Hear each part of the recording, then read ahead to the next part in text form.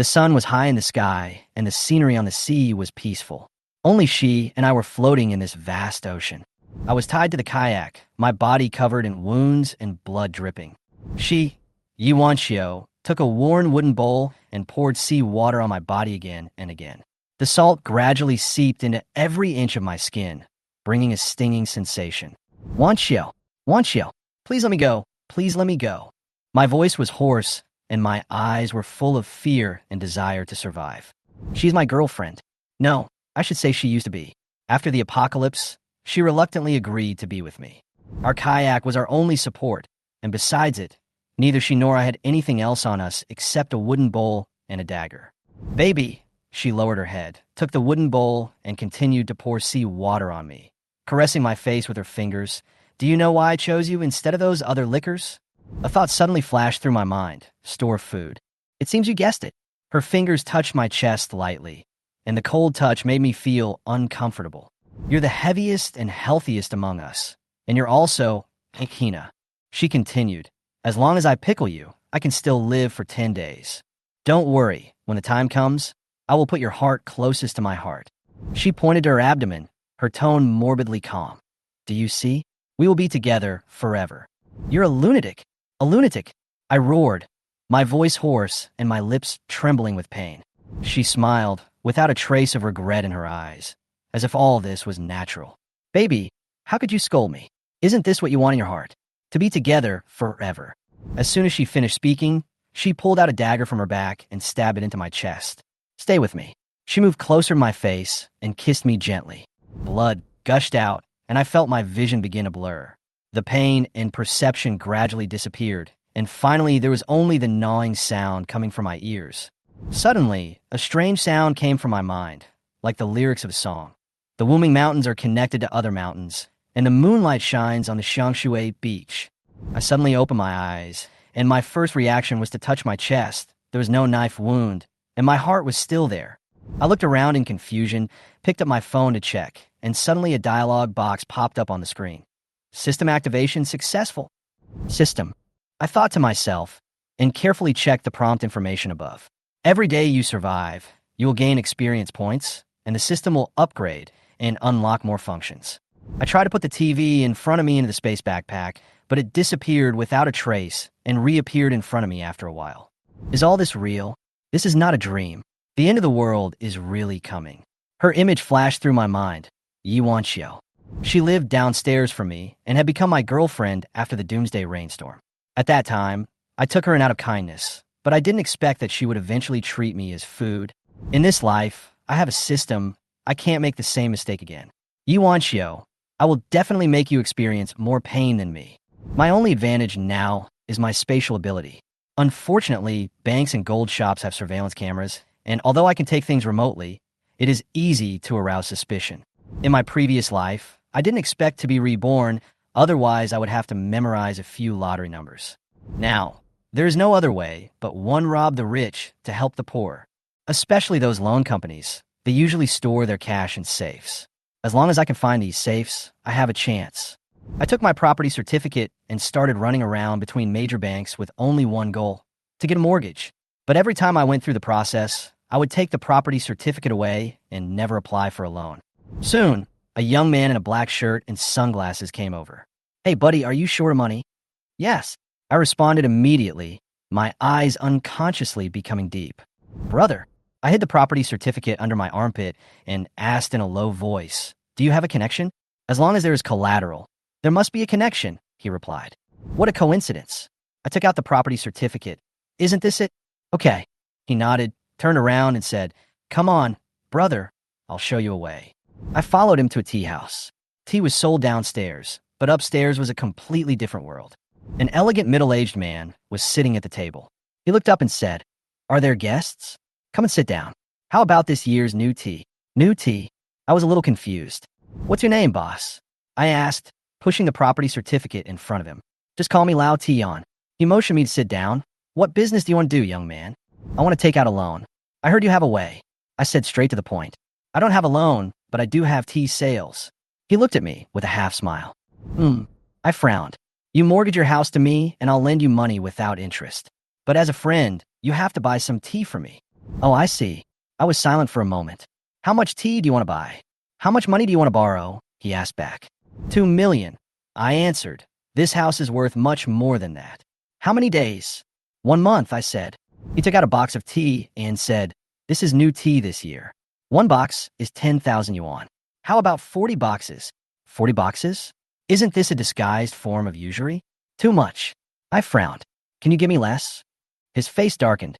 Don't do it if you don't buy tea. Okay, I'll buy it. But I want cash. Okay. He smiled and turned around and ordered, Shaoli, make a contract. Not long after, he came over with 2 large handbags. Hey bro, what are you going to do with this money? I lowered my head slightly and whispered in his ear, Boss Tian, I'm telling you because I think you're being righteous. I have inside information. Okay, stop talking. He interrupted me and pushed the money in front of me. I wish you good fortune. I took the bag, felt its heavy weight, and turned to leave the tea house. After I went out, my cell phone rang. It was Yi Wancho calling. The movie should be starting soon. The food is ready, and we can wait until dark before deciding what to do next. I decided to go and keep her company first. I picked up the phone, and as soon as I opened my mouth, she said coquettishly, Who you? Where are you? Why can't I see you? Sorry. I smiled and said, I just prepared a surprise. Wait a moment. I'll be there soon. Umph. If the surprise isn't big enough, I won't forgive you, she said. After hanging up the phone, I walked into the Van Cleef Arpels counter and bought a 4-leaf clover necklace for more than 20,000 yuan.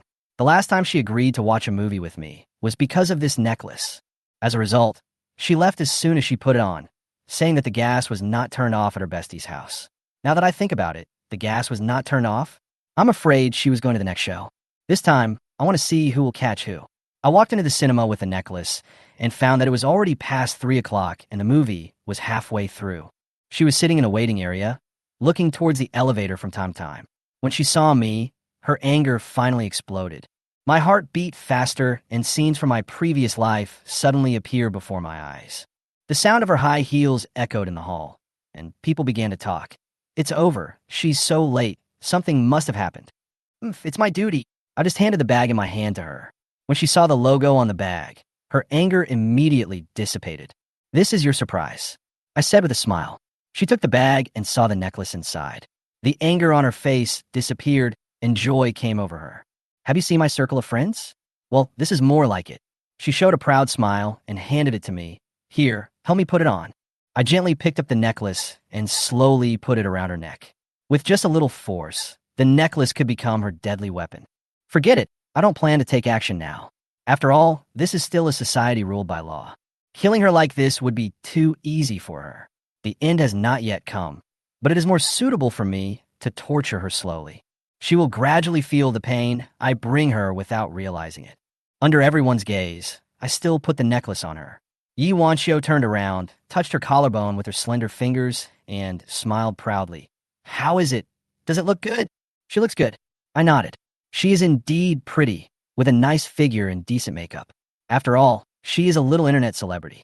But for me, these will only become deadly weapons when doomsday comes. If I hadn't tried my best to save her, she wouldn't have survived even a week during the rainstorm, let alone the end of the world. Unfortunately, everything is over now. I shook my head, shaking off the unbearable images in my mind. The movie has started. Let's not wait for the next one. Let's go eat directly. Okay. Yuancho looked excited and even took my arm. Where are we going to eat? Yuten, right? I answered casually. Hasn't that the one you always wanted to eat at? Yuten is the most luxurious restaurant in the city, with shockingly high prices.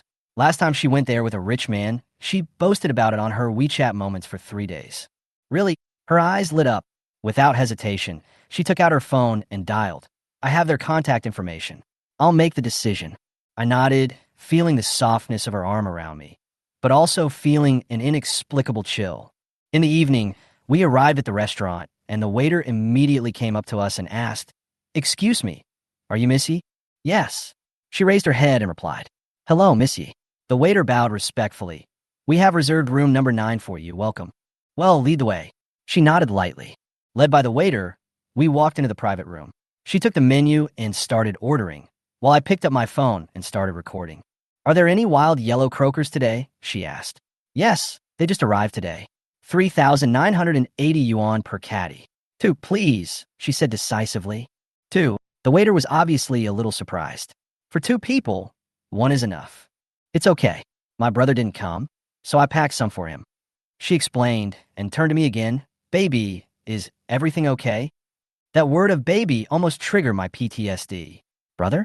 In my previous life, I had never heard that she had a brother. It's okay. I forced a smile. She continued to order 2 king crabs, please. 4 bowls of sea cucumber with millet sauce. 4 servings of roast duck with white truffles. 4 pieces of 2 soft-boiled abalones. 15 minutes later, we finally finished ordering. I glanced at the bill and saw that it was ridiculously high. $80,800 plus a 10% service charge, a total of $88,888. Seeing that I didn't react, she raised her wine glass with twinkling eyes. Come on, dear, cheers. I drank the red wine with a smile and waited for the food to be served. As the top-notch delicacies were served, I didn't rush to eat until she said impatiently, Honey, you're still playing with your phone? Eat quickly. Okay. I smiled inwardly and finally started to eat. My phone was turned on the whole time, recording everything. 2 hours later, the meal was finally over. Kuyu had eaten all the food in front of him, but there was still a lot left on Yuanchio's plate. Pay the bill, she ordered. When the waiter handed me the bill, I couldn't help but feel confused. You ordered the meal, you ordered the dishes, and you paid for it. Why is the bill for me? Sorry, sir. The waiter quickly apologized and turned to Yuanchio. Who you? She suddenly slammed the table and stood up. What do you mean? What do you mean? I pretended to be confused and pointed the camera at myself. Oh, by the way, thank you, Missy, for the treat.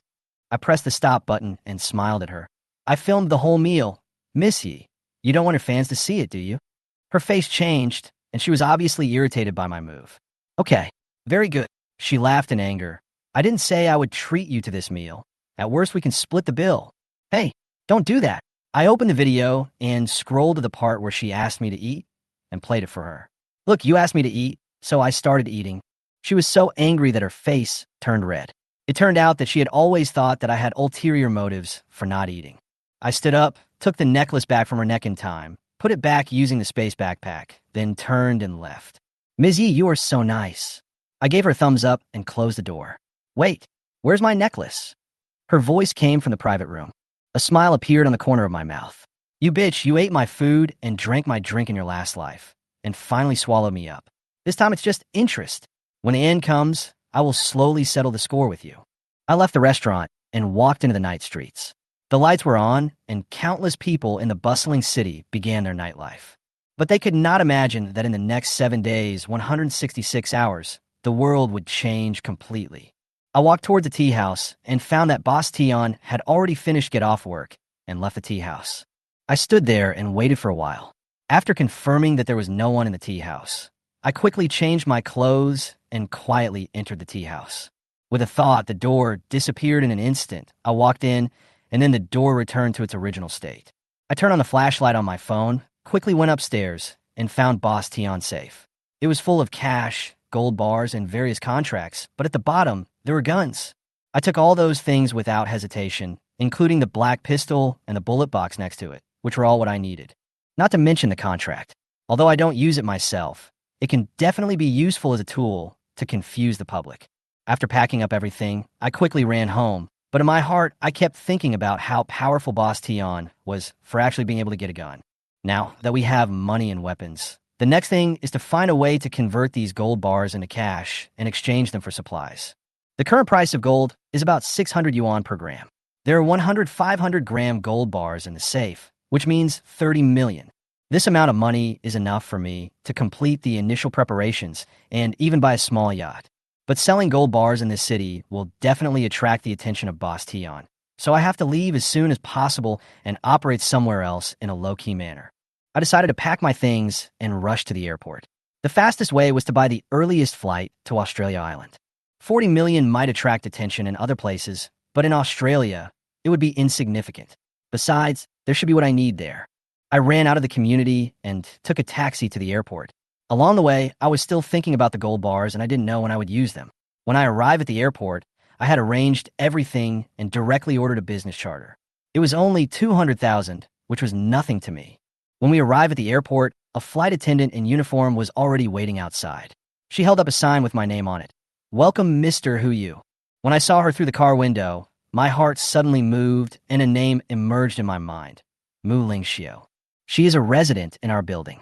In her previous life, she took in many residents on the lower floors before a rainstorm.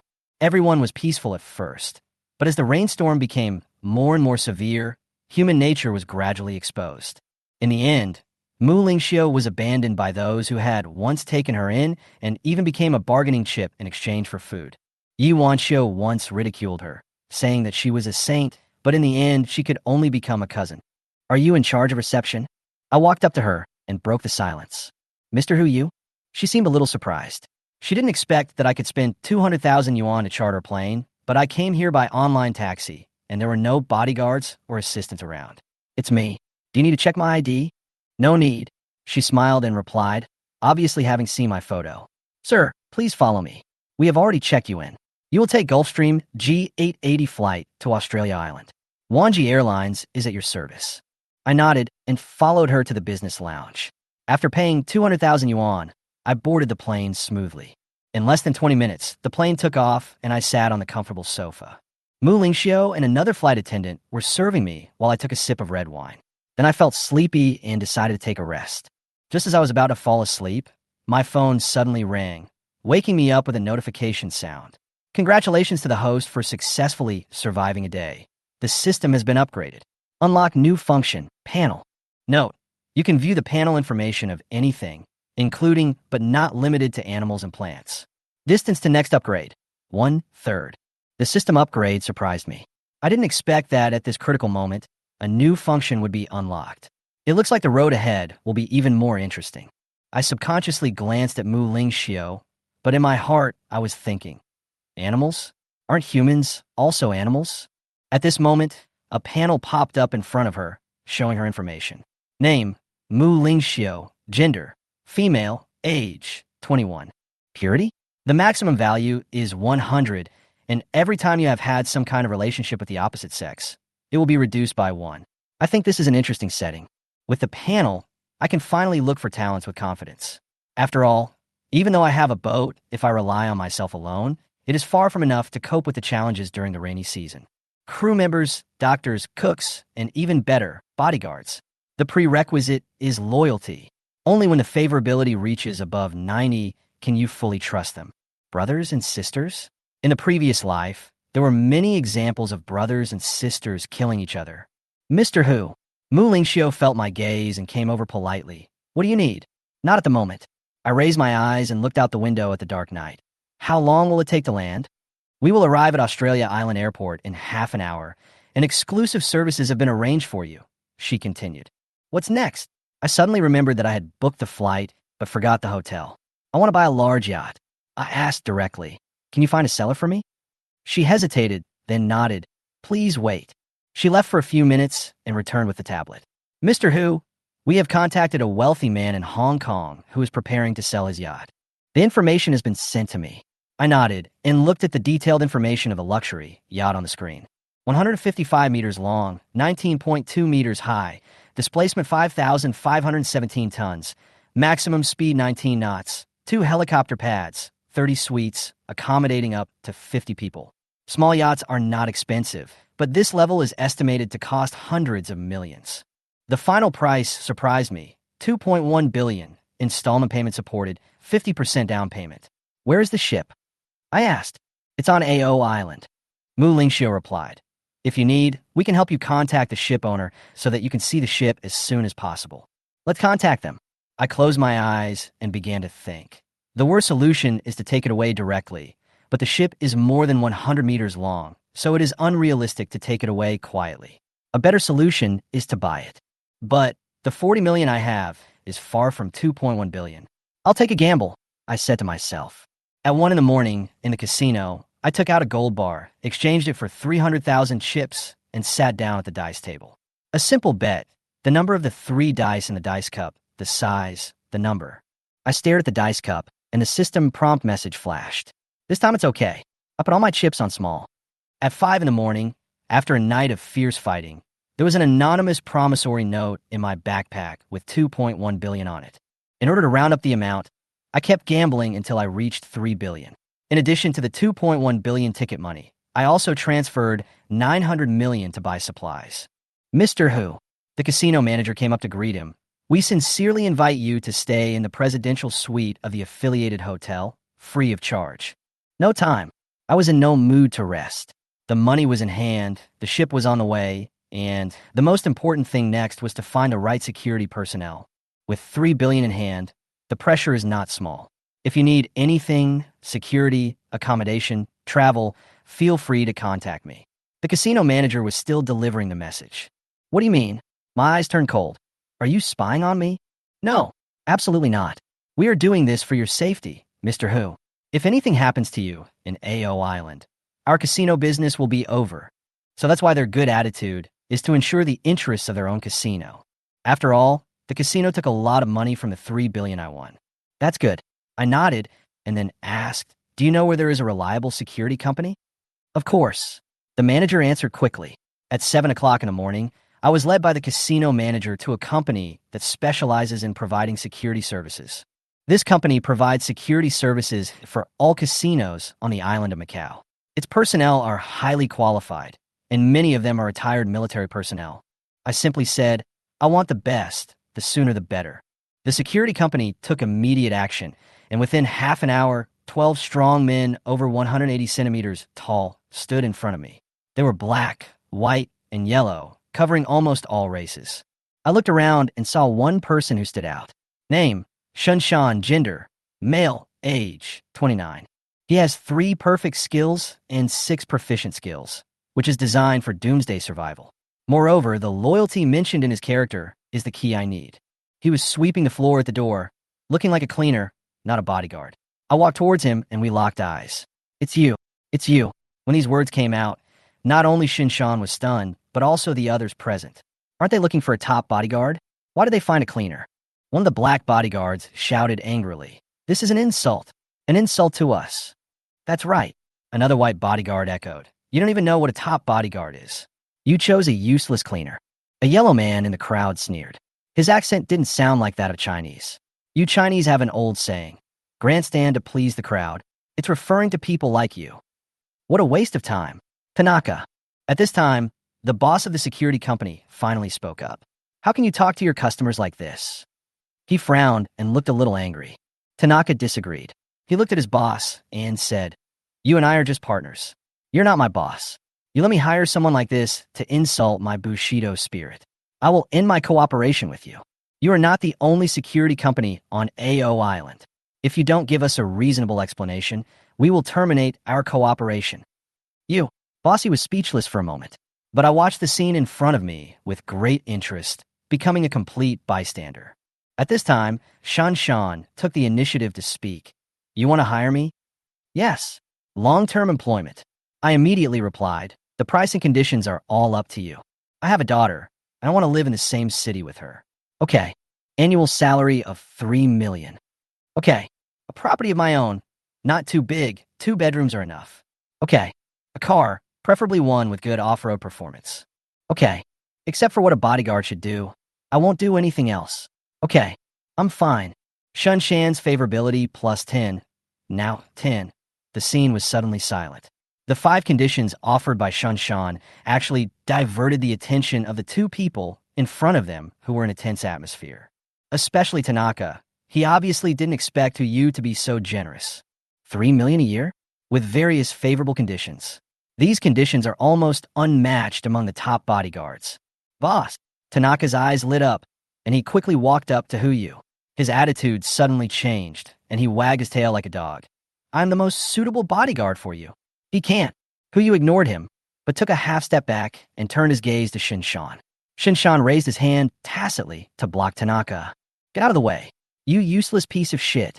Tanaka cursed angrily, and then took action. His palm chopped Shunshan's head. The next moment, the sound of flesh and bones colliding could be heard. While I just reacted, Tanaka had already fallen to the ground, unconscious, and Shunshan was still standing in front of me. Is this the gap between perfection and mediocrity? Sure enough, the gap is too big. I couldn't help but feel curious and wanted to test Shunshan's ability, so I turned to look at the other 11 bodyguards. I didn't say I would only hire one person. If you can get past him and come to me, I can give you the same treatment. The 11 bodyguards immediately exchanged glances and attacked without any hesitation. They are bodyguards, and they do this job for money. 3 million a year is enough for them to squander for a long time, even if they only were for 1 year. Unfortunately, their opponent was Shun Shan. During the siege, I was finally able to see Shun Shan's movements clearly. His muscles seemed to have no bones, and he could always easily dodge attacks and quickly counterattack. Each punch and kick seems to be random, but it can always knock down an enemy accurately. He avoided hitting the vital parts and prevented them from getting seriously injured. If his fists and feet had hit the vital parts, there would probably be 11 bodies lying on the ground now. Even Bossy was stunned. He obviously didn't expect that his security company had such a master hidden in it. Great! Bossy stepped forward excitedly. Boss, congratulations on finding the bodyguard you like. Shall we sign the contract? The annual salary is 3 million. Taking into account our commission, you only need to pay 4.5 million per year to get his protection. Money is not a problem, but I looked at Shin Shan and asked, should I sign this contract with you or with him? Sign a 1-year contract with him. Shun Shan said, when I was in the most difficult time, he gave me a job. Okay, I understood what Shun Shan meant. 1 year's commission meant that the two of us would have nothing to do with each other anymore. Bossy also understood and stopped worrying about it. He was just happy to make money. Shun Shan's favorability plus 10. Now 20. The contract was signed and it was already 9 o'clock in the morning. Boss. Shun Shan changed into his own clothes and followed me out of the security company. The next trip is AO Island or I'm going back inland. I'll leave this afternoon. Staying in AO Island? This is by the sea. Within 3 days of the rainstorm, a tsunami will hit here. Instead of staying here, it's better to return to a familiar place and get through the rainstorm first. I need to pick up my daughter and take care of some personal matters. Okay, I gave him my contact information. Can you get it done before 1 p.m.? Sure. Do you need money? No. The money you just transferred to boss, he has already been deposited into my account. That's good. The casino manager and I stood there, watching Shun Shan leave. Mr. Hu, let me say something. The casino manager frowned. 3 million is enough for an ordinary person to flee. Don't employ a person you doubt, and don't doubt a person you employ. I replied briefly and then prepared to go shopping for the next thing. Weapons. However, I was feeling hungry. I had been busy since early morning and had not eaten anything except the desserts in the casino. It's just right. I can buy more things to replenish the food stock. I also need to buy some small things for Shun Shan's daughter to improve her favorability. As for weapons, Shun Shan has perfect assassination skills, so he should be able to get them. I will let him handle it after he finishes his personal affairs. I looked at the casino manager. Manager Yang, right? Hey, what do you want? I heard there are a lot of delicious food in Macau. Why don't you take me around? Sure. In the morning, after a simple breakfast, I started a big shopping trip with Manager Yang. I bought 10 copies of various electronic entertainment devices, including the latest PS5, Switch 2nd generation, Xbox, etc. Photographic equipment, headphones, speakers, mobile phones, massage chairs, VR equipment. Almost nothing was left out. Especially the computers with 5090 graphics cards, 15th generation i9, and all the top configurations of the Apple of games. There are also 10 of them, and all of them are loaded with various standalone games. These things are the crystallization of human industrial history. Once the rainstorm period is over, everything will be reshuffled. Having these can not only help build new civilized society, but also, well, it is definitely not for fun. All these things were bought in one stop at the largest electronic city in Macau Island. When I paid, the waiter was stunned. Manager Yang asked professionally, Mr. Hu, do you want us to handle customs formalities for you in advance? No need. I glanced at the truck being loaded. Just let the truck follow me. Customs formalities? No hurry, I'm going to send these things to the ship and put the ship directly into the space backpack. Everything is done. By the time everything was loaded onto the truck, it was already 11 o'clock in the morning. Manager Yang cordially invited me to dine at their 3 Michelin-star restaurant, Chongtian Restaurant, and of course, it was free. I didn't hold back and said, you'd waste it if you don't eat it. As soon as I got into the stretched Lincoln, Shun Shan called. Boss, I finished my business. Where can I find you? You know Chongtian Restaurant, right? Yes, I'll be there in half an hour. Okay. I hung up the phone and looked at Manager Yang. Prepare meals for 3 people. Is that okay? Of course.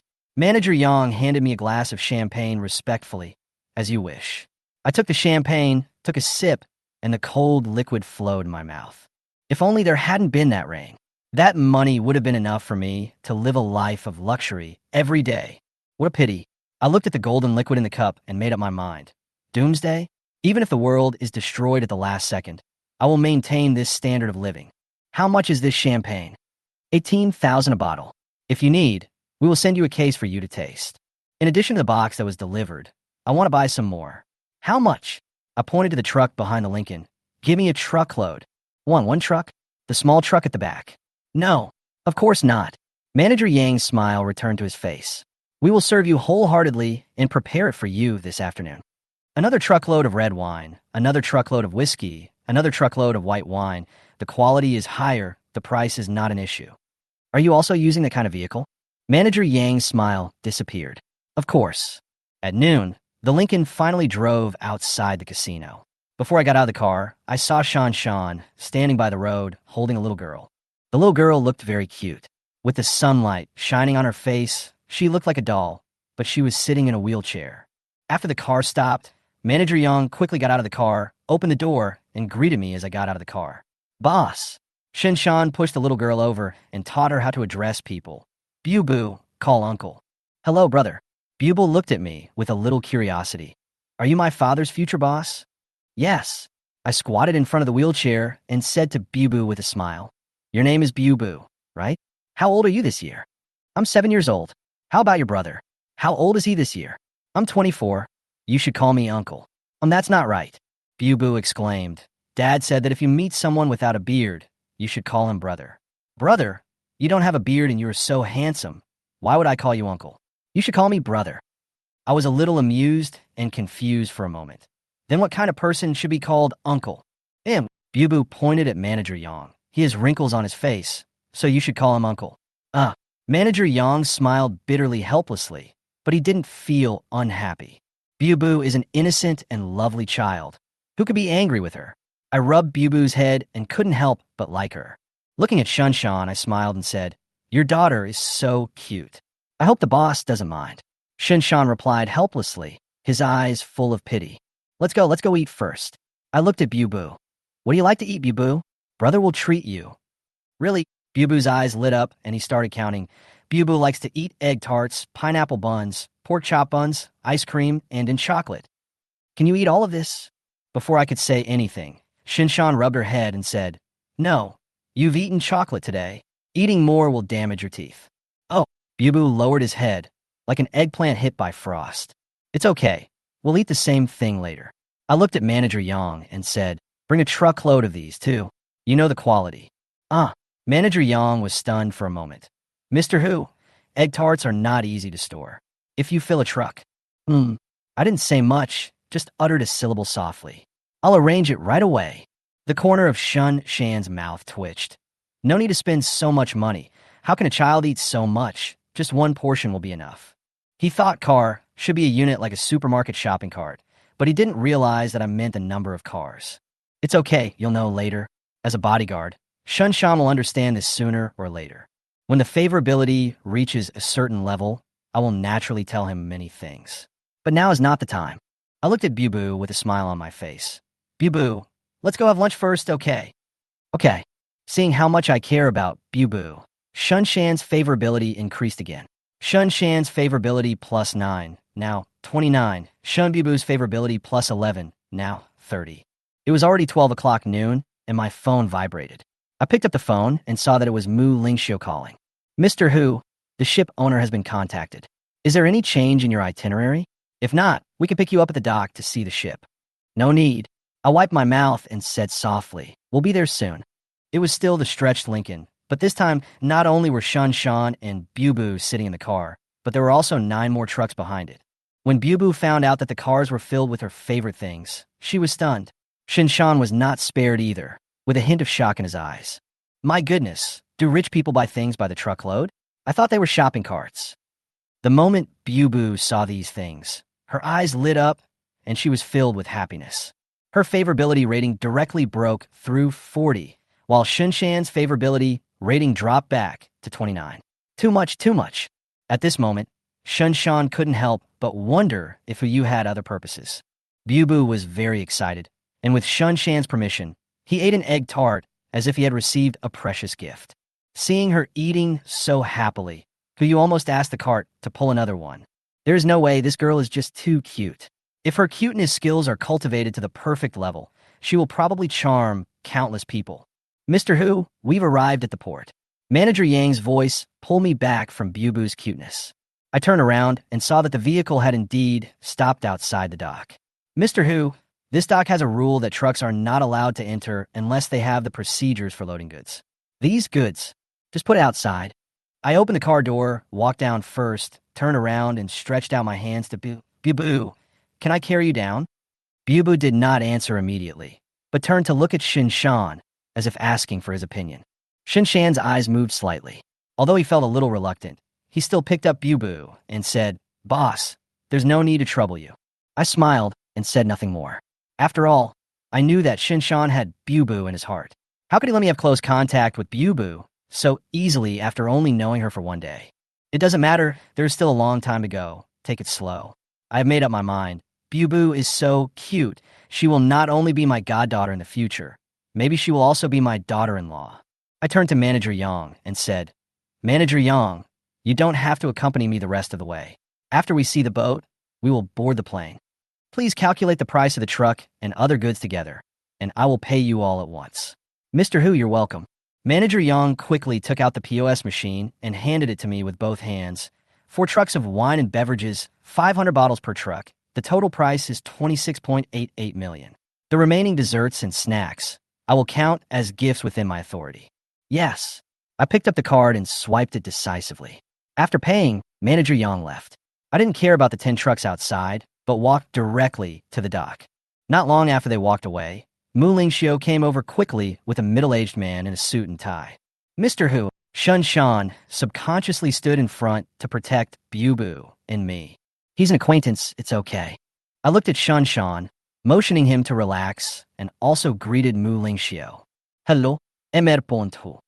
The middle-aged man smiled and stretched out his right hand. I'm the general manager of Wanji Airlines. Li Wei, welcome. Manager Li. I reached out and shook his hand. Has the seller arrived? Yes, he has already arrived. Li Wei stepped aside and motioned for us to follow him. Please follow me. Under his guidance, I finally saw the ship. It was so long.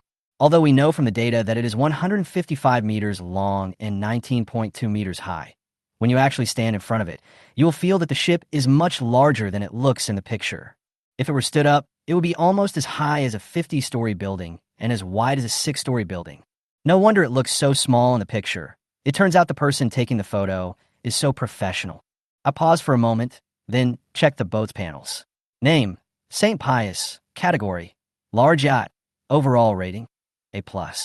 When Bubu saw the boat, he almost jumped up with excitement. Wow, what a big boat. Her eyes were shining, and she obviously wanted to go on the boat very much. But she suppressed her desire and didn't want to cause trouble for others. Little sister is right. Although this ship is not as big as a cruise ship, it is still very large among yachts. Li Wei responded with a smile, pointing to the electric gangway entrance. Mr. Hu, please. I nodded, maintained a steady attitude, and walked into the ship. As soon as I entered the cabin, I saw 2 stewardesses who looked as pretty as Mu Lingxiu standing on both sides, with their hands on their waists, bowing with professional smiles on their faces. Welcome to the St. Pius. It's a pleasure to serve you. Their voices were pleasant, and their looks were outstanding. I subconsciously glanced at their panels and found that their purity levels were almost down to single digits. This made me sigh. Being handsome is really tiring, and being beautiful is also a pain. I turned to Li Wei and asked, Where's the ship owner? He's waiting for you in the reception room on the deck. Li Wei seemed a little embarrassed. He couldn't tell me that the ship owner didn't know me at all and didn't take me seriously at all. If it weren't for the company's boss's face, he probably wouldn't even want to see me. I sneered and said nothing more. I knew the situation, but there was no need to expose it. We walked all the way to the deck reception room. In addition to the bodyguards standing next to the sofa, there were 4 flight attendants in cool clothes. At this moment, a splashing sound suddenly sounded, and a shirtless figure jumped out of the swimming pool. Shan was quick to cover Bibu's eyes. Close your eyes and don't look. Oh, Bibu closed his eyes obediently. The man walked towards Li Wei with wild laughter, water splashing all over his body, and went straight up to hug Li Wei. "Holly, we meet again." He turned to look at me and said, "You want to buy my St. Pius?" I didn't want to waste time, so I asked directly, "Price?" 2.1 billion. No bargaining. "Here you go." I directly threw out a promissory note and handed it to him. "Now, take your people and leave my ship." James was stunned for a moment. His eyes almost popped out of focus, while Li Wei and Mu Lingxiu were so shocked that they were speechless. "Okay, boss."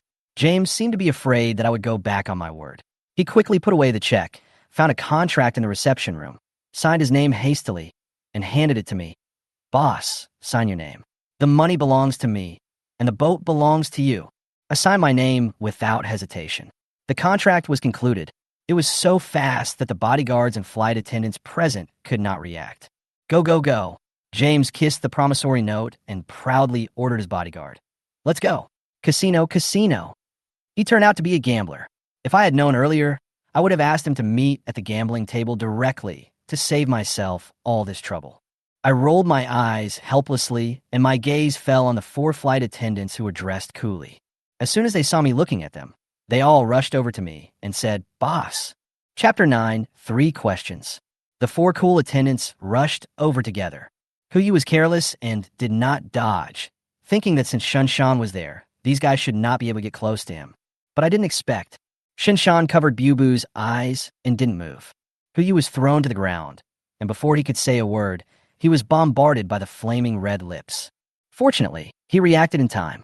I saved my money by buying 3 pairs of short-sleeve shirts and shorts for 79 yuan with free shipping. "Brother Shun, help!" A sound fell.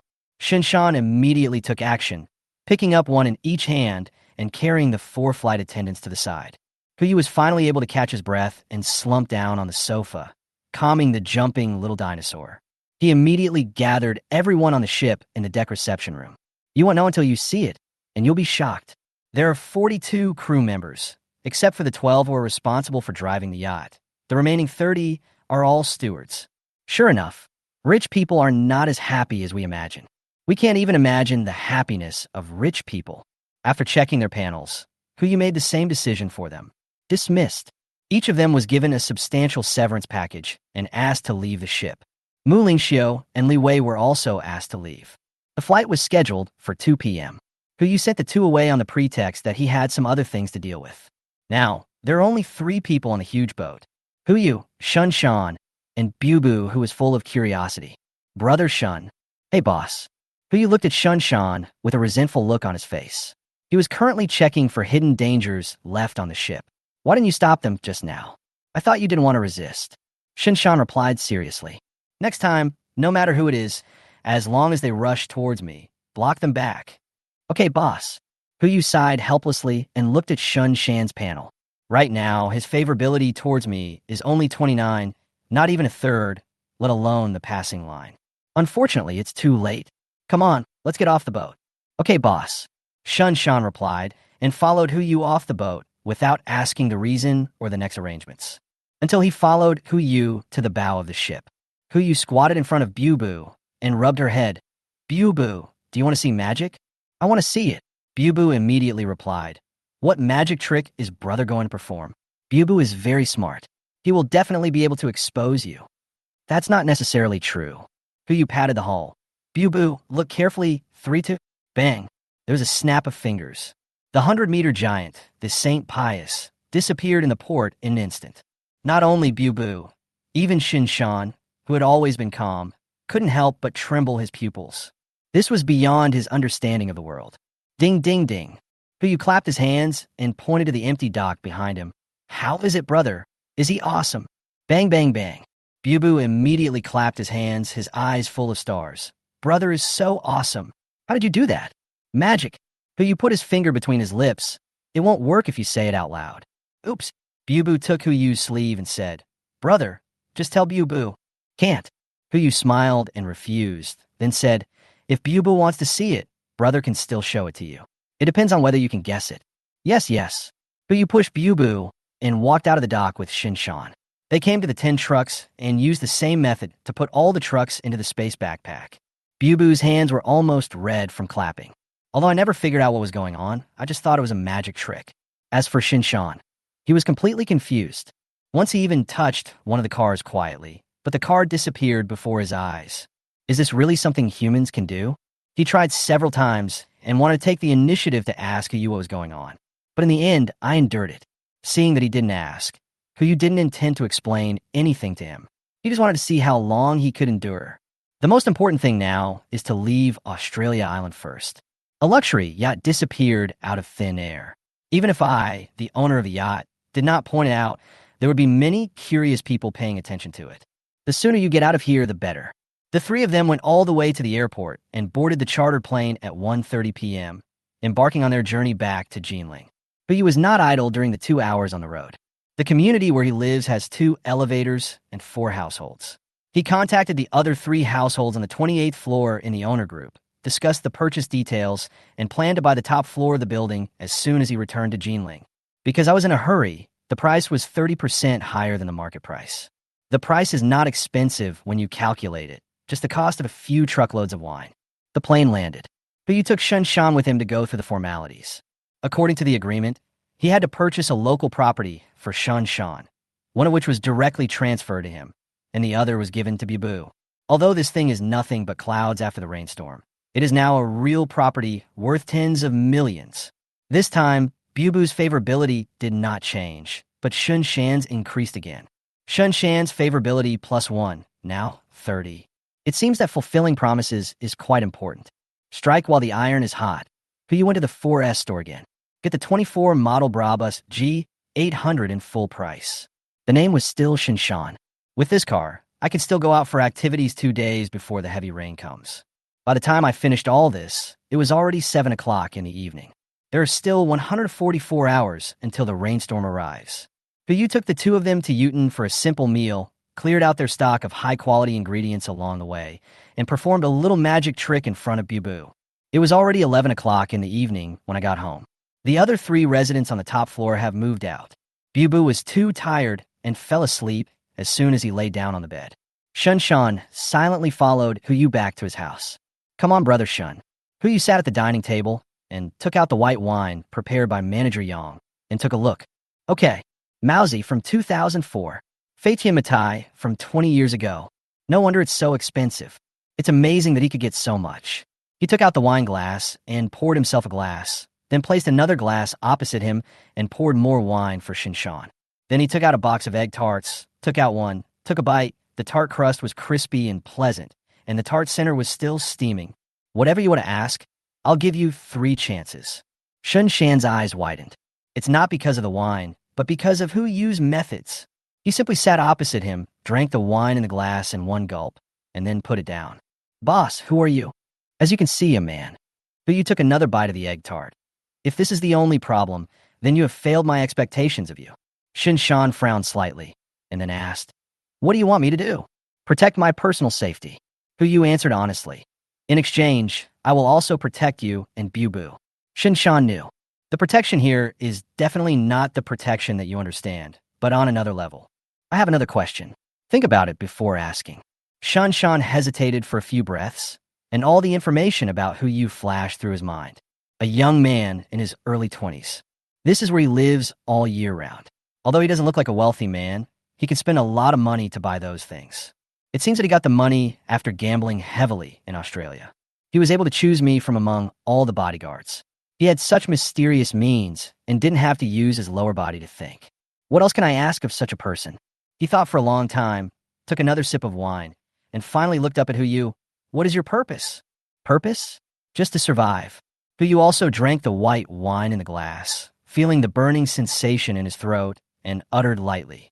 In the coming apocalypse, live well. Chapter 10, I'm not going to work today. As soon as he finished speaking, Shan's eyes widened. The end of the world? July 13th, 7 p.m. Yu looked at Shan and spoke slowly. At that time, heavy rain will fall all over the world at the same time. The rain will last for 49 days. After 49 days, the whole of Jinling will turn into a vast ocean. Perhaps not only Jinling, but all land will sink under the sea. And I just want to survive. Boss, you are drunk. Shan is a staunch materialist, and he obviously doesn't believe this kind of talk. Perhaps. Yu laughed twice without any explanation and just took out one thing after another from the space. Red wine, gold, pistols, egg tarts. These, and these. These are all my preparations for the coming end of the world. Certainly. Huyu raised his head and looked at Shun Shan in front of him. You too. If you think I'm crazy or don't want to continue protecting me, you can leave now. If you'd like to stay. Huyu filled the glass with white wine, raised the glass, and leaned forward. From now on, we are brothers. As long as I have a bite of food to eat, you and Bubu will never be left without a bite of meat. Shun Shan fell silent. He looked at the wine glass in front of him, raised it, and clinked it with Huyu, but did not drink it. Instead, he looked at Huyu seriously. I won't drink this glass of wine yet. July 13th, there's still 5 days left. During these 5 days, no matter what you want me to do, I will help you. 5 days later, if it rains hard, we'll drink this glass of wine again. If it doesn't, I'll protect you for a year as per the contract. Don't blame me. Shun Shan frowned slightly, his eyes fixed on the door. I have to be responsible for Bibu. Good. Huyu clinked glasses with him and put both glasses of wine into his space backpack. Your words are enough. We'll drink this glass of wine in 5 days. Favorability from Shun Shan +9, now 39. Increased favorability by 9 points. Although it is still not high, it is at least an improvement. Huyu sat back in his seat and put everything into the space, leaving only a pistol. Brother Shun, don't call me boss anymore. Just call me Xiao Hu or Xiao Yu. This is not good. Shun Shan frowned and refused. There still has to be a rule. Whatever you say, let's get down to business first. Huyu said as he pushed the gun on the table forward. Can you get this thing? Shun Shan only took a glance and confirmed that this was the real thing. If the end of the world really comes, these things really need to be prepared in advance. Sure, it depends on how much you want, boss. How much do you want? Huyu calculated silently in his mind. 1 for myself, 1 for Bubu, 1 for Shun Shan, 1 for self-defense for the future captain and medical team, and 4 more spares. 7 guns is about right. Now that I have 1, 8 will be enough. After all, this thing is not easy to do, so don't make it too difficult for Shun Shan. Huyu immediately raised his hand and made an 8 gesture. Understand? Shun Shan nodded and seemed to have begun to think of a way. The things are fine, but it will take some money. Funds are a piece of cake. Do you want cash or something? Gold is best, but cash is not bad either. That's easy. Huyu was not clear about the specific value of the guns and the intermediate procedures, so he simply took out all the gold bars he had taken from Boss Tion. 100 gold bars immediately piled up into a small hill. To be on the safe side, he also took a photo of his bank card on the pile of gold. There's still 100 million in the card. You can spend it as you like. Money won't even be money in a few days anyway. Fortunately, Shun Shan was mentally prepared and immediately replied, Boss, rest assured, I will complete the task. According to the boss's buying habits, wouldn't that mean 8 truckloads of guns? Just do it and it's done. But boss, there are a lot of things. You may need to pick me up at the border. I can't carry them back by myself. No problem. Huyu didn't doubt it and got up and walked towards the bedroom. 8 guns are indeed a bit too many. By the way, use the gun on the table for self-defense. Don't get hurt. No, boss, you may need it more. Huyu shrugged, but did not deny it. He walked into the bedroom, threw himself directly onto the bed, and fell asleep with his head resting on the pillow. I'm so tired. The next day, Monday, July 8th, 7 a.m. There are still 132 hours until the end of the world. Huyu was awakened by the alarm clock. He subconsciously turned over and got up, intending to go to work, but subconsciously came back to his senses. Work? I'm not going to work today. I'm so happy. I'm so good. Block all work-related people and groups. Turn off the alarm and go back to sleep. At the same time, there was a knock on the door. Brother, are you awake? This soft and sticky sound is definitely from Bubu, Huyu's face full of resentment turned into an Andy's smile, and she immediately got up and dressed. Hey, brother's awake. Is there anything wrong, Bubu? Brother, can you come out for a moment? Bubu. Bubu can't open the door. Door? Huyu was stunned, then immediately changed his clothes and went out. As soon as he went out, he saw Bubu sitting in a wheelchair at the toilet door, his cute little face flushed red. The toilet door handle was right in front of him, but Bubu couldn't straighten up and his arms were not long enough to open the door. Huyu didn't have time to think about it, and immediately went forward to help Bubu open the door, and then he became busy again. Bubu, I'll find an ant to help you right away. No need, brother. Bubu skillfully maneuvered the wheelchair into the toilet, turned around, and gave Huyu a smile. Bu can do it by himself. With that, she closed the door. But you noticed that she pulled out a tube from behind her. This girl is too sensible. And, damn, where is old Shun? He was furious. He turned around and found the gun was still on the table with a note underneath. He stepped forward, put away the pistol, picked up the note underneath, and took a look. Boss, I'm gonna go get something first. I'll ask you to take care of Bu for a day. She's very sensible. If you need to go out for something urgent, you can leave her alone at home and wait for my news tomorrow morning. Depend on. Old Shun is so irresponsible. But he was about to call this guy when he heard Bu coming out of the bathroom. Before he could say anything, Bu apologized. Brother, I'm sorry. I may have to trouble you to flush the toilet. I can't reach it. It's okay. Bu immediately stepped forward, took Bu out of the bathroom, and went in to clean up. There is no rush to stock up on anything else now. We have to find a way to cure Bu's leg, or find someone to take care of her. Once the rainstorm came, there would really be no hope for her legs. Huyu squatted down, and before he could speak, Bu spoke first. Brother, do you want to have breakfast? Bu will help you make it. Do you make your own breakfast at home? Huyu asked with concern. Yeah, sometimes Dad isn't at home, so Bu makes it himself. Bu said proudly. Bu is so awesome. Yeah, Bu is awesome.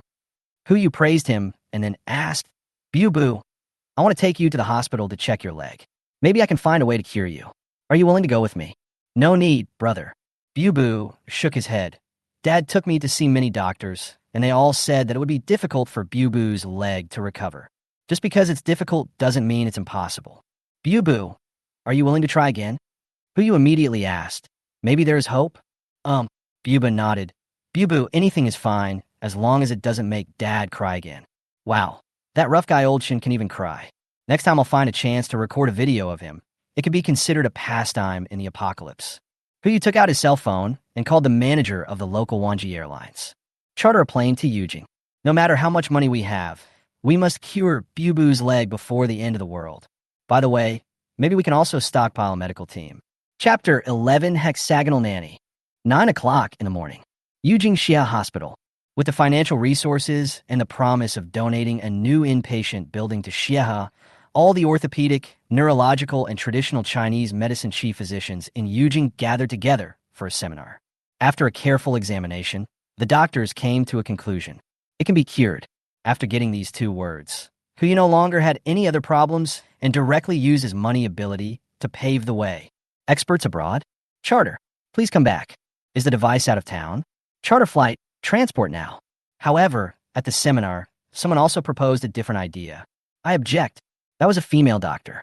To be precise, she is a very young female Chinese medicine practitioner. She stood out among a group of gray-haired doctors.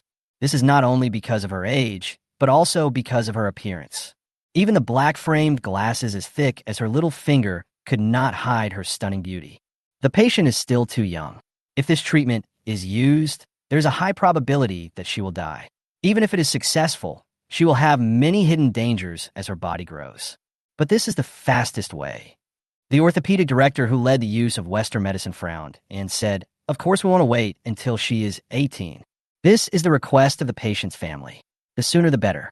The operation must be completed within 5 days so that the little girl can stand up. Upon hearing this, the female doctor immediately turned to look at Huyu. Why? Why else? Bu can wait until he is 18 years old, but you can't. The operation required the collective collaboration of an entire medical team, involving dozens of professionals. Even if they were all brought on board, and there were no casualties during the apocalypse, they would not be able to use a scalpel again after 11 years. If you were to bring new doctors in for training, there wouldn't be enough teaching environment and practical cases, so he wouldn't dare let them perform surgery on Bu. But you didn't know how to explain, so he could only helplessly say, this is my request. If this method doesn't work, think of another plan. The dean was speechless for a moment, so he looked at the female Chinese medicine practitioner. Xiao, do you have any solution? There is an ancient recipe that you can try. The female Chinese medicine practitioner looked at Huyu and said calmly, the little girl's condition is that a bullet hit her spine, causing nerve damage in her lower body and half paralysis. Her left and right leg bones were also hit by bullets. Fortunately, she was treated in time and is still growing. If we can use Chinese medicine and acupuncture to slowly stimulate nerve repair over a long period of time, and then use plasters to help her stand up slowly. Maybe she can do it. How long? Who you caught the keywords, how long? I don't know about that. It depends on one's physical condition. It could be as short as 3 to 5 years, or as long as, I don't know. Who you didn't say anything, but looked at the female Chinese medicine doctor. The opponent's panel immediately appeared in front of him. Name, Xiao Zissou. Gender, female. Age, 22. Skills, perfect medical consultation, perfect massage, perfect pharmacology, perfect acupuncture, perfect bone setting, perfect medicated diet, proficient in pharmacy, proficient in psychology, proficient in ancient Chinese, proficient in gathering, proficient in geography, and proficient in cooking. Personality, compassionate, kind-hearted, scheming, petty, curious, gossipy, and immature. Purity, 100. Favorability, 0. When Who You saw it, he was stunned. 6 perfections, 6 masters. Even more terrifying than Shun Shan's skill tree. This is simply the perfect hexagonal nanny. No wonder she can sit in this seminar at this age. If she is on board, it would be like having an extra medical team. But what's up with her personality? Can a kind heart and a dark heart appear in the same character? Mr. Hu. Xiao Zissou sensed Yu's gaze and frowned slightly. As a Chinese medicine doctor, I know you don't want to believe it. I believe it. Yu interrupted the spell and said, I'll choose your plan. Dr. Xiao, please help me. Xiao Zissou's favorability plus 5, now 5. In that case, let Xiao take care of the rest. The dean immediately made the decision. You all should hurry up and don't delay things. The other doctors left one after another, and the dean also left the consultation room after a brief farewell. Now there are only Yu and Xiao Zissou in the consultation room. Dr. Xiao, how exactly is this treatment plan arranged? I've also seen the little girl situation just now. After a brief moment of daze, Xiao Zissou also returned to work. In the early stage, you have to do physical therapy every day, including acupuncture, massage, and normal internal and external medications. You have to do this physical therapy? Well, it's best if I do it. If I learn the technique, others could do it too. Then you should come. What time is convenient for Dr. Xiao every day? It's all right. If time permits, it's best to do it every morning. Massage once in the morning and once in the evening. Yu's eyes lit up, and he asked, Then I have a small suggestion. I wonder if Dr. Xiao can agree to it. Xiao Zissou looked up at Yu and asked directly, You want me to go to your house to treat the little girl, right? Sure enough. How could someone who could become a hexagonal wet nurse be stupid? If Dr. Xiao agrees, any conditions are not a problem. I heard that you donated a building to Shiha. Xiao Zissou started spinning the pen. Right. I want to add the words traditional Chinese medicine in front of this building. No problem. That's fine with me. Yu was stunned for a moment. No other requirements? What are you standing there for? Xiao Zissou had already started packing. Let's go. You have no other requests? I'll tell you more later. I'll pack up and go to your house. My home is in Jinling. Xiao Zissou sniffed. I smell the smell of the plane. Is there any problem? Are you going to take care of the patient here? There are no patients. Xiao Zissou's tone was low, and she walked towards the door. At my age, many people are unwilling to believe me. As for those who are willing to believe me, as long as they take the medicine on time, they will be almost healed. I only have one wish now, to restore the glory of traditional Chinese medicine, starting with building a traditional Chinese medicine building. Well, she is really a middle school girl. All right, Yu asked casually, where are the herbs? How do you prepare them? The herbs in the ancient recipe are not available outside, but I have a herbal medicine store at home, so I can just charge you the cost price. Xiao Zissou said as she jumped past Yu and rushed out. I'll go pack first. You guys wait for me downstairs. I'll drive you there. Yu looked at Xiao Zissou's departing back and didn't know what to say for a moment. He took Bubu from the nurse and walked all the way to the garage outside the hospital. Soon they saw a pink Qian rushing out of the garage and stopping in front of them. The car windows were down. I saw a young lady in a JK uniform sitting in the driver's seat, opening the trunk, tilting her head, and looking at the back seat. Let's go. Get in the car. Dr. Xiao, Dr. Xiao. Yu paused and didn't dare to recognize him.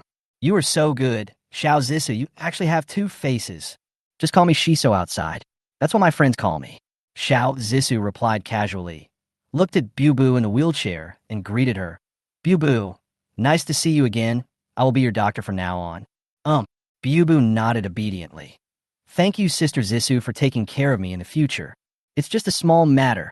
Yu carried Bubu to the backseat of the car, and put the wheelchair into the trunk.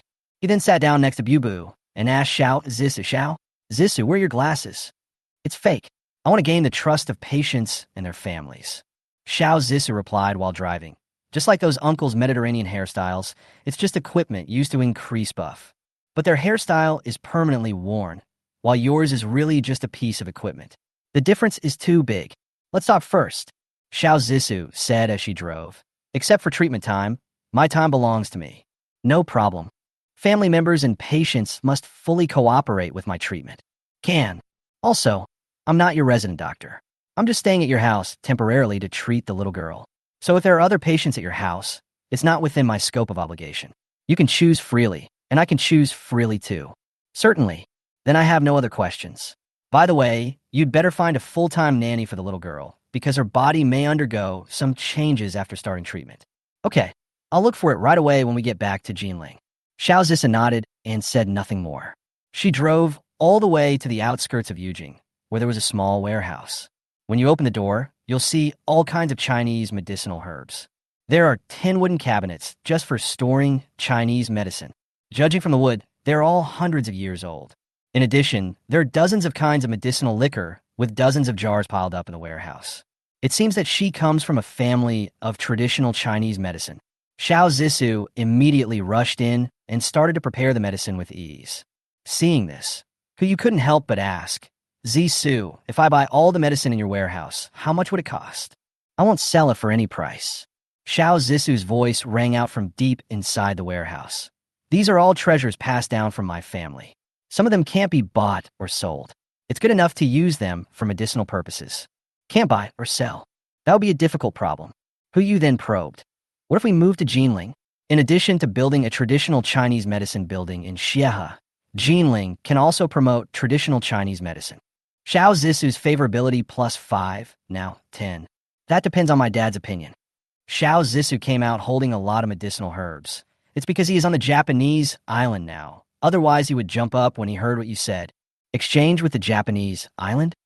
You immediately suggested. When will he come back? It's too early.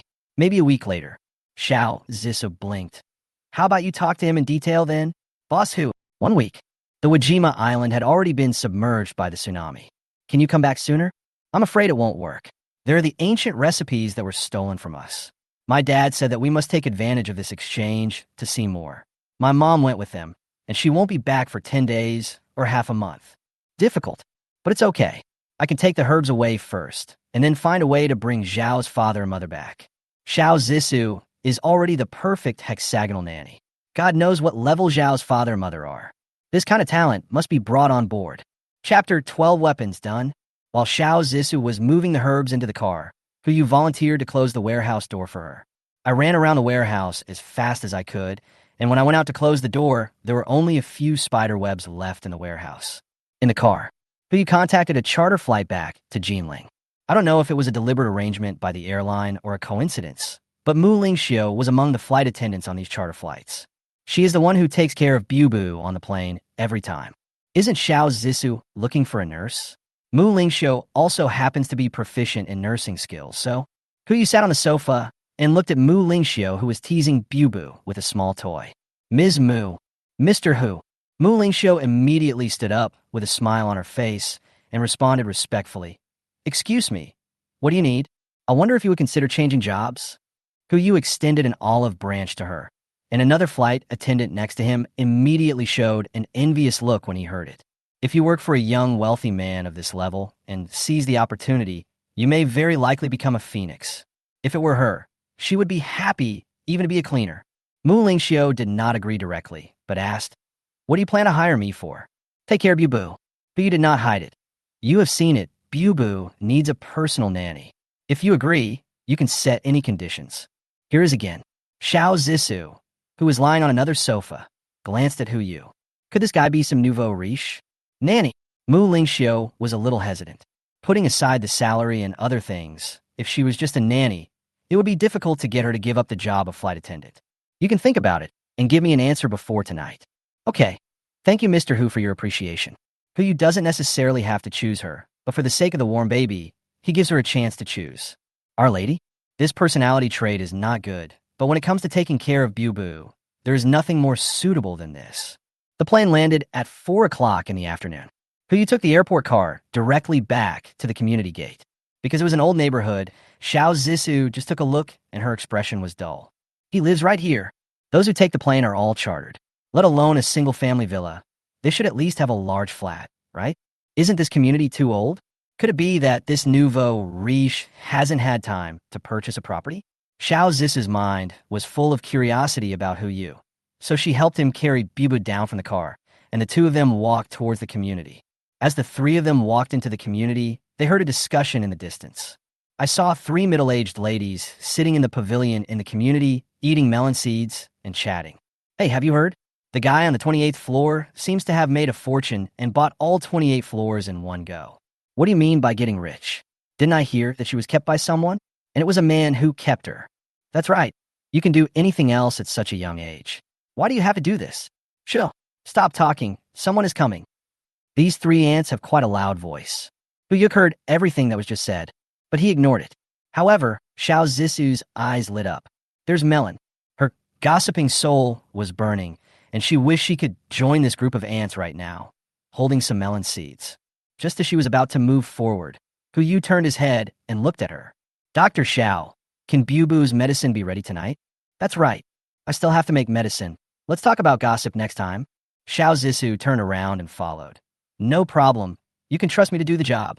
That's good. Huyu replied and continued forward. In a previous life, this group of ants caused a lot of trouble. They all have a naughty kid in their family, and when they get together, they are a complete group of devils. When the rainstorm first started, we were just making noise at home.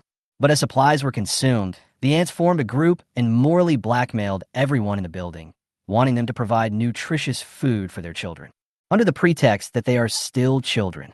Only a very few people paid any attention to them. Around the 20th day, they made trouble again, and no one had any food to give them. The children's crying and hunger swept through their brains, and they finally made the same decision. Exchange children for food. Huyu recalled the scene and immediately shook his head, focusing his attention elsewhere, not even looking at the group of ants. He pushed Bubu and walked straight towards the unit door. Just as he was about to push the door open, a brightly dressed figure walked out. Huyu, Yiwanxiao. It really proves the saying that enemies often meet again. Ms. Yi. Huyu took a step forward, protected Bubu behind him, looked her up and down, and found another identical necklace around her neck. In addition, there were some bruises under the sunglasses. It was probably Li Meng who did it. He couldn't help but laugh as he thought, I haven't seen you for a few days. How come you become a panda? Yiwanxiao was instantly enraged. She raised her finger and pointed at Huyu, and her eyes fell on Xiao Zissou behind him.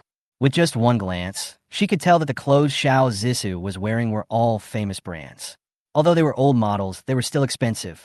Hey, this is the rich woman you found, right? No wonder she was able to buy the entire floor. Sister, don't blame me for not reminding you. This guy's just a scumbag who is just pretending to be rich. If you are with him, be careful not to be deceived by him. There's another melon.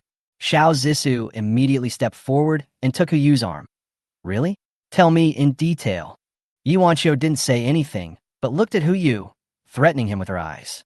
It's as if to say, if you don't give in, I will expose your affairs now. Huyu rolled his eyes. Are you going out or not? If she hadn't been occupying the aisle and Bubu's wheelchair couldn't fit in, he would have gotten into the elevator long ago. Why would he need to stand here and waste time with her? Snort. Yiwanxiao snorted coldly, as if she had something to do. Without further ado, she walked sideways out of the unit door. But when he passed by Xiao Zissou, he said earnestly, Sister, be careful. The most terrifying thing is not the specific case, but the unknown. If Xiao Zissou really has something to do with Huyu, this one sentence is worth more than 1,000 words. The curiosity in Xiao Zissou's eyes became even stronger. Huyu had no intention of answering. He took Xiao Zissou and Bubu into the unit door and went upstairs to go home. As for Yiwanxiao, she looked at the backs of the 3 people, took out her phone and dialed. Hello, Brother Tian. It's me, Wanxiao. The person you're looking for is back. Yes, he's at his house. He won't be leaving for a while. Then my account. Okay. Thank you, Brother Tian. It was 7 o'clock in the evening, and there were still 120 hours before the heavy rain fell. Hu Yu arranged for Xiao Zissou to stay in room 2801 and ordered a takeaway from Yutan to be delivered to his home. After the three of them finished a simple dinner, they watched Xiao Zissou give Bu a set of acupuncture treatments. Just as she was doing the massage, the phone rang. Hu Yu turned on the screen and took a look. Shen Shan, you got it so quickly? He picked up the phone and immediately heard Shan Shan's voice from the other end. Boss, the things are done. I'll wait for you at Jinjiao, Wanan Mountain. Good. Hu Yu replied, and the other party hung up immediately. It looks like the situation is urgent. Jinjiao is a country in the south of China. It borders China, but it has been in a state of war among warlords for many years and is extremely chaotic. It turned out that he went there to find guns. He immediately contacted Wanji Airlines and then looked at Xiao Zissou. Hey, Shiso, please look after Bu tonight. Tomorrow. I will definitely find a personal nanny for her tomorrow. It's possible, but Xiao Zissou flatly refused, but her hands never stopped moving. You promised me that apart from the treatment time, I can do whatever I want with the rest of the time. Unless you can satisfy my curiosity. What do you mean? It's very simple. Xiao Zissou's eyes seemed to smile, and she looked up at Hu Yu. Just answer 3 questions for me. Hu Yu was helpless. What do you want to ask? No hurry. Xiao Zissou lowered her head and continued to massage Bu. Don't you have something else to do? Let's talk about it when you come back. Good. Hu Yu replied and went downstairs immediately. He got a taxi as soon as he arrived downstairs of the community. But just as he was driving towards the airport, a Mercedes-Benz also stopped outside the community. A middle-aged man wearing gold-rimmed glasses got out of the car, followed by a bald man. The two of them looked at one of the buildings at the same time. The lights on the top floor of that building were on at this moment. Chapter 13 enough? I really have had enough. Airport. Hu Yu looked at Mu Lingxiu, who was receiving him, and suddenly felt helpless. So, you guys don't get off work? There's nothing I can do. Mu Lingxiu smiled helplessly and said, You are a big customer. Employees like us can only wait for your orders. Okay, stop being so joking and help me with the paperwork. With the experience from previous times, Hu Yu was quite familiar with the process. It takes about 3 hours to get from Jinling to Jinjiao. Hu Yu was not idle during this period. He called Manager Yang of the casino. The purpose is certainly not to set up a gambling game, but to find someone. Hello, Manager Yang? I'm Hu Yu. Mr. Hu. Manager Yang was very surprised. Are you planning to make an appointment for gambling? I will arrange it for you right away. When will you arrive in Ao Island? I will pick you up. There's no rush for gambling. Hu Yu sighed. I haven't been feeling well lately. Do you know any reliable Chinese medicine practitioners? Traditional Chinese medicine? Yes. I heard from my friend that there is a Mr. Xiao who has extremely advanced Chinese medicine skills. It's a pity that he is now in Wa Island. If you can ask him to come to Jinling to treat me, I think I will return to Ao Island soon. Is he a Chinese medicine doctor named Xiao? Manager Yang immediately grasped the key words when he heard it. Don't worry, Mr. Hu. I will contact my colleagues in Wadao for you right away. If you need it, we can also find a professional doctor to come to Jinling to treat you. No need. I just want to find this Dr. Xiao. Hu Yu decisively refused. Money is not a problem. Okay, I'll let you know as soon as I have any news. Wait for your news. Hu Yu hung up the phone and looked at the plane about to take off. For some reason, he felt panicky and subconsciously wanted to call Bu. Mr. Hu. Mu Lingxiu stepped forward and gently reminded him. Please turn off your cell phone. If necessary, we will provide you with a satellite phone after the plane takes off. No. Hu Yu turned on the airplane mode of his phone and put it aside. What do you think of my proposal this afternoon? Well, Mu Lingxiu was speechless for a while and finally rolled her eyes and whispered, Mr. Hu, you should be back later, right? Well, what's wrong? I will ask for leave later. If you still see me on the plane, I will go with you after the plane lands. If not, I can only apologize. Good. Hu Yu replied helplessly. Thank you for your understanding. Mu Lingxiu's favorability plus 10, now 30. Hu Yu didn't say anything more. He felt the turbulence of the plane and gradually closed his eyes. When he opened his eyes again, the plane had landed at the airport. Mr. Hu, are you awake? Mu Lingxiu came forward and asked, handing over a hot towel at the right time. Hu Youjie took the towel and wiped his face. What time is it? It's 11 o'clock at night. We have landed at Golden Horn Airport for 10 minutes. Mu Lingxiu smiled and responded, We saw that you were too tired, so we didn't wake you up. Will it delay your work? Fine. It's only 10 minutes. The delay won't waste any time. Hu Yu handed the towel back, stood up, and picked up the phone.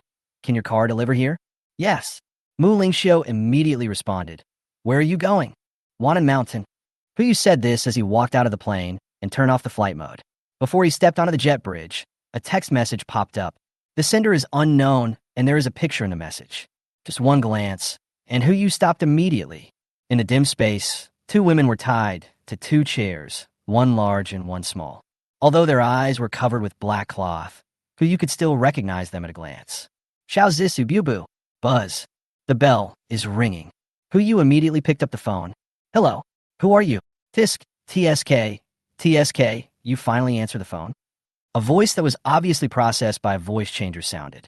Mr. Hu, you are really hard to find. Hu did not answer, but was thinking. The other party kidnapped Zisu and Bubu and called him frantically, so their target must not be them, but him. Who did I offend in Jinling? Li Meng? He probably wouldn't dare. Then there's only one person. Boss Tian. Maybe he discovered something. Boss Tian, the repayment date hasn't arrived yet, right? Mr. Hu is very smart. He should know that I'm not after the 2 million, but something else. Boss Tian did not deny his identity, but came straight to the point. My brother told me that some of my things are in your hands. Brother? Li Meng? Hu Yu only thought of this possibility. He had planned everything, but he could not have expected that Li Meng and Boss Tian knew each other. There are tens of millions of people in Jinling. What a coincidence. I can return your things, but I'm out of town right now, and it'll take me some time to come back. Good. Boss Tian immediately replied. You disappeared for 3 hours, so I will give you 3 hours. Not enough. Hu Yu immediately turned around and looked at Mu Lingxiu behind him. There are no more flights back to Jinling now. The earliest flight back to Jinling is 2 hours later. Mu Lingxiu immediately replied in a low voice. In 2 hours. I need 7 hours. In 7 hours, I will bring you everything you want. Hu Yu knew that he was no match for Boss Tian. Even if you want to go back, you have to take Shinshan with you. Otherwise, you will just be a delivery boy. 6 hours. Boss Tian's voice rang out. This is my bottom line. If you don't come, I can't guarantee what will happen to the two of them. Jiangha Manufacturing Plant, I'll wait for you. Good. Hu Yu hung up the phone and ran directly to the corridor bridge. Quick. Arrange a car for me. Okay. Mu Lingxiu didn't know what had happened to Hu Yu, but she hurriedly contacted the shuttle bus as soon as possible. Hu Yu's immediately called Shinshan.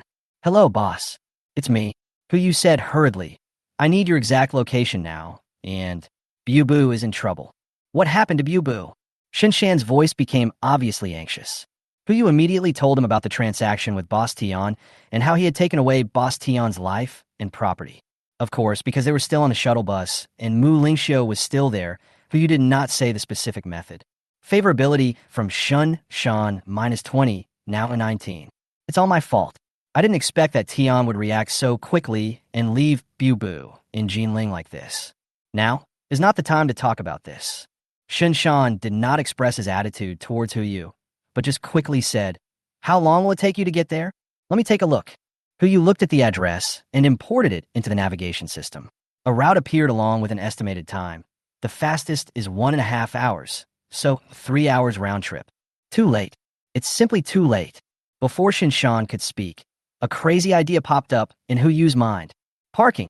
Hu Yu said to Shinshan, I will find a way to come here. You wait for me here. He hung up the phone and looked at Mu Lingxiu, who was also on the shuttle bus. Is there any helicopter rental at this airport? I asked you if you have any. Yes. Yes. Mu Lingxiu nodded repeatedly. I rented it. Hu Yu sent the location on his phone to Mu Lingxiu's phone. No matter how much it costs, take me to this location now. Good. Mu Lingxiu responded, then said helplessly, But even if I send you to this location, you can't get down. Who said there's no way? 10 minutes later, the sound of the helicopter echoed in Shun Shan's ears. He looked up at the sky and saw a helicopter slowly flying towards him. It was hovering not far ahead, and then its altitude kept decreasing. Finally, it descended to a height of only 20 meters from the ground, hovering motionless in the air, and dropped a string of rope ladders, etc. Could it be that? I saw a figure coming to the side of the cabin and climbing down the rope ladder. It's really him. The anger in Shun Shan's heart was diluted a lot. He knew in his heart that this incident was too coincidental. Although it was related to Hu Yu, it was not intentional on his part. It's strange, but it's not his fault. And for such a rich man like him, He actually dared to take such a risk to come here, which was already the greatest sincerity. Favorability from Shun Shan plus 10, now 29. 5 minutes later, Hu finally climbed down the rope ladder and immediately called Shun Shan. Hey, Brother Shun, I'm at Wanted Mountain. Where are you? I see you. Brother Shin's tone became calmer. Go east, and you will see me soon. Good. But you didn't say much and immediately ran eastward. Soon Shin Shan was seen. He was standing in front of a bush, wearing camouflage and holding a flashlight to show Hu the way. His expression was very serious and cold, and his eyes seemed to be able to kill people. Hu didn't hesitate and ran all the way to Shin Shan. Brother Shun, I'm sorry. Now is not the time to talk about this. Shin Shan's tone remained cold. He raised his hand and placed it on Hu Yu's shoulder. Go collect the goods first. We still have time to go back now. Good. Hearing Shin Shan say this, Hu Yu felt relieved. He looked Shin Shan up and down for a while, but couldn't see the gun. Brother Shun, where is the stuff you mentioned? Later, Shin Shan said as he swept the flashlight backwards. Under the bushes, 8 trucks were lined up in a row. Who are you? 8. 8 truckloads of ammunition. Didn't I just ask for 8 guns? What are you standing there for? Shin Shan urged anxiously. Hurry up and collect the goods. Ah, Hu Yu replied, but couldn't help but be curious. So he walked forward and opened the container of a truck. AKs were lined up in the carriage, and boxes of bullets were piled in the middle of the carriage. It seemed that there were at least hundreds of AKs and thousands of boxes of bullets. The pungent smell of gunpowder swept over, making Hu Yu frightened. This car is a rifle. Shin Shan stepped forward and explained, the other cars are equipped with pistols, sniper rifles, RPGs, and various tactical grenades. I don't have many pistols and RPGs, so I only have one car, and the others are all cars. Is this enough? Is that enough? I've had enough. These 8 trucks of ammunition are enough to arm 8 companies. Hu Yu swallowed his saliva, not daring to leave these things outside, and immediately put them into the space backpack, and made the 8 gesture to him again.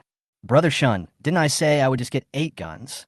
Ah, Shun Shan was stunned and also made the 8 gesture. 8? I thought you bought things by the truckload. This 8, doesn't it mean 8 cars? Who was the good guy who got 8 truckloads of munitions? Hu Yu complained helplessly, but it was done. The focus now was not on the arms, but on Bubu and Zissou. He shook his head and immediately ran out of the bushes. Forget it. Let's go back first. These things are enough to save Bubu. No, not enough. Shin Shan started running as he spoke.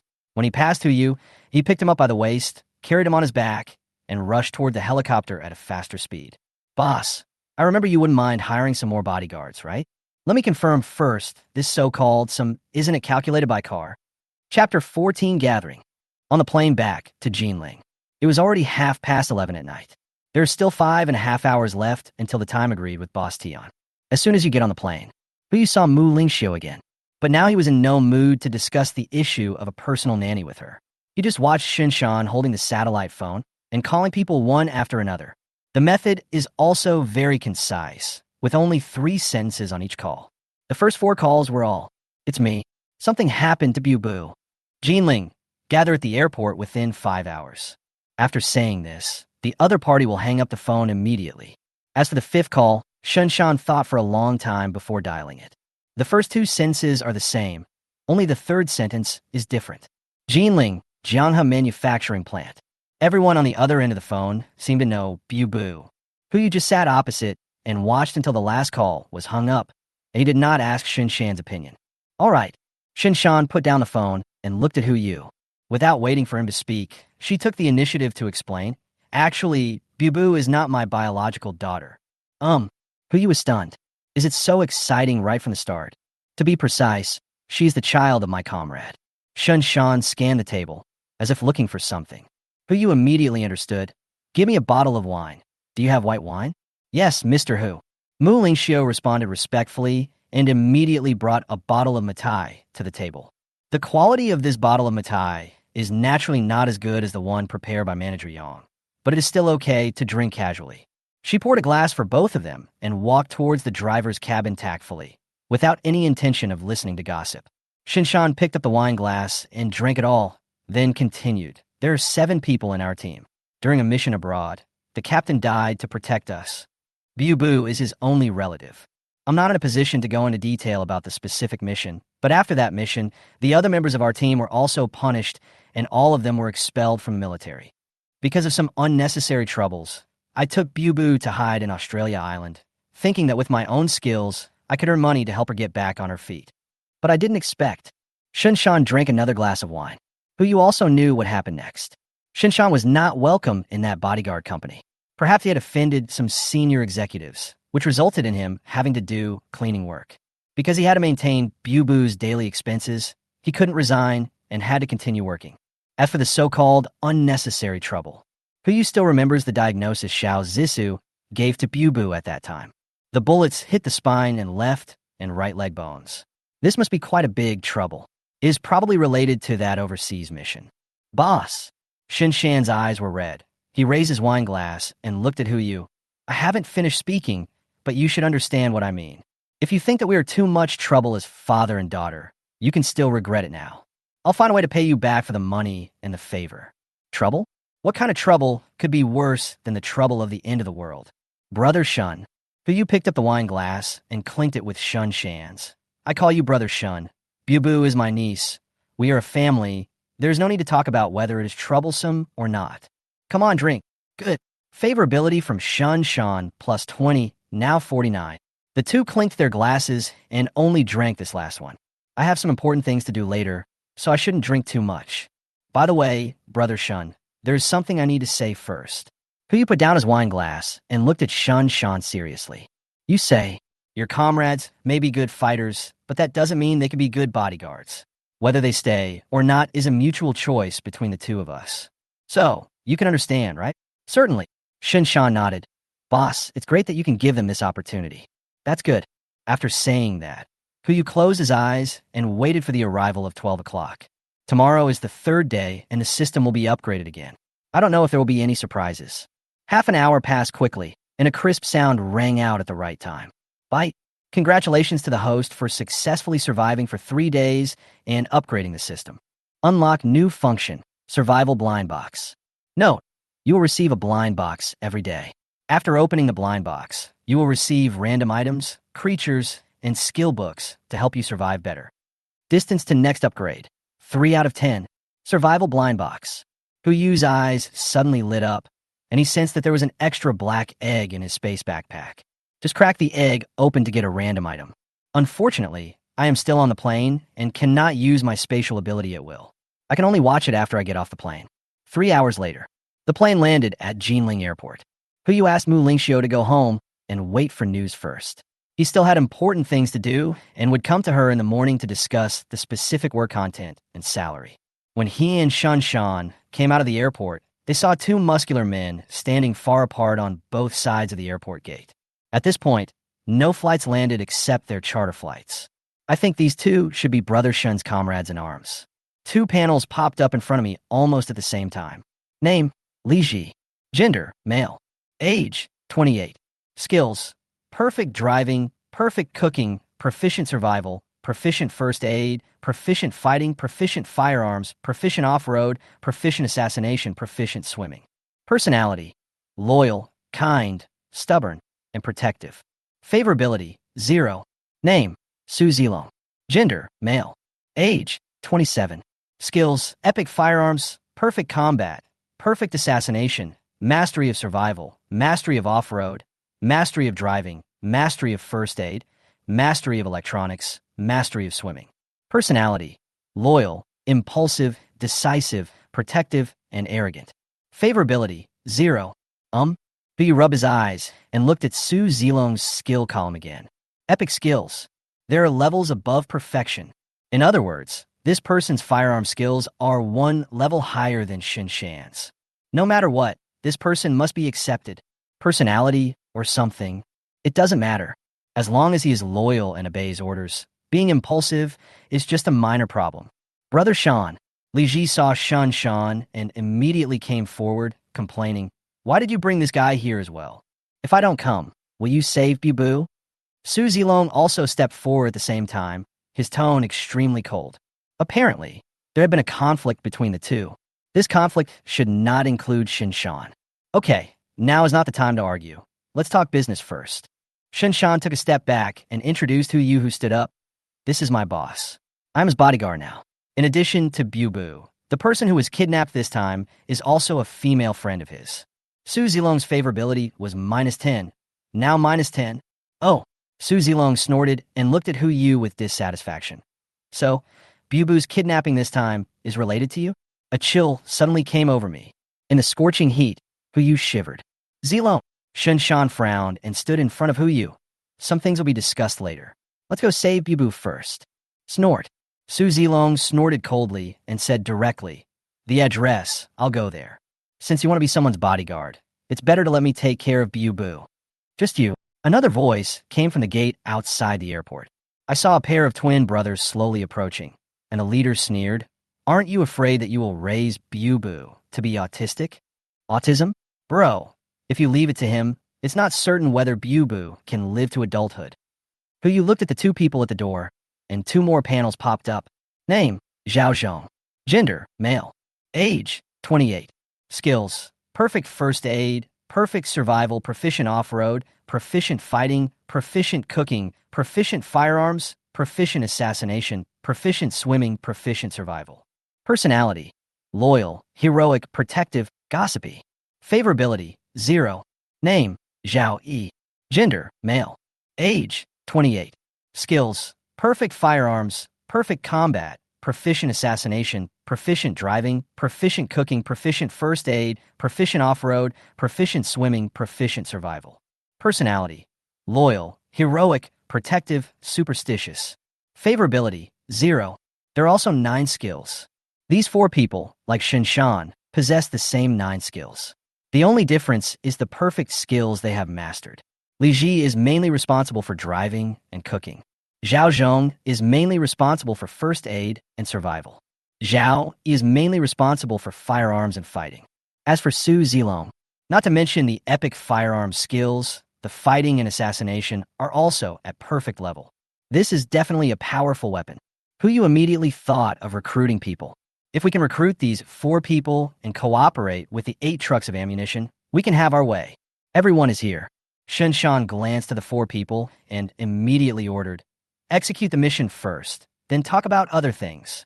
Yes, even though the 4 of them were not of one mind, they all responded in unison at this moment, lined up in a row at the first opportunity, and waited for Shen Shan's next instruction. Li Ji, Zhao Zhong, Zhao Yi, follow me in the same car. Zilong, drive behind me. Yes. Set off. Shen Shan immediately ran toward the parking lot.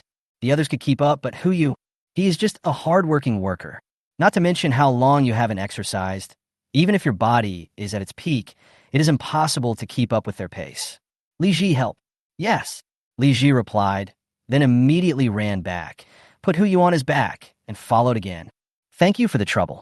Hu Yu thanked him with a red face. Li Ji replied without any emotion. It's okay. No. Improving physical fitness needs to be put on the agenda. It would be so embarrassing if I had to rely on these good brothers to carry me when I escape in the future. Everyone got on the bus. Li Ji threw Hu Yu to the passenger seat and sat in the driver's seat himself. Seat. Hu Yu immediately replied, Jiangha manufacturing plant. Sit tight. After Li Ji finished speaking, he stepped on the accelerator. With a feeling of being pushed back, the G-Class rushed directly to the suburbs. The speed is over 130 kilometers per hour. The off-road vehicle driven by Su Zilong behind him was following closely behind, as if he was racing. That's not right. Didn't Brother Shen make 5 calls? Why are there only 4 people here? But you turned to look at Shan Shan in the back seat and asked, Brother Shen, isn't there another person? As he left, what? There was a cry of surprise from inside the car. Zhao Zhong and Zhao Yi spoke at the same time, and even Li Ji, who was driving, was no exception. Brother Shan, you found that person? Zhao Zhong asked with a trembling voice. What else can we do? Shen Shan shook his head helplessly. He is in Jinling, and he is the only one who can rush there in the first place. Then are we still going? Li Ji asked doubtfully. Zhao Zhong and Zhao Yi also looked at Shen Shan at the same time. Go, we haven't been together for a long time. It's a good time to get together. For a moment, the other 3 stopped talking. Even Li Ji's car slowed down a lot and returned to normal speed, as if he was deliberately avoiding something. The 5th person? Who exactly is this person? Chapter 15, Returning a Green World. Outside, the Jiangha manufacturing plant. When everyone arrived, it was already 3:30 in the morning. There is still an hour and a half left before the time agreed with Boss Tian. The Jiangha manufacturing plant is brightly lit at this moment. After Li Ji parked the car, Su Zilong rushed in without waiting for everyone to get out. When almost approaching the gate, a figure stopped at the door. Dust and smoke rolled up. Su Zilong jumped out of the car and walked into the factory with a tang sword in his hand. Reckless man, Li Ji cursed, gritting his teeth. That is, Zhao Zhong also echoed. If Bu is still being held hostage, he will just rush in like this, haha. Continue. Shen Shan frowned and said, wait until you see him later. Do you still dare to scold him? As he spoke, he opened the car door and walked into the factory.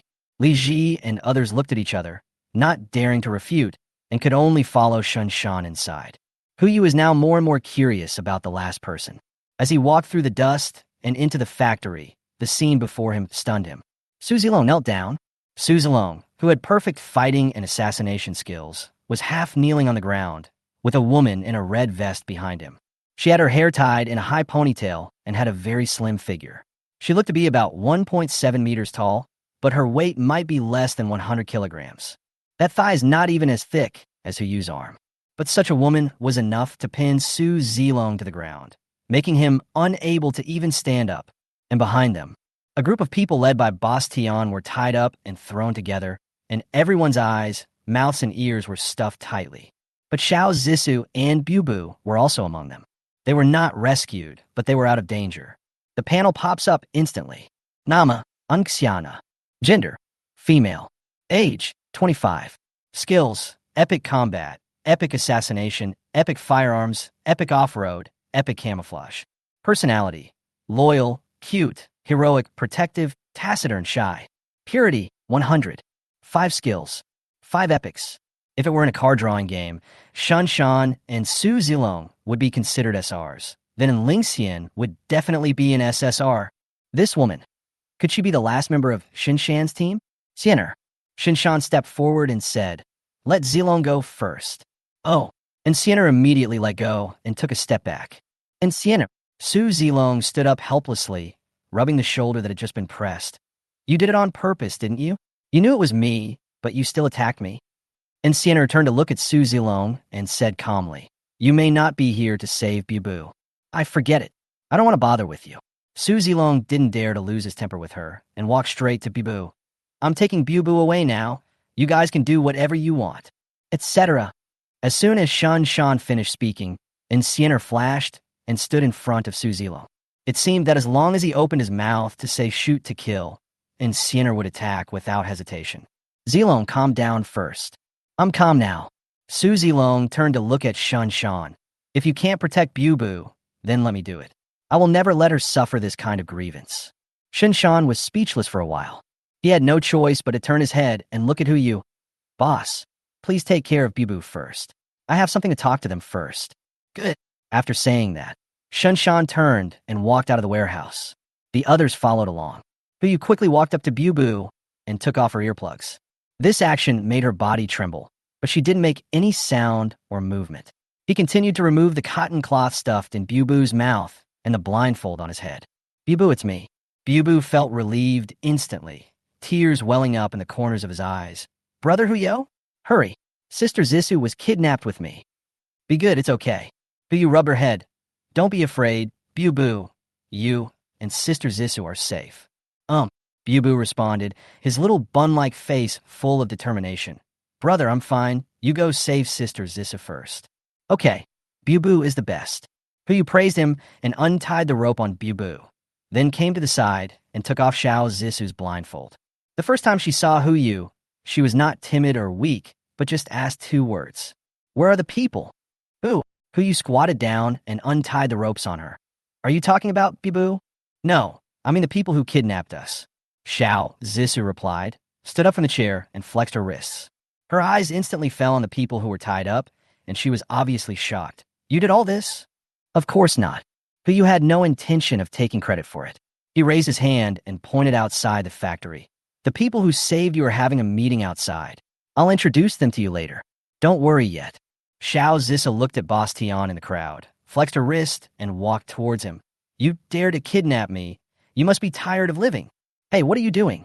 Who you hurriedly followed. He was not worried about Boss Tion's safety, mainly because it was not the end of the world yet, and we were living in a society ruled by law. If he did anything wrong, it would be difficult to explain to Shinshan and the others. Don't worry, I won't kill him and dirty my hands. Xiao Zissou pulled out 3 long golden needles from her hair. But the death penalty can be avoided, but the living punishment cannot be escaped. She took a step forward and quickly inserted 3 golden needles into 3 acupuncture points on Boss Tion's body. Ah! A scream sounded. Shinshan and others outside the factory immediately filed in and just saw Xiao Zissou behind Boss Tion. The crowd didn't know each other before. The woman named in Siener has rushed over at this moment. Siener don't. After Shinshan's voice fell and Siener stopped. A strong wind blew. Her calves were almost falling on Xiao Zissou's face. Don't be impulsive. Hu Yu immediately stood between the 2 women. We are all family. Let's talk it out. And Siener slowly lowered her legs, but her eyes were still on Xiao Zissou, who then took advantage of the situation and pulled the 3 golden needles out of Boss Tion's body. You saved us just now, right? Xiao Zissou took a step forward, reinserted the golden needle into her hair, and extended her right hand toward Siener. Hello, my name is Xiao Zissou. And Siener did not respond and turned her gaze to Hu Yu again. You said, the end of the world is coming? Hu Yu looked at Shun Shan, who nodded silently. It seems that Brother Shin told them about that matter. Well, except for that situation, this group of people could never get together. The end of the world? Xiao Zissou also turned to look at Hu Yu, her eyes full of curiosity. Boss Hu, what is going on? The eyes of the others were also full of confusion, and they were all waiting for his answer. Let's go home first. Hu Yu looked at Boss Tion and the others who were still tied to the ground. What should we do with these people? Leave it to me. Xiao Zissou immediately volunteered and was about to pull out a needle from her hair. Give me 15 minutes and make the world green again. Green. Hu Yu was stunned. Aren't vegetative people green? My goodness, is this the effect of Jiaozi plus dark belly? Hu Yu looked at Shun Shan and found that everyone, including him, had already walked out the door. Hey, the weather is nice today. We can even see the stars. Yeah, Brother Shan, do you think it will be sunny tomorrow? I don't know. Siener, come out and take a look too. Oh, as they were talking, the group of people all left the factory. Li Ji even ran back and took Bubu out with him. Xiao Zissou jumped and started planting trees, while Hu Yu squatted in front of Boss Tion, took out a luggage bag from his space backpack and put it on his back, and took off his blindfold. Hello, Mr. Tion. Ah, a wailing sound was heard. Boss Tion began to sweat coldly, but he still managed to reply. Mr. Hu? Mr. Hu? Hu Yu looked down at the time and said, It's about an hour before the time we agreed to meet. You don't mind, do you? No, I won't. Ah, another howl. Boss Tion's legs trembled slightly. He didn't understand how he had offended this great god. Mr. Hu, I was blind and didn't recognize the great man. I'm sorry for offending you. Please don't take it as a fault. No, don't you want something? I'll find it and give it back to you. Hu Yu opened the luggage bag and started taking things out. Bang! An AK was lying on the ground. Is this it? Boss Tion was stunned on the spot and didn't even have a chance to shake his head before Hu Yu took out another Desert Eagle. Is this it? No, no. Boss Tion's lips trembled slightly. Hu Yu took out another 98K. Is that this? Not really. It can't be this, can it? Hu Yu said this and simply put the rocket launcher on the ground. Boss Tion, what did you lose? Just tell me directly. How would I know if you don't tell me? Right? Mr. Hu, Boss Tion was completely scared. He didn't know who this person was and how he could come up with these things. Those things are my honor to you. Please let me go. Oh, Hu Yu sneered. There's a saying in your loan bank, what is it called? 9 out of 13 returns, right? You kidnapped 2 of my men, and now I'm here to collect the debt. And you're just going to brush me off like this? Among the contracts he took away, there were also a large number of photos, all of which were of women holding IOUs and wearing scantily clad clothes. Just one person had over a dozen loan contracts, from 5,000 yuan to 150,000 yuan. He still hadn't paid it back. Based on this alone, leaving him half paralyzed would be the lightest punishment, not to mention the kidnapping of Bubu. Then you tell me, as long as it's something that I, Tian Laolu, can do, I will definitely do it for you without any hesitation. First, Hu Yu asked in a deep voice, how did you know the things were with me? He had some guesses about this matter in his mind, but he still needed to confirm it. After all, He did not see Li Meng among these people. When he went there before, he specifically looked at the tea room. There are no surveillance cameras installed in the entire tea house, so the problem cannot be with the surveillance cameras. It's Li Meng. Yes, and you want Xiao. Tian Laolu immediately replied. Didn't you use that thing to scare Li Meng? Later, Li Meng found me, and I found Yi Wanxiu, and finally we confirmed that the thing was in your possession. But you frowned slightly. And what about that woman? It was Yi Wanxiu who called me today and told me that you were back, so I took action. Okay, second thing. Who you interrupted Tian Laolu and continued. From today on, you will live next to Yi Wanxiu's house. Watch over her, and don't let her leave the city. You should be able to do this little thing, right? Yes, of course. Tian Laolu replied quickly. That's good. Hu Yu stood up and looked down at Tian Laolu on the ground. Your body will feel a little uncomfortable after this. If you are obedient, I may help you recover after a month when I am in a good mood. Shiso, let's go. Okay. Xiao Zissou responded and inserted the needle into her hair. The two walked out of the manufacturing plant, Xiao Zissou's eyes full of curiosity. You want Xiao? Is she the woman we saw yesterday? Hu Yu responded, you don't want to stab her and make her half paralyzed, do you? I originally thought so. Xiao Zissou looked at Hu Yu, as if she was looking at the same kind as him. But I don't want to think about it now. Ow! I believe you must have a better way to treat her. I want to see it. Chapter 16. Get 100 million. 5 o'clock in the morning. Everyone returned home, coaxed Bubu to sleep, and then found an empty room to hold meeting. Hu Yu simply repeated what he had said to Shan Shan, demonstrated the capabilities of the space backpack, and stated his purpose. After that, everyone introduced themselves to each other. After knowing that Xiao Zissou was the doctor Hu Yuhua had hired at a great expense, everyone, including Insiener, increased their favorability towards him by 10 points. Oops, Xiao Zissou exclaimed immediately. If I had known earlier, I should have brought all the herbs with me. You believe it? Li Ji immediately asked back. Don't you think this is nonsense? What nonsense are you talking about? Xiao Zissou retorted. Haven't you seen so many similar articles on Huzhu? Existence is reasonable, and this kind of thing is possible. No, Boss Hu, you have to accompany me home tomorrow. No. Hu Yu helplessly spread his hands and casually put out a Chinese medicine cabinet. When I closed the warehouse for you, I took it away. What a smooth move. Xiao Zissou complained helplessly. I don't care, you have to pay me for all these. Become. As he spoke, he took out a pile of gold bars from the space. These were the unused arms that Shun Shan had purchased. They were previously placed in the truck and were discovered by him after he put them into his space backpack. Now, there's about half of the pile of gold bars left, which is gold worth 15 million yuan. Everyone. Hu Yu looked at everyone and said, Hu Yu, never force anyone to do anything. We are all friends when we meet. Whether you believe me or not, you could divide this pile of gold among yourselves. It's not that I want to bribe you, but I admire you very much. Brother Shin told me about you. Not much, but I understand one thing. Our current peaceful and prosperous times are inseparable from your efforts. If you trust me, use this money to stock up on supplies. If you don't, it would be nice to use it to improve your life. Of course, it would be best if you could stay. I still say that in the end times, as long as I, Hu Yu, have something to eat, I will never let you go hungry. This promise may seem cheesy, but everyone knows that if the end of the world really comes, this sentence is worth a lot of money. Su Zilong glanced at the gold, said nothing, sneered, and left on the spot.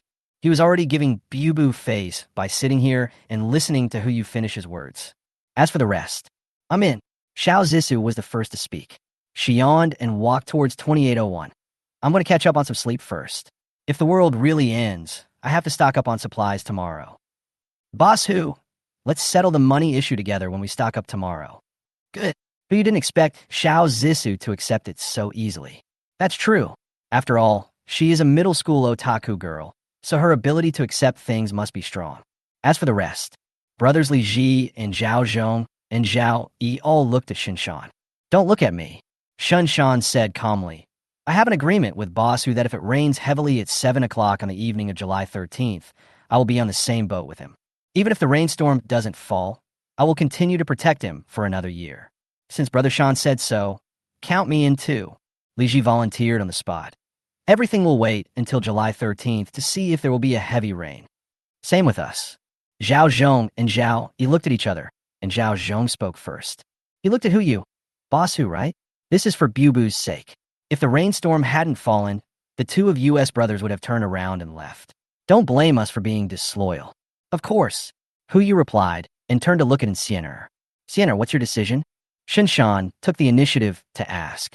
Can you eat enough? Absolutely. Hu Yu responded immediately and casually took out a large amount of high-end ingredients bought from Yutan and spread them all over the table. But now we still need to cook it ourselves? Who will cook? I won't eat it yet. Shan stood up slowly. Everyone is tired today. Why don't we take a rest first and talk about it tomorrow? By the way, boss, if you have anything else you need to stock up, let us brothers take care of it. Yes. Hu Yu immediately listed them out. First of all, food. We don't know how long the ocean will last, so the more food, the better. The second thing is medicine. Traditional Chinese medicine is far from enough. We also need some emergency Western medicine. The seeds of vegetables and fruits will become extremely rare items in the end times. There are also fuel and freshwater resources. The more of both, the better. The last thing is the power generation equipment. Either solar or diesel will do. If you have anything to add, please feel free to speak up. Everyone looked at each other, heard Hu Yu report these things in a series, and understood how much he had prepared for that day. Leave the food to me. Shinshan spoke first. Li Ji followed closely behind. Then I'll take care of the fuel and fresh water. Give me the medicine. Zhao Zhong said as he looked at Zhao. Give the vegetable and fruit seeds to Xiaoi. And Sienna raised her hand and pointed at herself. Me? Power generation equipment. No, you're responsible for other more important things. Shan shook his head. I'll take care of the power generation equipment. Sienna, you just need to be responsible for protecting the safety of the boss and Bibu. Oh, and Sienna responded calmly. Boss. Shan looked at Hu Yu.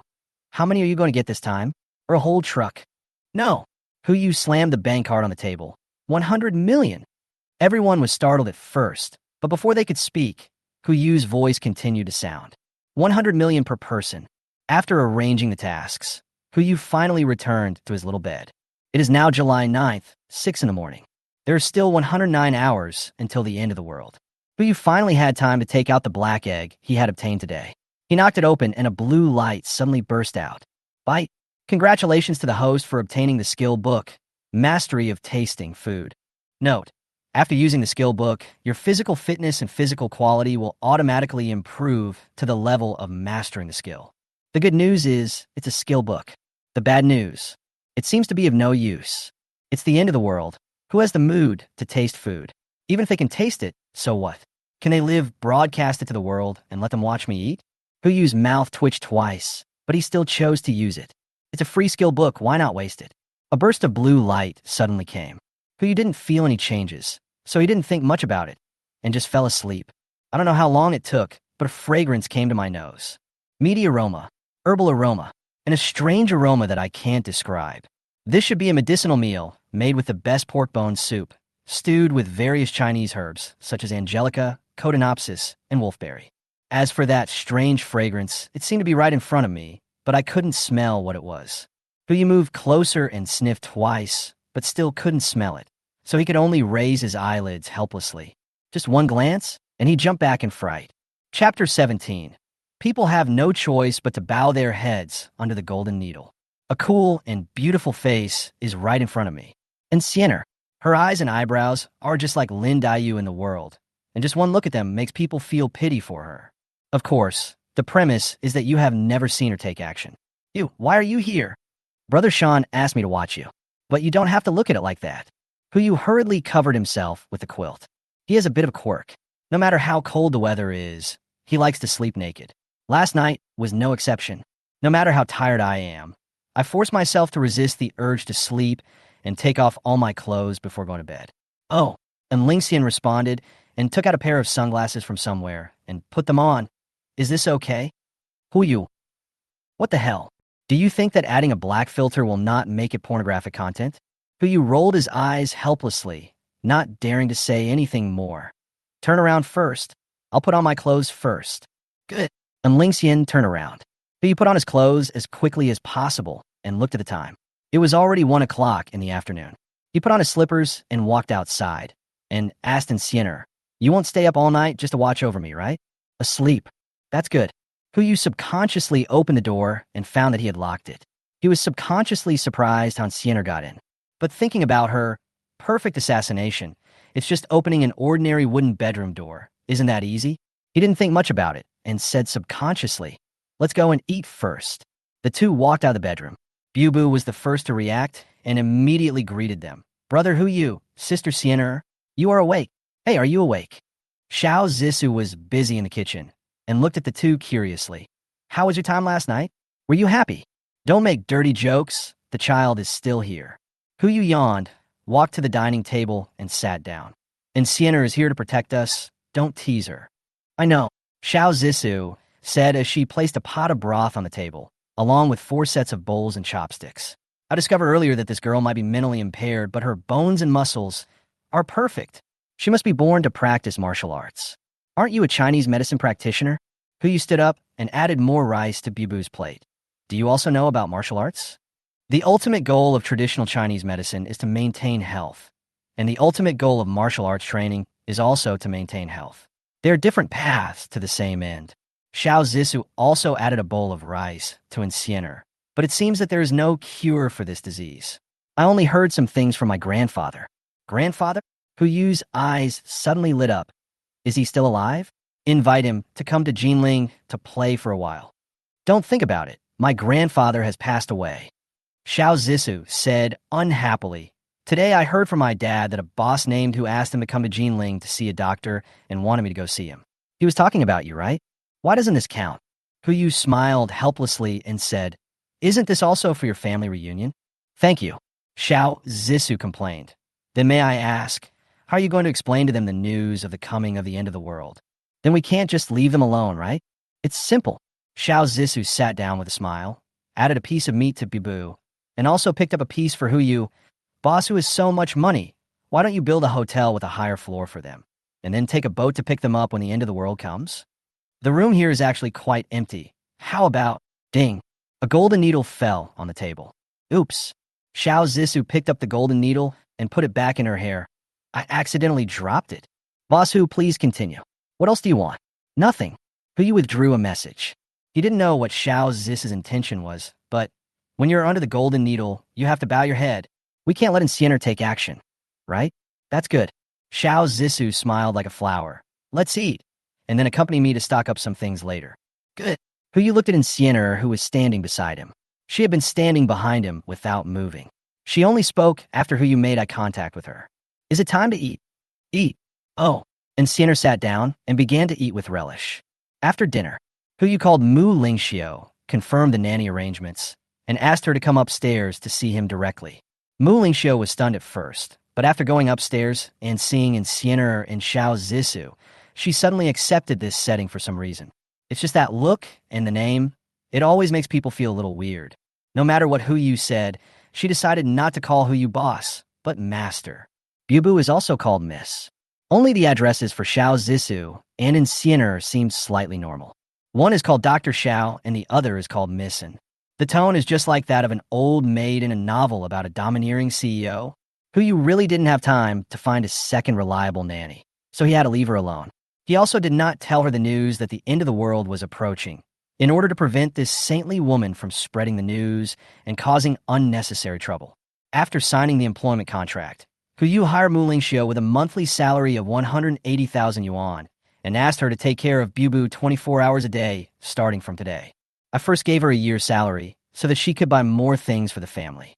In the afternoon, he took 4 beauties, 3 big and 1 small, out to the street. I drove the Brabus G800 I bought all the way to the Old Street entrance.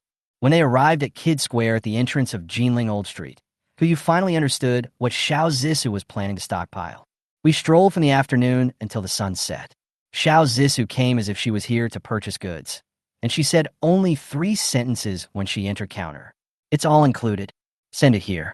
Sometimes, before the salesgirl could react, she handed over a card and said the 3rd sentence. "Swipe the card." Soon her bank card was maxed out, but luckily Yu still had another card on her. It was a black card he applied for when he left the casino, commonly known as the Centurion Black Card. The credit card limit is 1 billion. 7 o'clock in the evening. There are 96 hours left until the end of the world. Everyone was sitting in the hot pot restaurant. Xiao Zissou took out a small notebook and crossed out the last line on the shopping list. The down jacket and quilt are also taken care of. Xiao Zissou looked at Hu Yu and patted him on the shoulder with satisfaction. Thank you for your hard work today, Boss Hu. Ah, you're still alive. You're okay. Hu Yu was so tired that he was almost in a trance. He slumped down on the table, not even wanting to raise his head. If he wasn't afraid of embarrassment, he might have let Sienna carry him around. Oh, I'm just prepared for any eventuality. Xiao Zissou smiled with satisfaction.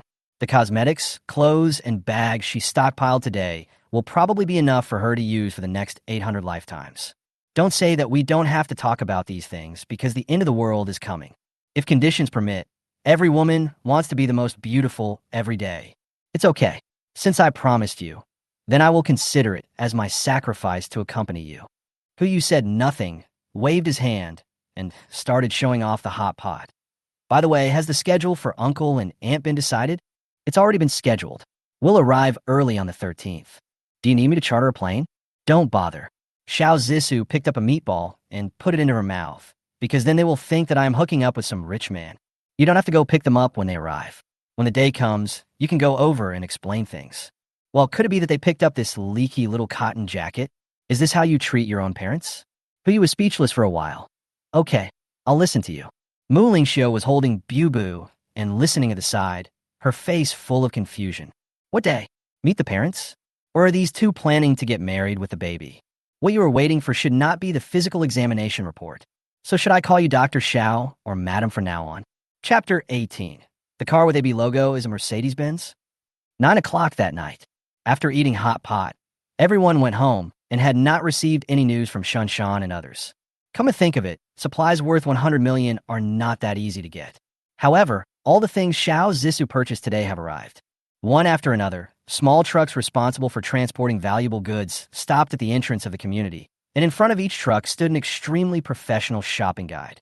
Her charming figure contrasts sharply with a huge truck. Many people in the community gathered together to watch the excitement and guess what was in the truck. Since they were in the mainland, Hu Yu did not make it too ostentatious. Instead, he asked them to move the goods upstairs one by one and store them in the empty room 2804. When the empty room is full, he puts them all into the space backpack and asks another brand to continue moving the goods. But no matter how low-key he was, he still attracted a lot of people to watch in the underground parking lot. Have you heard? Someone in our neighborhood won a big prize.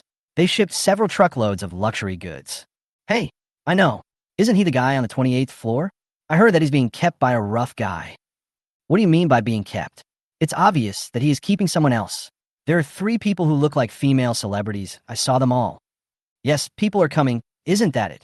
But you happen to be taking Xiao Zissou and Sienna downstairs, while Mu Lingxiu stayed upstairs to take care of Bibu. These are the last 4 boxes left. Unlike other goods, the last 4 boxes contained various utensils and jewelry purchased from the jade shop. The utensils were what Hu Yu wanted to buy, and the jewelry was purchased as a side item.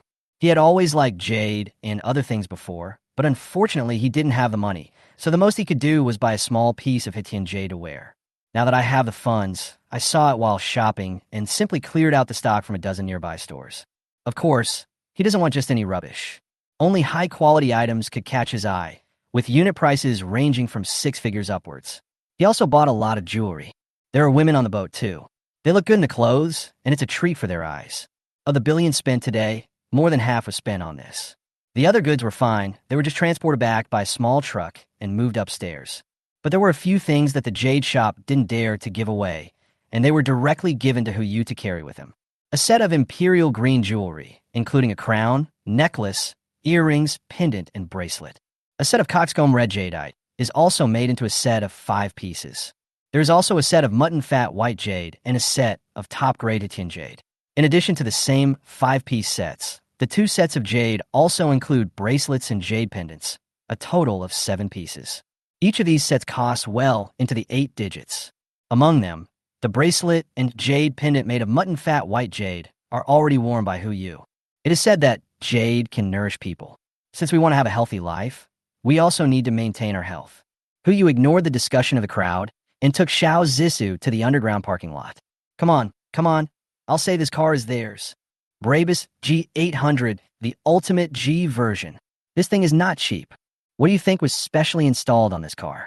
Seeing everyone discussing the car, a little boy rushed out of the crowd, pointed at the Brabus logo, and shouted to the crowd, "Grandma, I want this car. Buy it for me. Buy it for me. My dear grandson." An old lady immediately exclaimed and squeezed out of the crowd. Okay, okay. Grandma will buy it for you right away. Hey, Shahu, what kind of car is this? I want to buy one too. Where did you buy it? Hu turned his head and glanced at the man, his eyes full of disgust. Aunt Wong, one of the three aunts who were gossiping last time, relying on the fact that his son works for a big company and earns nearly 1,000,000 yuan a year, he always feels that he is superior to others. In addition, he also works in the so-called neighborhood committee, so he has to get involved in everything. To put it nicely, this is called being kind-hearted. To put it bluntly, this is called the Pacific Police. In a previous life, she was the one who took the lead in organizing everyone to give priority to providing food to the elderly and children. No one, including Hu, expected the rainstorm to last so long, so they distributed some of the food. But unexpectedly, the elderly people in the building didn't get a single grain of rice, as all the food was given to the mischievous devils from these three families. Not only did they eat the leftovers, some people even saw them throwing away a lot of leftovers. In this life, Hu will not let her succeed. Mercedes-Benz 4S store, go ask them. Hu replied calmly, carrying the box and preparing to go upstairs. Even if we need to settle the score, it's not now. Benz? Aunt Wong was stunned. She looked left and right, but couldn't see how this car looked like a Mercedes-Benz. The car logos are all different. Hu didn't intend to explain too much. Just as he was about to close the trunk, the child jumped up and rolled around in the trunk. I don't care. This is my car. Grandmother. The little devil looked at Aunt Wong and said, I want this car. I want it now. The harsh sound echoed in my ears. Okay. Grandma will buy it for you. Aunt Wong looked at Hu and said, Xiaohu, don't lie to me. Does a car with a B logo mean it's a Mercedes-Benz? My grandson likes your off-brand car. Give me a price. Is 200,000 enough? The extra money can be regarded as the loss of work compensation given by Auntie. Give me the car keys first. I will come to you to transfer the ownership tomorrow and give you the money then. A no-name car? 200,000? It's not even enough to pay the tax on this car. Hu did not answer, but Xiao Zishan next to him came over holding one of the boxes. Auntie, you better take your grandson out of the car quickly. 200,000 is not enough to buy a wheel for this car. That's just nonsense. Aunt Wong rolled her eyes at the two of them and said, even if you want to rip me off, you shouldn't do it like this. Hu rolled his eyes and didn't bother to explain. Xianer, take the person out of the car. Hey, let me do it. Xiao Zishu was afraid that Xianer would hurt the child, so she took the initiative to step forward and try to take the little devil away. As she put the box in the trunk, the little devil immediately began to struggle. I don't want it. I don't want it. With one kick, he kicked the box directly out of the trunk. Fortunately, Xianer was quick-witted. He hooked the box with his instep immediately to avoid serious consequences. Hey, Xiao Zishu got angry instantly. You little brat, get down quickly and don't force me to use force. Maybe it was because of the built-in Dr. Buff. As soon as she got angry, the little devil burst into tears instantly. Woo. Grandma, they beat me. Ouch. Aunt Wong immediately shouted. Come and have a look. Someone is bullying us, the grandparents and grandchildren. You're taking advantage of your youth to do whatever you want. This is really too much. Suddenly, more and more people gathered here. Fortunately, someone watched the show from beginning to end and gave a brief explanation. No one intended to step forward to help the evildoer and just watch the show from the sidelines. Hu yawned. After walking around all day, he felt a little sleepy. Xianer, leave them here. I really don't have the mood to fight with them. Oh, and Xianer responded, picked up the little devil by the scruff of his neck and threw him on the ground. Of course, the force was controlled so skillfully that the guy was not injured. But as soon as his buttocks touched the ground, he immediately started crying and wailing, as if a piece of his flesh had been cut off. Upon seeing this, Aunt Wong immediately stepped forward to respond and sang a duet with the grandmother and granddaughter. The art form of this grandparents and grandchildren was too advanced, and he really didn't want to pay attention to it. He just closed the car door, carried the box, and walked into the apartment building, followed closely by Xianer and Xiao Zishu. Perhaps because they saw that the real culprit had left, the Wong family's grandparents and grandchildren stopped crying and wailing, but stood there cursing. I don't know where the little brat found a stone from, but he started painting on the car body. There were some people watching nearby, but no one reminded them. After all, this little devil has been bullying others for a long time. It's a good time to teach him a lesson. A sharp voice rang in my ears. Who had just walked into the elevator, simply put down the box. You two go up first, I'll go take care of it. Seeing Yu walking out of the elevator, Aunt Wong not only did not hide, but even stood in front of the car with her arms folded and took the initiative to speak. What? Have you thought it through? Let me tell you, the paint on your car will be ruined if it's scratched. I don't care about the money. The maximum I can give you for this car is $150,000. It's up to you to sell it or not. TSK, you really are just wiping your butt with gauze. You show me your skills. Yu laughed and shook his head, not bothering to explain to her, and just made the phone call. Professional matters should be left to professionals. Less than 3 minutes. Tian Laolu came downstairs in a wheelchair, followed by 2 younger brothers. Looks like he's very obedient. Now I live next to Yuan Xiu. Hey, Bossu, what do you want? Simple. Yu took out the payment receipt for the car and pointed at Aunt Wong and her grandson behind him. These 2 people scratched my car. You take care of it. Hey, okay. Tian Laolu responded immediately and looked at the Wong family's grandparents and grandchildren with the look of a jackal seeing its prey. I think it's civil or martial, so I can have an idea. Chapter 19. Receive the goods. Yu didn't answer, patted Tian Laolu on the shoulder, turned around, and walked into the elevator. Civil or military? Does this matter? All he wanted was for these 2 guys to get to know each other so that it would be easier for them to speak up when there was a fight between the 2. Listening to the roar coming from behind him, Yu smiled with satisfaction. Go upstairs and go to bed. After returning to the room, Yu immediately arranged a room for Encianer. I thought I couldn't let her stare at me anymore. But this woman refused to sleep. She went wherever Yu went. Even if he went to the toilet, she would wait at the door. Yu thought about calling Lao Shun and asking him to help persuade her. But when you call, it turns out that the user you are calling is out of service area. God knows where he went to get supplies. Yu had no choice but to admit it.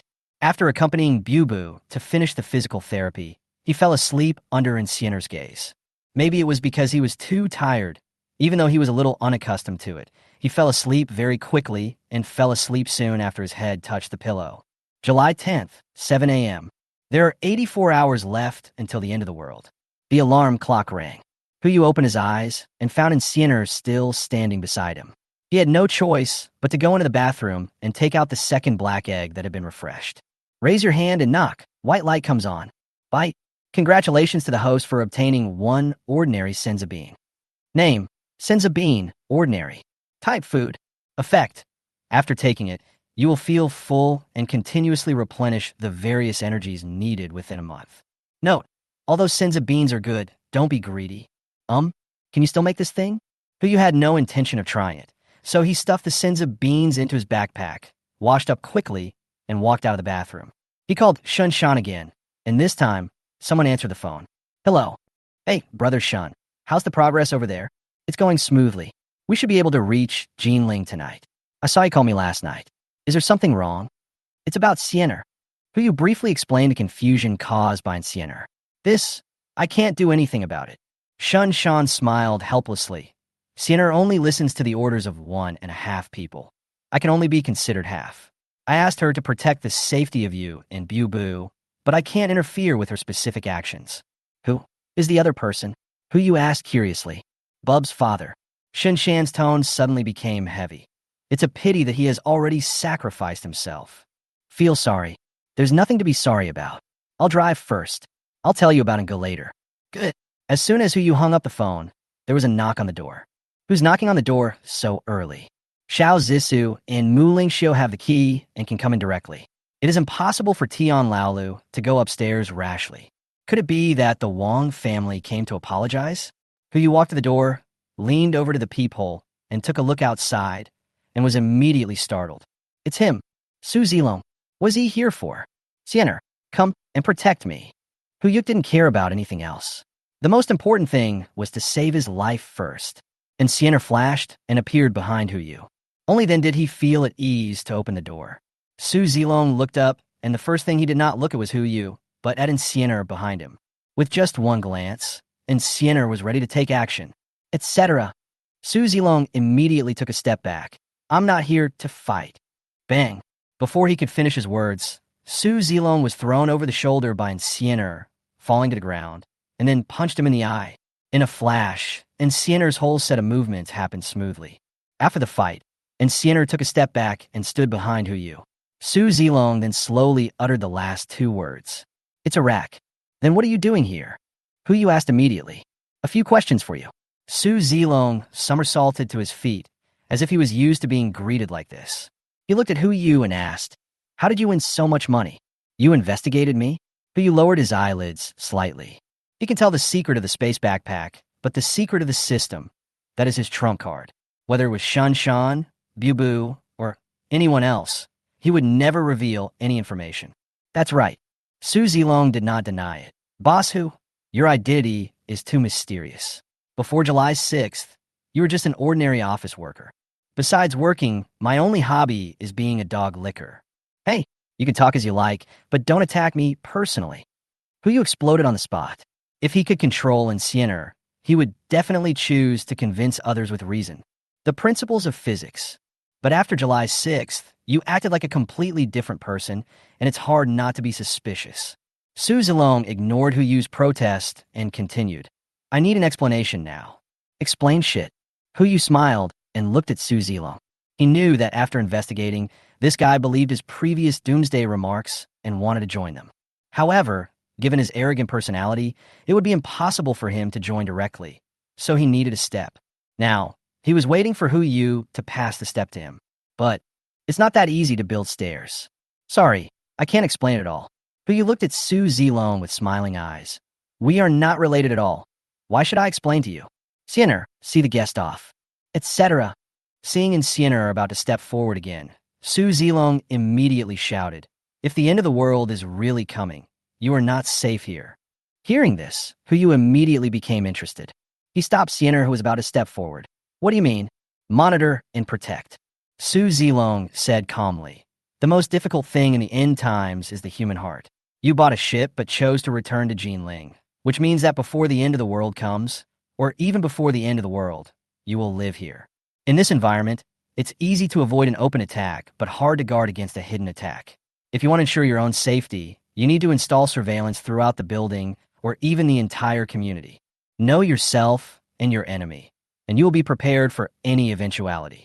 Also, your room is too simple.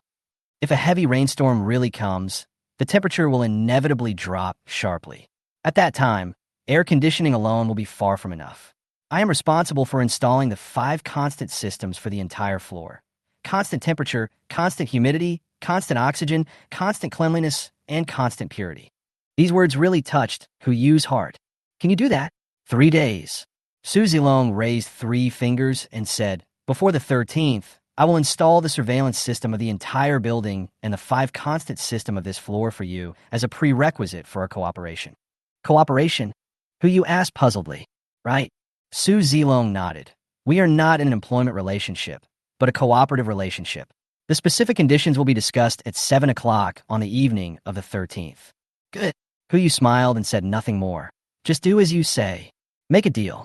By the way, let me remind you that 7 days after the rainstorm, the entire world will be cut off from the internet.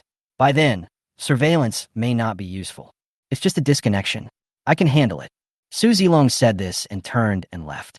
For the next whole day, Hu Yu stayed at home, playing various online games to pass the time. This is the last carnival. By the 7th day of the heavy rain, the global network will be completely paralyzed.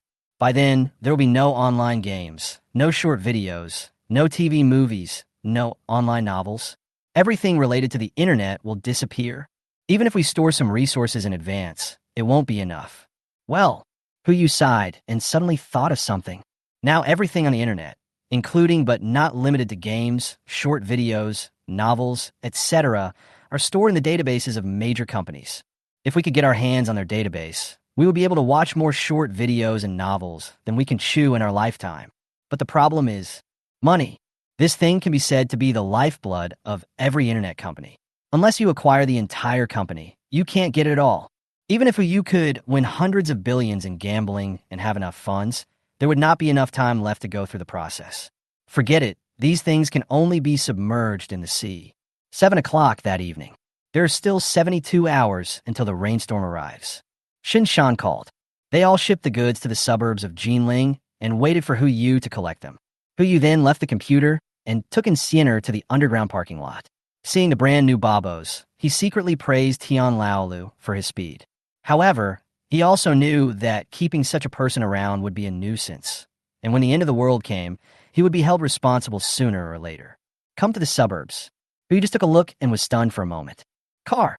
The entire wasteland was filled with densely packed large trucks. A rough estimate is that there are at least thousands of large trucks.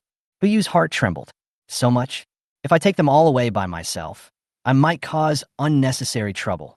Shin Shan happened to walk over and seemed to know what Hu Yu was worried about. So he explained, "Don't worry, boss. These goods were all scattered, and we're the only ones who know about it, so it took so much time. The driver is trustworthy. You could just take the goods and leave the car here." That's good. Hu Yu breathed a sigh of relief, walked forward and began to put those things into the space backpack, while Shin Shan's report came to his ears. As for food, in order to ensure food diversity, I bought some of everything except seafood. As long as it is food that can be eaten on Blue Star, I bought a truckload of each. Meat, eggs, and milk are more abundant, with about 5 truckloads of each. All the reserves combined are enough to feed 20 people for 50 years. We also bought a truckload of various vegetables and fruit seeds, as well as common special medicines. Xiaozhong also got some common medical equipment so that we can use Western medicine normally on the ship when the time comes. The power generation equipment is also the most advanced, with a truckload of both fuel and photovoltaic power generation equipment. As for fuel and fresh water, Shen Shan paused, and Hu Yu also stopped and turned to look behind him. There won't be any problems with these two, right? Not to mention fresh water resources. Fuel is a standard strategic material. If you buy in large quantities, problems may easily occur. A little, but not much. Shun Shan smiled bitterly and replied, "There are 2,000 tons of fresh water resources in total, all loaded in the water tanker. If we save some, it will be enough. There's more fuel, about 3,000 tons. Hu Yu frowned slightly. Not enough, neither water nor oil. He checked online and found that based on the calculation that each person drinks 1.5 L of water per day and consumes 2 tons of water per month, an adult needs to consume 25 tons of water per year. 2,000 tons is only enough for 8 people to live for 10 years. The ship needs at least 30 tons of fuel for 1 day's sailing, and 3,000 tons is only enough for 100 days of sailing. No, Shun Shan frowned and said, as for water, Xiaozhong and Xiaoyi have already contacted the mineral water factory. Their inventory output is about 20,000 tons, and they're already contacting for shipment. As for the oil, Li Ji went to northern Russia, which can provide about 100,000 tons, 8,000 per ton, and needs to be settled in cash. Wow, that's 800 million. But you only has about 500 million left now, which is only enough to buy 40,000 tons. If he drives sparingly, it should be enough, right? Order 40,000 tons of goods, and I'll go over there when the time comes. Good. Shen Shan called Li Ji and told him the situation here. Hu Yu's also been busy receiving goods. He made his way to the last car and suddenly heard some movement inside. Hu Yu turned to look at Shen Shan. What's going on? Shen Shan said as he stepped forward and opened the car door. Oh, some small things I bought. Just one glance, and Hu Yu's eyes suddenly went dark. What the hell is this called a little thing? Chapter 20. Get out of the neighborhood, you beast. Pigs, cows, sheep, chickens, ducks. The small truck was able to hold a lot of poultry and livestock except for fish. There are 8 heads of each. Moreover, they're all alive. Brother, what are you doing with these things? Hu Yu was speechless for a while and tried to collect it into the space backpack. Pity. The space backpack only collects the truck, and all the small things in the truck ran out. Hu Yu immediately released the car again. Of course it's farming. Fortunately, Shun Shan was quick-witted. He replied, casually while busy loading those guys back into the car.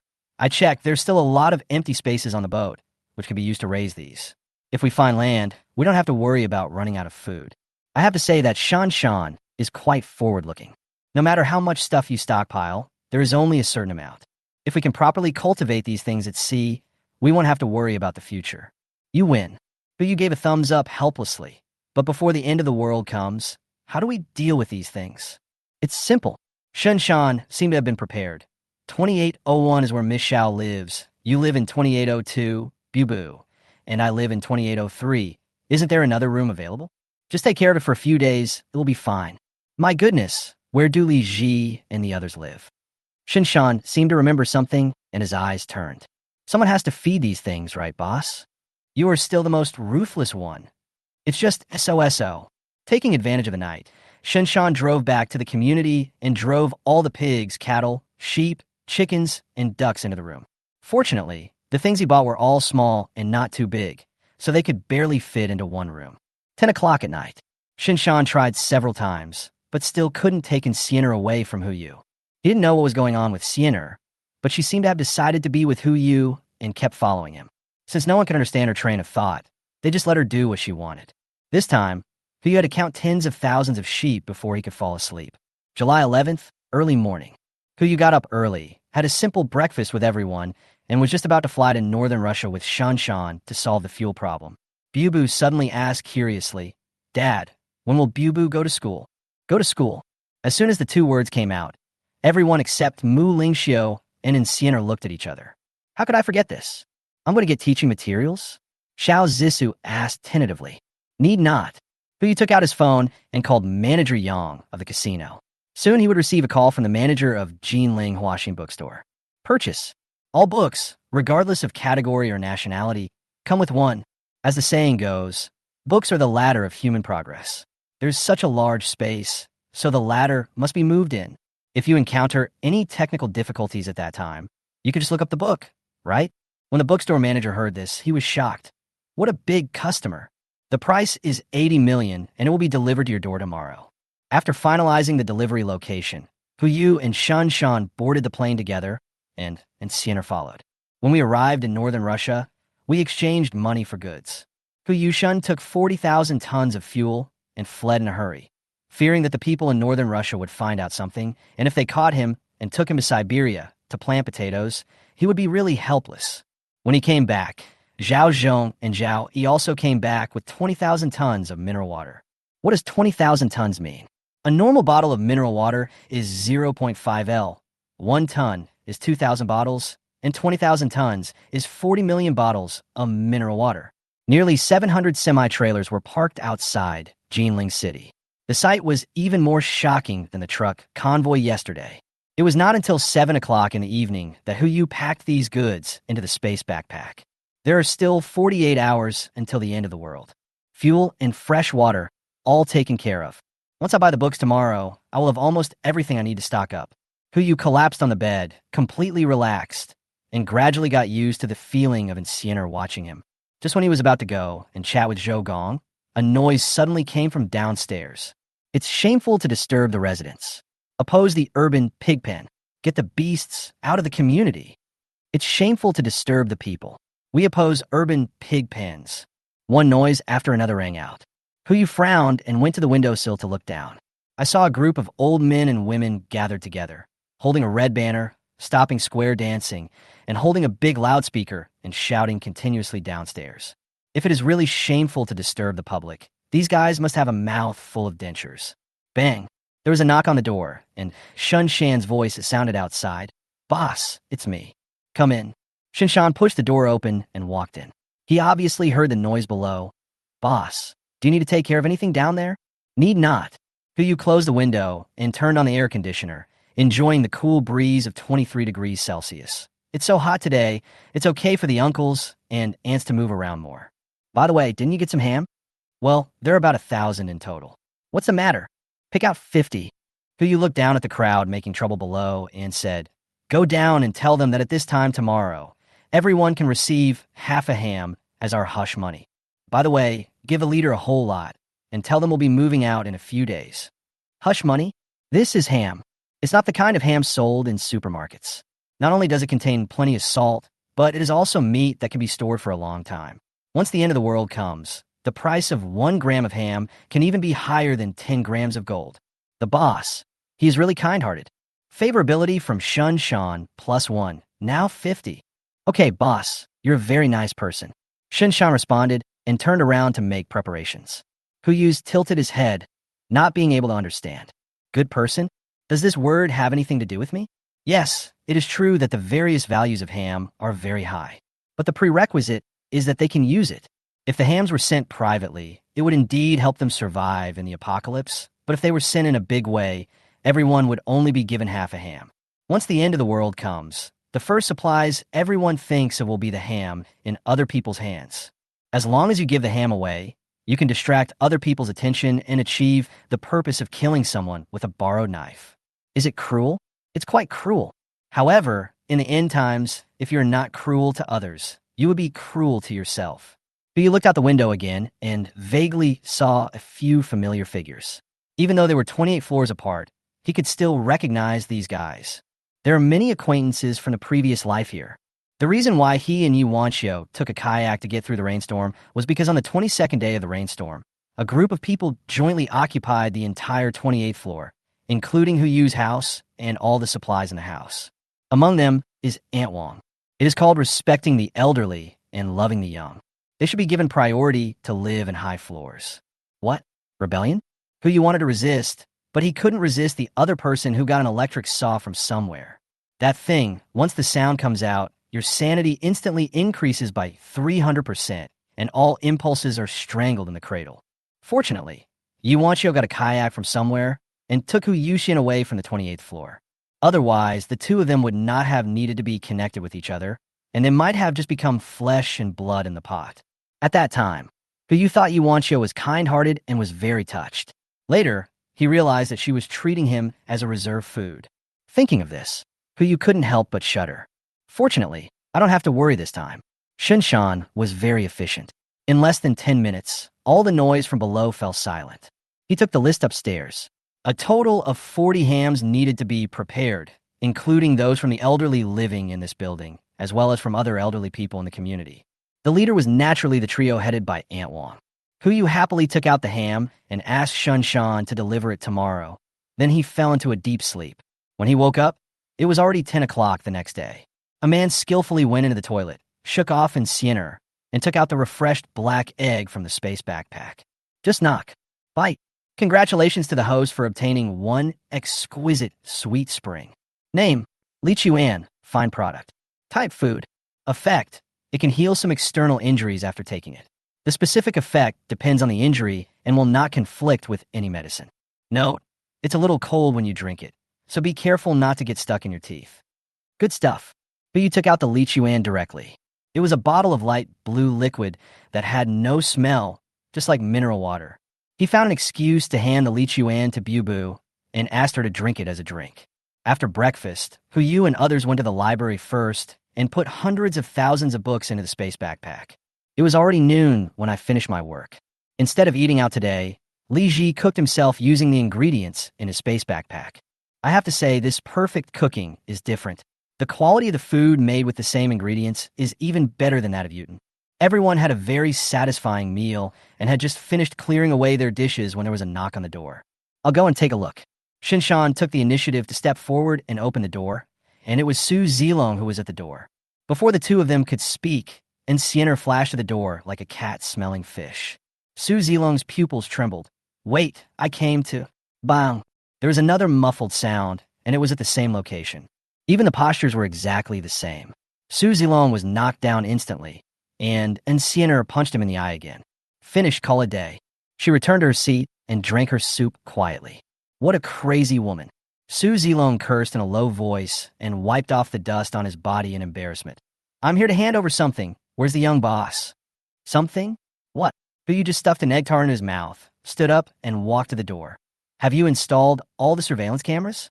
Su Zilong nodded and said, we will start installing the Wuhing system today. Workers will come to your house when the time comes. I need your cooperation and payment. Also, in case of a network outage, I brought you something. With this, you can monitor the movements of the entire building, even if there is no network. Oh, Hu Yu suddenly became interested. What is it? You'll know when you go downstairs. 50 minutes left in Chapter 21. Hu Yu followed Su Zilong downstairs. For some reason, Sienna didn't follow this time, but Shan accompanied her instead. The three of them walked all the way to the outside of the community, and another truck stopped at the door. I said, Hu Yu raised his hand and pointed at the truck. The thing you want to show me is not in here, right? What else? Su Zilong asked as a matter of course. Don't you like to use this to load goods? Rumors. They are all rumors. But it's too late to explain now. Hu walked to the car door and opened it with ease, but he was stunned after just one glance. Server. Half a truck full of servers. The other half of the car is full of drones of all models. Su Zilong took a computer from the car and handed it to Hu Yu. I will put the other things in their proper places. Take this. Not to mention monitoring a building. Even if you want to monitor the entire community, it will be no problem. Good fellow. Hu Yu held up a notebook and said, You and that guy who can tear up the whole neighborhood with a pack of instant noodles must be from the same school. I don't know what you're talking about. Su Zilong turned around and walked towards the community. Please take the things first. I will install the last batch of surveillance cameras tomorrow, and we can use them directly. But he had only taken 2 steps when a figure suddenly appeared. Back throw and punch. All in one go. After the fight, Sienna slowly walked to Hu Yu's side as if nothing had happened. Su Zilong stood up and gave her a vicious look, but said nothing and continued to work. So, what's going on between them? Hu Yu couldn't help but ask Shin Shan, who was standing beside him. It's a historical issue. Shin Shan replied helplessly. Do you remember the captain I told you about? Oh, what's wrong? In fact, in a sense, the captain's death has something to do with Zilong, and Sienna is the captain's adopted daughter. So after his death, Sienna made a vow. Every time I see Zilong, I will beat him up. Shin Shan smiled bitterly. Fortunately, the captain said before that we are all relatives and cannot kill each other. Otherwise, I'm afraid Zilong would have gone down to see the captain a long time ago. I see. Only then did Hu Yu understand. No wonder Sienna refused to follow me just now. It turned out that she wanted to beat Su Zilong one more time. Put away the server and drone. As everyone went upstairs, the construction team had already arrived. 20 construction teams, each with 5 people, each responsible for 5 square meters, started the renovation of the entire floor directly. It's 9 o'clock in the evening. There are 22 hours left until the end of the world. The Wuhing system has been completed, and the server responsible for monitoring the entire building has also been set up.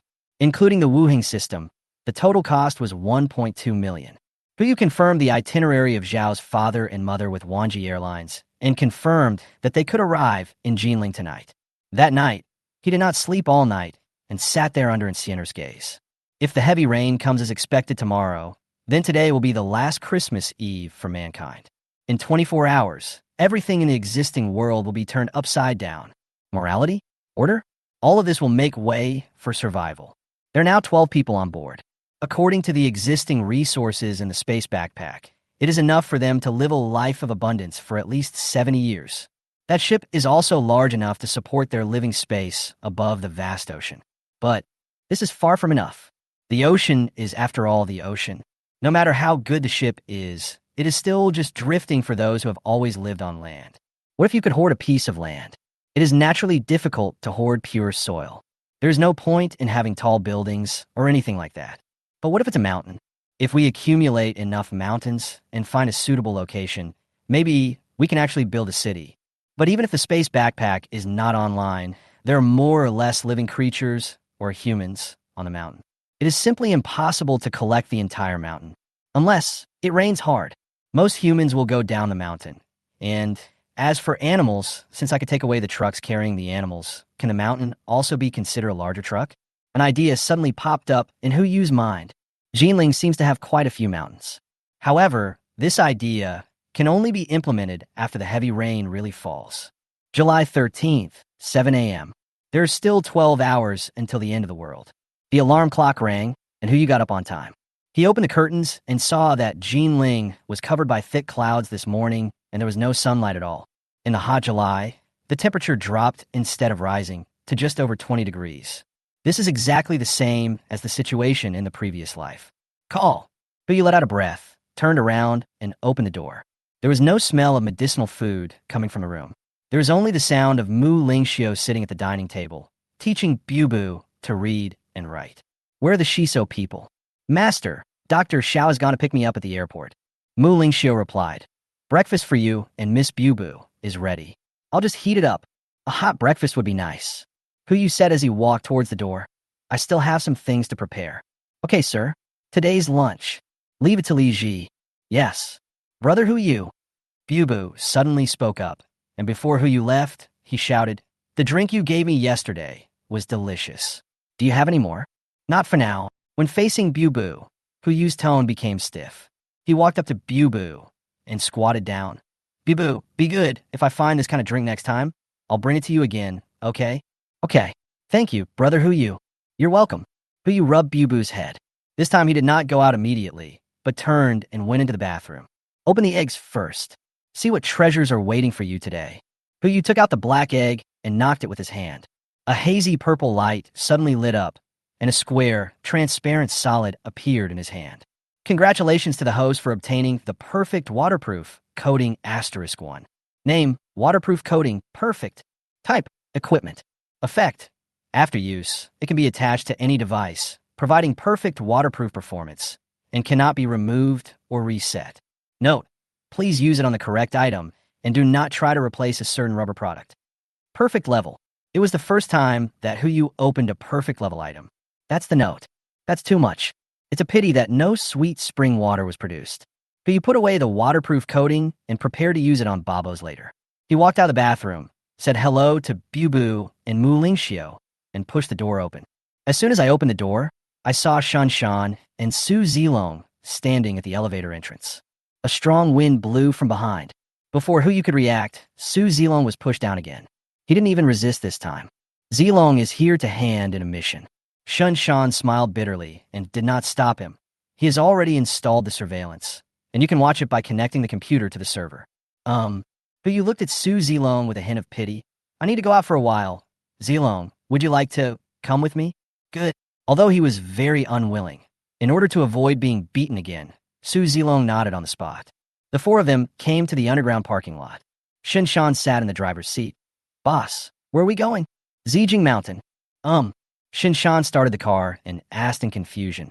What else can be stockpiled there? You'll find out when you get there. Huyu didn't explain much, but just took out his mobile phone to check the latest news.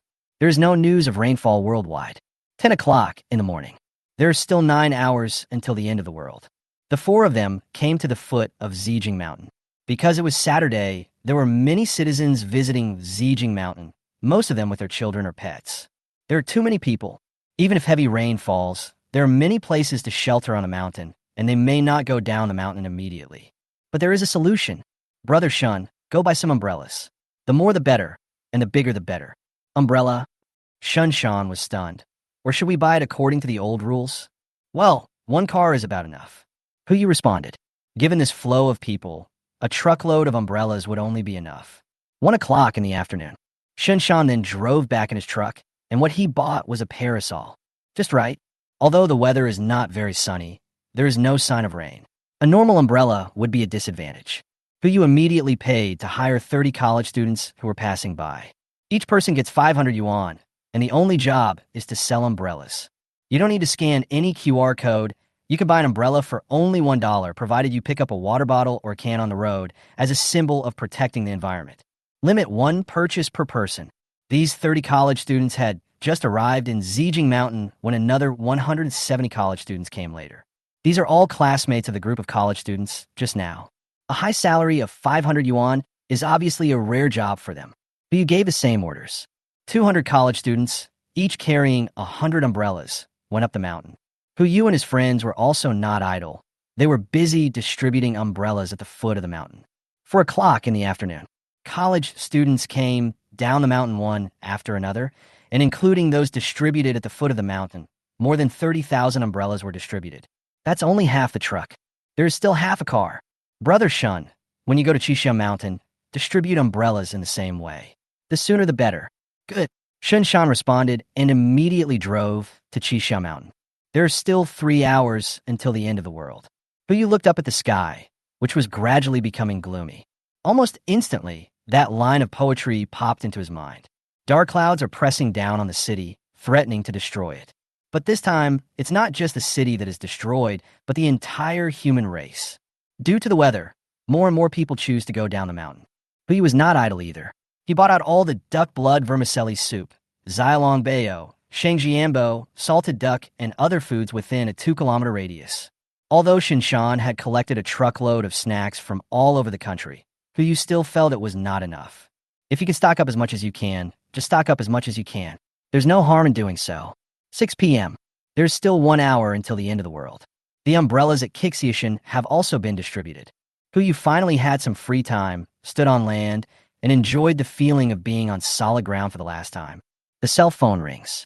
He looked down and saw that it was Sienna calling. Hello. Hey, you're not at home? Isn't it going to rain soon? What are you doing outside? There are still some things to stock up. Yu explained helplessly. How are your parents doing? Everything has been settled. They have enough food and drink to last them for half a month. We also gave them guns. This was arranged by Yu.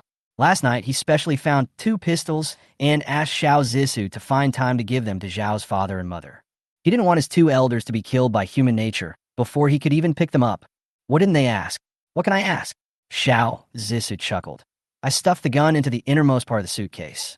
The instructions and explanations are also inside. They will only find it when the end of the world comes and they finish eating the things in the suitcase. 6. Yu helplessly replied. Have you ever thought that if the 2 elders are robbed, will the gun fall into the hands of others? Hey, that's right. Xiao Zissou suddenly realized. Let's not talk about it for now. I'll call them as soon as the rain falls. Good. Yu hung up the phone and continued to look up at the sky. And 50 minutes. Chapter 22. Survive. The streets were bustling with people. There were laughter and joy on the mountain. Yu stood quietly at the foot of the mountain and watched everything for the last time. 50 minutes is very long, long enough to fill a class, but it is also very short, so short that time has already passed by without Yu noticing. 6:30. Shinshan rushed back. He did not disturb Yu, but stood quietly aside, looking up at the sky from time to time. The alarm rang at 6:59. Yu didn't hesitate. He folded his umbrella and got in the car. Let's go, get in the car. Shinshan and Sienna followed closely behind. Only Su Zilong did not get on the bus. He raised his head, as if waiting for the next step of proof. 30 seconds. Shinshan sat in the driver's seat and called Bu. Hey, Bu, did you take your medicine obediently? Yes, when will Dad come back? It's time for dinner. Right away. Dad and brother, you have things to do, and we'll be back soon. 10 seconds. Yu sat in the car, rolled down the window, and looked out. Dark clouds gradually gathered. There were bursts of thunder, and the dull sound exploded in the air like the wrath of God. 5 seconds. It's thundering. It's gonna rain. Go home and collect your clothes. Go. Luckily, someone gave me an umbrella. Otherwise, I would have been soaked to the skin today. 3, 2, 1.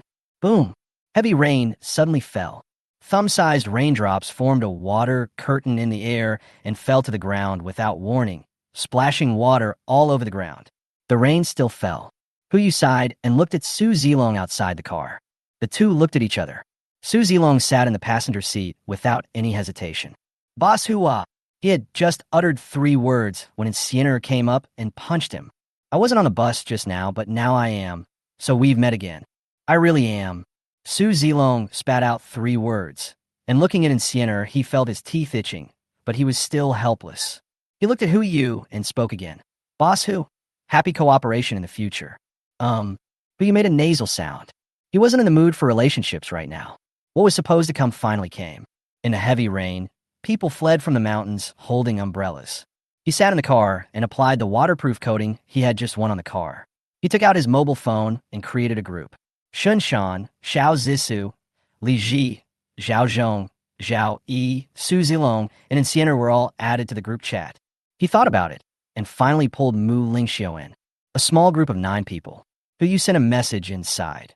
Remember to close the doors and windows, turn on the wooing system, and connect directly to the generator. We will be back in 3 hours at most, so you don't have to wait for us to eat. Several people led by Shanshan immediately replied, received, in the group. Xiao Zissou asked in the group, are you not going to come back? In 3 hours, the water will flood your car. It's okay, it won't flood. Yu replied and didn't look at his phone again. Half an hour later, the rain has destroyed the entire city's drainage system and water has begun to accumulate on the ground. This strange rain was reported in news around the world. But so far, no one has discovered or announced this horrible fact. It's raining all over the world. Almost everyone thought that the rain might stop soon. At the same time, it also includes people on the mountain. Most people have already gone down the mountain. Only a very small number of people huddled on the mountain, holding umbrellas in their hands, and refused to go down the mountain. They believed that the heavy rain would stop soon. Yu also knew it, so he didn't move. Another half hour passed. Not only did the rainstorm not stop, but it became heavier and heavier, even forming rain fog. The visibility at this time is less than 1 meter. The original accumulated water was almost 10 centimeters deep. Su Zilong couldn't wait any longer. He looked at Huyu. Boss Hu, what are you waiting for? Why don't you go back quickly? Almost. Huyu replied. No cars had come down the mountain for half an hour. An hour has passed at this time, and those who have not come down yet can no longer come down. Heavy rains can cause cable cars to malfunction. The soil is soft and visibility is reduced to less than a meter. If we go down a mountain now, it would be like a blind person trying to get down the mountain without any help. This is simply impossible. There's only one outcome they face. Starve. Huyu pushed the door and got out of the car. The heavy rain was accompanied by strong winds, making him somewhat unsteady on his feet, and he could only half lean on the car body. Boss! Shinshan didn't know what he wanted to do, so he could only shout, What are you doing? Get in the car. Huyu didn't answer, but just squatted down, hands on the ground. Close your eyes and think. Huyu stood up. There was still a hazy mist in front of his eyes, but he could clearly sense that there was nothing in front of him. Zijing Mountain was put into his bag. Just as he was about to get on the bus, there was suddenly a lot of noise in front. What's going on? Aren't we hiding from the rain? Where's the gazebo? Hey, stop pushing. Mom, these sounds are those who are still on the mountain. It seems that after closing the mountain, the creatures on the mountain will appear in front of us. The noise grew louder. Huyu ignored him and got in the car immediately. Without wiping off the rain on his body, he looked at Shunshan and said, Let's go to Qishan Mountain. Good. Shunshan seemed to have thought of something and immediately replied, Drive and follow the navigation route all the way to Qishan Mountain. Fortunately, today's navigation can indicate traffic lights and use onboard radar to detect whether there are cars ahead. Even with this visibility, Shunshan is confident that he will not crash. Etc. Su Zilong vaguely guessed it, and he turned to look at Huyu. You didn't take over Zijing Mountain, did you? Could those noises just now have been made by those people? Uh-huh, Huyu replied. The whole mountain is gone. Su Zilong's expression was extremely shocked. How much stuff can you put in there? Can you even put Blue Star in there? I don't know either. Huyu shook his head and looked out the window, tentatively. If I wasn't afraid that everyone on Blue Star would die in a vacuum, I would like to give it a try. After hearing these words, Shunshan and Su Zilong couldn't help but shudder. This ability is simply too incredible. 1 hour later, we have arrived at Qisha Mountain. Since this is a paid scenic spot, many people received notification from the scenic spot and went down the mountain directly after the heavy rain fell. The staff of the scenic area have also gone off work. Huyu got off the car without hesitation. The water level has now risen to 30 centimeters. He stretched out his hand to cover the rain, and according to the previous process, he took away the entire Qisha Mountain. Get back in the car. Before Huyu could speak, Shinshan frowned and said, Boss, the car may not be able to go back. It will take us 2 hours to get back, but in an hour at most the water level will reach 60 centimeters, and the car won't be able to move. Yes, Huyu completely believed in the system's output. Just open it. Nothing will happen. Good, Shinshan replied and started the car. As the rain got heavier, more and more cars started to break down. 9 o'clock in the evening. The water level reached 60 centimeters. What is the concept? It is equivalent to the height of 2 mineral water bottles stacked together. Even if you're 1.8 meters tall, the rain can still reach your thighs. There were no pedestrians on the road. Only a few vehicles were driving slowly at the risk of being scrapped.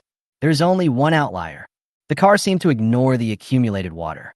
It didn't slow down at all and even continued to speed through the water.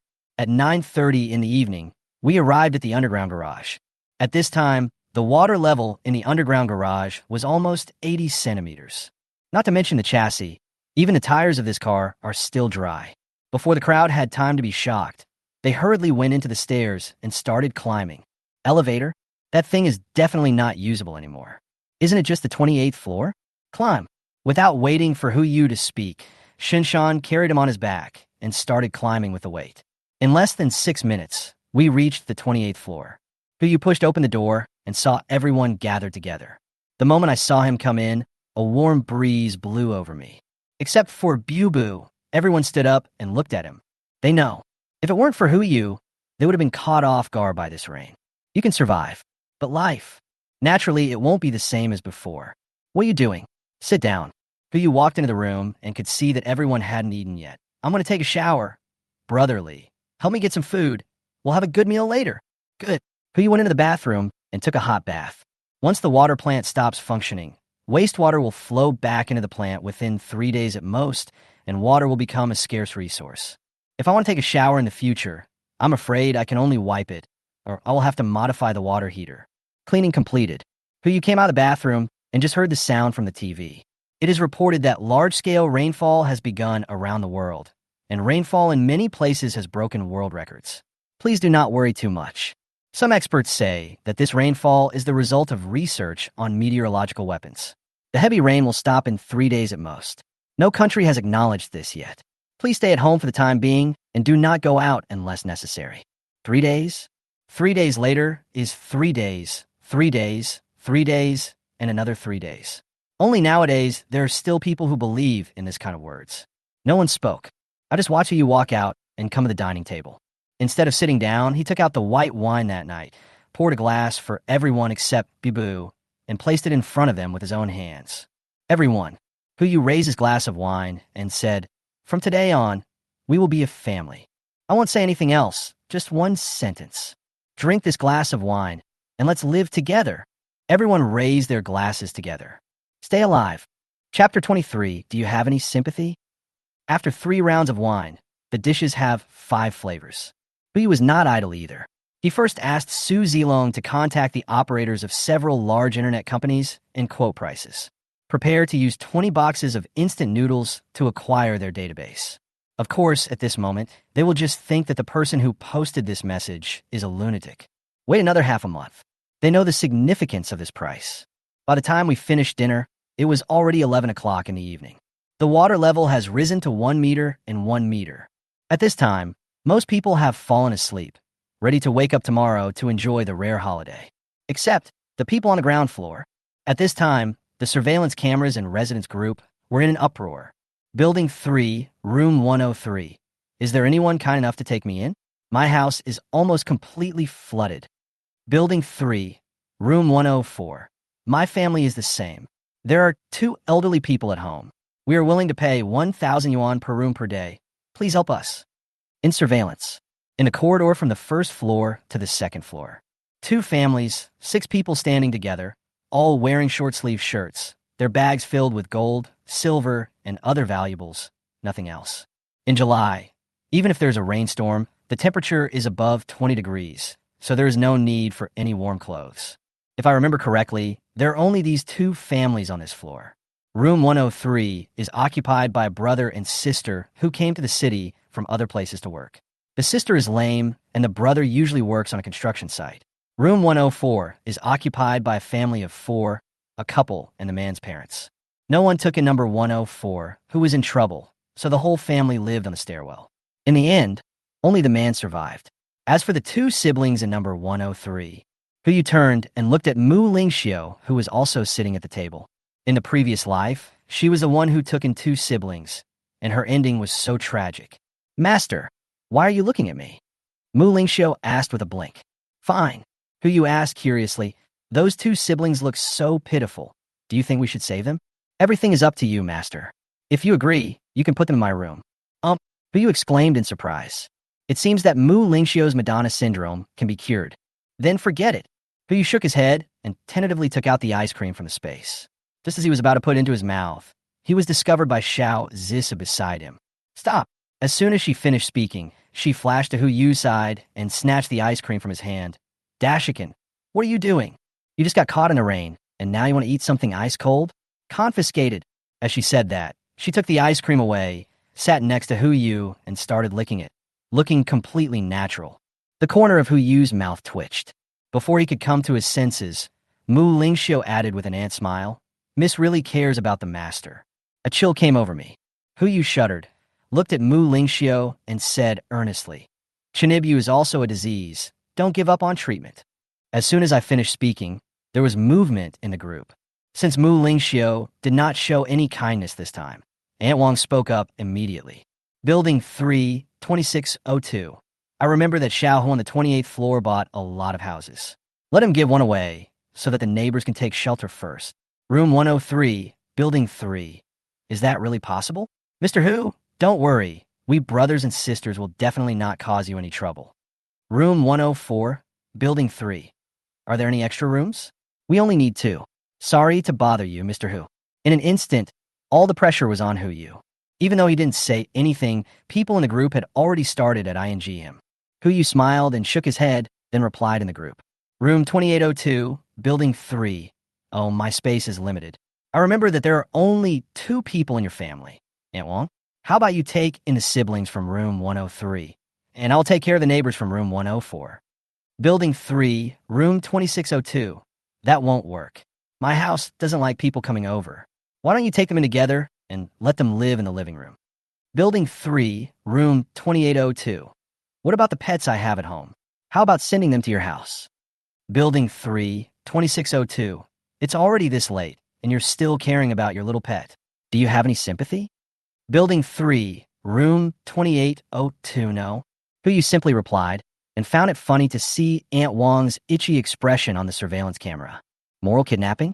Sorry, as long as I have no morals, you can't kidnap me. Building 3, room 2602. Xiaohu, you forced me to do this. I am now requisitioning your house in the name of the neighborhood committee. 103, 104, you listen to me. Go upstairs. I don't believe this guy dares not open the door for you. There was no response from 103 and 104. At this time, they still felt a little embarrassed. Requisition? How funny. Since you like inscription so much, then use your room. He turned to look at Su Zilong and gave him a look. The other party immediately understood, and soon a message popped up in the owner's group. Building 3, room 2602. If all else fails, just come to my house, and I'll open the door for you. Room 103, Building 3. Really? That's great. Thank you, Annie Wong. Room 104, Building 3. Sister Wong, I won't say much. Thank you. Building 3, room 2802. Wow. Annie Wong is so generous. She is indeed from a neighborhood committee. At the same time, at Aunt Wong's house, she looked at her phone, finding it hard to believe that this was the message she had sent. She kept pressing the message box with her sturdy fingers, trying to withdraw it. But I only received one reminder. Network error, please reset. No matter how she sent a message, she could only see a small circle that kept spinning. Forget it. I don't bother to pay attention to them. Aunt Wong simply threw away her phone. Anyway, I'm using the best electronic anti-theft lock. As long as I don't open the door, they can't get in. And that guy with the surname, who is so hateful. Less than 10 minutes. There was a knock at the door.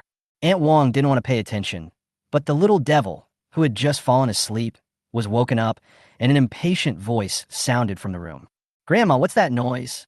It's okay. Dear grandson, go back to sleep. Grandma is here. Oh, Aunt Wong stood up and walked to the door, just about to open her mouth to persuade everyone to leave. In the next moment, click, the door is open.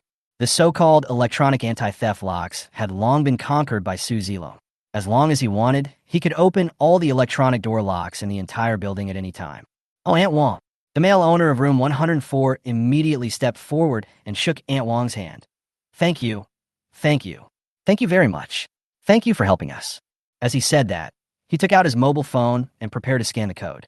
Annie Wong, I will pay you 3 days' rent first, 6,000 yuan. No matter when the rain stops, the money is yours. 6,000 yuan. Aunt Wong's eyes turned green. She simply took a step back, put away the annoyed look on her face, and took out her mobile phone. We are all neighbors. What's the point of talking about money? Come on, just scan this. Okay. The man scanned 6,000 yuan and was welcomed into the house by Aunt Wong with a smile. We have 1 room left in our house, and we might need you two to stay in the living room. Aunt Wong said immediately after receiving the money. $6,000 and still living in the living room. Just as the hostess was about to speak, she was stopped by the host. Okay, we're fine. The brother and sister immediately stepped forward and asked, can we live in the living room too? Aunt Wong looked him up and down and asked, do you have money? Have. Without waiting for the 2 siblings to reply, a voice sounded from behind them. I saw a figure walking out from the stairwell. Shinshan walked towards the crowd with a stack of cash, a total of 20,000. He handed the money to the 2 siblings and said with a smile, Mr. Hu on the 28th floor knows that Ms. Wong is kind-hearted and is willing to take you in. He specially sent the rent. You can give it to Ms. Wong.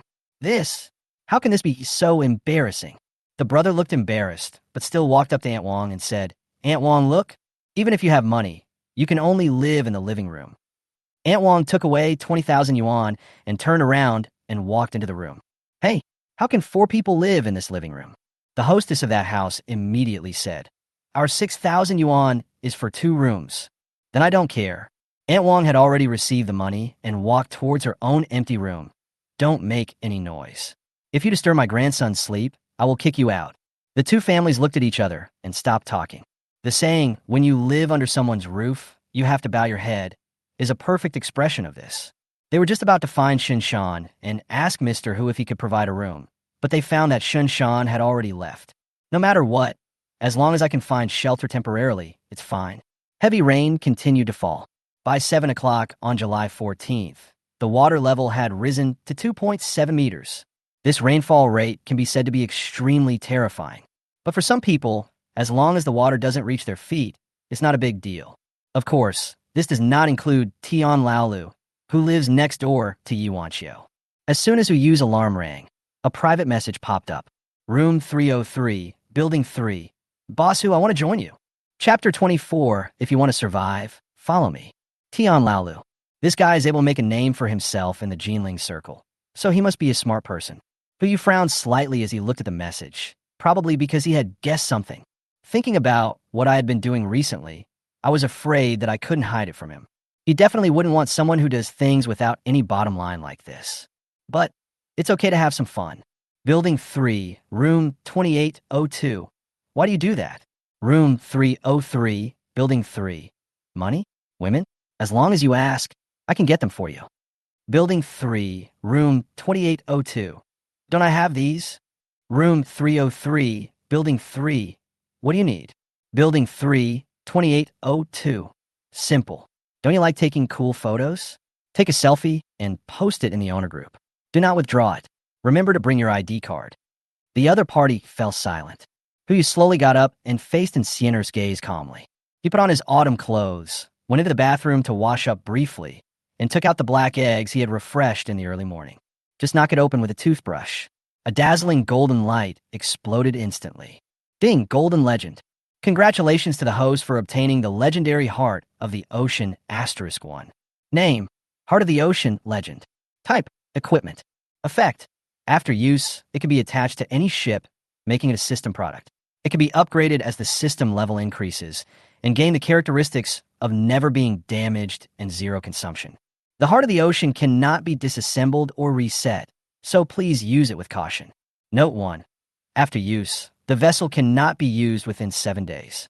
Note 2. Captain, watch out for icebergs. Hu was stunned for a moment, and a palm-sized blue diamond appeared in his hand.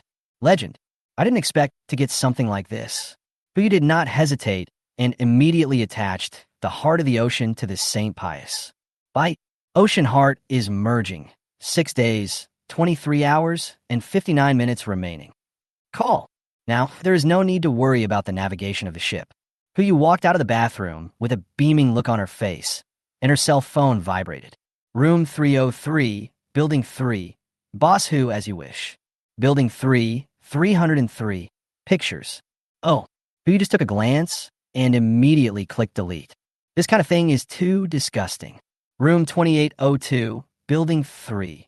Boss Tian, you are even more disgusting than I thought. Hu blocked Tian Lao's account and put on the blacklist. As he stepped out of the door, he saw a group of people sitting around a table, looking at the computers in front of them with the same screen. Yesterday, Su Zilong connected all the computers to the local area network so that he could view the surveillance footage of the entire building at the same time. Different people are responsible for taking turns to monitor abnormalities on each floor. It is a bit strange that everyone is watching the same screen as now. Hu walked forward and came behind Xiao Zisu. What are you looking at? Are you here? Just in time, let's go watch a show. Xiao Zisu pointed at the computer screen. I saw the surveillance footage of 2602 on the screen. It hadn't even been a day, and the little devil couldn't stand having outsiders living in his house. I don't care. I don't allow outsiders in my house. The little devil was yelling, and the toy car in his hand flew out and hit the old lady in room 104. Bang. Ouch. The old lady covered her head and screamed. You kid. The old man raised his hand and pointed at the little devil. You have no manners at all. Haven't you learned to respect the elderly and love the young? Who hasn't learned that? Aunt Wong protected her grandson and rolled her eyes at the 2 elders. You are so old. But you only know the first two words, right? You didn't even mention loving children. Auntie Wong, the male owner of room 104, frowned and said, "No matter what, your grandson can't hit people, right? What do you mean by beating someone up? This was just an accident."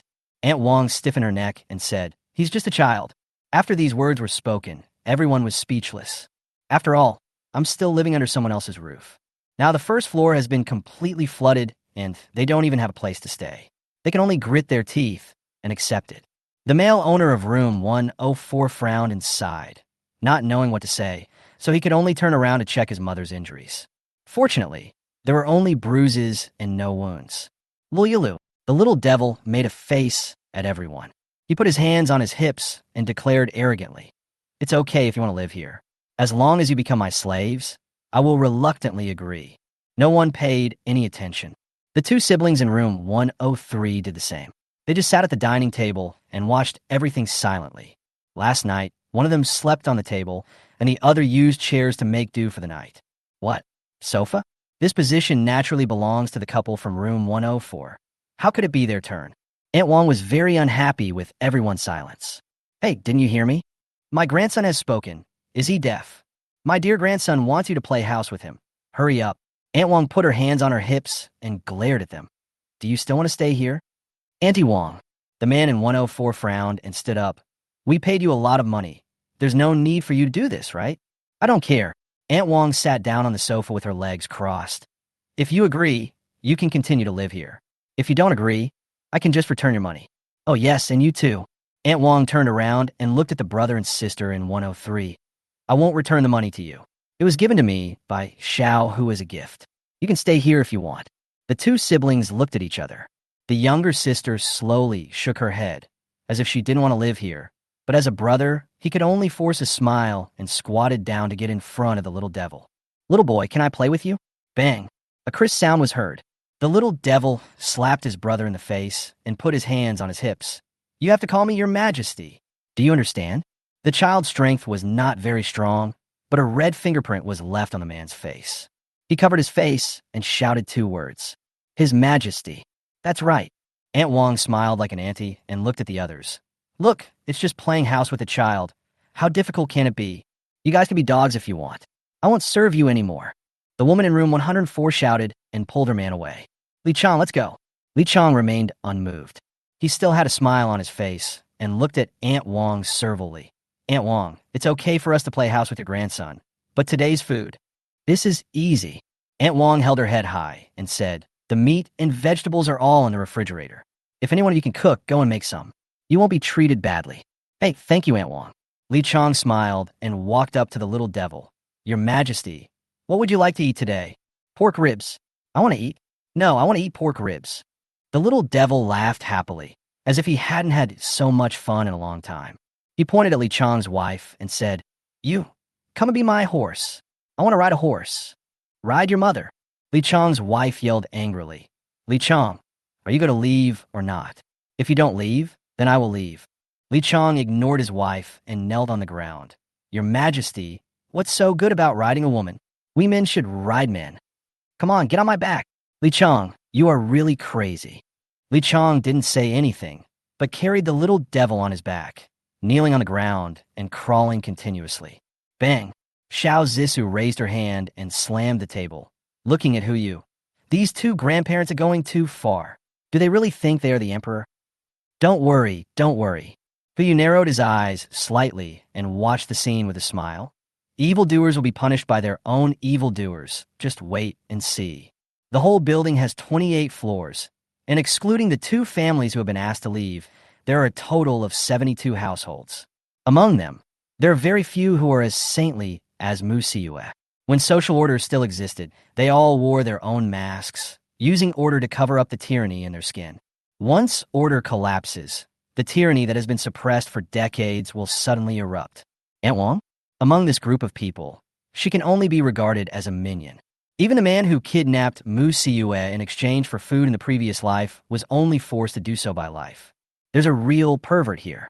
But you stare at the man in the family of four on the screen.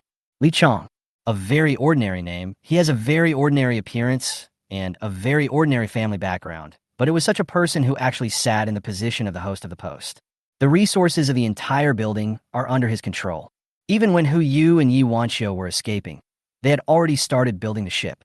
The materials are naturally human skin and bones which are readily available. Such a man can no longer be described as terrifying. Hu Yu snorted lightly and suddenly noticed another scene. Third floor. A middle-aged man in a wheelchair came to the corridor.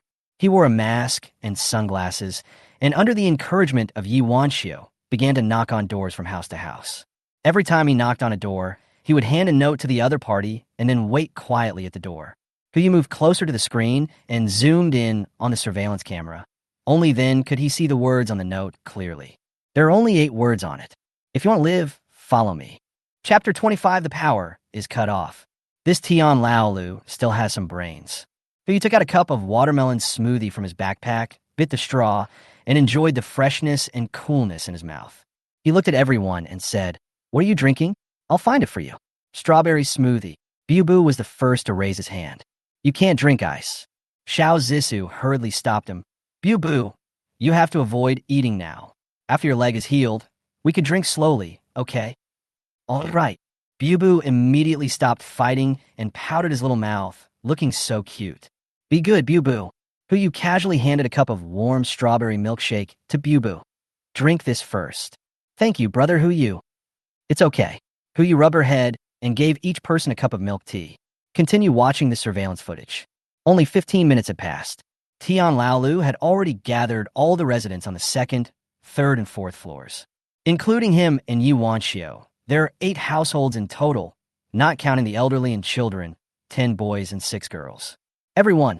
Tian Laolu sat in a wheelchair, but his temperament was still upright. I don't need to tell you about the situation outside. I believe you all know it. The rain is getting heavier. The water level is rising by 20 centimeters every hour, which means nearly 5 meters a day. Even if the official statement is that the rain will stop in 2 days, all of us residents below the 4th floor will be displaced. It doesn't matter where we live. We are young and can still hold our own on the stairs. But what about food and drink? What about our parents and children?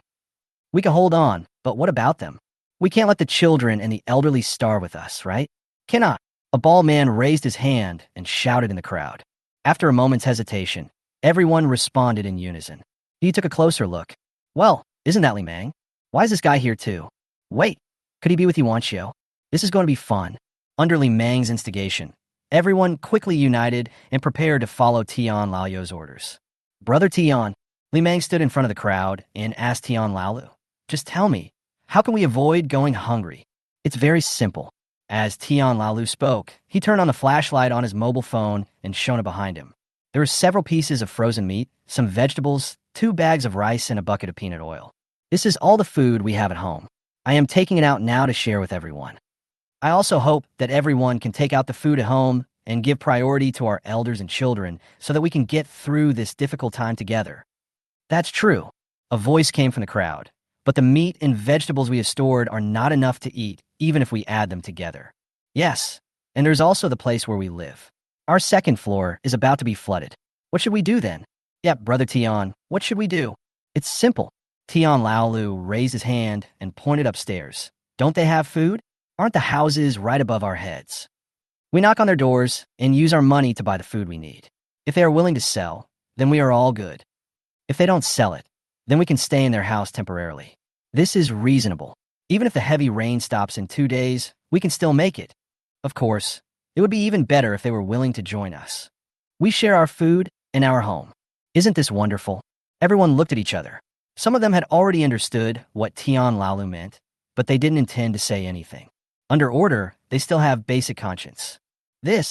Brother Tian, this is not good, right? We are all neighbors. What's wrong? Li Meng immediately retorted. Brother Tian, this is called courtesy before force. Are you willing to watch your elderly and children starve? Done, a young man said angrily. Brother Tian, I will fight you, as long as my parents can have a place to live and food to eat. Good, Tian Laolu responded. Then let's gather the food from our respective homes together first. If anyone doesn't want to join, they can withdraw now. I won't force them. A middle-aged man wearing black-framed glasses retreated. Brother Tian, we live on the 4th floor. There is no rush, you see. It's okay. I understand. Tian Lalu maneuvered his wheelchair forward and took out his cell phone from his pocket. Come on, scan the code. Ah, scan the code. Tian Lalu smiled and said, I'll give you the money and you move the food out. Didn't we agree on that just now? Is 10,000 enough? 20,000? Or why don't you just sell the house to me? I'll give you 3 million. Since you don't join, you are my target. Money for you, food for me. The middle-aged man shuddered and said with a smile, Brother Tian, I'll join. Join. That's good. Tian Laolu patted the middle-aged man on the shoulder and looked at everyone again. I have plenty of money. As long as you help me get through this, I will give you a red envelope that will satisfy you. Good. Brother Tian, tell me, where's our first target? Why don't we go to the 28th floor? Aren't the people there stupid and rich? They also raise so many pigs. The 28th floor, we have to go there sooner or later. Tian Laolu gritted his teeth and uttered, if it wasn't that guy, why would he come out wearing sunglasses and a mask? But not now. You all know about conquering cities, right? He raised his hand and pointed to the stairs leading to the 5th floor. From low to high, let's go slowly. 12 o'clock noon. The entire 5th floor was occupied by Tian Laolu and his group. The method is extremely simple and crude. Knock on the door. You open the door and start talking about business. Given 2 choices, selling supplies or sharing supplies, most people would choose the latter. At worst, you can share your house with others. If you don't open, that's even easier. Pick the lock. Anti-theft door locks are difficult to open, especially when they are locked. But Tian Laolu is a professional. With just a piece of wire and a hard card, the door was opened in less than 10 seconds. Even who you didn't expect that Laolu actually had this skill. 12 o'clock noon. When everyone on the 28th floor started to eat lunch, Tian Laolu and others had already arrived on the 7th floor and had gathered more than 40 people. They gathered in a clean room on the 7th floor and held a grand celebration banquet. There were a few troublemakers tied up nearby. These are the residents who refused to cooperate and put up a desperate resistance. Now, they could only squat in the corner and watch those people eat what belonged to them. Brother Tian. Li Meng came close to Tian Laolu and said, It's such a big noise. Is it really okay now that the rain has stopped? Not only him, everyone had this doubt in their mind. As soon as the question was asked, everyone was silent. Don't worry, everyone. Tian Laolu raised his glass loudly. I, Tian Laolu, will be responsible for all actions. As long as everyone can have enough food and a place to live, it doesn't matter if I am disabled. Brother Tian is righteous. Brother Tian is righteous. Come on, let's toast to Brother Tian. While they were toasting, Yu and others were also sitting at the dining table, eating hot pot and watching the scene through the surveillance camera. Boss, is it really okay to just let them be like this? Shin Shan asked. This guy is about to become the king of the mountain. If they didn't knock, not only would other people on the floor be in trouble, but they might also become targets. Fine. Yu simply replied and picked up a beef ball from the pot. This is nothing. Things will only get more chaotic later. If you get involved now, you will only get yourself into trouble. He glanced at the time. 12:05. If I remember correctly, it's about time. Boom. As soon as Yu put the beef ball in his mouth, the light around him suddenly dimmed. The power is out. Chapter 26, I send you 365 blessings. July 14th, 12:06 noon. The water level reached 3.7 meters. More than 90% of the world power systems have been shut down. This also includes Jinling.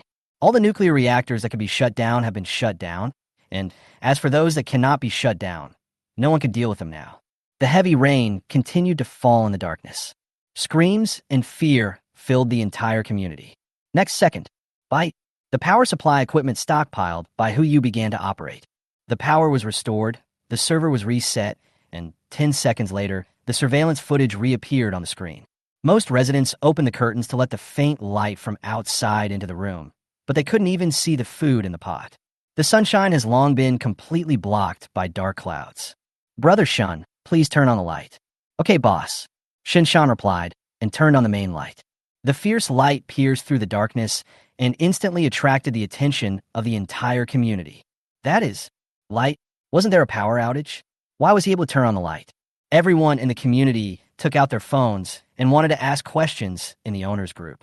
Their fingers kept tapping on the screen, but before the message was sent, they discovered something. The internet is gone. This message cannot be sent out.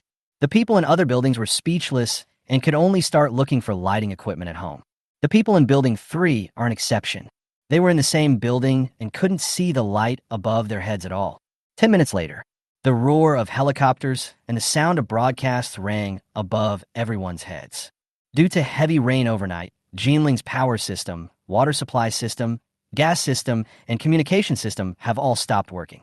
Relevant departments are carrying out disaster relief and repair work. Please don't panic. The broadcast sound continued to echo in the sky. Almost everyone knows what happened. Electricity, water supply, gas, communications, all gone. When people live their normal lives, they don't think these things are important. Once they all stop operating, the people in the steel forest will be no different from returning to primitive society. No, there's still a difference. People in primitive society have always lived in primitive times and have never seen the light, so they can endure darkness. But humans today are different. They enjoyed so much that compared with primitive society, it would not be an exaggeration to say that they were living in a paradise. Now falling from heaven to hell will always create some demons. Food, fresh water, power. These will become the original sin of their downfall. 7th floor. Tian Laolu is maintaining order. After the power outage, everyone's sanity had begun to collapse. Coupled with the announcement that had just sounded, the line of order in everyone's mind had begun to tremble. Now I can't listen to a cripple's words at all. Until, bang, a gunshot rang out. The firelight awakened their sanity and brought them back to silence. Tian Laolu turned on the flashlight on his mobile phone, attracting everyone's attention. I still prefer you to keep quiet. He spoke calmly, holding a flashlight in one hand and a gun in the other. Now, I will issue the first order. It's an order, not an opinion. Carrying supplies. Li Meng, take 10 people with you to move all the usable supplies downstairs upstairs, and the rest of you follow me. Yes, Li Meng responded, and then asked, Brother Tian, where are we moving to?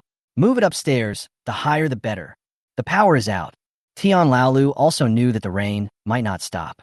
Even if I could stop, it wouldn't be after 2 days. What he has to do now is to seize the time. Seize the time when everyone is still not able to react, gain absolute advantage first, and then slowly settle the score with Hu Yu. I don't know how that kid knew about the rainstorm in advance, and how much supplies he stockpiled. As long as we can snatch him, we can probably survive this rainstorm. At the same time, some people also realize this. Yi Wanxiu. She left the crowd in the dark and started running all the way to the 28th floor. 1 o'clock in the afternoon. Yi Wanxiu ignored the noise downstairs and finally reached the 28th floor. She raised the flashlight and was stunned on the spot. Alloy door. She had only seen this door in a bank vault. Forget about prying it open. Even using C4 to blow it up might not work. How much has this guy prepared? Who are you? Yi Wanxiu rushed over and started knocking on the door. It's me. Open the door. The voice echoed in the stairwell, but there was no response. Who are you? I know you can hear it. Yi Wanxiu kept shouting. You even installed a door like this. I don't believe you didn't install surveillance. I just want to talk to you. Is that not even allowed? Chat. The voice came from the door. A screen lights up. Hu Yu was seen with half a cup of watermelon smoothie in his hand, curled up on the sofa, playing Candy Crush on a tablet. He didn't even lift his eyelids. Do you want to talk about water margin or the 3 kingdoms? We are having afternoon tea. You start the conversation, and I will talk about the 5-cent thing. Lamp. Yi Wanxiu immediately exclaimed. You, how do you have electricity? That's a good question. If you study junior high school physics, you should know there's something called a generator. Very good. Yi Wanxiu's face was full of joy. Hurry up and let me in. Why? Hu Yu reached out, picked up an egg tart from the table, and brought it to his mouth. There was a crackling sound as teeth cut through the puff pastry. This made Yi Wanxiu swallow her saliva. From the time the rainstorm started until now, she has only eaten a bowl of instant noodles. This is the reward I got for serving Tian Laolu. This guy actually had afternoon tea at home. Gulp. Yi Wanxiu swallowed her saliva and said, I'm telling you, Tian Laolu wants to deal with you and has brought people to fight you. I'm here to tip you off. He can pick locks and has a gun in his hand. Let me in quickly. I have a way to help you stop them. Oh, I see. Just, Yi Wanxiu was stunned. She never expected Hu Yu to have this attitude. Yes, I should thank you for giving me the news. Hu Yu got up from the sofa, took the camera from someone, pointed the screen at the coffee table, and started to select. Egg tarts, scones, macarons, tiramisu, even pan-fried buns and shrimp dumplings are on the table. This afternoon tea is a fusion of Chinese and Western flavors. What should I give you as a reward? All is fine. Anything goes. Yi Wanqiu had no intention of going in. She just hoped to stuff everything on the table into her mouth. Never mind. The camera turns. But you face the camera again. You are of a level like me. You will definitely look down on our afternoon tea, so I'd better give you my blessing. Boo, come and sing a song for your sister. Here are 365 blessings. Okay, brother. Boo replied, cleared his throat, and started singing on the spot. There are 365 sunrises in a year. I send you 365 blessings. The childish singing voice echoed in the stairwell. Yi Wanqiu's smile froze instantly. Who? You. What do you want me to do? The camera turns. Yu's face appeared in the video again. Miss Yi, you don't like it? Then it's no problem for me to sing a song for you myself. No thanks. Yi Wanqiu still wanted to struggle. You? Can you please let me in? I know there are many empty rooms in your house. I just need a place to stay. That Tian Laolu is a complete pervert. Help me, no matter what. I can do it. Oh, you raised his voice and said, can you do anything? Yes, anything is fine. Yi Wanqiu lowered her head and pretended to be shy. Don't worry, I will take good care of you. Then let's leapfrog. Frog jumping? Yi Wanqiu was stunned. Yes. You pointed behind her and said, from here, frog jump all the way to the second floor, and then jump back from the second floor. As long as you can do it, I will let you in. Okay, wait for me. Chapter 27, I have never seen such a shameless person. Yi Wanqiu immediately squatted down, put her hands behind her back, and began to leap towards the 27th floor. He seems to be quite honest. But in the surveillance footage, she had just jumped to the 27th floor when she stood up straight and spat towards the 28th floor with a look of disdain. Oh, you sneered. He knew that this woman would not be so stupid, and her gesture of weakness just now was just a disguise. If she were really let in, there would be only one outcome. This snake will find the best time to bite him. Zilong. You looked at Su Zilong. This guy was working out not far away, and seemed to be trying to defeat and Siener. I remember you installed screens on every floor, right? Hold head high. Su Zilong replied. Why, you want to negotiate with them? Negotiation? It's too early. You walked forward and handed him his phone with a smile. Pass on the picture, just now. I think Tian Laolu must be worried when he found out that someone is missing. I thought you were really going to let someone in. Su Zilong took the phone and started operating it. Don't even mention that she didn't do a frog jump. Even if she did, I would just let her do it again. You are a devil. Thank you for the compliment. In times like these, angels will go to heaven soon. 1 minute later, the surveillance footage outside the 28th floor is played in a loop on all floors of the 3 buildings. Especially the first scene can pick locks and has a gun. All residents above the 7th floor began to be alert. Cat's eye seal it. Block the keyhole with a key and lock it twice. Finally, use the refrigerator, sofa, and TV to hold the door firmly shut. Triple insurance. Not to mention breaking into the house and picking the lock. Even if you use an electric saw to saw it, it will take a long time. Tian Laolu stood in front of the door of 801, his teeth almost broken, and he couldn't think of any other way to open the door. Resentment is surging in my chest. Who? You. Damn this guy. That is to say, he is now hiding in that turtle shell, and there is no way to find him otherwise. But it's okay. Tian Laolu took a step back, pushed his glasses down on his nose, and his mind gradually calmed down. He has inquired about it. There are now 10 people in Yu's family. Not only have they accumulated a lot of resources, they have even bought a boat. There were a lot of resources, and it was impossible to store them all on the 28th floor. It was estimated that most of them were placed in the cabin. Now, just have to wait. By the time they finish eating the food stored on the 28th floor, or even earlier, they will have to look for a boat. Therefore, as long as we can occupy the floor closest to the water surface, we can cut off their way to survival. Now the resources on the 6 floors combined are enough to feed 20 people for 10 days. Even if no one else opens the door, it will be enough.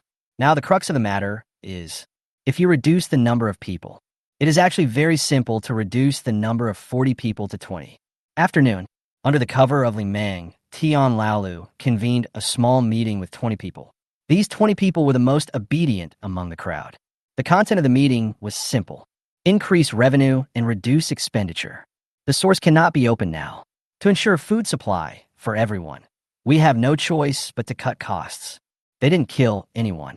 They just tied up the remaining 20 people and let them stay on the fourth floor, where there was no water, and starved them. Everyone hit it off and started the operation that night. It's just being hungry for 2 days, it's not a big deal. As for Yuan Xiao, she knew she couldn't go back, so she had no choice but to start from the 27th floor and knock on every door, hoping someone would take her in. When she knocked all the way to the 24th floor, unexpectedly someone actually opened the door.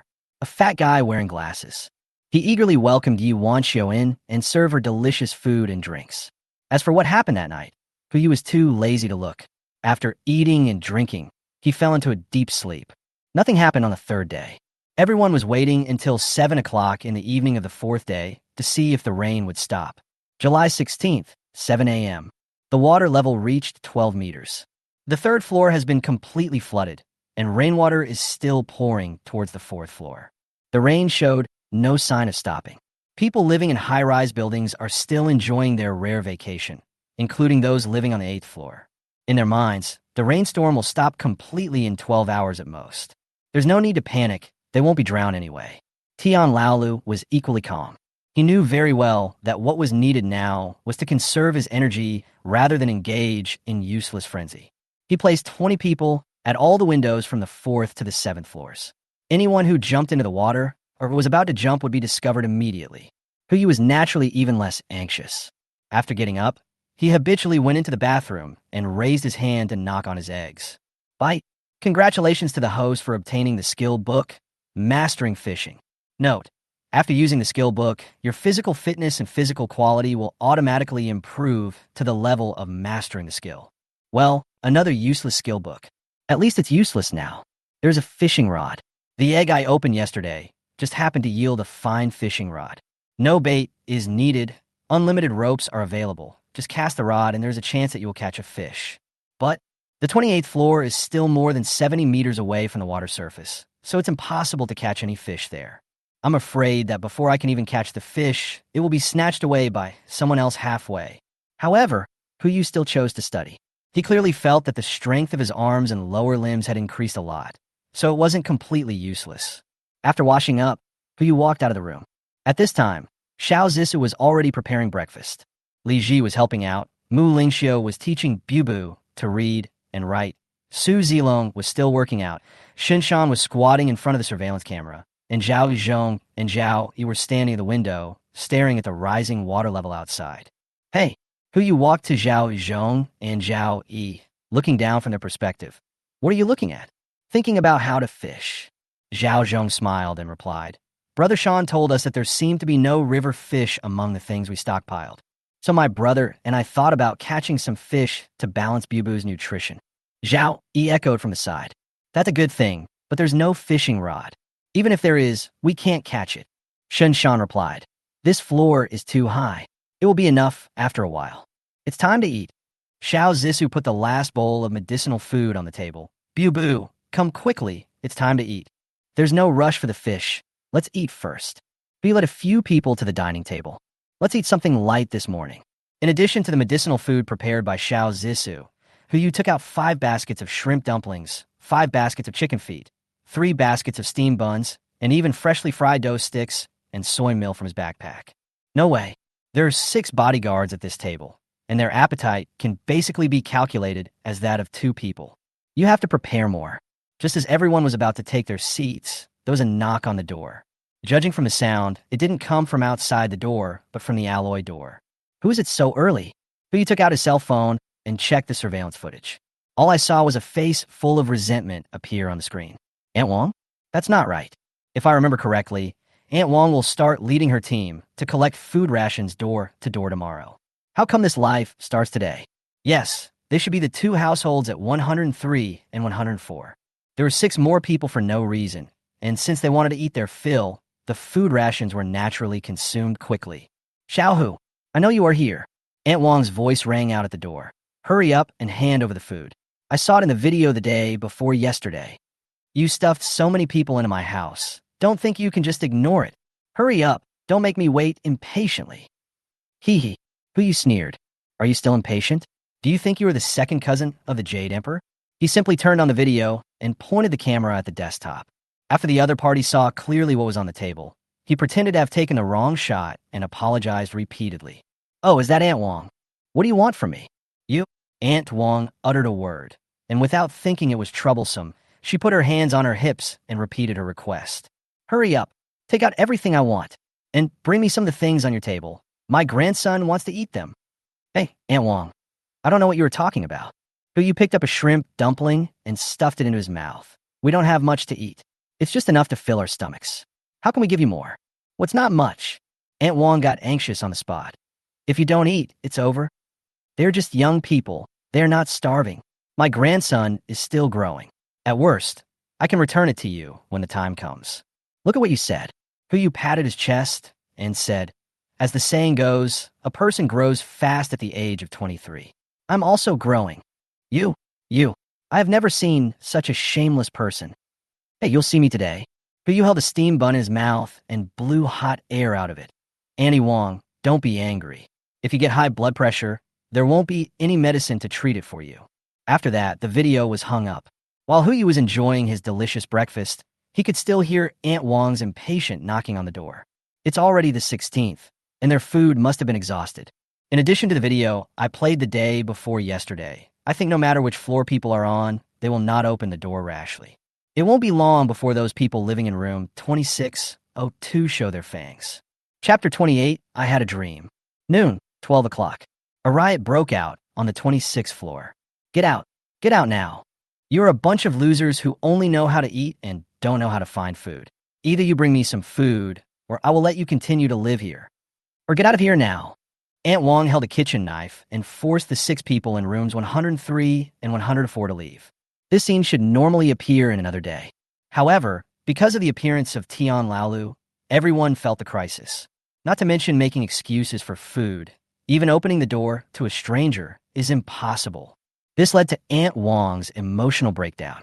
Auntie Wong, calm down. Li Chong stood in front of his parents and wife and said, we can skip one meal. It's okay. The rain will stop soon. Don't get excited. Put down the knife first. Brother Zhang, please say something. Yes. No problem. The man in room 103 also said quickly, Auntie Wong, aren't you just worried that there won't be enough food? We can go without food, as long as you don't kick us out. Really? Real. Li Chong and the man at 103 responded at the same time. Just eat a few less meals. As long as the rain stops tomorrow night, everything will be fine.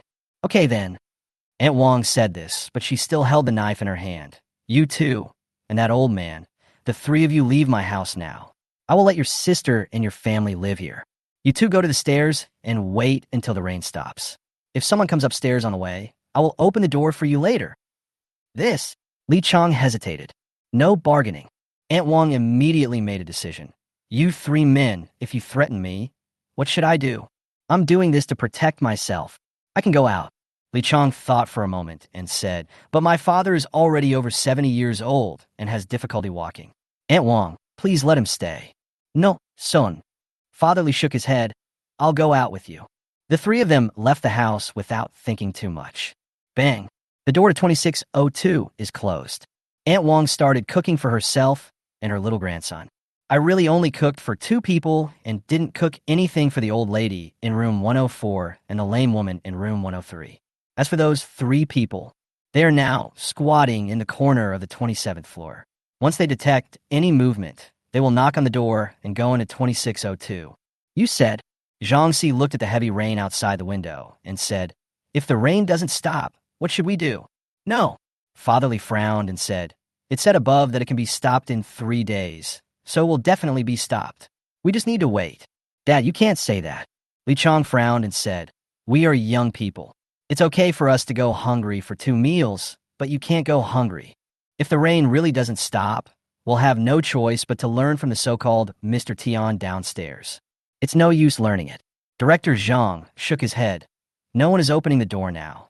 If the rain doesn't stop, I'm afraid Aunt Wong won't open the door for us.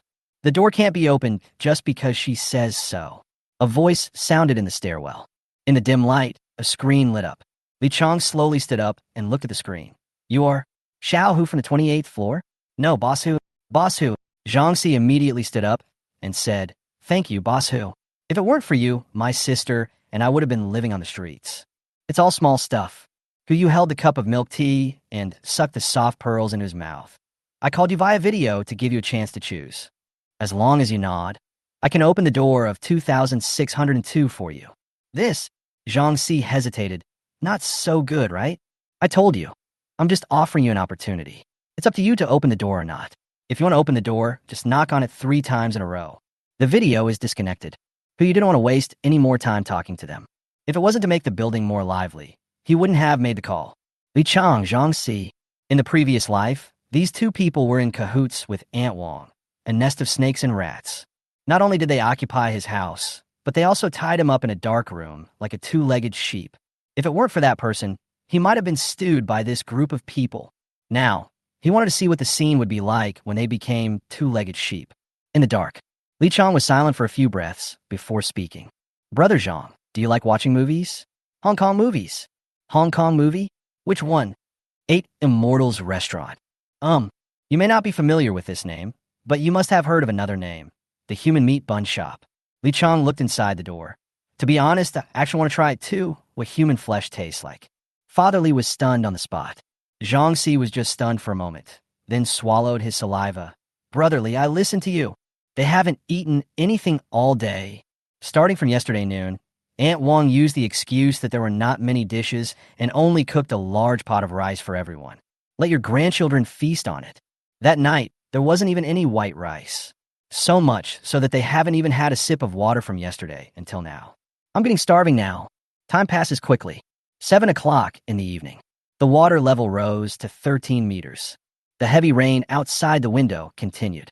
The radio did not sound. Everyone looked up at the sky, and their hopes gradually faded. The desires suppressed deep in my heart began to expand. Li Chang, who was sitting on the stairs on the 26th floor, stood up. He patted his father on the shoulder, walked towards 2602, and knocked on the door. Annie Wang, the rain doesn't look like it's going to stop. Please open the door for us and let us in. There was no sound from inside the door. After a while, Aunt Wang's voice came from inside the door. You can come in if you want. Go find some food. Once you find some food, I'll let you in. Annie Wang, is it really not possible? Li Chang's tone was filled with pleading. How about this? If you want to put my dad in, I will go find food with Brother Zhang. No, Aunt Wang refused quite firmly. Li Chang had no choice but to shake his head, turned to give Zhang Si a look, and knocked on the door 3 times. Then Aunt Wang, I can only apologize. Click. The door lock was opened again, almost at the same time. Who was watching the live broadcast on the 28th floor, immediately took Bubu away and handed her to Mu Lingxiu. Xiao Mu, take Bubu to bed. Yes, sir. Bubu looked puzzled, but still followed Mu Lingxiu back to 2802. There is no way. The following scene is really not suitable for children. Xin Shan frowned and asked, Boss, is it really necessary to do this? Not only him, but everyone else also cast inquiring looks at Hu Yu. In their opinion, these things can be ignored. Sooner or later, they will kill each other because of food shortage. Why add fuel to the fire at this time? I had a dream. Hu Yu ate Haagen-Dazs, enjoying the cool and smooth taste. In the dream, the end of the world came. I didn't hoard these things, and I never knew you. I'm just a stay-at-home guy living on the 28th floor. For the first 5 days, everyone still had a lot of food at home, and with a little planning, we could still make it through. On the 5th day, the rain, which was fresh water, turned into acid rain, and people who had not previously stored fresh water began to face a water shortage crisis. On the 7th day, the food was gone. The 10th floor and below were all flooded.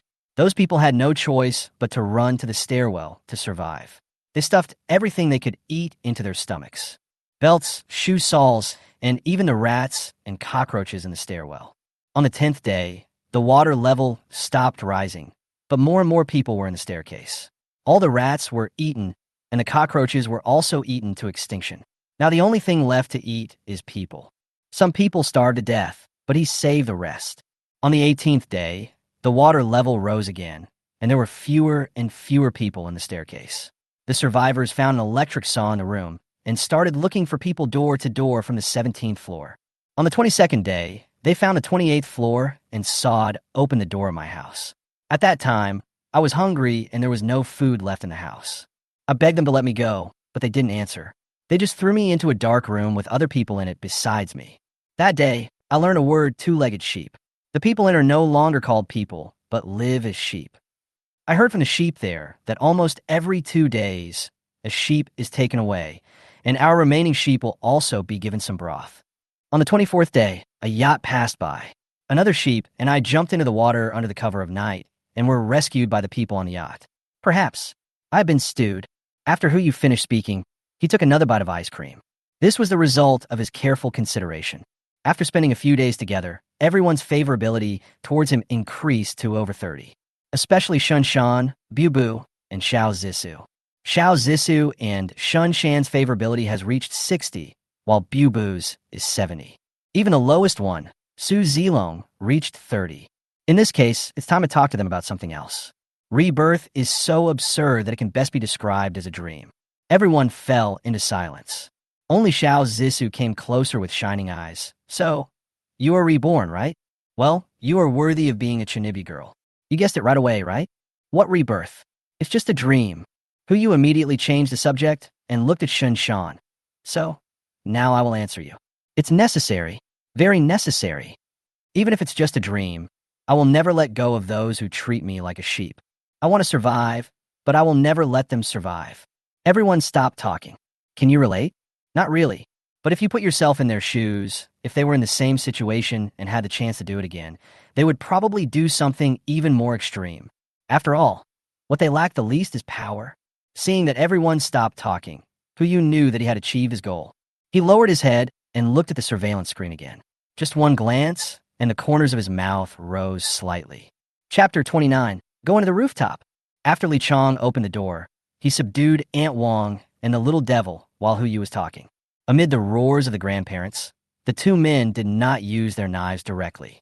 Instead, they tied them up and threw them into the room and began to reorganize the food in the room. Soon, they found the ham that Aunt Wang hid in the room. Thanks to this ham, the grandfather and grandson temporarily escaped the fate of being put into the pot. Everyone cooked a pot of rice with rainwater and had a simple dinner. Human flesh? Emergency food like this, which is easy to store and not prone to spoilage, should naturally be saved for last. The most urgent task now is to find enough food.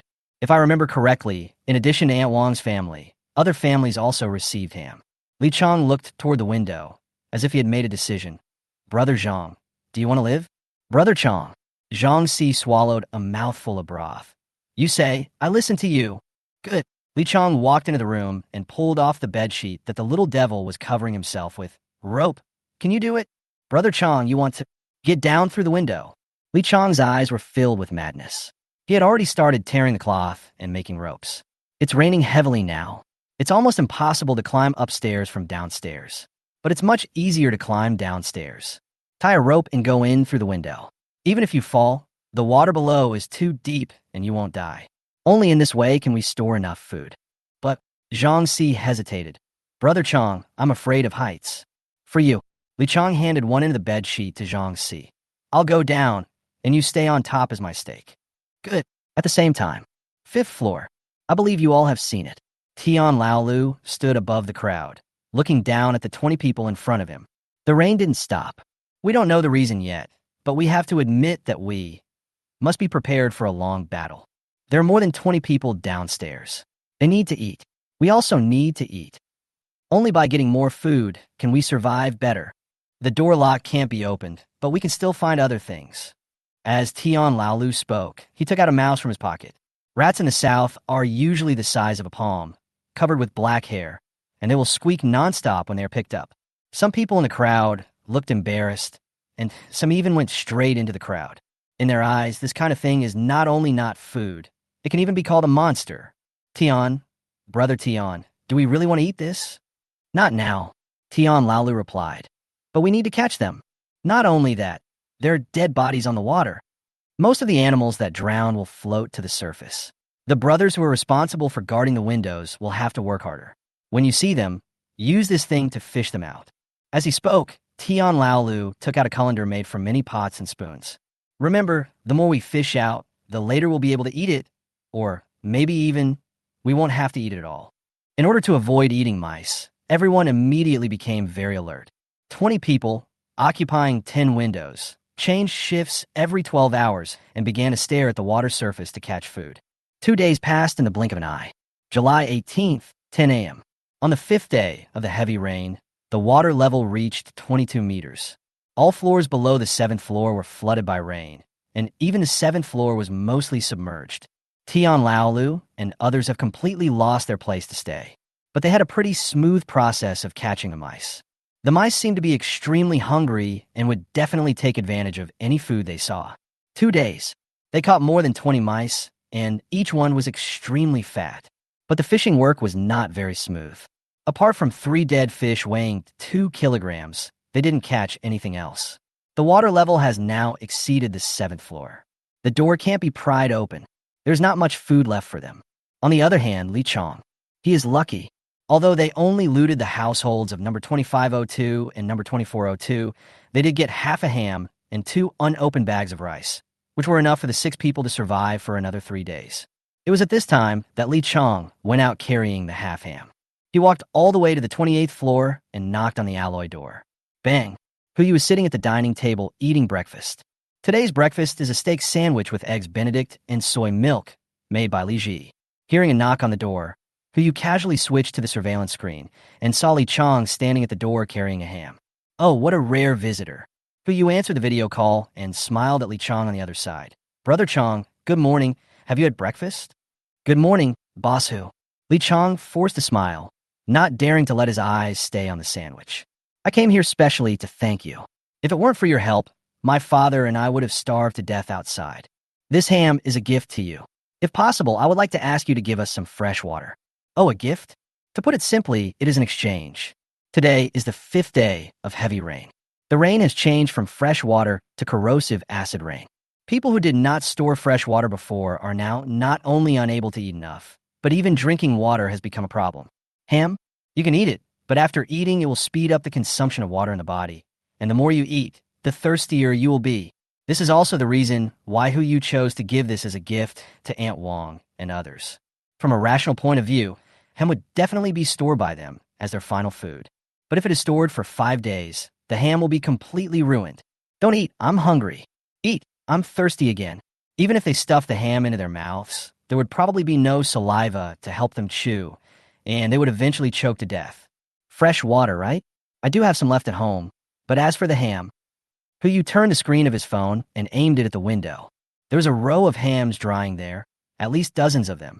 Li Ji was slicing some meat and preparing to have it with fresh hami melon as afternoon tea today. What do you need? Li Chong said calmly. As long as I have it, I can exchange it. Including your life? Li Chong fell silent. The reason why he worked so hard was just to survive. How could he possibly sacrifice his life for it? Just kidding. Huyu knew he would not agree. You can keep the things or not, but I won't give you any fresh water. As he said that, he stood up and stretched himself.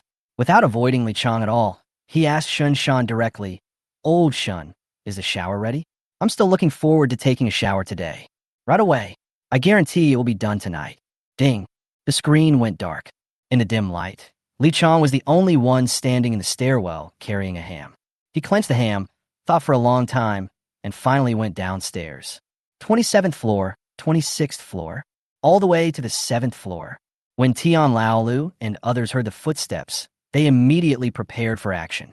The moment they saw Li Chong carrying the ham downstairs alone, everyone's eyes turned green. Who is Boss Tian? Li Chong stood on the stairs with a smile on his face. A wheelchair was pushed out from the crowd. I am. Are you looking for me? I'm here to give you a gift. Li Chong presented the ham with both hands. In the dim space, the sound of swallowing saliva continued to be heard. Tian Laolu thought for a moment and finally held the ham in his arms. What's this brother's name? Li Chong, Boss Tian. Just call me Xiao Li. Brother Li. Boss Tian narrowed his eyes slightly. You are not here just to give gifts, are you? Boss Tian is smart. I'm here to cooperate with you. Oh, how do we cooperate? Food, fresh water. Li Chong got straight to the point. Boss who from the 28th floor once sent hams to people in our community. Most of them were from our building. We still have at least 20 hams like this in our building. Now that they have no fresh water, the ham has become their food reserve. We will split the looted ham 50 to 50. That's true, but Brother Li, this door, we can't open it. Door, I have a solution. Fresh water and ham. I want a quarter. Tian Laolu frowned. How do you know I have fresh water? First of all, none of your lips are chapped, and If there's no fresh water, you'd have smashed this ham in my face, right? Really?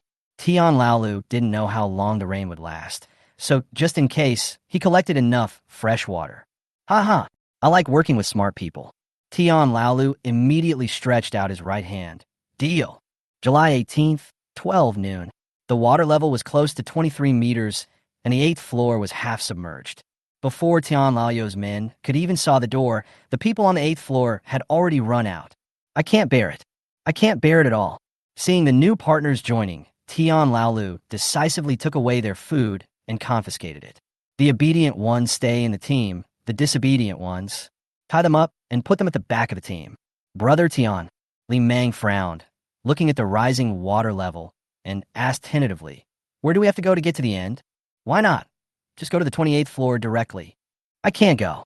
Before Tian Laolu could speak, Li Chang replied, there is an alloy door on the 28th floor that cannot be cut open with a saw. I suggest you go to the 27th floor. Just listen to Brotherly. Tian Laolu immediately made the decision. Go to the 27th floor. 2 o'clock in the afternoon. The group successfully occupied the 27th floor. There are 3 households on the 27th floor. In addition to Mu Lingxiu, who originally lived here, 2 other families were tied up and thrown to the end of the team.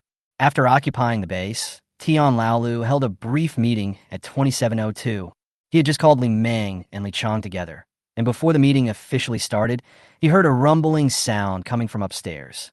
That seems to be the sound of mahjong. They were struggling on the brink of life and death downstairs, but the guys upstairs actually had the leisure to play mahjong. Brother Aqiang, Tian Laolu pointed upstairs and asked, what do you think of them? There are a lot of supplies, but they are hard to get. So it can be done? Li Chang nodded. Isn't there a rooftop on the 28th floor? Rooftop? You mean descending from the rooftop? But now it's acid rain. Li Meng frowned and asked, who dares to go up to the rooftop now? As long as you wear thick enough clothes, it won't be a problem. Li Chang immediately stood up and said, I can go up, but I need 3 more people, 2 to act as stakes, and 1 to accompany me down. Okay, I'll be your stake. Tian Laolu raised his hand and placed it on Li Chang's shoulder, then looked at Li Meng. Then I'll come along too. Chapter 30, Monster. At the same time, 28th floor. There are 4 people at each table. Hu Yu and others set up 2 mahjong tables and have started this afternoon's entertainment activities. On the right-hand side, there's a fruit plate. Shizuoka melon with Iberian ham. On the left-hand side, there are various drinks such as Yamazaki de Juba, Fat House Happy Water, cheese milk tea, etc. 3. Who? Xiao Zissou immediately pushed the mahjong away, rolled up her sleeves, and stood up. All the same color, come on. Put your head over here. What luck you have. Hu Yu had no choice but to complain, but he could only lean forward and said, is it still possible to play if I always point the finger at you? You don't understand the luck of the European emperor.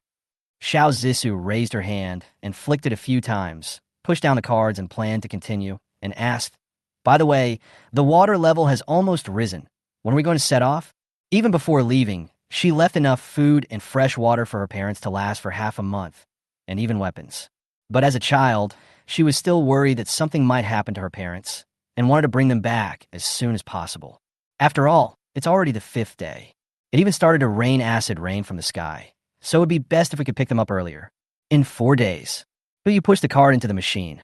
The acid rain won't last long. It will turn into normal rain on the 9th day. It won't be too late for us to set off then. By that time, the heart of the ocean had also been integrated. Not to mention picking up Zhao's father and mother. Even sailing to the Sea of Stars would not be a problem. Come on, keep going. I don't believe I can't beat you. July 18th, 7 p.m. The water level reached 24 meters. But you finished the card game with a red and swollen head. Really, as long as he doesn't cheat, he has no luck at all. It seems that I should participate less in this kind of entertainment activities in the future. It has no benefits other than wasting my brain. After dinner, everyone started watching the surveillance video, which was something they enjoyed watching today. Now all the residents below the 9th floor have moved out. Under the coercion and inducement of Tian Laolu, half of the people joined them, and the other half were tied up like dumplings. Among those who were tied up like dumplings were Aunt Wang and the little devil. No matter how noisy these 2 are, they haven't eaten for almost 3 days and can't make any waves now. Hu Yu took a look at their warehouse. Well, they have separated the mice into male and female, and are preparing to force them to pair up for breeding. Fortunately, cockroaches escaped and have not yet been included in their diet. Just as he was about to turn the surveillance camera to see the images on other floors, he instantly caught a detail. Rope. Li Chong and Li Meng were making ropes out of a large amount of cloth. It seemed that they were trying to make them into safety ropes for descending from somewhere. Don't they already have chainsaws? Why do they need to use it this way? What's more, it's acid raining outside now. Where could be worth taking such a big risk? Unless, looks like there's something fun tonight. 10 o'clock at night. 2802. As the last headlight went out, in the dim living room, all you can see is the flashing red light of the server and the sound of people breathing. Half an hour later, two dark shadows fell from the upstairs and landed precisely in front of the glass window. One of the figures pushed the window directly, but after pushing it twice, he found that it couldn't be pushed open at all. The two looked at each other and took out a hammer from their pockets at the same time. Smash! Bang! Bang! Bang! There were several muffled explosions, but the glass didn't move at all. But in the next moment, ding! The light is on. Under the warm yellow light, a group of people were sitting on the sofa with watermelons in their hands and legs crossed, like audiences waiting for the show to begin. On the other hand, those two people, the layers of clothes wrapped together made the two strong men look like old ladies. The outermost layer of clothes has almost been corroded by acid rain. Hu raised his hand to greet the two of them and pulled out a cardboard from behind him. There were 3 words written on it. Good evening. Retreat. Retreat quickly. Li Chong immediately pulled the rope on his body and began to climb up. But Li Meng was obviously not convinced. Why retreat? This is our only chance. Bang! Bang! 1 hammer, 2 hammers. Li Meng was still knocking on the glass frantically. You are really a thief with a heart of your own. Hu spat out a sentence and took out a remote control. The 2 people outside the window were stunned at the same time, not knowing what this meant. Seeing that Li Meng did not move, Li Chong had no choice but to join in the action. But just a few seconds later, a buzzing sound came from behind them. Turn around and take a look. I saw a drone hovering about 2 meters behind the 2 of them, with a pistol installed on the controller. Hey, can you hear me? Hu's voice came from the drone. Don't say I didn't give you a chance. There are 2 bullets in the gun. You can choose who to shoot. If you 2 choose the same person, then I won't shoot you. If your choices were different, then I'm sorry, 2 bullets would fall on you separately. In 3 seconds, select start, 3, 2. Li Chong immediately looked at Li Meng and gave him a look, but the other party was already panicked at this moment. Let alone a look, even if a fairy sister came down to earth, he might not be able to see her. 1. They both raised their hands almost at the same time. Li Meng pointed at Li Chong, and Li Chong also pointed at himself. Passed. The 2 of them were immediately delighted. Hu also smiled. Congratulations on passing the test. You don't have to be shot anymore. But the drone slowly took off. It came all the way to the top of their heads, and then, bang, 1 shot. The bullet hit the cloth rope that Li Meng was leaning on. The rope broke instantly. Li Meng fell into the water. Seeing this, Li Chong also understood what Hu meant. Just because people don't have to be shot anymore doesn't mean they won't have to be tied up. He immediately used both hands and started climbing up. But how could Hu let him succeed? Another shot. Li Chong also fell from the air. Hu controlled the drone to return and turned on the monitoring equipment pointed outside the building. On the monitoring screen, the 2 people fell into the water, splashing a lot of water, but no figures have been seen floating up from the water yet. Could he be dead? Xiao Zissou asked from the side. There's a drop of nearly 60 meters from here to the water surface. If you fall down like this, you will be crippled even if you don't die. Hu replied casually. Just when he was about to move the surveillance screen to see what was happening to the 2 people on the rooftop, Shan Shan suddenly spoke. Wait a minute, boss. Look here. Shan Shan pointed at the screen. Everyone's eyes converged at the same time. I saw a dark red color appearing on the water surface, and a broken arm floated out of the water. Broken hand? If you dive from this height with an incorrect posture, you may get injured or even die, but you will never lose your arms or legs. Wrong. There is something under the water. At the same time, Li Chong also floated up. His expression was extremely frightened, as if he had discovered something, and he kept swimming towards the stairs. The speed was so fast that it only created a ripple on the water surface. Next second, the arm that floated up was pulled down again by something and never floated up again. Li Chong swam into the window of the corridor on the 9th floor as quickly as possible and escaped. Surveillance still remains on the water surface. Apart from the arm, nothing else floated to the surface. Only a pool of scarlet remained. Everyone looked at Yu, and he didn't know what was going on. Is there something else beneath the surface? He has never met one either. He stayed upstairs for the first 22 days before the end of the world, and stayed on a boat for the middle 20 days. They did stay in the kayaks for the next 7 days, but they had never been in the water, so they had no idea what was underneath. Shark? Jinling is still some distance away from the sea surface, and it is impossible for the shark to swim over in such a short time. Even if it is a shark, what about the dorsal fin? There should at least be a dorsal fin above the water, right? Just now, there was no dorsal fin, let alone any ripples on the water surface. Check. Yu frowned slightly. Li Chong must have seen something just now. Go ask him. I'll go. Shin Shan immediately said. I'll go downstairs now and bring him up. Need not. Yu turned on the surveillance camera on the 9th floor. I can do it. On monitoring. Li Chong huddled in a corner of the passage, his eyes fixed on the water, as if he had experienced some great terror. Li Chong, what did you see? Li Chong did not respond, his body shaking continuously. Li Qian, can you hear me? Monster, monster! Li Chong raised his head and looked at Yu in the video, his eyes gradually turning red. His body suddenly stopped shaking, and then he suddenly pounced forward. Ouch! Chapter 31, Eating People. The screen was destroyed. Yu frowned as he looked at the picture taken from another angle.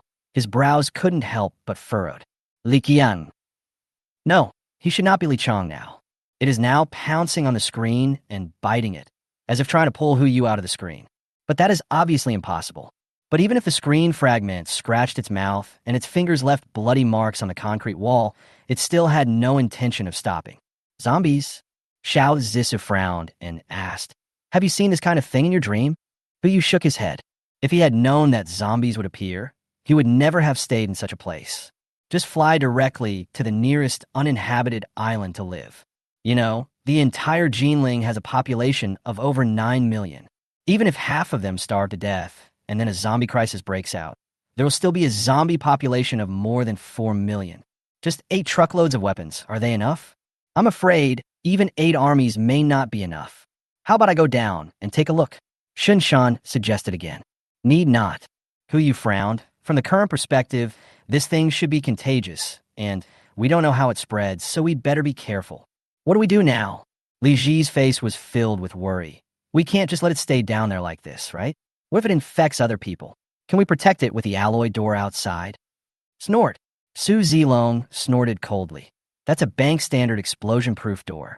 Forget about the zombies. Even 10 RPG rounds can't destroy them. Hey, what about the 100 rounds? Zhao Zhong said sarcastically. There are about 100 people down there. If some monster comes out, can your alloy door protect it? Okay, stop arguing and see what happens first. Yu interrupted everyone. When a monster found that it could not get any food out of the wall, it stopped trying and instead hunched over and walked up the stairs. 10th floor. There are 10 people responsible for guarding there to prevent the people on the 9th floor from coming out and being unable to suppress them in time. When Li Chong came up the stairs, the flashlight immediately shone on its face. Who? The monster didn't answer, but subconsciously raised his arms to cover himself. Yeah, it's Brother Li. The man immediately turned off the flashlight and took the initiative to greet him. Why are you coming up from downstairs? Ah. Without waiting for the man to finish his words, Li Chong pounced on him. Take a bite. Blood splattered all over the ground. Eat people. Seeing this, the other 9 people didn't dare to delay at all and ran upstairs immediately. Li Monster Chong did not chase after it, but just squatted on the ground, enjoying the delicious food he had just captured. Case solved. This thing must be a zombie. Xiao Zissou was very excited, not showing any fear or panic at all, and her tone was instead filled with curiosity. Boss Hu, can you do me a small favor? Yu vaguely guessed something. Tell me first. After determining the transmission route, I want to catch one to study it. You see, when everyone heard this, they looked at Xiao Zissou with somewhat different eyes. Why no? Xiao Zissou raised her head and asked back. I am contributing to the development of traditional Chinese medicine. This is a brand new subject. Okay, research is fine, but not now. Since there are new friends joining the building, we can't just keep the news to ourselves. Yu controlled the surveillance screen and broadcast the surveillance of the floor where Li Chong was to other floors. Suddenly, the The sound of gnawing on large bones spread throughout the building.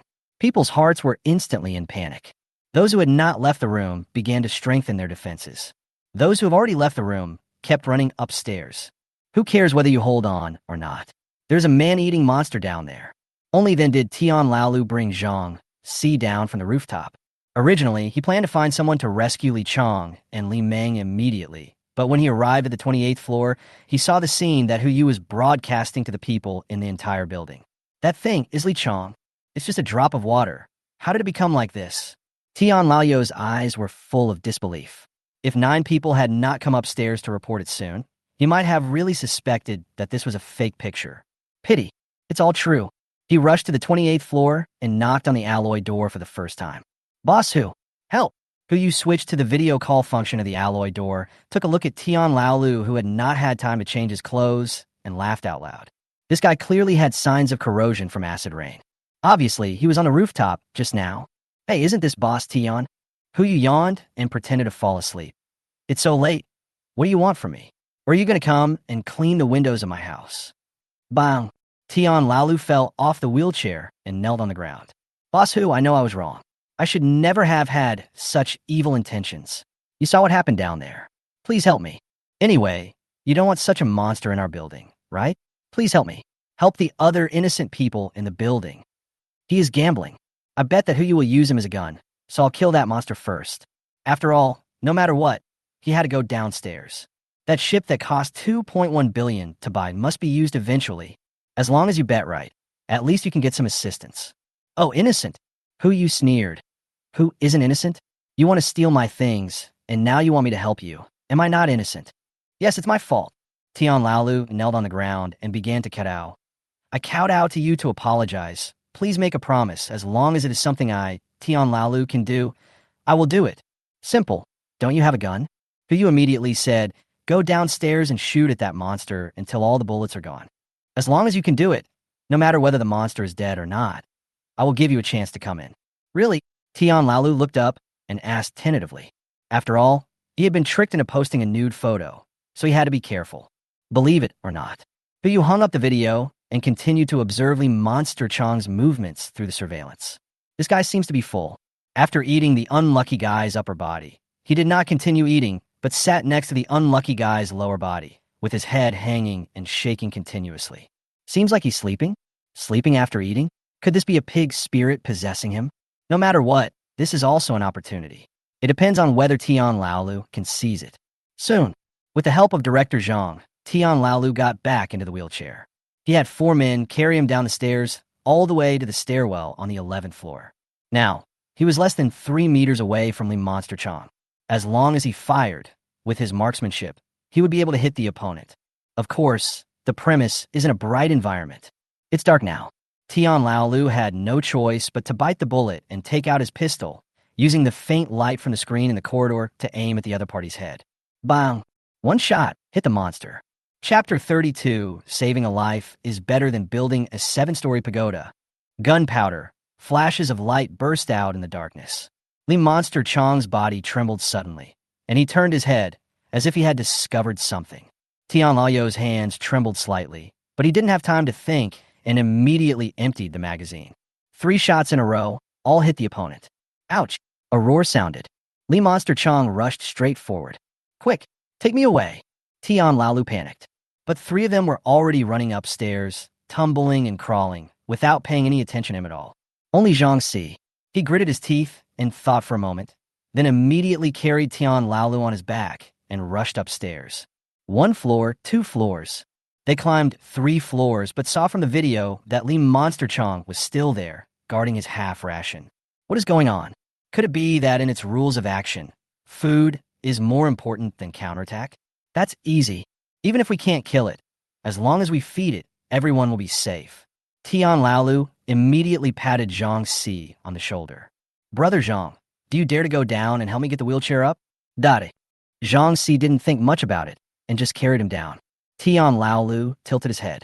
Are you a tiger? I asked you to go down and help me get it, not to ask you to carry me down to get it, hey. However, they were already halfway through the journey and Tian Laolu didn't know what to say, so he could only stay on Zhang Si's back silently without saying a word. At the same time, 28th floor. Hu Yu frowned and looked at the surveillance camera. Naturally, everyone saw what happened just now. He looked at the people behind him. What do you think? 4 shots in total, hitting the neck, arm, abdomen, and chest. Shin Shan frowned and said, although these 4 places are not fatal, they are not fatal enough to allow us to move. Xiao Zissou also added, there is blood flowing out of the wound. The color is dark red. The bullet obviously penetrated the internal organs. Unless this creature doesn't need its internal organs to provide energy, it will die in half an hour at most. Click, click. While everyone was talking, the crisp sound rang out again from the stairwell. Li Monster Chong started eating again. Quick drone, shine a strong light on it, and see what it is doing. Xiao Zissou said hurriedly. Good. Su Zilong walked to the window, controlled the drone to start landing, and came all the way to the window of the stairwell on the 9th floor. Strong light illuminates the entire stairwell. Li Monster Chong was seen gnawing at the food in front of him frantically.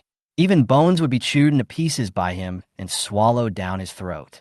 Look, Xiao Zissou raised her hand and pointed at the surveillance screen. Bullet holes. The bullet holes on its body are being repaired. Really? Hu Yu frowned slightly. Things like this clearly go beyond the scope of biology. I don't know if it's because of the acid rain or the heavy rain in the past few days. In short, there is no way that Li Chong is the only monster like this. Fine. After Li Monster Chong ate another large portion of the corpse, it fell silent again. Obviously, food is the most important thing in its eyes. When they are full, they will stay still. Okay, go and rest first. Hu Yu stood up and turned off the surveillance. At present, it seems that this kind of thing will not affect us. If there is anything, let's talk about it tomorrow. But just as Zhao Yi was about to say something, Zhao Zhong pulled him back. The two looked at each other and said nothing. Nightfall, 2804. Brother, why are you pulling me? Can't you see that boss who has no humanity at all? Zhao Yi frowned and roared at Zhao Zhong. It's fine they didn't take other people upstairs because of insufficient food, but now there's a monster down there, and he doesn't care? It's not that I don't care, but I can't care. Zhao Zhong raised his hand and placed it on Zhao Yi's shoulder. Brother, since we 2 brothers are valued by Boss Hu and want to live a carefree life in the end times, we should listen to Boss Hu. Just listen carefully to whatever he tells us to do, and don't try to meddle in other people's business. Bullshit. It's all bullshit. Zhao Yi raised his hand and said, there are so many innocent people down there. I can watch them starve to death because the food is not mine. But I can't bear to see them being killed by monsters, because I clearly have the ability to save them. Brother, saving a life is better than building a 7-story pagoda. So what do you want? Another voice sounded. The 2 brothers turned their heads at the same time and looked outside the door. Su Zilong was leaning against the door, his tone slightly provocative. Go out? If you want, I can let you downstairs now. Okay. Zhao Yi's neck stiffened. Let me go now. I will go down to rescue people, and you will stay here like turtles. Zhao Yi, just behave yourself. Zhao Zhong roared angrily, then looked at Su Zilong. Zilong, hey, don't yell so affectionately. Su Zilong interrupted the other party and stepped aside to make way. It's no use telling me what you want to say. A figure slowly walked out from behind him. Hu Yu? He was wearing a bathrobe at this time, and Incienor was following behind him. Bang! Before he could say anything, Su Zilong was punched by Incienor again. I said, Hu Yu looked at the 2 of them. As long as you want, you can leave at any time. I will never stop you. Let go of the desire to help others and respect their fate. This is the most useful thing Hu Yu learned in his previous life. Since you want to meddle in other people's business, then go ahead. It's impossible to stop it. Good. Zhao Yi responded and immediately clasped his fists towards Hu Yu. Thank you, Boss Hu, for your understanding. Why come back? I will definitely. What's coming back? Hu Yu asked back, and then as if he had thought of a joke. Zhao Yi, you don't think that you can come back after you leave here, right? If you don't come back, then don't come back. Zhao Yi hesitated for a few breaths, then frowned and said, Boss Hu, see you later. Boss Hu. Zhao Zhong also pulled his younger brother along. He knew that once he left Hu Yu, even if his brother could survive, he would never live a carefree life like here. Hunger, illness, human nature. Each one can take his life. Please give me one more chance. One day. Give me one day. I promise I will convince him. Brother, you don't need to persuade me. I will never follow such an inhuman person. If you want to follow me, it's up to you. Human nature? Hu Yu narrowed his eyes and sneered. Haha, what did you just say? Human nature. You talking to me about human nature? Okay, then I'll show you what true humanity is. He took out an AK from his space backpack and emptied the magazine of bullets, leaving only 3. He threw the gun into Zhao Yi's arms. There are 3 bullets in it. With your marksmanship, you can definitely shoot it in the head. If you shoot its head off, not only the zombies, but also Godzilla will die. Go down now and save those people. See if you will become their savior or something else. Go now. Wait until you understand what human nature is before you talk about human nature. Good. Zhao, he stood up with his gun in hand. Zhao Zhong wanted to stop him, but he turned to look at Su Zilong, who immediately understood and stopped him. It was obvious that Zhao Zhong was no match for him at all. Brother, don't be confused. Elder brother. Zhao, he came to the door and turned to look at Zhao Zhong. Brother has more important things to do. I will pick you up after I have organized the downstairs. After saying that, he turned and left. Hu opened the alloy door remotely, and after watching him leave, he closed the door again. Su, Zi, Long, Zhao Zhong roared, and while Su Zilong was retreating, he turned over and pressed him down, punching him in the face. Hey, you're still excited. Su Zilong immediately prepared to take real action. All right, Hu frowned and spoke, then took a step back and hid behind Sienna. Zhao Zhong, if you also want to go down, I can give you a chance now. Zhao Zhong didn't say anything. He knew in his heart that if he left again, the 2 brothers would never have a chance to come back. So, he just lowered his head and said nothing. Okay, let's go to bed first. We can talk about it tomorrow. Hu yawned, turned around, and took Sienna back to 2802. Chapter 33, Show Them Your Life. Hu returned to the room and lay on the bed. When he turned on the surveillance again, Zhao, he was still at the door, and in front of him was Tian Laolu, who had escaped the disaster. There is no doubt that this guy must be here to make Hu fulfill his promise. Seeing this guy knocking on the door continuously, Hu ignored him and just closed his eyes. Sleep. Until dawn, the alarm clock rang. July 19th, 7 a.m. The water level reached 26 meters. Hu picked up his phone and glanced at the surveillance camera. There was no one in front of the alloy door. Now everyone gathered on the 27th floor. Tian Laolu was sitting in front of the crowd, introducing Zhao Yi. It looked like they had just come downstairs. Hu got up, went to the bathroom to wash up, and cracked open today's black egg. Ding. Congratulations to the host for obtaining 1 ordinary senza bean. This thing again. It seems that I used up all my luck when I drew the heart of the ocean last time. Today, in the past 2 days, all I got were senza beans. Now, he has 4 senza beans in his backpack, which is enough for an ordinary person to eat for 4 months. But he put it back in his backpack, washed up quickly, and walked out. Everyone at the table is having breakfast, except for Xiao Zisu, Mu Lingxiu, and Su Zilong, who looked normal. Everyone else was a little depressed. Obviously, they already knew about Zhao Yi. What's wrong? You look listless. Hu walked to the table and sat down, asking knowingly, Didn't you sleep well last night? No one spoke. Only Bubu spoke. She blinked her big eyes and looked at Hu. Brother Hu, Uncle Zhao Yi. Uncle Zhao, he went to fight monsters. Hu smiled and rubbed Bubu's head. Let's wait for him to come back, okay? What? Zhao Zhong suddenly exclaimed. He looked at Hu with surprise and joy. Bossu, are you serious? Hu nodded. He knew the position Zhao he held in other people's hearts. As the saying goes, there are 3 irons in life: carrying guns together, going to jail together, and buying seafood together. If he is really left to fend for himself, this team will not last long. This was also the result of his thinking all night. Don't worry, I will give your brother another chance. Since he wants to do something, let him do it first. Once this is done, as long as he is willing to bow his head and come back, I can accept him again. I said at the time that we are a family now, and as long as we admit our mistakes and correct them, it is acceptable. Very good. Zhao Zhong immediately stood up and bowed to Hu. Thank you, Boss Hu. Bye. The favorability from Zhao Zhong increased by 20, now 50. Hu raised his hand and patted Zhao Zhong's shoulder. Accept? Is indeed acceptable. But the prerequisite is that he did not make any principled mistakes before he bowed his head.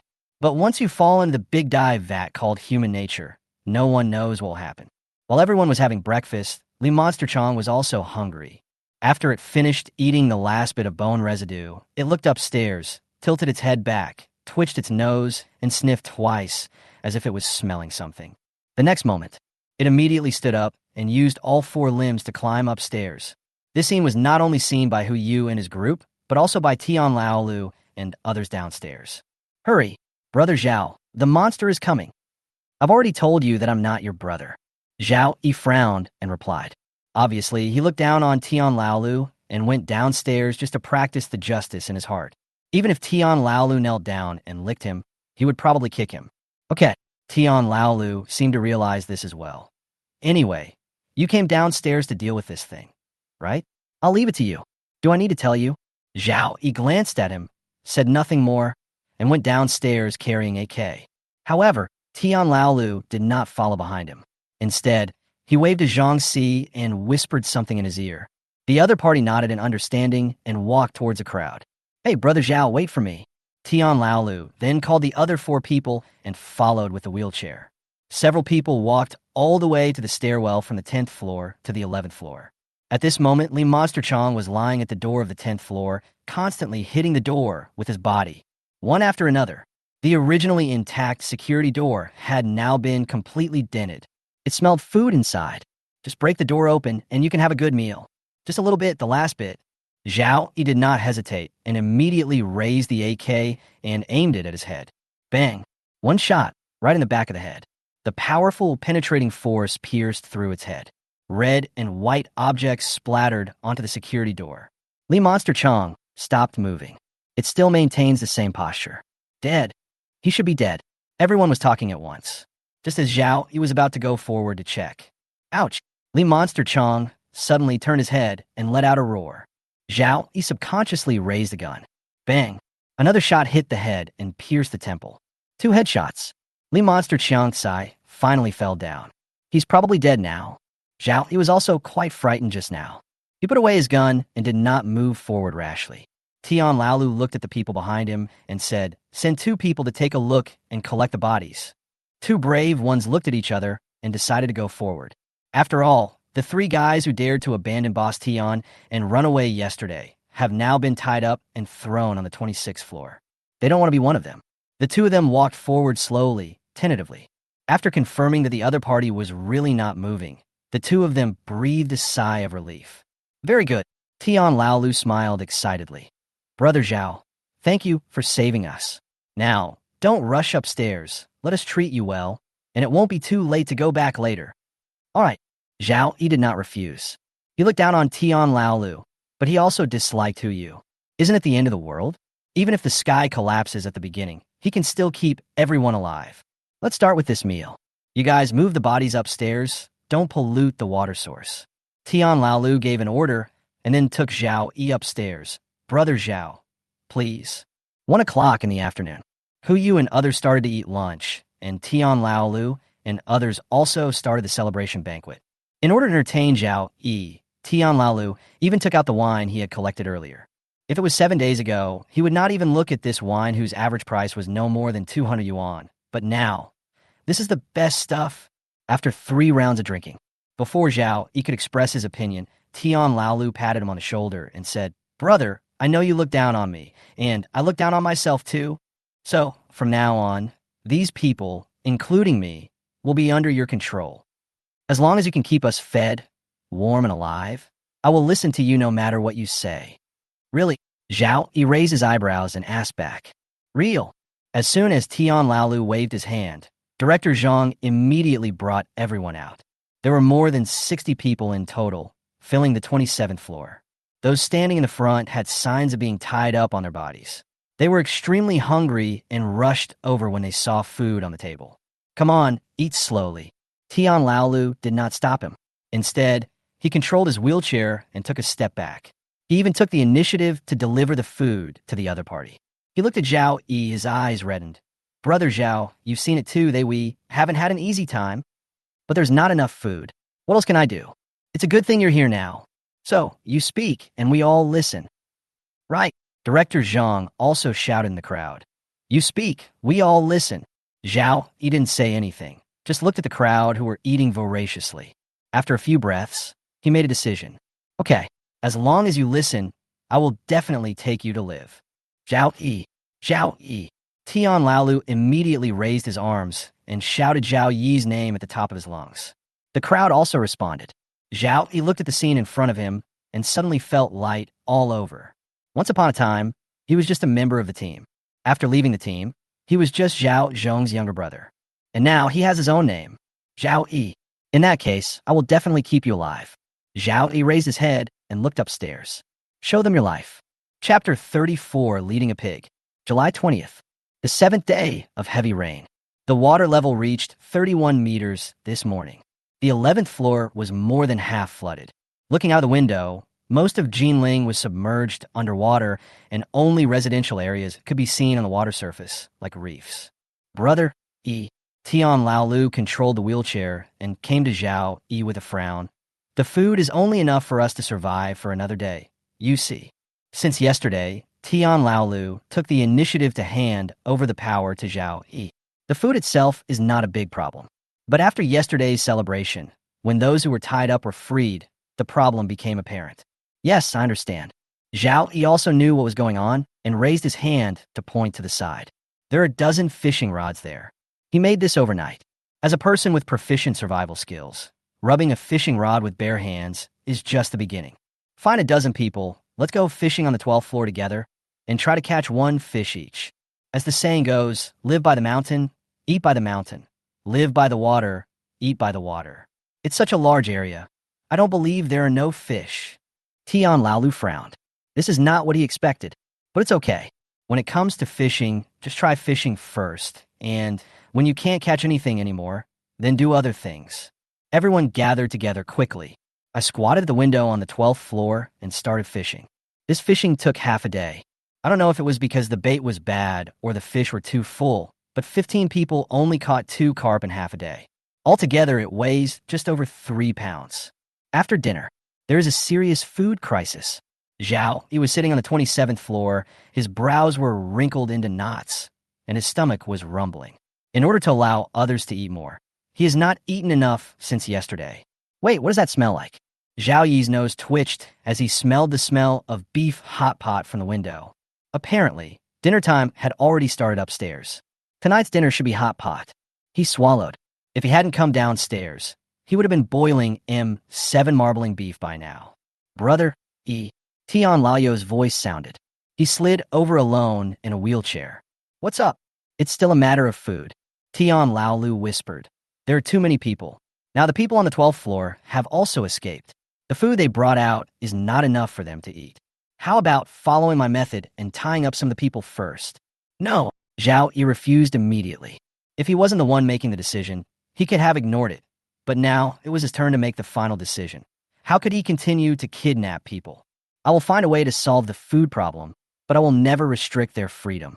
Hey, Tian Laolu responded and then moved closer to the window. This smell, is it hot pot? The food upstairs is really good. Zhao, he didn't say anything. Although he came down, he knew what to say and what not to say. Brother Yi, tell me something accurate. Tian Laolu turned around and continued. How much food did the person upstairs have? This is none of your business. Why doesn't it matter? Tian Laolu slapped the armrest of the wheelchair heavily. They eat and drink delicious food all day long to share a little bit of the profits. Even if it's just a little bit, it will be enough for us to survive for several days. As long as we keep going, the rain will stop one day, right? The rain won't stop. As soon as he said this, Zhao Yi realized that he had said the wrong thing. What? Without waiting for Tian Laolu to speak, a group of people rushed in directly from outside. What do you mean the rain won't stop? Brother Yi, please explain yourself more clearly. Yeah, Brother Yi, what on earth do you know? The crowd asked questions. Tian Laolu was silent at this moment. He originally wanted to get information about the food reserves from Zhao Yi and lure everyone to force Zhao Yi to launch an attack on the higher-ups. But I didn't expect. This guy actually dropped a bigger bomb. Quiet. Zhao Yi frowned and stood up. With his height of nearly 1.9 meters, he still has a strong oppressive effect on the crowd. Since I said I would keep you alive, it doesn't matter whether the rain stops or not. Why should we believe you? A question came from the crowd. Yeah, why should we trust you? Now the food is almost gone. Can you let us survive? How? Eat ourselves. Ah, do you still want to tie us up?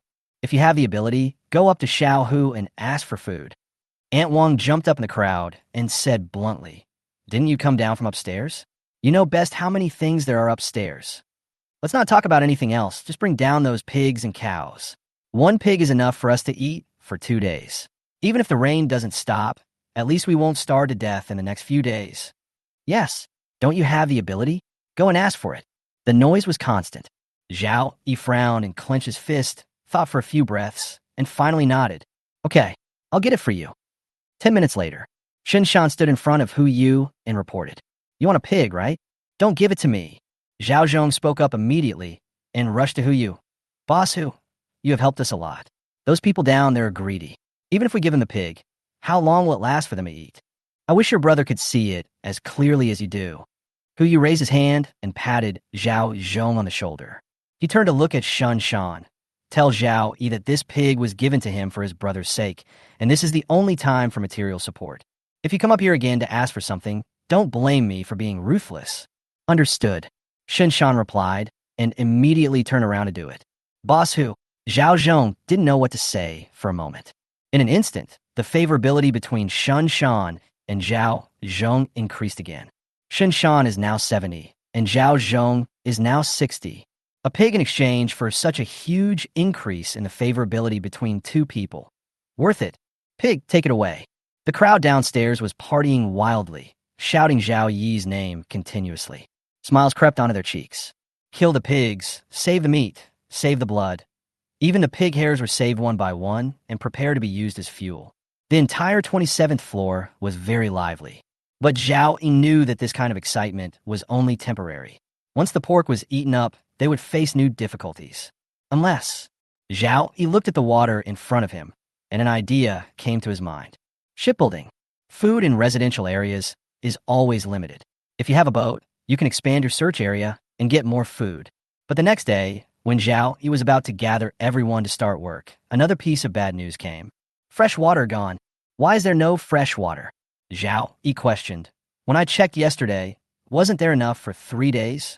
Yesterday was yesterday. Tian Lao's tone was also full of helplessness. You also know that everyone was busy slaughtering pigs yesterday, and slaughtering pigs alone used a lot of fresh water. After all, we smelled like pigs, so we couldn't sleep well. We just washed up. Today, I saw that there was less than 30 liters of fresh water left. 30 liters. Just enough for everyone for 1 day. This is just counting the drinking situation. Or, seeing that Zhao Yi was silent, Tian Laolu asked tentatively, should we ask upstairs for some more? No.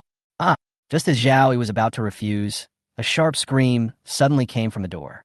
He and Tian Laolu looked at each other and immediately rushed out. As soon as they reached the door, they saw 2 monsters lying on the ground, gnawing on something frantically. Aren't those 2 the ones who dealt with Li Chang's body at that time? They all wore gloves and masks before handling the body. Could it be that the virus can be transmitted without gloves and masks? Get out of the way. Move back. Zhao Yi shouted and took out the AK again. But before he could shoot, Tian Laolu stopped him. Etc. Everyone turned their eyes to him, their eyes full of confusion. 1 bullet can't kill 2 monsters. Tian Laolu looked at Zhao Yi and said, Brother Yi, I only have 1 question for you now. Do you want to take us alive, or just to prove your usefulness? Of course I want to keep you alive. Okay then. Tian Laolu raised his hand and pointed forward. Then let me take care of these 2 things. Chapter 35, Brother Yi will definitely save us. July 21st, 6:50 in the morning. The alarm clock didn't ring, but there were some noises coming from outside the house. Hu Yu yawned and frowned slightly. Judging from the sound, it doesn't sound like it's coming from the living room, but rather from somewhere farther away. It should be an alloy door. He opened his phone and was stunned. In the surveillance video, 2 monsters similar to Li Chang were hitting the alloy door. Although it looks unshakable on the surface, every time they hit it, the alloy door will make noises. Right on them was a piece of paper with only 2 words written on it. Freshwater. It's really a huge uproar. Yu got up immediately, without even opening the black egg for today, and walked out of the bedroom directly. As soon as the door is opened, Shun Shan and others were already sitting at the table waiting for him. Bu was taken to another room and was not in 2802. Boss! Shun Shan stood up immediately. Everyone else also stood up. Only Xiao Zisu was still sitting. She seemed to be mixing something. Everyone sit down. Hu Yu came to the main seat and sat down, looking at Shinshan. What's going on outside? Since 6 a.m. These two creatures have been placed at the door. They smeared meat on the alloy door to lure them into ramming it. At present, there will be no problem with the alloy door, but the force of the impact is increasing. I can't guarantee the follow-up. Where is Zhao Yi? But you looked at Zhao Zhong. Not him. Zhao Zhong immediately spoke up. It was Tian Laolu. He was the one who put these two monsters at the door. I'm asking about Zhao Yi. What did he do? He neither agreed nor refused. Shun Shan sighed, his tone a little low. So what is he doing now? On the 13th floor, fishing. It seems that he is not going to care about what is going on up there. Just barely pass. Hu Yu uttered a sentence. He looked at Zhao Zhong and asked, Do you remember what I told you? Remember. That's good. Hu Yu glanced at everyone and said, Let's not talk about Zhao Yi first. The people downstairs wanted a pig. We gave it to them. And now they want more and are ready to break in. Break through the door. What do you think we should do? Fuck it. Xiao Zissou spoke immediately. She pushed the can in her hand forward and said, Use a drone to carry this stuff and spray it over where they live. In less than 3 days, they will all die of dehydration. Hu Yu was stunned. He didn't expect Xiao Zissou's reaction to be so big and subconsciously asked, What is this? High-strength laxative. Xiao Zissou raised her head. Now they have no fresh water, no way to replenish water with this thing? They're the ones who want to eat our pigs. If you eat them, you have to poop them out. 6. Hu Yu gave a thumbs up, then looked at Shun Shan and others. What about you? What do you think? I won't offend others unless they offend me. Su Zilong was the first to speak. Boss Hu, we all support your decision. That's right. Shun Shan and others also nodded one after another. The moment the two monsters were placed in front of the alloy door, the people downstairs had become their enemies. Good. Hu Yu responded, and then asked, So, Zhao, what do you think? As soon as this sentence was thrown out, everyone was speechless. Xiao Zissou also sat back and stopped talking. Since no one is talking, just ignore it for now. Hu Yu knew. After all, Zhao Yi and they have a comrade in arms and brotherly relationship, and he has only been with himself for a few days. It is obviously unrealistic to expect them to express their opinions under such circumstances. Deal with the matter outside the door first. I'll go. Zhao Zhong immediately stood up and said, Boss, give me the gun. I'll take care of it. Need not. Hu Yu said calmly. Those two people moved Li Chong's body and became like this, which means that the thing is contagious. Our people can't go out. But we can't just let them keep crashing into each other, right? Xiao Zissou asked back. Isn't there a drone? Hu Yu raised his lips slightly. If they can use food to lure these things up, we can naturally lure them down. Yes. Everyone suddenly realized. Hu Yu fished a piece of sausage on the drone and went around from the outside of the 28th floor to the outside of the alloy door. The smell of meat instantly attracted the two monsters. Led by the drone, the two monsters quickly arrived at a place suitable for them. 27th floor. As for the next scene, Hu Yu didn't go to see it. He turned off the surveillance camera and just in time heard prompt. Bite. The fusion of the Heart of the Ocean is complete, and the ship name will be automatically updated to Heart of the Ocean. System level detected. 3. The Heart of the Ocean automatically becomes an epic ship. Item. Heart of the Ocean, epic. Type. Large luxury yacht. Facilities carried. Anti-ship torpedoes, epic. Anti-aircraft missiles, epic. Anti-ground ship guns. Additional abilities. Epic speed, epic drainage, epic protection, epic water battle. It's finally over. In the early morning of July 16th, the system underwent its third upgrade. This upgrade provides a breeding system. Whether it is a living thing or a plant, as long as Hu Yu chooses a good place, he can start the breeding mode. But only organisms or plants produced by the system can enter the breeding system. How to produce? Only rely on black eggs. So far, Hu Yu has not grown any seed or living creature from the black egg, etc. Could the Sinza beans I got a few days ago also be considered seeds? It doesn't matter. After all, the ship is still in hibernation, and he can't confine the breeding ground to this building, right? Now that the ship has been upgraded, it's just a matter of time before it is launched. Let's eat first. Hu Yu looked at everyone, took out some Hong Kong-style breakfast, and asked questions about the ship. The water level is almost there. If you want to go in the water, you can do so now. Xiao Zissou, who was about to reach out to take the shrimp dumplings, was stunned. She subconsciously wanted to speak, but noticed the expressions of the others and ended up not saying anything. If she were to say, the sooner they leave here, the better. she still has to pick up her parents. But now, Zhao is still downstairs. It would be obviously unrealistic to let Shinshan and others abandon him and leave like that. Yu now brought up the matter of going into the water, which actually means one thing. Zhao Yi's matter cannot be delayed. It's best to resolve it now. Tomorrow. Without waiting for Shanshan to speak, Zhao Zhong took the lead and said, Boss Hu, please wait for us until tomorrow. Tomorrow morning at 7 o'clock, if my brother still insists on doing what he wants, we will set off immediately. Good. Yu agreed immediately. In fact, he had no plan to leave at this time. The acid rain will not stop until tomorrow. If we set out now, even if the heart of the ocean can withstand the acid rain, the environment will not be easy. It would be better to rest more in this room. After breakfast, everyone turned on the surveillance anyway. The 27th floor was a mess. 2 monsters were sitting in the middle of the room, with 4 corpses piled beside them. One is Aunt Wong, one is the little devil, and the other 2 are Li Chang's parents. Obviously, this is not the result of a monster attack, but the result of people's selection. Yu searched the surveillance video and finally found Tian Laolu and others on the 24th floor.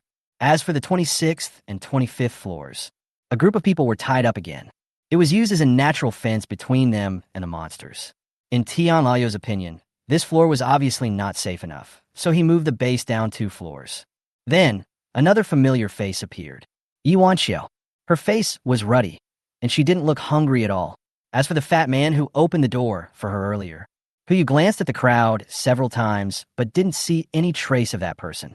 Maybe it's because I'm shy, or maybe I'm already connected to someone. Now she is standing behind Tian Laolu and is responsible for pushing the wheelchair again. The crowd at this moment is discussing. Discuss how to deal with the current emergency. I have an idea. Yi Wanxiu suddenly spoke. Everyone's eyes instantly fell on her. Didn't you say that someone came down from the 28th floor? Since he was able to get out of the 28th floor, he might know how to get in. Even if he doesn't know, the 28th floor is willing to give him a pig for his sake.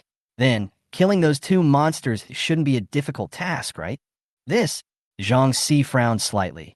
Ms. Yi, you may not know that the guy below, we are no match for him. You are not, but something is.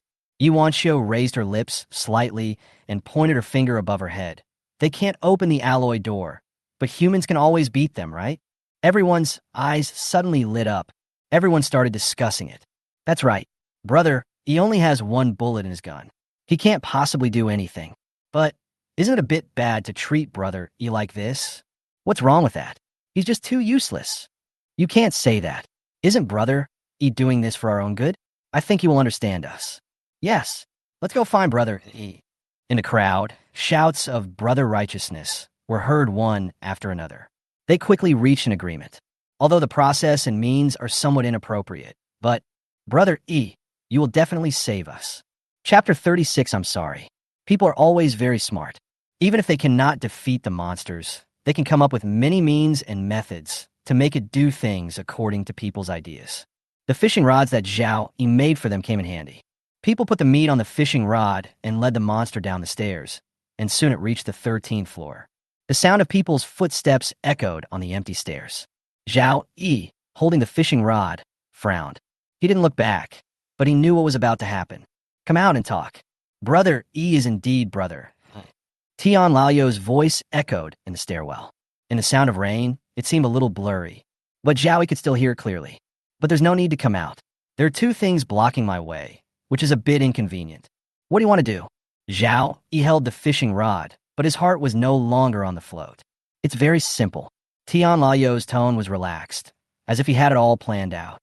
Aren't you going to save us? We are in trouble now. If you can get the door on the 28th floor to open and let us live together, wouldn't that save us? I said, I will only save you in my own way. It's you who don't. Your way. Before Zhao Yi could finish his words, Tian Laolu roared. What's your method? Fishing? Or catching fish? How many people are there in a building? Just a few fishing rods. Do you think you can get enough to eat? According to me, you are sick. A very serious disease. Tian Laolu knows. If you talk to Zhao Yi nicely, there is no way he will agree to open the door. It's only a matter of time before we fall out. Instead of wasting time, it's better to get straight to the point. I'm putting this out there. There are 2 options. One is that you take us upstairs now. Even if you don't have a way to open the door, I do. The second one, Brother E, You don't want to fight this thing in a physical fight, do you? In the rain. Zhao, he still didn't look back. He stood at the windowsill, shaking his head and smiling bitterly. At this moment, he understood what human nature was. A little bit of rice is a favor, a big bit of rice is a grudge. These 6 simple words seemed easy to say, but when he truly understood their profound meaning, he realized how difficult they were. Vasu, you're right. The reason why human nature is called human nature is because it is different from morality. I was wrong. Zhao, he raised his head and looked at the camera on the 13th floor. A smile formed from the corner of his mouth. He knew they were watching. Thank you, Brother Sean. It's you who gave me this opportunity. Li Ji boy, don't shrink back for no reason. Don't let me look down on you. And you, Su Zilong, I won't submit to you. No matter what, I won't submit. Vasu, thank you. 28th floor, panic. As soon as these words came out, everyone understood what Zhao Yi wanted to do. Zhao Yi, who you immediately turned on the microphone. Don't do anything stupid. Fuck it. Zhao Zhong also yelled angrily. What do you want to do? Come back here. Do you hear me? Elder brother. Zhao Yi laughed even more. Follow Vasu carefully in the future, and don't make the same stupid mistake as me. Brother, I can't take care of you anymore. You have to take good care of yourself when you are alone. It's best to find me a sister-in-law as soon as possible. I will still be your brother in my next life. Quick, come downstairs. But you immediately opened the metal door. Before he could come to his senses, Zhao Zhong, Shun Shan, Su Zilong, and Li Ji all rushed out. Only Incienor was still standing beside him. I'm sorry. On the monitoring screen, Zhao he turned around and uttered his last words. Jump into the water. Bang. Water splashes. The crowd who had just rushed out of the 28th floor stopped. They stood at the stairs and watched the surveillance video playing in the corridor. Under the water, a dark shadow floated. Younger brother. Zhao Zhong roared. Judging from what happened before, even if he didn't die after falling into the water, the things under the water would make Zhao look like neither a human nor a ghost. This is no different from being dead. But in the next moment, a human head floated up. Zhao Yi's expression was full of horror. He kept swimming towards other buildings. There seems to be something terrifying below. Hu Yu frowned, and then continued to zoom in on the surveillance footage. The last time it was dark, and it was raining heavily, so we couldn't see clearly what was happening under the water. Although it was also raining heavily this time. At least it was during the day. That is, black shadow. No, to be precise, it was a large black shadow. They followed closely behind Zhao Yi, speeding up continuously, as if they wanted to wrap him up completely. School of fish? Or something else? No matter what it is, let's just give him a fucking shot first. Hu Yu immediately rushed to the balcony, took out an RPG from the space, and fired it at the water behind Zhao Yi. Boom! The powerful recoil caused him to fall backwards, and he almost fell over. Fortunately, Incienor was standing behind him and supported him in time. The explosion sounded throughout the entire community. A large number of surviving residents looked towards the 28th floor of Building 3. They had long been paying attention to this alien, but they didn't expect that they had such a powerful weapon. As for the others on the 13th floor, the neck suddenly tightened. Flames exploded on the water, shattering the last bit of hope in their hearts. There's even a bazooka. What the hell are you even going to do on the 28th floor? One shot can send everyone to heaven. The smoke cleared. A dark shadow beneath the water surface suddenly disappeared, but no fish corpse floated up.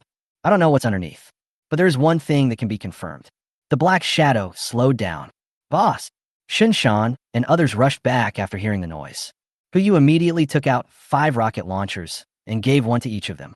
No need to say anything. Everyone understood immediately. Explosions sounded one after another. The dark shadow under the water finally stopped. As for Zhao, he has already swam to the location of other buildings, but he didn't seem to want to stay here. Perhaps he knew that if he returned to the 28th floor, it would make things difficult for Zhao Zhong, so he simply swam farther away. Zhao Yi. Zhao Zhong's voice rang out. Come back here. Zhao Yi obviously heard it. He continued to swim forward and raised his hand to gesture to everyone. Goodbye. There is no meaning of disappearance in the gesture. Just this gesture. Knowing that the possibility of seeing each other again was slim, Zhao Yi could only make this gesture. His figure gradually blurred and finally disappeared from everyone's sight. However, no dead bodies of any living creatures were found underwater in Building 3. Maybe he was eaten, or maybe It was the damage caused by the RPG that didn't hurt the other party at all.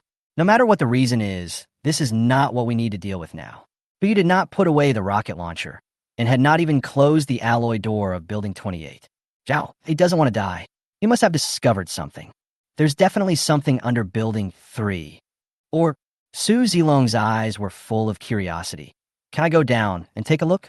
Zhao, he was able to swim out, and I came up after just one look, so he should be fine. If you want to become like Li Chong, who you added unhappily. He just shrugged and said nothing more. Let's not talk about underwater matters for now. Huyu's gaze fell on the surveillance camera again. In the picture, everyone on the 13th floor seemed to be discussing something. Let's deal with this group of people first.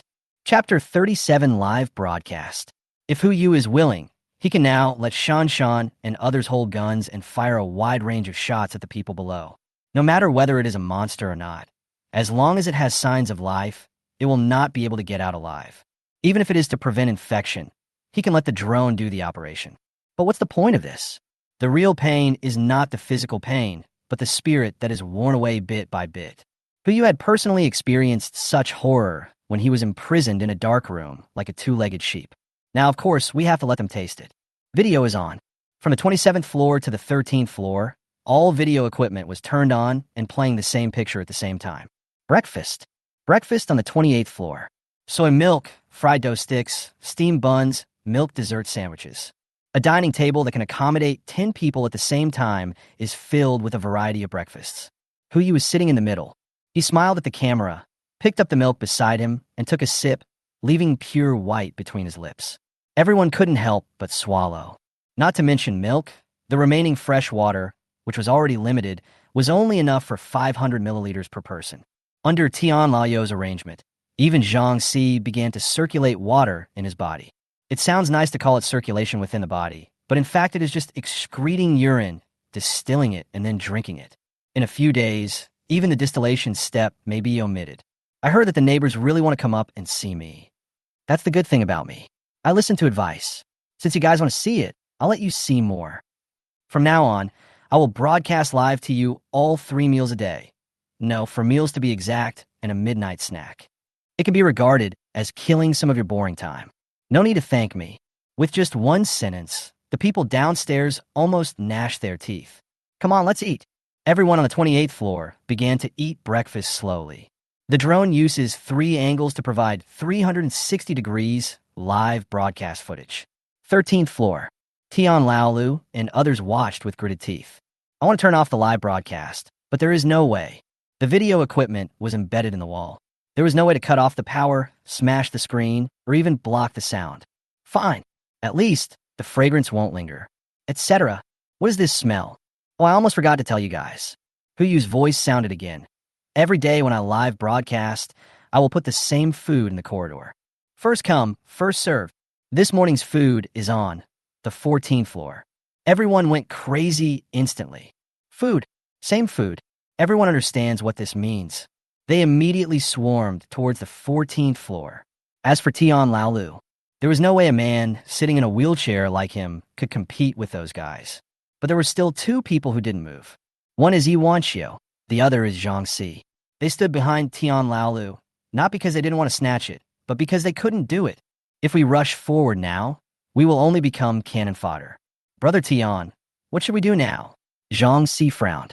Wait. Tian Laolu clenched his fists and looked at Huyu's smiling face in the video. Isn't it just showing off? I wonder how long he can show off. With so much food, I don't believe his stock won't run out. That's it. This guy cough, cough, cough. Yi Wanxiu swallowed subconsciously before uttering 5 words and almost choked to death. 14th floor. The crowd pressed forward. Soon I saw the incubator in the corridor. The box is not big, only 30 centimeters square. But inside it was steaming hot and filled with tempting aroma.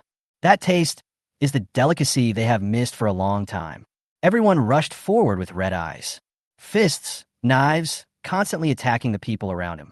Until one lucky person walked through the crowd, rushed to the box, lowered his head to look in front of him, and tears flowed uncontrollably from the corners of his mouth. It was a tray of steaming hot dumplings with a bottle of warm milk next to it. Plug. Without thinking, he stuffed a bun into his mouth. Just as he picked up the milk and was about to pour it into his mouth, another person rushed in. Milk spilled all over the floor. F asterisk at hashtag. No thought required. Faced with this hard-earned water resource, everyone lay on the ground without hesitation and started licking it.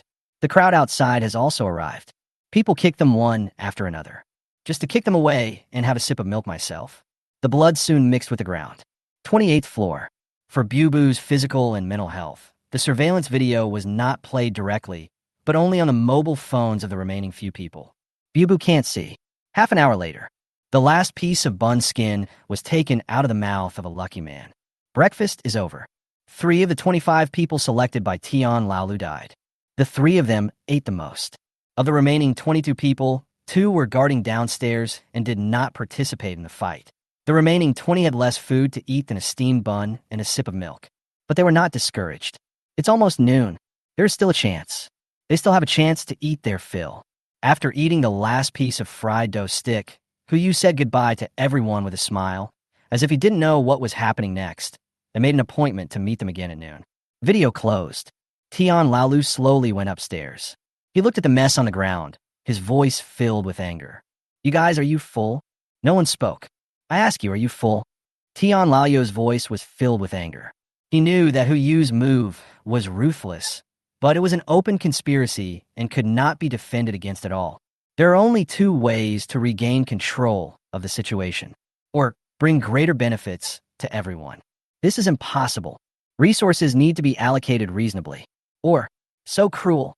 The latter option is the only one available to Tian Laolu. He still has a trump card in his hand. Those 2 monsters. Brother Tian, we are really hungry. One of them said, you can't blame us. Yes, Brother Tian. You know how long I haven't eaten. I fished all day yesterday. I can't stand it without eating something. Did you eat it? Tian Laolu raised his hand and pointed at the corpses on the ground. The people who were eaten are all lying there. Everyone bowed their heads and remained silent. I understand you want to eat. Next time, if there are any resources left, give them to me immediately. I will ensure that they are distributed fairly and reasonably. If not, Tian Laolu turned his head and looked behind him. The 2 monsters were now full and had lost their appetite. They were now like pets, following the meat on the fishing rod and being hooked forward. Understood? We all understand. Yes, Brother Tian, don't worry, it's noon. We will definitely bring the things to you at noon. Everyone promised with confidence. But Tian Laolu knew that this was just a promise. Noon. A new round of live broadcast begins. Because they wanted to know the airdrop location as soon as possible, everyone didn't dare to miss it for a moment. So much so that the residents who had been huddled in the building were also staring through the peephole. I kept praying in my heart, hoping that the airdrop would refresh in front of their door. By the time Hu and the others finished lunch, their stomachs were already rumbling. Just a piece of news was thrown out by Hu. Food on the 27th floor. To be precise, it was on the leg of a lucky guy who was tied up on the 27th floor. A sliced Angus steak fell in front of him, to make it easier for him to eat. The drone also handed him a knife and a loaded pistol. There was also a note in the lunchbox. Chapter 38, get ready to go. 27th floor. By the time Tian Laolu and others arrived, dozens of people had already stood up. The crowd blocked the area between the 26th and 27th floors. The sound of the blade cutting the rope continued. Almost every second, another person joins the crowd. There was no hatred in their eyes, only one emotion: hunger. To them, the person in front of them was no longer a human being. I don't know who roared first. The crowd started to attack. Stop them. Quick, Tian Laolu roared. If we let them rush over, none of us will survive. Beat them all to death. Let them know who is the master of this building. The crowd started fighting each other until a gunshot rang out. Everybody stopped at the same time. Those who had been tied up began to move back. I saw a young man walking out from the crowd. There was still some leftover black pepper sauce at the corner of his mouth, and his eyes were fixed on Tian Laolu. Just an hour ago, the 2 monsters were hungry again. This time, the tribute that Tian Laolu handed over was his mother. Tian Laolu panicked. He felt a clear murderous intent boiling before his eyes. Brother, let's talk. Bang. The words haven't been finished yet. A bullet pierced Tian Laolu's abdomen. The wheelchair was soaked with blood. Tian Laolu looked down at the wound and hurriedly covered it with his hand, still trying to find a way to save himself. But the young man didn't care about that. Raise your hand and fire one shot after another. No matter who it is, no matter who it is. As long as you stand opposite him, you'll become his target. More than 10 seconds later, the last bullet left the chamber. The young man's arms kept shaking, and there was no one standing in front of him. Only one wailing was left. Snap! The gun fell to the ground. The young man's body went limp, and he collapsed to the ground, sobbing and letting out a roar. Ah! The sound echoed throughout the 3 buildings. Make silence even quieter. Gulp! In the silence, a swallowing sound was heard. Someone is hungry. No, to be precise, a lot of people are hungry. Coincidentally, there were a lot of foods lying all over the place in front of me. A middle-aged man picked up the knife next to the young man and walked towards the food. An old woman turned around and began looking for a pot. Several middle-aged women walked through the crowd and headed downstairs, looking for suitable dismemberment tools. More and more people are taking spontaneous action. They're all hungry. Only the young man was still squatting there, with the steak he had just eaten still in his stomach, etc. He seemed to remember something and immediately stood up to stop everyone's behavior. Everyone turned to look at him, and he took out a piece of paper. This is given to me by the 28th floor. Do you guys want to take a look? Everyone was stunned and gathered together. There are 2 words and a sentence on it. Boat ticket. The young man's tone was full of disbelief. With this ticket, you can bring any number of people to join the fleet, enjoy food and accommodation without worries, but cannibals are not allowed. Do you think this could be true? People laughed. No one took this matter to heart. Don't eat meat? Fart. Who can survive without eating meat nowadays? July 21st, 2 p.m. On the 8th day after the apocalypse, the water level reached 37 meters. In the entire 3 buildings, except for the 28th floor, there are only 35 living people left. 20 of them hid in their rooms, and only 15 were left living outside the stairs. On the 27th floor, a group of people sat around a big pot. Various curtains, sofas, and chopsticks were thrown into the fire. The pot was boiling with blood, and pieces of flesh and bones were boiling out of the water. Fear? Disgust? No. They now have only one feeling: hunger. However, the only remaining humanity did not make them eat raw meat and drink blood, but instead they waited, waiting for the meat to be cooked or waiting for something else, until a woman stood up. With her bulging belly, she came to the big pot, scooped a large piece of meat for herself with a spoon, hit aside, and began to eat it. Seeing this, the people around also started to stand up one by one. Only one person did not move. That young man.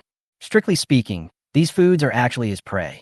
But now he would rather sit on the ground and watch the people eating heartily near the big pot from afar, and he was unwilling to go up.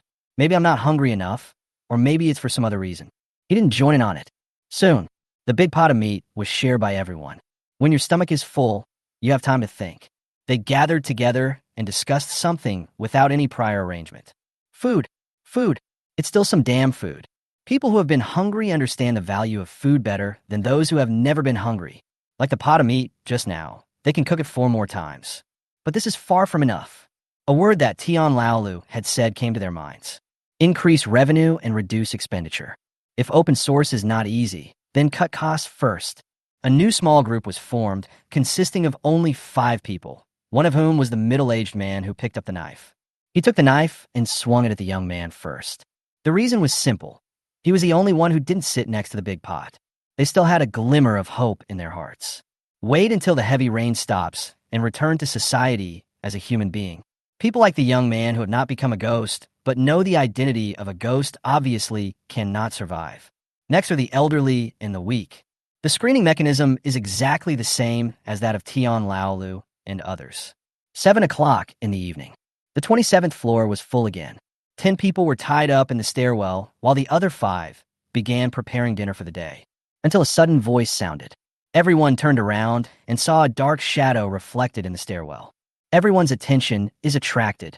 A group of figures walked out slowly and looked at the people in front of them. It's someone on the 28th floor. They're coming down. The 5 men immediately stood up, some holding chainsaws, some holding knives, as if they would pounce on each other and fight in the next second, even if there are guns on the other side. Half an hour ago, 28th floor. No one has any appetite today. Except for Bubu, who ate the medicinal food and took a few bites of dessert, no one else ate anything. Surveillance. They watched it from beginning to end. Even Shan and others who had been on the battlefield for a long time felt nauseous. Even Huyu is the same. He had seen the same scene on that ship before, and every time he saw it, his stomach would churn. That time, he had only one choice: a glass of extremely sticky red wine, a piece of meaty venison steak, and a stomach that keeps roaring in protest. But this time is different. He no longer needs to choose, but starts formulating options. Huyu stood alone in front of the window, watching the heavy rain pouring down in front of him, and took out a glass of red wine and shook it in his hand. At 7 o'clock tomorrow morning, the acid rain will turn into normal fresh water. Although there will be no rainfall, navigation will not be a problem. The next route has been almost planned. Just this afternoon, the news came via the radio through a certain voice, a certain message, and a certain hand. They're willing to sell the database. As for the price, the three parties had surprisingly consistent opinions. Face-to-face negotiation. 3 coordinates were sent. As long as you can come to them, the price of the database can be negotiated. The nearest coordinate is in Pengcheng. According to Li Ji's calculations, the entire route is 635 nautical miles, and the heart of the ocean can reach a maximum speed of 20. If nothing unexpected happens, it will take at least 32 hours of full-speed sailing. We also need to pick up Xiao Zisu's parents on the way. 9 days have passed, and I still don't know how the 2 elders are doing. Bang! There was a knock on the door. Who is it? It's Xiao Zisu. But you turned around, walked around, and Sienna, who was standing not far behind him, walked forward and opened the door. Xiao Zisu's eyes were red. Obviously, she had been crying. You are? Puff. Xiao Zisu suddenly threw herself into Huyu's arms. Tears flowed down his shoulders. I was wrong. I was really wrong. I shouldn't have let them live outside alone. Huyu. Xiao Zisu raised her head, tears streaming down her cheeks. Please help me. Let's set off tonight, okay? I don't dare to leave them outside. Shall we leave early? To be honest, Huyu could understand Xiao Zisu. If his parents were still alive and not around at a time like this, it would be strange if they were not worried after witnessing the horror of human nature. It's still acid raining outside. What underwater is also still unclear. He originally planned to use a rocket launcher to clear the way early tomorrow morning, bomb it for 2 hours before sailing. Huyu. Xiao Zisu tilted her head back, her eyebrows slightly drooped, her eyes full of desire. Please, go wake them up and set off after they are ready. Very good. Chapter 39, Go Downstairs. 7 o'clock in the evening. Everyone gathered on the 28th floor. Everything that needed to be packed has been packed. However, since the water level is too far from the 28th floor, if we lower the boat down now, I'm afraid no one except Shinshan and others would dare to jump directly down. If you want to get on board, it is best to go to the 14th floor before getting on board. So they have to go downstairs. In fact, Tian Lao's estimation was not wrong. If they really followed his deployment and guarded the upstairs strictly, it would be difficult for Huyu and others to go downstairs now. But now, on the 27th floor, there was only a group of rabble left. Even so, the necessary preparations must still be made. Zhao Zhong and Li Ji were the rear guards, with Mu Siyue in the middle, responsible for leading the group of little pets. In front was Su Zilong, in case of any emergencies, and further ahead were Xiao Zisu, Bubu, and Huyu. Bubu fell asleep after acupuncture. In this state, she might not wake up even if there was a thunderstorm outside. In the front are Shunshan and Sienna. Everyone carried a gun in case of any unexpected situation. When everything was ready, the alloy door slowly opened. Everyone started walking downstairs. There were chopping sounds downstairs and footsteps upstairs. As the sound got closer, both voices stopped. The moment he saw Huyu and others, the young man tied to the ground immediately stood up. He stared at Huyu, his eyes full of desire, longing for a chance to live. Hey, the coward is willing to come down. The middle-aged man in the lead was carrying a chainsaw and staring at Huyu fiercely. I thought you still had a lot of food. Why, have you finished eating now? Do you know how to go downstairs? Don't worry, we will accept you. If only... The middle-aged man looked at Sienna in front of Huyu and Xiao Zisu beside him. They have been feeling very depressed these days. These 2 beauties are the standard type of beauties that are a feast to the eyes, the best of the best. Oh, Huyu sneered and moved aside to make a small gap. Show the little pets following behind you. Pigs, cows, sheep. These things alone are enough for them to eat for a month. Why? Seeing this, one of them immediately yelled, You obviously have so much food. Why don't you take it out? Why don't you share it with us? We can totally survive together. Why? He took a step down. He crossed Shunshan and came to the front of the team, looking at the other party. Zhao Yi. Do you all remember it? He gave up the chance to live and chose to go downstairs just to save you. And you guys? What did you do? I killed it for you, pig, and let you eat it. But you're not satisfied and want more. More? Why? The middle-aged man holding the knife rushed forward and asked who you. Then what grounds do you have? We just want to survive. We did these things because we had no choice. Who are you to blame us? Don't you dare say you wouldn't do the same thing if you were in our situation. Oh, the same thing? Who you sneered and turned on the video play button. The screen on the 27th floor lit up, playing the afternoon feast. Every person, every face, and the way they wolfed down their food were all clearly recorded on camera. Is this what you're talking about? Everyone fell into dead silence. Some of the people who were tied to the ground saw this and immediately leaned over and vomited. Even if the others didn't vomit, their faces were pale at this moment. Everything that fate has given me has already been secretly marked with a price. Who you said calmly, I gave you the opportunity, but you didn't cherish it.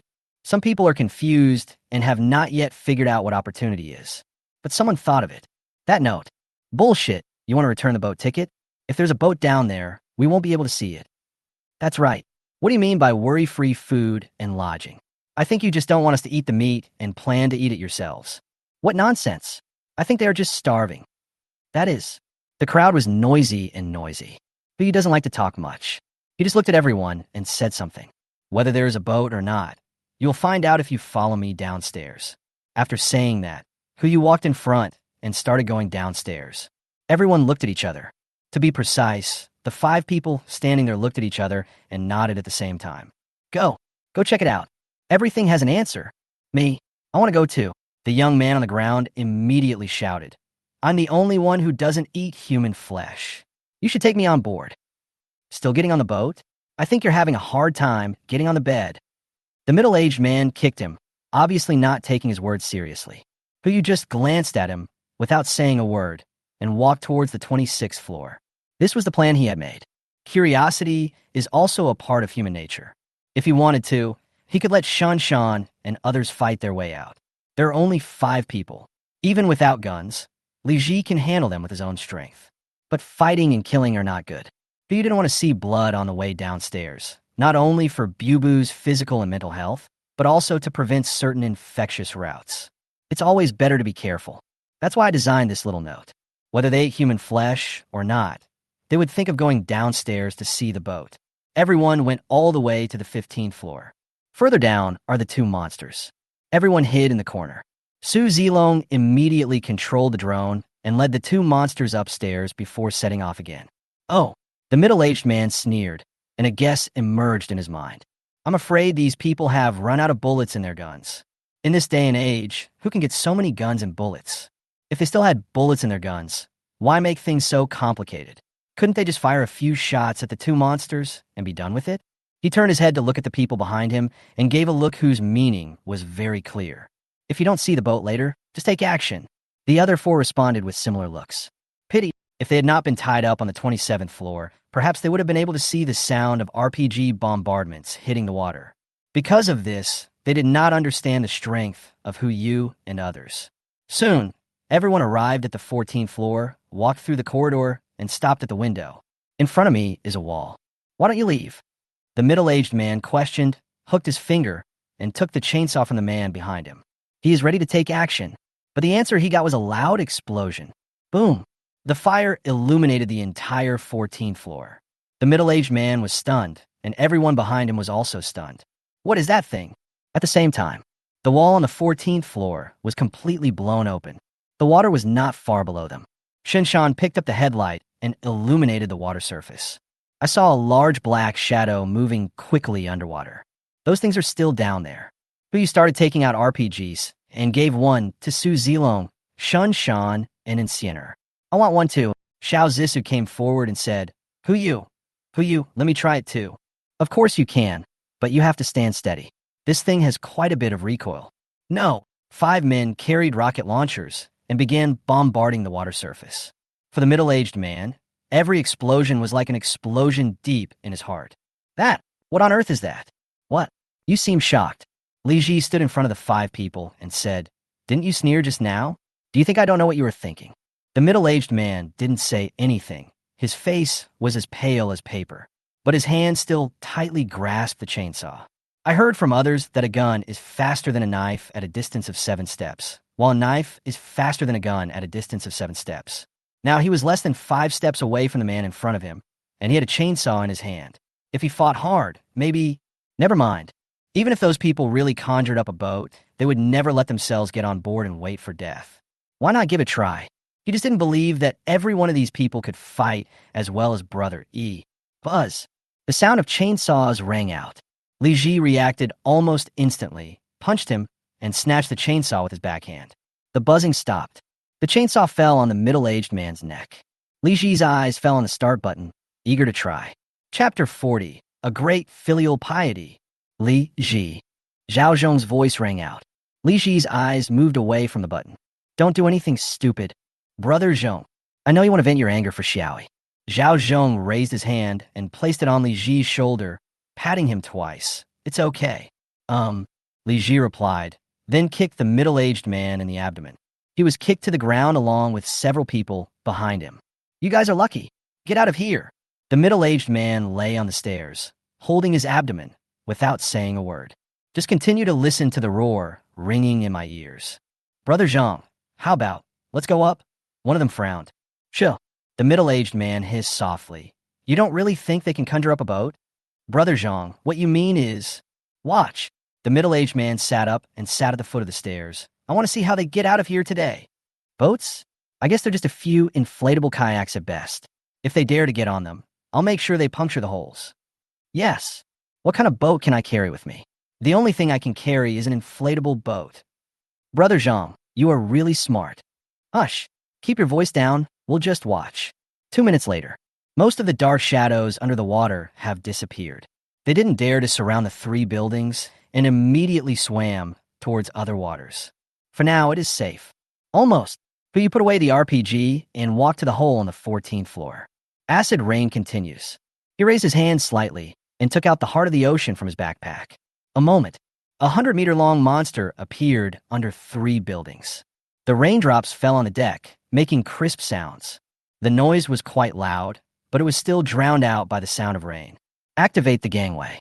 With a thought, the ship controlled by the system immediately extended the gangway.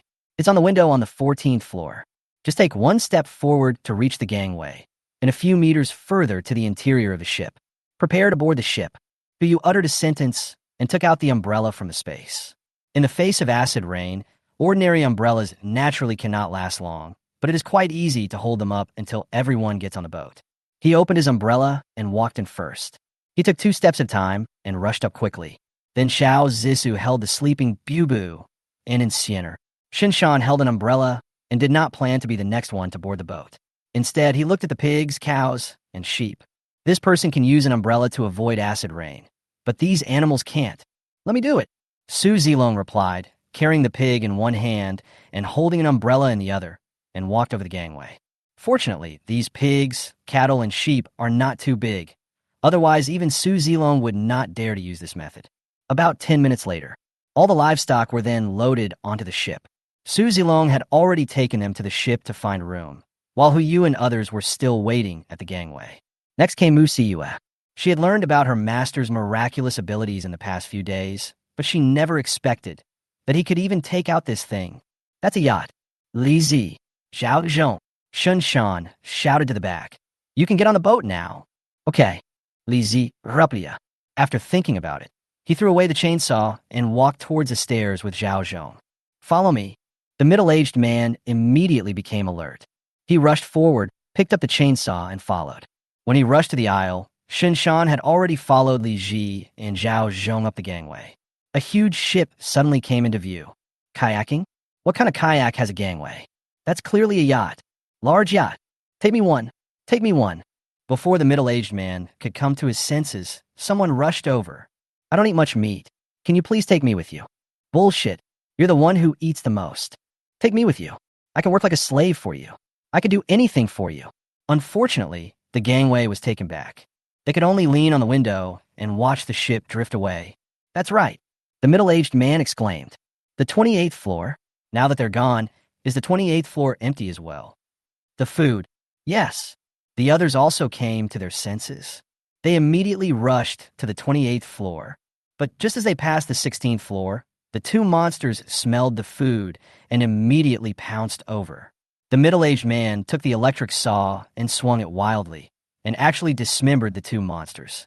The five of them rushed to the 28th floor at once, stepping on the corpses of the two monsters. But the moment they went upstairs, they were all stunned. The alloy door is gone. There was only a hollowed-out wall. Going further in, there is only empty space. The walls, the floors, all gone. All that was left was the concrete floor and the concrete platform above. The wind blew in. The middle-aged man stood there, his body trembling uncontrollably, and he slowly uttered a sentence. Ghost! There's a ghost! July 21st, 8 o'clock in the evening. The water level is close to 39 meters. A yacht nimbly passed through the buildings, and white lights came on, illuminating Jinling at night. This was the only light they had seen in days. Countless people leaned against the windows and screamed at the top of their lungs. Hey, there's someone here. Save me. Please save me. Boat. How could there be a boat here? The sound is very loud, even drowned out the sound of rain. But the sound is also very small. It was so quiet that the people in the boat couldn't hear it all. After who you sets the destination, the heart of the ocean will automatically navigate according to the route and avoid obstacles along the way. The breeding system also began to be covered. Location, right on the deck. After the covering was completed, a small greenhouse appeared out of nowhere, and the livestock were driven inside, and the matter was solved. In order to celebrate the first day of sailing, and also to better welcome Zhao's father and mother, everyone decided to prepare a big meal. Put the ingredients into the kitchen. Li Ji and Shan Shan started to get busy. Hu's brought Xiao Zissou and Insiner to the deck. Looking around, the lights of thousands of homes that used to be there are now only a few lights flickering in the windows. The sound keeps echoing. It's impossible to save her. It's impossible to save her at all. Even after merging with the heart of the ocean, the entire ship is enough to accommodate hundreds of people, which is only the number of people in a building. And in front of us, there are dozens or even hundreds of buildings. How is it possible to save everyone? Especially after the Zhao Yi incident. The word helpful seems to have been erased from their dictionary. Half an hour later, amid the roars of the crowd, the yacht sailed to the downstairs of the Yuten Hotel. This is the most luxurious hotel in the whole of Jinling. The building is 33 stories high. Yuten, where Hu and his friends had eaten before, is also an obvious restaurant in this hotel. The moment the yacht approached, the entire Yuten began to boil, especially those on the 15th and 16th floors. They were all dressed as waiters, waitresses, or chefs. Some of them who were on the 16th floor even broke the window and jumped out, wanting to jump directly onto the boat. Unfortunately, the ship has not come close yet. The man fell directly into the water. It didn't float up again. It looks like there's something beneath the water here, too. Hu frowned. He didn't expect there were still so many people in the hotel. Which floor did you book for your uncle and aunt? Xiao Ziss's mouth twitched, and she looked up. Top floor. You are really being a big shot now. Chapter 41. Are all the people gathered? Su Filong. Hu turned his head to look at the cabin and shouted. Hey, come on. Su Zilong responded and ran out happily. Ever since what happened with Zhao Yi, his favorability towards Hu is now second only to Shan Shan, Bu Bu, and Zhao Zhong, and has soared to 59, just a little bit away from reaching 60. Boss Hu, what's the matter? I'm studying the ship. Don't study it for now. Come with me and pick someone up later. Okay. Oh, right, there's also Zhao Zhong. Hu looked behind him. At this moment, Zhao Zhong was looking at the water through the porthole, wondering what he was thinking. When he heard Hu calling him, he jumped up immediately. Boss Hu, you stay on the boat. Don't let anyone get close except those coming up the gangway. Okay, I will definitely fulfill your mission. Hu controlled the ship and slowly approached. Soon, the gangway was set up in the corridor on the 14th floor. Before he could even walk up, the crowd had already started crowding onto the gangway. It is still raining acid rain at the moment. That group of people wanted to get on the boat, even at the risk of being corroded by acid rain. But Hu didn't tolerate it either. He casually picked up a shotgun, raised his hand, and fired a shot into the air. Boom! Everyone was stunned. After a moment, the crowd immediately retreated. Rush. If it were in the past, when they had no hope, they might still have given it a try. But now, hope is right in front of us. How can I rush? Seeing that everyone had made way for them, Hu took Xiao Zissou and walked out. In addition to the two of them, Su Zilong and Xianer also followed behind them. Since we don't know the specific situation in the Yuten Hotel, it is safest to bring both of us with the highest force levels. The four of them walked all the way to the 14th floor and entered the hotel through the window. Hu glanced at everyone. Although none of them spoke, one could clearly see an emotion in their eyes, desire. This is the bottom layer. If the gate of Yuten Hotel had not been high enough, the water would have flooded in long ago. But they still stay here. There's probably only one reason. Oppression. Oppression from above. In other words, there was enough food in the hotel, otherwise they would have been tied up upstairs and used as slaves. Hu glanced at everyone and said calmly, "Do you want to live? Think." The roar suddenly resounded throughout the entire 14th floor. "Well, I can give you a chance." Everyone's eyes widened, waiting for his next words. "Now, bring all the living people here. Whoever brings the most people will get a ticket. Remember the rules. You're not allowed to hurt anyone or rob anyone. You must come here voluntarily. Anyone who breaks the rules will be disqualified. You guys, do you understand? Boat ticket. That's a boat ticket." For a moment, everyone went crazy. Countless people rushed up the stairs and began to search. Will your method work? Xiao Zissou roughly knew Huyu's intention, but was also a little worried. "Don't worry." Huyu took out 4 single sofas from his space backpack and sat on one of them. "Sit down. You'll know if it works later. In terms of enjoyment, you still enjoy it more."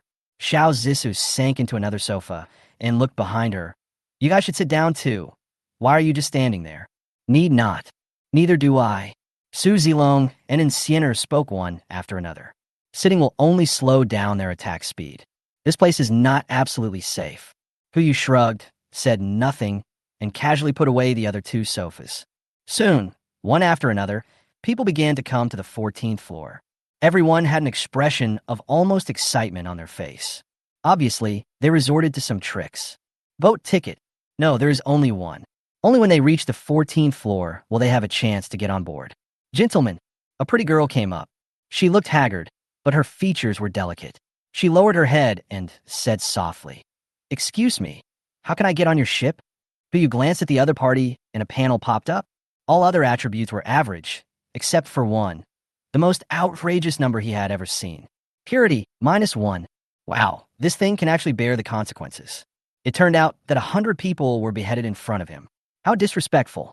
Huyu shook his head. Not everyone is here yet.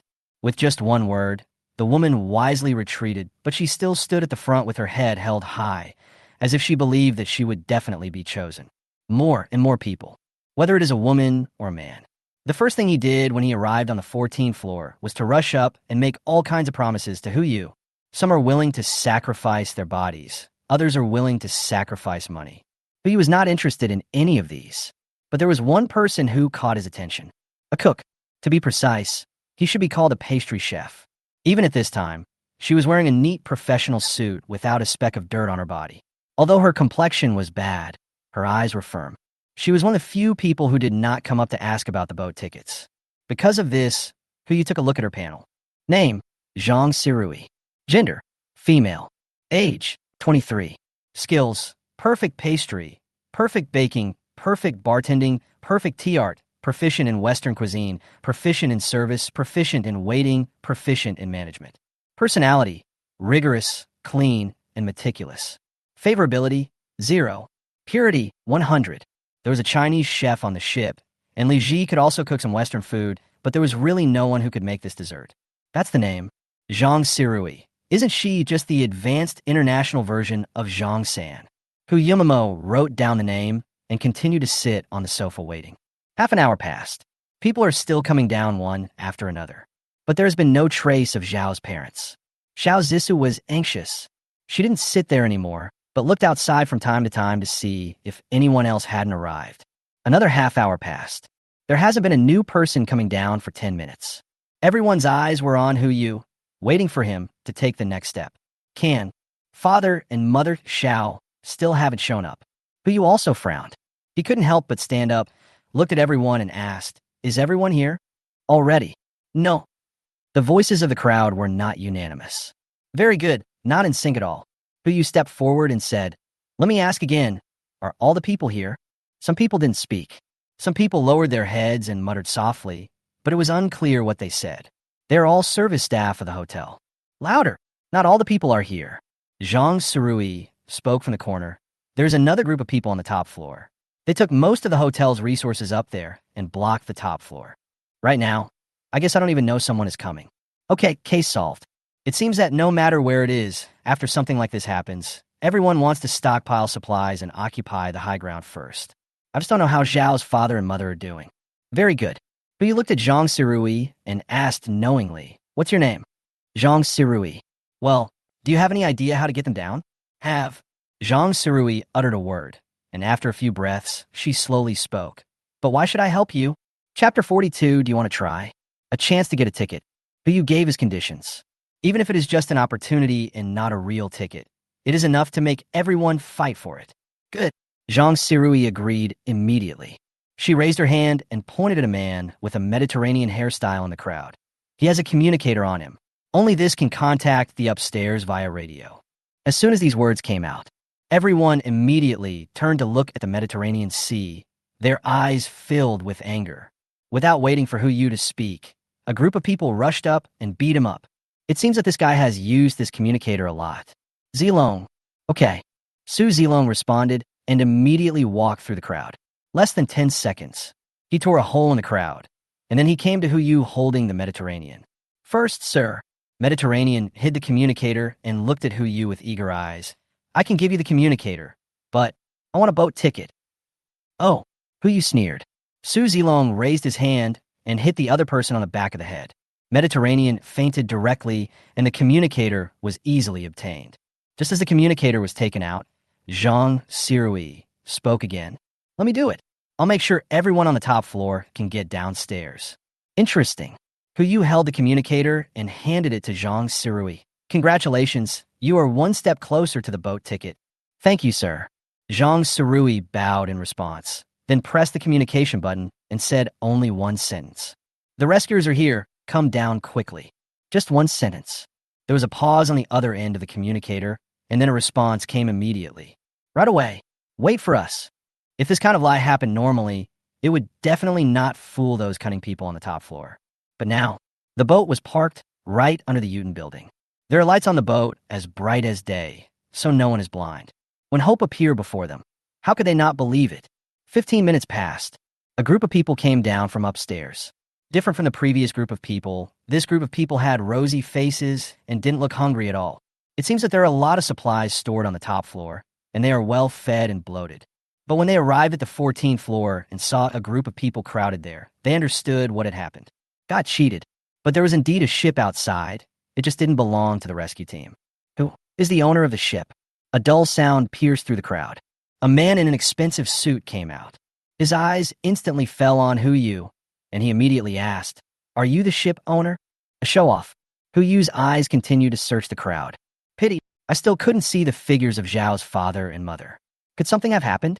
Hu Yu and Xiao Zisu looked at each other and were about to go upstairs themselves when the pretentious guy took a step forward, walked through the crowd, and stood at the front.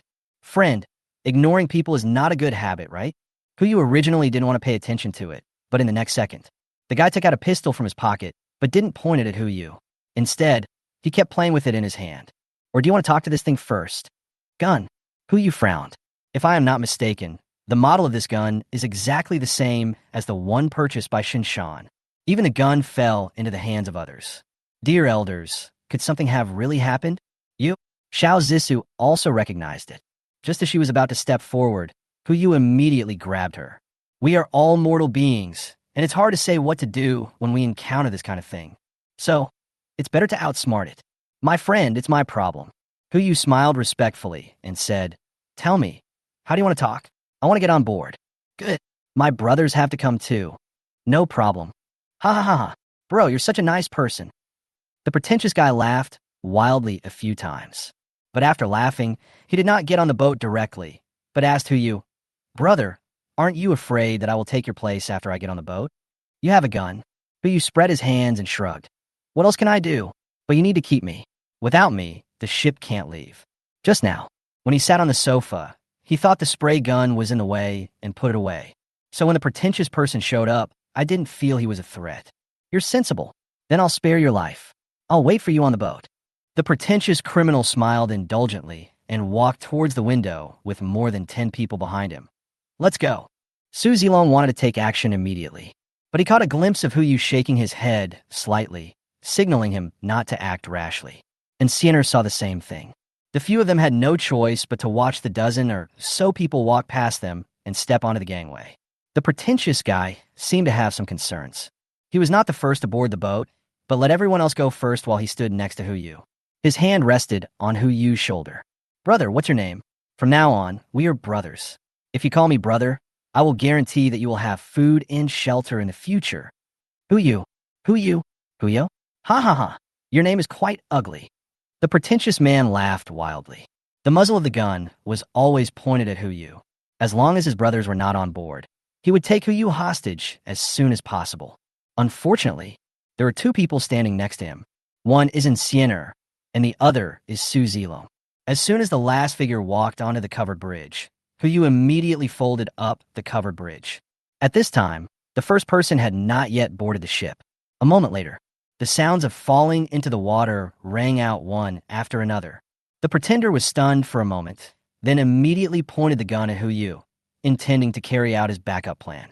But just this moment of stunned silence was enough to change the situation. And Siener and Su Zilong attacked at the same time. One grabs the gun, the other subdues the person. In a flash, the pretender was lying at Hu Yu's feet. The gun fell into Su Zilong's hands and was handed to Hu Yu. Come and see. Hu Yu handed the gun to Xiao Zisu. Is this the one? Really? Click. Xiao Zisu immediately loaded the gun and pointed it at the back of the pretender's head. Tell me, what did you do to my parents? Your parents? The pretentious guy was stunned. Who were your parents? How the hell should I know? Where did you get this gun? Hu Yu asked. In the hands of a middle-aged couple, the pretentious criminal seemed to remember something and said, Let me go. Otherwise, you will never know where they are in your life. You? Xiao Zisu was so angry that she pulled out the needle on the spot. Okay, I'll see if you tell me or not. Don't bother. Hu Yu spoke calmly. He reached out, grabbed the pretender's head, lifted his head up, and looked at the people in front of him. I'll only ask you once. If you don't tell me, then I'm sorry, but I'll let them deal with you. I'll give a ticket to anyone who can come up with a way to get you talking. Do you want to try it? Chapter 43. Seize the ship. People with malicious intentions will always think of things that may not happen in the most vicious way. Since this guy was able to occupy the top floor, it meant that he had used many tricks on the people downstairs. If he falls into Xiao Zisu's hands, the worst that can happen is that he will be threatened with death. But if it falls into the hands of these people, death may only be a luxury. I say. The pretender spoke immediately. He spoke immediately. It's upstairs, in the innermost room on the top floor. I locked him in. When Xiao Zisu heard this, she wanted to rush out of the crowd on the spot. Fortunately, Hu Yu reacted in time and grabbed her immediately. No matter what, they couldn't leave the 14th floor. Based on his understanding of human nature, if any of them left, the crowd would inevitably block them inside. Even with guns, we may not be able to stop them when they are about to go crazy. Even if you finally get on board, it will take a lot of effort. Zhang Sirui, Hu Yu looked at the woman, then at the guy who brought the most people down, and you. Boss, my name is Chun Chong. The man immediately bowed and smiled apologetically. What do you want? Now you two are the only ones who have the chance to get the tickets. Go up together and bring the person down to me, and your tickets will be redeemed. You understand me? Clear. Chun Chong responded, ignored Zhang Sirui, and went straight upstairs. Zhang Sirui also followed, without any hurry and maintaining proper demeanor. These two people are undoubtedly the most reliable among the crowd. Needless to say, Zhang Sirui was able to strictly discipline herself in this environment, keep her clothes clean and well-fed, without sacrificing her health. Then her methods are obviously convincing enough. Don't forget, she came down from upstairs, and she knew exactly who had the communicator to the top floor. It was she who spoke just now and led everyone down from upstairs. To sum up, there is only one possibility. The person in power upstairs is a pretentious person. Then the person in power downstairs is her. And he is not the one in power in the open, but the one in secret. Otherwise, the pretentious guy would never believe her talk of rescue. As for Chun Chong, he was able to thrive on the 14th floor, and no one dared to snatch the spot he had found, which showed that he was a smooth person. One is smooth, and the other is in power. It is enough for the two of them to go upstairs and find someone. Really? 15 minutes later, the two men brought the two elders down from upstairs. The old couple were dressed in rags, looked pale and thin, and it was obvious that they had been hungry for several days. But they're still full of energy and spirit, and you can tell they are extraordinary at a glance. Judging from their appearance, they are at least 70% similar to Xiao Zissou, a blessing in disguise. I hope Mr. and Mrs. Xiao are still alive. Yu immediately stood up and went to greet him. Dad, Mom, Xiao Zissou also exclaimed. You are all okay? That's great. Shiso. Girl. The two old people were also stunned. They immediately walked through the crowd and the kneeling criminals and came in front of everyone. Girl, why are you here? Of course we are here to pick you up. Xiao Zissou pointed at the yacht behind her. See? A big yacht. As she said that, she immediately pulled Yu over and said, This is the ship owner, Boss Hu. You should know this, Dad. Uncle Aunt. Yu bowed respectfully, greeted them, and glanced at the two elders' panels.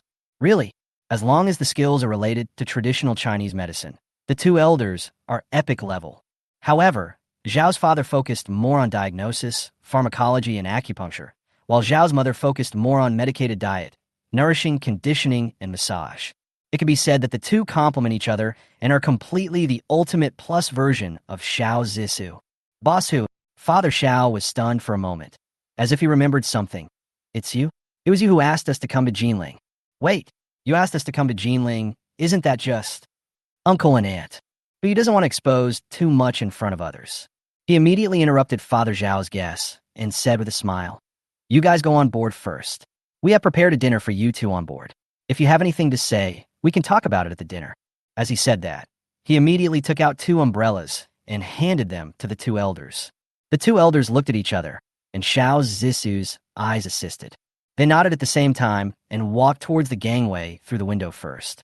Seeing this, Zhao Zhong immediately rushed to the deck to provide support. The two elders got on board.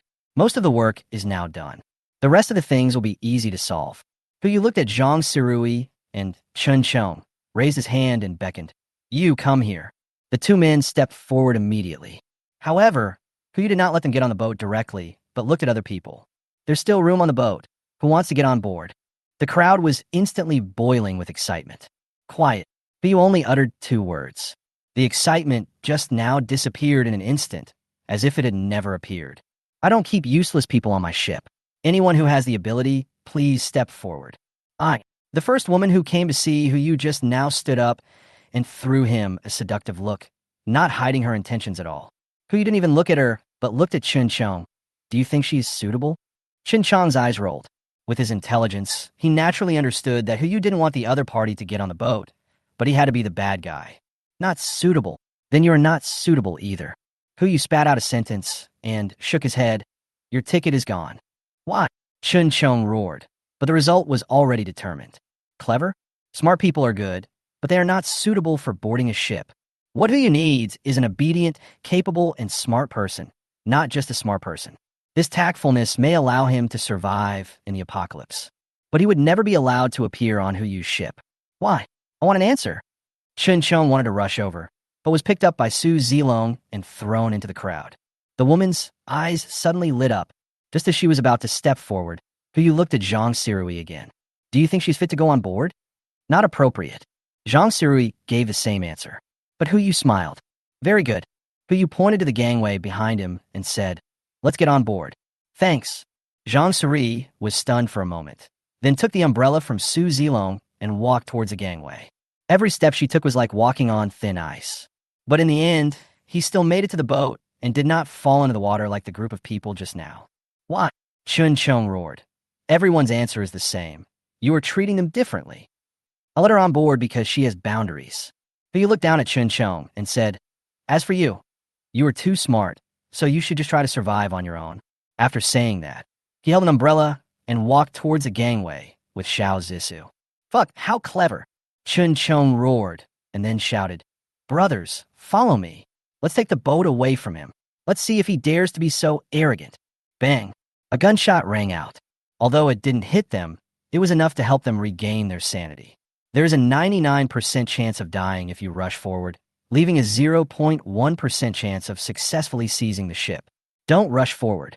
I won't die. At least not now. As long as you wait, there is still hope. Everyone stopped, especially Chun Chong. He clenched his fists and stared at Hu Yu's departing back. The crisis is over. Seeing this, Su Zilong turned around and prepared to leave. But Xianer took out a pistol and shot Qin Chong in the middle of his eyebrows. Bang! The bullet penetrated the head. Hu Yu and Xiao Zissou turned their heads at the same time, their eyes full of shock. This was the first time that Xianer took the initiative to act beyond orders. Chapter 44. 3 Black Eggs. Hu Yu was stunned for a moment, but he soon came to his senses. Although he didn't understand why Xianer shot, he didn't feel sorry for someone who dared to point a gun at him. Just surprised. After being surprised, it was time to go to their dinner party. Hu Yu held an umbrella and walked toward the yacht with Xiao Zissou. And this time, no one stopped them. Su Zilong then looked at Xianer, his eyes full of confusion. But he didn't dare to ask the reason. As far as he could remember, including this time, Xianer had only disobeyed orders twice. Last time, she slaughtered an entire terrorist organization. Why? Su Zilong frowned and asked, "Why did you take action?" Xianer's reaction was very calm. She turned around and walked into the acid rain without any intention of answering. What a crazy woman. Su Zilong cursed angrily, but had to follow him and return to the yacht together. On the yacht, the 3 new members were standing in the reception room on the first floor. Outside, it was pouring acid rain and cries for help were overwhelming. Inside, the lights are warm, the aromas are fragrant, and delicious food is right in front of you. The contrast between the two divides the world into 2. One heaven and one hell. And the master of heaven was walking towards them with an umbrella. Welcome everyone to the heart of the ocean. Hu Yu smiled and looked at everyone, then put away his umbrella and said, "My name is Hu Yu, and I am the owner of this ship. You can call me by my name. As long as we are on this ship, we are a community with a shared future. We have only one goal, to survive. To survive in a better way." Seeing this, Zhao's father and mother did not react. Although the 2 elders have maxed out their skills, they still find it difficult to accept this sudden event. I have so many questions, but I don't know who to ask. Instead, it was Zhang Sirui who was standing aside. She started clapping as soon as Hu Yu finished speaking. Crisp applause broke out. Mu Lingxiu, who had just taken care of Bu Bu, immediately agreed. More and more applause broke out. Hu Yu smiled and nodded, then pointed to the restaurant behind everyone. "Dinner is ready. Please take your seats. Let's eat and talk." Everyone took their seats. At the dinner table, Hu Yu introduced everyone to each other. Include everyone's names and what they are responsible for on the ship. As for other more detailed matters, Hu Yu did not finalize them at the dinner table, but arranged rooms for them after everyone had eaten and drunk their fill. "We'll talk about everything tomorrow morning." That night, Xianer did not follow Hu Yu, but found a room closest to him and lived there. This is the first time Hu Yu has enjoyed sleeping alone since the end of the world. "It seems like I sleep better." Su Zilong told Shinshan what happened tonight and asked the reason. Shinshan only gave an ambiguous answer. Perhaps she wanted to nip the threat in the bud. Su Zilong said nothing after hearing this. July 22nd, 7 a.m. The 9th day of the end of the world. The water level reached 43 meters. Only a few buildings could be seen scattered across the water surface. The rest of the residential buildings, shopping malls, supermarkets, and even some overpasses were all submerged. Hu Yu got up early and subconsciously turned his head to look at the side of the boat, looking for Xianer, but did not see her. Thinking about what happened last night, he always had a bad feeling in his heart. Never mind for now. The first draw after getting on board, you have to see if there will be anything good. For this day, he specially saved the black egg stored on the 20th and 21st, just to be able to have a triple draw. I don't ask for anything else, as long as there are some things that can be bred and raised. We can't just leave the breeding system empty. Draw open the curtains and look out the window. The heart of the ocean still sails through the city. The sunlight was so weak that it could be ignored, and I could vaguely see people around me calling for help. Hu Yu lined up the 3 black eggs in a row and made a decision secretly. If the goods are shipped today, we will issue another shipping ticket. Of course, the prerequisite is to meet sufficiently excellent talents. If it doesn't ship, forget it. Everyone, if you want to get on board, please bless me to ship the goods. Hu Yu raised his hand and knocked. The first black egg shattered and purple light burst out. Bite. Congratulations to the host for obtaining the perfect Senzu bean *1. Name: Senzu bean perfect. Type: food seeds. Effect. After taking it, you will feel full and continuously replenish the various energies needed within 3 months. It can also be planted in the soil to cultivate ordinary, fine, and perfect beans. Note, only perfect quality senza beans can be cultivated as seeds. It's out. Huyu's eyes suddenly lit up. Senza beans that can be used for cultivation. If this thing is mass-produced, not only the people on a ship, but even the people in a city or a country will be able to have enough food to eat. Potato? Compared to this thing, it's so weak. Of course, the prerequisite is to find a large enough breeding base. Huyu carefully placed the perfect magic beans into the space, fearing that they would be crushed. Ticket +1. He looked out the window and made another promise in his mind. There is no upper limit on the number of shipping tickets. If you can ship more goods later, we will issue as many shipping tickets as you can. Huyu cracked the second black egg with his backhand. Another burst of purple light exploded. Bite. Congratulations to the host for obtaining the source of Sweet Spring *1. Name, Sweet Spring Source, perfect. Types, food, water source. Effect, it can heal some external injuries after taking it. The specific effect depends on the injury. It will not conflict with any medicine. It produces 1 L of sweet spring water, fine product, per hour, which can be used for consumption and irrigation. Note, although the sweet spring water is delicious, please don't drink too much. It's the best. Although this thing looks the same as senza beans and is also a producible item, the former is large and complete, while the latter is small and exquisite. Senza beans can fill the stomachs of many people. Although the sweet spring water is scarce, its advantage is that it can heal injuries. To round it off, it is no different from a panacea, especially for Bubu. This is literally a life-saver. One more boat ticket. Bubu turned his head and looked at the third black egg. This is 2 consecutive shipments. Whether or not we can ship for the 3rd time is no longer important. Click. The black egg shattered and a burst of golden light exploded. This color is legend. Ding. Golden legend. Congratulations to the host for receiving the favor of the sea god *1. Name, favored by the sea god, legend. Type, fishing rod. Effect, ignore terrain, water, fish. No need for bait. You will definitely catch a fish after casting the rod. For each fish caught, you can accumulate a point of experience and have a certain probability of obtaining a skill book. Note 1. Experience can be used to upgrade Poseidon Series products. Note 2. Collect 3 Poseidon Series products to get an extra surprise. Note 3. Follow the will of the sea god. The favor of Poseidon? So it's something with a Poseidon prefix or a series. According to Note 1, as long as the experience is gained through this fishing rod, not only can the fishing rod itself be upgraded, but also the ship. Ships are now epic tier. According to the rules, the next upgrade should be for the system to level 5, which is 84 days later.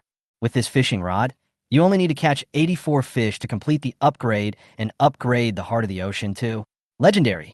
But you put the golden fishing rod back into the space and was not in a hurry to go out fishing. God knows what's lurking beneath the surface. 100% hook. What if we catch a monster? Will we still be safe on the boat? If you want to fish, you have to make sure it is safe first. Let's go out and have breakfast first. Should we have Western food or Chinese food today? Huyu thought about it and walked to the door, but before he pushed the door open, a force came from the door. Bang! Shinshan opened the door, looking flustered. No, it's bad. Something happened. What's up? Huyu frowned slightly and asked hurriedly. Shinshan is the most stable person, but even he is so flustered. Could it be that Godzilla emerged from under the water? Chapter 45, Fishing. What is it? Huyu was also a little unsure and asked hurriedly. Yes, you will know when you come out and see it. As Shinshan spoke, he walked towards the deck, and Huyu hurriedly followed. The two came to the first deck. It was raining heavily at this moment. Although what was falling was no longer acid rain, the raindrops still made a banging sound when hitting the deck. But even so, the shed on one side of the deck was still crowded with people. Except for Bubu and Mu Lingxiu, who was responsible for taking care of her. Everyone on the boat gathered outside the shed, even including Zhao's father and mother, and Zhang Sirui, who had just boarded the ship. Could something have happened to those animals? Make way. Boss Hu is here. Shinshan held an umbrella and led Huyu into the crowd. The crowd immediately made way, exposing the shed. After just one glance, Huyu also froze in place. Livestock, the same livestock. The only difference is the quantity. A baby is born. Except for 3 pairs of pigs, the other 4 pairs of livestock all gave birth to piglets. And each one is ready to be slaughtered. Even if it is a coincidence, it can't be such a coincidence. Did every kind of animal give birth to young? This can no longer be described as outrageous. Huyu immediately checked the panel and discovered the problem. Farming system. After getting on board yesterday, he was busy picking up Zhao's father and mother, so he didn't check the panel carefully. When he took a look today, he was stunned. All livestock growth efficiency plus 100%, reproduction efficiency plus 100%, mutation rate plus 10%. All plant growth efficiency plus 100%, survival rate plus 100%, mutation rate plus 10%. Fear. So horrible. The period from slaughtering a pig is between 8 to 12 months. But according to the current growth efficiency, it only takes 4 to 6 months to be marketed. As long as the breeding space is large enough, even if you don't grow senza beans, eating meat alone is enough to feed the people of a city. The growth rate of the breeding system will also increase with the improvement of the system level. Huyu was delighted, but he couldn't show his surprise in front of everyone, so he could only cough twice. Ahem, this is normal, don't be surprised. Let's go back and have breakfast first. There's still things on the ship that you need to think about. When everyone heard this, they knew it was not a coincidence, nor was it a bad thing. So they said nothing more and immediately returned to the cabin to prepare breakfast. Except Xiao Zissou. Boss Hu just promised me. Breakfast time. Xiao Zissou kept pestering Huyu. I'll dissect one, even if it's a chicken. Miss, aren't you a Chinese medicine practitioner? Huyu smiled bitterly. Why are you doing dissection? It's really unnecessary. I studied medicine, so I also know some biological knowledge. Xiao Zissou immediately explained. This is a biological miracle. You can dissect one and wait for the rainstorm to end. This is the hope for mankind to continue the flame of civilization. Hope. If Xiao Zissou really performed an autopsy and she couldn't find out the cause, she would definitely do a comparison. Over time, it is only a matter of time before the existence of breeding space is discovered. Not to mention whether there will be land after the rainstorm ends. Even if land will reappear, he will not let others know about this breeding space. Once exposed, I don't know how many people will scramble for it. For those ambitious people, anything that can shorten the growth time of livestock by at least half is like a magic weapon. However, Huyu is not worried about Xiao Zissou, whose favorability level has reached 50. Let's do this. Huyu took out the perfect fairy bean. Plant this seed. When it blooms and bears fruit, I will let you dissect one of the chickens. This is... Xiao Zissou took the fairy bean and examined it carefully. Beans? I've never seen beans that look like this.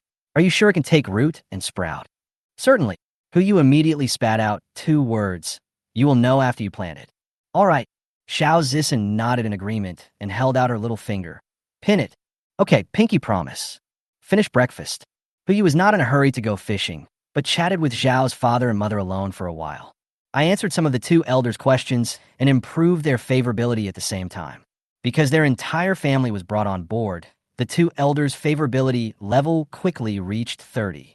By the way, Huyu also talked about in seeing her situation. Let the 2 elders have a good rest, and then come help out when you have time. Her condition yesterday was obviously not right. The way the 2 elders looked at him was the same as the way they looked at their son-in-law, and they almost took out the red envelope for changing their name. Huyu quickly ended the topic and called Zhang Sirui over. Since letting her on board yesterday, her favorability has only fluctuated once. That time, it only rose by 10 points. After the conversation, Huyu briefly introduced the rules on the ship and assigned her the task of preparing breakfast and afternoon tea every day. As for lunch and dinner, she and Li Ji took turns. Just prepare 1 meal per person every day. Zhang Sirui accepted it readily. But as for the other questions, she didn't ask. The favorability remains unchanged. This guy is like a wolf that can never be tamed. Huyu did not drive her off the boat, but planned to take another look. After all, the ship was indeed lacking a cook, as well as a steward in charge of the ship. If it can make her change her mind, it would be a good choice indeed. Shinshan can also serve as a steward, but he is more suitable for managing people rather than managing ship chores. The heart of the ocean will always need to expand. Shinshan alone is obviously not enough. By the time the conversation ended, it was almost noon. Just right. After some fishing, it's time for lunch. Huyu came to the first deck, pushed open the floor-to-ceiling window, took out the favor of Poseidon and threw the first rod into the water. The fishing rod enters the water. Before the fish took the bait, Li Ji came over. "Hey, boss, who are you fishing?" Who you nodded. "I remember you guys wanted to go fishing last time, right? Now is the perfect time." "Hi, that's the Zhao Zhong brothers." Li Ji folded his hands, picked up a stool, and sat down. "I don't like fishing, I just like eating fish." "Okay, I'll catch it and wait for you to cook it for us to eat." "Okay." Li Ji looked at the water and changed the subject. "But boss, who aren't you worried about catching something strange? This water is not like the water before." The fishing line is instantly tightened. Who you felt a strong pulling force in his hand. "There's a fish, it's hooked. Whether it's something strange or not, you'll know when you pull it up." Who you began to reel in the line. Every time he turned the line, he needed tremendous strength. 1 lap, 2 laps. Soon, a black shadow appeared on the water surface. Who you just took a look and subconsciously wanted to throw the fishing rod into the water. Chapter 46, The Dead Man's Words. Unlucky. How unlucky. As soon as the black shadow surfaced, Who you recognized what it was. A dead body. A human corpse. The fishhook was stuck in his mouth. When the shadow emerged from the water, Who you seemed to hear a reminder in his ears. "Congratulations on your achievement," dead man speaking. If other people saw this, they would have turned their heads away by now and would not even want to look at it again. But who is Li Ji? They were all veterans of the battlefield, and when they saw the dead bodies, they were not afraid at all, but instead started to make fun of them. Boss Who is worthy of being Boss Who. He can even fish out the mouth of a dead person, as the legend goes. "Come on." Who you rolled his eyes. "Find a way to get him down. I don't want to fish this thing up." "It's easy. Just cut the line." As Li Ji spoke, he took out a knife and prepared to start cutting. But after cutting it twice, he realized that this fishing line couldn't be cut. "Boss Who, what kind of thread is this? Can't you cut it?" "It seems to be true. Although the system's products must be top-notch, you're not that high quality. The fishing line can't be cut. I can't really throw the rod down. That can't be helped." Li Ji put away the knife and sighed helplessly. "Either you find a way to get this thing off the hook, or you can only throw the rod away. It is impossible to lose the club, never in this lifetime." "Oh, that's right. According to the fishing rod rules, you don't need bait to fish. As long as you cast the rod, something will be caught." "I didn't say anything about putting up the bait, so nothing will be caught. As long as you have enough strength to cast the rod and throw this thing back into the water as bait. Will the next thing to take the bait be? Try it." Who you glanced at Li Ji and handed him the fishing rod. "You come. Let me pull it up." "Boss Who, are you sure you want to catch this thing?" "I don't mean to catch it. I mean cast the rod again. Just let it leave the water and fall back down." "Cast the rod." Li Ji was puzzled. "Trust me, just do it." "All right." Li Ji held the fishing rod with both hands, lifted it up with force, and then threw it out with all his strength, and actually threw the guy back into the water. Bang! The sound of falling into the water alarmed other people in the cabin. Xiao Zissou was busy working out a treatment plan for Bubu with Zhao's father and mother. Mu Lingxiu and Bubu were waiting aside, as was Shin Shan. Except for these 6 people, everyone else was alarmed. Even Zhang Sirui, who had always been aloof, did the same and moved over here. When they came over, Who had already taken the fishing rod and was waiting quietly for the fish to take the bait. "Boss Who, are you fishing?" Zhao Zhong asked from the side. Li Ji nodded and smiled as he told what had just happened. "The dead man is speaking the truth. I always thought this kind of thing only existed in legends, but I didn't expect to have the honor of seeing it today." "Come on," Su Zilong replied angrily. "Before, there were few deaths. Now, we don't know how many dead people there are under the water. In addition, the flow of water is complicated when it rains, so it is not impossible for such a situation to occur." "Indeed, but..." Zhao Zhong looked at Hu Yu with a wry smile on his face. "Boss Who, you didn't raise the rod, so you're not planning to use the corpse as bait and continue fishing, right?" "What?" Li Ji exclaimed. He didn't think of this when he cast the rod to Hu Yu just now. "Let's give it a try. What if we really catch something?" Hu Yu did not deny it, but just took a few steps back. He felt something that was about to take the bait. Buzz. Really? In the next moment, the fishing line was pulled out wildly. Something has taken the bait. Hu Yu grabbed the pulley, and just as he was about to exert force, his palm was blown away by the pulley. "The force is too great. I'll do it." Zhao Zhong spoke subconsciously and also reached out to hold the pulley, but even he could only fix the pulley and was unable to reel in the line. You know, Even if his strength is not as good as Su Zilong, he is still a man who can punch out nearly 200 kilograms with one straight punch.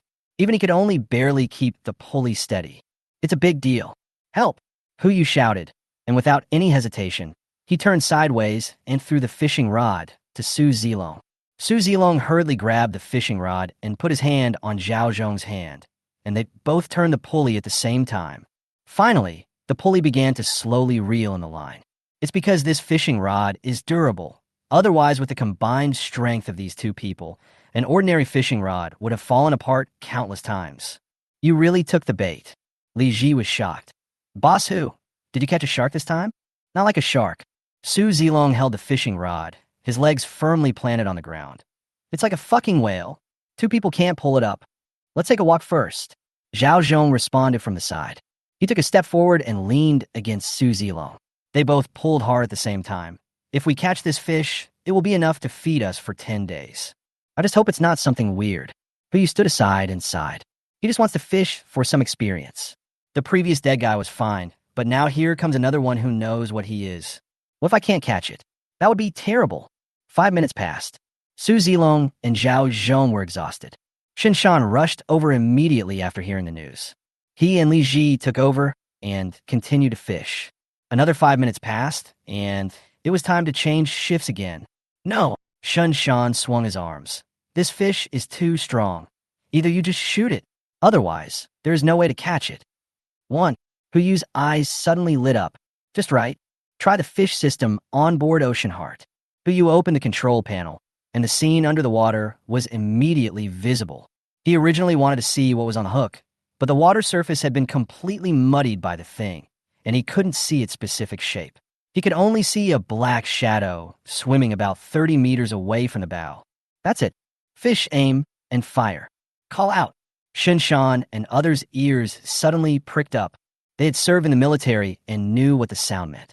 The torpedo. There are actually torpedoes on this ship. The eyes of everyone looking at Hu Yu were filled with nothing but curiosity and fear. Bang. Without waiting for everyone to be surprised, the torpedo exploded. I saw a black shadow jumping out of the water. Woo. That's a silver carp. A nearly 3-meter-long silver carp. In the heavy rain, the scales on the fish's body were crackling. A hole could be clearly seen on the side. This should be the damage caused by the torpedo just now. But even so, in the blink of an eye, the silver carp returned to the surface of the water. Keep struggling. Although the strength is not as strong as before, it is still full of energy. This is a discovery that truly transcends the scope of biology. Chapter 47, Mutated Silver Carp. Half an hour later, the giant silver carp was finally pulled onto the deck. The price paid was that Shan Shan and Li Ji were exhausted and sat slumped on the deck, gasping for breath. Hu Yu immediately checked the panel of this thing. Name, giant silver carp mutation. Type, fish. Status, nearly dead. Description, a mutant creature born from rain pollution, not contagious. Note what? You don't want to eat, do you? Mutations. If rainwater can cause fish in the water to mutate, then if humans come into contact with this water source, will the same thing happen? Just like Li Chang's situation. Hu Yu frowned slightly and stopped Zhao Zhong and Su Zilong who were about to go forward. Don't go over yet. This thing is not dead yet. Not dead yet. Su Zilong was stunned for a moment. The people who were about to go over to watch also stood back where they were. Hu Yu took out a pistol and shot the giant silver carp in the eye. Bang! Gunshots rang out. The bullet did not hit the fish's eye, but instead hit the scales on its body. A crisp sound. The bullet bounced back. I'll do it. Su Zilong took a step forward and fired again. This time the bullet successfully hit the fish's eye and penetrated into the fish's brain. The silver carp, which had been motionless, started flapping its wings again. Fortunately, the heart of the ocean is big enough. No matter how it flapped, the boat didn't move at all. Only when the lavender blood flowed out did the giant silver carp gradually calm down. The status on its panel also changed from dying to dead. Shiso, who you looked at Xiao Zissou. Don't you want to dissect it? How about starting with this thing first? Don't. Xiao Zissou waved her hands repeatedly. If I get infected, where can you find a kind-hearted Chinese medicine expert like me? Don't worry, this thing is not contagious. As long as you don't eat its meat, there will be no problem. Hu Yu said as he walked forward, squatting beside the silver carp. looking at the scale he had just hit. There was a layer of white mark on it, which disappeared immediately after wiping it with the hand. What a good thing. Shinshan also came up at this moment. If you use this as a bulletproof vest, I'm afraid even AK bullets can't penetrate it. Then lend a hand. So you looked at Su Zilong and Zhao Zhong and said, let's take this thing into the boat and dissect it to see if there's anything we can use. Remember, you can't eat this meat. You can only throw it away. Do you understand? Clear. Everyone started to get busy. But you didn't dare to cast the rod again. If he were to catch something like this again, he would have no one help him pull the rod. Wait until the dissection is finished. The autopsy was performed by Xiao Zissou, assisted by Zhao's father and mother. Hu Yu and others were also not idle. They stayed outside the medical room and watched. The giant silver carp was disassembled bit by bit. Its scales, meat, bones, internal organs were all separated. Until the fish head, as the skull was removed, the fist-sized fish brain was taken out, and inside it was a light blue bead. The panel starts. Hu Yu just took a look and was stunned on the spot. Name, mutated crystal, excellent. Type, gemstone food. Description, after taking or embedding, the probability of mutation can be increased. Note, is a mutation a kind of evolution? Put this thing down. Hu Yu immediately roared. Xiao Zissou, who was holding the mutant crystal with tweezers, was stunned. Before she could react, Hu Yu had already rushed into the medical room and immediately put the mutated crystal into the space. Whether it was mutation or evolution, he didn't want anyone on the ship to try it. No matter who becomes the next Li Chong, it will be a huge loss for everyone on the ship. Hu Yu immediately looked at the panels of the three people and only felt relieved after confirming that none of them had mutated. It's okay, nothing happened. Go on. The dissection continues. In order to prevent other mutated crystals from appearing, Hu Yu stood where he was and did not leave. Fine. At the end of the dissection, only that one mutated crystal appeared. In addition to the bulletproof scales, the bones of this giant silver carp are also a treasure. Needless to say, its toughness is comparable to that of bamboo, and its hardness is comparable to that of Hitian jade. It is perfect for making weapons. All the fish scales and bones were handed over to Zhao Zhong for disposal. After a busy morning, it's time for lunch. After they had a quick meal, they urged Hu Yu to continue fishing. He didn't refuse either. No matter what the fish you catch looks like, the best thing to do is to upgrade the heart of the ocean as soon as possible. If the upgrading speed cannot keep up with the evolution speed of these fishes, once a wave comes, everyone will be used as bait for nesting.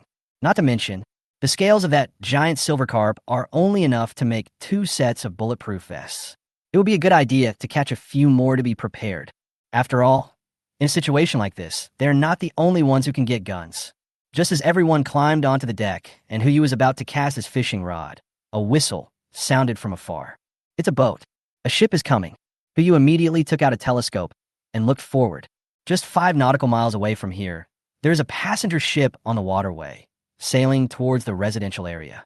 Although it is called a passenger ship, in terms of volume, it is not even 2/3 the size of the heart of the ocean. This was supposed to be a sightseeing boat for a short voyage. When Hu Yu looked at them, they naturally discovered Hu Yu. At the same time, Li Ji, who was in the captain's room controlling the route, also sent a broadcast.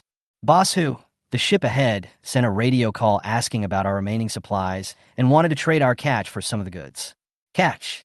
Hu Yu immediately became interested. Asked them how many fish they have. The fish today are different from the fish in the past. If the fish these guys have are the same as the mutant silver carp, then the fish scales and bones can both be used as materials, and they can only make money by exchanging them for some food. Soon, Li Ji gave an answer. 500 kilograms of fish. They want to exchange it for 70% of the weight of meat or 50% of the weight of food. Can. Hu Yu nodded in agreement. Let them come over. I want to see the catch first and then decide the specific price. Exchange fish for supplies? This is understandable, but this statement sounds familiar. You seem to have heard it in his previous life. Okay. Li Ji responded and started sending a radio message to the ship, and then gave a response. The other party asked us to stop the boat first, and they came over. Good. Hu Yu also put away his fishing rod and looked at Shun Shan. Hide the things that shouldn't be there. Good. Shun Shan nodded, naturally understanding what he meant. Everything else is easy to deal with. At most, you can put them in the cabin. If that doesn't work, just put them back into the space backpack. There's only one thing that's hard to fix. Greenhouse. This thing is built on the deck, and the enemy will definitely find it as long as they sail over. The only way is to put up a curtain first. He, Susie Long, and two others immediately took action and temporarily removed a large amount of umbrella cloth to cover the greenhouse. Soon, the ship came towards them. As the other party got closer, the appearance of the people on the boat became clearer and clearer. He took a look and frowned slightly. This ship doesn't look familiar, but the people on this ship look somewhat familiar. Chapter 48, Robbery. In heavy rain, the ship was getting closer. 100 meters, 80 meters. It didn't seem to have any intention of stopping and kept moving towards the yacht. This doesn't look like a deal. Instead, it seems like he wants to get on board. Basu, something's not right. Shinshan frowned slightly and reminded him. I know. Hu frowned, hatred in his eyes. He recognized it. In his previous life, he had seen this group of people on a boat. At that time, he and Yuanxio were rescued by a yacht. By working as waiters on the boat, each of them could get a fish to eat every day. But on the 40th day, the yacht encountered a fleet. The other party also used the excuse of exchanging supplies to make them stop the ship and start to approach. When the ship owner heard the conditions proposed by the other party, he was attracted. The price was that the yacht was seized. Hu and Yi Wanxiu took advantage of the chaos to lower their kayaks and escape in the heavy rain. Unexpectedly, these guys actually started this kind of livelihood now, and they were encountered by them. Hu waved his hand casually, and 5 AKs and 5 RPGs appeared on the deck. Non-combatants evacuate. The rest of you, grab your weapons. When everyone heard this, except Shinshan and his 4 companions, everyone ran into the cabin. There were only 6 people left on the deck, including Hu. Boss, why don't you go into? Shinshan asked with concern. Need not. Hu shook his head. If I go in, who will they talk business with? Shinshan nodded and said nothing more. 50 meters. The ship's engine finally stopped. Relying on the inertia of the water flow, it began to slowly approach the yacht until it was less than 5 meters outside the heart of the ocean. Cables were thrown from below and hooked on the side of the heart of the ocean. Bite. Warning. Warning. The ship is under attack. Do you want to activate the protection system? There's also this thing. But you had no choice but to wait and see. He casually took out a sofa and lay back, just looking at those cables. That group of people are still useful to him. What if this protection system is too powerful and they're all killed? Wouldn't that be a waste? Get on board. The sound of rain was mixed with a heavy sound. The cable was straightened instantly. Obviously something is climbing up. Click. At the same time, a crisp sound rang in Huyu's ears. That was the sound of bullets being loaded, the muzzle of the gun pointed at the cables. Less than 10 seconds. The first figure climbed up. The other person was wearing a raincoat and climbed onto the deck. When he turned around, before he could say anything, he saw 5 black gun muzzles pointing at him. The corners of his stiff mouth twitched slightly. He immediately fell to his knees, raised his hands, and said nothing. Hey, Xiaolu, what's the situation up there? The voice that just called get on board sounded again. The person called Xiao Luer didn't dare to speak, but just knelt there and smiled foolishly. A few more seconds passed. Another person also climbed up. Although the movements are not as smooth as Xiao Luer's, they are exactly the same. Reply, what's going on up there? The owner of the voice began to get anxious. But the 2 people on the deck didn't say anything, just stayed quiet. Damn, get up there. I want to see what's up there. Yes. A uniform sound rang out. Several more cables were thrown up. 1 minute later, 7 strong men knelt in a row on the deck, allowing the heavy rain to wash over them. Are all the people here? Hu sat on the sofa, took out a megaphone, and asked who said they wanted to do business with me just now. The other 6 people knelt back in unison. Only a strong man with a beard was left kneeling in the front. The bearded man had no choice but to raise his head and responded with an awkward smile. Brother, we are here to discuss business. What are you doing? Business? Hu pointed at the rope beside the ship's side and asked, is this how you guys negotiate business? Hey, you horsehead. Hu cursed directly. Tell the truth. We see that your ship is extremely luxurious, and we would like to borrow some supplies from you. The bearded man immediately replied, we have no other choice. There are too many people on the boat, and the fish we caught alone are not enough to feed us. Please have mercy on us and give us something to eat. You are really shameless. Li Ji complained on the side. Robbery is robbery, but after being caught, you still want to ask for supplies? There's nothing wrong with being thick-skinned. The bearded man raised his head, his eyes fixed on Hu. As long as you are willing to give us supplies, we can do anything. Anything is fine. Hu asked with raised eyebrows. Anything is fine. Good. Hu uttered a word and stood up immediately. Looking for someone? Looking for someone? Hu responded. Send 2 people out from the 7 of you. Find 2 people in Jinling City for me. If you can do it, I can let you go and give you some supplies as a reward. If you can't find it, sorry, I need to borrow your boat. What is the most precious thing in the end times? Supplies? If you are alone, then supplies are indeed the most precious. But for Hu now, the most precious thing is not material things, but talents. Food. He has a lot. Even if you can't draw other seeds, just planting magic beans and breeding livestock is enough to feed the people of a city. Nowadays, there's no need to worry about security. The diet is diverse enough, not to mention the medical level, and the attributes of traditional Chinese medicine are at their best. The only thing we lack now is talents in scientific research, construction, education, and breeding, especially construction and farming. They couldn't stay on the boat forever. When the rain stops, if you're lucky enough to find a place to stay, you will naturally need professionals to build a house. There is also breeding. Although we have greenhouses, which are amazing tools, having one more professional person will only bring benefits and no harm. In the past, there were many such people. Just go to any recruitment website and you'll find them all. But in today's era, when communication basically relies on shouting, looking for such a talent is like looking for a needle in a haystack, especially for a target as big as theirs. The heart of the ocean had already attracted enough attention before it even got close to those buildings. If people really wanted to look for it, who knows how much trouble it would cause. It's okay now. There's a pillow when you feel sleepy. People who dare to rob are all ruthless in their bones, so it is natural that they can achieve twice the result with half the effort when they go looking for someone. Hu was not worried that they would run away on the motorboat. Anyone who has survived to this day is not stupid. Choose between riding a motorboat and starving to death on the water, or coming back to continue controlling your own ship. Anyone would choose the latter. Good. The bearded man immediately agreed. Just tell me who you want to find. We will definitely help you find it. Construction and breeding. Hu spat out 2 words.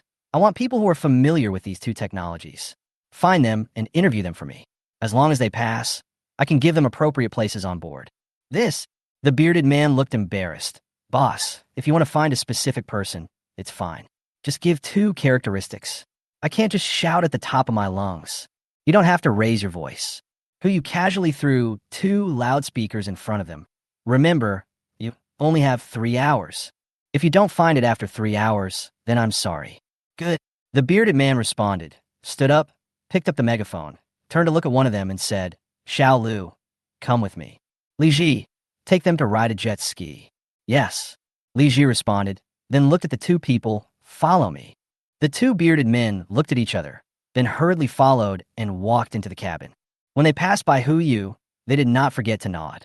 As for the other 5, after the bearded man left, Hu looked at Shun Shan and said, tie them up first, or they will get soaked to death in the rain. Yes. Shun Shan glanced at Zhao Zhong, and the 2 of them walked to the deck in the rain and started working. Hu looked at the ship floating next to the yacht, and curiosity arose in his heart. Zilong, come with me. Huh? Where are you going? Su Zilong asked in confusion. Ship. Hu stood up, put on his raincoat, and walked towards the cable. According to the bearded man, there were too many people on the boat, and he had no choice but to resort to this last resort. He wanted to see how many people were on the boat. Chapter 49, Captain. If it were an ordinary place, and Sienna alone would be enough to protect us. But this is going to someone else's base camp. It's better to be more vigilant. Su Zilong took the lead and slid along the cable to the deck of the ship. He raised his gun and took a quick look. After confirming that there was no danger, he gestured upwards. Hu then started to move and slid down along the cable. Next up is Sienna. 3 people boarded the ship. There was no one on deck. There were only some fishing rods and some makeshift fishing nets. The catch is stored in the fish barrel nearby. Those fish are small in size, but there are many of them. Each bucket of fish weighs at least 10 kilograms. If there were only 7 people on board, that would be more than enough food. Bang! There was a muffled sound from the cabin, as if something had fallen to the ground. The 3 of them turned to look at the cabin at the same time. Hu turned his head and gave a look, indicating that Su Zilong should take the lead. Su Zilong nodded in understanding and trotted over with the gun in hand. Came out the cabin door. One kick. Bang! The cabin door was kicked open. The wind and rain are pouring back. Su Zilong took advantage of the situation and walked in, pointing the gun forward, but there was no other movement. After counting the breaths, he walked out, lowered his gun, and looked somewhat helpless. What's going on? Who you asked with a frown. Su Zilong shook his head slightly. Boss Hu, you should come and see it yourself. Hu Yu stepped forward quickly. When he came out of the cabin, his expression was even more interesting than Su Zilong's. Helplessness, speechlessness, and powerlessness written all over his face. Child. All children. A group of mostly elementary school students were gathered in a circle at this moment, with the older boys guarding the outside and the younger ones and some girls surrounded inside. There are dozens of them. Hu Yu's paws suddenly felt numb. As the saying goes, the little brats eat the father out of his laurels. No wonder Beard and his friends catch so many fish but still can't eat enough. Boss Hu, what should we do?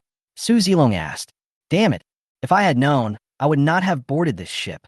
If I hadn't seen it, it would have been fine. But now that I've seen it, I can't just ignore it. Among this group of children, the oldest is no more than 10 years old. The youngest is only 7 years old. This is just the age of elementary school. Close the door first. Don't scare the child. Good.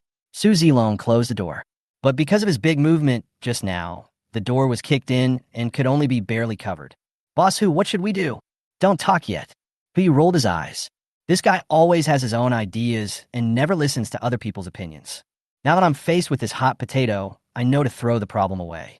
Originally, he wanted to completely eliminate the group headed by the bearded man to prevent future troubles.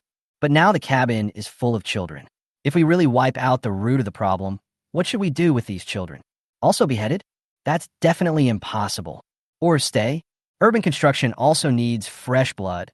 Otherwise, what they build with just a few people would not be called a city, but a village. But he was also afraid that there might be a devil in there. It is not uncommon for a single rat dropping to spoil the whole barrel. Hu Yu pondered for a few breaths, and suddenly an idea flashed in his mind. Got it. Even though I just took a quick glance, I could tell that those children had lost a lot of weight due to hunger, and their clothes looked extremely loose. He took out a box of egg tarts, opened the door, flipped the box open, and pushed it inside. At this time, the egg tarts were still freshly out of the pan, and the aroma of eggs wafted through the air, filling the cabin. Boss Hu, aren't you a little too stingy? Su Zilong couldn't help but complain. Just one box? It would be nice to give more. You know nothing, just watch quietly. Hu Yu replied, unhappily. There are only 4 egg tarts in this box. There are definitely not enough points. He just wanted to see what choices these guys would make when faced with temptation. If a fight breaks out, he won't care about these people. If they did not fight, but chose to leave the egg tarts to the weak, then he would keep his promise to the bearded man and leave them some supplies. As for other things, he won't care anymore. But what happened next was beyond his expectations. Through the crack in the door, Hu Yu could clearly see a child walking towards him. He had an impression of this child, who was the boy standing at the front of the crowd. He also had a dagger in his hand. I guess he is the leader among this group of kids. The child groped his way to the door. He took a look at the egg tart, but didn't eat it or take it back. Instead, he asked towards the door, "Where's our captain?" Although the voice is childish, one can hear the tenacity in it. He still has his own things to do and won't be back in the short term. Hu Yu replied, "We are his friends. You can trust us." Wrong. The kid immediately retorted, "You're the people on that yacht. He didn't come back, but you guys came down. That proves one thing. They fell into your hands. Just now, the old man opened the door with a gun in hand. You wanted to kill us, but then you realized we were children, so you didn't do anything. This box of egg tarts should be used by you to test us, right?" Hu Yu and Su Zilong looked at each other and saw surprise in each other's eyes. Such a small child. He is not much older than Bu Bu, but his logic is so meticulous. Just through these actions, one can actually infer their intentions. You didn't answer, which means I guessed right. The child continued, "Now, I am the captain of this ship. If you have any needs, you can negotiate with me directly. No need to test it." Good. Hu Yu smiled. He pushed the door open again and was startled when the child's panel popped up in front of him. Name, Guanli. Gender, male. Age, 9. Skills, mastery of leadership, mastery of speech, mastery of debate, basic combat. Personality, meticulous, suspicious, leading, benevolent, grateful. Favorability, -20. This man is simply a natural-born leader. 3 masteries, 1 foundation. They are all leadership-related skills. How could such skills appear in a little child? Even his character is extremely remarkable. This is the end of the world. If he were really allowed to grow up, he would undoubtedly become a great hero. What are you looking at me for? Guanli frowned and asked, you can propose any conditions you want. Yu suddenly became interested.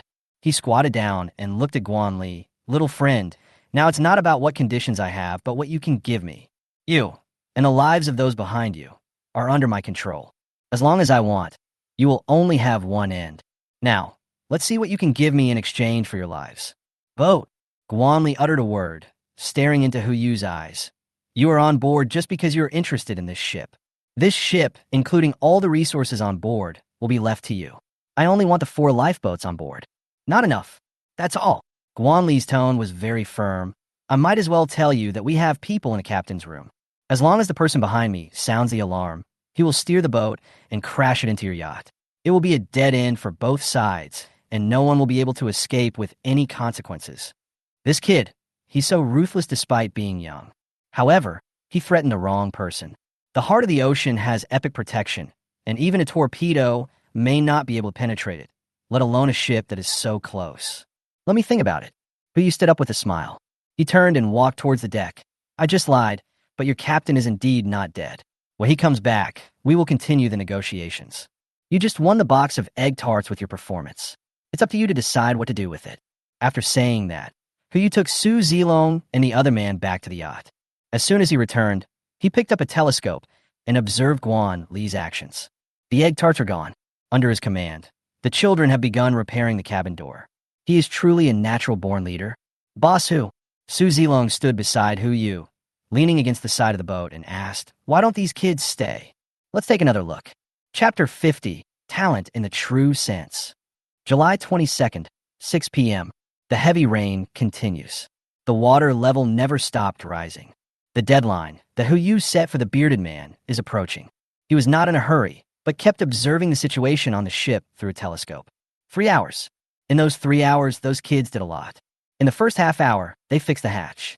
Although it was not as tight as before, it was still enough to keep out the rain. Over the next hour, they moved the fish barrels from the side of the boat in, made some simple meals, and had lunch. There was no crying or complaints during the period. By 5 o'clock in the afternoon, Guanli was already sitting in the cockpit, staring at the yacht, as if waiting for some news. Meanwhile, the group of children had already run to the lifeboat. As long as the lifeboat is lowered, they will fall into the water and escape from here as soon as possible. But they didn't move. Just like Guanli in the cab, he was waiting for something. This wait lasted for an hour. There was no movement during this time. It's about time. Yu glanced at the time, then turned to look at Li Ji. Let Zhang Surui start preparing dinner.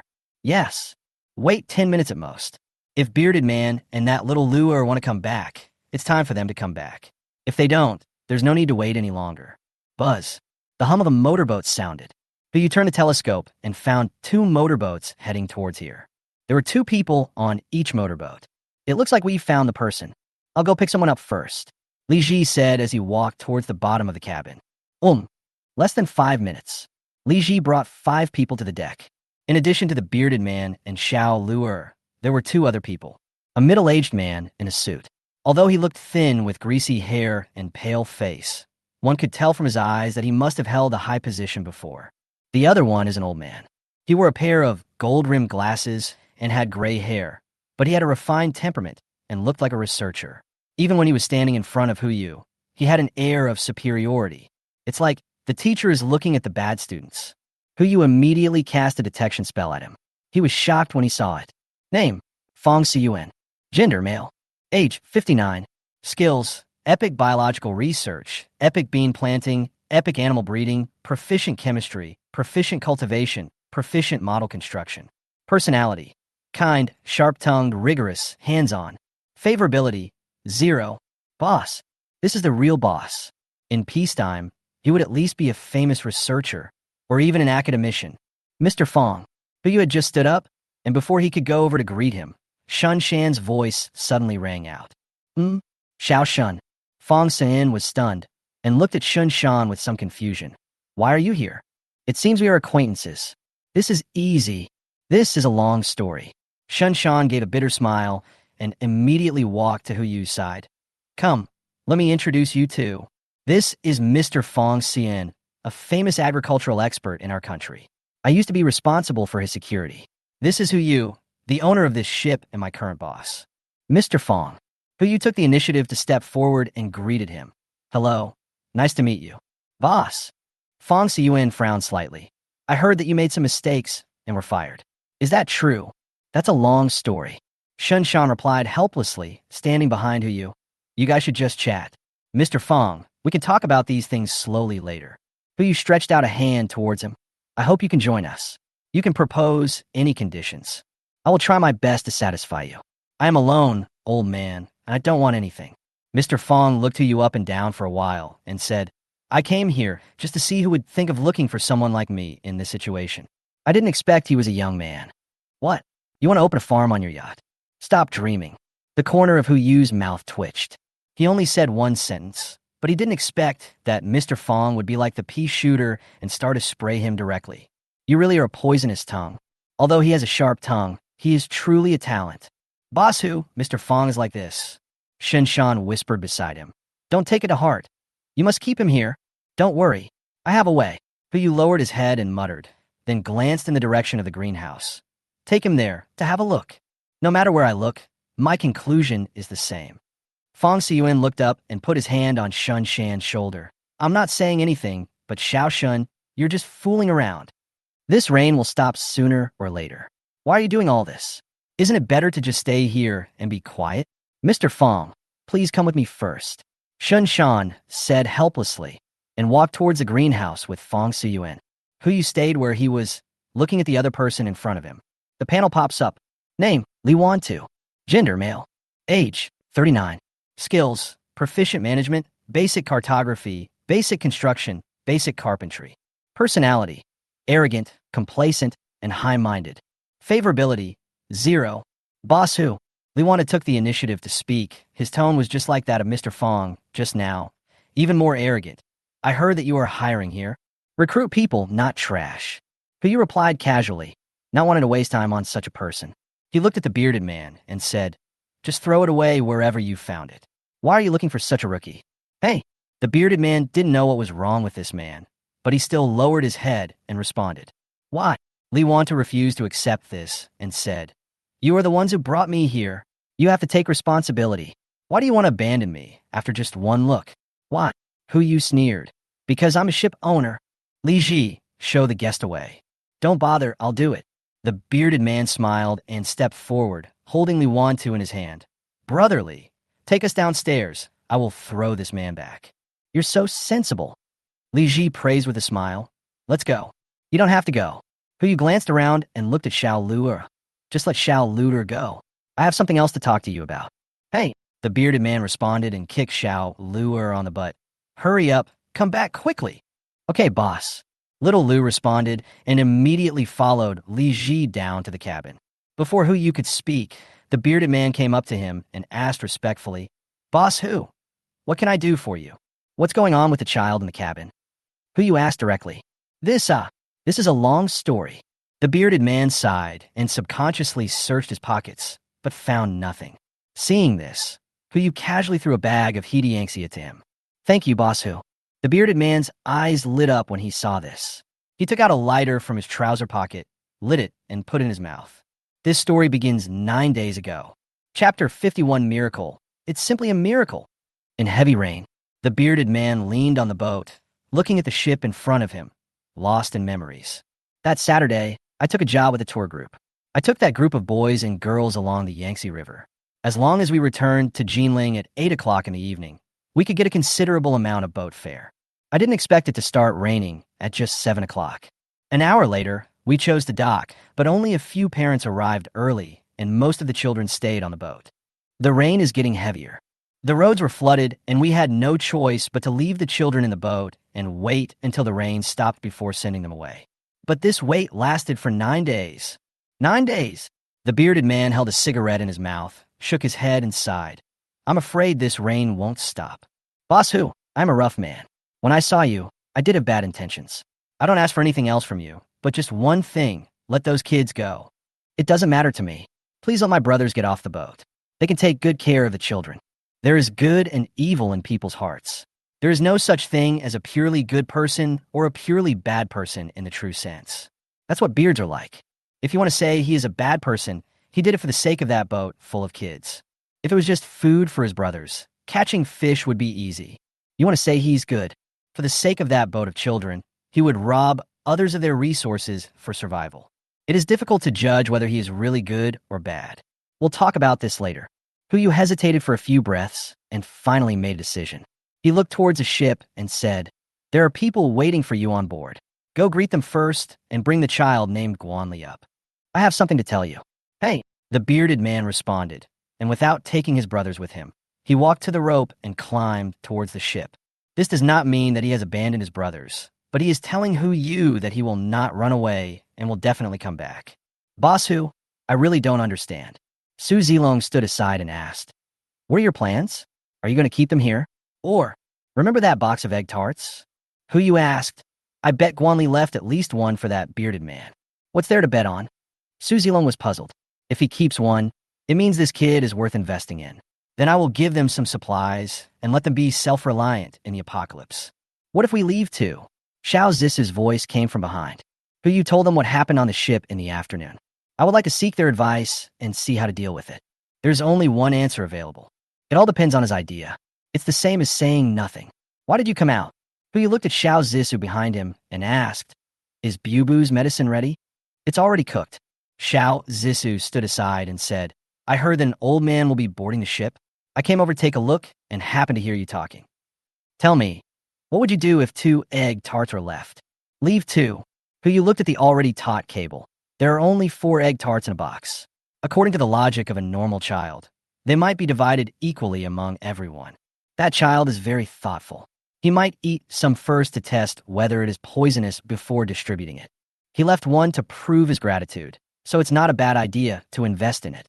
Leaving 2 means he knows his position very well and can win people's hearts. 2 are not only for the bearded man, but also for the 7 adults, representing half of each group. If he is really that sensible, there's a place for him on the ship." The bearded man poked his head over the side of the boat. He was holding Guanli in his arms, and Guanli was holding a box in his arms. "Egg tart box." A hint of surprise flashed in the eyes of Huyu and others. A guess came to my mind. Under what circumstances would Guanli come up with the egg tart box? "Boss Hu." The bearded man came over with Guanli. "We are here." "Boss Hu."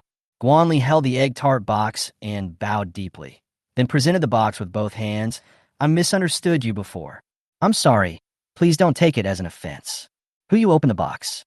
4 egg tarts, neatly arranged and safe. There was no damage other than it being cold. "What do you mean?" Huyu looked into Guanli's eyes and asked, "Don't you like the gifts I gave you? Or are you afraid that I will poison you?" "You wouldn't do that." Guanli's tone was neither humble nor arrogant, and he looked at Huyu and said, "You gave us the egg tarts as a mercy and a gift. We didn't eat them because the captain is missing and we can't deal with such a precious gift rashly. I'm giving it back to you now as a token of my gratitude. This is the best food on our ship and the best gift I can give. Thanks. Thank you for giving us a chance to survive." Guanli said this seriously, and then served the egg tart again. Smooth, so smooth. Huyu thought of several possibilities, but he never expected that this kid would not eat a single bite and could even control the other children not to move. This is really rare. Then I'll take it. Huyu took the egg tart and put it aside. He looked at Guanli and asked solemnly, "Now I'll give you a chance. You can board this ship and work for me. This ship will be your home from now on. You don't have to worry about food and drink anymore. Are you willing?" "No." "Why?" Guanli raised his head and stared at Huyu. "My coming here will be of little benefit to you. My leaving will be a disaster for them." It's hard to imagine. These words actually came out of the mouth of a 9-year-old child. Huyu raised his hand, placed it on his head, and rubbed it gently. If it was Boo-Boo, she would squint her eyes in enjoyment. But Guanli didn't move. His eyes continued to stare at Huyu, as if he wanted to imprint him in his mind, and his eyes were like a wolf. If such a person is not recruited under your command, he will become a great threat if you encounter him in the future. He should know. When he stood in front of Huyu and said those words, there were only 2 possible outcomes for him. One is to stay on the boat, the other is to leave your life on the boat. But even so, he still chose to refuse. There's only one reason. Force. He wanted to force Huyu to keep more people. They can all stay. Who you gave in. First of all, he really did have a desire for talent. And secondly, if a city was really built in the future, it would indeed need new forces. Children are far more loyal than those adults. Real, Guanli exclaimed, including the captain. They can be together. Since we have already accepted dozens of people, we don't mind having a few more. However, there are still conditions. But you looked at the bearded man and said, first of all, let me make one thing clear. I will take you in and provide you with food and resources. But the premise is that you're not allowed to board the ship. Except for those kids, you can only drive the boat as a frigate and follow the yacht. Is that acceptable? Accept it. Absolutely accept it. The bearded man nodded repeatedly. What kind of condition is this? At a time like this, it would be good enough to be able to keep one's life, not to mention that he would provide food and resources, which is a great thing. That's good. But you looked at the bearded man and said, bring the people up first, and I'll distribute the supplies to you later. Hey, the bearded man responded, but was interrupted by Guanli just as he was about to turn around. I'll go. Guanli took the initiative to speak. If Captain Wong goes, he won't be able to bring anyone with him. The bearded man was stunned. What's going on? Guanli did not answer, but just smiled. Then he walked to the side of the ship and climbed towards the rope in the heavy rain. I guess he doesn't believe you either. Boss who, what do you mean? The bearded man asked in confusion. Who smiled and joked, handing him the telescope. Look in the cab. The bearded man took a look, still confused. Aren't they just a few kids? What's wrong? This is Guan Li's emergency measure. Who smiled as he looked at the thin figure in the rain. If they find out that you're cooperating with me and are going to use them as bargaining chips or something else, they will set sail immediately. Either leave here or crash into the yacht and die. These kids, the bearded man cursed inwardly, but his expression was full of relief. Tell me, suddenly, a roar came from the greenhouse. I saw Mr. Fong running straight over, with Shun Shan chasing after him, but he almost failed to catch up with him. Mr. Fong came to Hu Yu, his face full of excitement. Tell me, where did you find these things? It's a miracle. It's simply a miracle. Chapter 52, Fresh Blood. Hu Yu was not surprised at Mr. Fong's excitement. Even Xiao Zisu, a layman, reacted extremely strongly when he saw these things and wanted to dissect them himself. Not to mention this one. He is an expert in this field, so naturally he knows what those things mean better than Xiao Zisu. Hurry up and tell me. Fong Siyuan asked excitedly. Where did you get these things from? Don't worry about it, old man. Hu Yu smiled and stretched out his right hand. I still have the same condition. As long as you can stay, I will give you the cultivation of these livestock and plants. I will give you absolute freedom to do whatever you want, and I will give you some unexpected surprises every once in a while. The system can produce more than just Senza beans. It may even be possible to extract other animals that can be raised. This is his confidence. Surprise. Fong Sun asked in confusion. What surprise? Like this. Hu Yu said as he took out an ordinary Senza bean. Would you like to take a look first, Mr. Fong? Fong Siyuan took the magic bean and looked at it carefully in front of him. He looked left and right, and even put it to the tip of his nose and sniffed it twice.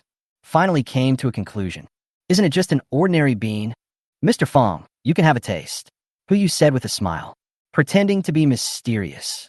Old Fong whispered 4 words, but still put the magic bean into his mouth. The senzu beans melt in your mouth. In just a moment, it turned into a warm current that penetrated into Old Fong's throat and flowed into his abdomen. A feeling of fullness comes over me instantly. Fong Siyuan's eyes suddenly widened. He hasn't eaten for 2 days. The hunger has already started to gnaw at my heart, as if I could eat a cow alive. But as soon as the bean entered my stomach, that feeling disappeared in an instant. What on earth is this? Sunso beans. Hu Yu did not hide it and said in front of the bearded man, 1 pill can satisfy an adult's consumption for a month and also provide a proper feeling of fullness. What? As soon as this sentence was uttered, everyone present was stunned. This also includes Shun Shan. Before this, he didn't even know about the existence of Senza beans. God knows how much stuff this boss, who has hidden. Are you serious? Fong Siyuan's lips trembled slightly. If this is true, this bean is enough to change the world at any time. Mr. Fong can slowly experience it. Hu Yu smiled and replied, this is just the inferior product. The superior product can provide energy for 3 months. It has been used as seeds and planted in the greenhouse. I agree to join. Fong Xiuan just replied with one sentence, then rushed towards the greenhouse without looking back. No, not a greenhouse. It's the temple. There's a holy temple for every agricultural science student. Boss Hu. Seeing this, Shun Shan did not chase after him, but leaned next to Hu Yu and asked, "We didn't fool him, did you? What are you talking about?" Hu Yu was so angry that he could only smile helplessly. Am I the kind of person who would fool people? Shun Shan did not answer, but the answer was self-evident. I don't know who tricked Boss Tian into being like that when he was in that building. Boss Hu, the bearded man swallowed his saliva and said, "Do you have any more beans? We brothers haven't eaten for several days." Yes, but you can't eat it today. Hu Yu looked at the children who were gradually getting on board and said, "Since you are all here, why don't you stay and have dinner before going back? Just consider it a celebration of our cooperation." He turned around and shouted towards the kitchen, "Li Ji, go help prepare dinner. Prepare some extra people. We're having a party." The bearded man's brain was a little slow. Party? If we just eat sins of beans, it wouldn't be considered a party, right? Could it be that? Is there still a lot of food stored on this ship? Half an hour later, the scene before him answered the bearded man's doubt, but it also raised another question for him. Boss Hu, how many things have you hoarded? After the evolution of the heart of the ocean, the entire first floor cabin is 140 meters long. In addition to the 40-meter bar, kitchen, indoor swimming pool, and viewing balcony, there is also a 100-meter reception room. Now it is filled with all kinds of food and drinks, from pan-fried buns to zaiking long, small steamed buns with a filling, from cupcakes to macarons. Every kind of food is freshly baked. Even the soup dumplings were still steaming. Even if these things were prepared 10 days in advance, it would still take a lot of effort to prepare them. But now, it's only half an hour. A party is held like this? The children filed in and began to gobble up the food frantically. They were no exception and stuffed whatever they saw tasted good into their mouths. I was afraid that the illusion before my eyes would disappear in the next moment. There was only one exception. Guanli. He was holding a box of egg tarts, the one that had just gone cold, and was standing outside the party, watching silently. Pick up one and eat half of it in one bite. Hu Yu noticed him and waved to him. The other person ate the other half of the egg tart and walked over slowly. "Captain, do you have something to talk to me about?" Guanli asked respectfully. His favorability towards Hu Yu has risen to 20, and his tone is no longer as sarcastic as before. "There's so many things, and you only eat this?" "Eat this first." Guanli responded calmly. "We can't waste it, right? Do you think they'll be wasted?" Hu Yu asked deliberately. The reason why he held such a party was not because there was too much food to eat, but because he was preparing for observation. Yes, he did promise to keep all the children, but how they will be treated if they stay will depend on their own performance. This is the first test. If anyone wastes food, sorry, you'll be failed. Then he will be thrown onto the ship and live with Bearded Man and the others. "Won't," Guanli replied confidently. "Anyone who has been hungry knows the value of food. I want to hear the truth. I had already greeted them before boarding the ship. As expected of you." Hu Yu replied, ignored it, and started eating his dinner. Since Guanli has already said hello, this party is bound to not be a waste.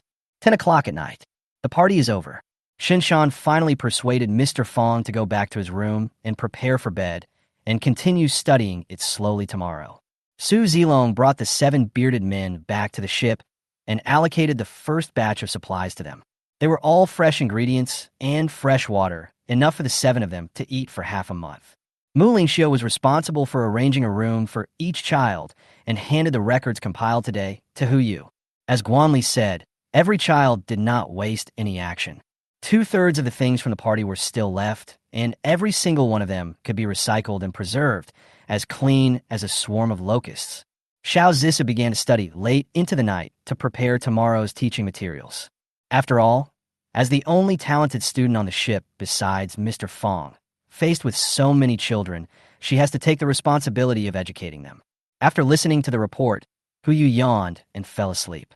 Early the next morning, when he walked to the balcony of Feng Shui Treasure Land, ready to continue yesterday's good luck and create something good, the scene before him made him stunned. There were a lot of ripples on the water. That's a person. Someone is swimming over. Chapter 53. If you don't want the face you give me, then you can't blame me. In the heavy rain, there were crowds of people on the water, using swimming rings, wooden boards, or mattresses. After all, anything that has buoyancy can be used by them. One after another, they swam towards the yacht. Through the balcony, Hu discovered that many people were approaching the edge of the yacht or ship, trying to climb up. Fortunately, the surfaces of both ships were smooth enough, and it would be impossible for them to do it without any tools. But the people who were coming in large numbers behind seemed to have anticipated this situation, and all kinds of tools appeared in their hands. The heart of the ocean is not afraid of being smashed, but the same cannot be said for the ship. Something bad is going to happen. Hu frowned, didn't open the egg, and rushed out directly. As soon as I opened the door, I happened to meet Xiao Zissou walking over. "You are finally awake." Xiao Zissou breathed a sigh of relief. "If you don't wake up, I will come in and call you." As she spoke, she inserted a golden needle into her hair. It's easy to tell that the way she calls people must be very efficient. That's not necessary. Hu's mouth twitched, and he noticed that she had dark circles under her eyes. "Your eyes. Did you steal the cow last night?" "Where can we steal cattle?" "From a shed." Xiao Zissou yawned. "That Mr. Fong went to the greenhouse at 3 o'clock. Anyone who approaches the greenhouse must be watched by him. Who dares to steal? So what are you doing?" "Prepare lessons." Xiao Zissou's tone was filled with pride. "I tell you, it was only because I didn't pass the teacher qualification exam at that time. Otherwise, I would have become a teacher a long time ago. This is finally my chance. I will pay you back double for the rain you showered me with. Just don't torture our future flower buds to death." Hu said as he walked towards the cabin, not forgetting to add, "Oh, except Guanli, torture him to death. As the saying goes, learning never dies, so let's learn until we die. He has the potential." Okay. The two of them walked into the cabin, chatting and laughing. Shan and others were already waiting there, and Guanli was also standing among them, his figure looking extremely out of place inside. "What's the situation now?" "No one's on board yet." Shan took the initiative to report. "I just checked the surveillance. Since 5 o'clock this morning, people have been coming here one after another. So far, no one has boarded the ship, and there has been no actual damage to the ship." "Were there any negotiations?" "No, they don't seem to be a collective, but rather act spontaneously." Hu frowned slightly. He could understand them. At times like this, a ship that is brightly lit day and night and has a party. It is a rare life-saving straw for anyone, especially since this ship had taken so many people on board yesterday. This is their only chance. Just swim to the boat and take a gamble. I bet the owner of this ship is kind-hearted and willing to take them in. Pity, they bet wrong. Sound the whistle to warn and sail away in 5 minutes. We are not responsible for anything that happens. "Yes, boss," Shan replied, took out the loudspeaker left by Hu yesterday, and walked to the side of the ship. "Everyone, pay attention. The boat will depart in 5 minutes. Please leave as soon as possible. Otherwise, you will be responsible for all consequences." He said the same thing 3 times in total. The purpose is to remind them as much as possible. That's strange. Hu took out toiletries from his personal space and started brushing his teeth, mumbling, "Isn't there a strange fish underwater? How could someone swim over here?" "There were no fish last night." Zhao Zhong replied, "I tried fishing last night, but there was no bite, not to mention no fish even when I put in the nest." "It's the same with Captain Wang." Su Zilong echoed. "They cast their fishing nets last night, but there was no movement. I went to see it, too. No more fish." Hu frowned slightly. This shouldn't be the case. Before he could figure out what was happening, a chorus of roars came from the water. "Captain, come out! Captain, come out!" It seems that he won't give up until he sees the coffin. Hu took out a towel and wiped his face briefly, then looked at Li Ji. "Is breakfast ready?" "Not yet." Li Ji replied and set off immediately. "I'll go now. Remember to enrich it." Hu instructed, "Wake those guys up at 7:30 and start the class." "Okay." Guanli also responded, "I'll go wake them up." "Brother Shun, please accompany me for a walk." Hu took out 3 umbrellas and handed one to Shan and Xianer behind him. "Good." The 3 of them walked out of the cabin together. As soon as I reached the side of the ship, I saw Captain Wang and others holding harpoons and eyeing the ship covetously. As long as the other party was willing to get on board, they would fight back immediately. When Hu's gaze fell, Captain Wang smiled awkwardly, hurriedly put away the harpoon, and nudged Xiao Luer next to him with his elbow. Little Lu immediately understood and ran towards the cab. "The boat will depart in 5 minutes. This is the order given by Hu. Since the yacht is about to start, the ship naturally cannot slow down. Captain, come out." The noise continues. Hu walked to the side of the ship, looked down at the people below, and took out a loudspeaker. "I'm out. What are you doing?" The chaotic voices were instantly drowned out by the sound of rain. But soon, a uniform sound was heard on the water surface. "Let's get on board. Let's get on board." It's not impossible to get on board. Who you glanced down and said calmly, "Who among you knows architecture? Those who can plan buildings and are proficient in composition, raise your hands." After a few breaths, more than 70% of the people raised their arms. Well, he has exposed the school of architecture's bad relationship, right? You don't even need to look at the panel to see that more than 90% of the people here are lying. That's human nature. But he took out his AK and fired a shot at the water. The bullet did not hit anyone, but it was enough to quiet the crowd. I'll say it again: if you have it, raise your hand. If you don't, put your hand down. Otherwise, you don't want to get shot in the water, do you? Sure enough, after a moment, more than 99% of the people put their hands down. Only 2 people were still in the water with their hand raised. Who you scanned their panel and found that they were not lying. However, they're only proficient in construction-related skills, and their personalities are not good either, so they're likely to become wolves that are difficult to tame. What a pity. Who you shook his head and put away the loudspeaker. Just as he was about to turn around and leave, a crisp sound rang in his ears. A prompt popped up in front of me. "Warning, warning, the ship is under attack. Do you want to activate the protection system?" He leaned back against the side of the ship and used a telescope to look towards the location where the sound came from.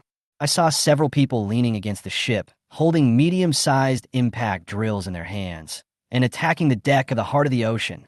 They knew that they couldn't get on the ship with just their mouths, unless they risked their lives. Ryu narrowed his eyes slightly. He gave the group 5 minutes to leave instead of sailing away directly, just to give them a chance to survive. But now, take the opportunity he gave you and get on his boat. You guys are really capable. If you don't want the face you give me, then you can't blame me. Chapter 54. Searching for the mountain. There is one type of person that Hu Yu hates the most in his life. He is not a ruthless person like Tian Laolu, nor is he an unreasonable fool like Ant Wong, but a beast who knows how to be grateful but does not seek to repay it.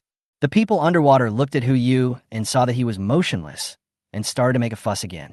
"Get on board! Get on board!" They seemed certain that Hu Yu was afraid. As the saying goes, those who are barefoot are not afraid of those who wear shoes, but people like them who wear a pair of bright leather shoes are most afraid of their shoes rotting. As long as they threaten to fight to the death, they will definitely get what they want. Pity, they found the wrong person. Shot? That's too cheap for them. No need to sail. Hu Yu turned and walked towards the cabin, heading towards the place where he fished yesterday. Shun Shan was a little puzzled. "Boss, are you just going to let them get on the boat like this?" "Don't worry, the ship will be fine." Hu Yu replied. He could see the panel of the heart of the ocean. Even after impact drilling for so long, the durability of the heart of the ocean was still maintained at 100%. In other words, those guys couldn't see the prompt, otherwise they would have been flooded with a message on their screen right now. Failed to penetrate the enemy's defense. Don't they like drilling? Hu Yu casually took out the fishing rod and said, "It depends on how long they can get in." Cast a rod. The fish hook turned into a parabola and fell into the water. There's a burst of laughter from the water surface. It is well known that there are no fish underwater. This guy is fishing? I'm afraid I'm doing something stupid. Just right. Then teach him another lesson. Seeing this, several people immediately swam towards the place where the fish hook fell. Don't you like fishing? Then put away your rod. Everyone has gone crazy. A few people who were good at swimming dived over first and found the fishing line. Just when they were about to lift it out of the water, something strange happened. A pulling force came from the water surface. There's fish. A fish is caught. Everyone was shocked, but didn't take it seriously. Until, a scream rang out. The man who had just held the fishing line had been dragged under the water, and a scarlet color gradually spread. "Someone's dead. Run. We can't go back. Get on board. There is only one way." Damn it, the boat hasn't been broken yet. What are the people in front doing? The crowd suddenly panicked. Hu Yu stuck the fishing rod onto the deck. This was made by Zhao Zhong overnight yesterday. It is a hole specifically for inserting a fishing rod. The hole runs through the entire first deck. As long as you put the fishing rod in, you can borrow the force of the entire yacht. Unless the fishing rod breaks, the deck is lifted and the fishing line is pulled dry. Once the fish is hooked, it will not escape. But these 3 situations are simply impossible to happen. At least in freshwater basins, no fish can do this. Holy crap. He took the bait so quickly, Zhao Zhong exclaimed, his face full of surprise. For a veteran fisherman, this is equivalent to scratching out $1 million jackpot ticket in front of an old lottery player who has only won $5 at most. Didn't there seem to be no fish yesterday? Who knows? Who you chuckled. Maybe it just happened to swim over here. Zhao Zhong didn't say anything, but just looked at Hu Yu with some suspicion. He doesn't believe this nonsense at all. What does just swam over mean? That thing down there can eat people. If they happen to swim over, the people in the water in front would have been eaten long ago. Why would we let them swim over? There must be something fishy going on here. But he didn't intend to ask, but stood silently beside Hu Yu, overlooking the side of the ship. On the water, the crowd fell into panic. Those who have just swam out of the water still have a chance. They can swim back to their previous base. But those who come near yachts and ships have no chance. A dark shadow swam quickly beneath the water. Every once in a while, someone would be dragged in, turning into a pool of scarlet that stained the water. If they want to survive, there is only one way. Get on board. What the hell? Why can't this boat be opened? Stop drilling. If you break the boat, we will be dead. No, drill. Only by drilling out of this ship can we have a chance to survive. The crowd was divided into two opinions. Seeing that the people holding the impact drills were still continuing, another group of people who were unwilling to drill the boat went completely crazy. Go ahead, grab the drill. As long as we save this ship, the owner will definitely let us on board. Yes, he has already taken in so many children, he definitely wouldn't mind having one more of us. Go! The sounds of roaring, fighting, and wailing suddenly filled the water. Pieces of scarlet appeared one after another. Seeing that the situation was almost over, Hu turned to look at Zhao Zhong and asked, "Are you sure you can catch this fish?" "Try." Zhao Zhong had wanted to get started a long time ago. Now, when he heard Hu Yu speak, he immediately reached out to grab the fishing rod. As soon as I got the fishing rod, I felt a huge pulling force. He had no time to react and was almost dragged into the water.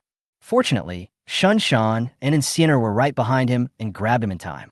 Zhao Zhong took the opportunity to put the fishing rod back into the deck, feeling a little scared. I can't handle it. This thing is even scarier than the fish yesterday. Then take a walk. Hu Yu looked at Shun Shan. Is it 5 minutes? Arrive. Notify that ship and prepare to sail. Yes. Shun Shan responded, rushed to the deck, and shouted forward through the loudspeaker. Prepare to sail? The ship's whistle sounded. The yacht started first and continued to move towards Pengcheng. As for the crowds, those who are obedient and stay far away will naturally be safe. But those guys who were close to the side of the ship were pushed forward by the water flow the moment the ship started. Those with good water properties can even float on the water. Those who are not good at swimming will be swept to the bottom of the boat, and their life or death may not be known. As for the fish, Hu Yu fixed the roller, and it could only swim underwater being dragged by the heart of the ocean.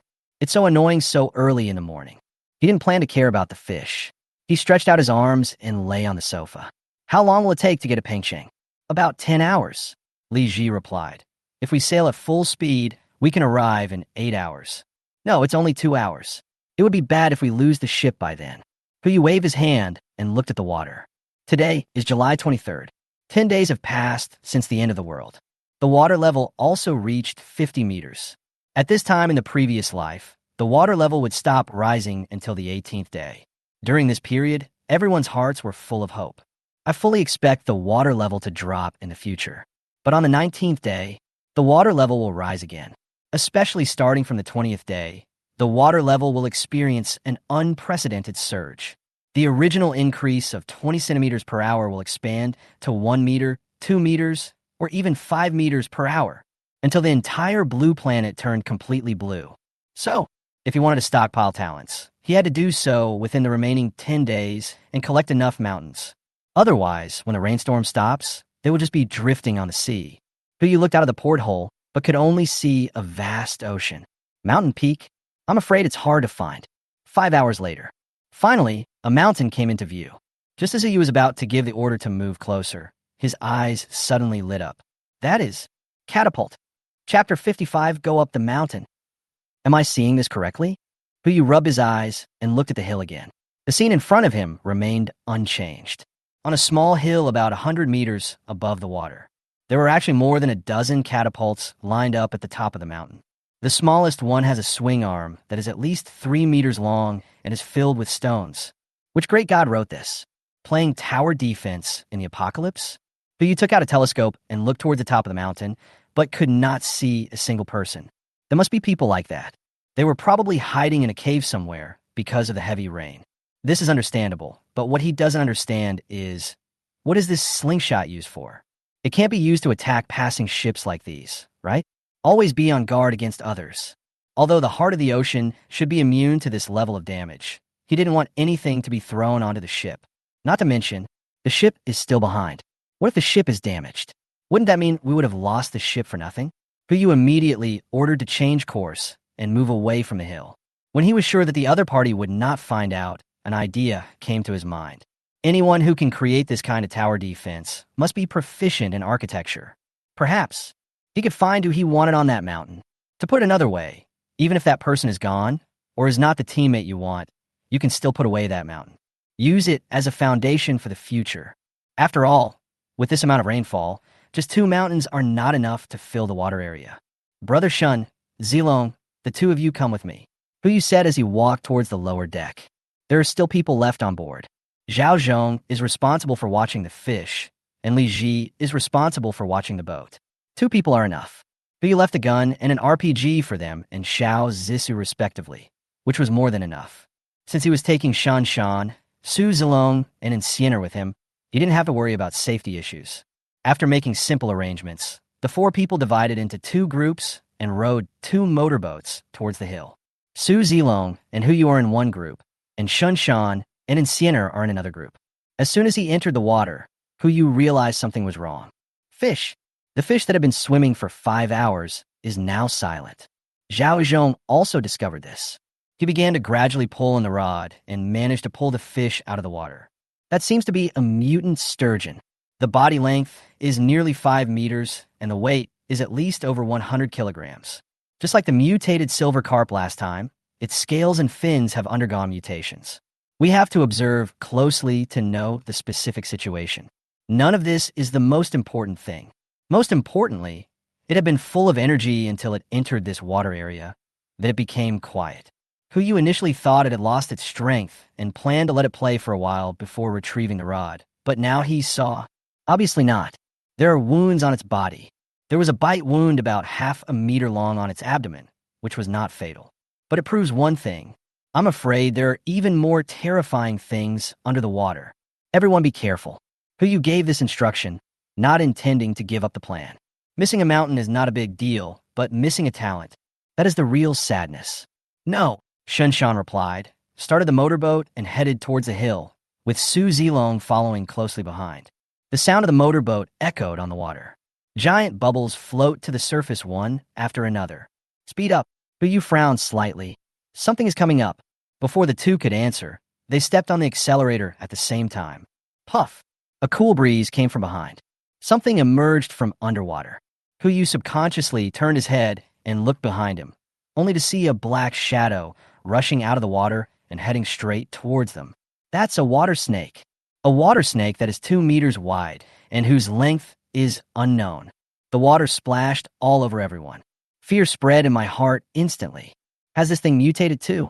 Hu came to his senses and immediately took out his RPG, loaded the bullet, and aimed at the water. As long as it dares to show up, it will definitely be fired at. Unfortunately, it had no intention of showing up, but followed closely behind the motorboat, ready to attack again from underwater. Hu frowned, not caring about being exposed or not, and pulled the trigger. The shell hit the water and successfully hit the opponent. With a muffled sound, many bubbles emerged from the water surface, but no blood spilled out. Fortunately, it slowed down. At least the shells work on it. Hu loaded the cannon again and pointed the muzzle at the black shadow. Just as he was about to fire another shot, the other party stopped. It gradually dived underwater and disappeared without a trace. Is this giving up? Or has it evolved to the point where it can clearly recognize danger? No matter what the situation was, Hu did not dare to be careless and still carried the RPG on his shoulder, while Su Zilong and Shun Shan were also sailing at full speed. Now he finally understood the use of those catapults on the hill. 5 minutes later, finally we reached the shore. The 4 of them went ashore, and Hu Yu put the motorboat into the space. Looking at the water in front of him, he still felt a lingering fear in his heart. Just, Su Zilong pointed at the water surface. Am I seeing things? Probably not, unless we are all hallucinating. Shinshan was also frightened and broke out in a cold sweat. That snake must be at least 10 meters long, right? It seemed to be to answer Shinshan's question. The dark shadow reappeared on the water surface. Instead of approaching the hill, it began to circle around the yacht. Comparing the length of the yacht, it is not difficult to see that this water snake is 1/6 the length of the entire yacht, which is nearly 20 meters long. The body length of an adult elephant is only 6 or 7 meters, but the length of this snake is more than 3 elephants. It seems you are still too conservative. Hu Yu replied with a wry smile. What now? Su Zilong frowned and asked. If that guy keeps guarding the yacht, we won't be able to go back. No hurry. Hu Yu looked up and said, let's go up and take a look first. It is the instinct of animals to seek benefits and avoid harm. It didn't dare to approach the giant mountain, but instead moved towards the yacht, which proved that there was something it was afraid of on the mountain. If I'm not mistaken, the slingshot on the mountain is prepared for this giant snake. Let's go up the mountain first and see if there are any surprises. No one had any other opinions, so they followed Hu Yu up the mountain. You don't know until you try, and you'll be shocked when you do. Not only catapults, but the entire mountain is also filled with various traps. If Su Zilong and Shunshan were not from the military, they would not have been able to discover these traps. Judging from the scale of these traps, there are at least 100 people on the mountain, and it is possible that there are even more. In order to ensure a smooth conversation later, Hu Yu first collected the guns in everyone's hands and replaced them all with pistols. Not to mention that they only have pistols. Just looking at the skills of these guys, even without weapons, they are enough to knock down everyone on the mountain. Finally, when they were almost at the top of the mountain, they were discovered by several people ahead. Who is it? A sharp scream was heard. Heads were moving in the jungle. One by one, people holding wooden spears came out and looked at everyone with wide eyes. Take it easy. Hu Yu raised his hands to indicate that he had no weapons. We are not evil. Roll. The words have not been finished yet. The other party swung out his spear, trying to force Hu Yu to retreat. Leave here immediately. Otherwise, don't blame me for being rude. Hu Yu frowned slightly. So irritable? Since you are unwilling to accept peaceful talks, we have to try another approach. Chapter 56. Seeing the Virgin Mary again. Hu Yu put his hands behind his back and made a gesture, preparing for Shunshan and others to draw their guns. But the next moment, another voice sounded. Is someone coming? I saw a figure coming out from behind the crowd. A young girl came out. She was wearing a red dress and patent leather shoes. Even without any makeup, she looked amazing, especially those eyes, which were extremely lively, like a little deer in the woods. But she was wearing thick linen gloves on her hands, which looked extremely incongruous, as if she had just finished work. Before she could speak, the man who had just swung out the spear frowned and said, Miss Su, we already have enough people. What do you mean there are enough people? Aren't there only about 200 people? For more wouldn't be too many. Miss Su rolled her eyes at the other person in annoyance and walked towards the 4 people. She walked all the way to Hu Yu without any precautions and took the initiative to extend her right hand. Hello, my name is Su Linglong, and I am currently the manager here. How did you get here? It was the first time that Hu Yu had seen someone so familiar, especially in the end times. A large detection spell was thrown over, and the woman's panel immediately appeared in front of him. Name, Su Linglong. Gender, female. Age, 23. Skills, epic architecture, epic surveying, epic leadership, masterful finance, masterful cooking, masterful observation, masterful traps. Personality, Madonna, compassionate, smooth talking. Favorability, 10. Purity, 100. It seems that she was the one who took the lead in building these fortifications. I didn't expect that. In addition to Mu Lingxiu, he could actually see another person with a saintly personality. However, the two personalities of being a saint and compassionate can actually be paired with being good at dealing with people. It's a bit strange. I came here with that yacht. Hu Yu's main point was to speak without hesitation. We have a kayak, and originally wanted to follow the yacht to see if we could get on board, but we didn't expect the other party would not accept us at all. We saw a mountain here, and there seemed to be signs of human habitation, so we thought we'd try our luck. He didn't reveal his identity directly. Analyzing from her character and situation, she should be the boss of the entire mountain. If I let her go with me now, I'm afraid it will only backfire and I'll be asked to leave. It's better to hide your identity first and get to know it more deeply. Then you are really lucky. Su Linglong didn't seem to doubt it. She introduced with a smile. If you don't mind, you can join us. I can't guarantee anything else, but at least I can guarantee that you won't starve to death. Of course, the premise is that you can make enough contributions. Otherwise, there will be no food. That's easy. Yu immediately responded with a smile. How do we do it specifically? I'll let Uncle Lee introduce this to you. Su Linglong turned to look at the man who had just scolded them. Uncle Lee is in charge of the territory's defense. He will assign you tasks later. As long as you work long enough every day, you can receive contribution points. Contribution points can be exchanged for food. As long as you're not too lazy, you can exchange them for enough food for a day. Of course, you can also exchange the things you carry with you for points. We will determine the number of points based on whether they are useful to the organization. Okay, they also created a monetary system. This woman is not simple. Miss Su, Uncle Lee said this and walked out. His face was full of wrinkles and he was in his 40s. It seemed that he had been engaged in some kind of physical labor before. There are too many people on the mountain. We can't add any more. Isn't it better to have more people? Su Linglong asked back, as if she had something else to do. Okay, the snake just now moved again. I'll go up and keep an eye on it. Uncle Lee, I'm sorry to trouble you with these people. Miss Su, Uncle Lee wanted to say something, but Su Linglong had already turned and left. Only he and the group of people behind him, who were also holding wooden spears, were left. It seems that there is no harmony inside. So, Uncle Lee, right? Who you took the initiative to speak. Take a look at what we are suitable for. How about assigning us some work? Snort. Uncle Lee snorted coldly, turned around, and left without saying anything. A group of people followed him and patrolled elsewhere. Only one young man came over. Don't mind it. Uncle Lee is just like that. Come, I'll take you up the mountain. There's a place on the mountain where tasks are posted. I'll take you there to get the tasks. Thank you very much. Who you thanked him and asked, What's your name, little brother? Just call me Xiao. Xiao Yi replied and led everyone up the mountain. As soon as he reached the top of the mountain, Hu Yu confirmed one thing. The man named Uncle Lee is right. There are too many people on the mountain. More than 100 people gathered on the top of the mountain. Although everyone has something to do, most of it is construction work, which can be done quickly if you want, or can take time if you want. 5 or 6 strong men gathered together, with wooden hammers at their feet, occasionally hammering and banging the boards together. This should be preparation for building a house. Most of the people on the hill are men, and situations like this are not uncommon. If you want to feed so many people, and so many people who are just doing nothing, the pressure on this mountain is going to be quite high. The mission room is in front. Go take a look. There should be a character that suits you. Xiao, he pointed to the wooden house not far ahead, turned around and walked down the mountain. I still have to patrol, so I won't take you with me. See you at dinner tonight. Okay, thank you. You're welcome. We're all family. As he said this, he ran down the mountain.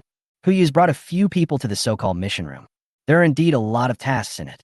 From construction to planting, from patrolling to animal husbandry, it can adapt to almost every situation to ensure that people in the mountains have work to do and contributions to make.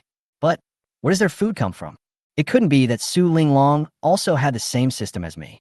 Huyu was full of doubts, but he still accepted the task with everyone else and started working. Until noon. Lunchtime, Huyu finally understood where their food came from. Tree bark, grass roots, and slightly better options are mushrooms and fish. The so-called fish were just 5 small fish weighing 1 or 2 pounds. After being processed, they were thrown into the pot and boiled. Finally, a large pot of fish soup was cooked and tree bark, grass roots, and mushrooms were thrown into it. Then everyone shares equally. Whether it was Su Linglong or those who had just joined the team, they all received the same amount of food. Even so, this is the only meal a day. This is their food for the day. Huyu really couldn't stand it. After taking 2 sips, he took a few people and quietly went to his side to cook for himself. At least have a few hamburgers to fill your stomach. But just as everyone hid in the woods and prepared to start eating, a voice floated from not far away. That stupid woman actually hired people in. We don't even have enough food to eat. She's really crazy. Luckily, Brotherly had the foresight to seize some of the fish. Otherwise, how would we patrolling people have the strength to protect them? That's right, Brotherly. The fortifications are almost complete. When do you think we're going to confront that woman? Today, the voice of Uncle Lee just now sounded. Doesn't she like to recruit people? Tonight, Let her entertain us. Brotherly is awesome. Chapter 57. Miss Sue, wake up. Several people looked at each other. Su Zilong raised his chin and asked Hu Yu whether he should take action directly. If he took action now, he would be sure to capture all the enemies alive. Then he could throw them in front of Su Linglong and let her recognize the identities of these people. Then maybe he could take her away. Hu Yu shook his head. This is indeed an opportunity, but not the best time. That woman has the same personality as Mu Lingxiu, a saint. If she were to throw these people in front of her now, she might just get a reply like, let them go, they already know they are wrong. To avoid this embarrassing situation, it is best to wait a little longer. Wait until they actually take action. Wait until Su Linglong sees the true face of this group of people for herself. Hu Yu made a gesture, indicating that everyone should leave first. But just as they turned around, the voices of the group were heard again. By the way, brotherly, forget about the others. There's a woman among the newcomers today. This is talking about Insiener.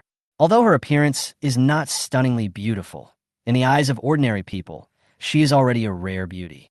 Especially since she had been following behind Hu Yu without saying a word. Combined with her temperament, she gave off the feeling of an iceberg beauty. Here you go. Uncle Lee made the decision on the spot. Don't let me down when the time comes. If you want to survive in this apocalypse, finding the right team and the right position is the most important thing. Don't worry, brotherly. Brotherly, we all listen to you. A few people laughed wildly.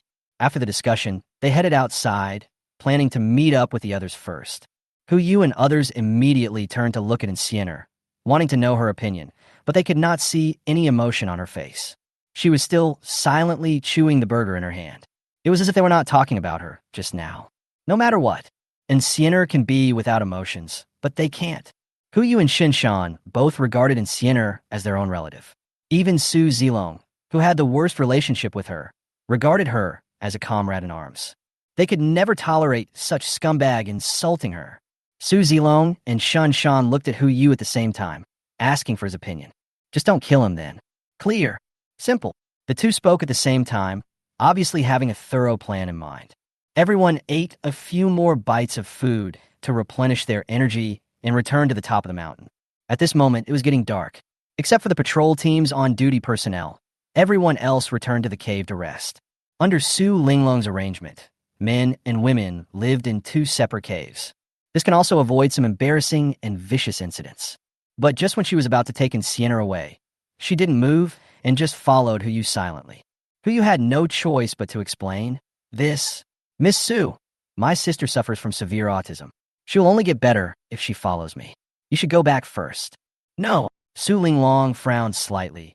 If it was one of your own, it will be fine, but now everyone lives in a cave. If anything happens to your sister, you will regret it for the rest of your life. It seems that Miss Su is a saintly woman who understands that human nature is evil. In other words, he couldn't just take care of Insiener. Otherwise, it would not be impossible to let her stay with Su Linglong. Firstly, it can protect her safety, and secondly, it can also improve her favorability in the first place. Hu Yu looked at Insiener tentatively. Siener, why don't you stay by Miss Su's side tonight? I have Brother Shun and Zilong here, so it's no problem. Insiener didn't answer, but just stood there motionless. Shinshan also stepped forward to persuade. Yes, Siener, I'm here, old. Your brother will be fine. And Siener remained motionless. It seems like I have no choice but to use my ultimate move. Hu Yu came forward and whispered in Siener's ear. You go over now and beat Zilong up later. We can beat him up again tomorrow morning when we gather and set out. You can have 2 more meals. And Siener's eyes lit up and she looked at Su Linglong. Let's go. Good. Although Su Linglong didn't know what happened, she still achieved her goal. She took Insiener and walked towards another cave. Beds are in short supply, so I'll have to let you sleep next to me tonight. Insiener did not answer, but just followed silently. After the two walked away, Shunshan couldn't help laughing out loud. Su Zilong's face was filled with black lines. Boss, you are selling out your teammates. No way. Hu Yu helplessly spread his hands and patted Su Zilong on the shoulder twice. I'm sorry for putting you in such a difficult position, Zilong. Just hold on. I asterisk hashtag at nightfall. Several of the boys in the cave began to stand up. Hu Yu was about to fall asleep when he was woken up by Shan Shan beside him. Boss, they're taking action. Hu Yu forced his eyes open and rubbed them. Got it. What's going on now? There are about 20 of them. They just left the house. Should we follow them? Let's go and take a look. Hu Yu replied, took out a bottle of Red Bull from his space backpack, opened the can, and took a sip, trying to cheer himself up, before they even walked out of the cave. I saw a flickering fire at the entrance of the cave and a crowd of people. The three of them quickly hid. 53 in total. Shun Shan quickly reported the number. In addition to the 25 people in the patrol team, they have also gathered more than half of the men. No wonder you have the confidence to do such a thing. Hu Yu frowned and replied, 53 people. If it weren't for Su Linglong, more than half of them would have died long ago. Now, they're repaying kindness with hatred. Oh, you are really capable. Is everyone here? Uncle Lee's voice sounded at the front. In order not to alarm the people resting in the cave and the cave opposite, he lowered his voice. Today is our big day. I won't say any more. Everyone listen to my instructions later. I will make sure you have food to eat, water to drink, and your most basic physiological needs can be met. Brotherly is awesome. Brotherly is awesome. Everyone cheered, but also lowered their voices. But one can still hear the suppressed animal nature in it. It seems that this is what Uncle Lee does. To put it nicely, it is called physiological needs, but to put it simply, it is actually lust. For these men in their 20s and 30s who have tasted the sweetness of life, apart from appetite, this is the most important thing in the end times. This is also why he was able to gather so many people. Remember, Uncle Lee's words calmed everyone down. First, we must capture the leader first. We can catch Su Linglong first, and then we can talk about other things. Hey, Brother Lee, we understand even without you telling us. That's right. Among that group of women, who is as good as Miss Su Run? That's good to know. Uncle Lee spoke again.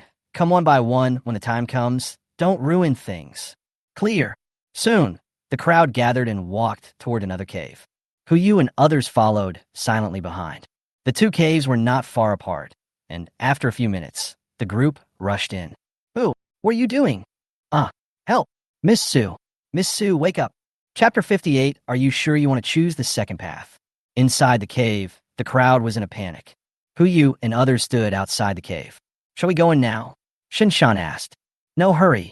Hu Yu replied, listening to the noise in the cave getting smaller and smaller. Going in now won't have any effect. The weapons in those people's hands are very crude. Sienna is in there, so nothing will happen. Shin Shan replied and said nothing more. A few minutes later, there was no movement in the cave. It looks like everyone is under control. Hu Yu and others looked at each other and walked towards the cave. As soon as they reached the cave entrance, they saw that the 50 or so men had completely surrounded the women.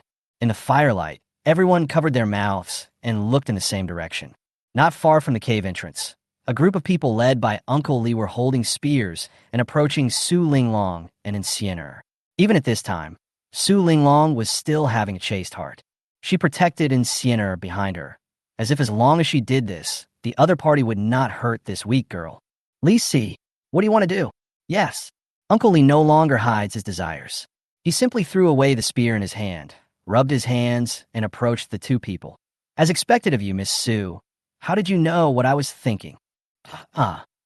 This sudden dirty joke caused the men around to burst into laughter. But Su Linglong couldn't laugh out loud. She glanced at everyone, her eyes full of confusion and disappointment. She could never have imagined that the people she rescued would become like this. Why? Why is this happening? Miss Su, why are you still standing there? Li Si wondered aloud, and even opened his arms as if ready to hug her. Come here quickly. Don't you know what I'm thinking? Dream on. Su Linglong tightly protected Sienna behind her. Li Si, it's not too late for you to turn back now. Turn back? Turn back. Li Si cursed. He also knew what kind of person Su Linglong was. He immediately turned around and pointed at the group of women behind him. I won't waste my time talking to you. You only have two options now. Otherwise, be obedient, and you will be mine from now on. If I tell you to go east, you cannot go west. If I tell you to eat, you cannot drink soup. You're dreaming. Su Linglong cursed immediately. Very good. You have backbone. The second way. That's perfect. Aren't we short of food? Then I'm going to take care of these people one by one. As he said that, Li Si raised his hand and hooked it. One of the men, holding a spear, brought out a middle-aged woman and stood next to Li Si. He looked at Su Linglong and asked, Are you sure you want to choose the second path? Su Linglong did not answer. Li Si took out a dagger and stabbed it into the opponent's abdomen with his backhand. Ah, murder! Help! The screams echoed throughout the cave again. Shut up! Li Si roared angrily, and dozens of spears fell at the same time. The group of women dared not shout anymore. As he looked at the blood on his hands, his emotions became more and more agitated. His eyes swept over Su Linglong. He didn't say anything, but gave a look to the person next to him. Another woman was brought out. Second time, Li Si looked at Su Linglong and asked, "Are you sure you want to choose the second path?" Without waiting for Su Linglong to answer, the woman fell to her knees. She lay on the ground, her body trembling, looking at Su Linglong and pleading, "Miss Su, save me. Please save me. As long as you nod, I won't have to die." As if they had found the only way to survive, most of the women fell to their knees and uttered the same prayer in different words. Only one person was still standing there, unwilling to kneel. Su Linglong stood where she was, her nails digging deeply into her palms. Why? She still couldn't understand why. Wasn't she the one who pulled these people out of the abyss? Why are they stepping into the abyss now? Why? Su Linglong fell in a deep thought and did not answer Li Si's words. Puff! Another knife. Li Si killed the second person. He hooked his hand again, and a third woman was pushed out of the crowd. She was also the only woman who didn't fall to her knees and beg her. Third time, Li Si put the dagger on the woman's neck. "Are you sure you want to choose the second path?" "Miss Su," the woman did not kneel. Even when looking at the two corpses beside her, she did not show the slightest fear, but stood there motionless. "We can't go on with you anymore. You must hold on." As she spoke, the woman took the initiative to move forward and cut her neck with the dagger. Scarlet flows. She collapsed to the ground, her body twitching. "Xiao Wei," Su Linglong screamed. Apparently, she had a good relationship with this woman. "Come on, next one." Li Si has gone bloodthirsty. What he wanted was not only Su Linglong, but also her submission. Another person was pushed up. The same question, asked again. "Are you sure you want to choose the second path?" This time, Su Linglong gave an answer. Her eyes slowly moved up, and when they fell on Li Si, she looked almost crazy. "Yes, I choose the second one. Kill them all if you can, or just kill me." "You want me to surrender?" "Impossible." Outside the cave, Hu Yu watched as the words, "Holy Mother," were erased from Su Linglong's panel. He nodded and gave the order. "It's time to act." At the same time, "Okay, then I'll kill you." Li Si also roared, but just as he was about to grab a quad kill, a flash of fire exploded. Bang! The gun went off, and the dagger was directly bounced away. Almost at the same time, and Xiener, who was stopped by Su Linglong behind, also took out a pistol and shot at Li Si and others as if she was playing a shooting game. Bang! Bang! The sound of gunfire never ceased. It rang 52 times in a row. All those holding spears fell in a pool of blood, except for one. Li Si. Before everyone could react, a figure walked out. He passed by Su Linglong and came to the woman named Xiao Wei, who was lying in a pool of blood, and poured a bottle of fine Li Chuan into her. The opponent's wounds began to heal at a speed visible to the naked eye. Since she took the initiative to move forward and wipe the patient's neck, the wound was not deep and did not cut the artery, so he could still be saved. As for the rest, it's getting cold. After feeding Li Chuan, Hu Yu stood up and looked at Li Si not far away. "Do you know why I kept you here?" Who are you?" Li Si answered the question irrelevantly. His mind was filled with only one emotion, so he couldn't listen to such a question. But you made a gesture. Su Zilong behind him immediately stepped forward and tied the guy up. "Xiao Wei," Su Linglong screamed and ran over. She stepped over the pool of blood and came to Xiao Wei. "How are you? Are you okay?" "I'm fine, Miss Su," Xiao Wei replied, and also looked at Hu Yu, who saved her. Thank you. You're welcome." Hu Yu stood up and looked at Su Linglong. "Miss Su, do you have time? I have something I need to discuss with you." "You?" Su Linglong raised her head and looked at Hu Yu with shock in her eyes. "Who is that person?" "Come with me and you'll find out." Hu Yu did not explain much, but took Shin Shan and others out of the cave. "By the way, your friend can come too. As for the others, I don't welcome them." Chapter 59, that's just glass, not fucking titanium alloy. Walk out of the cave. Hu Yu glanced at the top of the mountain, thought about it, and felt unwilling to go back to the cave where the boys lived, and even more unwilling to go to the place filled with the smell of blood. He had no choice but to move out of the 28th floor as a whole. On the huge mountain top, a building suddenly appeared out of nowhere. Cement, load-bearing, glass windows, metal anti-theft doors. Everything that was on the 28th floor now appeared before our eyes, except for the cement floor and cement ceiling. Of course, none of this matters. The cement floor is replaced by the Woohing System's floor heating floor, and the cement ceiling is replaced by a special bulletproof alloy metal. This is also the reason why Huyu did not move the cement ceiling layer away when he moved the building. These two things had already been replaced by Su Zilong during installation. It can be said that no matter where this floor is placed, it can cope with any emergency. Ghost, ghost, Li Si roared. If he hadn't been controlled by Su Zilong, he would have gone crazy and jumped off the mountain. Leave him alone. Okay. At Huyu's command, Su Zilong struck down with his knife. Li Si was quiet instantly. The whole person was carried on Su Zilong's shoulders like a dead pig. Huyu held an umbrella and walked to the alloy security door. He did not rush in, but chose to wait at the door. After all this was too shocking. He was afraid that Su Linglong would think she saw a ghost after seeing it, so she didn't dare to come in. Brother Shun, please go in and clean up first, prepare some food, and turn on the air conditioner. It's too cold. Huyu looked at Shun Shan and said, Okay. Shun Shan replied and went in to make preparations. Su Zilong quietly hid aside, as if resisting something. Pity, and Siener just doesn't like to talk, which doesn't mean she has a bad memory. Bang. He raised his hand and punched Su Zilong directly on the bridge of his nose, knocking him down. I really am. Su Zilong slowly got up from the ground and carried Li Si on his shoulders. He knew it was useless to look for this woman, so he had to look at Huyu. Boss Hu, you have to count this as my work injury. Okay, it's a work injury, so tell me, what kind of compensation do you want? That fishing rod. Su Zilong rubbed his hands. Give me 2 days to play. 3 days, as long as you can catch some fish. Make a deal. Just as the two were talking about this, Su Linglong supported Xiao Wei and walked out of the cave.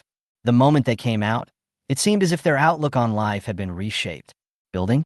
How could such a thing appear on the top of this hill? But the size and texture obviously don't look fake. What is going on? Before the two could express their doubts, Huyu, who was guarding the door, spoke. Don't just stand there. If you have any questions, come in and talk. As he said that, he walked toward the alloy door. At this moment, the power supply system on the 28th floor began to operate normally. The lights illuminated the entire mountain. Su Linglong and Xiao Wei walked towards the alloy door with a feeling full of doubts. As soon as they entered, a long-lost fragrance filled their noses and throats. That is noodles. It's the aroma of instant noodles. Is this not a dream? Don't worry, I'm not dreaming. Huyu knew what they were thinking, smiled, and made an inviting gesture. Please, we can talk about things while we eat. The two girls looked at each other and saw the same emotion in each other's eyes. Rush. No matter what, I can't resist anyway. Even if I die, I can't die of starvation. The two rushed straight to 2802, opened the door, and saw 2 bowls of instant noodles inside. Each bowl not only contains ham, but also a fried egg. These things are enough to make people salivate even late at night in peacetime. Especially now, the two girls rushed over, not caring about the boiling hot noodle soup, and directly used chopsticks to stir the noodles and stuff them into their mouths. Huyu just walked in at this moment. He looked at the two girls who were eating happily and couldn't help but smile. I prepared it in a hurry, so it's a little simple. I hope you don't mind. Now that the 28th floor is no longer used for living, these are the only food left. It's not wrong to say that it is simple. No, not shabby. Su Linglong looked up with a noodle hanging from the corner of her mouth. It's good to have this to eat. You know, who are you? What do you think? Huyu asked her the question. Immortal, Xiao Wei immediately said. You must be a god. Only gods can make our dreams come true. As she said that, she lowered her head again and began to slurp the noodles. Do you think so too? Huyu asked. It's not impossible. Su Linglong replied.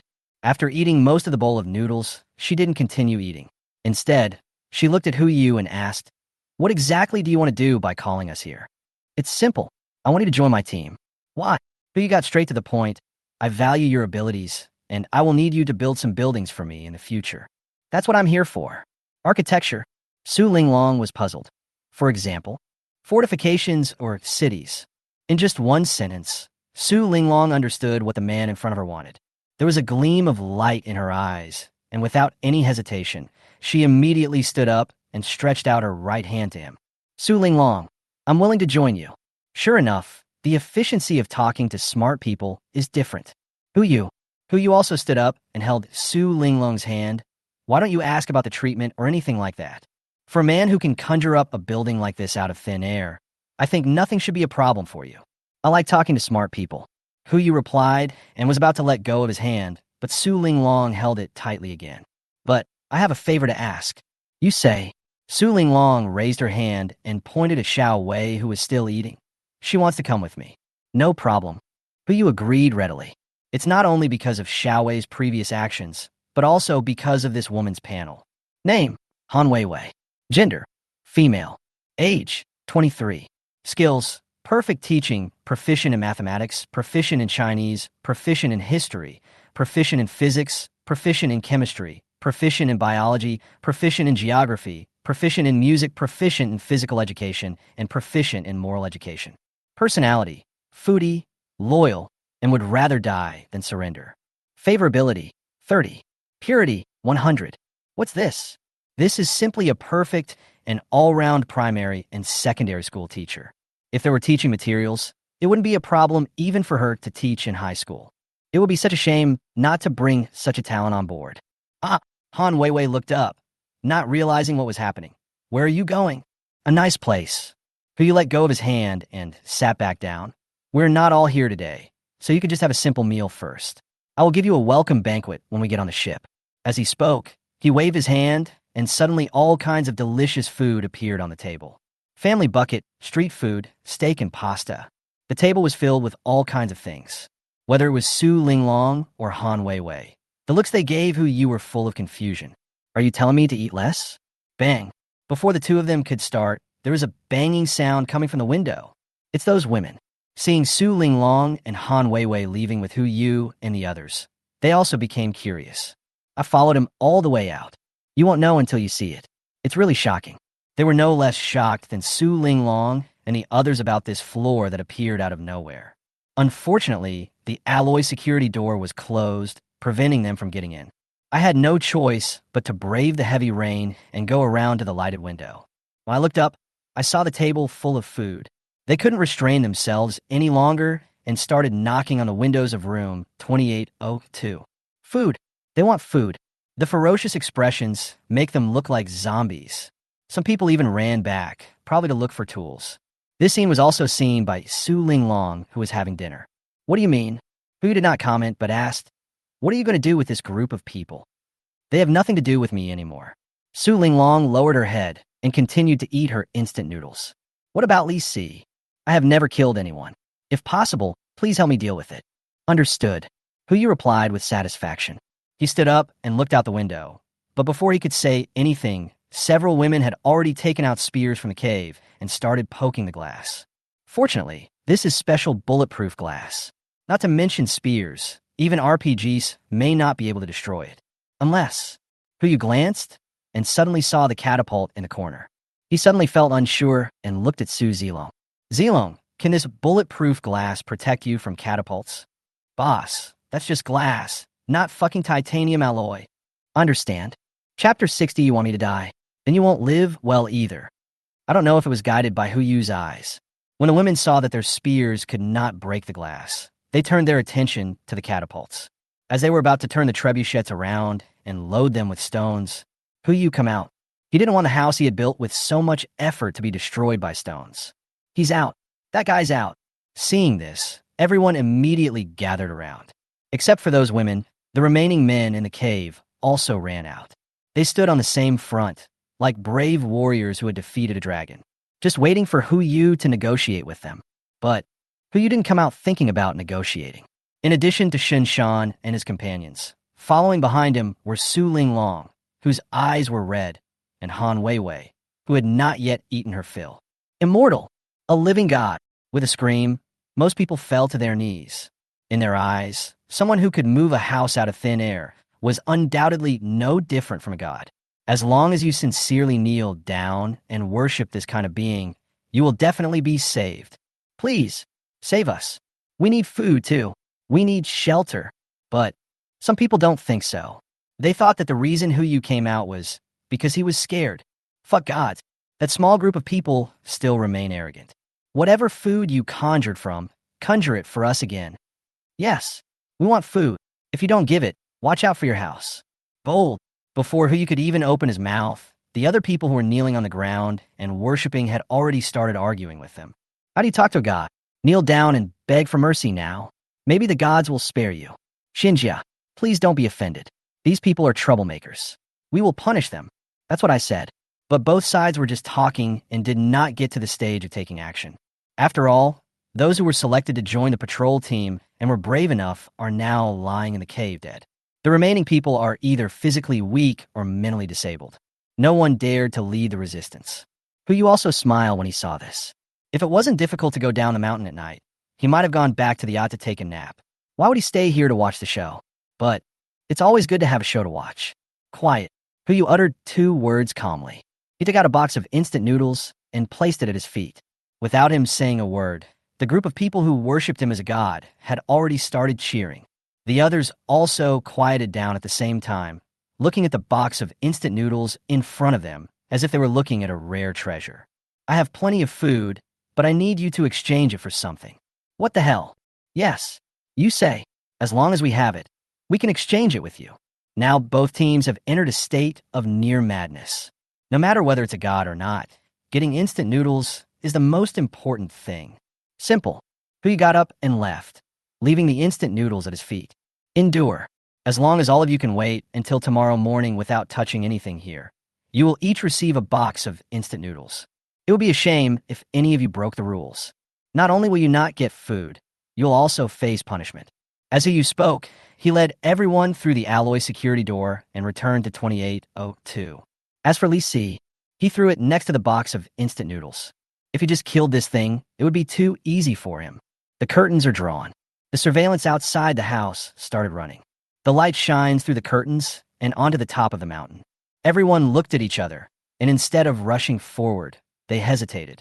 They can still tell which is more important, a box of instant noodles or a box of instant noodles for each person. But not everyone's reason can overcome desire. Do you really believe him? A voice came from the crowd. 1 box per person. How is this possible? Who said it's impossible? He can conjure up a floor of a building. So what if he can conjure up hundreds of boxes of instant noodles? That's instant noodles. Another person asked in confusion. Even if he really had so much, why would he give it to us? Just because we don't take a shower? Okay, shut up. A big man came out. He looked at the box of instant noodles in front of him and said, "Do you really think that what he says is the truth? We'll eat this box of instant noodles, smash his house with a catapult, and tie him up. I don't believe he won't come out to redeem himself. Who said that we must follow his rules?" Everyone heard. It seems to make sense. Of course, this is only a small part. There are also a large number of people who firmly believe that Who You is a god, and that they cannot do anything that would offend the gods. Whatever happens, don't touch the instant noodles now. I just touched it. So what? The sturdy man asked back and walked straight towards the box of instant noodles. Someone stopped me. Others stood there and watched. Bang. The sturdy man knocked down the person who was blocking him with 1 punch, then turned and looked behind him. Who else wants to eat noodles? Come with me. A sound fell. Without waiting for a response, the sturdy man pounced on the noodle box. The box is full of instant noodles. 24 bags in total. It looks like a lot, but there's still about 100 people on the mountain. On average, each person only has 1 bite. I watched the sturdy man tear apart one of the packets and stuff the bread directly into his mouth. The others went crazy. They rushed forward. There's not even time to cook the noodles, so they just start eating them raw. Those people who originally insisted on not touching instant noodles now rushed forward. Since we have already violated the rules, we might as well rush up and grab some food. In less than 5 minutes, everyone was already bloodthirsty. The conflict continues to escalate. From snatching food to pushing and shoving to rioting, more than 100 people were gathered together with only food in their eyes. He punched and kicked the people around him continuously, not caring who that person was. Li Si, who was originally unconscious, was beaten to death, until one person comes to his senses. He dragged his injured body, struggled out of the crowd, and sat on the catapult. Aim. Throw it. A huge rock fell from the sky. It hit the crowd accurately, and blood and flesh flew everywhere. Less than half an hour. Most of the people on the hilltop died. The remaining half were also covered in wounds. They couldn't even carry stones onto the catapults. Pity. Who you looked at the surveillance camera in front of him and shook his head slightly. He turned and looked at the rest of the people. The crisis has been resolved. The remaining people are not a concern. Have a good rest. Everyone didn't know what to say for a moment, except for Enciener, whose eyes remained unchanged. The rest of the people looked at him as if he were a monster. It was just a box of instant noodles. He said a few words, and the hundreds of people outside became chaotic, and the enemy was defeated without any attack. Even if this person is not the god they're talking about, he is still a monster. A complete monster. What are you looking at me for? Hu smiled kindly. Pack up and go to bed quickly. We have to go back early tomorrow morning. When everyone heard this, Shinshan immediately took Su Linglong and Han Weiwei to find a room. He stayed where he was and looked down at the surveillance camera. He sneered and turned off the screen. They asked for it. If they just attacked with spears, Hu would just laugh it off and would not launch such a plan. But now, Trebuchet, you want me dead? Then you can't live well either. Chapter 61. Not as many as I killed. July 24th. 11 days have passed since the end of the world. Since yesterday, the water level has stopped rising and remains at 50 meters. 10 o'clock in the morning. Hu Yukai got up from his bed. This is 3 hours later than usual, probably because I went to bed too late yesterday. If it weren't for the faint cries around him, perhaps he could have slept longer. The wailing sound was not very loud. You should know that the glass and walls of his room are specially made, and the sound insulation effect is simply excellent. But even so, he could still hear these sounds. It should have come from outside the window. Hu turned over and got out of bed, pulling open the curtains casually. The pool of blood last night has been washed away by the rain, and the corpses have been cleaned up. The rest of the people knelt in front of the house, letting the heavy rain fall on them, as if they were repenting. The wails of grief came from their mouths. Hu ignored it and closed the curtains again. When he turned around, he saw Enciener standing behind him. Do you think I'm too cold-blooded? Enciener didn't answer. She just stood there silently. And, as usual, she looked up at Hu. Not as many as I have killed. Hu was stunned on the spot. I couldn't utter a word, so I pushed the door open and walked out of the bedroom. As soon as he opened the door, he saw Shinshan and others waiting for him in the living room. Boss! Hu looked around, and his eyes fell on Su Linglong and Han Weiwei beside him. Are you all ready? I'll take you down the mountain later. Well, everything is ready. Su Linglong was fine. She nodded, with a hint of anticipation in her tone. Instead, there was something wrong with Han Weiwei. Han Weiwei. Han Weiwei suddenly woke up and only came back to her senses when she looked up at Hu. Boss Hu. What's wrong with you? Nothing. Han Weiwei's expression was a little strange. Hu did not ask any further questions, but looked at Shinshan, asking him the reason with his eyes. She must have seen something last night. Shinshan replied helplessly. Boss, you also know that when a group of people have been hungry for a long time and have not eaten meat, they will be very hungry when they see meat again. Understood. Hu frowned slightly and knew what Shinshan meant. No wonder all the corpses outside are gone. So it was saved. Originally under Su Linglong's management, even if they only had one meal a day, at least they could eat something normal. But now once we lose management, animal desires will take over human nature. Who cares whether it's a corpse or not? It's just meat. Those who didn't get instant noodles last night had their appetites aroused, and seeing the meat, they naturally took action. Han Weiwei should have seen those things. This is not a big deal. It will just take some time for her to realize the evil of human nature and teach those children better. Go out first, Hu said as he walked towards the door. It's really annoying to see these people crying. He led everyone to the alloy door. As soon as the door was opened, a pulling force came from the door. Someone is guarding the door. Hu did not resist and let the man open the alloy door. Almost the next moment, a spear stabbed in. Bang, bang, bang, bang. Several gunshots rang out at the same time. Shinshan, Su Zilong, and Enciener attacked at the same time. The spear had penetrated less than 20 centimeters into the door when corpses fell to the ground outside the alloy door. 5 or 6 adult men were lying in a pool of blood, no longer breathing. Fisk, why bother? Hu shook his head and smacked his lips. To be honest, I was still shocked just now. I forgot to check the surveillance camera when I opened the door. I must be careful next time. Shinshan and others saved my life again this time, and I can't explain it clearly in the future. He walked out of the alloy door with a few people and put the 28th floor back into his backpack. At this moment, the group of people who were kneeling outside the window and praying also looked over. To be precise, their eyes fell on the bodies of that group of people. If I'm not mistaken, these two groups of people should be in the same group. One team was responsible for praying at the window to attract the attention of Hu Yu and others, and the other team was an ambush at the door. As long as we kill them, we can take over their nest. Even without food, a building with electricity can allow them to survive for a long time in the apocalypse. What a pity. They underestimated the fighting power of Hu Yu and others. It failed directly. Hu Yu glanced at them without any pity in his eyes. Without saying a word, he turned and walked down the mountain.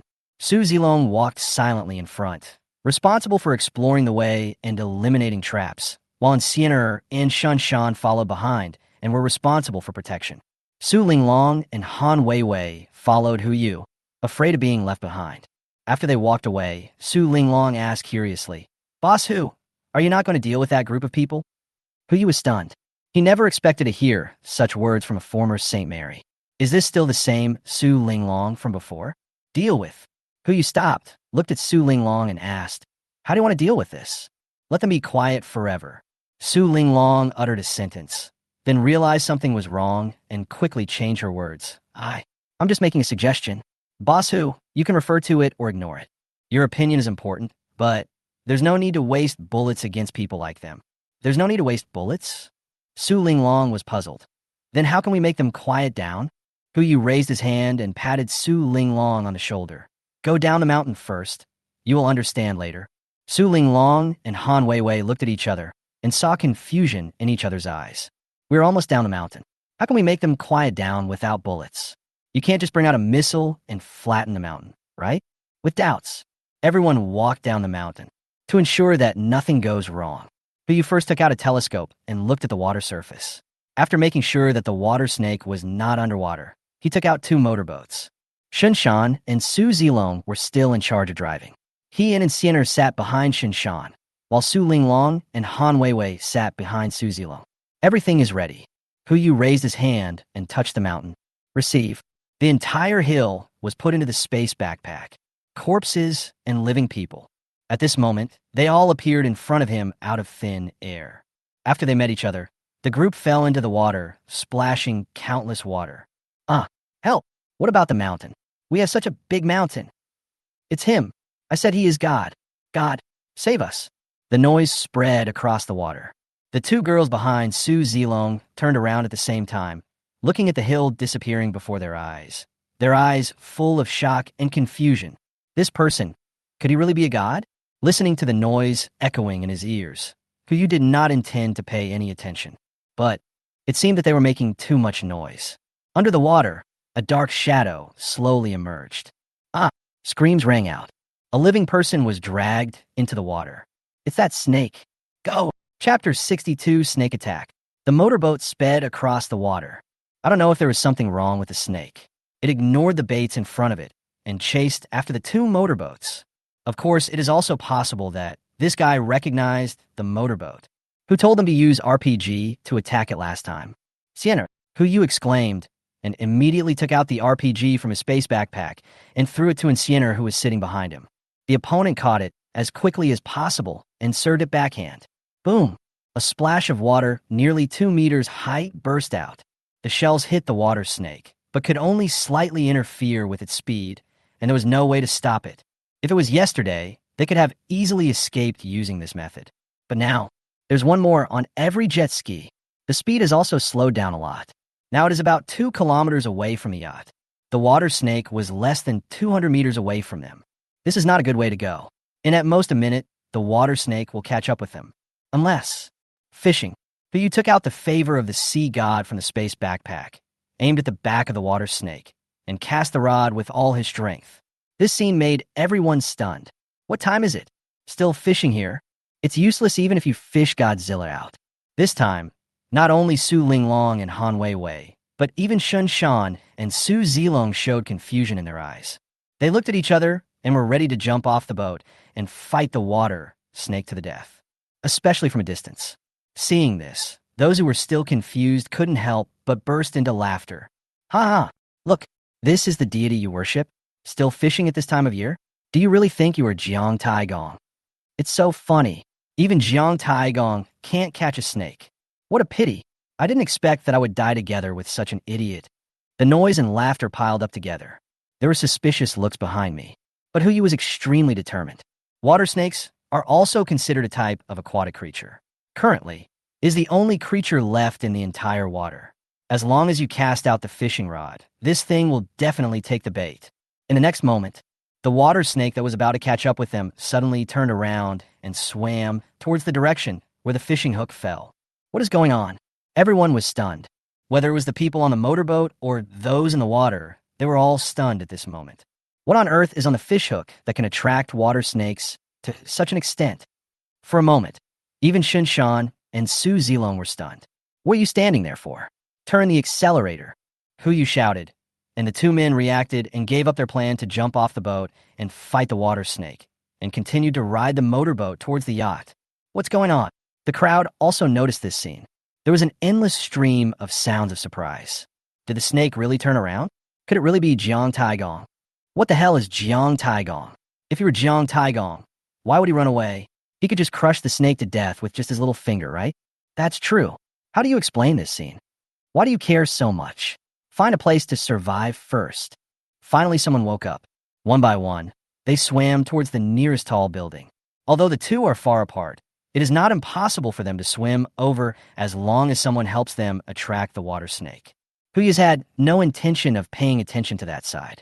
He kept his eyes on the black shadow under the water, and seeing that it was about to take the bait, he immediately put the favor of the sea god into space. Snake fishing? Given the size of this snake, once it bites the hook, it would probably drag him down with it. Although it was attractive, he didn't dare let it take the bait. The source of attraction disappears. The water snake stood there for a while, then turned around and rushed towards a motorboat. You were so persistent. Huyu took out the favor of the sea god again, and the fishing rod had returned to its best condition. He only needed to determine the direction and position before he could make the next cast. He looked at the group of people who had just laughed at him and threw them away without hesitation. Plop! The fish hook entered the water and landed right among the crowd. The water snake that had just caught up changed direction again. The crowd, who had originally planned to pick up the fish hook to see what was going on, were suddenly in chaos. The snake is coming. Run! Help! The water snake swam over, apparently because it was hungry or because it wanted to vent its anger, and it swallowed a person alive on the way. Just when it was about to touch the fish hook, the favor of the sea god disappeared again. The water snake has penetrated deep into the crowd. Having learned from previous lessons, it simply stopped turning and rushed towards a motorboat, and instead started to feast on the food right there. The crisis is over. But you also breathed a sigh of relief. At least in the short term, the water snake will not chase us again. Full throttle. Less than 15 minutes. Everyone returned to the yacht. Seeing such a large luxury yacht, Su Linglong and Han Weiwei were not shocked at all. After all, compared with the magical skills he just used, such a yacht is indeed not very impressive. Finally, I'm back. Huyu breathed a sigh of relief and wiped the sweat from his head. Brother Shun, take them to find a room to stay. I'll take a rest. Let's prepare lunch as a welcome banquet. Okay. Shun Shan replied, and walked towards the residential area with Su Linglong and Han Weiwei. Huyu's walked all the way to the first deck. Just then I saw a figure sitting at the dining table and eating like crazy. He was slightly stunned and couldn't really tell who this person was. It wasn't until he sat opposite this person that he realized, Fong Siyuan, Mr. Fong. Mr. Fong. Huyu was startled and was a little surprised when he saw him showing off like crazy. What are you doing? What's up? Fong Siyuan raised his head and asked directly. No, it's okay. Huyu was stunned by the question. Are there any seeds? Which one do you want? Huyu immediately reached for his computer. I'll find it for you. Plant seeds. Fong Siyuan rolled his eyes and asked, Are there any new plant seeds? Well, no. Useless stuff. Fong Siyuan stuffed another piece of meat into his mouth, turned around, and walked towards the greenhouse. Only he was left sitting at the dining table in a daze. A little boy came over silently, cleaned up the place where Fong Siyuan had finished eating, bowed to Huyu, and then ran back to the kitchen to wash the dishes. Are you back? Xiao Zis's voice sounded from behind. She stretched herself and walked to sit next to Huyu. I heard that you brought back 2 more women. Well, an architect and a teacher. Huyu replied, then looked at the shed on the deck. Mr. Fong, what is this? He's almost going crazy. Xiao Zisu smiled helplessly. Since he got on board until now, he has only come out to eat, and the rest of the time he stayed in the greenhouse. How can you bear it? Pull it out quickly and let it rest. Yu said hurriedly. He didn't want the talent he had found with great difficulty to die from overwork. It's fine. Xiao Zishan knocked on the table. Give me a burger, the kind with double beef. Yu casually put the burger on the table. What do you mean? Is this okay? There is a spring in the greenhouse. He said that after drinking the water, he felt full of energy and refused to sleep. Okay, case solved. Sweet spring. He placed the source of the sweet spring in the greenhouse. According to its output, both the livestock and plants inside can be fully irrigated. Now, the people who take care of plants and livestock are also well irrigated. He didn't want to be the one to be exposed, but now it was Old Fong who was eager to be exposed.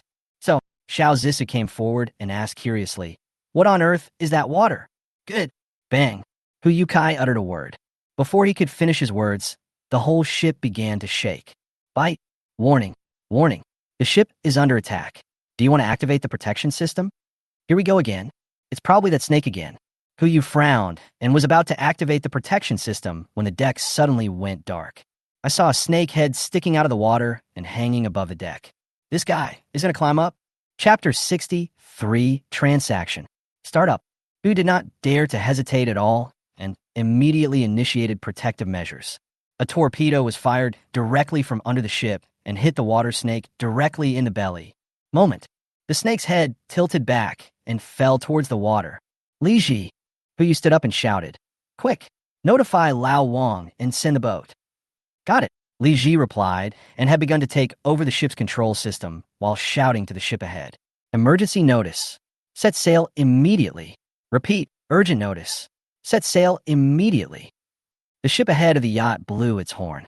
While the water snake was injured, the ship had already started heading towards Pengcheng. The yacht follows closely behind, but Hu Yuk had no intention of letting this water snake go. The torpedo had severely damaged it, and it was now hovering just below the surface, following the yacht closely. It seems like he is ready to take action. Ship guns ready. As Hu Yuk thought about it, two huge cannons emerged from both sides of the deck. The muzzles of the guns were all aimed at the giant snake. Emission. Boom. There was a dull bang, and two shells hit the giant snake at the same time. The snake body, which was originally hovering under the water, began to fall slowly. It looks like he is dead, but no one dared to go into the water to check its vital signs. Just stop following. Hu Yu finally breathed a sigh of relief. The snake head that suddenly appeared just now scared him a lot. If this thing really climbed onto the boat, even if he was driven off, he would probably dream about this at night. Call. Xiao Zisu also breathed a sigh of relief. She continued to chew the burger she had just finished. The world is so scary now. Even snakes are this big. If it was the sharks in the past, they wouldn't have grown to the length of whales, would they? Have no idea. Hu Yu answered honestly. He ended his previous life drifting on the water, and he really didn't know what the fish would evolve into in the future water world. In short, it's better to be prepared. The defensive works need to be put into progress. Noon.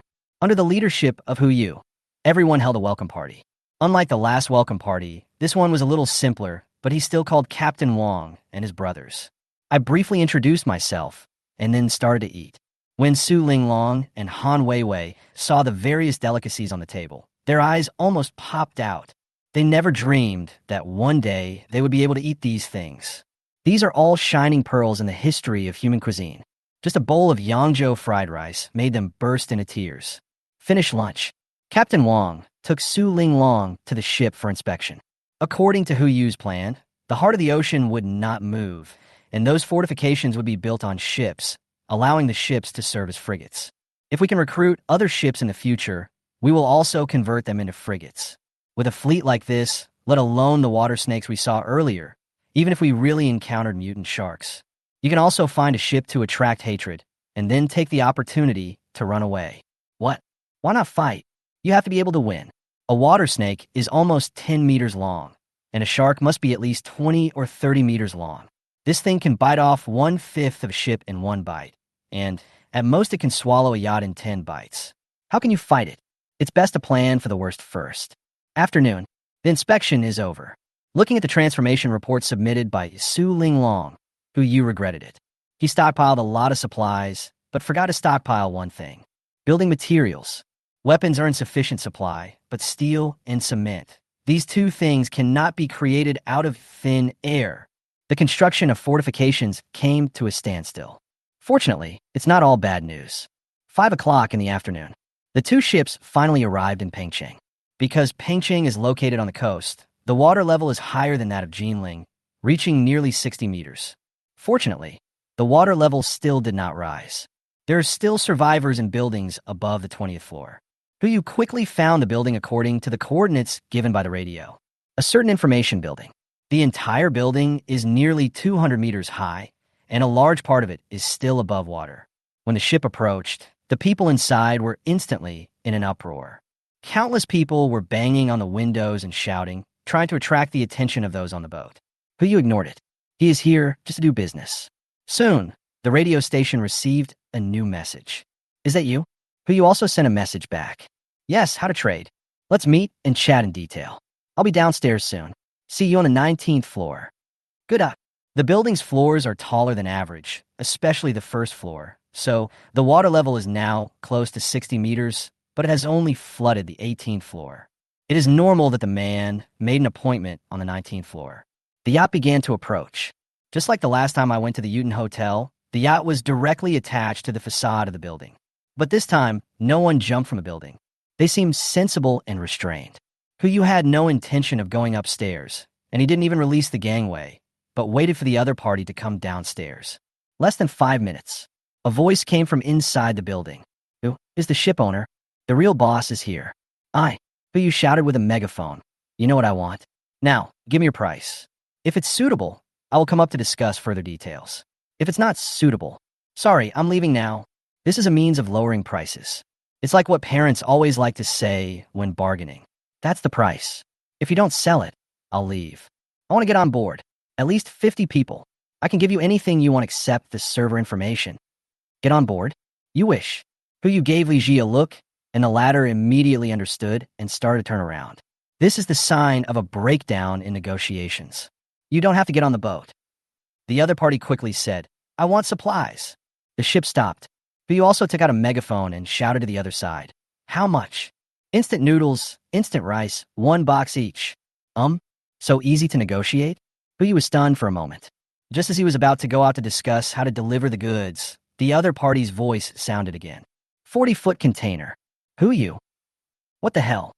A 40-foot container is nearly 3 meters high and wide, and nearly 13 meters long. It is equivalent to the loading capacity of a semi-trailer. Not to mention that Yu doesn't have so many instant noodles and instant rice in his storage space.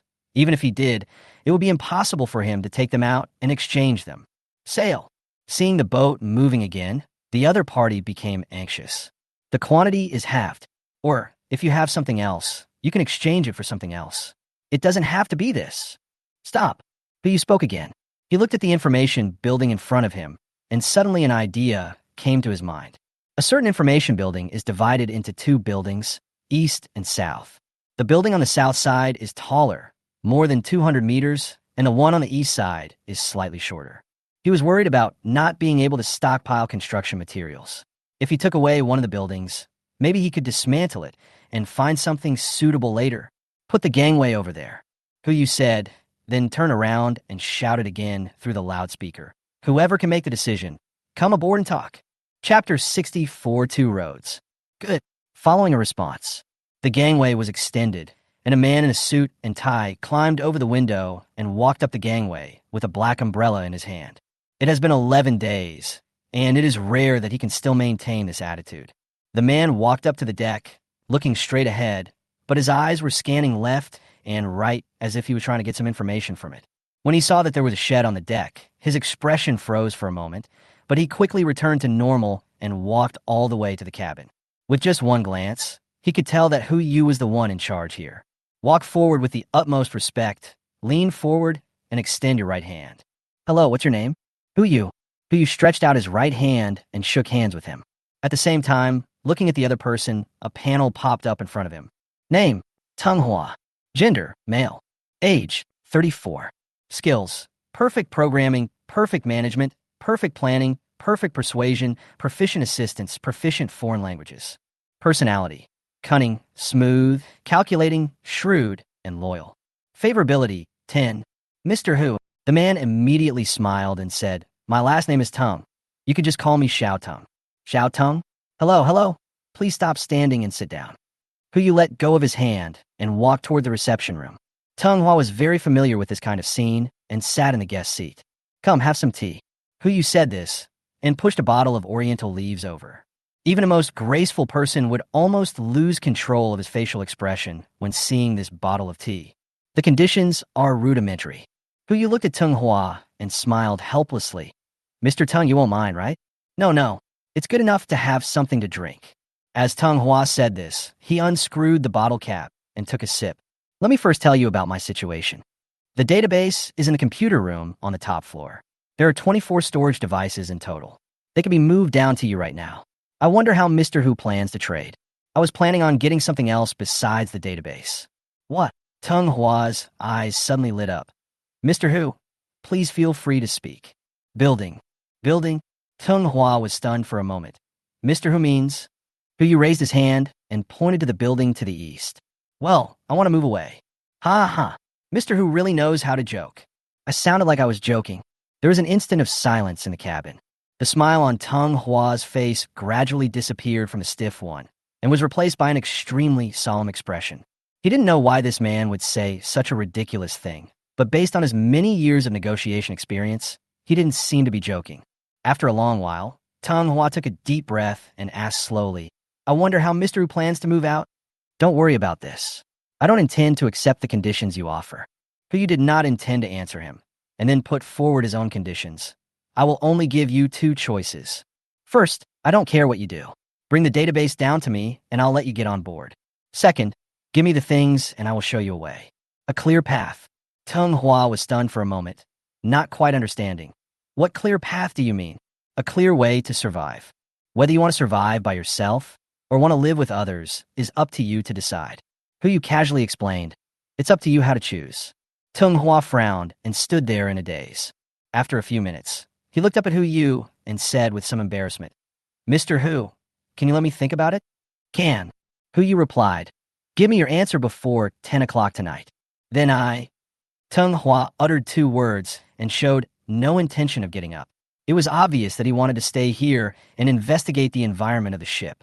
If it's really good, there's nothing wrong with staying here. But before he could finish his words, Hu Yu stood up first and raised his hand to see the guest off. Then we won't keep you here. Once you make a decision, tell me and I'll come pick you up. Okay. Tung Hua forced a smile and stood up from his seat. Holding an umbrella and with all his elegance, he walked up the gangway again and returned to the building. Inside the cabin, Boss Hu, Xiao Zissou sat next to Hu Yu, looking puzzled. Why did you go to so much trouble to build a database? Will this thing be useful? Food for the soul. Hu Yu looked at Tung Hua's back as he left and began to explain. We are now a collective and can fight together for survival. As long as we have enough real food, it doesn't matter if we have spiritual food or not. What about later? There is enough food and resources, and more people are depending on us to survive. When they are well fed and clothed, they will want to eat better and wear warmer clothes. In order to protect our own rights and interests, we have to provide them with spiritual food. Only when their spirits are full can we enjoy our lives. Some people understood. For example, Xiao Zissou and Su Linglong, but some people are confused, such as Han Weiwei and Mu Lingxiao. In their opinion, as long as they are full, what is the need for spiritual food? Hu Yu knew that they didn't understand, so his eyes swept across and fell on a figure in the corner. Guanli, please explain it to me.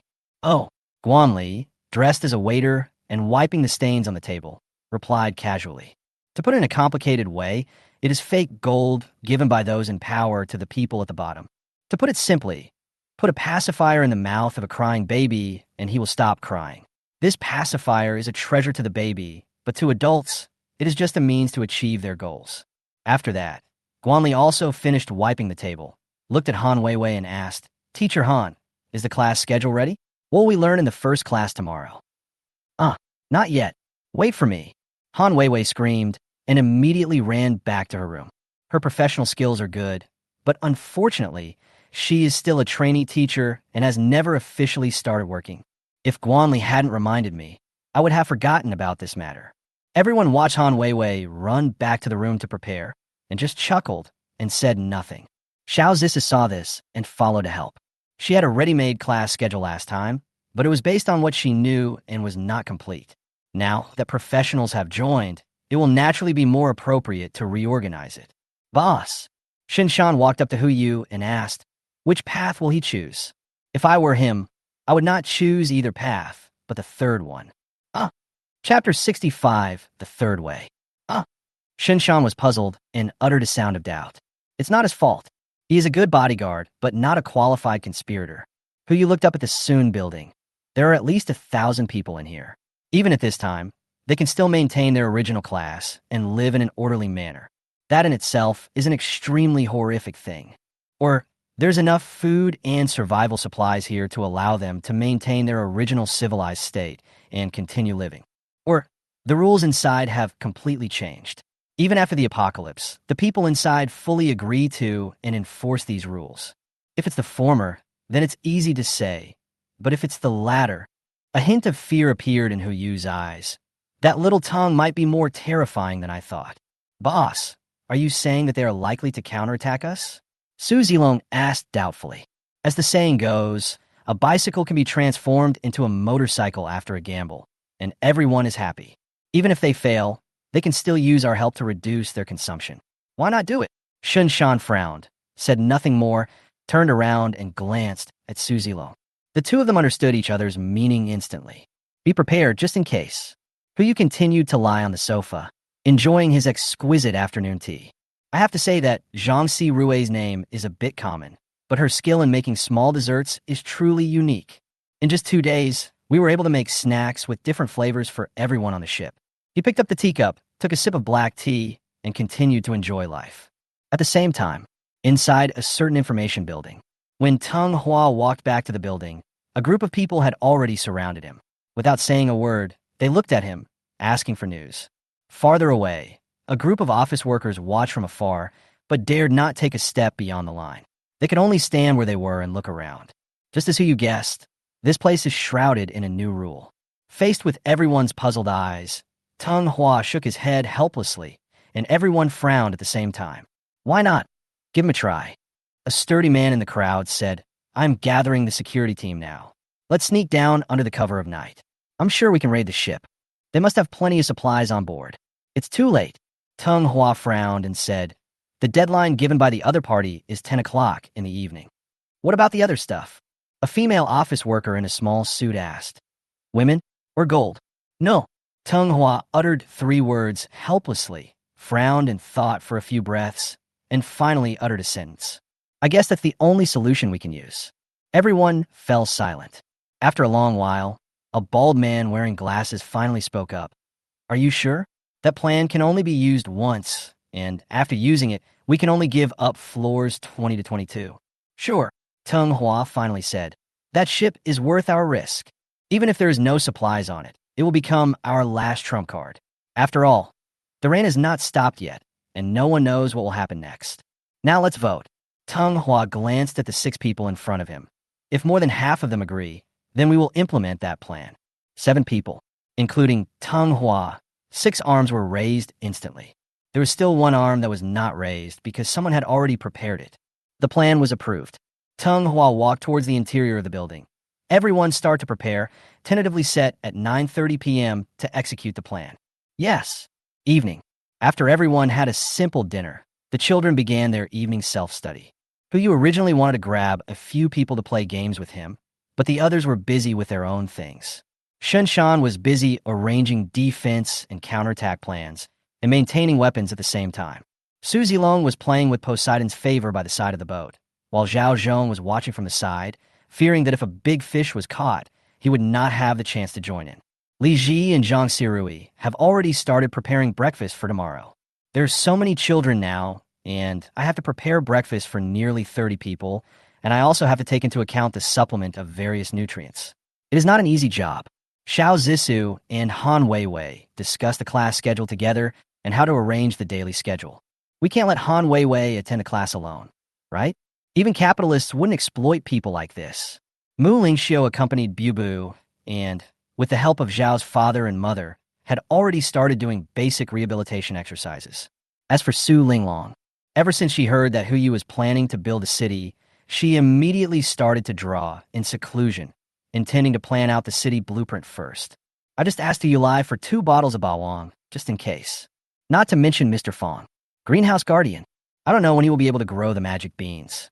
Looking around, although there were many people on the boat, he and Sienna were the only ones who had nothing to do. No, to be precise, he was the only one who had nothing to do. And Sienna couldn't leave because she had to protect him, otherwise she would have followed Shinshan to maintain the weapons. Well, but he didn't play the game in the end. He found a lazy sofa and lay down on the first deck, looking up at the brightly lit telecommunication building above his head. The time is already 9:25 in the evening. 35 minutes left. If I'm not mistaken, the other party should be coming down soon. Boom! Sudden, a collision sound was heard. Huyu immediately jumped up from the lazy sofa and looked for the direction where the sound came from. I saw glass on the 21st floor explode. Countless pieces of glass reflecting the light fell from the sky, accompanied by heavy rain. Almost at the same time, a black shadow rushed out of the window and rushed towards the yacht. Bang! A violent tremor sounded.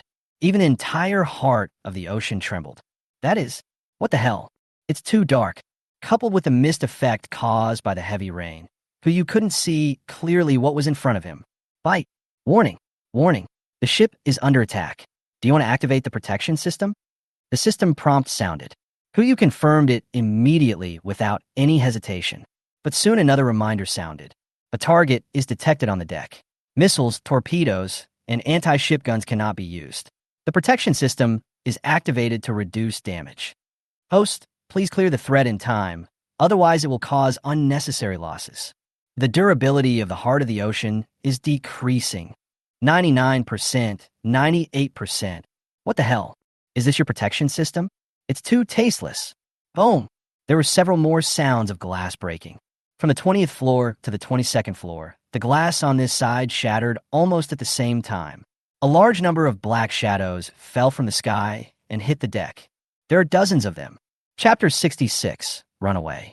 What is that? Not only Huyu, but everyone on the boat had the same idea. Almost at the same time, Huyu used the panel to control the ship and aimed the searchlight at the deck. In an instant, the entire deck was as bright as day. The things above were also exposed to everyone. That's a person. No, to be precise, it should be a humanoid monster. Just like Li Chong back then. But this group of monsters is much more terrifying than Li Chong. Each of them is 2 meters tall, with most of their bones protruding. Not only are they huge in size, but their eyes also glow with a faint green light. The moment the searchlight shone down, all the monsters rushed towards the first deck. Boss, be careful, Shinshan exclaimed.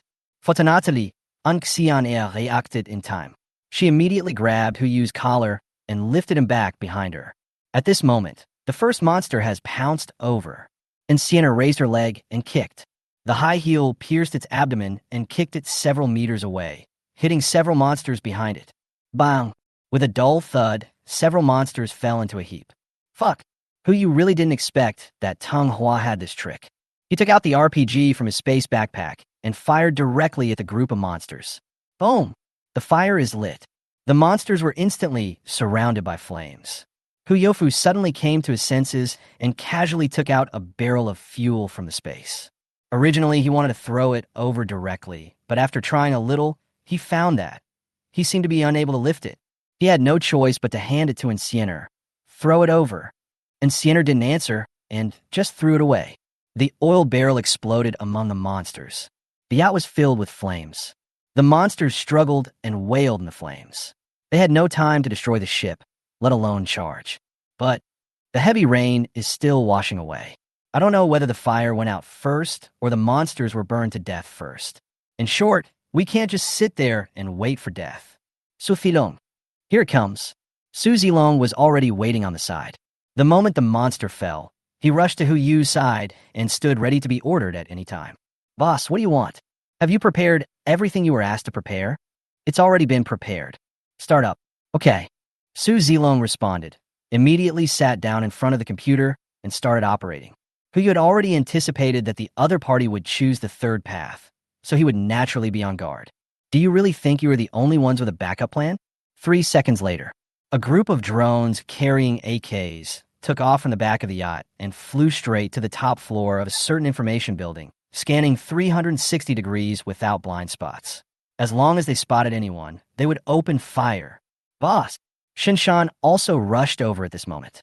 He looked at the fire burning on the deck, frowned, and asked, "How about I go over and finish them off?" No pity.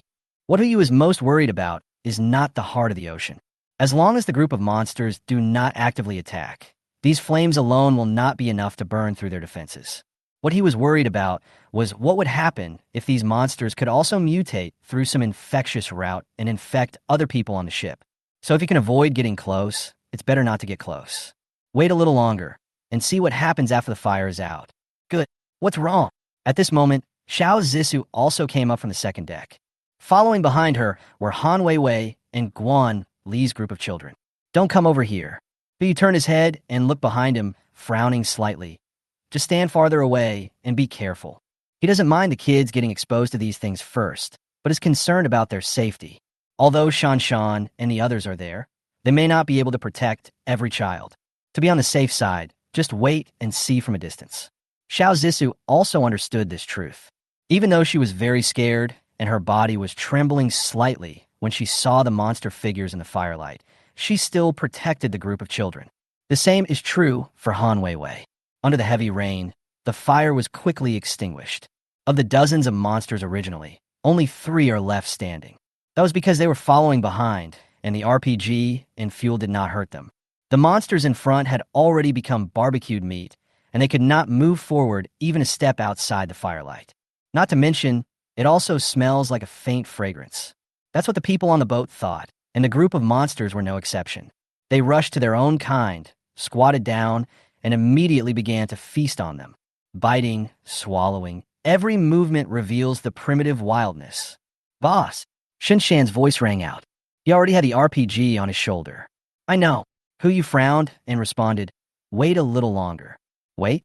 What are you waiting for? Wait until these guys finish eating all the meat on the deck. Shinshan and Su Zilong looked at each other and saw confusion in each other's eyes. Huyu kept staring at the 3 monsters on the deck. He was literally waiting for them to finish eating the meat. On the one hand, it can ensure that there will be no body parts left on the deck, so as to avoid being infected with viruses or something when cleaning. Secondly, he wanted to observe this thing again. Every monster is the same size and body shape. It's impossible that this virus only infects humans who are over 2 meters tall. Huyu had a horrible guess in his mind, but he didn't dare to be sure, so he could only observe first. Less than a minute. The drone swarm has been patrolling from the 50th floor to the 48th floor, and the 3 monsters also ate up all the meat on the deck. They stood there, bathing in the heavy rain, as if they were still savoring the delicious meal they had just had. Roar! A roar echoed. The 3-headed monster's pupils were locked onto everyone in the cabin at the same time, and the meaning of this look was extremely clear. I'm still hungry. 3 monsters charge at the same time. Click!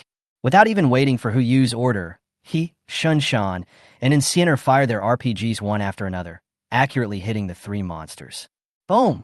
The shell exploded, but this time they were not blown away, but stood still and took the shell. What the hell? Evolved after eating something? How can we play this? Oh, right, the panel. The first few times he encountered monsters, he didn't look at the opponent's panel, either because there was a screen between them or because time was too tight. Maybe the method of restraint lies there. But you looked at the monster in the front, and in just a moment the opponent's panel information appeared in front of him. You don't know until you see it. Once he saw it, he was completely stunned. Name, Rampage, Mutation 2. Species, Human. Status, Injured. Description, a second-stage deformed creature mutated from humans. Scientifically speaking, it can no longer be called human and is more appropriately called subhuman. No, what? Is there reproductive isolation between it and humans? Why don't you try it? Phase 2. In other words, there may be 3 more stages. Oh no, this guy has eaten so much of his own flesh. Will he? Roar. Another roar was heard. The one that ate the most among the 3 monsters suddenly crawled down, and the various muscles and bones in its body began to combine in a strange way, making bursts of noises. Quick, kill it. Chapter 67 now. Who can make the decision? The moment Huyu shouted, the monster called Runaway turned around and pounced on the other 2 runaways behind him. Start chewing. Shan and Incienor also raised their RPGs at the same time, aimed at it and pulled the trigger. Explosions came one after another. The runaway was originally suppressing the other 2, But because of the explosion of the RPG, it was gradually suppressed by the other two runaways. After all, it hasn't completed its third round of mutation yet, and is only slightly stronger than the other two runaways. The two runaways counterattacked it, pinned it under them, and kept biting it. Yu and others also took this opportunity to fire multiple RPGs in succession, killing the three runaways together. After a few minutes, the deck finally became quiet. But it became lively upstairs. More and more people are discovering the existence of drones. They ran from upstairs to downstairs. Panic and screams instantly swept through the entire Sun building. Yu looked up at the building and a smile appeared on his lips. Now, they're the ones who should be panicking. I just don't know if Tang Hua is still there. Maybe it will be another person who comes to negotiate with him later. A few more minutes passed. The screams and roars finally reached the 24th floor. Boss Hu! Boss Hu! It's a misunderstanding. It's all a misunderstanding. Tis! Yu uttered a smacking sound. He was not very happy. After all, the person who just spoke was Tang Hua. This guy is not dead. Misunderstand? Farting misunderstanding. Yu ignored this guy, and the drone swarm's sweep continued. Boss Hu, we were wrong. The deal can continue. Whatever you want, just ask. Trade? Hee hee. Is it still a transaction issue now?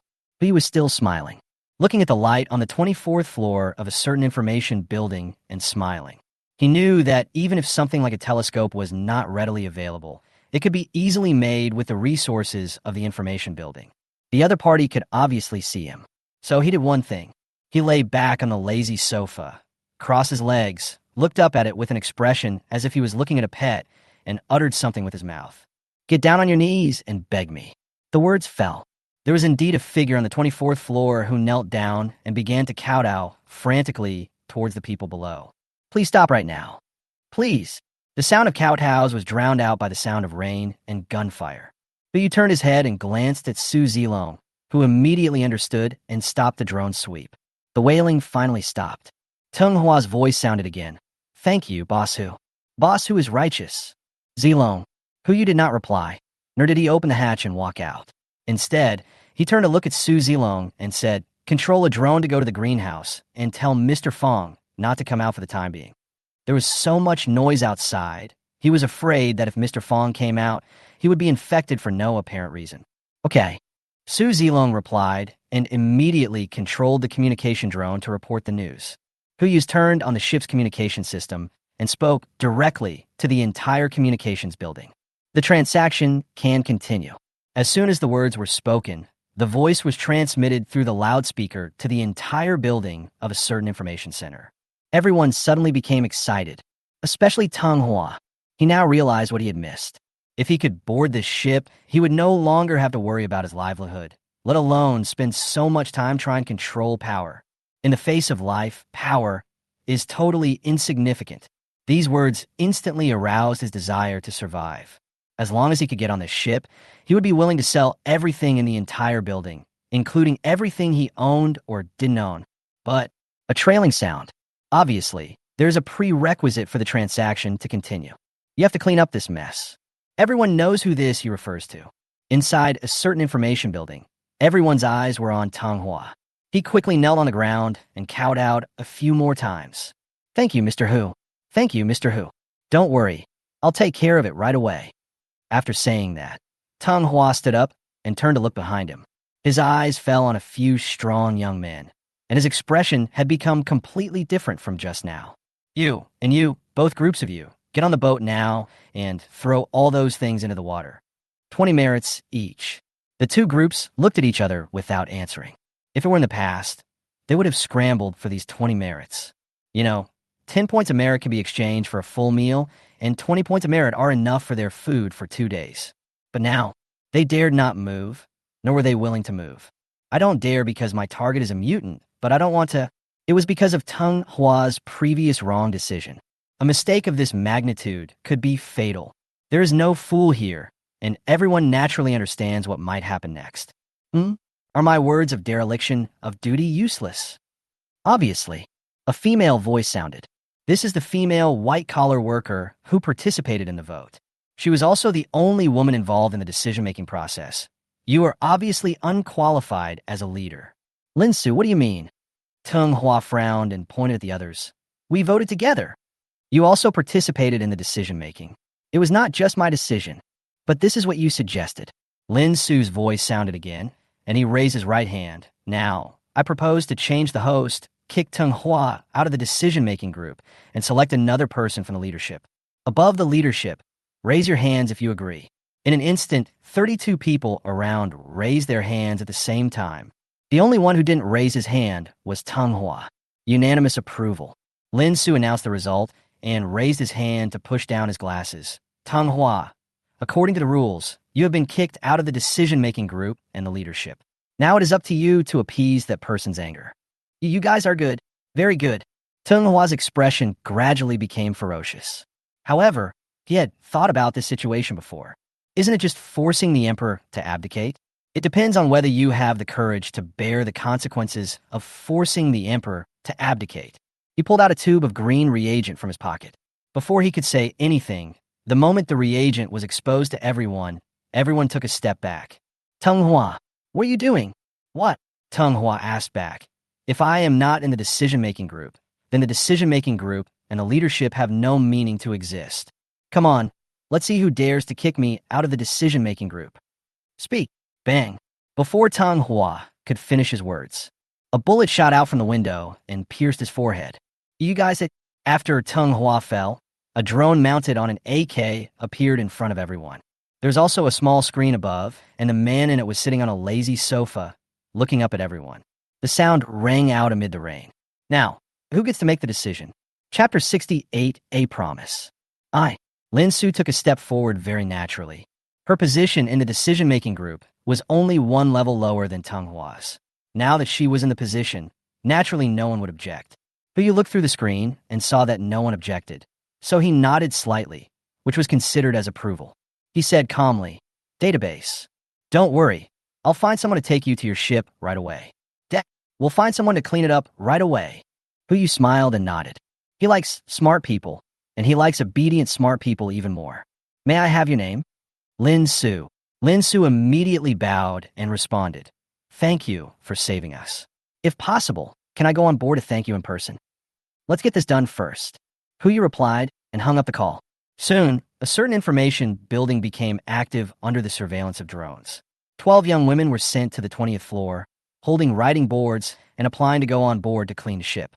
Among these 12 people, the worst one is 3 points better looking than Yuan Xiu.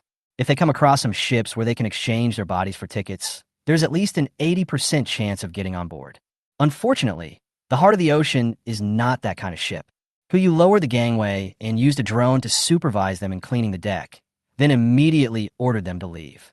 Regardless of the skills of these women and whether they are qualified to get on board, after they came into contact with the corpses of those runaways, Huyu would never let them stay on the ship. After they cleaned up and threw the bodies into the water, Huyu directly ordered them to leave. When the body parts sank into the water, a dark shadow swam underneath and ate all the body parts into its stomach. It's a pity that it's too dark. No one could see this scene underwater. Bite. Following a crisp sound, several prompts suddenly flashed before Huyu's eyes. I don't know why, but suddenly, the favorability of all the adult women on the ship increased by 5 to 10 points. The one with the smallest increase was naturally Xiao Zissou, who had the highest favorability. The one with the highest increase was Su Linglong. It seems that her Madonna syndrome has been completely cured, and she is now evolving towards the Black Lotus. At the same time, a total of 24 storage devices were moved from the 50th floor to the 20th floor by hundreds of people. During this period, hundreds of people were responsible for relaying and moving the items downstairs as quickly as possible. But even so, it took nearly an hour to move these storage devices to the 20th floor. There is no way, these things cannot get wet, and there's no way to move them directly to the deck. Huyu knew this, but he didn't rush over to take the things away. Instead, he opened the cabin door and signaled Lin Su that she could come over. In less than a minute, Lin Su came over from the gangway wearing a pair of patent leather high heels and an OL suit. Huyu subconsciously looked up at her panel. Both his skills and personality are quite standard, and it seems that he was a staff member of a certain news agency. The only thing worth mentioning is her personality. Thick and black. People who are thick-skinned but black-hearted are willing to give up all their dignity and stature and focus on superficial work to the extreme. Once she seizes the opportunity, she will be extremely ruthless and will not stop until the opponent is dead. This kind of person is much harder to offend than a villain, coupled with her thunderous move just now. It seems that this matter is not easy to handle. Mr. Hu. Lin Su walked into the cabin, and the first thing he did was to bow and apologize. I'm sorry for causing you trouble. It was our fault before. To express our apologies, we can provide you with anything you need free of charge, except for the database. We can accept any conditions. Interesting. Huyu was still lying on his lazy sofa and asked, do you know the terms I negotiated with Teng Hua at that time? Please give me your advice. In addition to the database, I also want another building for certain information. For this, I gave him 2 paths, but he chose the third one. Lin Su lowered her head and said nothing. Even when she heard something horrifying, she did not ask any questions. In this respect, he is much better behaved than Teng Hua. Want to know what those 2 roads are? I'm all ears. The first way, I can take him away with me. That was his sorrow. As for the second way, I can tell him how to survive the apocalypse with a group of people behind you. He deserves to die. Lin Su spoke angrily. Neither of these 2 paths would have led to the current situation. If she had been there, she would never have taken the risk of trying to seize the ship. Unfortunately, it was Teng Hua who was in power at that time, not her. I won't give you either of these 2 paths. Huyu's voice sounded again. Lin Su's eyes flashed with regret, but she immediately lowered her head. Of course, whether it is the database or the certain information building you want, they are all our apology to you. You don't need to trade with us. But I do have another deal. I wonder if Ms. Lin is interested. You say. Lin Su immediately looked up, with a glimmer of anticipation in his eyes. A promise. Huyu looked at Lin Su. If we can meet in the future, I hope we can be friends. Lin Su was stunned for a moment, then quickly replied, of course. Regardless of whether there is such a deal or not, we are friends. This is the only solution. The database is still in the building. To protect it from the rain, Huyu has to go there himself. To ensure everything is safe, he cannot kill Lin Su. Therefore, the only way to get the database is to trade with them and show some goodwill. Even if it means paying for something insignificant, it doesn't matter. But there was no way he would bring such a hidden danger on board. Therefore, making a deal with her is naturally the most cost-effective option. Okay then, Huyu said as he stood up from the lazy sofa. Please clear out the people on the 20th floor, and I will bring some people with you. You'll know what the deal is in a moment. The 20th floor has been cleared, Lin Su said as she walked out of the cabin door, holding an umbrella in her hand, and waited quietly at the door. Mr. Hu, if you don't mind, I will hold the umbrella for you. This was testing him. There are many kinds of friends. Some are friends called verbally, while others are real friends. If you want to be the latter, Huyu must also show some other values. Okay, Huyu responded, turned his head to look at Shun Shan behind him, and then walked towards Lin Su. She held an umbrella, with most of it covering Huyu's head. She only covered a small part of herself, letting the rain soak her shoulders. Shun Shan and Xian'er hurriedly followed behind. The 4 of them walked all the way into a certain information building. In front of us are 24 storage devices and nothing else. There was indeed no one. Lin Su put away her umbrella and stood aside, still with no intention of asking any questions. If it was Teng Hua, he would have come up to him and asked if he needed help and try to find out how he was going to move his things. But you didn't say anything either. He also wanted to see how long Lin Su could endure. So he stepped forward and raised his hand to one of the storage devices. Chapter 69 Zilong, come and fish. Receive. The storage device fell into the space backpack. In an instant, Lin Su's pupils widened. It's not like she hasn't seen magic before, but she also knew that no matter how sophisticated the magic was, it was all a trick done with the help of mechanisms and visual errors. But now, that's a storage device that's nearly 2 meters high. Organ? It's impossible. Visual error? Impossible. Was it my own hallucination? Was I hypnotized or drugged? Lin Su was puzzled and could only watch the 24 storage devices disappear one by one before her eyes. No matter how hard she looked, she couldn't figure out the reason for the disappearance. But this time, she would never ask why the memory disappeared. When the last memory device disappeared, Lin Sudu just stood there without making any movement. But you turned to look at her with a smile on his face.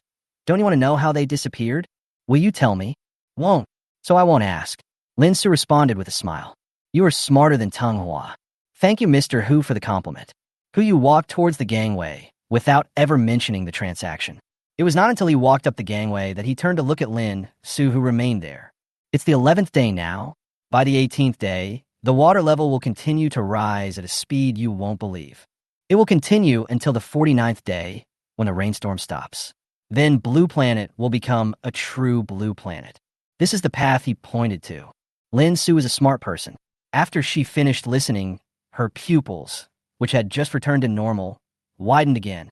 She had originally prepared for heavy rain to submerge the entire building, but she never expected the rain would get so heavy. That was the worst outcome she could think of, but now it seems that there's only worse. Thank you. Lin Su immediately bowed his head and said, Mr. Hu, thank you for your advice. This is very important to me. This is a deal. You don't have to thank me. After all, we are friends. Hu replied with a smile. Yes, friend. Lin Su took the initiative to stretch out her hands. Goodbye, Mr. Hu. Hu stretched out his hand and shook her hand. Goodbye. Then he walked up the gangway and returned to the deck. Heart of the Ocean is activated. Under the watchful eyes of Lin Su and other people in the Sun building, they drove all the way to another building. Raise your hand, and the whole building disappears instantly. Instead, there are thousands of people struggling to survive on the water. Look, what is that? The building is gone. A miracle. It's a miracle.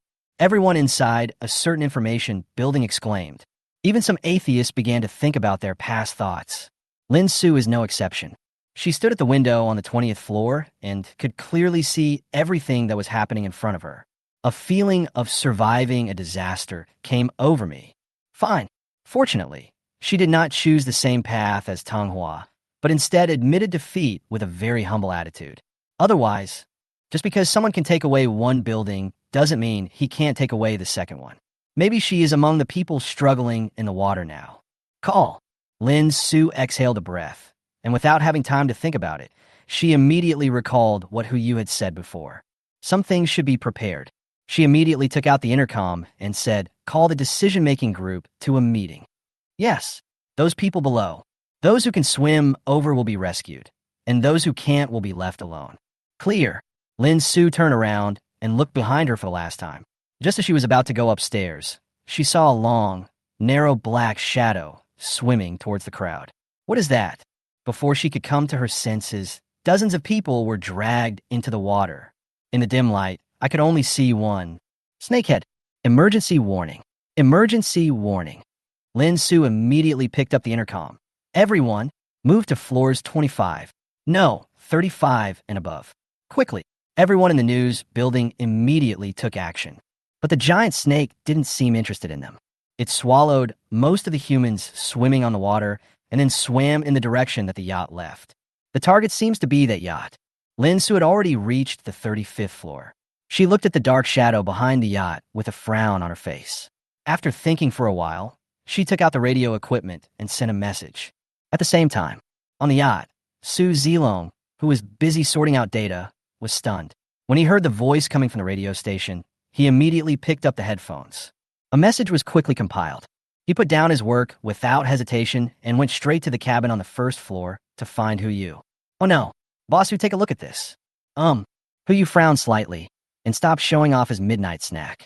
The message was simple, just 8 words. A snake is following you. Snake. It can't be the same one. Brother Ji, searchlight. Quick. Hu Yu put down his midnight snack and headed straight for the stern of the ship. Shun Shan and Su Zilong followed behind him. Wali Ji went straight to the cockpit and pointed the searchlight at the stern. The strong light hits the water, but all I could see was a dark shadow vaguely swimming beneath the water. The moment the light shone on it, it immediately sank, as if deliberately avoiding something, and instantly disappeared under the water. He's really following behind. But you didn't expect that this guy would follow him from such a far distance. You like to follow me, right? Good. It depends on whether you can keep up. He picked up the intercom and said, Brother Ji, ask Lao Wang what the maximum speed of the boat can reach. I've asked. The maximum speed is 12 knots. But because they're an old model passenger ship, they can't last long. Li Ji responded immediately. Section 12? The current speed is only 10 knots. If it is increased by 20%, the snake will most likely catch up. How about pull it to the maximum? Let them get on the yacht. Hu Yu immediately walked towards the deck. Yes. Yu walked all the way to the bottom of the yacht. As soon as he reached the deck, he saw Lao Wang and his 7 companions coming towards him. He nodded as a greeting and then immediately put the passenger ship into his space backpack. All done. Yu returned to the cabin and said to Li Ji, "Speed up. Charge. 10 sections?" Not even half of the performance of the heart of the ocean has been utilized. Now, there is no need to worry about the ship problem. Just increase the speed to 20 knots and see if you can keep up. Yes. But, boss, where are we going? Yujing. Yu uttered the 2 words without hesitation. There's not only the headquarters of TikTok and Kuaishou, but also a legendary place. If you can stock up there, that would be a real enjoyment. Yes. Li Ji responded and immediately started navigating, heading towards Yujing at full speed. The heart of the ocean instantly created a ripple on the water, but the people sitting on the boat seemed to feel nothing, as if everything was normal. Yu took the opportunity to stuff the favor of the sea god into Su Zilong's arms. Not only does he want to shake off the snake, he also wants to walk it. See if it follows. Zilong, come and fish. Su Zilong. Chapter 70, Last Night's Harvest. July 25th. 12 days have passed since the end of the world. The water level remains at 50 meters. Everyone got together to discuss it last night, and they guessed that it was water from areas with slightly higher altitudes that was flowing to areas with lower altitudes. The entire low-altitude area becomes a drainage outlet for the high-altitude area, which causes this phenomenon. Once the water levels in low-altitude areas and high-altitude areas are equal, the water level will continue to rise at a faster rate. Yu listened for a while, then turned around and went back to sleep. In his view, everything is a constant. Instead of discussing this, let's think about what happens after the rainstorm. If he remembered correctly, he vaguely saw the sun before he died in his previous life. But he was tortured so badly at that time that he was not sure whether it was his hallucination. But Yu did not tell them about this in order to avoid giving them a hope that did not exist. If hope is going to be dashed in the end, it's better to have no hope at all. 8 o'clock in the morning. Yu opened his eyes in bed, turned to look at the scene passing quickly outside the porthole, and stretched silently. I've stockpiled 3 more eggs. Just in time, another 3 in a row. Yu turned his head and looked around. After confirming that Incineroar was not nearby, he immediately walked to the balcony. Get ready to crack the eggs. Last time, it was also in this Feng Shui treasure land that 3 good things appeared at once. I don't ask for any legendary items this time, but at least a few skill books would be nice. 3 black eggs were lined up on the porthole. Yu raised his hand and knocked on the black egg on the far left. Following a flash of white light, he obviously sensed something was wrong and guessed that it might not be a good thing. But when he looked down at the porthole, Yu suddenly became stunned. No, there was nothing on the porthole except the disappearing eggshell. What is this? This black egg is still available? Bite. As if to answer his question, a prompt sound rang in his ears. Congratulations to the host for obtaining Fresh Air *1. Name, Fresh Air, Normal. Type, Item. Effect, provides oxygen for survival. Note, the air seems to be bad? No, someone is farting secretly. Who you? Fresh Air? How dare you put this thing into a black egg? Why don't you put a drop of fresh water in it? Huyu's face was dark, and he calmed down. It's okay. We still have 2 left. Just use them as pads. Knock again. The second black egg shattered, and white light flashed again. Huyu's heart sank. As long as it's not fresh air. He looked down and saw grass on the table. It is green and lush, as if it had just been picked from the Hulumber grassland. Bite. Congratulations to the host for obtaining Fresh Grass *1. Name, Fresh Grass, Ordinary. Type, Plant. Effect, can provide nutrients for herbivorous organisms. Note, if you want to use this as chewing gum, I can't stop you. Okay, I got black-faced twice in a row.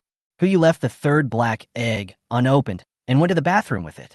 The feng shui of the porthole is not right today. Try somewhere else. He first washed up briefly, then placed the black egg in front of the mirror, put his hands together and bowed, then knocked it open.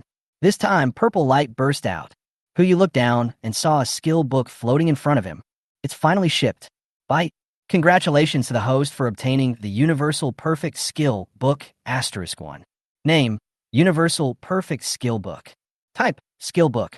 Effect, after use, you can randomly upgrade one of your own skills to the perfect level. Note, look, the player coming towards us now is a player with perfect shitting skills.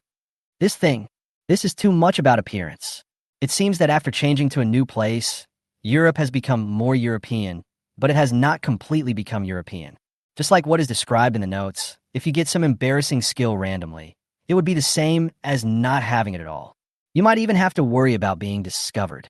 But, as the saying goes, now that you are here, you can't not learn, right? Take a gamble. Who you silently recited it in his mind. The skill book turned into a purple light and merged into the body, and a prompt suddenly sounded. Bite. Congratulations to the host for obtaining the skill. Perfect fishing. Note, your physical fitness and physical quality will automatically improve to the level of mastering the skills. Not bad. At least not randomly to some perfect shit. Who you washed his face with cold water and just walked out of the bedroom. He heard the sound of children reading in the morning not far away. That location was a classroom that had just been designated. It seems that the curriculum is gradually getting on the right track. It's such a good feeling to be full of energy. He walked all the way to the cabin and saw Zhao Zhong squatting at the fishing spot. Where's Zilong? Boss who? Zhao Zhong raised his head and greeted him, then smiled helplessly. Zilong was too tired yesterday, so I'm here to take over. He really fished all night long. He was stunned for a moment. He asked Su Zilong to go fishing just as a joke. It would be fine if he just took a short walk. It wasn't all night. He stopped fishing around 4 o'clock. But I guess he never wants to touch this fishing rod again in his life. Huyu was stunned. What do you mean? You'll find out if you go to the warehouse. Zhao Zhong said as he glanced at the fishing rod. Should we still fish now? Don't fish yet. Huyu casually put away the favor of the sea god and walked straight towards the warehouse. To be able to make Su Zilong into this state, there must be some big surprises in the warehouse. He subconsciously glanced at the panel of Ocean Heart and was stunned. Experience slot. It's almost 10 o'clock. In other words, we only need 10 fish to upgrade the Heart of the Ocean to legendary quality. Su Zilong, what did you do last night?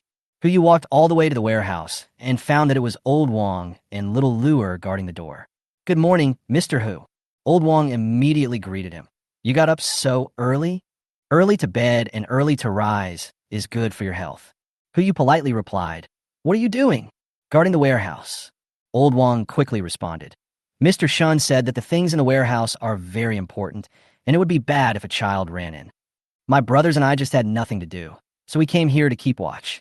Thanks for your hard work. Huyu raised his hand and patted Lao Wong on the shoulder. Let's have breakfast together later. Hey, Old Wong smiled naively. They were all tired of eating fish on the ship and did not expect to actually board the ship. It would be great if they could improve their food occasionally. Little Lu also bowed quickly. Thank you, Boss Hu. It's just a small matter. If you do well, you still have a chance to get on the ship. He drew a pie in the sky and walked towards the warehouse. When he opened the door, the scene in front of him stunned him. Now he finally understood why he had such bad luck opening eggs today. It turns out that all the luck was used on the fishing rod. Chapter 71, I'll show you a magic trick. Book. Skill book. More than a dozen skill books were piled on the table. Although he couldn't tell the quality, you could be sure that it was a skill book. I didn't expect that I could catch these things, even though I didn't catch the fish myself. He immediately stepped forward and walked into the warehouse with Zhao Zhong, closed the door, and locked Lao Wang and the other man outside the warehouse. Just to be on the safe side. Right now, the favorability between Old Wang and Little Lure is only around 20, so we can't let them know about the skill book. After making sure the warehouse door was closed, Huyu immediately turned to look at Zhao Zhong. These were all caught by Zilong. Zhao Zhong nodded in response, with a slightly strange expression. Boss, do you know these books? This is not difficult to judge from Huyu's reaction. Only if he knew these books would he look so surprised. Of course. Wait, you don't know what this is? Huyu was stunned. The name of the skill book is written on the cover. Just one look, and you'll probably know what this is. Look at what you said. We don't recognize the symbols on it. We just know it's a book. Don't know? Could it be that the system also has a built-in camouflage function? Does that mean they will not be able to use the skill books produced by the system? Huyu picked up a skill book and took a look at it. Ordinary singing. He looked at Zhao Zhong and asked, Brother Zhong, can you sing? This. Zhao Zhong smiled bitterly and shook his head. I've been tone deaf since I was a child. I can only roar a few times when singing war songs. If I sing other songs, they will say I am howling like a ghost. It's settled. It's your turn. Huyu casually slapped the skill book onto Zhao Zhong. A flash of white light passed by. It was exactly the same as when he first used the skill book. It should be done. To be on the safe side, Yu took a look at Zhao Zhong's panel and found that there was indeed an additional normal singing after the skill column. Yu looked at him with a little excitement. Brother Zhong, try singing. Basu, this is not good, right? My singing is really terrible. Just give it a try. Yu tempted. Don't you want to know what this book is about? Sing a few songs, and I'll tell you. All right. Zhao Zhong responded helplessly, and then said, he said that in the wind and rain, this little pain is nothing. Just one sentence. And Yu and Zhao Zhong both widened their eyes. It doesn't sound good, but it's definitely not the howling of ghosts or wolves. It seems that the skill book can be used on them. Basu, what's going on? Zhao Zhong knew that Yu had extraordinary powers, but he couldn't imagine that he could even change the human body structure. Even a tone-deaf person can sing beautifully. Yu's eyes lit up, and he took out another skill book. Master the debate. This is another skill that Zhao Zhong doesn't have. He handed the skill book to the other party. Try this again. Good. Zhao Zhong had no doubts and immediately slapped the skill book on himself. The position and force were exactly the same as those Yu used just now. But the skill book is still in his hand. Yu nodded slightly. It seems that this skill book will only be effective if you use it on others. This is good. It can avoid some unnecessary trouble. He immediately turned around and began to search through the pile of skill books, trying to see if there were any surprises. There are a total of 16 skill books. 14 of them are common skills, which are some basic skills commonly found in life, such as organizing and storing, cleaning, and the like. There are 2 books left. One is about mastering debate, and the other is about mastering painting. Now, none of them are of much use. These skills are wasted if not used. It is useless for most people. It can only be used on children to maximize the effect of the skill. Only one skill book made Yu's eyes light up instantly. Normal running. Skill books can change physical fitness and physical quality. If I give his skill book to Yu immediately put all the skill books into the space, leaving only one ordinary running book in his hand, and immediately walked towards the door. Quick, go find Yu. Zhao Zhong was stunned at first.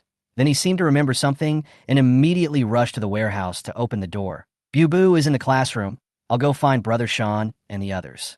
Good, Yu replied, and did not forget to instruct. Gather in the reception room on the first floor. Don't tell him what will happen. He also knew that if Shen Shan was not present at this time, he might regret it for the rest of his life. But Yu had no idea whether he could get Bu to stand up, so it's better not to tell him. Clear, Zhao Zhong replied, and immediately rushed towards the second-floor cabin. Yu paused and glanced at Lao Wang. Lao Wang, you continue to guard here. Don't let others get close. Clear. Old Wang showed no signs of abnormality. It seems that he was not eavesdropping just now and did not know about the skill book. There's no way around it. It's better to be cautious about this kind of thing.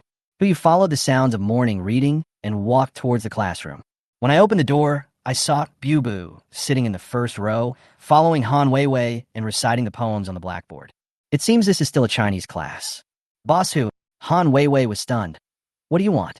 Look for Bu. Yu said as he walked into the classroom and pushed Bu's wheelchair outside. You guys continue. Don't worry about us. By the way, where's Shiso? Teacher Xiao is taking a break during this class. He should be at the tea bar. Okay, excuse me. Yu replied and pushed Bu out of the classroom. Brother Yu. Bu looked up at Yu, smiling as sweetly as an egg tart. What do you want from me? Bub will know in a moment. Yu smiled and kept it a secret, then pushed Bu towards the tea room. In the event of failure in this kind of thing, it is still necessary to have professionals present. He didn't want to trouble such powerful people as Zhao's father and mother, and he was also worried that the sudden change would shock the 2 elders, so he had to go find Xiao Zissou. As soon as he arrived at the tea room, Yu saw Xiao Zissou preparing lessons. Looking at her now, she still seems a little nervous. Hey, is Teacher Xiao preparing for class? Xiao Zissou turned to look at Yu. What are you doing? Bu, people are in class. What are you doing? Something happened. Yu casually said, come with me later. Where are you going? What are you doing? You'll know when you come. Yu said this and walked toward the first-floor cabin. Xiao Zissou was confused, but had no choice but to follow. The 3 of them came to the reception room lobby. Shen Shan, Li Ji, and Enciner were already waiting there. Even Su Zilong was forcibly pulled up and collapsed on the sofa with dark circles under his eyes. He looked at Hu Yu pushing Boo Boo over and immediately complained, Boss Hu, what are you doing so early in the morning? I don't want to go fishing anymore.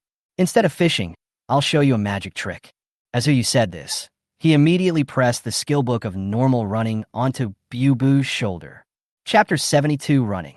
A white light flashed. The skill book disappeared on Boo Boo's shoulder. Everyone was confused, and no one knew what was going on. There was hope in Zhao Zhong's eyes, but he didn't know what to say, so he could only look at the scene in front of him anxiously. Boo Boo, who was sitting in the wheelchair, tilted his head, a little puzzled. Brother Hu Yu, what kind of magic is this? Why can't I understand it? That is. Su Zilong rarely agreed and immediately stood up. Boss Hu, it's okay. I'm going back to sleep. You have no idea how hard those fish are to catch. I must be crazy. Hu Yu raised his hand to his lips and asked everyone to be quiet. The magic is not over yet. Everyone looked at each other. Su Zilong, who was about to get up, had no choice but to lie back down on the sofa. See what tricks he comes up with. Boo Boo, Hu Yu squatted beside the wheelchair and reached out to help Boo Boo. Try to see if you can get up. As soon as these words were spoken, everyone's eyes suddenly widened into lanterns. They naturally hoped that Boo Boo could return to normal, but they didn't expect it to happen so quickly. You have to know that the results given by Zhao's father will take at least 2 or 3 years. Hu Yu, Xiao Zissou frowned immediately. What are you doing? Boo Boo is still in the recovery stage. How could it be possible? The words have not been finished yet. Boo Boo had already stood up from the wheelchair, holding on to the armrest with both hands. Even she herself couldn't believe it, let alone the people watching beside her. Boo Boo, Shinshan exclaimed and immediately went forward to hug Boo Boo. Seeing this, others immediately gathered around. Xiao Zissou immediately came to her senses, took a step forward, raised her hand to stop everyone. Don't move. Don't move. With the doctor's identity in mind, everyone was stunned and could only stand there and watch. Xiao Zissou immediately squatted down and looked at Boo Boo. Boo Boo, do you feel uncomfortable now? Uncomfortable. Boo Boo puffed up his cheeks and thought about it. Then his face turned red. He leaned close to Xiao Zissou's ear and spoke in a voice that only the two of them could hear. Sister, I want to go to the bathroom. Come, sit back first. I'll take you there. Xiao Zissou said as she was about to push the wheelchair. Don't. Hu Yu immediately spoke up to stop him. Since Boo Boo can stand up, it means that the skill has been learned successfully. Her body had definitely changed. What we need to do now is to see to what extent it has changed. He protected Boo Boo and continued. Boo Boo, try to see if you can walk there by yourself. Xiao Zissou was about to say something, but held it back. She thought of Hu Yu's magical powers.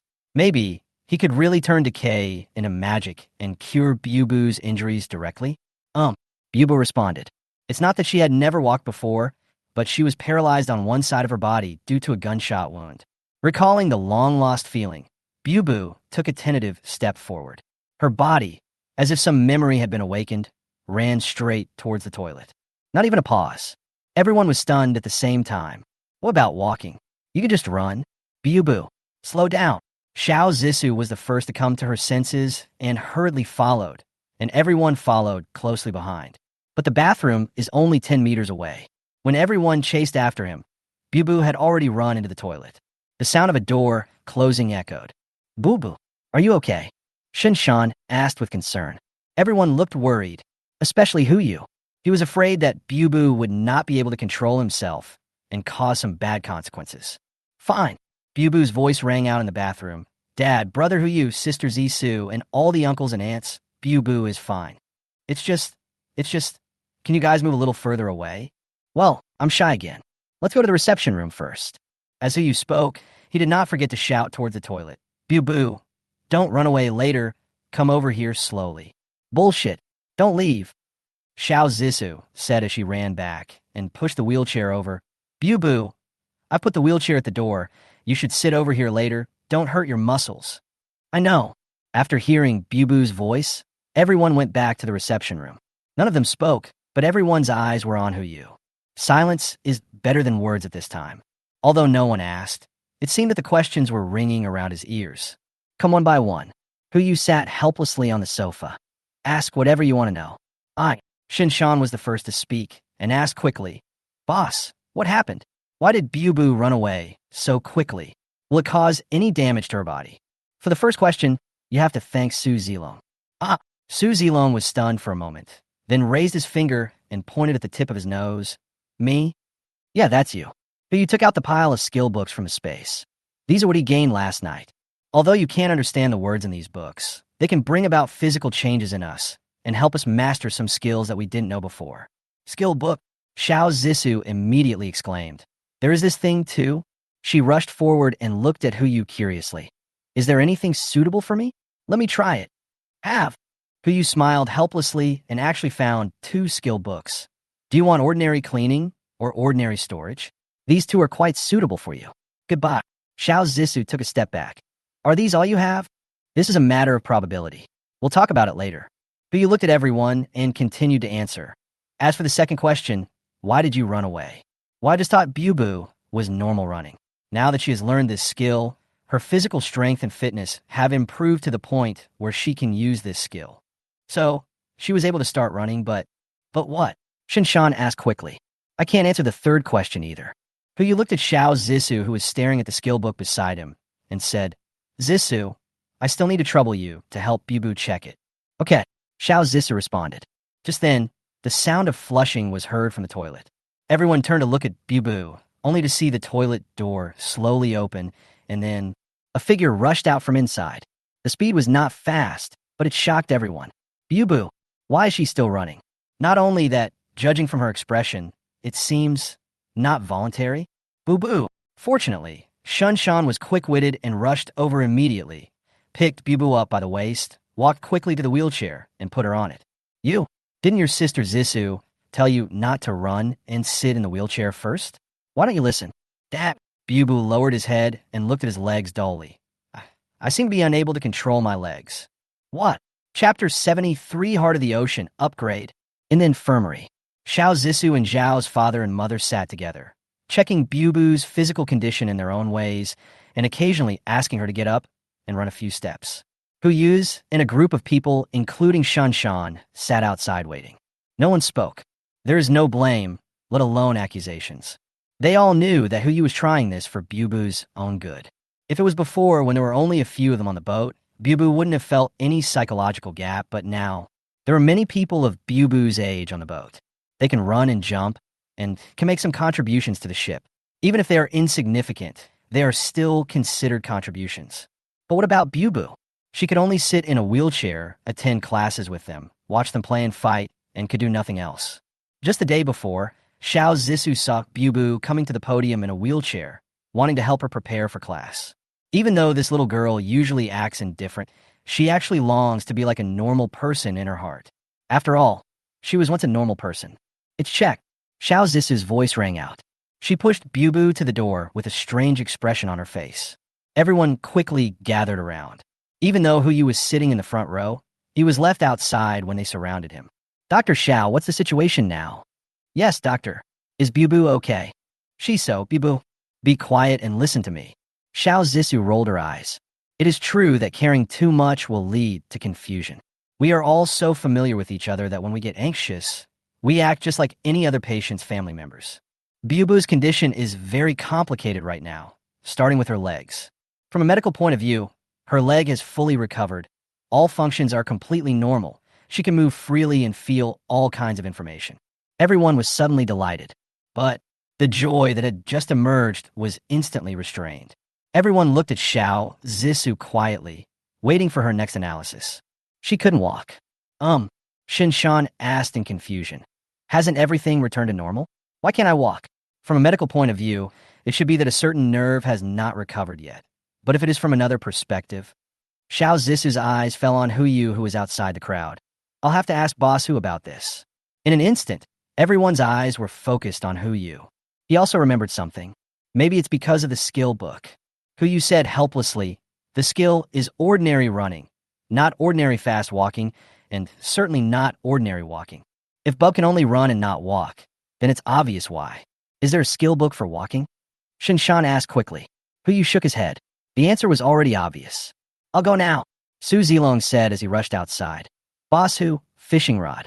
I'm going too. Zhao Zhong walked out at the same time. Hu Yu casually took out the sea god's favor and gave it to the two of them. At the same time, he turned to look at Xiao Zissou. Zissou, in this situation, Bubu still can't stand up? Of course it's okay to stand up, but Xiao Zissou looked around for a while. She can only run now. The cabin is not too big, and there are so many children. I'm afraid something unexpected will happen. It's okay, Sister Shiso. Bubu raised his head, smiled, and said, I'm used to sitting here. It's okay even if I can't stand up. This girl is always so sensible that it makes people feel distressed. Isn't it just that the boat is too small? Simple. With 10 more fish, the experience bar of the heart of the ocean will be full. By then, with an upgrade, the size will be enough. Be good, Bubu. Kuyu squatted down and rubbed Bubu's head. Don't worry, since brother can let you stand up, he will give you enough space to move around. Bubu nodded obediently, looked up at Huyu and smiled. I believe in brother Huyu. That's not a bad thing. Xiao Zissa rubbed Bubu's head as she spoke. Now that your body has recovered, you don't need to take those medicines anymore.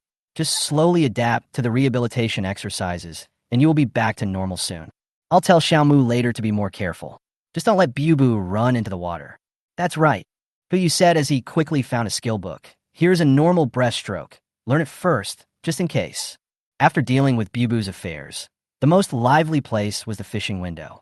Shun Shan and Li Ji, who were originally not interested in fishing, came to the front of the fishing rod and took turns fishing. I wish I could grow onto that fishing rod. In other words, only the favor of the sea god can fish up the skill book, otherwise the entire cabin would be filled with fishing rods. Kuyu's also been standing behind the window, like an NPC old man, waiting there to check whether the skill book is useful. But an hour passed, and not a single skill book was caught. But the 10th fish was finally caught. Bite. It has been detected that the heart of the ocean has reached the evolutionary level. Do you want to start evolving now? Note, during evolution, the ship will need to stop sailing for 72 hours. Please be prepared. 72 hours. 3 days. But you frown slightly. Who would have thought that it would take time for this thing to evolve? Fine. In addition to the heart of the ocean, there is also a ship available. Although the facilities above are not as good as those in the heart of the ocean, this is the only solution. Not to mention that Bubu needs a larger space to move around. Just looking at the current situation under the water, no one knows to what extent those fish will evolve. If a water snake can't overturn the heart of the ocean, then what about a sea snake? What about a sea python? God knows how long the global flooding will last. The sooner we evolve within these 72 hours, the better. After thinking for a moment, Huyu made the decision immediately. Convened the meeting. Lunchtime, Huyu finalized the ship change plan, which would last for 3 days. For 3 days, everyone will live on the ship. Although everyone had doubts, no one raised them. After all, this one hasn't missed it so far. Except Mr. Fong. He was worried about the treasures in the greenhouse. After getting Huyu's assurance and the promise that he would soon find him new seeds, he still left the greenhouse. Afternoon. The heart of the ocean came to a stop on the water's surface. Huyu released the ship again and was the first aboard it. Everyone simply packed up their belongings and followed. After Shinshan confirmed that there was no one on the ship and was the last one to board the ship, Huyu immediately clicked confirm. The heart of the ocean was instantly put back into the space backpack and began to evolve. A countdown also appeared in front of him. Boss. Su Zilong held the fishing rod, approached Huyu and asked, shall we continue fishing? This little broken ship is nothing compared to the heart of the ocean. Not to mention catching a water snake or something. Even if you catch a slightly larger mutant fish, the entire ship might be blown away. Forget it. Don't make things worse. It's only 3 days. You should take a rest and recharge your energy. Okay. Su Zilong replied and returned the fishing rod to Huyu. The ship continued sailing. Nightfall. After dinner, Huyu was just about to go to bed when he suddenly thought of something and became stunned. What the hell? This ship is a passenger ship and has no rooms. That means everyone has to squeeze in a cabin. If it were calm water, everything would be fine. But because the heart of the ocean had been running wildly last night, everyone had now entered the sea. The sea breeze is much stronger than the river breeze. Chapter 74 Storm. On the sea. 10 o'clock at night. Fortunately, Huyu was well prepared. Among the stockpiled goods was a truckload of mattresses. This was originally used to keep warm, but now it comes in handy ahead of time. He first put the seats and unimportant things in the cabin into the space, and then moved out some wooden boards to partition the cabin. They managed to make a room large enough for everyone to rest, and then distributed mattresses to each room. The ship became a simple dormitory. It's certainly not comparable to the luxurious room in the heart of the ocean, but it's much more comfortable than just now. If we can hold on for another 63 hours, we will be able to return to the heart of the ocean. But just when everyone was getting ready to go to bed, something strange happened. The entire ship began to sway, like a baby in a cradle, being rocked constantly by the mother sea and urged to fall asleep. Vomit, who climbed on the side of the boat, finished the dinner he had just eaten, and vomited all over, looking dazed. Boss, are you okay? Shinshan protected Bubu and looked at Hu Yu with a worried look on his face. No, no, ugh. Hu Yu stuck his head out again. There is no way. This ship can only sail on inland rivers and cannot withstand the strong winds and waves in the sea. No matter whether it was Old Wong and the others who have been sailing for years, or those kids, even if they could hold back from vomiting, let alone falling asleep, they were already born seafaring saints. Where's Hu Yu? Xiao Zisu's voice sounded in the distance. Have you seen Hu Yu? Hearing her voice, Shunshan immediately raised his hand. Dr. Xiao here. Here I come. Xiao Zisu stood on tiptoe to take a look at the crowd, then immediately ran over from a distance. She seemed to be fine, and even on this shaking boat, she was still able to walk briskly. Hu Yu leaned against the window and looked up at Xiao Zisu. Zisu, you're looking for me? What's the matter? I'm here to save your life. Xiao Zisu casually inserted a needle into Hu Yu's body. He was about to scream when he realized that it didn't hurt at all. Instead, his head became much clearer, and he no longer felt like vomiting. How is it? Still want to vomit? Hu Yu shook his head and stood up with the help of Shun Shan. It's okay. Dr. Xiao is a miracle doctor. Don't compliment me. Xiao Zisu frowned and asked, do we still need to stay on the ship in this situation? Or should we go back to the heart of the ocean first? Yeah. Shun Shan frowned and said, we can hold on, but the children. There's nothing I can do about it. Hu Yu explained helplessly. The heart of the ocean has evolved. We have to wait another 63 hours before we can resume sailing. They had not previously asked about the reason for the change of ship, so they did not know the specific circumstances. What? Evolution? Shun Shan was stunned, his expression full of confusion. It can evolve? Absolutely amazing. Why didn't you say that earlier? Xiao Zisu could understand, so she turned around and walked towards the crowd. Hey, what are you doing? Go get an injection. If you keep vomiting like this, you'll all get dehydrated. Xiao Zisu said this without forgetting to yell at the top of her lungs. Dad, Mom, stop vomiting first. We can't change boats yet. At this moment, Hu Yu felt that his decision was correct. It turns out that there must be a doctor on board. Less than 10 minutes. A total of 48 children all recovered to normal. Although they were still shaky and unable to stand steadily, at least they stopped vomiting. But this is not a solution. No one knows when the storm will stop. Unless Hu Yu suddenly had an idea and immediately looked at Shan Shan. Brother Shan, who has the sea chart? Li Ji, he's watching from the cab. What's going on? It's okay. Just look after Bubu. I'll go to the cab. Hu Yu said this and walked towards the other end of the cabin. Okay. Shan Shan was not worried about his safety. After all, ever since boarding the ship, and Sienna has become inseparable again. Hu Yu just walked over when he met Xiao Zisu walking towards him. Hey, where are you going? Go confirm one thing. After hearing this, Xiao Zisu paused for a moment, but still followed him to see what he wanted to confirm. The three of them made their way to the cab. Li Ji was steering the ship. Old Wong next to him was observing the sea chart, and little Lu was using a telescope to observe the weather. Brother Ji, where is the sea chart? Hu Yu asked. Here. Old Wong responded with a wry smile. Boss Hu, look at the current situation. How about changing the boat first? No need to change boats. Hu Yuk had no intention of revealing his cards to Lao Wang. He walked to the chart and asked in the dim light, where are we now? It's not far from the coast of Pengcheng. Old Wang pointed casually at a corner of the sea chart and said, what's wrong with this location? How deep is the water? This. Boom. A strong wind blew and the ship began to tilt at a large angle. Hu Yu fell to the left and fell into Xiao Zisu's arms. Xiao Zisu couldn't bear the weight, and she lost her balance and fell further to the left. Fortunately, Sienna followed behind. She walked to the wall first and stood still, catching Hu Yu and Xiao Zisu with her hands respectively. Bang! There was a collision sound.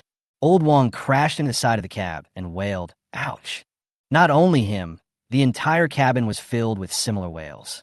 If this continues, the whole ship will capsize. Don't cry, the water is so deep. According to the markings on the nautical chart, it's about 25 meters. 25 meters. Including the depth of precipitation, that's 75 meters. Just barely enough. Brother Ji, stop the boat. Quick! Hu Yu roared and glanced at Xianer behind him. Xianer, take me to the deck. You're crazy. Xiao Zissou exclaimed. Go to the deck now, waiting to jump into the sea to feed the fish. And Xianer didn't move either. In her opinion, this behavior would put him in danger. After a hesitation, the cabin tilted again. This time it's to the right. The tilt is more than 30 degrees. Everyone rolled over in unison like marbles on a flat plate. Even Xianer is no exception. Bang! There was another muffled sound. I don't know how many people fell to the ground. Hurry! It's too late. Who you called out again? Brother Ji. Got it. Stop now. Li Ji also roared. This time Xianer finally moved. She picked up Hu Yu with one hand and ran straight out of the cab. The cabin was in a mess. Most of the people fell to the ground, especially the children. Many of them fell together, and they were probably seriously injured. And Xianer rushed to the deck in the rain. Outside, go a little further out to the side of the ship. Hu Yu pointed to the side of the deck. And Xianer did not respond, but still took 2 steps at a time and carried him to the right side of the ship. The wind is coming again. This time, it is offset to the left. The ship's side has not arrived yet.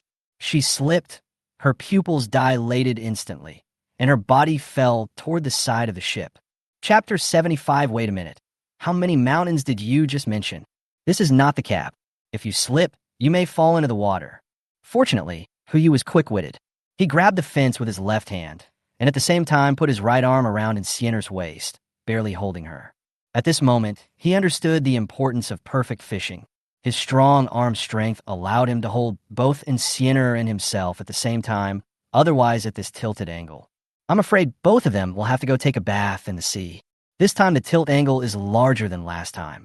But fortunately, the ship has not yet reached the point where it will capsize, and they still have a chance. Hu Yu held the railing tightly, waiting for the ship to shift to the right. Soon the ship righted itself. As he released the railing, he released a mountain. Balhini, a mountain. I originally planned to keep it as a foundation, but now it comes in handy ahead of time. The entire Zijing mountain was submerged in water in an instant. A mountain over 360 meters high fell into the water, with more than half of the mountain still floating on the water. This is his way. The ship can't sail in heavy rain, but the mountain can always stand up, although there's no equipment to shelter from wind and rain on the mountain. As long as the 28th floor is placed on the mountain, at least it will not be as precarious as on the boat. Bang! Due to the appearance of Zijing Mountain, the ship was instantly stranded halfway up the mountain, finally out of the water. Take me out. Hu Yu looked at Xianer and said. She rolled over, holding Hu Yu in her arms, and jumped off the ship, landing in a complex of buildings. There happened to be a building there, but he didn't have time to take a closer look and directly put the entire ship into his space backpack. Everyone on the ship came to him in an instant. Quick, find a place to hide from the rain. Everyone was stunned at first. Even after experiencing so many fantastic things, it is still difficult to react to what happened in the first place. Were we just at sea? How do we get to land? Never mind. The best way is to hide from the rain first. Those who were still able to stand up supported the injured and walked towards the nearest buildings. Before they entered, just when they got closer and saw clearly what kind of building it was, Hu Yu's heart trembled. A hotel. A large hotel. An idea suddenly came to Hu Yu's mind, but before he could confirm it, Guan Li, who had come up to him out of nowhere, suddenly spoke. Jinling Conference Hotel? Do you know this place? Hu Yu turned and looked at Guan Li. No need to know. Guan Li raised his hand and pointed at a banner on the ground. Although the text above is blurred, the 6 words, Jinling Conference Hotel, can still be clearly seen. Isn't it written here? Have to. It really is here. Hu Yu took a deep breath, but kept rushing toward the hotel. At that time, he and Shunshan and others stopped near the Zijing Mountain Cableway. I originally thought that taking away the mountain would only mean taking away part of the mountain, but I didn't expect. Now I can actually see Jinling Conference Hotel. This hotel is halfway up the mountain, but it's a few kilometers away. This means that he did not just take away a mountain, but took away the entire Zijing Mountain. That's more than 2,000 square kilometers of land. There are not only hotels, but also hospitals and even several mausoleums. It's more than enough to build a city here, even if it's small. Everyone walked into the hotel, and now not only Guan Li, but everyone else also noticed something was wrong here. But Hu Yu had no intention of answering. Instead, he took out the power generation equipment on the 28th floor and distributed flashlights and carts to Shun Shan and others.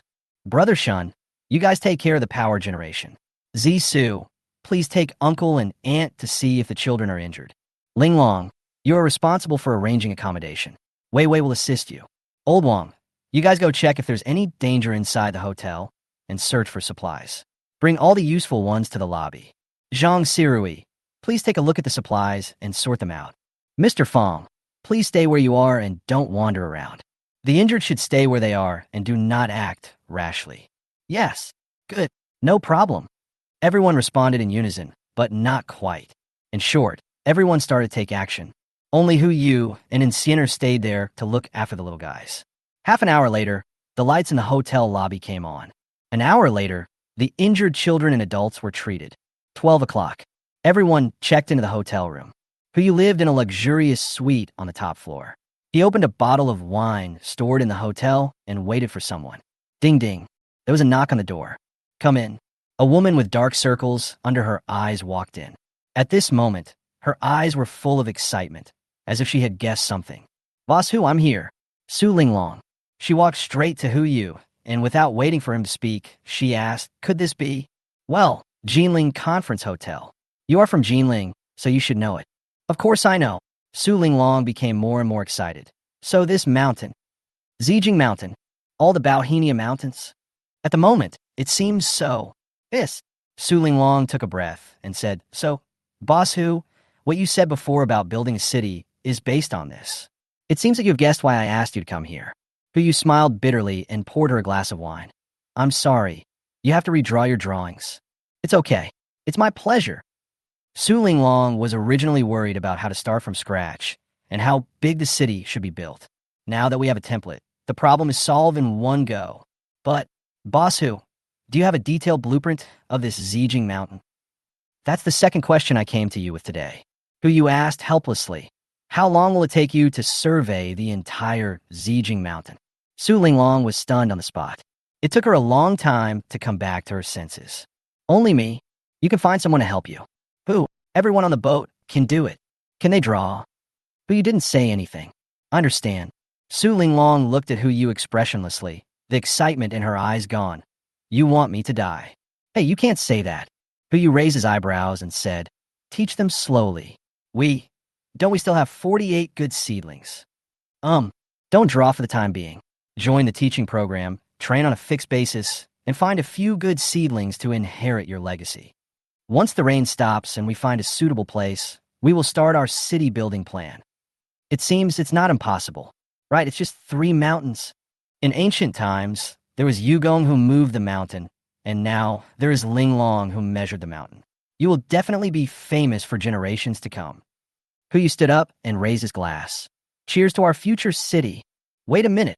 Su Linglong slammed the table and stood up, staring at him with wide eyes. How many mountains did you just say? Chapter 76, Face-to-Face Transaction. When Su Linglong heard the word 3 mountains, she almost fainted, especially when she knew that among the 3 mountains, in addition to Zijing Mountain and the mountain she had visited before, there was another one called Chixiao Mountain. She almost went on strike. Fine. He was stabilized by the big promise made by Hu Yu. He promised that once the city was built, she would name it. No one can refuse this kind of cake. At least no architect who loves architecture can refuse. Only after he had settled this matter did Hu Yu finally sleep peacefully. In his dream, he seemed to see the city that would belong to him in the future. July 26th, the 13th day of the end of the world. Hu Yu slept until he woke up naturally. When I woke up, it was already 10 o'clock in the morning. The storm finally stopped. To be precise, the wind stopped, but the rain didn't stop. Hu Yu frowned slightly, climbed out of bed, and walked all the way to the hotel restaurant.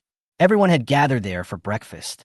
Today's breakfast is a buffet, using ingredients originally available in the hotel, and is quite rich. Hu Yu held a plate, picked out some food at random, and walked straight to sit next to Shin Shan and the others. Boss! Boss Hu! Everyone greeted him quickly, especially Zhao Zhong and Li Ji. They seemed more respectful than before. What's wrong? Sit down. Su Zilong was still sitting there, casually putting a spoonful of egg custard into his mouth and said with a smile, "They are scared. Afraid? I'm afraid you might pull a Godzilla out of your pocket at any time." "Screw you," Li Ji retorted to Su Zilong, then looked at Hu Yu and asked, "Boss Hu, I heard, this is the entire Zijing Mountain?" "Yeah," Hu Yu replied casually. "Is Godzilla really real?" Zhao Zhong asked immediately. Puff. The coke that Hu Yu had just drunk was sprayed out. He picked up a tissue and wiped it off. "What Godzilla? Don't listen to this guy's nonsense. Even if there is, it's just Transformers, not that weird stuff." Zhao Zhong and Li Ji looked at each other, said nothing, and nodded to each other. It's as if he is really sure that there are Transformers in Hu Yu's space. Hu Yu was too lazy to explain. He took a bite of the sandwich and looked at Li Ji. "By the way, Brother Ji, how long does it take to get to Yujing now?" "We are not far from Pengcheng. If we follow the speed of the ocean heart, it will take at least 4 days. If we set sail now, it would take 2 days to sail by steamer, and then 5 days to sail by heart of the ocean." 5 days. Hu Yu frowned slightly. According to this time calculation, if they rested in the mountains for 2 days and then used the heart of the ocean to continue their journey, it would only take 7 days if the speed remained unchanged. At that time, it was the 20th day before the end of the world. There's still 5 days left, which is the 18th day before the end of the world, and the water level will continue to rise. By the 20th day, the water level will even rise to nearly 70 meters. Even higher is possible. By that time, Yujing City would probably have been almost completely flooded. Even if we find the headquarters of Douyin and Kuaishou, their databases are likely to have been destroyed. After all, after the rain has stagnated, not everyone can bear to see the water level rise again. Unless, depart early. If we set out now, first taking a ship and then transferring to the heart of the ocean, the journey will only take 5 days. When we get there, it will be the 18th day. At that time, the water level had not continued to rise, and they still had a chance to find those databases. "Let's go now." Hu Yu looked at everyone, without any intention of negotiating.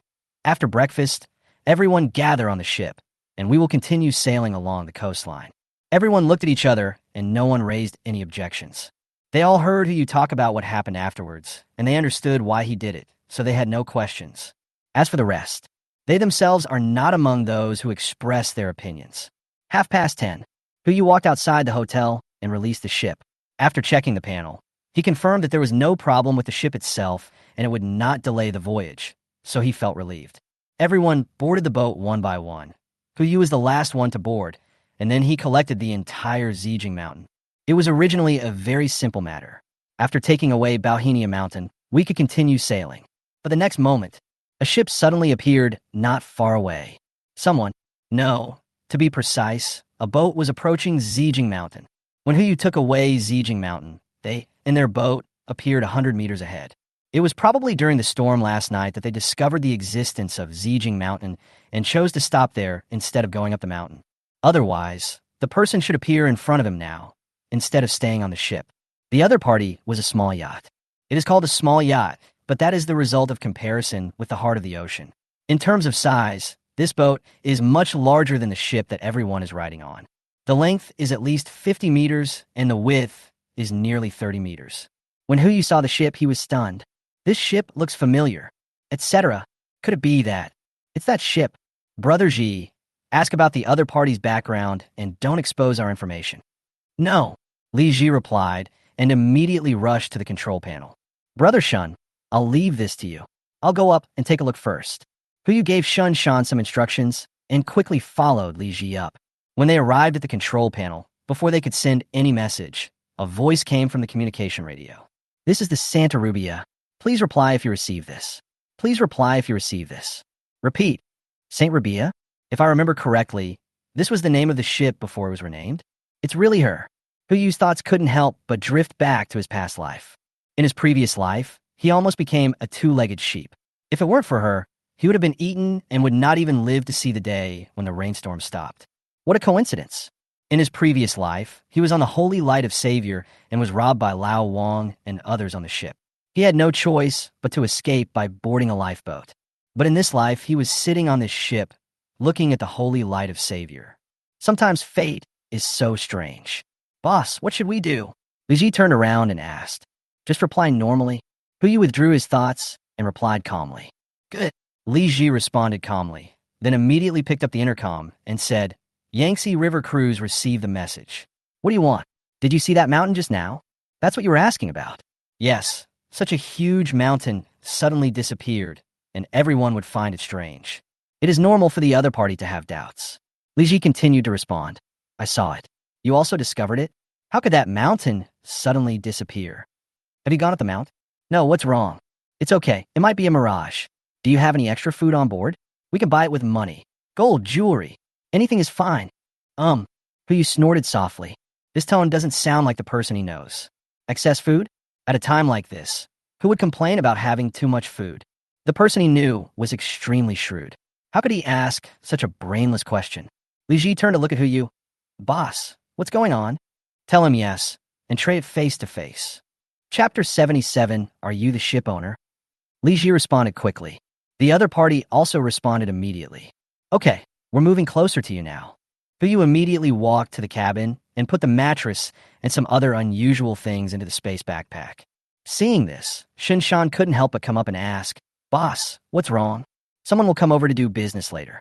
You will pretend to be the parents and follow their instructions. That's right, old Wang.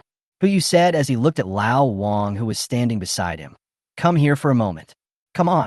Old Wang smiled and rubbed his hands. Boss Hu, what instructions? Someone will come aboard later. Use your identity as the captain to discuss the deal with him. Trade. Food. Hu Yu said quickly. The two ships were not far apart, and the yacht would soon approach them at this speed. He didn't have time to elaborate. Anyway, you should hold the other party back and communicate with them more. It would be best if you can find a way to get on their ship. No problem. Lao Wang replied, whispering, Boss, are you going to seize the ship? I'll have my brothers prepare. Fuck off. Hu Yu rolled his eyes. Just do as you were told. Don't do anything unnecessary. Okay. Buzz. The next moment, the ship's whistle sounded outside. Old Wang immediately rushed out with little Lu and immediately took on the role of captain. Hu Yu's looked at the group of ignorant children and was about to give them a few instructions when Guanli appeared. Don't worry, they won't talk nonsense. I have already been trained. Oh, I almost forgot about this monster. Hu Yu gave him a thumbs up, then glanced at Shinshan. The two men walked towards the deck at the same time, hiding behind the wall between the cabin and the deck and exploring the situation outside. I saw a wooden board placed between the ship and the yacht, and a young man in a pure white suit walked over from the yacht, followed by a woman. The woman lowered her head and walked tremblingly on the wooden board, not forgetting to hold an umbrella for the man in front of her. It's indeed her. Hu Yu was delighted, but soon frowned. Something was wrong. Wasn't she the owner of the boat? Why was she holding an umbrella? Is there something here that I don't know? A large detection spell was thrown over. The two people's panels appeared in front of Hu Yu at the same time. Name, Misusu. Gender, female. Age, 27. Skills, perfect coordination, perfect planning, perfect acting skills, perfect organization and operation, proficient disguise, and proficient communication. Personality, dark, tolerant, hypocritical, cruel. Favorability, 0. Purity, 78. Name, Fanguchen. Gender, male. Age, 24. Skills, proficient in horse riding, proficient in music theory, proficient in piano, proficient in art, proficient in gambling, proficient in tasting. Personality, playful, misophobic, lustful, arrogant, and presumptuous. Favorability, 0. As soon as the panel appeared, Hu Yu understood instantly.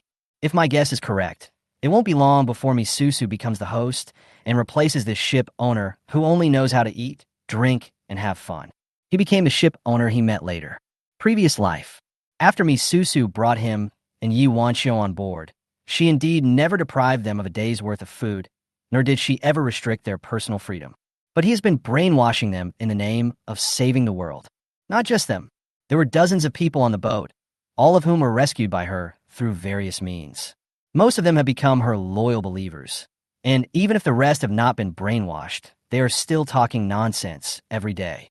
In other words, Hu Yu boarded the ship late, and soon the ship was robbed by Lao Wang and his men. Otherwise, if this trend continues, even if he was reborn, the first thing he would do would be to find Misusu. What a coincidence, we met here. Hello, hello. On the deck, Lao Wang immediately came forward, hunched over and greeted him. What's your name? Are you the ship owner? Fan Guchun ignored old Wang who came over to say hello, but looked up and asked, You have food here, right? How do you sell it? Fish. We have fish here. Old Wong pointed to the bucket behind him and said, Boss, how much do you need? Fish. Fan Guchen frowned, his expression full of disgust, obviously not wanting to eat this kind of thing. He subconsciously wanted to turn around and leave, but Mi Susu's voice slowly sounded. Master Fan, we are running low on inventory. Okay. Fish is fish. Fan Guchen said as he turned around and looked at Lao Wang. How is it sold? A bucket of fish, 10 gold bars, or jewelry of equivalent value. Old Wang rubbed his hands and laughed, like a profiteer. Boss, how many barrels do you want? I'll have someone deliver them to you on the boat right away. 10? Oh, are you crazy or am I crazy? Fan Guchen sneered and said, This broken ship of yours is not even worth 10 gold bars. Are you kidding me? Then boss, how much do you think is appropriate? Old Wang asked in a gentle voice, suppressing his anger. If you hadn't asked him to communicate as much as possible, he would have slammed his size 43 shoes on the other person's size 35 face. 1. Fan Guchen raised a finger and then thought of all the barrels on the deck. All the fish, give them to me. Impossible. Old Wang refused immediately. Bang. A crisp sound was heard. Not only Old Wang on the deck, but also Yu and others in the cabin were stunned. A slap landed directly on Old Wang's face. Who gave you the nerve to refute me? Fan Guchen tilted his head and looked at Lao Wang. Now, there's not a single gold bar left. Move all the fish up for me.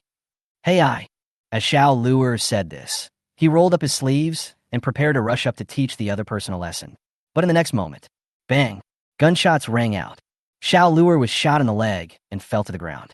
In heavy rain, the hot muzzle of the gun was emitting white smoke and was pointed at Old Wang's head. Now, except for the food, move all the resources on your ship to my ship. Fan Guchen's voice sounded faintly. I don't want to say it again. What bad luck. Old Wang is so unlucky. Since I came out of the mountains, I have been robbed twice. I won't talk about the first time when I met Yu, but the second time I met a bad guy with a gun. This is no longer just ordinary bad luck. I'm not fit to be a robber in this life. Yu also knew that the person in charge of communications would ask such a stupid question. Regardless of whether there is food on the ship or whether they will trade, their goal is to get on board, and then robbery. Food, resources, everything are their goals. After all, there are guns. No wonder there were so many resources on the ship when he was rescued. I'm afraid all the ships along the coast have been robbed.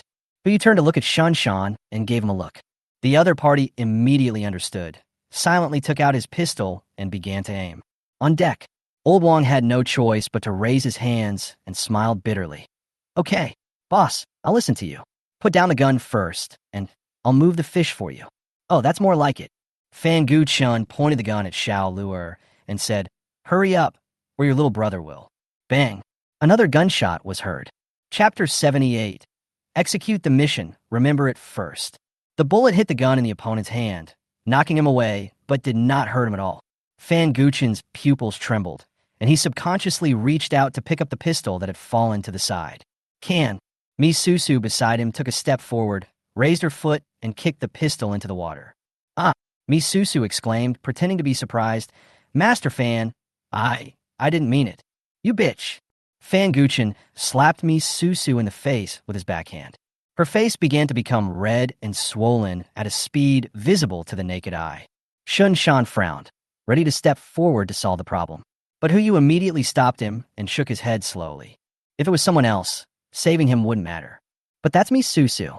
If you slap a woman like this, she will find a way to return it tenfold or even 100-fold at some certain time. Help her get revenge? That's really not necessary at all.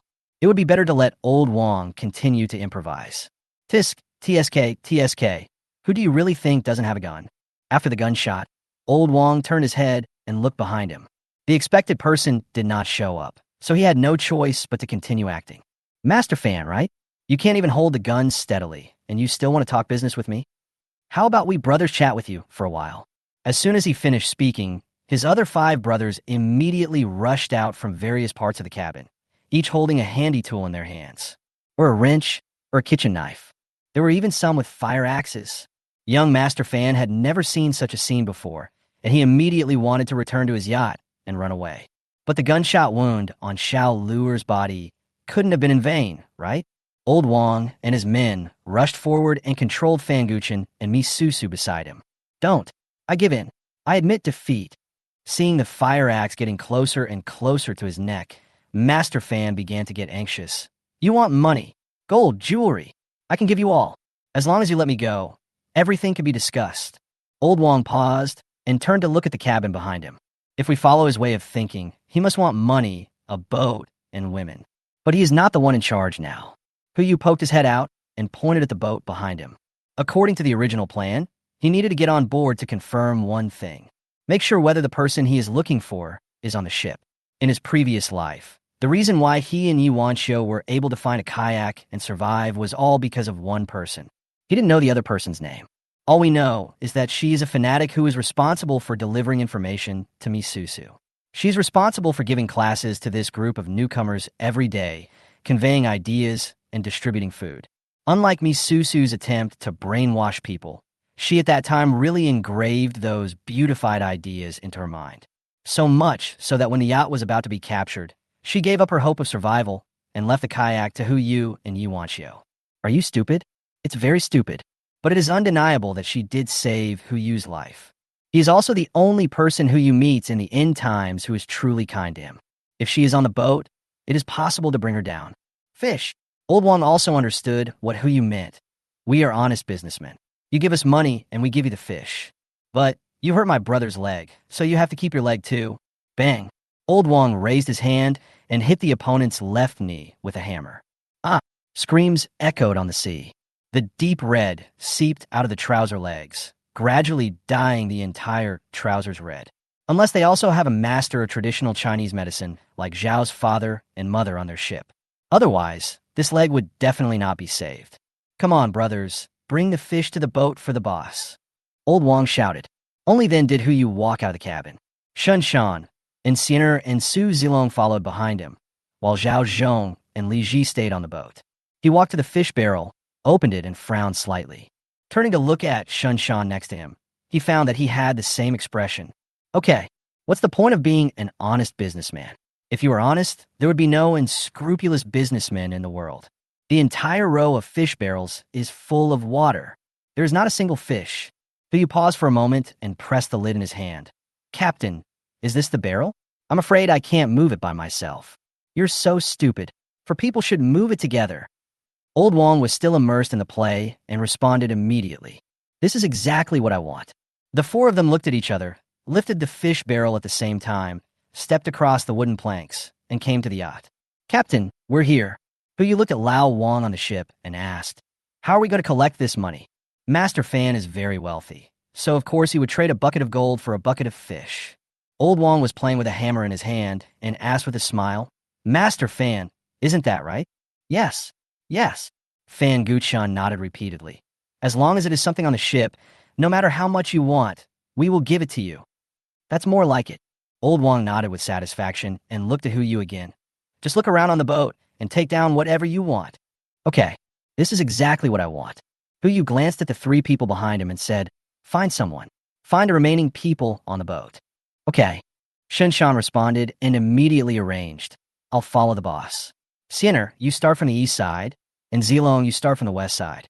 3 minutes, assemble in the cabin. Yes. And Siener and Su Zilong responded at the same time, immediately entered the mission state, and began searching on both sides of the yacht. Huyus brought Shin Shan all the way to the yacht cabin and waited quietly. 3 minutes later, Su Zilong and Siener arrived at the cabin almost at the same time. No one. They both spoke at the same time and looked at each other. And Siener stretched out her hand and made a 1 to him. What does this mean? Carry out the mission, remember it first. Shin Shan replied helplessly, with only a wry smile on his face. Boss, it seems that there is no one on this boat. Yeah, I see. Yu frowned slightly. Although this yacht is not as big as the heart of the ocean, it is still a medium-sized yacht and can easily accommodate 20 or 30 people. But there was no one on the ship. Could it be that those people that I met before were all recruited and taken in by Miss Susu? This also explains why they are so loyal to Miss Susu. If he were to get rid of Miss Susu and the other person now, wouldn't his savior never get on the ship again, and the trajectory of his fate would be changed? It's really troublesome. Never mind. It's just a little trouble. Anyway, you don't have to pay anything yourself. But you put the bucket of water into the space, stepped on the wooden board, and returned to the ship. His gaze fell directly on Miss Susu. Your name is Miss Susu, right? Chapter 79 Fleet. Who are you? Misusu was stunned. I searched my brain for memories of who you, but couldn't find any clues. Fanguchin next to him was so angry that he didn't know where to vent his anger. As soon as he heard you approaching her, he immediately yelled at Misusu, "You bitch, it turns out you're the one who betrays me." As he said this, he wanted to slap her again, but this time, before he could do anything, his whole body went limp and he fell to the ground. His legs were no longer strong enough to support him in doing this movement. Huyu glanced at him and didn't want to say anything to such a clown. Huyu said his name and looked at Master Fan at his feet. Hey, what are you going to do with this guy? Don't pretend. Huyu pointed out her thoughts. You kicked his gun away on purpose just now, didn't you? You should have already figured out how to turn things around and take charge. You're just waiting for an opportunity. Now that the opportunity has come, what do you want to do? Kill him and throw him into the water. Misusu spoke calmly. The moment she answered, the tone of her voice, which was originally gentle and gentle, instantly turned cold, like a black lotus blooming. Before Huyu could speak, Fanguchin raised his hand and shouted angrily. Okay, Misusu, don't forget who it was in the beginning. It's noisy. Huyu frowned slightly and interrupted the other person. He looked at Lao Wang and said, You should have heard what Miss Me wants to do, right? Understand, Old Wang replied, and turned to look at Xiao Luer. Xiao Luer, come, send Master Fan on his way. Huyu is a very protective person. Since Old Wang and Little Luer have already boarded the boat and eaten his food, they are already his people. Even if I cannot gain his trust now, I will never be bullied by others. Therefore, no matter what Misusu's answer is today, Fanguchin will only have one outcome. Don't. Fanguchin immediately panicked. He stretched out his hand and tried to pull Huyu's sleeve as if he wanted to say something. But he no longer had the chance. Come on. Little Luer crawled over from the side of the ship and stabbed Fanguchin's chest with a dagger. Looking at the blood fountain gushing out, he did not feel the slightest fear, but instead there was a kind of excitement in his eyes. Joining hands with Old Wang, they worked together to send Fanguchin underwater. Huyu looked at Xiao Luer's back with his eyes slightly lowered. This guy is so cruel. Ordinary people would need several days to recover from even seeing a corpse, let alone killing someone. He actually crawled over and killed a man directly with such a strange look in his eyes. But, judging from the panel, he is just an ordinary crew member. Could it be that the end of the world has really come and people's hearts have changed? Let's deal with the matter at hand first. Nailed it. Huyu looked at Misusu. Miss Me, what are your plans for the future? Everything is at your command. Misusu lowered her head again as she spoke, her tone obedient and gentle, like a harmless kitten. If Huyu couldn't see her panel, he would probably be confused by her appearance. Both the ship and me. Misusu looked up, her eyes full of cuteness. It's all yours. Miss Me, I think you may have misunderstood. Huyu smiled and shook his head. The boat is still yours, and you don't belong to me. I just help you do what you can do a little earlier. Misusu snorted, obviously not understanding what Huyu meant. No boat, no people? A problem that you are asked to solve for no reason? Are there such strange people? In exchange, I want you to agree to one request of mine.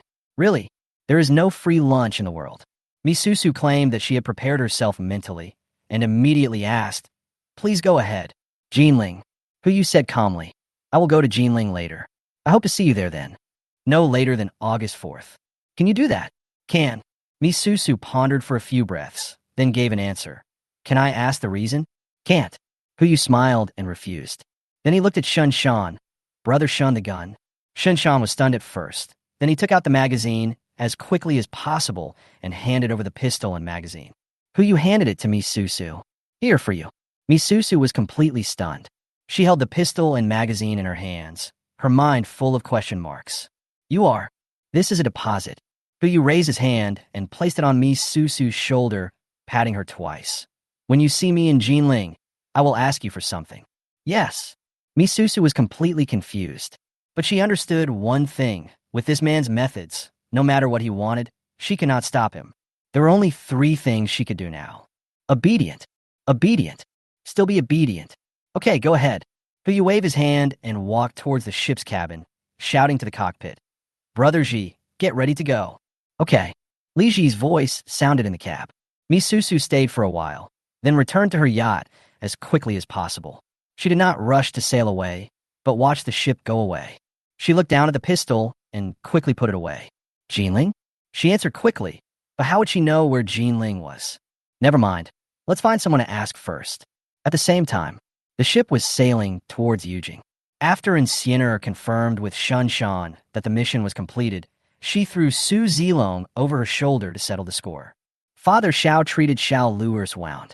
The bullet did not injure any important parts of the body. After removing the bullet and applying a simple bandage, it will not affect daily life as long as you recover slowly.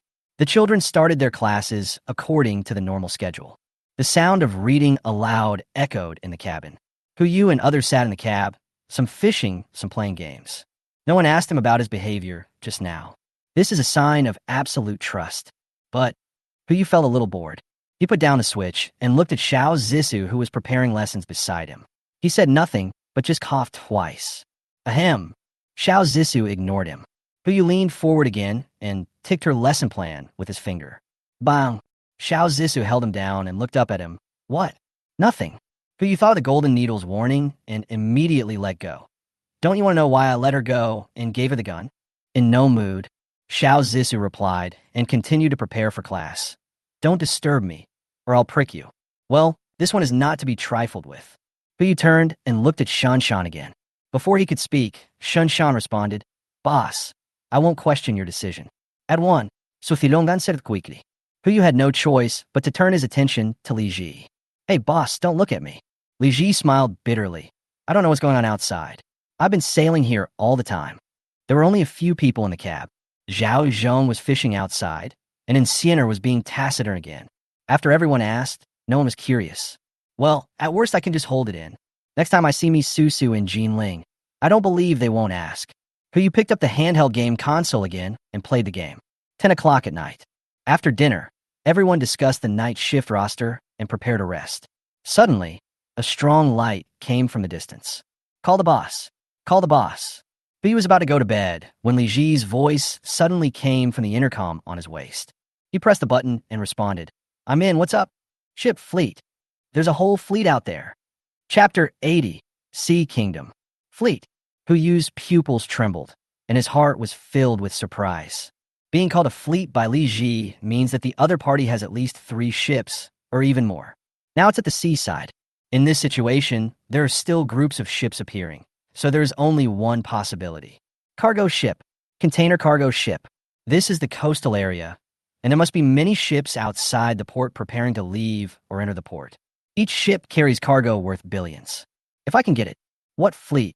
Yu asked immediately. I don't know. They haven't entered the radar detection area yet. According to my guess, they're most likely container ships, with at least 10 of them. Really? Yu was delighted. It looks like today is going to be a sleepless night. He walked out of the room, pressed the intercom button, and shouted in the channel. Brother Sean, Zilong, Brother Zhong, there's a meeting in the conference room. Okay, boss. Everyone responded in unison and walked towards the cab.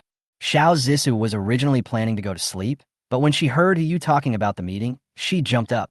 Her room was right next to Yu's. When she opened the door, they looked into each other's eyes. She blinked her big, beautiful eyes, but said nothing. Without asking, Yu knew what she meant. Don't you just want to attend a meeting? He also wanted to call Xiao Zissou at that time, but he was afraid that she had fallen asleep, so he didn't think of calling her. I didn't expect this guy could still be squatting at the door. Let's go, don't just stand there. Okay. Xiao Zissou responded and immediately followed Yu towards the driver's cab. As for the rest, whether it was Su Linglong or Lao Wang, he had no intention of calling them. Their favorability levels are not even above 50. Not completely one of our own. Naturally, they don't need to get involved in this kind of thing.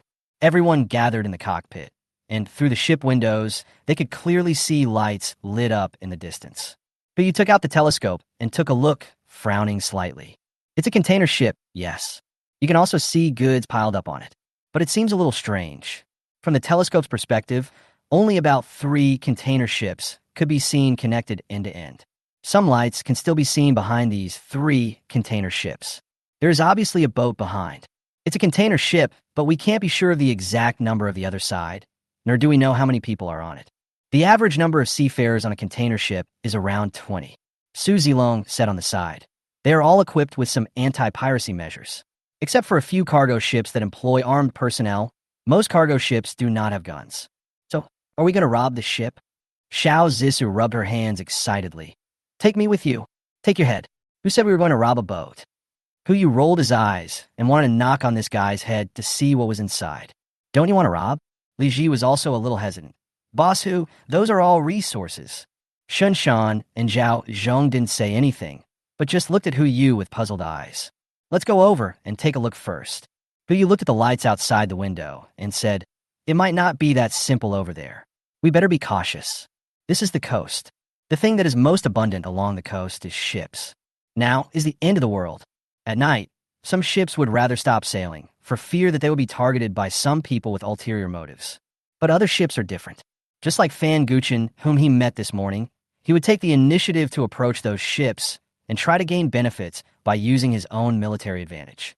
But this was the first time he had seen a container fleet like the one outside, with headlights on at night to attract other ships. Otherwise, the people on the boat are all fools. I don't know the harm of doing this.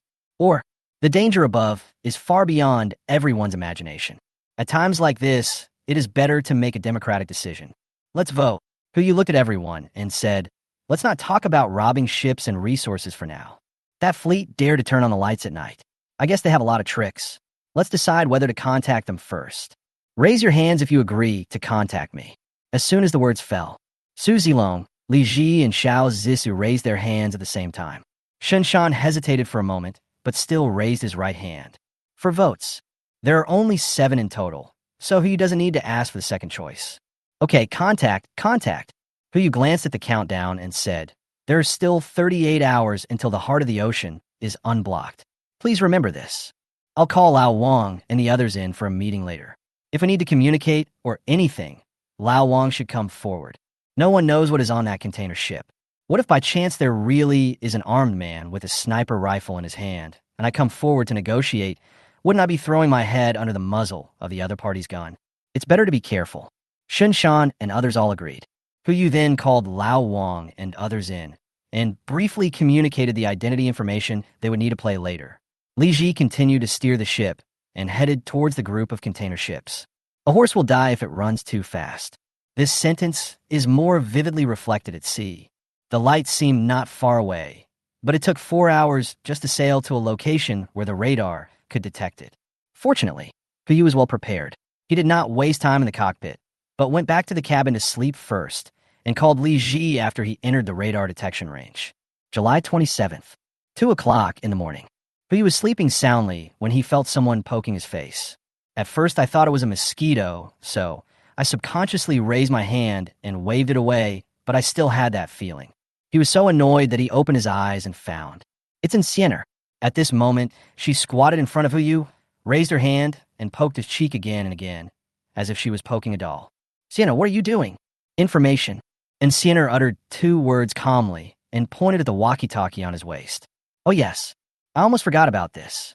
Hu Yu immediately picked up the intercom, but before he could speak, a voice came from it again. Boss, this is the driver's cab. Please reply if you receive any. Receive. Hu Yu pressed the enter key and replied, what's the situation now? The other side has sent a message. You'd better come to the bridge to take a look. Good. What news can't be said on the intercom?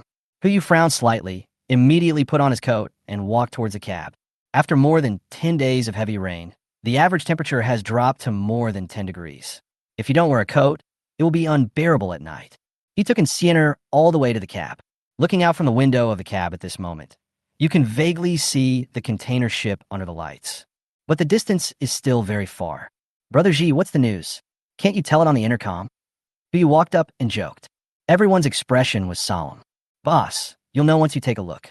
Shun Shan said as he handed over a piece of paper with only 2 short lines of words on it. Welcome to the Sea Kingdom. If they are friends, we have delicious food. If they are enemies, we have shotguns. Chapter 81 Welcome. A maritime kingdom? Okay, our city hasn't even been built yet, but some people have already built a kingdom. Hu Yu immediately became interested, not only because of the other party's tone, but more because I wanted to see who on earth could, under such circumstances. No, to be precise, it should be 13 days. What would a country that was established in 13 days look like? Boss, what do you say now?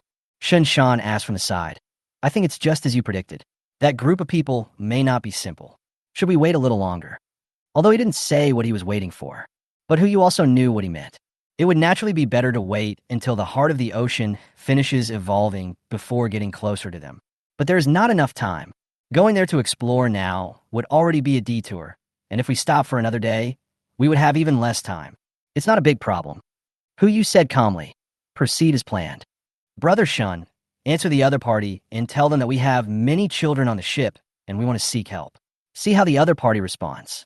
This is a way to show weakness while lowering the opponent's defense, in order to better find out the news. Okay, boss. Shinshan immediately turned on the radio and started operating. After a while, the message was sent. The other party also sent a telegram as soon as possible. The message was short, just 2 words. Welcome, Dot. Brother Ji, sail at full speed. Okay. Old Wong. Hey. Old Wong responded immediately and came forward with a smile. Boss, what do you want? As for acting, I won't tell you much. Just remember to act according to circumstances and put the lives of everyone on board first. Don't worry, boss. Old Wong smiled and replied. I'll do the job, don't worry. Well, I leave it to you. But you didn't go back to sleep, but simply sat in the cabin, watching the ship approach the container ships little by little. Another 3 hours passed. It was already dawn, but you took out a telescope and was shocked. The sun shines through the rain. Let him see clearly the huge monsters in front of him. The length of each ship is nearly 200 meters, even 50 meters longer than the heart of the ocean. What's the concept? The 3 container ships were connected end to end, which was equivalent to a nearly 200-story building placed horizontally on the water. It is also filled with various containers, each of which is a standard 40-foot container, 13 meters long. Just from the surface, there must be at least thousands of boxes like this on a ship. 3 ships, that means 3,000 containers. These are just the surface numbers. God knows how many more ships are behind these 3. Boss, look underneath the boat in the middle. You lowered the telescope and was able to see the situation clearly. A door opened on the bottom container. There were 3 people standing inside the door. One of them was wearing a suit and tie. He didn't look like a sailor working at sea, but rather like the owner of these ships. They just stood in front of the container, as if ready to welcome them. It's quite formal. You replied with a smile, put down the telescope, and looked at Li Ji. Brother Ji, how long will it take to get there? 1 hour at most. Okay, everything is going according to plan. You said as he walked towards the cabin. I'll go pack my things and tell the kids what to pay attention to. When they heard that they didn't have to go to class today, the group of children were instantly ecstatic. Sure enough, no matter what the time is, no matter what the situation is, as long as there are no classes, it is enough to make the children happy. The ship quickly approached the 3 container ships. Before the ship stopped, a man's voice sounded not far away. I thought they were just some idiots, but they were just some guys driving a shabby ship. The man's tone was full of disdain. It seems like he is not very happy to be sent here. He looked down at the people on the ship from high position and gave an order like a superior. Hey, how many people are on your ship? How much food? How many resources are there? Report them all. If you meet the specifications, you can join the Sea Kingdom. Everyone looked at each other, and a question popped up in their minds at the same time. This guy, is his brain okay? Who said we want to join this maritime kingdom? As soon as they come up, they ask for numbers, food, and resource information. You must be kidding. Old Wong didn't know what to do, so he turned to look at Yu. The meaning in his eyes was very clear. Why don't you show off your magical powers and just take these ships? Not only him, but everyone else looked at Yu with almost the same eyes. What are you looking at me for? Yu said helplessly. I've said it so many times. What's the most important thing now? What a talent. Let's go up and see what the situation is in this so-called maritime kingdom first. If we miss any talented people, you have to compensate me. That's true. After all, if it weren't for Old Wong, they would have missed Old Fong. As long as he is given certain resources, he will become the god of food for millions of people in the apocalypse. Then what should I do? Old Wong asked puzzledly. It's normal. As for food, we caught a lot of fish. He said as he walked towards a warehouse. I'll go put some fish in there to avoid being discovered. Okay. As Lao Wong spoke, he picked up the megaphone and shouted upwards. There are a total of 69 people on our boat. We have plenty of food, and the only resource we have is fish. I don't know if I can join you. TSK, another bunch of poor people. The man made no effort to hide his disgust. If it were placed somewhere else, a ship that dared to say that it had enough food would never be associated with the word poor. whether it is before or after the end of the world. That's a ship. It was worth at least tens of millions before the end of the world, and its value after the end of the world is immeasurable. But in front of such a whole fleet of container ships, it is indeed poor. If we salvage any 2 containers, they might contain more supplies than what is on the ship. Okay, as long as you have enough food, come in.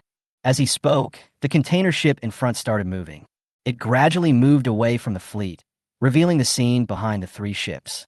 Behind that container ship are all kinds of small boats. Small ones are like this ship, about 20 to 30 meters long.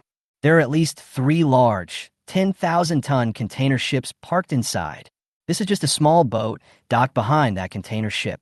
God knows what the scene is like inside the 3 ships. Perhaps even the resources that someone has painstakingly stockpiled are not as abundant as what is before us. Huyukai just came back from the storage room and came to the driver's cab. Just one glance, and I was stunned by the scene before me. This is so. Could it really be a country? Chapter 82, Brother, you smell so good. Jaw-dropping? I'm afraid that the word stunned is not enough to describe everyone's current expressions. I originally thought that behind these 3 ships, there would be at most 3 more large ships. But now I see 3. There are at least nearly 300 ships of various sizes, and possibly even more. Fortunately, Huyu did not choose to collect the ships directly at that time. Otherwise, if he collected the ships one by one, they would have enough time to find ways to kill him by various means. Front. The man in charge of the meeting spoke again. Go in and dock. Be careful not to run into other boats. I'll be there soon. After that, the door closed. The man disappeared, without even waiting for their answer as to whether they were going in or not.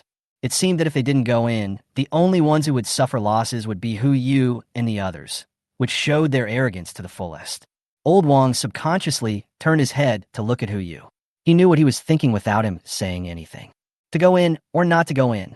Sometimes, when you ask something, it means you already know your choice. It's like flipping a coin. You don't need to look at the result. The moment the coin leaves your palm, you have already chosen one side. Go! Huyu gave an answer that was the same as everyone else's, even if it is not for resources or talents.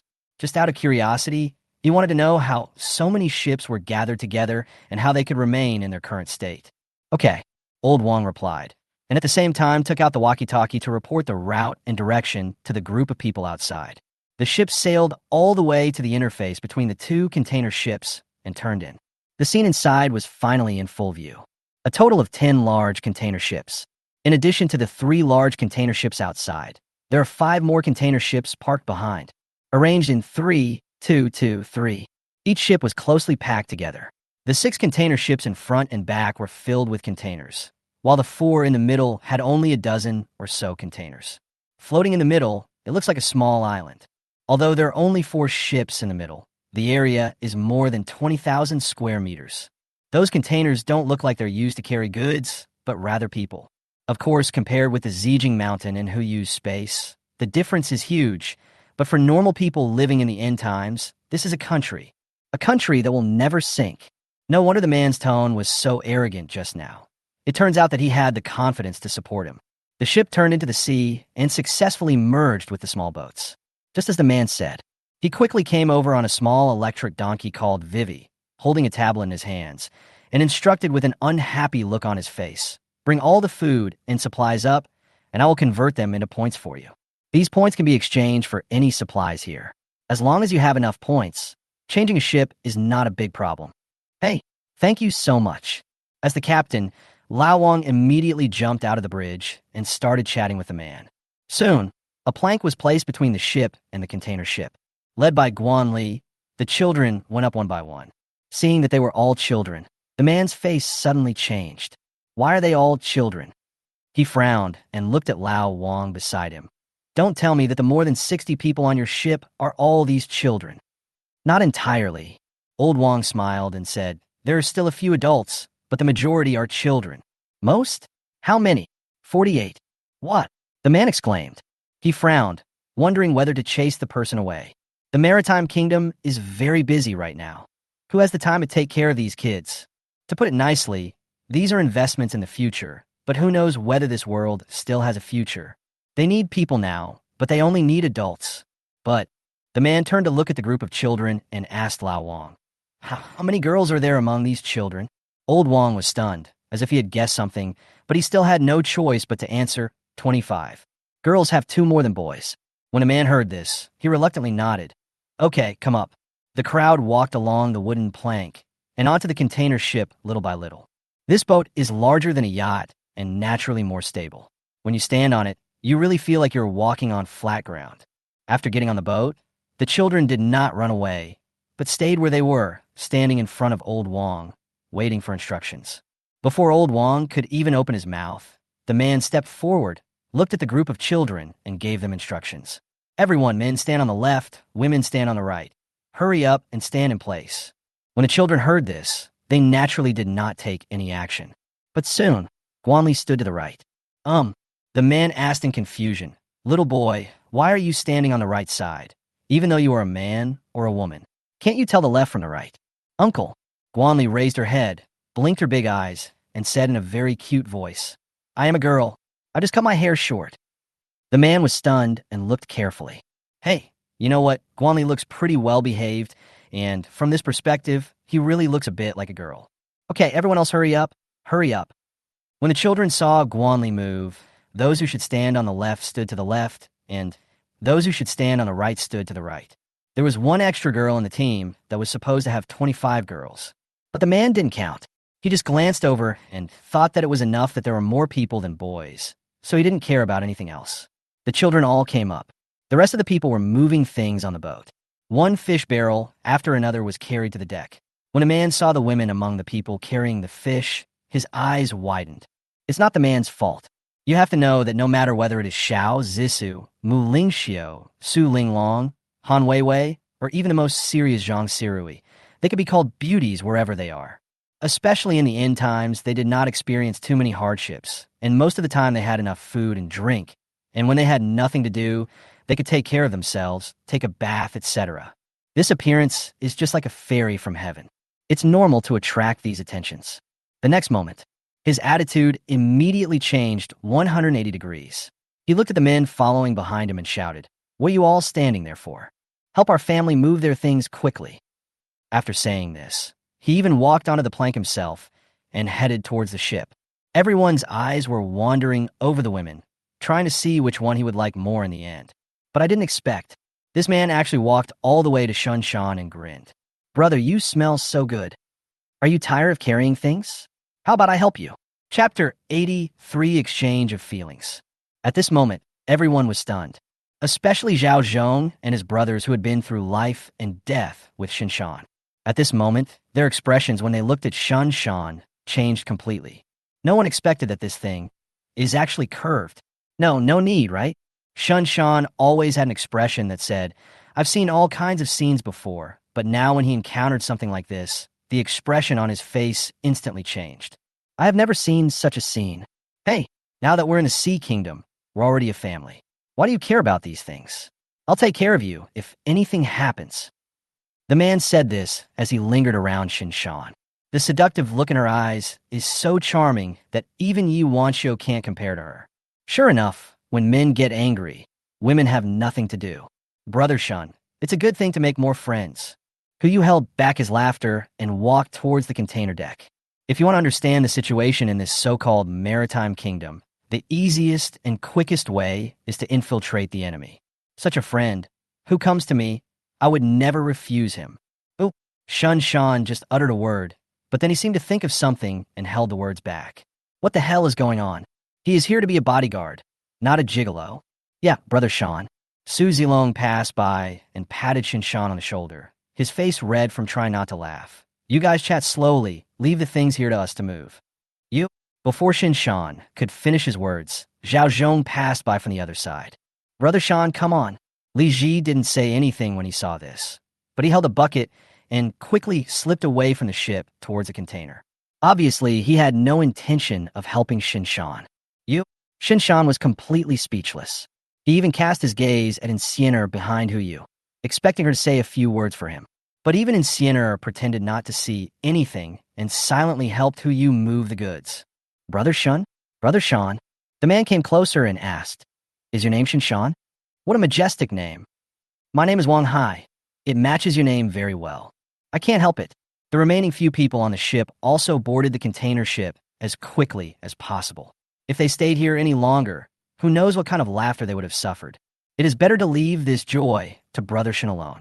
Soon, Shen Shan boarded the container ship with the help of Wang Hai. After simply calculating the value of the ship and the value of the cargo, everyone headed towards the 4 container ships in the middle. Come to the container ship area numbered 4. Wang Hai arranged 2 containers for everyone to shelter from the rain and use for temporary residence. He handed a stack of exquisite casino chips to Lao Wang and left. These chips are points, a total of 345 points. According to Wang Hai, as long as you enter the Maritime Kingdom, both the resources on the ship and the ship itself will be converted into points. Whether you want to leave or stay, it is your freedom. If you want to stay, these points can be exchanged for everything on the ship. If you want to leave, you just need to pay back enough points, and you can leave with your ship and the things on it. Certainly, if you want to buy a new boat, you can also buy it with points. This is similar to the mountain that Su Linglong originally established. These points can be redeemed for anything, even the ship itself. As long as you have enough points, you can even exchange for an entire container ship as your own territory. But it's different from that mountain. There are very few channels to obtain these points. The official of this so-called maritime country has almost no other channels for earning points except for exchanging materials. Apart from being an employee of the Maritime Kingdom and receiving a salary like Wang Hai, the only other channel is from other people, by bartering, selling one's own labor, or something else. As long as the other party agrees and the number of points is agreed upon, you can obtain points under official witness. For every 100 points you get, you have to hand over 1 point to the official. Even this is euphemistically called protecting everyone's right to freedom. Free trade, free purchase, free life. Sounds great, right? But everything on the ship, plus the ship itself, was only exchanged for 345 points in total. If distributed equally to each person, the average point is only 5. According to Wang Hai, the point system here is similar. 1 point can only be exchanged for enough food for 1 person for 1 day. These 345 points are only enough for everyone to eat safely for 5 days. If you still want to eat on the 6th day, you have to find a way yourself. Outrageous pricing system and harsh income environment. But to put it bluntly, everyone is working for the owners of these 10 container ships. The value of the ship, the value of the cargo, and even the value of the things exchanged are all anchored to him. The so-called points are nothing more than a string of numbers in his account book.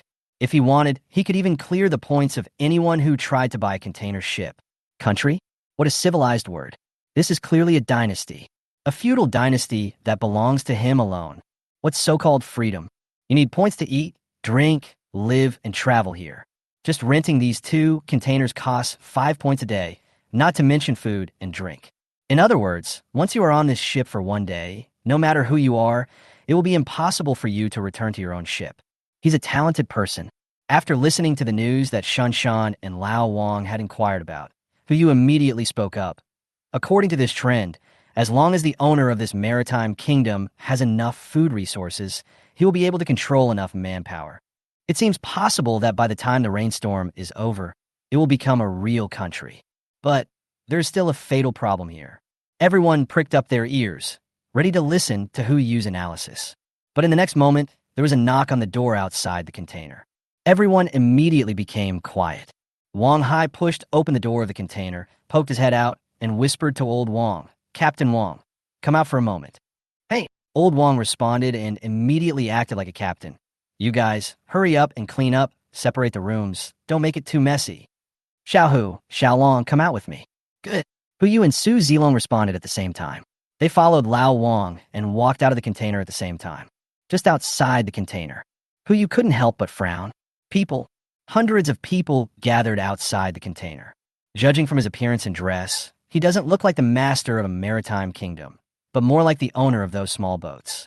"Come, Captain Wang, let me introduce you." Wang Hai stepped forward and introduced the people behind him. "These are the owners of those ships. They came here today just to say hello to you. They will come and talk to you later. After you arrange your accommodation, remember to let us know." Exchange of feelings? Old Wang was stunned, obviously not knowing what Wang Hai meant by this. "Brother Wang, what do you mean by this? Why don't you explain it more clearly and give me some advice?" "Don't you understand? Wang Hai frowned and pointed at the two containers on the left and right. Wait a minute. Let the woman live in this container, and let the man live in this container. The rest is none of your business, understand? Chapter 84 Reason. Clear? Not only old Wang understood, but Hu Yu and Su Zilong, who followed out, also understood. What about men and women living separately? Don't they know this? Now that he has brought all the ship owners here and has given them special instructions, his sinister intentions are naturally obvious. No wonder. No wonder when this guy saw so many children, his expression looked embarrassed for a while and then returned to normal. It turns out the root cause is here, etc. Hu Yu was suddenly stunned, thinking of Guan Li's reaction before. This boy deliberately pretended to be a girl. Could it be that he was discovered from that time? Old Wang hesitated for a while, then stepped forward and frowned, saying, Brother Wang, this isn't a good idea, is it? The girls in our place are all still young, and the oldest is only. A snort came from the crowd. Wang Hai, this ship owner is not as sensible as you say. Yeah, can someone like Wang Hai be allowed into the kingdom? Wang Hai, what happened to you? Bang. Amidst the accusations, a crisp voice fell on old Wang's face. Everyone, I'm not doing my job well. Please wait for a moment. He first turned to look at the group of bosses behind him, and then frowned and stared at Lao Wang with an extremely serious tone. Asshole, who do you think allows you to live a stable life? You want to live in this maritime kingdom. You don't really think that 300 points are enough, right? Dream on. I'm doing this for you and for them. Only sensible people can survive here. You don't want to go back to the rain, back to the sea, and live a wandering life again, do you? Wang Hai looked down at him and said, I'm telling you the truth. The reason you can stay here is all because of those kids. If it were someone else, do you think you can really stay in the Sea Kingdom? The true face is revealed. Who you knew without thinking that they chose to expose themselves at this time, which obviously showed that they were well prepared. It is very likely that the ship has been taken control of by them. Now they're like landlubbers trapped on a deserted island, and can only let these things in the water take their place. What a pity. A landlubber may sometimes be a dragon in disguise. But it's not time to go out to sea yet. Yes. Seeing that he didn't say anything, old Wang could only lower his head and respond. We should know how to be grateful. I will put them in that container tonight. Dear bosses and gentlemen, please be merciful. After all, the children are still young. Do I need to tell you that? The voice in the crowd sounded again. I'll give you 3 hours. Make arrangements quickly. How ridiculous. It turns out there are people who refuse to accept a toast and drink a forfeit. Okay, let's go back and have some drinks and come back later. Let me make it clear first. I get to choose first this time. As they spoke, the 10 men walked towards the container in the distance. It seems that these 10 people should be the captains of these 10 ships. In other words, the entire maritime kingdom is ruled by these 10 guys. This time I really misjudged it. I didn't expect that 10 guys with big heads controlled by a small head could build such a place. It really came true. As long as the wind is blowing, even a pig can fly. These 10 pigs who own the container ship have apparently been blown up and flown into the sky. Old Wang Hai stayed behind and did not leave with them. He came to Lao Wang and patted his shoulder earnestly. It's not that I don't want to help you, nor did I mean to slap you. But if I didn't fan at that time, I wouldn't have been able to pass this level. Just be considerate of me. After this, I'll take you to eat delicious food and drink spicy drinks. Hey. Old Wang suppressed his nausea and replied, while at the same time smiling. We just came here, and we hope you can help us. Sure. Wang Hai said as he came closer. By the way, where's Brother Shun? What are his plans for the evening? How about asking him to come over to my place? I'll tell him right away. As Old Wang spoke, he walked towards the container. It looked like he was going to rule Shinshan, but in fact he just wanted to leave this place as soon as possible. Wang Hai didn't stop him, just watched. Apparently, he thought he had done enough. Just a bunch of people with a lousy ship. If it weren't a maritime nation, how long would they have stayed afloat? How long could they have survived? It was the Sea Kingdom that saved them. It was him, Wang Hai, who saved them and gave them the right to survive in the end times. They should be grateful.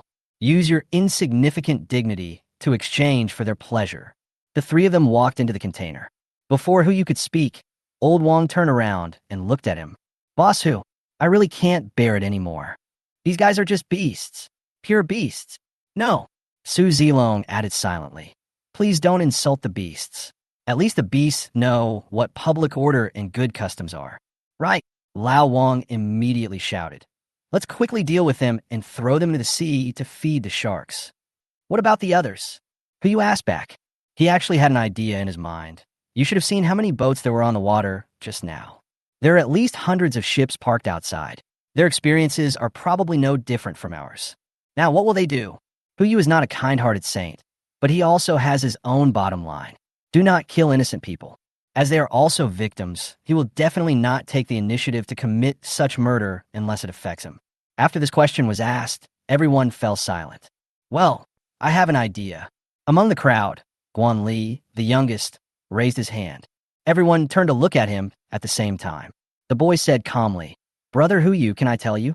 This kid, ever since I met Bubu, I changed the way I address Huyu to Brother Huyu. Although he looked a lot younger than Huyu, everyone knew what this kid was thinking. Thanks to him, at least among that group of kids, no one had any different opinions or ideas about Bubu. Tell me about it. Huyu also want to know what this little villain was thinking. If you want to find someone, the easiest way is to become them." Guanli smiled innocently. "Brother Huyu, I just heard that someone invited Uncle Shunshan to a banquet." Shinshan's expression suddenly changed, and he turned to look at Guan Li with shocked eyes. "You were lying on the container just to listen to this." Chapter 85 Shinshan, I'll go. After Guan Li finished speaking, everyone's eyes fell on Shinshan. Is there anyone more suitable than him? Barely only 1.5 girls have the ability to protect themselves, and Siener counts as one, while Xiao Zissou can only be counted as half. Other men were not qualified to be bait. Now, there's only one person who can be a bait and has the ability to protect himself. Shinshan, he is clearly the most suitable candidate. But Huyu always felt that this kid had bad intentions. Didn't Shinshan see that his mind was on Bubu some time ago and warned him? As a daughter slave, this is absolutely normal. If you had a lovely daughter like Bubu, not to mention the formalities, any male creature within a radius of 500 miles must be inspected if it approaches. Otherwise, hee. But Guanli silently made a note of this warning in his little black notebook. If you catch him, he'll be stabbed in the back. A pure little boy? It's obviously black. It's black from beginning to end. But no matter how bad it is, the method is indeed good. Huyu suppressed his laughter and looked at Shinshan. Brother Shun, look? I'll go. Shinshan also understood a little. There is no more suitable candidate than him. Even though I'm angry, I can't just sit there and do my job. He glared at Guanli, and his meaning was very clear. You kid, I'll settle the score with you when I come back. Guanli did not retreat or avoid, but met his gaze. Li Ji, Zhao Zhong, and even Su Zilong next to him gave him a thumbs up. After all these years, this is the second time they have seen someone who can go against Brother Shan. Last time it was their captain. Good. Huyu suppressed his laughter, raised his hand, and patted Shinshan on the shoulder. Brother Shun, I won't say much. I only have one request. Shinshan immediately became serious. Boss, you say. Don't lose your back guard. As soon as these words were spoken, everyone who understood what was said burst into laughter. Shinshan's mouth twitched, and he didn't know what to say, so he turned around and ran out of the container. Soon after, the container fell silent. In order not to attract attention, Old Wang started to arrange people, separating the men and women and sending them to the 2 containers. But just to be on the safe side, the boys went to the container where the girls originally lived, while the girls stayed where they were, to ensure that nothing goes wrong. Huyu also distributed weapons to some trustworthy people. Since Enciener was unwilling to leave behind him, the weapons for the girls had to be handed over to Xiao Zissou and Su Linglong. In addition, Huyu also arranged Su Zilong and Li Ji to go there. It's much easier to deal with for boys.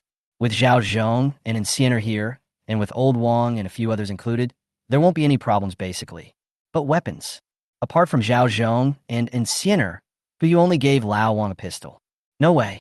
Now his favorability level is still at 49 and has not broken through the 50 mark. He couldn't completely trust Lao Wang, let alone Lao Wang's brothers. It is 10 o'clock in the morning. There are still 27 hours until the heart of the ocean is unsealed. And those guys only gave us 3 hours. It seems that even if we deal with them, we won't be able to get on the heart of the ocean. I guess I'll have to stay on this container ship for a while. 1 hour later, Shinshan is back. He did not come back alone, but came back with Wang Hai. No, to be precise, it was dragged back.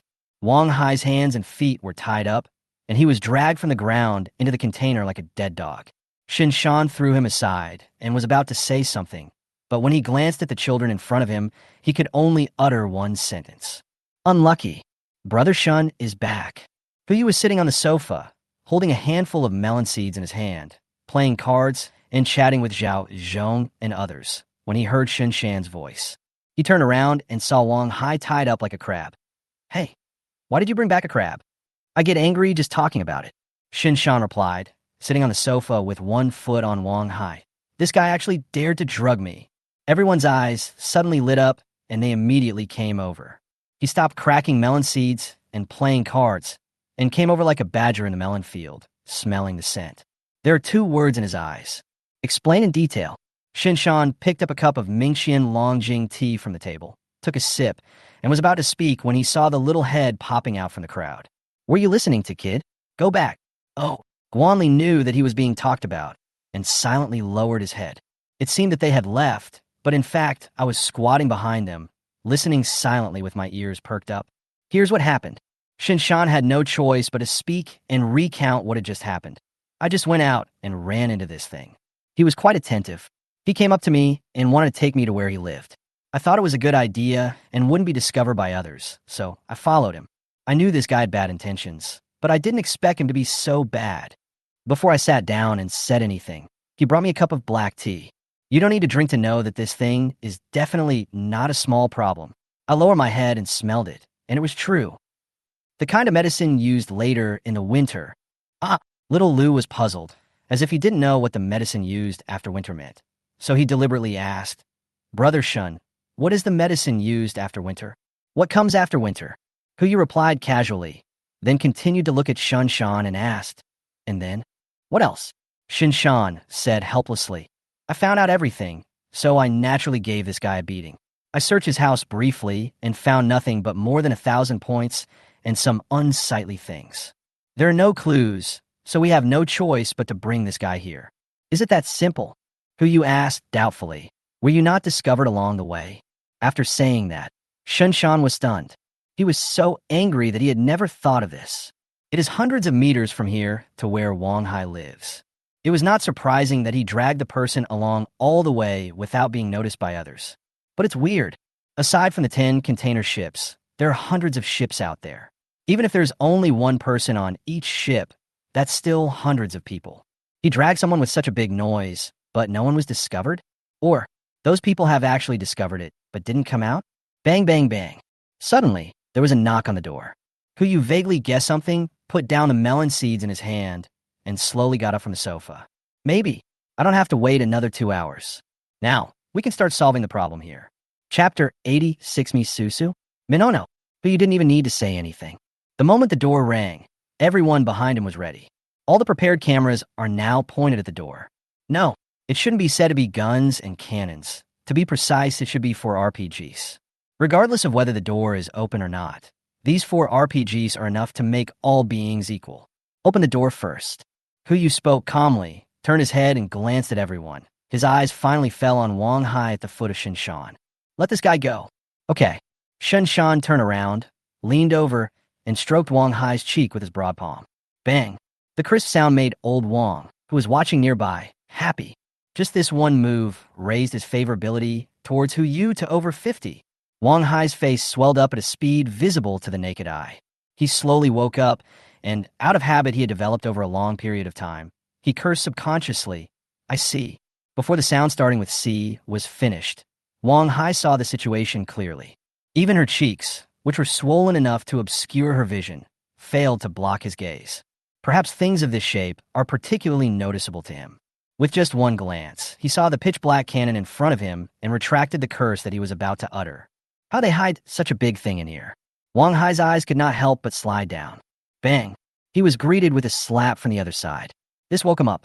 He stood there in a daze, with his head down, not daring to look up again. Puyu picked up the teacup, took a sip, and looked at Lao Wang. Don't just stand there. The latter immediately understood and said quickly, Someone is outside. He must be looking for you. Open the door. Hey! Wang Hai did not dare to delay. He endured the redness and pain on his face, stood up, determined where the gate was, and then crawled towards the door. He came to the door and pushed open the container door. A sharp scream was heard. Obviously, The other party was frightened by someone's appearance. Ghost! Bang! With one kick, Wang Hai fell backwards. I don't know if it was because he hit his head or because he didn't want to face the facts, but he fainted. Hu Yu and his group also saw the man standing at the door. That was a man with black mud all over his face, wearing tattered clothes, and you could even smell a stench just by looking at him. It doesn't look like he's here to cause them trouble. When everyone looked at him, he also saw everyone, especially the things held in the hands of the people in front of him.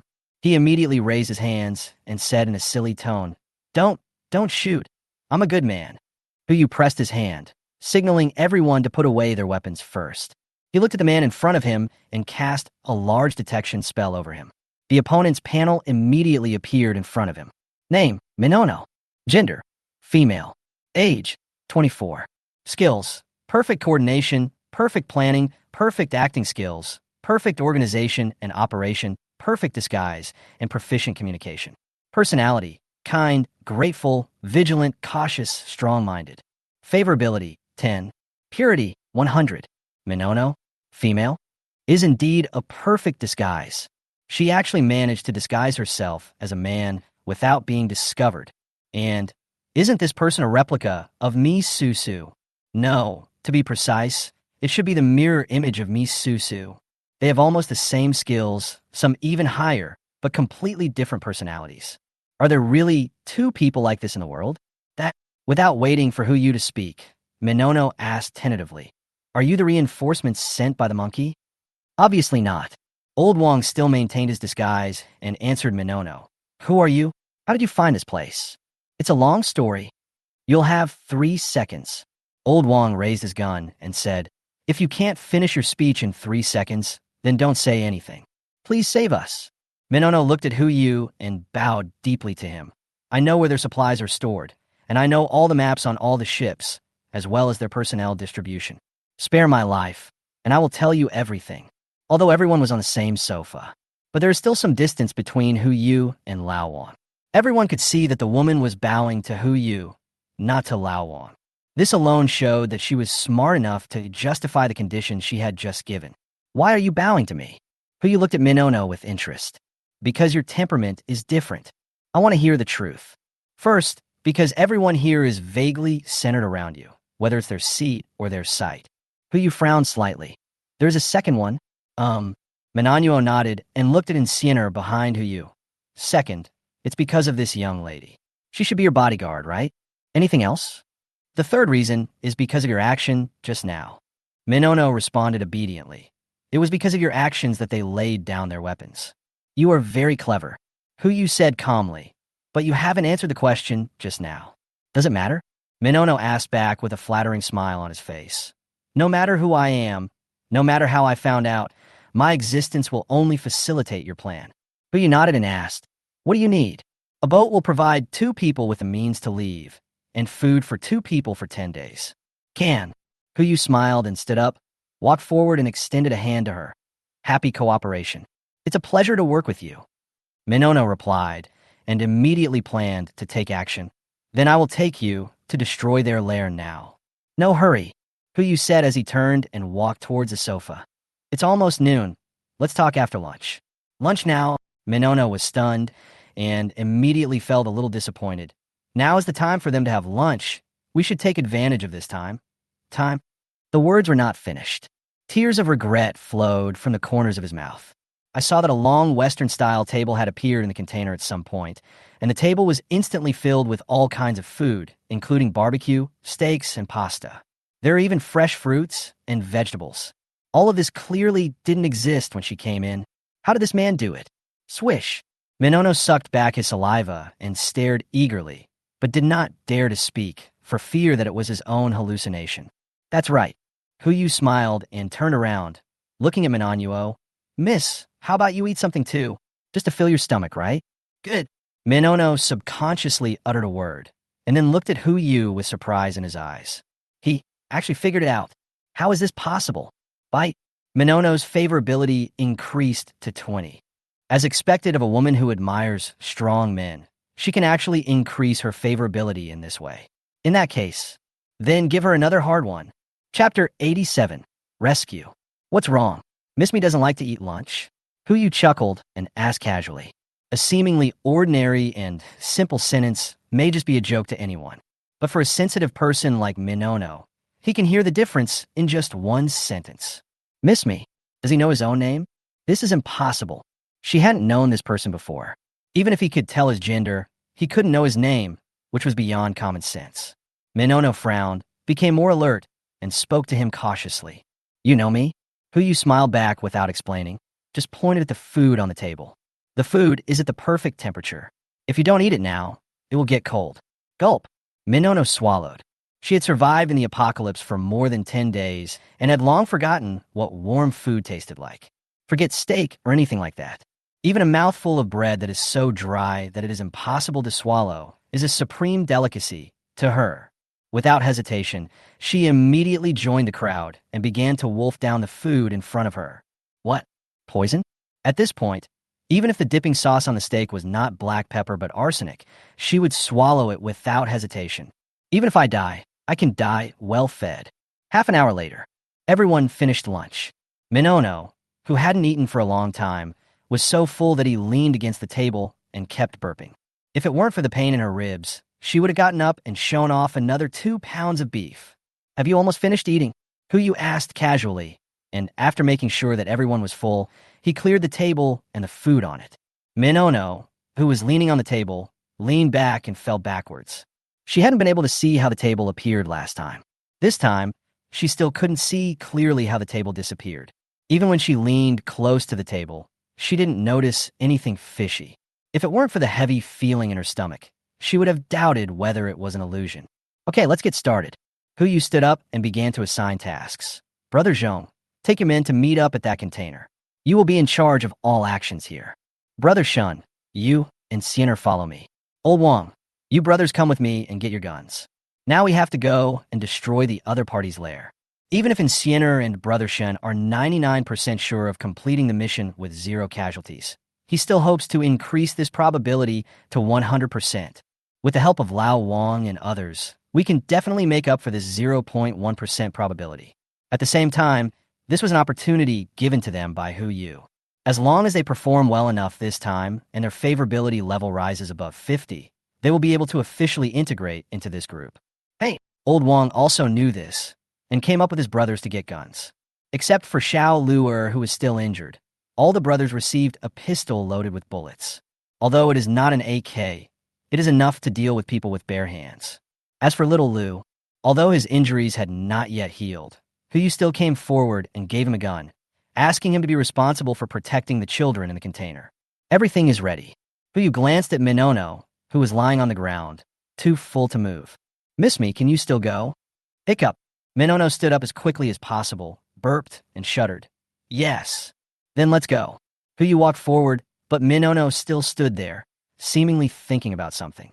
That Minono spoke tentatively. Boss, can I change the hiccup? Condition, hiccup. No, it's hiccup. Request. Here it comes. Such a smart person must know the difference between having a full meal every time and having a full meal every time. It had just been shown to that extent, it was impossible for her not to be tempted. But you turned around and looked at the other person with a smile. Tell me about it. Can I learn that kind of magic? There was a gleam of hope in Minono's eyes. Smart, but not entirely clever. Yu's mouth twitched, and he smiled helplessly. I can give you another chance to let you take a closer look at this. Magic. Whether you can learn it depends on your ability. Okay, burp. Left. Minono immediately jumped forward, came to the front of the crowd, bowed respectfully, and made a gesture of invitation to the front. Please come in. I'll take the lead. You lead the way, and go ahead. This. Minono wanted to burp again, but managed to suppress it this time. Boss, walk behind. You can also lead the way. Yu rolled his eyes, probably guessing what this guy was thinking. This is because they are worried that they will become a target if they walk in front. He turned his head and glanced at Wang Hai, who was still in the container. Hey, Haizi, stop pretending to be asleep. Wake up. Wang Hai remained unmoved. If Yu hadn't been able to check the panel and know that this guy had woken up, he would probably have been fooled. I'll give you 3 seconds. If you don't wake up, I can't guarantee what will happen next. 3. Brother. After learning from the last lesson, Wang Hai opened his eyes helplessly with a bitter look on his face. What on earth do you want to do? Go ahead. Hey. Knowing that he had no power to choose, Wang Hai quickly accepted his fate. He walked to the front of the team and shuttled through the container ship under Minono's guidance. The crowd walked through the heavy rain for nearly 20 minutes before arriving at a castle made of containers. It is called a castle, but it is actually made up of 4 layers of containers. Yu and his companions had noticed this castle before, but they did not expect that it would be used as a place to imprison people. There are 20 containers on the bottom layer, 10 on the middle layer, 5 on the second middle layer, and 3 on the top layer. Based on the size of this container, it can accommodate at least nearly 100 people. This number seems a lot, but compared to the number of ships, there is still some gap. Boss, Minono spoke with a hint of Cantonese and said to Yu, "This is it, but all the containers here are locked, and I don't have the key here, you see?" Yu turned and looked at Wang Hai. "Brother, don't look at me. I don't have any either." Wang Hai quickly explained, "The keys here are controlled by the people above. I just know this place, but I have never been in." "Well, no one has the key, right?" In order not to make too much noise and alert those guys, Yu had to step forward on his own. He raised his hand and placed it on a container at the edge, putting it into the space. Moment. All the people who were originally trapped in the container were exposed to the heavy rain and the sight of everyone. Just one glance. Yu and others were stunned and stood there, not knowing what to do. Chapter 88. Who the hell disturbed my sleep? Have you seen that fish belly white? This color is usually only seen when a fish dies and its belly floats on the water. That kind of white, without any other color. It fails to give people a feeling of purity, but instead gives people an almost pathological feeling of suffocation. Now, this is the only color left in everyone's eyes. The entire area of more than 20 square meters is all this white, regardless of gender, age, or status. All the people were piled up before his eyes like a small mountain. Buyuk had never seen such a scene before. The foul smell of various excrement mixed together instantly penetrated into his nose and throat, and he subconsciously made a vomiting motion, but I forced myself to hold it back. It's not that he cares about his face, but because these people are still alive. Only living things cannot be taken into his space. The rain washed over their bodies, carrying all kinds of filth onto the deck. The heads on the hill seemed to still have some consciousness. They raised their heads and looked at Yu and others at the foot of the mountain, without any emotion in their empty eyes. But the instinct of survival still drove them to start climbing down the mountain. A slide. Those people piled together were rushing towards him. "Save me! Save me! Food! I want food!" Wailing and groaning sounds floated out from the crowd. Yu quickly stepped back. Shun Shan and Insiener stood in front of them at the same time, pointing their guns at them. "Back off! Don't come any closer!" If they still had some sense left, this threat would have deterred them, but now... Reason? What? Can I eat it? How much is 1 pound? What they want now is food. To survive. Driven by the instinct of desire. Not even death can stop them. Bayu. The gunshot was heard, but because it was equipped with a silencer, the noise was not too loud. The person who was at the front fell down. The people behind continued to move forward without any fear. This is not a solution. Yu casually took out a Harley and looked at Lao Wang and his group. "Who among you can ride a bike? It must be someone with good skills." One of the muscular middle-aged men spoke. He is the oldest person in Lao Wang's group except Lao Wang, and also the most reliable one. "It's you." Yu threw the car keys to him and hung a piece of ham on the back of the car. He poured some lard on it and lit a fire. The aroma of meat wafts out instantly. "Go around here, and when you're done, the car is yours." "Okay." The man's eyes lit up, and he immediately replied, then got on his motorcycle and started racing without saying a word. Before the end of a world, this motorcycle was worth at least 300,000 yuan. It was his dream car. Now that the end of the world has arrived, this can no longer be described as out of print. Not to mention asking him to drive a car on the boat, even asking him to do some motorcycle acrobatics is no problem. The motorcycle started moving and the group of people began to chase. The car was going neither fast nor slow, just enough to hold the group of people. However, there were only a few people chasing the vehicle, and for some of them, the hanging string broke when they came into contact with rain and air. Dozens of corpses lay in front of them, mixed with excrement. The way he died was really too tragic. Yu frowned. He looked at the remaining 37 containers and felt an ominous premonition. If the remaining containers are in this situation, then there's no need to even look at them. For people living under such conditions, there is no point in surviving. Let's take another look. Hu still had a glimmer of hope in his heart. He thought he was cruel and cold-blooded enough, but when he actually saw these scenes, the bottom line of being a human being kept reminding him. He is a person, not an emotionless animal. Hu took another step forward and took away the second container. The situation is still the same. The number of deaths is just as much as before. The group of people reacted for a moment, then turned around and chased after the motorcycle. Do you want to continue? Shan frowned and said, Boss, why don't we just forget it? Hu didn't say anything, and neither did Minono, who brought them here. She also didn't expect that this group of people would become what they are now. Save people, save people. The people rescued must be talented people. In this case, it would be better to kill them. Let's take another look. Hu sighed and opened 3 more containers. The situation is still the same. The number of people chasing the motorcycle has increased from a dozen to dozens. But he still didn't give up. He looked at the 10 containers on the second floor. Maybe the situation on the second floor will be better? Brother Shan, let's go up and take a look. Good, Shan replied, and climbed onto the container in a few steps. At the same time, he came to the edge and stretched out a hand towards Hu, trying to pull him up. Hu walked forward reluctantly, looked up at the 3-meter-high container, and the corner of his mouth twitched. Brother Shan, you think too highly of me. Sienna, lend a hand. Good. And Sienna replied, flashed behind Hu, picked him up, and threw him up. There was no need for Shan to even catch him. He landed directly on the container, swayed a few times, and then stood firmly.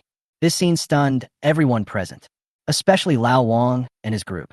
They always thought that Sienna was just a vase-like person, and at most was Boss Hu's personal secretary. Unexpectedly, this guy actually has this skill. Huyuk didn't have time to care what they thought. He slowly walked to the container at the edge of the second floor and raised his hand to place it on top. Receive. The container was immediately stored in the space. Ding, ding, ding. The sound of iron chains falling to the ground came one after another. It echoed on top of the container like raindrops. Everyone's eyes were dull again. This time, the scene before my eyes was slightly more normal. But it's just relatively normal. The good news is, these people are not dead, but extremely energetic. As for the bad news, they all had iron chains around their necks, crawling on the ground, gnawing on bones that came from nowhere in front of them. If those below at least look like humans, then the ones on the second layer look more like dogs. Especially when they saw 2 living people standing in front of them, and the chains around their necks no longer bound them. Dozens of people looked up at the same time, with primitive desire in their eyes. Then, pounce! Brother Shan, who immediately hid behind Shan. This time, Shan did not use a pistol, but instead raised the AK behind him and fired a round of shots. There are simply too many of them. Pointing out names with a pistol is obviously not as fast as shooting directly with an AK. But there's also a problem with this. AK is not equipped with a silencer. Fierce gunfire echoed across the container ship.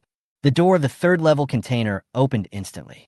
A naked man stuck his head out, his face flushed, and he asked and roared at the people below, as if he was drunk. Who the hell disturbed my sleep? Chapter 89, Don't Move. Oh, one of the real ones. Who recognized the other person's identity at just one glance. He is one of the 10 guys with big heads who are controlled by the small head. Even at this time, he could still be drunk and get out from the 3rd-level container. It seems that the people in the 3rd layer of the container should live a slightly more normal life than those on the 2nd layer. Who curled the corner of his mouth and turned to look at Shan. Needless to say, Brother Shan naturally knew what to do. Shan jumped up and jumped directly to the outside of the 3rd layer container. He grabbed the opponent's clothes and jumped back to the 2nd layer container. He threw the beast in front of Hu and pressed the hot muzzle of the gun against its neck. Sizzle. When the hot iron touches the skin, a burnt smell instantly emanates. As a wailing sound echoed, the man finally recognized the reality before him. He quickly lay on the ground, constantly dodging the hot muzzle of the gun. What a pity. How could Shan let him get his wish? The muzzle of the gun was pressed against the skin on the back of his neck. After it burned to piece, it moved to another position and managed to burn a half circle of the necklace out of him. But you didn't say anything either, just stood there watching, waiting for the other party to speak. Until the temperature of the muzzle is no longer scalding hot. The ship owner finally had a chance to catch his breath and speak. Who are you? He raised his head and looked at who was standing in front of him. It seemed that he had seen too many similar people. He did not remember Hu Yu's identity for a moment and just frowned and asked, "Of course he's a good guy." Hu Yu smiled slightly. Faced with such a beast, he didn't have the patience to interrogate him, nor did he need to. "By the way, do you like riding a car?" The ship owner was stunned and didn't understand what Hu Yu meant. "It seems okay."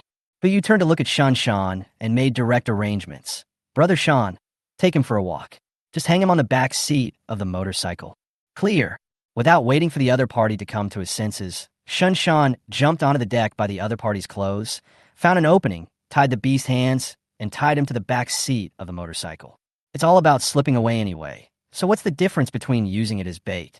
I don't know if it's because the bait was used well, but when those non-human creatures saw the new bait, they chased it even harder.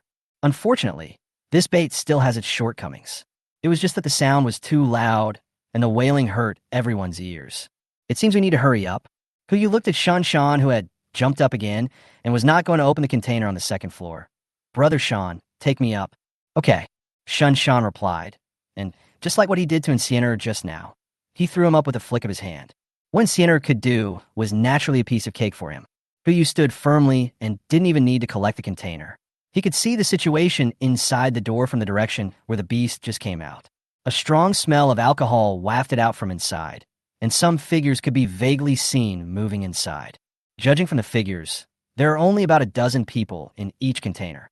Judging from the number alone, the living density on this floor is much better than that below, and judging by the dim light coming in from the door, it looked like the people inside had not been raped. That's strange.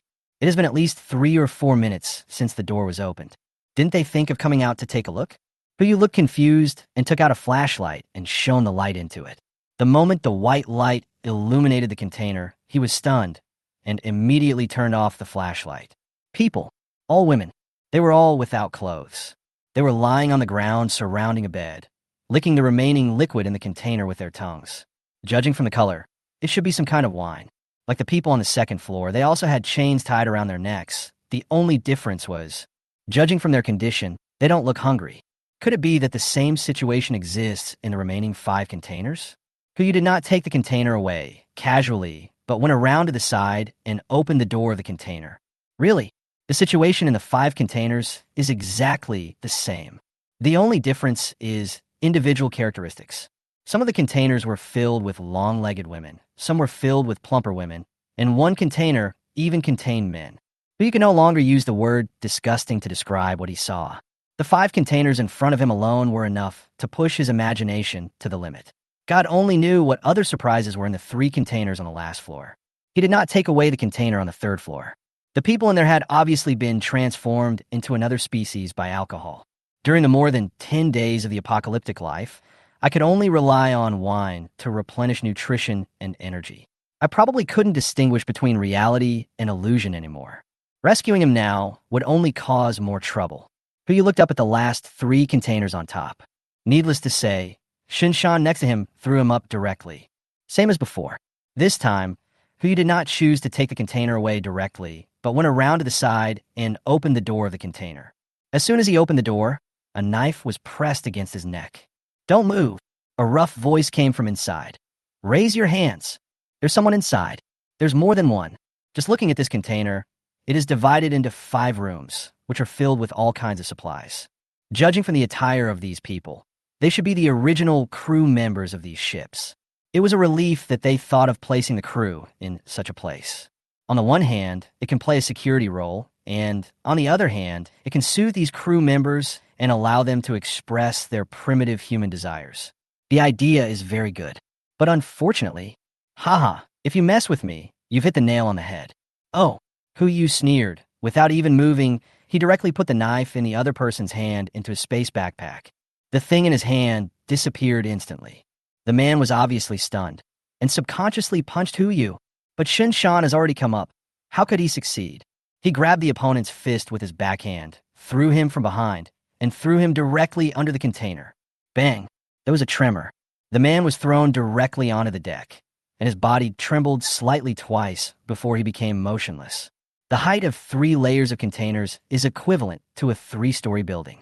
Adding the force of Shan's fall, this man would be disabled even if he didn't die. "Boss, Shunshan's tone was full of self-blame. I didn't protect you well. Hey, what a big deal. Who you only cared about the result. He raised his hand and patted his shoulder.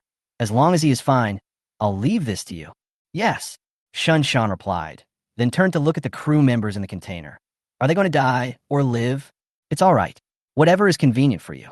In an avalanche, no snowflake is innocent. But you wouldn't believe how reserved these crew members could be when those captains were acting so arrogantly. After they have enjoyed the benefits brought by their actions, they should also bear the harm brought by their actions. Understood, Shunshan replied, raised his AK, and started calling out names. Convenient? Nothing is more convenient than thermal weapons. Less than 3 minutes. The crew in the entire 4-story container was cleared out. But you took away the 3 containers, left the supplies inside in the space backpack, and threw the boxes on the deck. People are guilty, but materials are not. Those supplies are enough for 1 person to live for at least a year. We still need to save some money. After it's done, you looked down at the 5 containers at his feet, frowning in thought.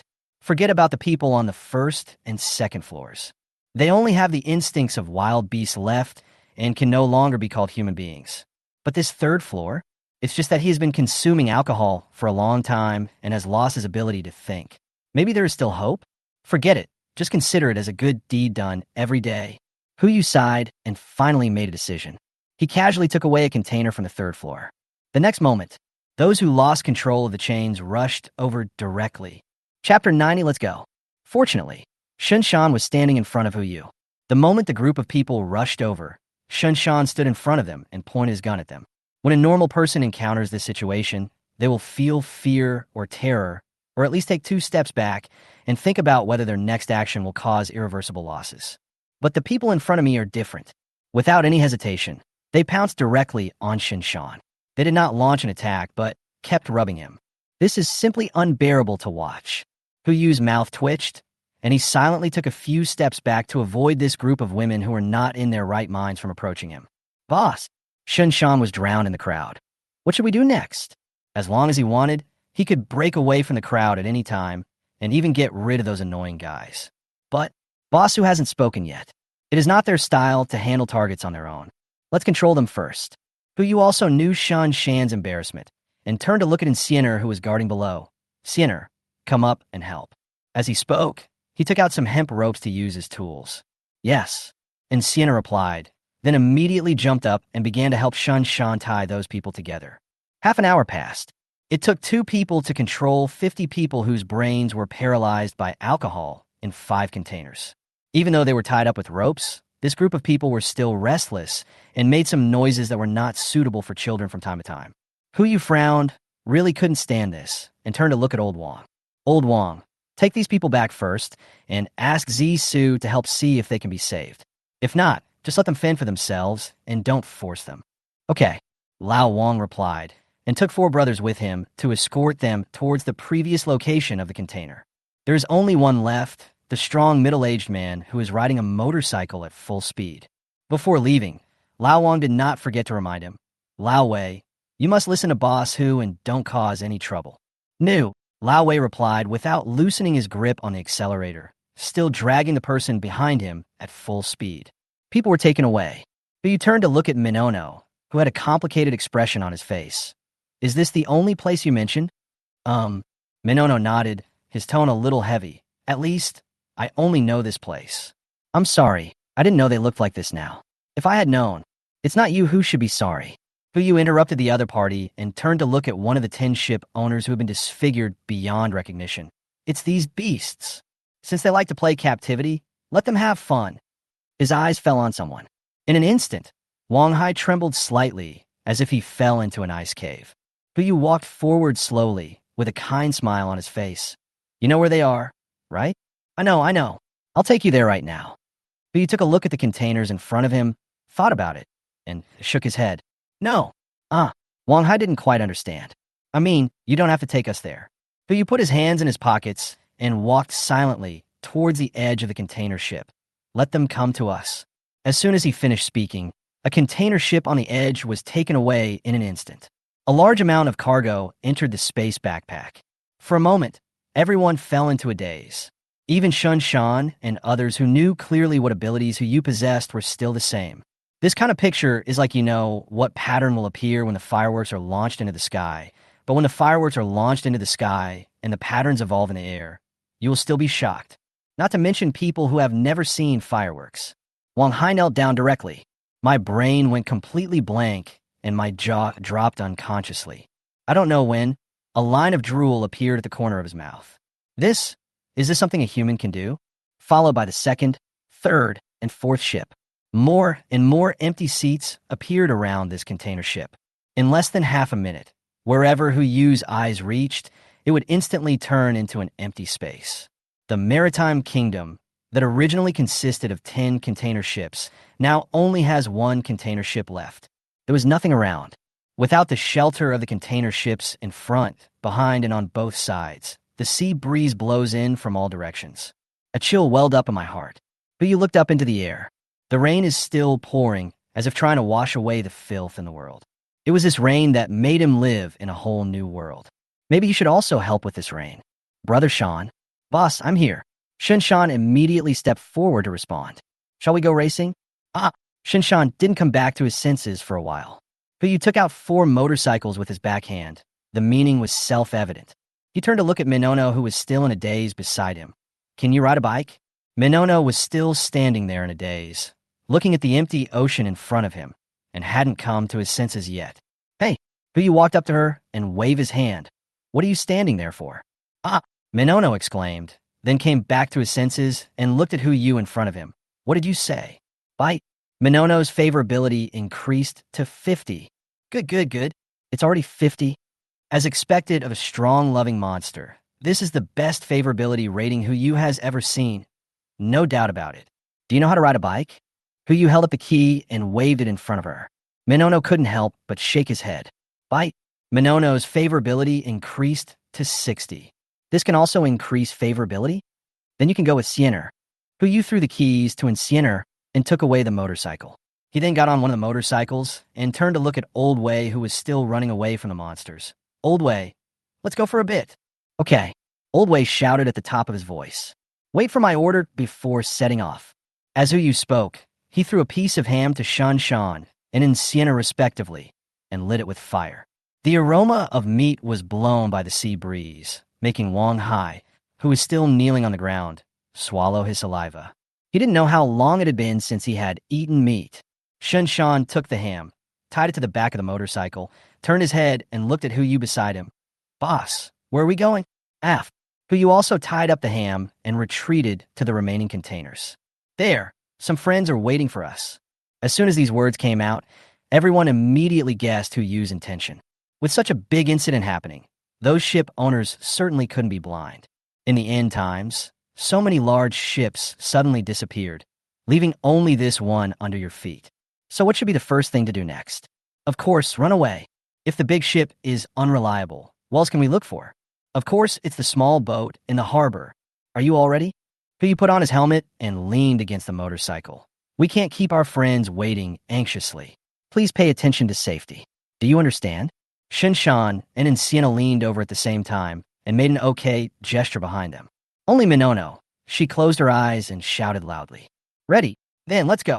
As soon as the words fell, the remaining containers disappear at the same time. Everyone has been released. Chapter 91, what did you just say? To enjoy. Just a moment. Those people who have only instinct left have already locked onto their target. Meat. That's meat. In the end times, who can resist such temptation? Well, except for those who were fed with alcohol. The first thing they did after coming out was not to look for meat, but to look for people. Yu saw that something was wrong and locked them back in the container. We'll talk about everything after the results from Su come out. Buzz. A buzzing sound was heard. The hum of a motorcycle sounded. For motorcycles drove towards the port at the stern of the ship one after another. It's called racing, but the speed is pitifully slow. After all, Yu said that we should pay attention to safety. Of course you have to go slower. We can't let the people behind us fall behind, right? At the same time, the 9 ship owners have become 9 ants on a hot pot. Among the 9 people, the oldest man was lying on the railing. He looked at the blue sea and kept roaring. Where is the ship? Where are our ships? Could it be a mirage? One of the ship owners asked in confusion. Fuck hi, sure. the man angrily said, his brows furrowed so much that they could almost kill a fly. Never mind. Let's go see if the other boats are still there. Boss Chi, is this necessary? The other man yawned and said, nonchalantly, the boat is right next to us. How could it be stolen? I guess it's just some weird sightings on the sea. Let's wait. Maybe the ship will come back. Vote. Boss Chi groaned for a few breaths and said, raise your hands if you decide to go with me. I listened to Boss Chi. Let's go and have a look. Judging from the wind speed, this doesn't seem like an illusion. Soon, 5 of the remaining 8 people raised their hands. 5 votes. Boss Chi spoke calmly, looking at the man who had just opposed. If you don't want to go, I won't stop you, but if something happens, even if you go to hell, you can't blame me for being ruthless and ungrateful. Stop it, Boss Chi. The man immediately admitted his mistake and went forward with a smile. I'll go with you guys. Isn't it okay to go with you guys? Snort. Boss Chi snorted coldly and immediately came to the deck. There's a row of small electric donkeys on the deck. This is their means of transportation. This is it. They spent several days looking through the shipping list to find this treasure. It's good enough that it can be started. 8 small electric scooters started one after another and drove towards the port. Less than 10 minutes. 8 electric scooters stopped at the port. Boss Chi looked at the small boats below the harbor, but was not in a hurry to leave. The difference between a big ship and a small ship is not only the space, but also the supplies. Even if there's only one container ship left, the supplies on it are enough for the 9 of them to live until old age. But if it's just a yacht or some other boat, it won't last for a few years no matter how frugal you live. If we can keep this place, it would be best. Buzz. As I hesitated, a buzzing sound echoed from a distance. At the same time, 4 streams of thick smoke rose up as if the deck was on fire. Boss Chi, one of the boat owners exclaimed, look what that is. The noise was so loud and the smoke was so thick. How could Boss Chi not have seen it? Even if he didn't see it, he should have guessed it. Only, he just doesn't want to believe it. Motorcycle. They almost searched all 10 cargo ships and the ships entering the port, but they couldn't find any motorcycles, not even a handlebar. Where did these 4 motorcycles come from? Soon, their doubts were answered. As the 4 motorcycles approached, the scene in front of us became clearer. Boss Chi, look behind that car. There seems to be something following behind. As an excellent captain, Boss Chi obviously has no problems with his eyesight. Everyone else could see the situation clearly, and he was no exception. Even clearer, when he saw those people running behind the motorcycle, he suddenly felt that they looked familiar. Wait, it's those people. But why were they released? And why were they running behind the motorcycle? Could it be that? A horrifying thought came to Boss Chi's mind, and what he had done to that group of people suddenly appeared before his eyes. One thing after another, just thinking about it made his hair stand on end. But he doesn't regret it. I never feel like I did anything wrong. Quick, Boss Chi exclaimed, and immediately looked around for traces of the plank. Hurry up and get on the boat. Get out of here. At the command, the other captains acted quickly. 2 men carried the wooden planks and placed them on the nearest ship. It just so happened that it was the ship that Hu Yu and others had driven in. When they saw Hu Yu and others, Hu Yu naturally saw them as well. Want to run? Oh, Hu Yu stepped on the accelerator. The motorcycle broke away from the formation and rushed out directly. Seeing the motorcycle speeding up, Boss Chi also fell into panic. Quick, get on board. Get on board. Country? Material? All these things combined are not as important as life. The sound of motorcycle is getting closer. When the first motorcycle stopped, the last boat owner had already boarded the ship and pulled out the wooden board. Boss Chi was standing in the cockpit, looking through the porthole at Hu Yu, who was standing on the deck. At the same time, Hu Yu was also looking at him. Oh, a sneer echoed in the cab. Now that he is on board, the only path from the container ship to the ship has been removed. So what if they have motorcycles? Can it fly over here? As long as these guys dare to drive fast, they will have enough time to counterattack. In other words, they're invincible. Boss Chi turned on a loudspeaker, stared at Hu Yu below, and said calmly, Young man, what do you want to do? Hey, you're not trying to catch us, are you? I'm so sorry your hands are too short. As soon as these words were spoken, the remaining ship owners on the deck burst into laughter at the same time. They were only about 5 meters away from Hu Yu and could clearly see the expressions on each other's faces. Laugh, Hu Yu asked back with a sneer, his eyes sweeping over every captain on the ship. Sure enough, every face here is so hateful. I hope You can still laugh later. Can't laugh. Boss Chi's voice rang out in the cab. Why can't you laugh? Is it because you're going to cry? Ha ha. I mean, the fact that a small broken boat like yours can enter the maritime kingdom is entirely due to our charity. Who knew you would be so ungrateful and even think about breaking the rules? Forget it, it doesn't matter. Boss Chi put his face close to the porthole, his face grim. Just let you stay on this ship and enjoy the torture brought by the end of the world. Fu did not answer, but looked at the guy with a hint of pity in his eyes. It seems that he hasn't realized the seriousness of the matter. He took a few steps back, raising his right hand above his head. Receive. The entire ship was stored in the space backpack. All the people on the boat fell in front of him. Just right. Boss Chi still maintained the same posture as before, with his back hunched and his head stretched forward. Bang. Fu lowered his raised hand and slapped him in the face. That's right. What did you just say, Enjoy? Chapter 92. The female character changes Johnson again. Crisp, drowned out by the hum of the motorcycle. Boss Chi raised his head dully, his eyes full of fear.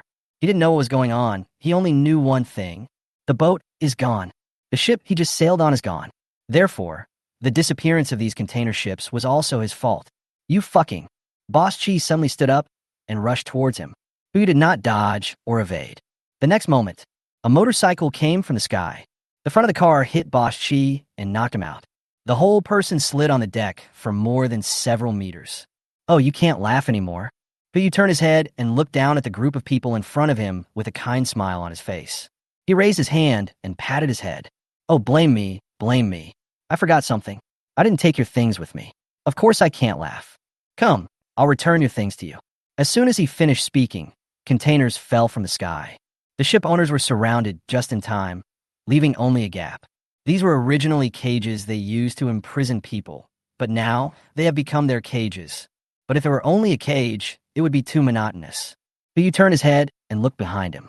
In addition to Shanshan, and Sienna and Lao Wei were also riding motorcycles and leading the group of people towards here. But how could they just sit there and wait for death? Seeing the gap, Boss Chi was the first to come to his senses and immediately rushed outside. Unfortunately, Fu didn't even need to do anything. Shanshan directly took out the AK on his back. With the gun pointed at them, everyone immediately stopped outside the container, not daring to take another step beyond the line. What on earth do you want to do? Boss Chi is indeed worthy of being called the Old Sea Wolf. His physical fitness is so good that he was able to stand up and talk even after being hit by a motorcycle. Do what? Who you asked back, turning to look at the guy. Isn't it obvious? Before Boss Chi could answer, the third and fourth motorcycles had already arrived, and Sienna stopped. Old Wei was still riding his motorcycle in circles, continuing to act as bait while waiting for Hu Yu's next instruction. How about it? Hu Yu looked at the group of ship owners. Do they look familiar to you? What on earth do you want to do? I don't know how many times Boss Chi has asked this question, and it's always the same question. When people fall into despair, they will always involuntarily perform repetitive mechanical behaviors. Or they keep biting their fingers, or keep kowtowing, or like him, keep asking questions. What I want to do depends on what you've done. Hu Yu replied, then looked at Lao Wei. Lao Wei, bring some people over. Okay. Lao Wei replied, and immediately rode his motorcycle to Hu Yu and stopped beside him. The only moving bait stopped, and those people gathered around at this moment. Seeing the crowd getting closer, Boss Chi started to panic. Mad! You are a madman! He stared at Hu Yu and roared madly. What on earth are you going to do? He didn't want to answer questions he had already answered. Hu Yu casually took off a piece of ham and threw it into the cage under the gaze of the crowd behind him. At the same time, he also put the hams on the back of other motorcycles back into the space backpack. As for bait, one is enough. It would be a waste to throw all this ham in there. Frugality is a virtue. Even if you have a lot of supplies, you still have to be careful. Bang! There was a muffled sound, and everyone moved. The crowd immediately rushed into the container. After the last person entered, Huyohomo filled the empty space in the container. He walked forward and knocked on the container twice. Have fun, everyone. There is still time, so let them play more. Hu turned around, got on his motorcycle, and said to everyone, let's go back first. Buzz. The hum of the motorcycle sounded again. This time, the wailing behind him drowned out the buzzing. It looks like Boss Chi and the others are having a lot of fun. Less than 10 minutes. The vehicle drove up to the two containers. 6 motorcycles were parked nearby. Walking into the container, there lay people whose brains were destroyed by alcohol. They were wrapped in some rags, covering all the key parts, and it seemed that they were all sleeping. Xiao Zissou and Zhao's father and mother were treating them. The scene seemed quite calm, but judging from the sweat on the heads of these 3 people, the situation seemed to be quite tense. So you stopped the car, put away all the motorcycles, walked up to the 3 people, and asked, "What's the situation now?" Father Xiao, who was wearing glasses, ignored him and just shook his head. Zhao's mother also frowned and said nothing. Only Xiao Zissou could spare the time. She stood up and walked to Hu Yu, asking in a low voice, "Where did you find these people?" Hu Yu noticed that Xiao Zissou's tone was a little strange. "What's wrong? Is there any problem?" "This is a big problem." Xiao Zissou frowned and asked, "Do you still remember Li Chong? That monster?" "Right." Xiao Zissou frowned and explained, "Their current situation is very similar to Li Chong's. After being imprisoned for a long time, their body functions have not only not declined, but have improved. As long as they are provided with enough energy, they can burst out with strength and speed that ordinary people cannot reach." "Ah, what is this?" Astra's female, changed Johnson again, who you could never have imagined this way of unfolding, and subconsciously felt a little dazed. But they didn't show any aggression, did they? Well, except for some special hobbies. So I said they're similar, but not the same. Xiao Zissou's pretty face blushed slightly, and she began to explain. Li Chong attacked because he was craving for food, and they will only attack when they are not satisfied in some way. Is the aspect you mentioned the one I understand? Right? What are you waiting for? Release them now. Hu Yu shouted immediately. This thing is a total succubus. No, it's scarier than a succubus. A succubus will only drain people dry. And this, if you don't let her drain you dry, she will drain your blood. Although the result is the same, the process is so different. Hey, don't be in a hurry. Xiao Zissou said quickly. We have just tried it. We can use some means to curb their desires while ensuring their combat effectiveness, or even let them retain some sanity. That's why we let them all fall asleep now. You should know what this means. Hu Yu's pupils lit up. How could he not know? A group of people who have thoughts are not afraid of life and death, and whose fighting power is equivalent to half of Zhao Yi. If there is only one, then it can only be considered a bodyguard. But now there are more than 50 such people. Bodyguard? This is clearly the army. Consider the mutated sea snake encountered earlier. Hu Yu didn't think much about it, and made a bold decision immediately. On board, they're their place. Just over 50 people. He wants them all. Hu Yu immediately took out 3 motorcycles and looked at Xiao Zissou. Let's go. Take Uncle and Aunt with us. We'll go pick them up now. Don't worry yet. Father Xiao, who had been taciturn all the time, spoke calmly. He slowly stood up and looked at Hu Yu. There's one more thing you need to know before you decide. What's up? Chapter 93, What's So Disgusting? Food. Father Xiao frowned and said, after preliminary research, it turns out that people like them have extremely high requirements for food, and their appetite is almost 3 times that of ordinary people. If they fall into a state of hunger, their desires will increase exponentially, and their rationality will decrease. Acupuncture cannot control this. Just food? Who you asked back? Huh? What do you mean just food? When Zhao's father joined the team, the supplies had already been replenished. After that, he stayed in the cabin and had no idea about Mr. Fong's research. Even though he knew some of Hu Yu's magical powers from his daughter, he still didn't believe that he had the ability to support so many weirdos. I heard there are more than 50 people here, right? One person has to eat the same amount of food as 3 people in one day.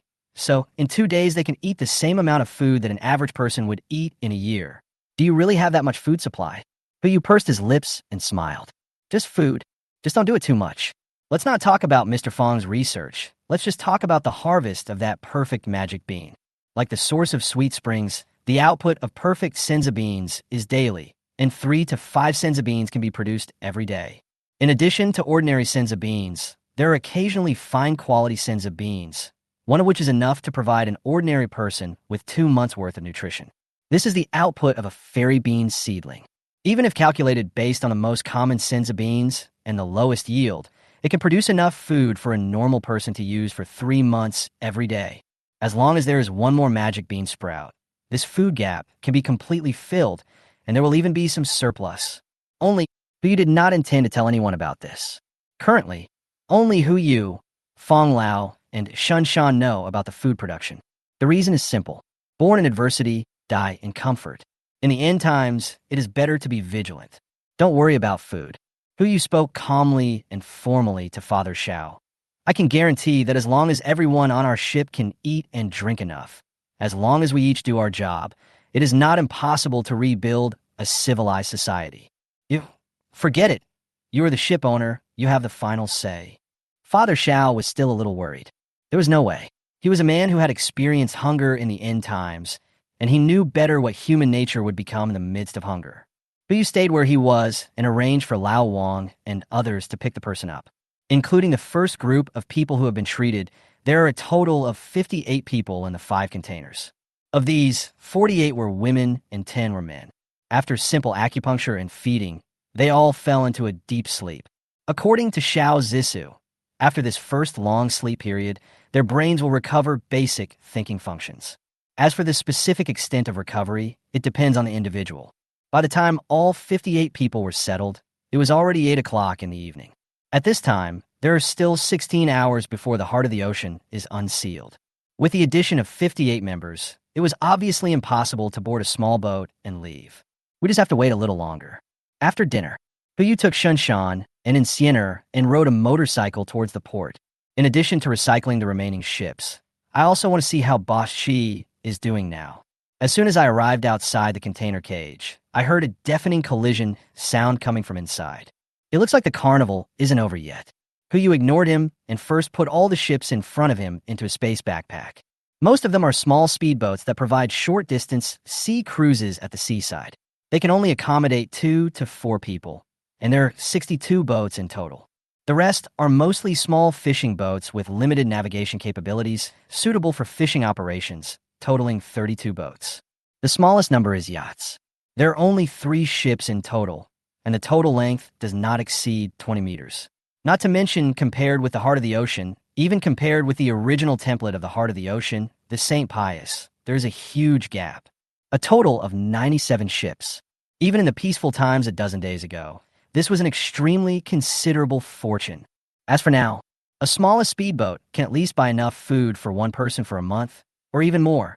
This harvest alone is enough to compare with the database obtained in Pengsheng last time.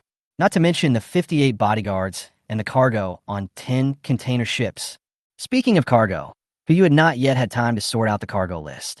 He planned to wait until the next ship was taken away before slowly counting it. After taking care of the ship, he slowly walked to the container cage and knocked on the outside. "Hello, are you still alive? If you are, make a sound." The banging stopped. In the silence, a voice actually came from inside. Squeak. "Wow, looks like he's still alive."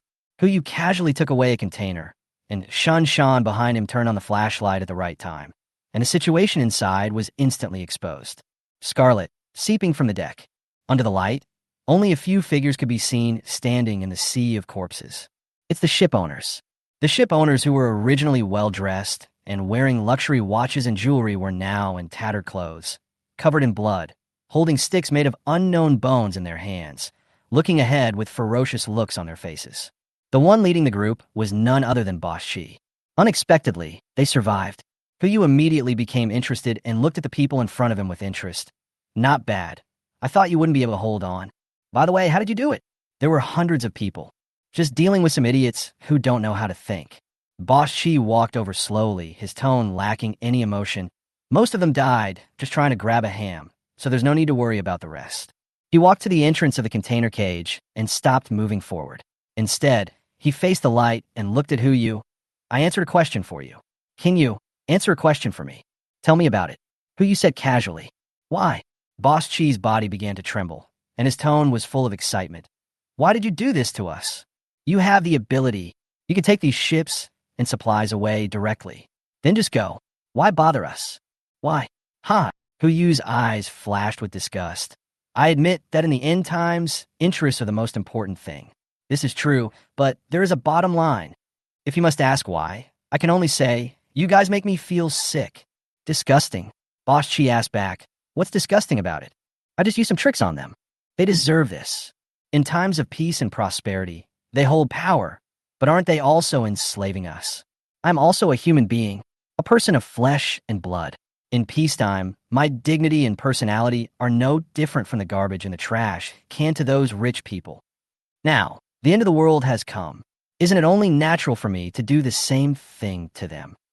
Why can I be treated like a beast of burden by them, but they can't treat me like a beast of burden? Huyu frowned slightly. He now understood why Boss Chi behaved in such a paranoid manner. Is he wrong? Not really. When people are exploited for a long time, their humanity will be slowly eroded and they will become emotionless beasts. When one day, an animal that has completely lost its humanity regains the qualifications to be a human being, then he will naturally treat other people as animals. But you couldn't judge whether he was right or wrong. But he doesn't need a comment. When he set his sights on Huyu and others, it was doomed. Survival has nothing to do with him anymore. Huyu turned around and gave Shan a look. The latter immediately understood, picked up the AK, and pulled the trigger. Chapter 94, Legendary Heart of the Ocean, Debut. July 28th. It's 11 o'clock in the morning, and there are still 3 hours before the Heart of the Ocean is unsealed. This is the 15th day of the end of the world. Half a month has passed since the rainstorm came. Since he didn't sleep well yesterday, Huyu didn't even set the alarm clock and just slept until he woke up naturally. He opened his eyes and woke up in his familiar room. After making sure there was no danger on the container ship, he moved out the entire 28th floor. As the saying goes, there is no place like home, especially when the environment is worse than that of a doghouse. Of course, just enjoy it. Huyu stretched himself and glanced at Sienna, who was standing beside him. He had gotten used to her presence and raised his hand to greet her. Hi, Sienna, good morning. And Sienna's words were still brief and sharp. She replied casually, and there was no further response. Huyu didn't care. After putting on his clothes, he went into the bathroom alone. It's time for the much-loved egg-opening session. It's been 3 days since the last time I opened the eggs, and now I can open them 3 times in a row. 3 black eggs were lined up in front of the bathroom mirror. Huyu quickly washed his face, then washed his hands, and raised his hand to the first black egg. A purple light exploded. Bite. Congratulations to the host for obtaining the cooking component, perfect, *1. Name, cooking components, perfect. Type, equipment. Effect. After use, it can be attached to any utensil, providing perfect cooking performance and increasing the food's satiety level and deliciousness level by +1. If the user's cooking skill is below perfect, the cooking level can be increased by 1. Once the equipment is bound, it cannot be removed or reset. Note, it tastes like mom's. A good start. It seemed that I have good luck today. As expected, you have to open the eggs 3 times in a row. The fresh air and fresh grass that appeared last time were all accidents. Huyu put away the cooking components with great satisfaction, preparing to install them directly after the Heart of the Ocean was upgraded. His eyes fell on the second black egg. He raised his hand and knocked, and a burst of white light exploded. The moment he saw the light, Huyu let out a sigh in his heart. Damn, it's dark this time. Bite. Congratulations to the host for obtaining 10 rice seeds, normal. Name, rice seeds, ordinary. Type, food seeds. Effect. After planting, it can mature twice a year with a yield of 1,000 kilograms per moo. The data changes with the level of the planting site, and there is a certain probability of producing high-quality rice seeds.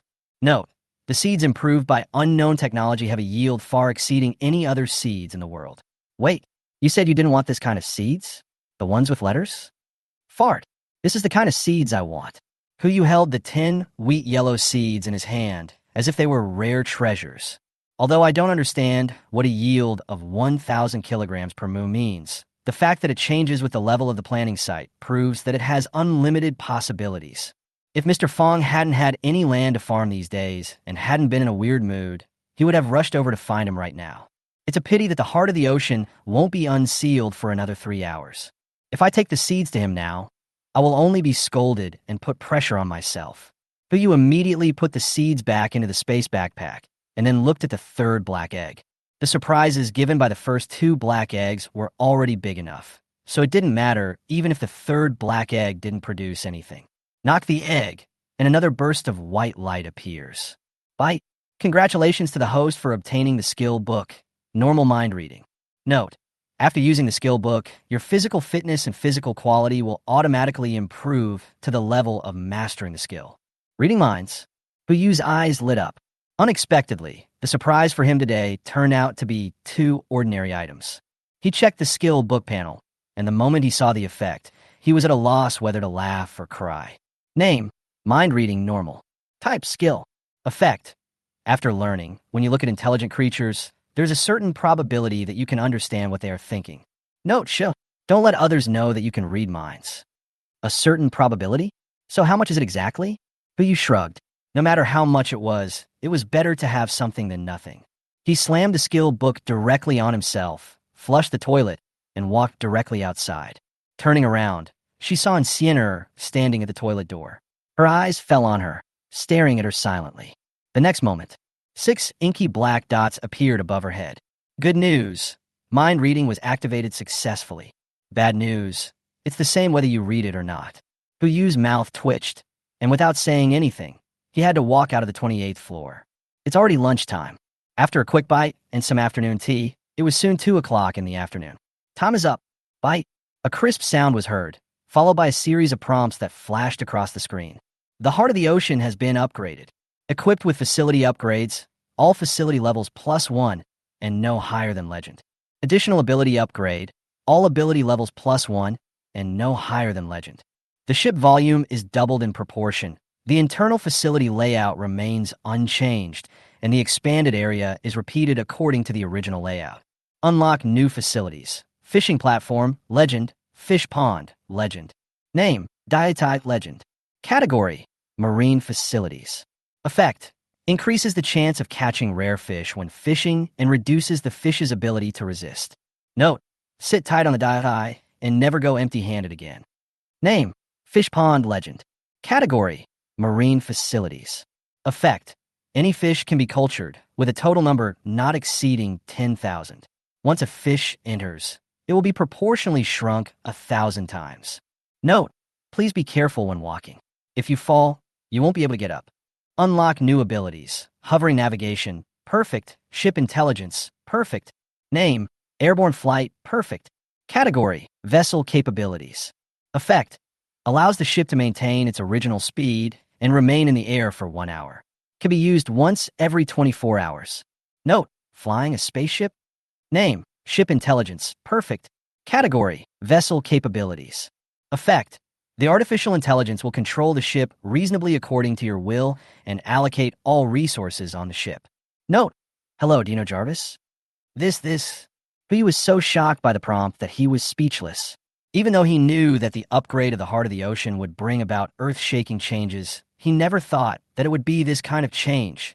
Hovering in the sky. A spaceship is also a ship, right? Huyu was filled with excitement and glanced at Zhao Zhong, who was fishing nearby. Brother Zhong, call everyone to gather. Okay. Zhao Zhong also knew that the time was up, so he put away his fishing rod and immediately ran towards the container. Everyone, gather aboard. As soon as the voice came out, everyone stopped what they were doing and looked at Huyu's back. He walked slowly to the side of the container ship and raised his hand slightly. The legendary version of Heart of the Ocean is here. Chapter 95, Super Double. What does twice mean? When a person is only 1 meter tall, you will feel that he is just a child. When this data is multiplied by 2, it is 2 meters. Not to mention humans. Any creature that reached this height, standing in front of them, would make people feel despair and suffocated. Not to mention, it is twice as big as the behemoth heart of the ocean. The original length of 155 meters was directly expanded to 310 meters. The height has been increased from the original 19.5 meters to 39 meters. Judging from its length alone, the size of the heart of the ocean is already larger than a container ship. This data is even more terrifying than some aircraft carriers. Coupled with the upgraded legendary weapons of this ship, it is not an exaggeration to say that this is a large armed destroyer. Not to mention, this ship can still fly for 1 hour every day. Air-to-ground attacks are much more terrifying than ground-to-ground attacks. Huyu raised his head, full of joy. A panel about the heart of the ocean suddenly popped up in front of me. Item: Heart of the Ocean Legend. Type: ultra-luxury large ship. Overall rating: S+. Facilities carried: anti-ship torpedoes, legend. Anti-aircraft missiles, legend. Anti-ground ship guns, legend. Breeding base, legend. Dialite, legend. Fish pond, legend. Additional capabilities: legendary speed, legendary displacement, legendary protection, legendary water combat mode, perfect hovering navigation, perfect ship intelligence. Note, a ship is also a sea barrier. There should be no ship on this planet that can destroy it or cannot be destroyed by it. Even the notes have become weird.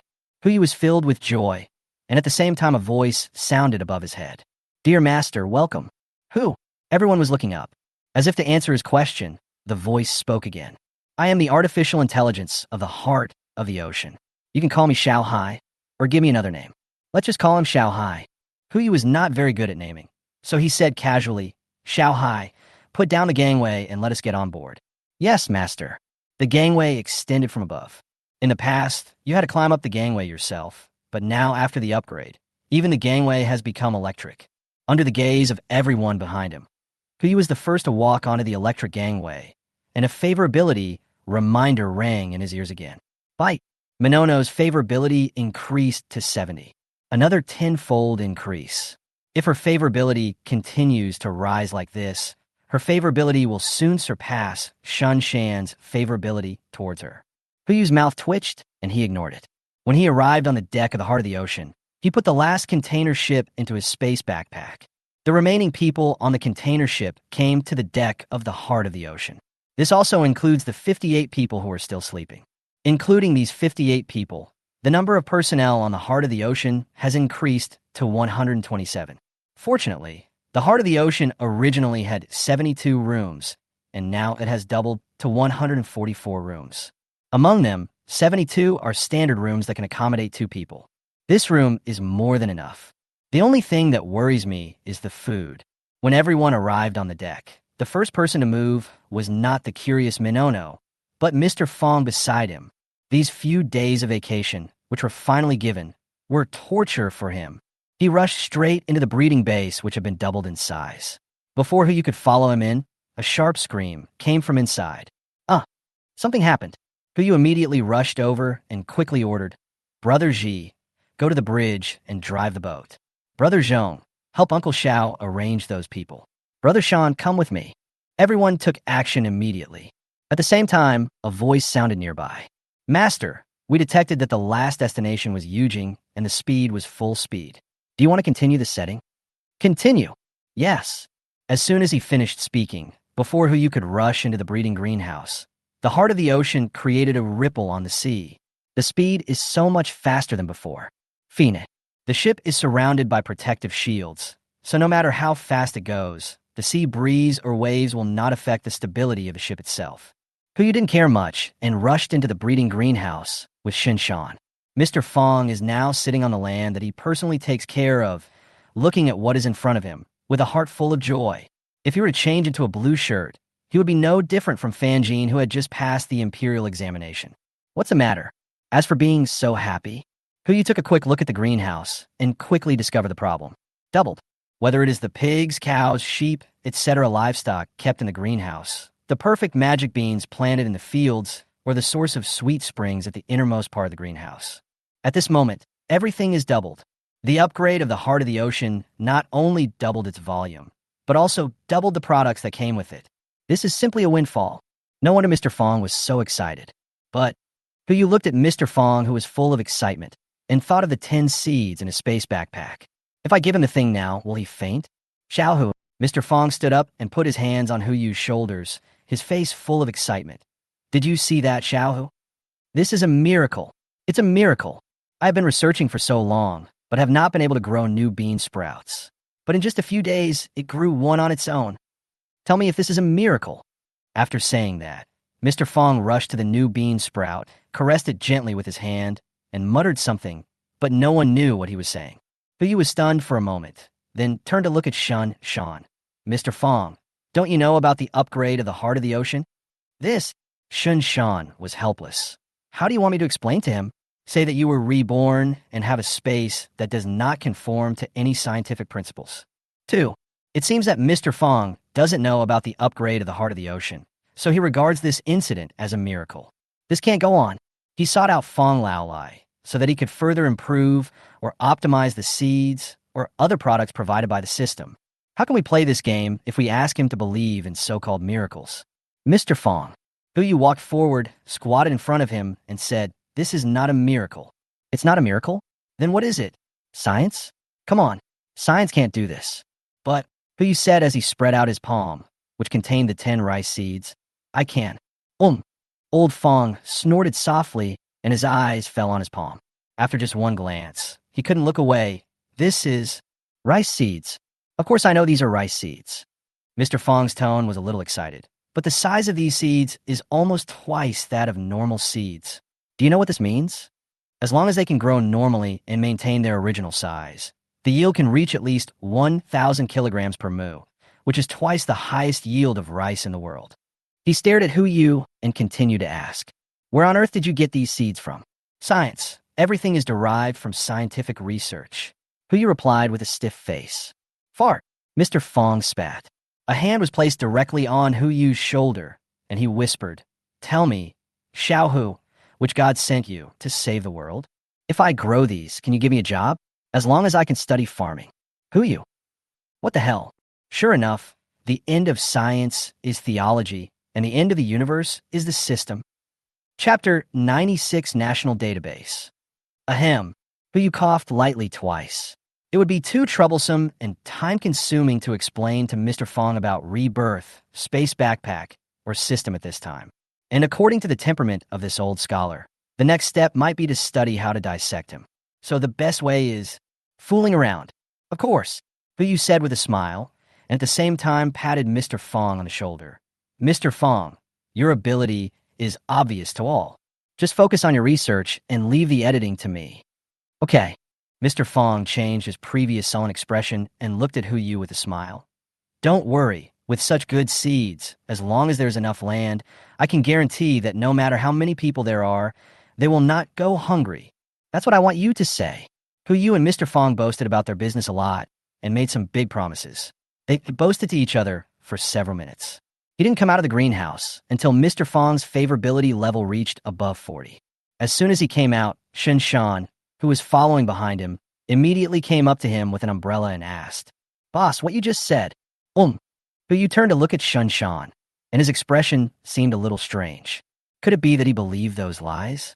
"Brother Shan, you didn't believe it, did you?" Shen Shan did not answer. "But this is the best answer. Brother Shan, there is no such thing as a God. I am just making empty promises to Mr. Fong. Do you understand? Stop imagining nonsense." Shen Shan hesitated for a few breaths and finally gave an answer. Obviously, he didn't believe it. I don't believe the explanation my boss just gave. In fact, he had suspected it a long time ago. Rebirth? What an outrageous excuse. It was obvious that the boss was sent by God to save them, just like the Noah's Ark in Western legend. Otherwise, how could he possess so many magical things? Even Bubu's leg injury could be healed in an instant. But why didn't he tell himself the truth? Is it because I haven't done well enough? Yes, that must be it. Think about Mr. Fong. His ability far exceeds his own, so he was told the truth. The boss chose to tell Mr. Fong the truth in front of him, and now he is denying it. He must be trying to urge himself. You have to do better to become the chosen one. Bite. Shen Shan's favorability increased to 89. Favorability increased. Boss. Shen Shan just opened his mouth and looked at him with gratitude. I understand your good intentions. Don't worry, I won't tell them about this. At the same time, I will help you supervise them and strive to make them meet your requirements as soon as possible. Require? What are the requirements? Hu Yu was stunned, and there was some confusion in his eyes when he looked at Shen Shan. But now is not the time to talk about this. There are still 3 days before the water level rises again. After an upgrade, the Heart of the Ocean speed has also been increased to the legendary level, but it is unknown to what extent it can be increased. He had to know an exact time, so that he could prepare for what happened next. See how high? Hu Yu spoke directly and asked the AI, at the current speed, how long will it take to reach Yujing?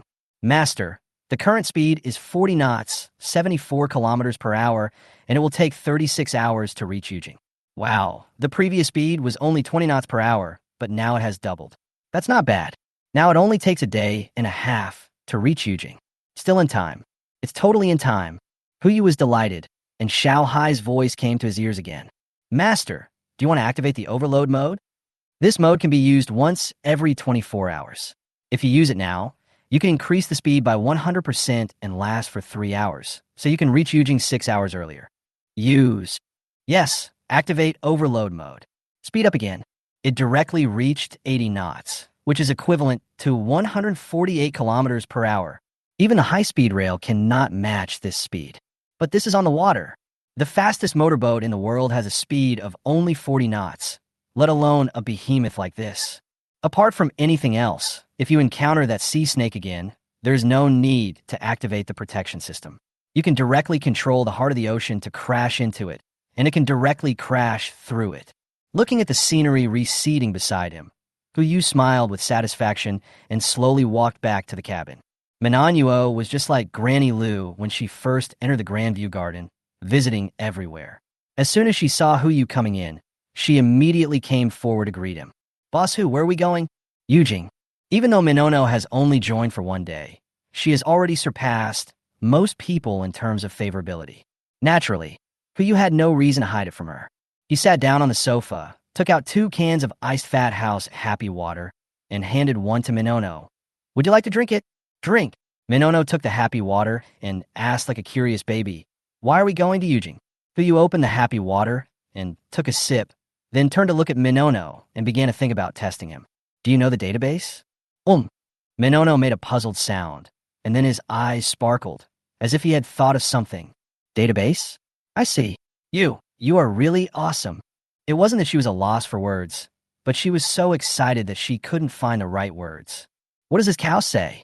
Yu leaned back on the sofa and continued to guide. I don't like people flattering me. It's definitely not flattery.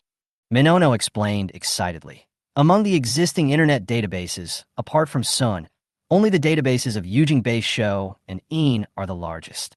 This is just a database on the internet. In addition, Yujing also has a national database. If I'm not mistaken, this must be your target. Books, materials, and many treasures of human civilization are all recorded in it. If we can take it away, then as long as there is one human being, civilization can continue. Really, the gap between people is so huge. It has been 15 days, and although many people on a ship know that Yu's target is the database, no one mentioned the national database. This thing is Yu's ultimate goal, but the confidentiality level of this thing is extremely high. God knows where it is. In order not to undermine the morale of the troops, Yu never mentioned it. Unexpectedly, it was revealed by Minono's words. In that case, that's quite true. Yu shook his head, but that's a national database. God knows where it is. Besides God, there is one other person who knows. Oh, who is it? Minono raised his hand and pointed at himself. Me, I know where it is. Chapter 97 Special Training. Really? Where is it? We're going now. Yu never thought that a talented person he picked up at random actually knew such a secret. It is true that after searching for a long time, you can finally find it without any effort. Boss Hu, don't get excited yet. Minono scratched his head and smiled. I only know some possible locations, but I don't know the exact location. We still have to try and error one by one. Easy. All we need is the approximate location. Tell me, how many possibilities are there? 125. How many? 125. Yu fell silent. He didn't say anything, just waved his hand and slumped down on the sofa inside the yacht. 125 places. Although they're all near Yujing, the area of Yujing is as large as 27 Korean capitals. It will be very difficult to find them. Even if the heart of the ocean maintained a speed of 80 knots, it would still take at least several days to search the entire Yujing. Time is money now, but Yu only knows what happened during the rainy period, so he must find a safe enough place during the rainy period. Do you want a national database or time? This is a problem. Unless Yu looked at the little children in front of him, and suddenly a hint of madness appeared in his eyes. Just 125 places. Of course, it takes a lot of time to search for them one by one. But what if each person is only responsible for 3 places? Minono. Yu immediately stood up, and after a few breaths of dejection, he regained his fighting spirit. How long will it take you to mark those 125 points? Give me a map, and I'll have it done in 3 hours. Good. Yu looked at Li Ji, who was doing nothing. Brother Ji, can you memorize the map of Yujing? If I memorize it and just sketch it, it will take 3 hours. Start now. Minono, you follow along. The sooner you finish, the better. Yes. The two of them responded at the same time, took a set of drawing tools, and found a room to go in and draw. Hu looked at Old Wong, who was still marveling at the heart of the ocean, and said, "Old Wong." "Hey." Old Wong rushed over and asked with a smile, "Boss Hu, what can I do for you? How long does it take to teach someone to read a map and sail a boat?" This, Old Wong's mouth twitched. Students majoring in navigation, even in junior colleges, need to study for 3 years. Excluding some academic subjects, it will take at least 2 years to master the skills of sailing. What if it's just a speedboat? That's easy. If you're a little smarter, just step on the accelerator and steer the wheel. What if the students were those kids? This. Old Wong fell silent. Although he was visiting the heart of the ocean just now, his attention never left Hu Yu. He also knew about the national database.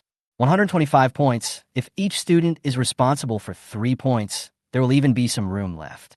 "Boss Hu, isn't it too early to let the children carry out this kind of mission now?" "Morning." Hu Yu frowned and asked back, "The past was the past, and the present is the present. Do you think that I have provided them with enough protection so that they can continue to receive 9 years of compulsory education as before, and then go to college and become a Kong Iji who can't take off his long gown?" "Old Wong, this is not how you dream. We can still protect them now, but what about the future?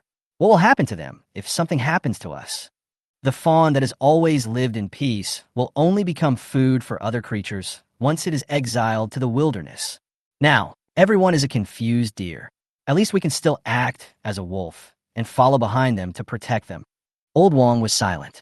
He had indeed not thought about these things before, but after hearing what Hu Yu said, he realized that his thinking was somewhat limited. Hu Yu took a step forward and placed his hand on Old Wong's shoulder. "I understand your concerns, but what we can do now is to teach them how to survive as much as possible, rather than just protecting them blindly." "I see." Old Wong was silent for a few breaths, and finally raised his head and looked at Hu Yu. "Boss Hu, don't worry. I will definitely teach those little cubs to become little sea wolves. I'll go now. No hurry. There's one more thing that needs to be done." "What's up?" Hu Yu didn't say anything, but took Lao Wong towards the classroom. Originally, the 2 luxury suites on the ship were connected to form a classroom. Now that the ship has doubled in size, the classroom has been divided into 2. Xiao Zissou and Su Linglong discussed it and decided to teach separately. It can be considered as sharing the pressure evenly. As soon as Hu Yu arrived, he merged the 2 classes together. There was no intention to hide it from them, but to distribute the tasks directly. Many of you may not have any idea about the national database. Simply put, it refers to all the books with written records in our country, whether they're handed down from ancient times or are being studied now, whether they're domestic or foreign. As long as the books, documents, and materials are useful to people, they will be recorded in the database. Getting the database is equivalent to getting the spark of civilization. This database is equivalent to a treasure trove for mankind. It's just that this treasure is hidden in one of the 125 places. We don't have time to search for them one by one. We need you to be the captain and drive a speedboat alone to search in the heavy rain. Of course, this is voluntary. If anyone is willing to sign up, please raise your hand now. From today on, you will learn how to sail with Captain Wong. At first, only 2 little paws were raised. One belongs to Guan Li, and the other one belongs to Bu. The next moment, when someone saw Guan Li raise his hand, they also raised their paws, but they were still a little timid and obviously a little cowardly. It would be abnormal for children at this stage not to be timid. 13 in total. Hu Yu waited quietly. 1 minute later, there were still only 13 people raising their hands. The number of people who raised their hands accounted for a quarter of the total number of people, and he was content. Hu Yu didn't wait any longer. He immediately said, "Except Bu, everyone else will follow Captain Wong to learn how to sail. Those who didn't raise their hands can continue to learn." "Brother Hu Yu," Bu's voice rang out in the classroom. "I want to learn how to sail too." "Be good, Bu." Hu Yu walked up to Bu. She is now able to stand normally, and she also stands up when she raises her hand. But even so, Hu Yu had to squat to be able to look at her at eye level. "Brother knows you want to do something, but your legs are not fully healed yet, so driving a boat is not suitable for you. You'll have a chance to show your abilities in the future, okay?" "But, boss," Shen Shan's voice rang out from outside the classroom. "Let her go." "Brother Shan?" "You." "Boss, Bu is different from other children. She is the descendant of a soldier and shoulders the duty of a soldier. Shan's eyes were very determined. If she doesn't have the ability, then forget it, but we all know that she is capable enough to do this. If this still requires her to hide behind the people, it will be a shame for her and a shame for us. You wanted to say something else. But Bubu spoke again. Yes, brother Huyu, just let me try. If it doesn't work, I'll just step down. What else can Huyu say? He could only sigh. Okay, give it a try. 29 hours later. There is still 1 hour left before arriving in Yujing. At this moment, Huyu was standing in front of the 13 children who were receiving special training from Old Wang, and his jaw was somewhat out of control. Are they really just kids who only had 20 hours of classes? Chapter 98, Separate Action. July 29th, 8 p.m. The 16th day of the end of the world. The heart of the ocean has reached the edge of the Yujing area. Even at the edge, the water surface is already covered with a forest of steel. Yujing, which should have been brightly lit, is now dark, with only most of the concrete buildings visible above the water. That is in Yujing. If it were in other places, you wouldn't see these densely packed buildings at all. The disadvantage of heart of the ocean appeared for the first time. This thing is really huge. Not only is the length reaching 310 meters, but the width is also over 70 meters, so it is easy to pass through these buildings safely.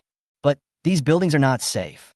Huyu would not show mercy to his enemies, but for these innocent people, life in the apocalypse was already difficult. If the place where they lived was collapsed by a ship, even in the underworld, people will draw a circle and curse him. There is only one way to go in and purchase or search the database. Change boat.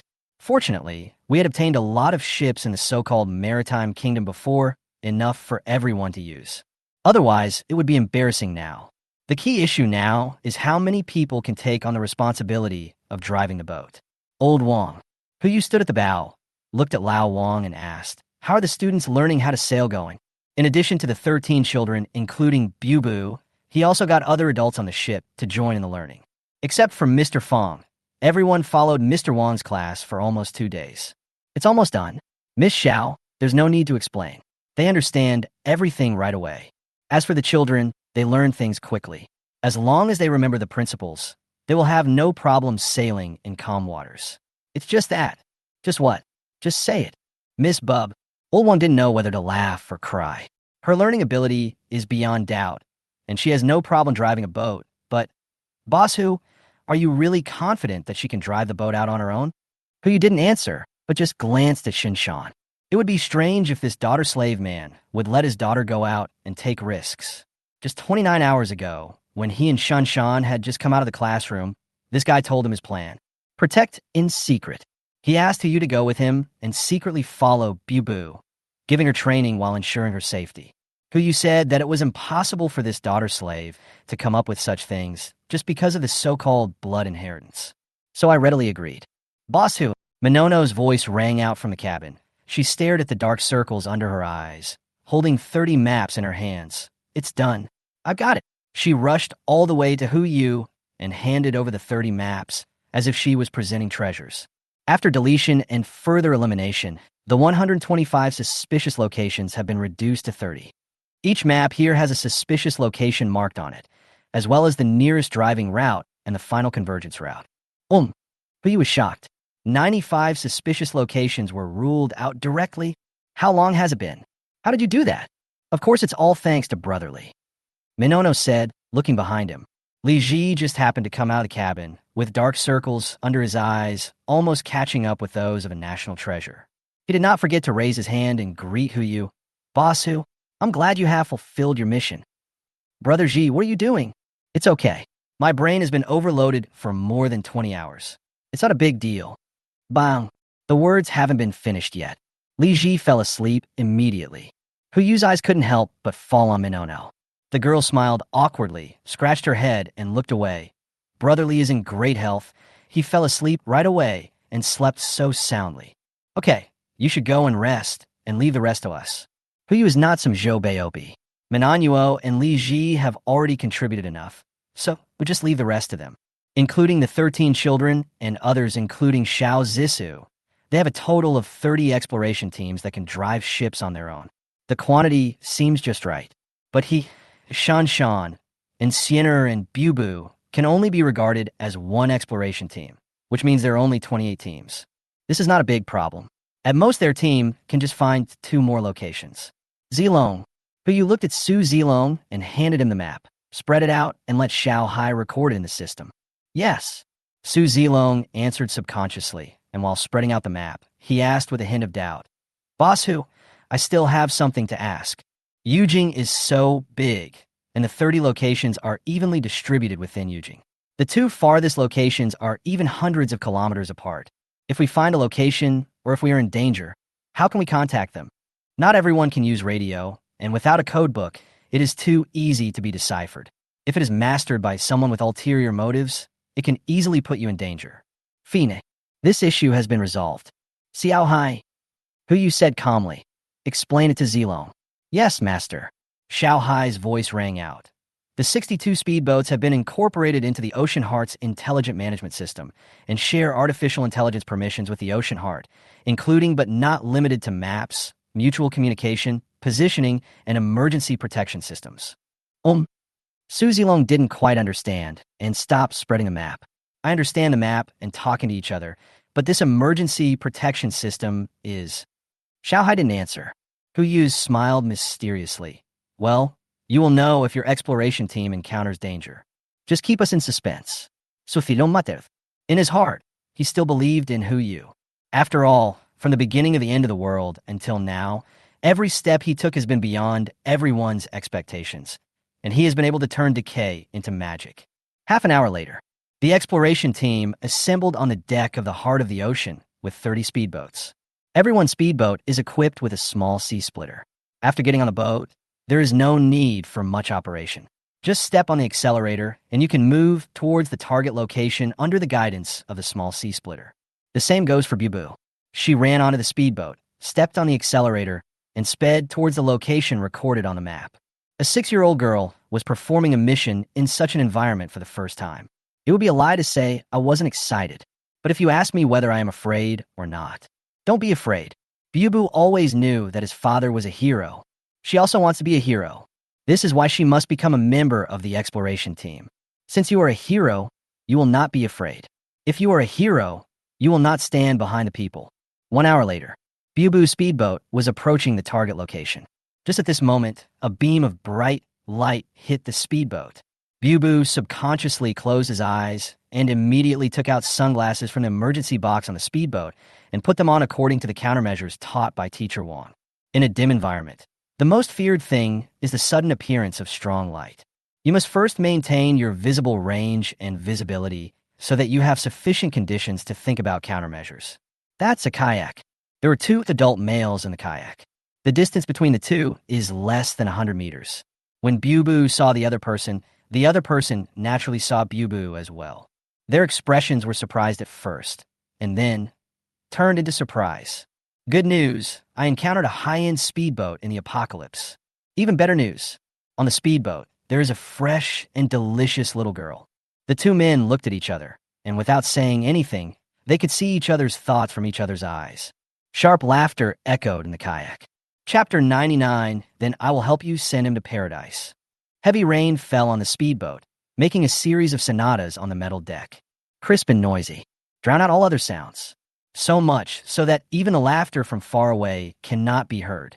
Bubu could only watch as the kayak with its lights on in the distance turned around and sped towards her.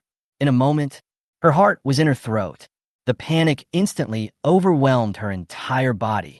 Also overwhelmed by panic was Shan Shan, who was following a few hundred meters away.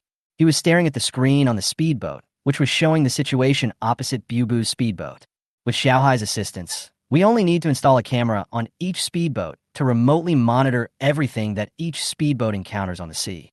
As for where the camera comes from, the batch of drones that Su Zilong had stockpiled before, each of which had 8 4K cameras, would only require more than 30 speedboats, which was still an easy task. Otherwise, you would not feel comfortable letting those little kids go out on missions alone. Of course, this kind of thing, he didn't tell the group of children, let alone other adults. Carry out the mission. If we can't make them feel the danger, how can we make them realize that the current safety is hard-won? Why don't we get closer? You asked from the side. He could sense that Shan Shan was worried. Even Sienna behind him couldn't help but clench her fists. After all, this is Bubu's first mission.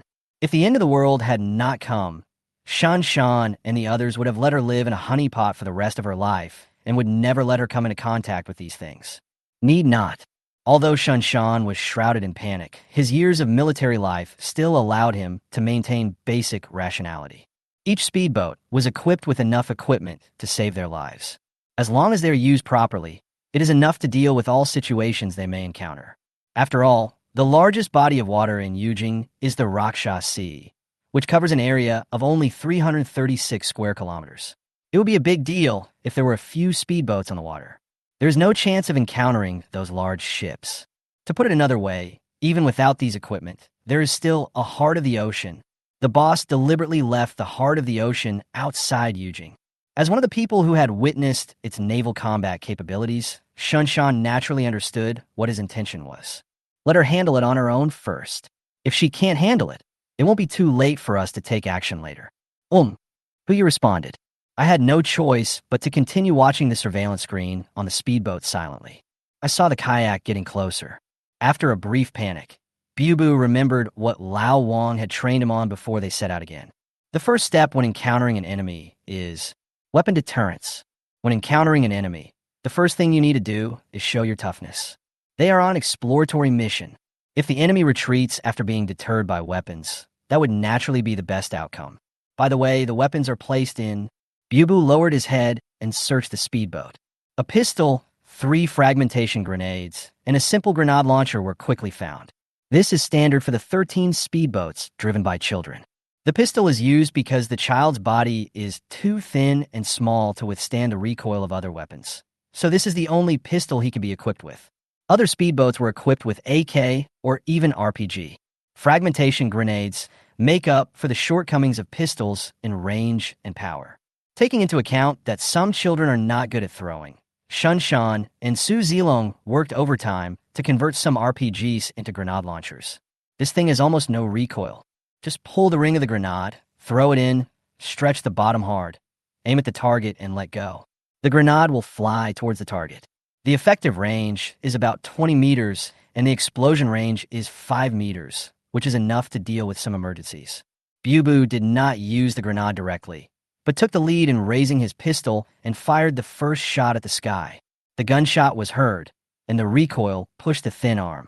Fortunately, Huyu found someone who was proficient in swimming to teach Bubu, and her arms were barely able to withstand the impact of the gun. Bang! The sound of gunfire echoed. The 2 people in the kayak couldn't help but stop paddling.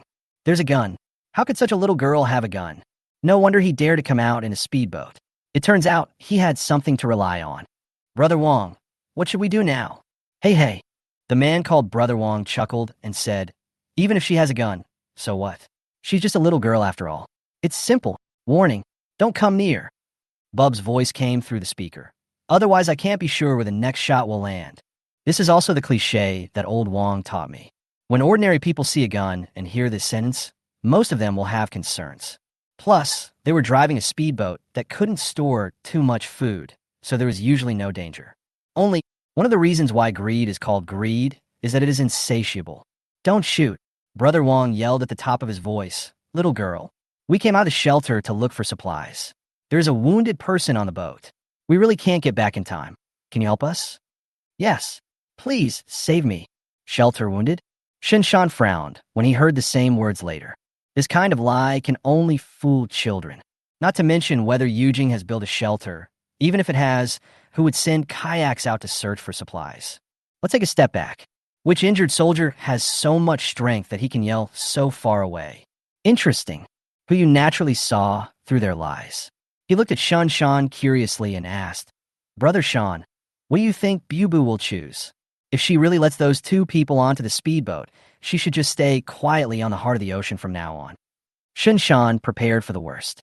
He's already warming up. As soon as Bubu let the 2 men get close, he would jump into the water and swim toward the speedboat, expose them and kill them in front of Bubu to make her face the reality. But Bubu's choice surprised both of them. Oh, the wounded? Bubu raised his hand, aimed at the kayak, and fired a shot. Bang! When the gunshots were heard, the kayak, which was still moving forward, suddenly lost its momentum and began to sink rapidly under the heavy rain.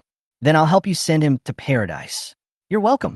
Come on, you must take good care of your brother on the road. Two soft yet slightly dark sounds echoed on the water.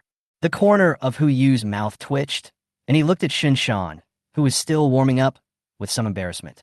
The other party looked at him with the same embarrassment. The two of them realized it at this moment. That little cotton jacket that is always soft and sticky while sitting in a wheelchair may be filled with tainted cotton. But it's not a bad thing. In this world, black-hearted cotton is obviously more suitable for survival than thermal cotton. Watching Bubo's speedboat heading towards its destination, Hu Yu and Shan didn't say anything, but just followed silently. 5 minutes later, Xiao Hai's voice came from the speedboat. Master, we have detected that a large part of the exploration team has been seriously attacked. According to our calculations, the other party is suspected to be members of the same organization. We have calculated the approximate location of the enemy base. Should we lock onto it and launch a long-range attack? Hu Yu frowned and looked at the screen. Where is the other party's base? A red dot appears on the screen. It just happens to coincide with one of the 30 suspected locations. And it's not far ahead. Chapter 100 Swim, I'll follow you. What a coincidence. Hu Yu uttered helplessly. According to Xiao Hai's calculations, the enemy base was not far ahead, and the kayak just now might have come out not long ago. Even the sound of the gunshot fired by Bubu might have been noticed by the other party. Even though it's raining so hard now, to the ears of people who are on edge, the sound of danger, no matter how heavy the rain is like a silver needle falling in a quiet room. As long as you listen carefully, you'll be able to hear it. This is no longer the time to take risks. Xiao Hai, send some to be, etc. Hu Yu was just about to ask Xiao Hai to send a message to Bubu, asking her to come back for the gathering, but he was interrupted by Shan before he could finish his words. Brother Shan, you don't want to test Bubu now, do you? A kayak is a kayak, and an organization is an organization. Since the other party can organize a large-scale exploration operation, there must be a lot of people inside. How could a 7-year-old girl with limited weapons be a match for that organization? Boss, I know, I just want to see how she plans to deal with it. Shan smiled bitterly and said, just give me some information, saying that there is a suspected stronghold of an organization ahead. As for whether to retreat or what to do, we will wait and see. After all, as an old father, I don't seem to know what's going on in her mind. The corner of Hu Yu's mouth twitched. He couldn't help but think of the scene when Bubu was joking with the two men after he shot at the kayak. It's really terrifying for a little girl to be able to do this, especially after hearing what Shan said. He really wanted to see what Bubu would actually do. Xiao Hai, sync the information to Bubu and give her the authority to perform long-range strikes. Let her decide what to do. Also, if she contacts me, tell her that I found the national database and am trying to salvage it, and that I can't get through. Yes, master. On the speedboat. Bubu drove the speedboat to the place where the kayak was submerged. She swept the water with a flashlight, not to look for the other party's trace, but to see if there were any supplies left behind. Brother Hu Yu once said that we should be frugal. The next moment, bite, Xiao Hai's voice rang out in the speedboat. Miss Bubu, urgent notice, there seems to be a local organization at the exploration site ahead of you. They have sent a large number of kayaks and a small number of speedboats, and have already launched an attack on our exploration team. The specific location has been marked on the map for you. The master has unlocked the long-range attack permission for you. You can control the heart of the ocean to attack it at any time. Whether you leave or continue, the owner supports your choice. Oh, Bubu asked doubtfully, were those two people just now also organized by them? There's a 98% chance that it is. Are there any casualties on our side?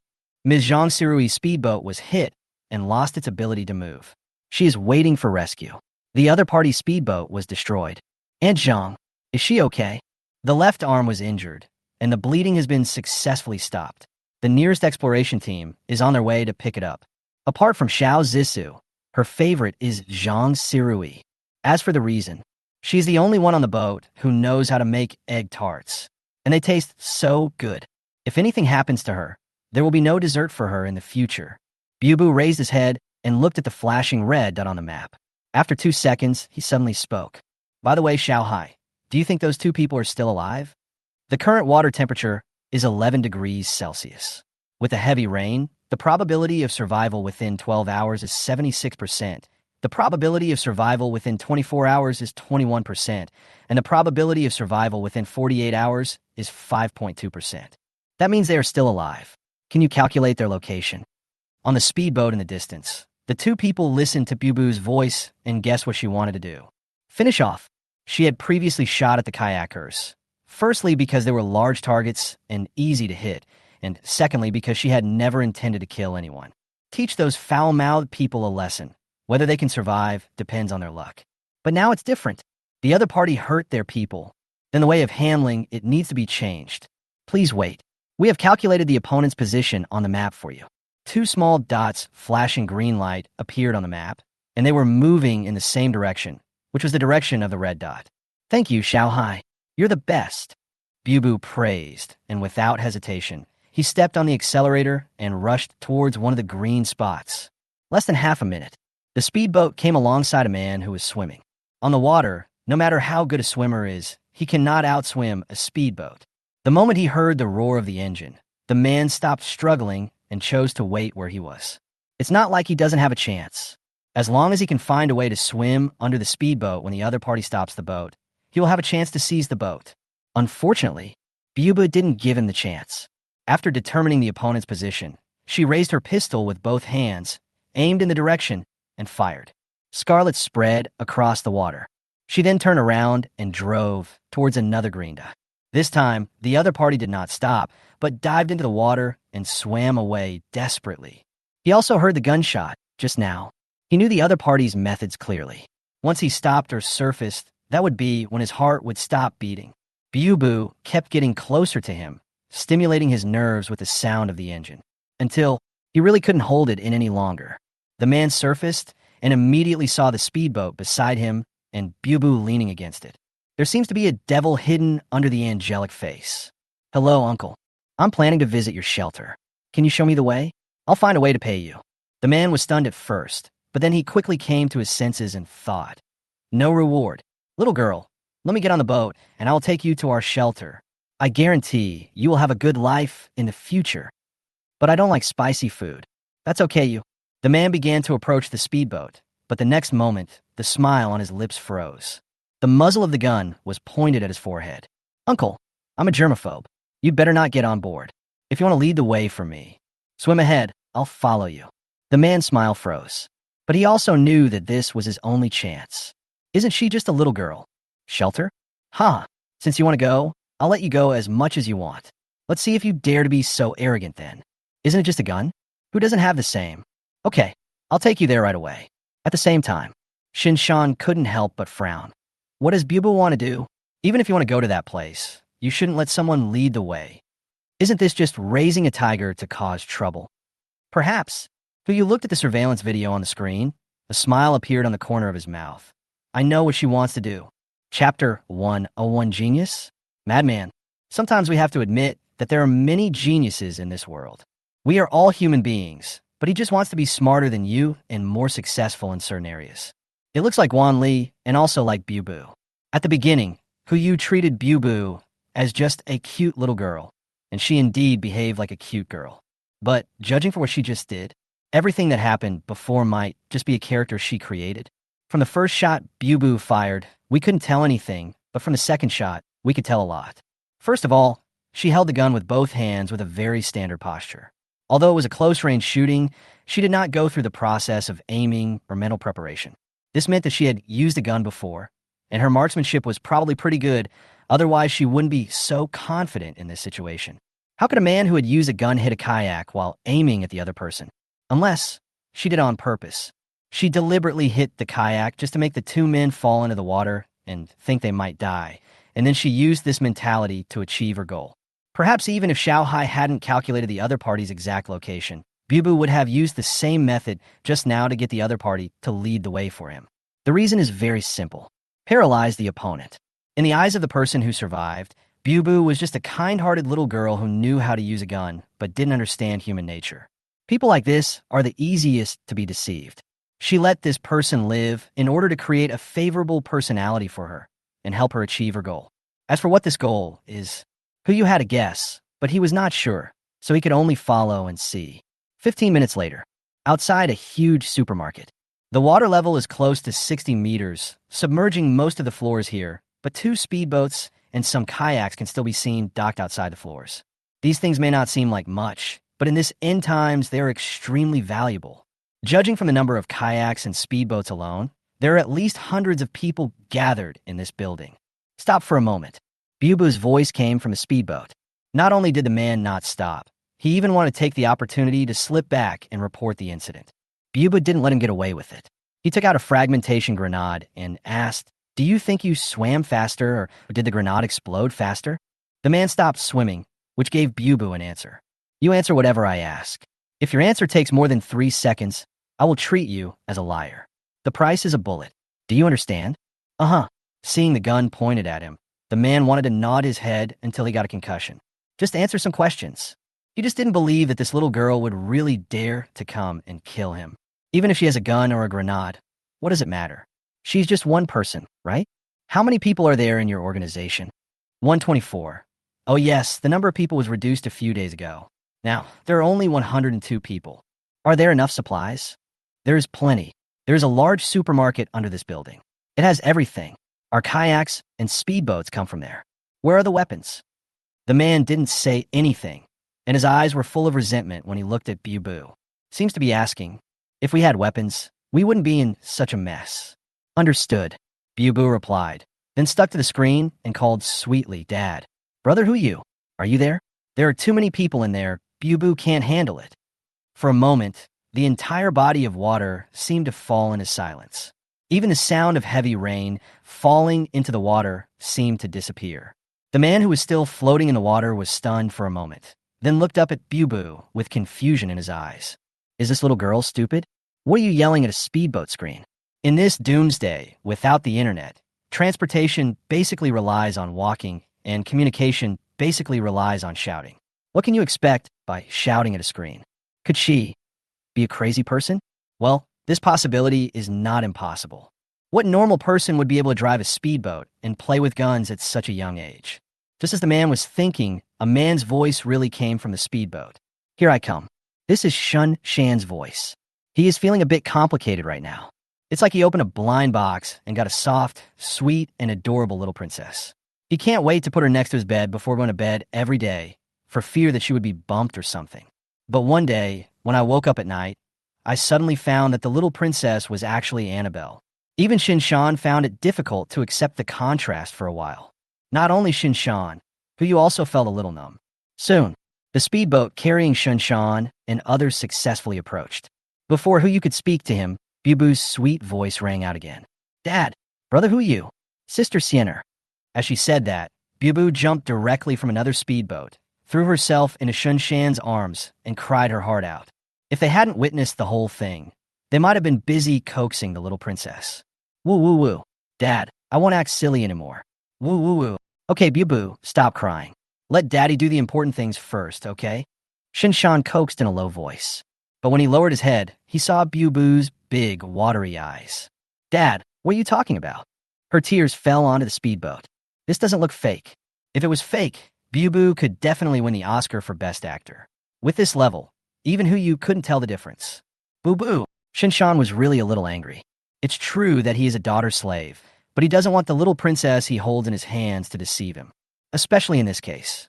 "Wait, Brother Shan, don't be in a hurry." Who you stopped Shinshan from making the next move, squatted in front of Bubu, and asked with a little confusion, "Bubu, what did you mean by not making trouble just now?" "No more speedboats." Bubu looked at Hu Yu and said softly, "That speedboat is too difficult. I can't learn it all. And that teacher Wang is too fierce. Something is wrong. Something is extremely wrong." Bubu's thoughts are still on 30 hours ago, when Professor Lao Wang was driving the speedboat. It's been 30 hours now. How could she still be stuck in this memory? Shinshan also noticed something was wrong. He squatted down, frowned, and asked, "Bubu, think about it carefully. This happened 30 hours ago. We are already in Yujing. You are on a mission, remember?" "Yujing?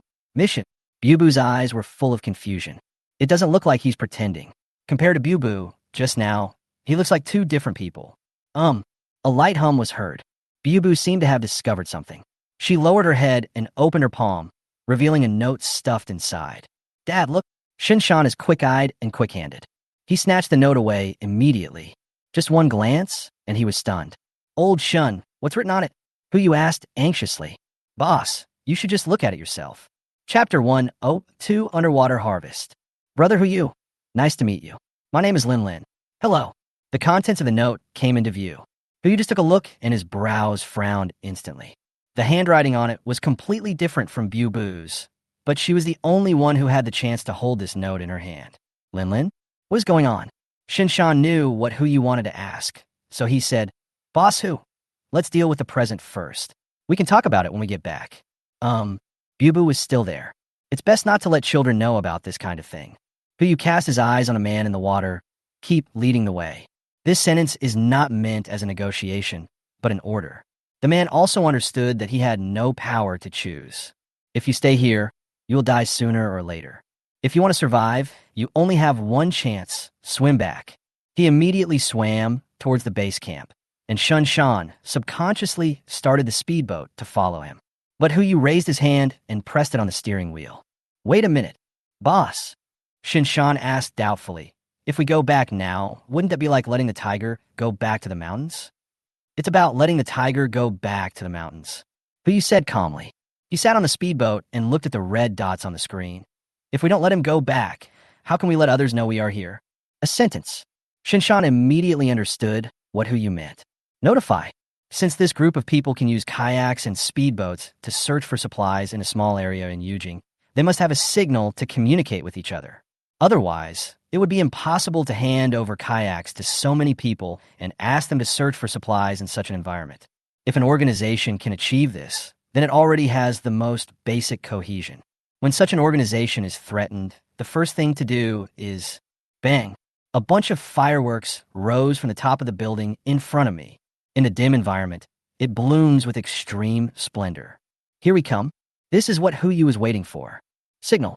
When the other party knows that you have guns, they will definitely call back the people they sent out. Those people must be elites. And this is exactly the result that Who You wanted. Gather together in one place all the dangers that others have encountered or may encounter. To put it simply, it means besiege Wei to save Zhao. Master, the kayaks encountered by the various exploration teams have been detected retreating. Xiao Hai's voice rang in my ears. New, Who You replied, then sat on the speedboat and looked at Bubu, who was still shivering in front of him. Even if Shan Shan didn't say it, he actually guessed something. He had never seen Bubu's faceplate before and didn't know what skills and personality she had. But what she just did was obviously not something that Bubu could do. Unless she has another personality. But you had read some news before. I heard that someone had split personality. One of his personalities was nearsighted and the other had normal vision. When the personality switches, even the vision changes. Even the physiological structure will change as a result. So it is normal for the skills mastered or the personality to change. Plus the name on the note. Lin Lin. Perhaps this is another character of Bubu. Who You looked at Bubu without saying anything and looked at the screen on the speedboat again. Xiao Hai. Is a location marked by Minono nearby? Yes, master. To be exact, it is 37 degrees from you, 568 meters away. Who You looked at the place, Xiao Hai pointed. Covered by 60 meters of water, there's only a vast expanse of blue. Brother Sean, if it is a national database, can it still be used after it is flooded? I don't know. Shun Shan smiled bitterly. Although he was a soldier before, he didn't understand these things. He could only guess. But something as extremely confidential as this should have an emergency protection system, and the waterproofing should be good. So there's still a chance, right? Who You asked back and casually took out a skill book from his space backpack. Mastering diving. This is one of the skill books that Zhao Zhong and Su Zilong had fished out before. I had never learned it before and never thought I would face this kind of environment. He raised his hand and slapped the skill book onto his body. There were some changes in his body at once. But you could clearly feel that he was breathing more easily, and the strength of his lungs had also changed to a certain extent. Brother Sean, you stay with Bubu. I'll be there. Boss, is everything okay? Rest assured. Let Siener come along. Siener, I'll tell you, I can dive. And Siener's words are always concise. But you did not refuse either. He couldn't be sure of the underwater environment, so it would be safer with Siener following him. As for what's happening on the water, it will take some time for those people to rush back. He has every confidence to run a round trip. But you jumped onto the speedboat that Bubu had driven earlier and Enciender followed. As soon as he reached the position, he took a deep breath, turned his head to look at Enciender, and jumped into the water. Cool, wrapping the whole body. This was not the first time Huyu had experienced this feeling. In a previous life, that woman soaked my whole body in seawater. This life was his own choice. With his proficient diving skills, Huyu was able to open his eyes underwater and barely see what was happening beneath the water. The next moment, a burst of white light appeared from behind. Huyu turned around and found Enciender following him with a military flashlight in her hand. You still need teammates. Start diving. 10 meters, 20 meters, 30 meters. Huyu began to feel a little tired, but he could feel that he had not reached his limit yet. Soon, he saw a group of buildings. The height of this building complex is not very high. The highest one is no more than 20 meters. He needed to dive another 10 meters before he could reach the roof of the building. Huyu continued to dive and soon reached the rooftop. He was lucky enough to land right at the rooftop gate. Unfortunately, the door is locked. It is now 40 meters underwater. With this water pressure, he wouldn't be able to open the door even with a key. Fine. The white light gradually approached, and Enciender came to Huyu's side. Without any extra movements, just a kick. Bang. A series of bubbles appeared. The iron door was kicked open. Enciender pointed inside and indicated that she should go in first to explore the way. Huyu shook his head and raised his hand to press on the concrete wall. One collection. The entire building was put into the space backpack. Under the water, Enciender tilted her head. Huyu's mind-reading technique was successful for the first time. A series of appeared above Enciender's head. It turns out that you have emotions too. This is fun. Huyu smiled and began to float up, checking out his recent harvest. Just one glance, and he was stunned. There was no large storage space containing databases, but rather 5 aircraft, 5 fighter jets. Chapter 103 Ransom.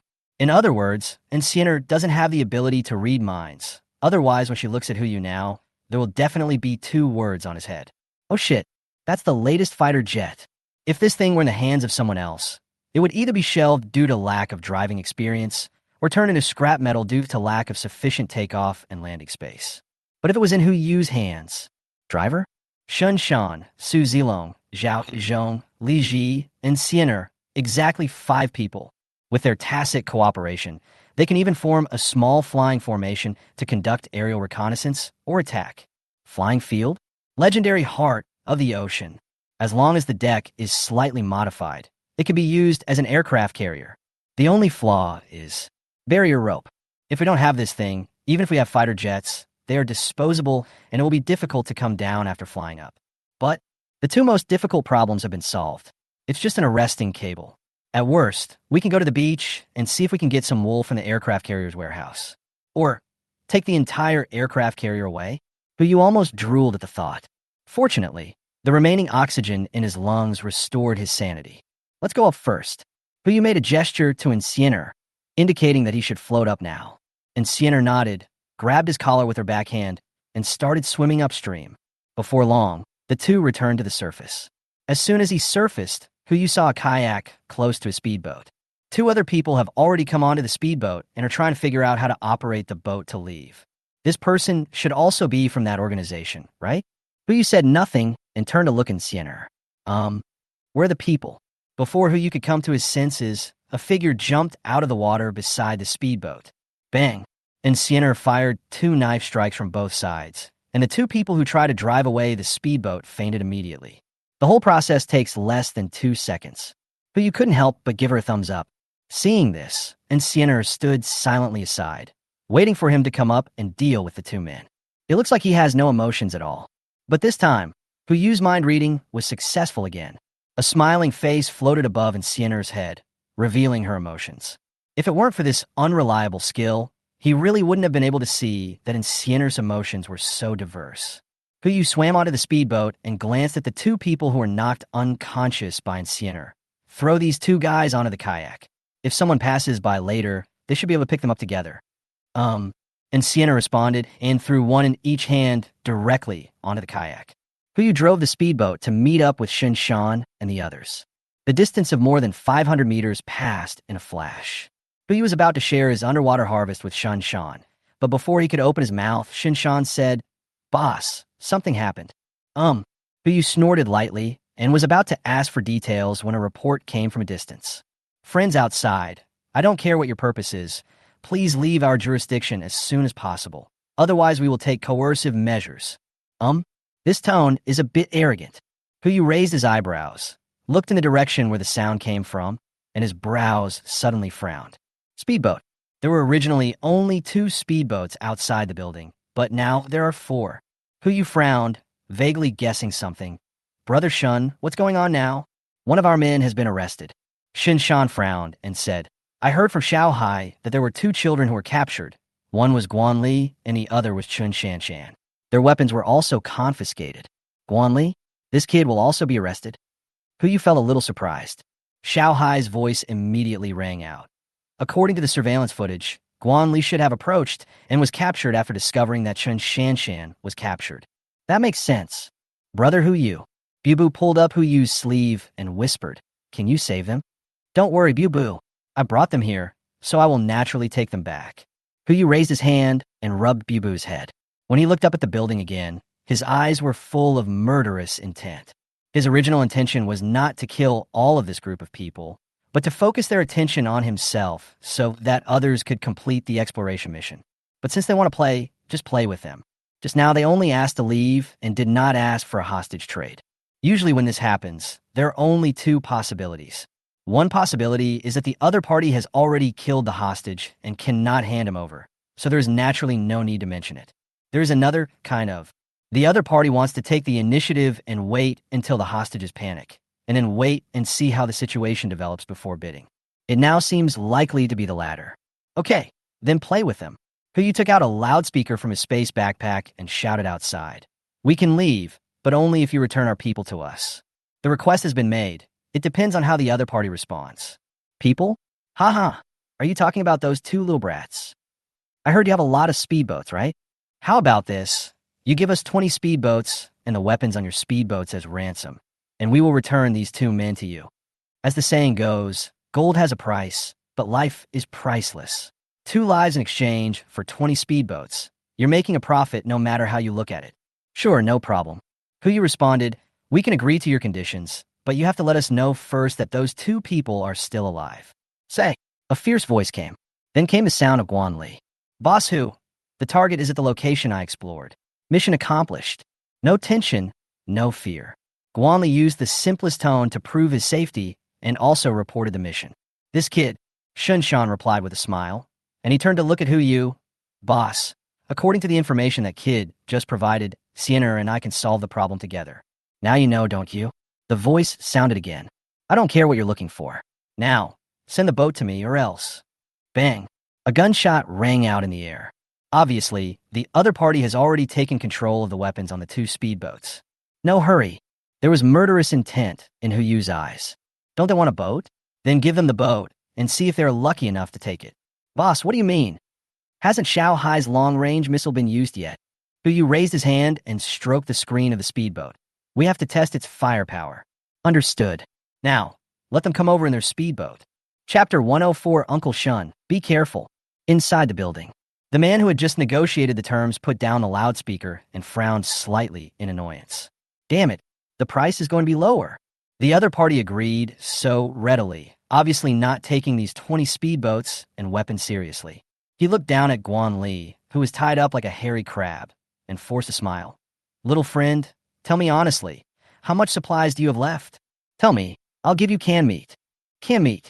As soon as these 3 words came out, the eyes of everyone around stared wide open. This is the only edible meat they can find in the apocalypse. It can be said that a can of meat is enough to buy a person's life. Really? Guan Li exclaimed, his eyes full of desire, and he swallowed his saliva in a very pretentious manner. No, I don't believe it. You can't have canned meat. Even if you do, you can't give it to me. Who said that? The man asked back and gave a look to a muscular man behind him.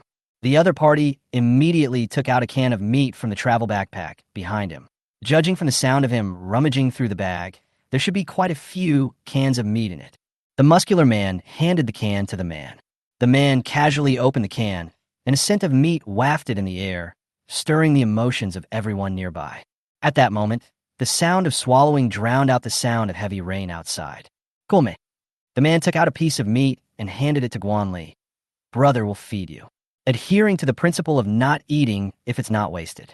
Guanli bit down directly, and while swallowing the small piece of meat, he did not forget to bite the man.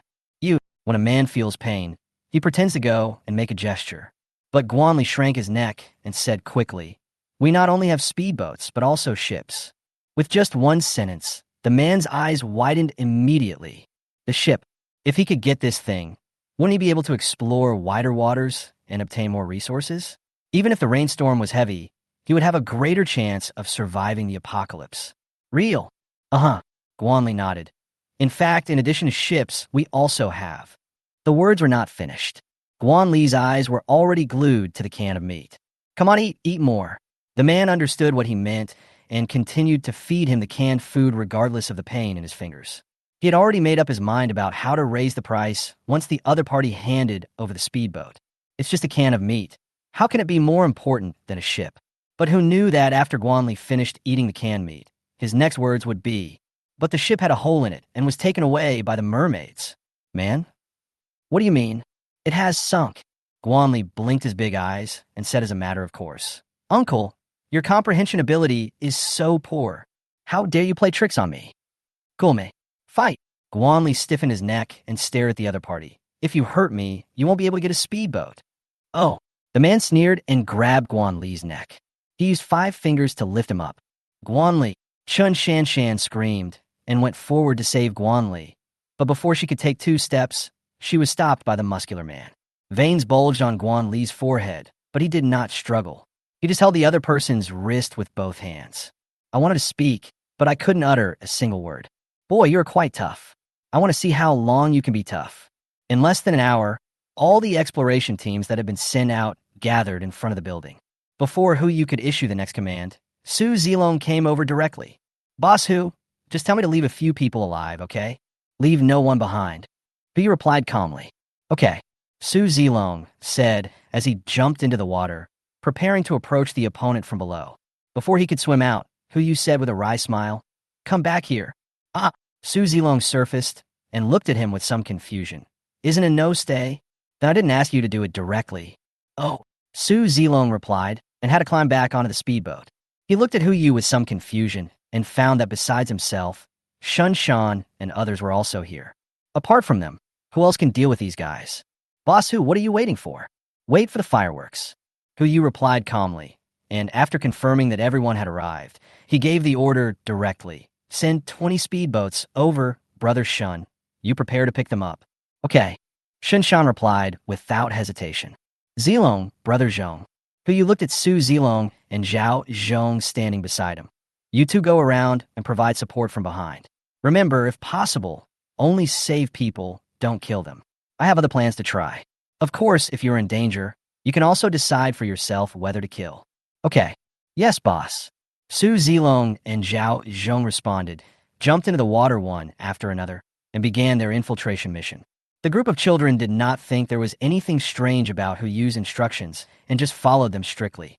But the other adults' eyes were full of confusion. "Send 20 speedboats." Although this number of speedboats is nothing to them and is far less important than 2 lives, but there is obviously a better solution. Why did Basu do this? You can't be so timid that you're afraid of those guys, right? Impossible. Absolutely impossible. Su Linglong got off her yacht and came to Han Weiwei's speedboat. "Sister Linglong." Han Weiwei lowered her voice and asked Su Linglong with a hint of confusion, "What does that person mean? Did you compromise with these guys?" Others may not know what level of combat power Shinshan and others possess, but the 2 of them know it clearly. They were the ones who rescued the 2 people in the first place. Unless that floor was full of mutated monsters, how could they possibly be a match for this group of people? "Let's wait and see." Su Linglong replied casually, standing on the speedboat and looking in the direction of Hu Yu. According to his personality, it is impossible for him to accept threats from others, let alone give up the benefits he has obtained. He must have his reasons for doing this. In addition to these 2 people, there were more or less other sounds on other speedboats. Most people don't quite understand why Hu Yu did this. Although he was confused, the movement of the idle speedboat did not slow down at all. 20 speedboats were quickly assembled. Shun Shan simply connected the 20 speedboats together with ropes and drove the front one towards the building. He held a megaphone and shouted, "Hey, the people above. The speedboat is coming to you. Release the people." One of them stuck his head out and took a look at the number of speedboats outside. 20 ships. Just right. The man who had previously held Guanli hostage took a look outside, confirmed that there was only one person on the other side, and immediately waved his hand to give an order. Emission. Yes. As soon as he finished speaking, two people holding grenade launchers aimed at Shunshan at the same time and threw the grenades out. Upon seeing this, Guanli exclaimed in surprise, "Uncle Shun, be careful." Chapter 105 National Database Get. The moment the voice came out, Shunshan realized something was wrong. He jumped into the water immediately, dived deep below the surface, and hid directly under the speedboat. He was responsible for purchasing this grenade, so he naturally knew its power. Hiding in this position, no matter how many grenades are thrown down from above, they will not cause any harm to him. It's just a gift. Bang! A crisp sound fell on Guan Li's face. The man had a ferocious look on his face. He grabbed his collar and asked, "You like to talk too much, don't you? Well, I'll see how hard you can talk." Bang! Another slap in the face with the backhand. Guan Li's cheeks swelled up at a speed visible to the naked eye. In the corner, Su Zilong frowned, but did not act rashly. He used the headset to say to Huyu, "Boss, we have successfully infiltrated and can carry out the mission. Is there any danger? Can we rescue Guan Li and Chun Shanshan safely?" Huyu asked immediately. "It's not dangerous. It can be handled." Zhao Zhong's voice sounded nearby. If Su Zilong said this, Huyu would still consider it, but if Zhao Zhong said it, then don't think about it. Action. Huyu said calmly, "Brother Shan, you are responsible for the support." "Yes." Shun Shan also responded, turned over from under the water, boarded the speedboat again, looked up at the people upstairs, and shouted at them in a pretended angry tone. "Hey, isn't this a deal? Do you still have any sense of contract?" Hee hee, the spirit of the contract. The man was attracted by Shun Shan's voice and stuck his head out. "It's already the end of the world. Who the hell would tell you about the contract?" Before he could utter the word "about," a gunshot rang out over the water. Shinshan pulled out his pistol and shot, hitting the man directly between the eyebrows. Blood splattered all over Guanli, but he didn't hesitate at all. He immediately ran to grab Shanshan and ran to the window at the same time. Bang! The window that had just been pierced by the bullet completely withstood the impact of the two men and instantly turned into countless fragments, falling from the upper floor. Also falling were Guan Li and Chun Shanshan. Fortunately, this floor is not high. It is only about 6 meters away from the water surface and will not cause much harm to the two little guys. Seeing this, Shunshan immediately jumped into the water to save people. At the same time, upstairs, the moment they heard the gunshots, Su Zilong and Zhao Zhongjing were preparing to take charge of one person each, rescue the child first, and then deal with the group of people. But before they could come to their senses, the two little guys had already jumped into the water. The two looked at each other and saw confusion in each other's eyes. "What should I do? The mission targets have all left. Why are they staying here?" "Force them into the water." Huyu's voice sounded in the headphones. He naturally noticed what had just happened and directly changed the goal of the two people. "I just want the result." "Got it." Su Zilong and Zhao Zhong jumped out directly, each holding an AK in his hand, and started shooting. The sound of gunfire echoed between the floors. "Enemy attack! Enemy attack! Run! Quick! Window! Jump out the window and run!" Amid the fierce gunfire, one could actually hear some noise. The more than 100 people on the floor instantly went from being excited about receiving the great gift to being panicked. A group of people rushed towards the window like moths to a flame. Like dumplings being dropped into water, they jumped in the water one by one and swam desperately towards the 20 speedboats. Maybe because their lives were threatened, that group of people swam very fast.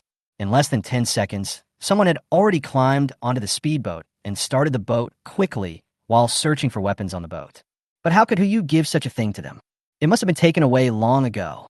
Seeing that the search was fruitless, those people drove away in the speedboat, not daring to stay for even a second, afraid that the bullet would fall on him.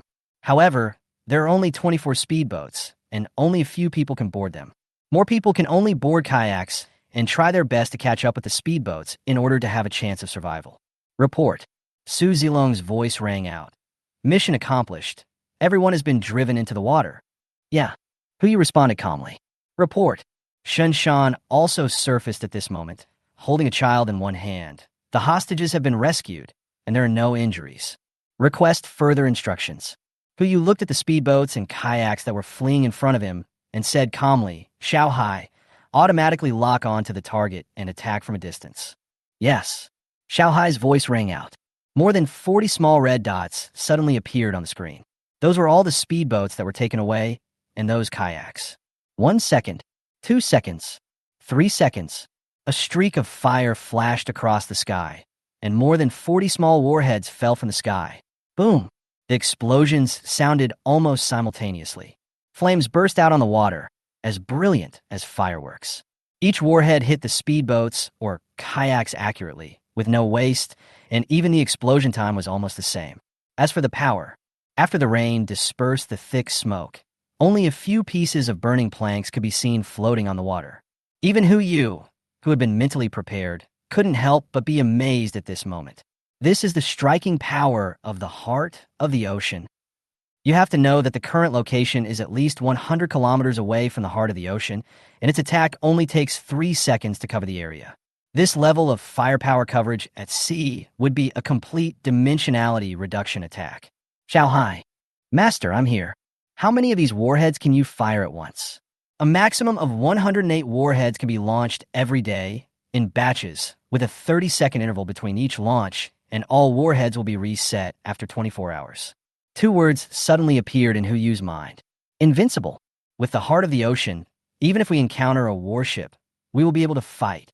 But, having said that, they have already arrived in Yujing and walked along the coastline. But why haven't they seen even the shadow of a warship? I don't know if they have other plans. No matter what, the most important thing now is to recover the national database first. Yu released another batch of ships and divided his troops into 3 groups. Zhao Zhong and Su Zilong were appointed to lead the teams respectively.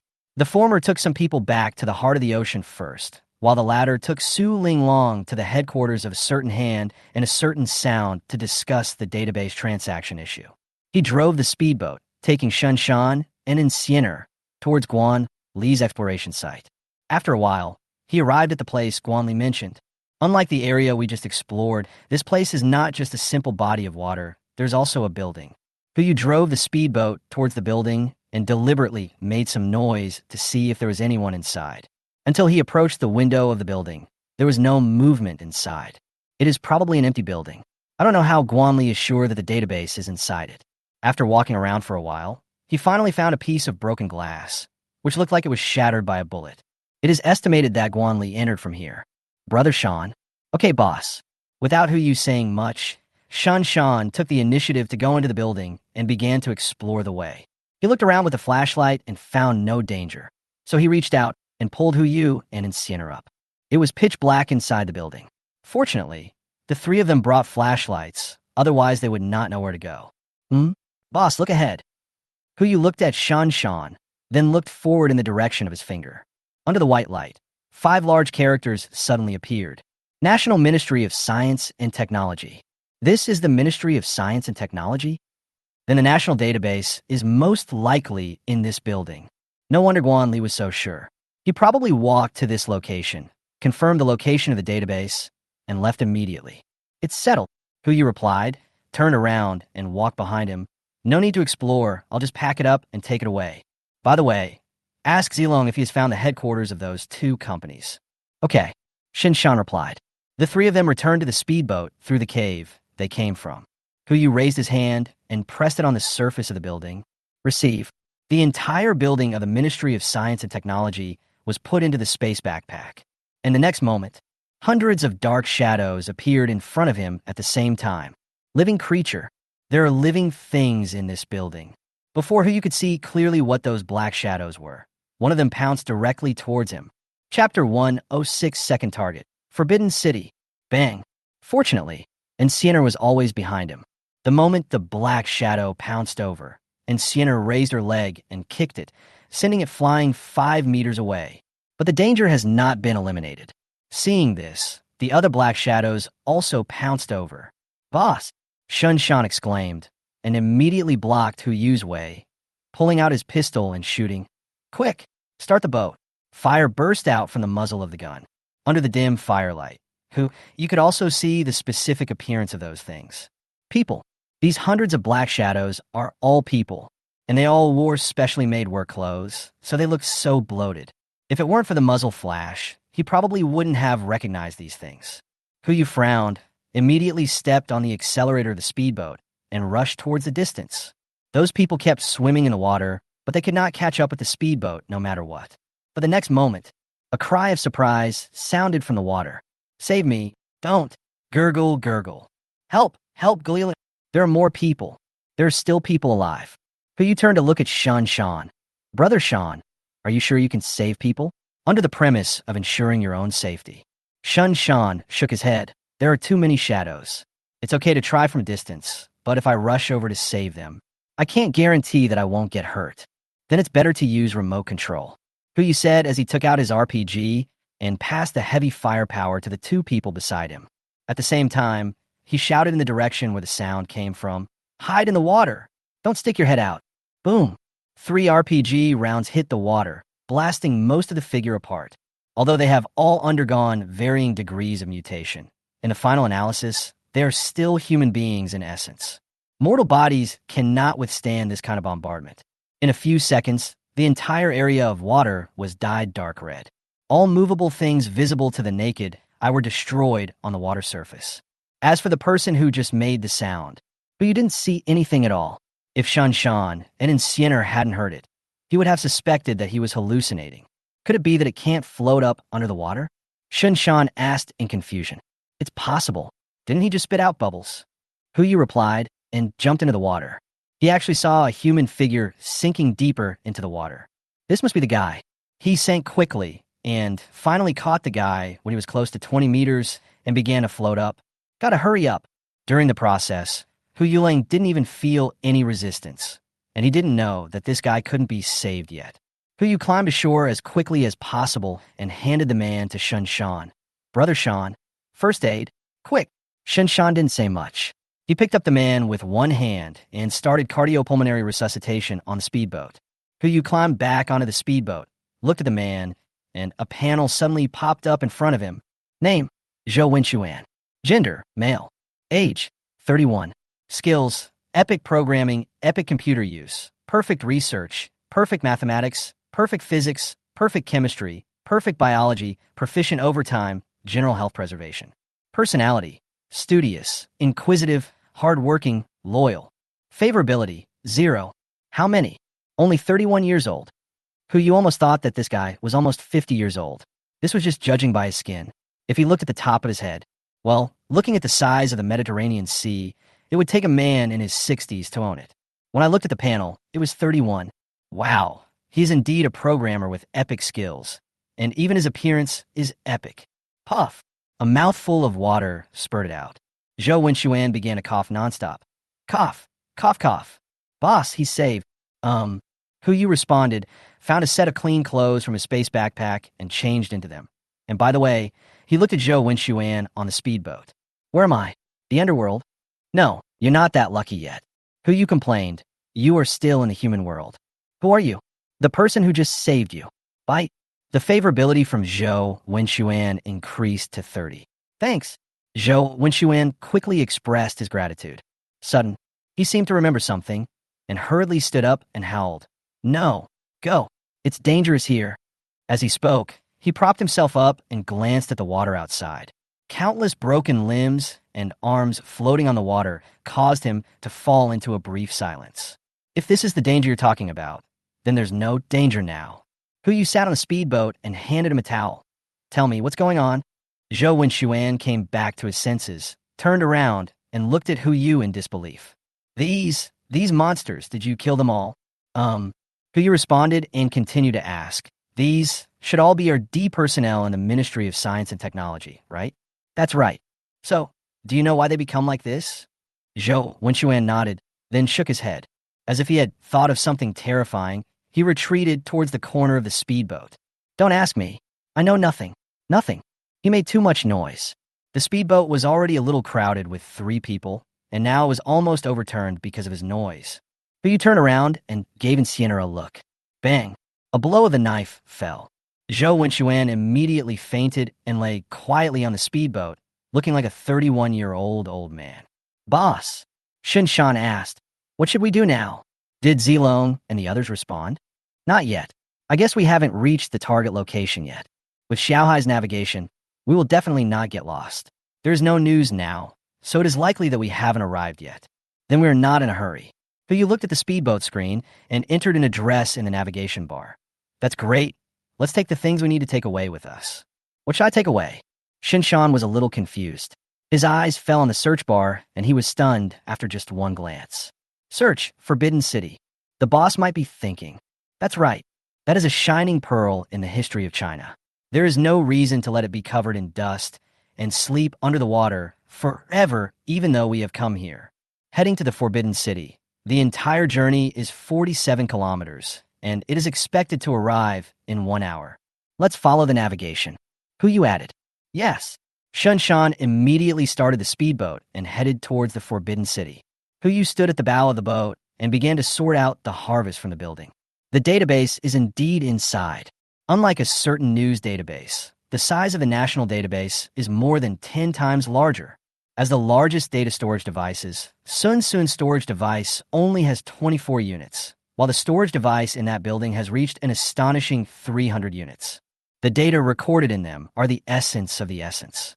It can be said that with these 300 storage devices, coupled with a suitable reading device, even if the world is reset to the primitive society, they can return to the current information society at the fastest speed. This can be said to be Huyu's biggest gain since the end of the world. As for the second biggest gain, Huyu looked at the destination that was getting closer and closer, and the corners of his mouth couldn't help but rise. It will be available soon. Chapter 107. 0 on the left and fire on the right. Thunder God helps me. 1 hour later, above the waters of the Forbidden City, the water level of 60 meters is enough to submerge the prosperity of this palace. Looking around, all he could see was a splash of water caused by the heavy rain. If it weren't for Xiaohai's navigation, he would never have been able to find this place. Yu determined the location of the palace gate and prepared to go into the water again. Boss, wait. Before he jumped into the water, Shun Shan called out to him. What's wrong, Brother Shan? Huyu asked puzzledly. Look underwater. Huyu followed Shin Shan's lit flashlight and looked below the water. A black shadow was swimming in the water, just like it was downstairs in the community, but the area was much larger. If Shun Shan hadn't reminded him, Huyu would not have noticed this. Unfortunately, due to the water surface, the panel function cannot be triggered, and Huyu doesn't know what is under the water. Brother Shan, try shooting. Good. Shun Shan replied, immediately picked up the AK and fired at the water surface. The frequency of the black shadow's movement suddenly increased. Suddenly, a vacuum zone was formed around the speedboat. They really looked like a group of living creatures. Huyu frowned slightly, but before he could think of a solution, the dark shadows under the water took advantage of the time when Shun Shan was changing the magazine and collectively moved towards the speedboat. Be careful, and Sienna uttered 2 words. Huyu also noticed something was wrong and immediately took out a yacht from his space backpack. And Sienna picked him up and jumped over, and Shun Shan followed closely behind. In the next moment, the speedboat was dragged down. A lot of bubbles floated to the surface. The speedboat disappeared without a trace, as if it had never appeared. Even speedboats are eaten. You are really hungry. But then again, this thing is much more ferocious than those little fish back then. Their numbers are more than an order of magnitude larger, and their intelligence is much higher. When faced with firepower coverage, they know to temporarily avoid the attack. This is not easy to deal with. Boss, how about we retreat? Shun Shan suggested. With this thing under the water, there is no way to dive. Although the Forbidden City is precious, there is no need to risk your life. At worst, we can go and take down the Big Eagle Museum. There are a lot of things in there too. It's only a matter of time. Huyuk had no intention of letting go of any treasure in the history of human civilization. Previously, he had no ability and could only sigh at the looted treasures. But it's different now. He is fully capable of getting them back and bringing them back home. Not only the Great Eagle Museum, but also the island country, the beautiful country. He wants to visit all these places. He had no time to travel around the world before, but now, he only had time. Even if it takes a little longer, it doesn't matter. But the Forbidden City must be taken. He took out a piece of raw meat from his space backpack and tentatively threw it into the water. Moment. The black shadows rushed forward and devoured the piece of raw meat in the blink of an eye, leaving no trace of meat. As long as you can eat meat, that's fine. Kuyu sat on the yacht, took out the favor of Poseidon, hung a small piece of raw meat on the hook, and cast the first rod with full confidence. If you want to know what's underneath, the easiest way is, of course, to catch one and see. The fish hook enters the water, and the float sinks immediately. Got it. Kuyu did not hesitate and directly reeled in the line and pulled the rod. With perfect fishing skills, he pulled the fish up with almost no effort. It was an unknown fish with a pitch-black body, only the size of a palm, but its scales reflected a metallic luster. The panel pops up immediately. Name: Black Scale Koi Variant. Type: Fish. Status: Furious. Description: The mutated ornamental koi has greatly increased reproduction speed, aggressiveness, and defense, and is a social fish. Note: If you plan to breed fish, please use triple-layer bulletproof glass to make the fish tank. This thing is actually a koi. Apart from the fact that they are both fish, they're nothing alike. Kuyu's mouth twitched, and he put it aside to study it. The panel can only provide basic information and cannot provide the opponent's weaknesses. You still have to rely on your own research to do this. He took a step back and made room for the fish. Brother Sean, take a look to see if there is any crystal inside the fish's head. Ever since he dug out the mutated crystal from the giant silver carp's head, Kuyu hasn't seen this thing again. Zhao Zhong had caught quite a few fish before, but none of the fish had mutated. Apart from the giant silver carp and the sea snake, the only mutated fish is the mutant koi. Yes, boss. Shun Shan stepped forward, pulled out a dagger from his waist, and stabbed. Clang! There was a sound of metal clashing. After one cut, the black-scaled koi was still alive and kicking. Shun Shan exclaimed in amazement, and used a dagger to pry open the gap between the scales before he cut off the head of the black-scaled koi. A black crystal the size of a grain of rice suddenly leaked out from the fish head. It really exists. Kuyu did not touch the crystal, but directly opened the panel. Name: Mutated Crystal, Ordinary. Type: Gemstone Food. Description: After taking or embedding, the probability of mutation can be increased. Note: Is a mutation a kind of evolution? The type, description, and notes are the same as the previous mutant crystal. It should be the same thing, just at a different level. Giant silver carp produces excellent ones, while black scale koi produces ordinary ones. Kuyu put the crystal into his backpack and looked at the water below with a look of surprise. What is dangerous and not dangerous? This is clearly our treasure trove. Mutated crystal. If this thing is not used properly, it may cause human mutation, but that will only happen if it is eaten. What if it's just inlay? What effect will it have on the items? Previously, he only had a mutant crystal that was difficult to use for experiments, but now, the whole area is full of black-scaled koi, so he could do experiments as he pleases, right? Kuyu looked at the knife in Shun Shan's hand. Brother Sean, give me the dagger. Shun Shan pointed the tip of the dagger at himself and handed the handle over. Kuyu put on rubber gloves, carefully picked up the rice-sized mutant crystal, and placed it on the dagger. After a while, there was no response. Is it really necessary to use inlay in the strict sense? But this thing is too small. What's the point of inlaying it? How about try grinding? Kuyu pinched the rice grains and scratched the blade of the dagger.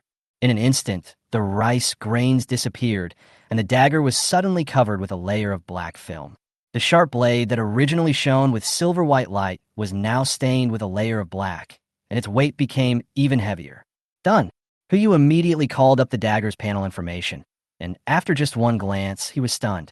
Name: Alloy Dagger, Mutation +1. Type: Weapon.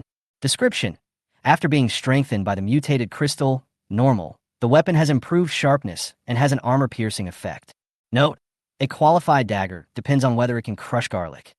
Mutation +1. In other words, this degree of mutation can be superimposed. If it can be stacked infinitely, then an ordinary dagger might be able to be transformed into a divine weapon. Kuyu put the dagger on the table, immediately walked to the side of the yacht, and cast the rod again. 3 seconds. A new black scale koi was caught. This time he did it himself. With a flick of his hand, the mutated alloy dagger cut off the black-scaled koi's head easily, as if cutting tofu.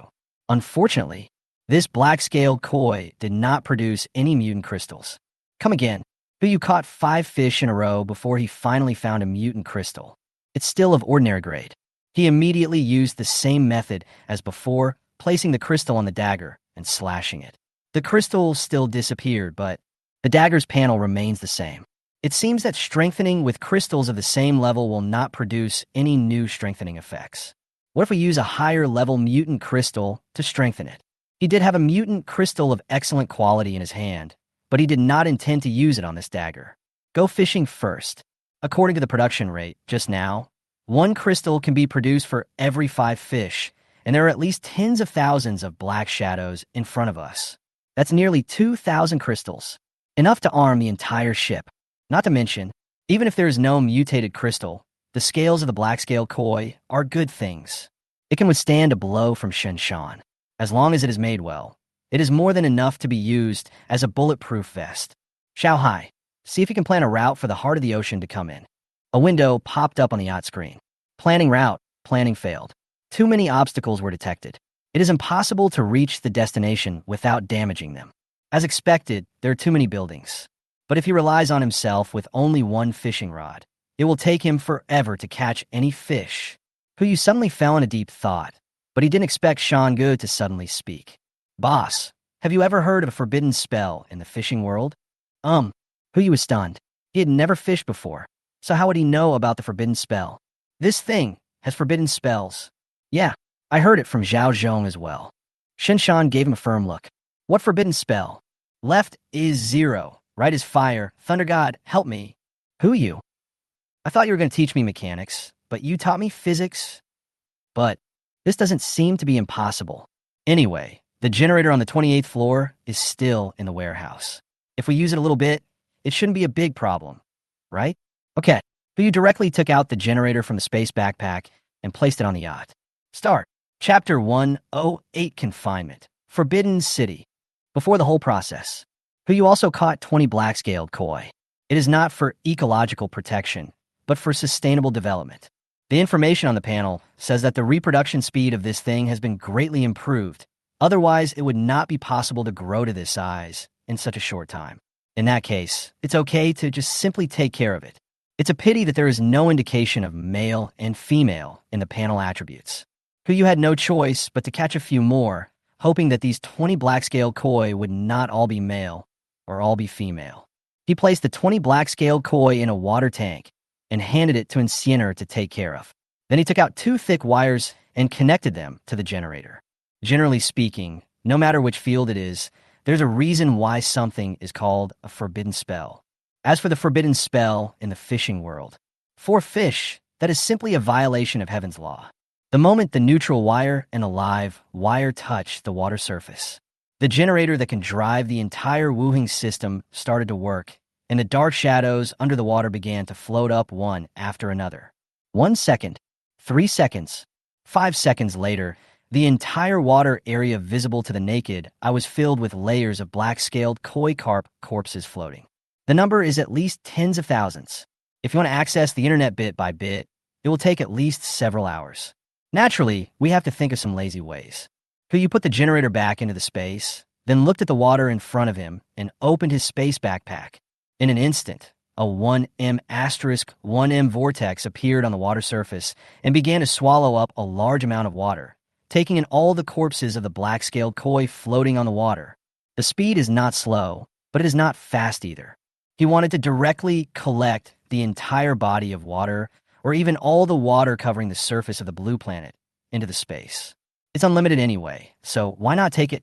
Unfortunately, the water area is not an independent entity. It can take away the water within 1 meter of itself, but it cannot take away the entire water area. You can only use a space backpack to create a hole to collect water. This hole is affected by the range of the space backpack and is only this big. Otherwise, at the beginning of the apocalypse, he could have simply taken away all the rain that caused the global rainstorm, and the apocalypse would not have occurred. But it is not impossible to take over the entire water area. There are 2 other options. One way is that as long as Huyu reaches the ground and takes the blue planet as a whole, he can put the entire blue planet into his space backpack, and the water areas will naturally be taken away as well. But the consequences are also obvious. All living humans, including him, will appear in outer space and die from lack of oxygen within 30 seconds.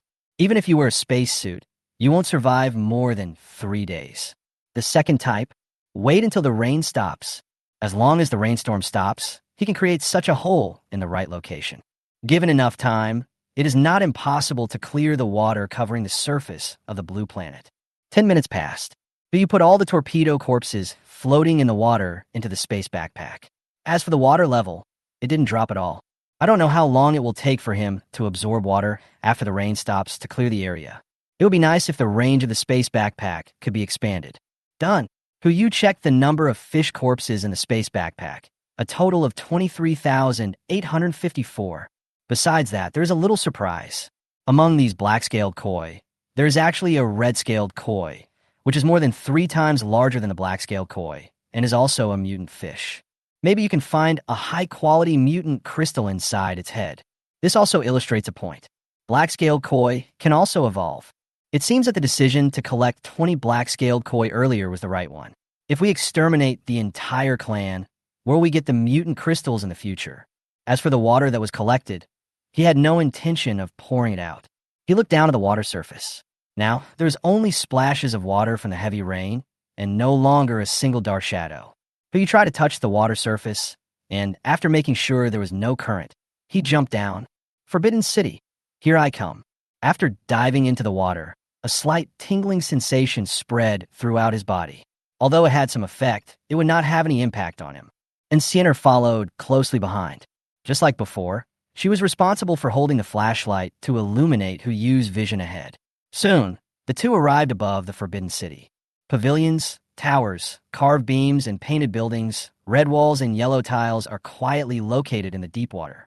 If it weren't for Yu, perhaps it will be several years before this building reappears before the world.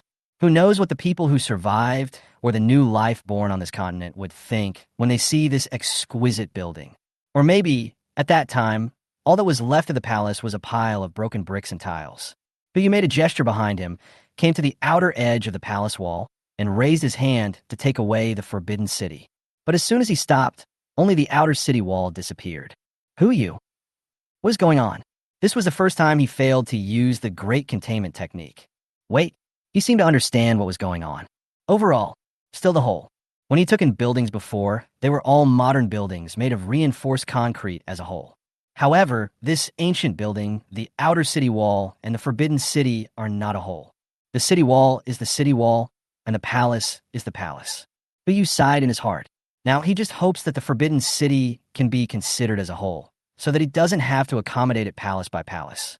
That's 9,999 and a half rooms. I don't know how much time it will take just to surface for a breath and then dive down again. Yu continued to swim forward and soon arrived inside the Forbidden City. Every brick here is called a gold brick. It's not because these bricks are made of gold, but because the cost of each brick here is worth 1 or 2 ounces of gold. In an era when some people could not even get enough food, the floor tiles used to build the imperial palace were so luxurious. Even if we ignore the historical value of this imperial city, its architectural value alone is enough to surpass most buildings. Oh, except for the Qin Shi Huang Mausoleum, which has not been developed yet. I don't know if there is a chance to contain that. But Yu didn't think much about it, and raised his hand to the junction of the gold brick and the wall. Receive. The entire Forbidden City was stored in the space backpack. Fine. The gold bricks and walls before him were seen as a whole with the entire Forbidden City. Otherwise, he really didn't know what to do. You can't just treat the Forbidden City as a large Lego and piece it together slowly, right? Yu raised his lips slightly and was about to float up. A huge vortex suddenly appeared below. The powerful suction swept everything in the water and swallowed it downwards. Empty. The Forbidden City is actually empty. Chapter 109 Yonla Encyclopedia. 60 meters. This is already the limit of diving proficiency. If he goes any deeper, the water pressure alone might keep Yu there forever. So, no matter what is under the water, we can't continue exploring. He quickly stretched out his hand, wanting Enciender to pull him up. But the next moment, bang, Enciender in the water flow crashed directly into him. Faced with the strong suction of the water flow, even Enciender couldn't swim out, let alone bring another person with her. Yu was hit and lost his balance, and was instantly swallowed by the water whirlpool. There was only darkness before my eyes. Could it be that? Is this the end of my rebirth? Thoughts arise. Before Yu could think of his last words, he fell into another body of water. It's empty.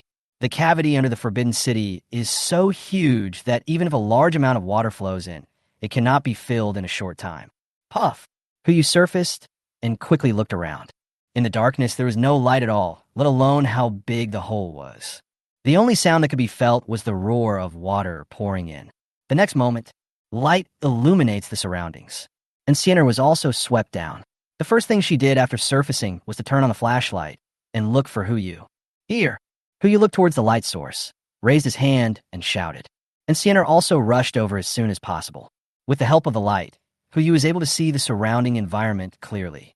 The entire cave is only about half the size of the Forbidden City. There are no other buildings around it, only hundreds of huge mahogany boxes piled in the water. At this moment, the water in the cave was less than 1 meter deep, and Yu was able to stand and walk. He walked slowly to the nearest mahogany box and opened it. A foul smell hit my nose, but his eyes widened. This is ancient books. What ancient books are buried beneath the Forbidden City? Yu frowned, vaguely thinking of something, and regardless of the foul smell, he carefully swept away the dust on the ancient book. Looking at the words above, he was immediately delighted. Yongle Encyclopedia, Volume 18961. The Yongle Encyclopedia. This is an encyclopedia compiled during the Ming Dynasty. To put it simply, all the books on classics, history, philosophy, and various schools of thought since the invention of writing, as well as the words on astronomy, geography, yin and yang, medicine, divination, monks, and skills, are compiled into one book. There are a total of 22,937 volumes, of which the catalog is compiled into 60 volumes, totaling 370 million words. It is the most extensive encyclopedia in world history.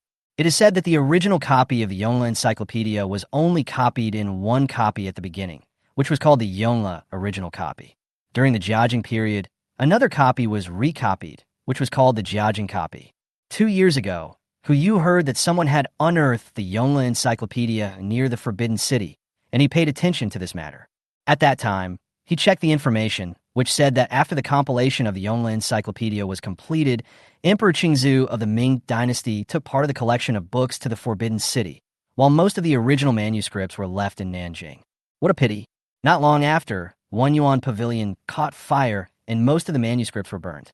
It was not until the Jiajing period that the re-recording work began, and it was not until the beginning of the Longqing period that the re-recorded Jiajing copy of the Yongle Encyclopedia was returned to the One Yuan Pavilion. By the Qianlong period, only about 8,000 copies were left. By the first year of the Guangxu reign, when the Great Dictionary was checked, there were less than 5,000 volumes left. By 1912, when the Hanlin Academy's collection was handed over, only 64 volumes remained, and most of the books were left outside and scattered around the world. After years of collection, the Yongle Encyclopedia was finally photocopied and published in 1959, reaching 797 volumes. This number may seem like a lot, but it only accounts for 3% of the 22,973. Yu looked at the mahogany boxes in the water in front of him, his eyes widened. If these boxes contain the Yongle Encyclopedia, then this is most likely the complete set of original copies. If the National Database can allow them to return to the Information Society at the fastest speed, then the Yongle Encyclopedia will allow them to find and fill in the gaps. Get through the entire apocalypse in the smoothest, simplest, and safest way. After all, most of the technologies in the database require high-end chemistry and top physics as support for use. And the technology in the Yongle Encyclopedia can be achieved with almost no threshold. Receive. Collect it quickly. He quickly closed the lid of the box and began to stuff the mahogany box in front of him into his space backpack. Hurry up. Faster. And Sienna didn't know what had happened yet. She only knew that the things in the mahogany box might be useful to them. She immediately ran in the opposite direction of Yu, gathered the mahogany boxes in the other direction together, and pushed them towards him. The water is getting deeper and deeper. In less than 2 minutes, the water depth jumped from 1 meter to 2 meters. Yu and Sienna could only swim in the water now, and their speed was much slower than before. But of those hundreds of mahogany boxes, only 1/10 was collected. The hole is less than 10 meters high. At this rate, the entire cavity will be filled up before all these mahogany boxes are collected. At that time, they will have to work under a water pressure of at least 70 meters. This is different from diving. Once you reach that location during diving, just go back directly.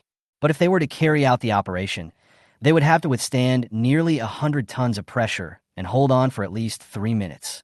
Not to mention Huyu. Even Sienna would have to be wasted here. We need to speed up. Huyu simply turned off the storage function of the space backpack and absorbed water while storing the mahogany boxes. But it's still too late. 10 minutes passed. The hole will soon be filled. Huyu had already collected all the mahogany boxes on his side and then turned around to look for Sienna.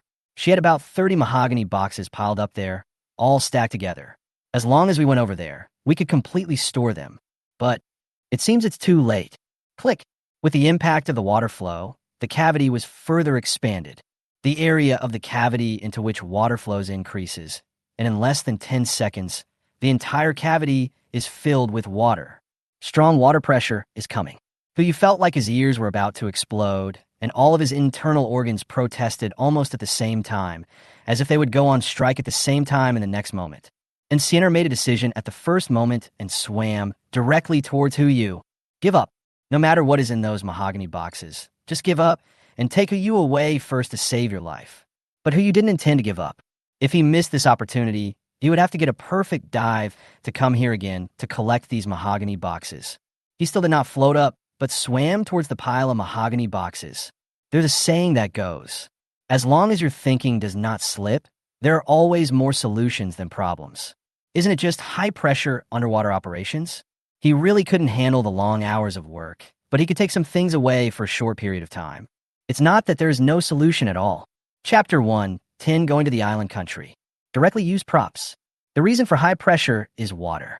Wouldn't it be enough if we just find a way to prevent the water from touching our body? Container. The 40-foot container is 13 meters long. All he needs to do is swim to within 13 meters of the mahogany box, take out the container, and wrap himself and the mahogany box in the container. The external water pressure will fall on the container and will not affect him and Sienna. Theory established. Practice begins. Huyu and Sienna walked toward each other, and just by looking at each other, they knew what the other wanted to do. Sienna is not Shinshan. Her duty is not to obey anyone's orders, but to ensure Huyu's life safety. So no matter what he thought, she would choose the safest path. Huyu was equally clear. So, throw a container out first. As bubbles appeared, the container directly wrapped Sienna. Because of the bubbles contained in it, the container began to float up immediately after it appeared. Huyu continued to swim forward despite the pressure. Almost there. It's coming soon. Puff. A mouthful of blood spurted out, and Huyu raised his right hand tremblingly. He stretched his fingers forward and finally reached the 13-meter mark. Container released. It instantly enveloped him and all the remaining mahogany boxes. Fresh air begins to squeeze into my lungs. Cough, cough, cough. Huyu coughed twice, looked down at his palms, and saw that his hands were covered in blood. Still injured. But it doesn't matter. He looked at the mahogany boxes in front of him, and a satisfied smile appeared on his lips. To exchange a little bit of injury for these rare pearls is such a great deal. At worst, I can go home and drink more Chinese medicine to replenish my body. I don't know if Su and the others will go crazy when they see these ancient books. You should know that there are very few ancient books on traditional Chinese medicine that have been passed down, and most of them have undergone some modifications and compilations. The Yongle Encyclopedia contains most of the ancient Chinese medical books before the Ming Dynasty, so its value is self-evident. Just thinking about it, Huyu Guang could hardly hide the smile on his face. He quickly put all the mahogany boxes in the container into his space backpack. The container started to float up. After dozens of seconds, the sound of water coming out echoed outside the container. It should be on the water. Huyu hurriedly put the container into the space backpack. As soon as he came out, he started looking for another container and the location of the yacht. Because he had collected the mahogany boxes before, the other container was not far away from him, but he had no idea where the yacht was. Huyu first released a speedboat and moved it closer to the container to take it in. Sienna suddenly appeared on the speedboat. The next moment, Huyu and her looked at each other. Just one glance, and he couldn't help but tremble all over, as if he had fallen into an icy cave. Why? Huyu paused. This was the first time that Sienna took the initiative to talk to him, and she couldn't help but be a little dazed. Fortunately, he quickly came back to his senses, and while forcing a smile, He answered in Siener's question. Are you asking why I did that just now? I'm sure, but it is difficult to talk underwater, so I didn't discuss it with you. This is the last time. And Siener was silent for a few breaths, and finally uttered these 6 words. For some reason, Hu always felt that Siener treated him differently from other people.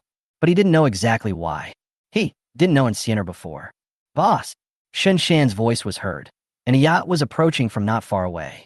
Seeing that the 2 people on the speedboat were safe and sound, he heaved a sigh of relief. That's great. I'm glad you're all okay. I saw you guys haven't come up for so long. I thought something happened to you. There was a whirlpool on the water just now. What's going on? Let's talk about it when we get back. Hu smiled with satisfaction and walked onto the yacht, only to find that one person was missing. Where's Zhou Wenxuan? He hasn't woken up yet. No, I moved him into the room. That's fine. By the way, how are Zilong and the others doing? It's rewarding, Shunshan reported. They have just found a certain audio company and finalized the transaction details with them. 5 speedboats in exchange for all the databases. Hu change himself into some decent clothes. Let's go over there now, get it done as quickly as possible, and then set off for the next destination. Yes, boss, Shunshan replied. And while starting the yacht, he also asked, by the way, boss, is the next destination you mentioned Jinling? No. Hu smiled and shook his head. Go to the island country. Island country? Shunshan was a little puzzled. Boss, that place? There's nothing to go to, right? Who said that? Hu gave a meaningful smile. There are still 6 days until August 4th. That is the 22nd day before the end of the world. That was the time he and Miss Susu agreed upon. It was only a little over 1,000 kilometers from here to Jinling. At Ocean Heart's current speed, it would only take a dozen hours. There's no need to go over there and wait foolishly. As for the next location, from here to a certain island country is only more than 2,000 kilometers away. At full speed at the heart of the ocean, that's 1 day. 6 days, enough for a round trip. As a native of Jinling, he had never had the opportunity to go and take a look before, but now he finally has time. I won't talk about anything else. There's an island over there. Since the entire Zijing mountain can be taken away by the space backpack, then as a whole, the island, can it also be taken away? Hu wasn't sure, but he wanted to give it a try. Apart from anything else, it would be wonderful to use this thing as a foundation in the future. I just wonder how beautiful the scene will be when all the living people on the island appear on the water after he takes the island away. An hour later, Hu and others came to the headquarters of a certain audio platform and happily conducted a transaction. After all, Su Zilong had already had a brief talk with them, and there wasn't any big problem. Hu just needed to make a good deal. After obtaining the database, Hu immediately drove towards the headquarters of a certain company. This time, something unexpected happened. When they arrived at the headquarters of a certain hand marked on the map, there was only a ruin left. The ruined building stands quietly underwater. It's not just this building, hundreds of buildings around it are like this. They were like they had been bombed. The part that was supposed to be above the water was completely destroyed, and the other part was submerged in the water. No one knew what had happened. However, this appearance is obviously not naturally formed, but man-made. Boss, Shinshan came forward and asked, how about we go down and take a look? I'll go with you. It's all right. Shinshan smiled and said, you just came out of the deep water, take a good rest, Zilong, and I will go. That's fine, just be careful. But you did not refuse. The speedboat and the yacht drove to the bottom of the building. Su Zilong and Shanshan dived into the water and explored the building, while Su Linglong came to the yacht to rest. Come on, Linglong, you've come just in time. When Hu saw Su Linglong, his eyes lit up just like a trainer seeing the top-notch worker Palu. Su Linglong, who had almost died from overwork while drawing, had finally had a day's rest when she saw this and quickly hid backwards. Boss, don't do this, I'm scared. Don't worry, I'm not taking advantage of you. Su Linglong rolled her eyes helplessly and didn't respond. Looking at the way you act, I know you were going to treat me like a company animal again. If only there were unspoken rules. Hu sat helplessly on the sofa on the yacht and forced a smile. That's right, there are some books that may need you to sort them out. How much do you know about ancient Chinese translation? It's just average. I scored 130 points in Chinese in the college entrance examination. That's enough. Hu smiled and said, help me translate a few ancient books. There's no time limit. This is easy. Su Linglong also breathed a sigh of relief. They're just a few ancient books. I can use them as a way to change my mind while drawing. There is no time limit anyway, so I can translate them slowly. What ancient book exactly? Let me see if I can understand it. The Yongla Canon. As soon as these 4 words came out, Su Linglong was stunned. As an educated person, she naturally knew what these 4 words meant. He went straight to Hu Yu and asked, "Did you find the Yongla Encyclopedia? How many volumes are there? Are there any books on architecture in it? Quick, show me." "Okay then. The translation is now up to you." Hu Yu was afraid that she would go back on her word, so he quickly finalized the matter. A mahogany box was also moved out. Su Linglong hurried forward, and the moment she opened the box, her expression was quite different from Hu Yu's at the beginning. But she came to her senses and looked at Hu Yu uncertainly. "Wait, look at the size of this box. You didn't find more than 100 volumes, did you?" Hu Yu didn't say anything, but looked down to see how many grains of dust there were under his feet. "More than this box? Do you have more than 1,000 volumes?" He still didn't speak. "Yes." Su Linglong took a breath, with a smile still on her face. "Boss, don't tell me that you have found all the more than 5,000 volumes from the Guangxu period, right?" "Ahem." Hu Yu coughed twice. "Very close. 8,000 volumes." Su Linglong exclaimed. This was the limit of what she could think of. "About..." Hu Yu checked the specific data in the backpack. There are a total of 230 mahogany boxes, each box containing 100 volumes, which means 23,000 volumes. Well, there's another box that's only 1/3 full. Almost. Su Linglong noticed something was wrong. How much difference is there? More than 14,000 volumes are missing. "What?" Su Linglong exclaimed. The expression on his face was so wonderful. First there was surprise, then there was sluggishness, and finally there was helplessness. A bitter smile appeared on her face. "Boss, please find someone else to torture? You are not the one who tortures the chosen workers like this. You might as well take advantage of me." "What nonsense are you talking about?" Hu Yu joked. "If you are taken advantage of, who will work for me?" Su Linglong was completely speechless. "Boss." At this time, Shun Shan's voice sounded from above his head. Hu Yu looked outside the yacht and saw Shun Shan and Su Zilong standing upstairs, waving at him. "There is a major discovery." Chapter 111, let's go. Major discovery? Hu Yu was stunned. Shun Shan is a man who has seen the world. Any discovery that he calls a major discovery must be of great importance. Let's not talk about this for now. Take a rest first. Hu Yu stuffed a gun into her hand and said, "Remember, there's a guy sleeping on the yacht. If he has any bad intentions, you can just shoot him dead." "Yes, boss." Su Linglong's tone was a little depressed, as if she had already anticipated the rest of her life. A poor Palu can only sit at the desk every day, silently drawing pictures, then translating, then drawing pictures, and then translating again. "Don't be discouraged." Hu Yu immediately said, "I'm not asking you to translate it by yourself. As long as you can find someone, it's only 20,000 volumes. It's just a drop in the bucket." "It's easy for you to say," Su Linglong muttered in a low voice. Hu Yu didn't say much, and took Insianer to meet Shun Shan and the others. It seems that recruitment is imminent. There are enough armed personnel, but too few civilian staff. If we really have to rely on these few people to translate little by little, it will take who knows when the translation will be completed.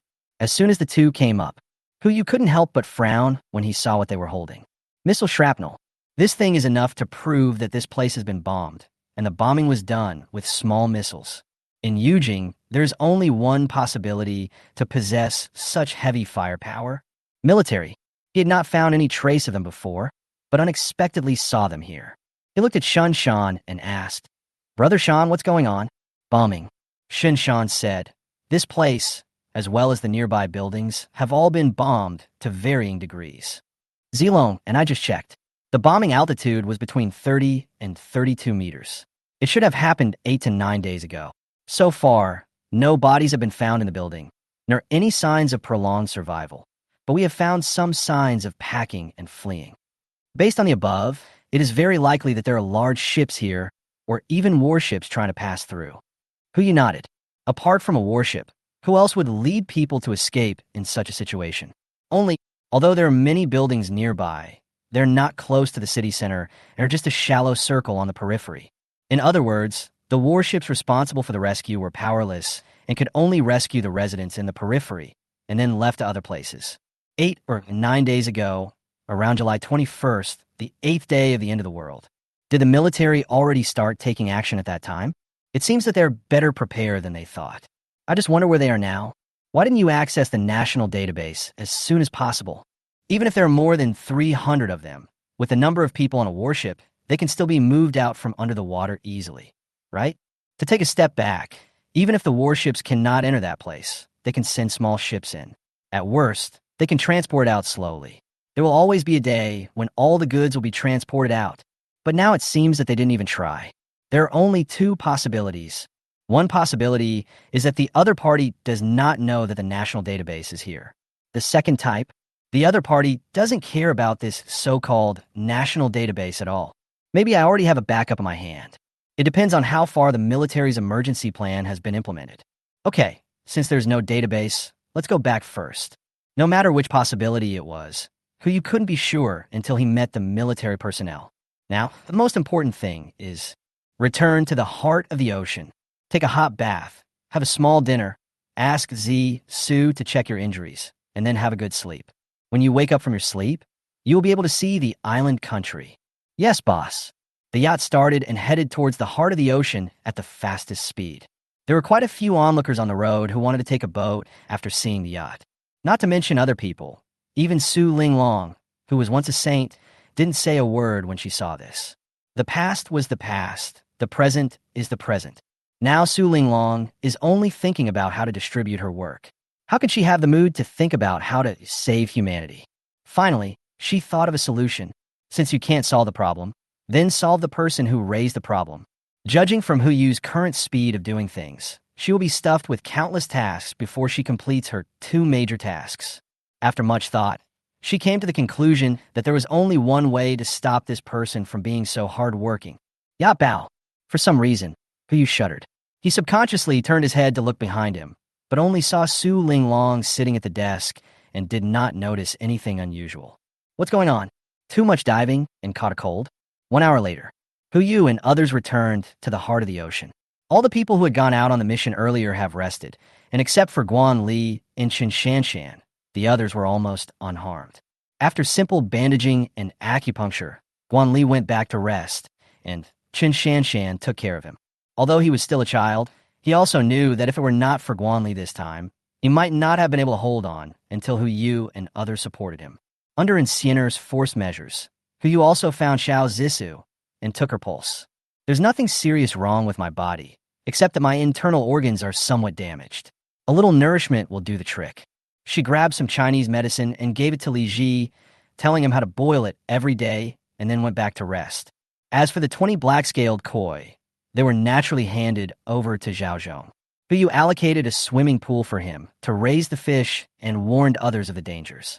Then he just had to wait to collect the fish. By the time I finish all this, it will be late. Dinner time. Zhou Wenxuan, who had been sleeping soundly, woke up on time as if he had guessed that dinner was about to start. After seeing the dazzling array of ingredients, Hu Yu chose to join in without hesitation, even without asking. After Hu Yu accepted it, his favorability level soared directly to 50. A life-saving grace plus a long-term meal ticket. As long as the person is not too cruel, the favorability will soar. Zhou Wenxuan is no exception. Hu Yu confidently handed the task of organizing the database to him and asked him to see if he could connect the database to the heart of the ocean. With Xiaohai's calculation ability, it would definitely be more convenient to summarize and organize the information. Zhou Wenxuan agreed readily. After everyone had a simple dinner, most of them planned to go back and rest. Hu Yu is no exception, but just as he was about to enter the room, Shan Shan found him. "Boss, can we chat?" Hu Yu glanced at Shan Shan and could vaguely see the tiredness in his eyes. He opened the door to let him in and took the initiative to speak. "You want to talk about Bubu, right?" "Well, boss." Shan Shan nodded. He looked up at Hu Yu, thought for a moment, and uttered only 5 words. "Let's go." Chapter 112, She Calls Me Daddy. Hu Yu had thought of many ways to unfold it, but he had never thought of this one. In this situation, Brother Shan actually wants to leave? Perhaps. Bubu's matter is not as simple as he thought. Brother Shan. Hu Yu took out a bottle of Matai from his space backpack and poured 2 liang of it for Shan Shanxian. "Don't worry, if there is anything, let's sit down and talk. Maybe we can find a solution. Under the current situation, if you really leave, it will not be a good thing for both you and Bubu." This is indeed true. Well, Shunshan shook his head and sighed, then slowly walked over to Hu Yu and sat down. Raise your glass and drink it all. Boss, if I could, I wouldn't say such a thing, but this matter, I really have no other choice. Shunshan sighed. It was the first time that Hu Yu saw him like this. In front of outsiders, he always appears taciturn, as if nothing can cause any ripple in his eyes. But now, he is just an ordinary old father, and faced with his daughter's problems, he can only feel helpless. This matter has to start from when she was kidnapped. Originally, according to our plan, she would be rescued safely, but something unexpected happened along the way, causing her to be shot in the calf, leading to the current situation. Accident. Hu Yu was puzzled. What accident? She killed a robber and almost escaped, so she was shot and her legs were broken. What? Shunshan's description was very simple. So simple that Hu Yu wondered if he had heard it wrong. It seems that Bubu was kidnapped 2 years ago. She was only 5 years old at that time. A 5-year-old girl was able to kill a robber and almost escape while being kidnapped? You wouldn't dare to write your fantasy novel like this, would you? Or, what Shangu said just now was some kind of minority language that is very similar to Chinese. You heard it right, Shan said calmly.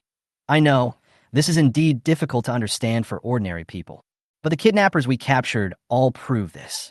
We also went to investigate the scene and found that both the trajectory and the blood traces were exactly the same as they described. After Bubu recovered, we asked her about what happened, but unfortunately, she didn't remember anything about it. To be precise, she lost any memory from half an hour after she was kidnapped until we rescued her. I don't remember how I was shot. I don't remember how I killed anyone, and I don't remember my escape plan. We have consulted many experts to find out why all the answers are impossible. After eliminating all the impossible answers, the remaining answers, no matter how outrageous they are, will be the truth. She has a second personality inside her. Really? Who had guessed this possibility before? I just didn't expect. Bubu's second personality is surprisingly terrifying to this extent. Are you talking about that, Lin Lin? I have no idea. Shan shook his head and took another sip of wine, his mouth full of bitterness. To be precise, this is also my first contact with that personality. According to the experts, that personality will most likely only appear when Bubu is in danger. So you want to leave here? Who you also understood. Shan believed that he and Bubu would encounter many dangers if they stayed in the heart of the ocean for a long time. In order to prevent Bubu's second personality from escaping, he chose to leave here. Use this method to ensure Bubu's safe growth. Brother Shan, I understand what you mean, but even if you leave here, can you ensure that you and Bubu are not in danger? It's the end of the world outside. With us taking care of each other, the danger we encounter will be less, right? But you are too wild. Shan looked up at Hu Yu and said seriously, if you stay in Jinling or go to Jinling now, I will follow you. But now you want to go to the island country. I'm not saying you're wrong. It's just that I have to be responsible for Bubu. Hu Yu frowned slightly. What Brother Shan said was indeed true. He pondered for a few breaths and slowly said, what are your plans if you leave here? 1 yacht is enough. There's still 33 days until the rainstorm ends. I'm sure I can survive with Bubu. As for what happens after the rainstorm, let's talk about it after the rainstorm is over. But you didn't say anything. He is considering. Lin's existence is indeed a hidden danger. A person who can stand on her own at around 5 years old, and considering what she had done before, who you didn't know what to do with her. After a few breaths, he did not agree to Shan, but asked from a different angle. How much do you know about that, Lin? Not much. Shan shook his head. This is the first time I have come into contact with her in such a long time. It should be the second time. Bubu's voice came from the door. The two people at the table turned around and looked at the door at the same time, only to see Bubu wearing pajamas, with a smile on his face, raising his hand to greet him. Dad, brother Hu Yu, good evening. Bubu, Shan asked in confusion. But Bubu walked in slowly, frowning slightly. No, Dad, I'm Lin. That's second personality. Bubu. No.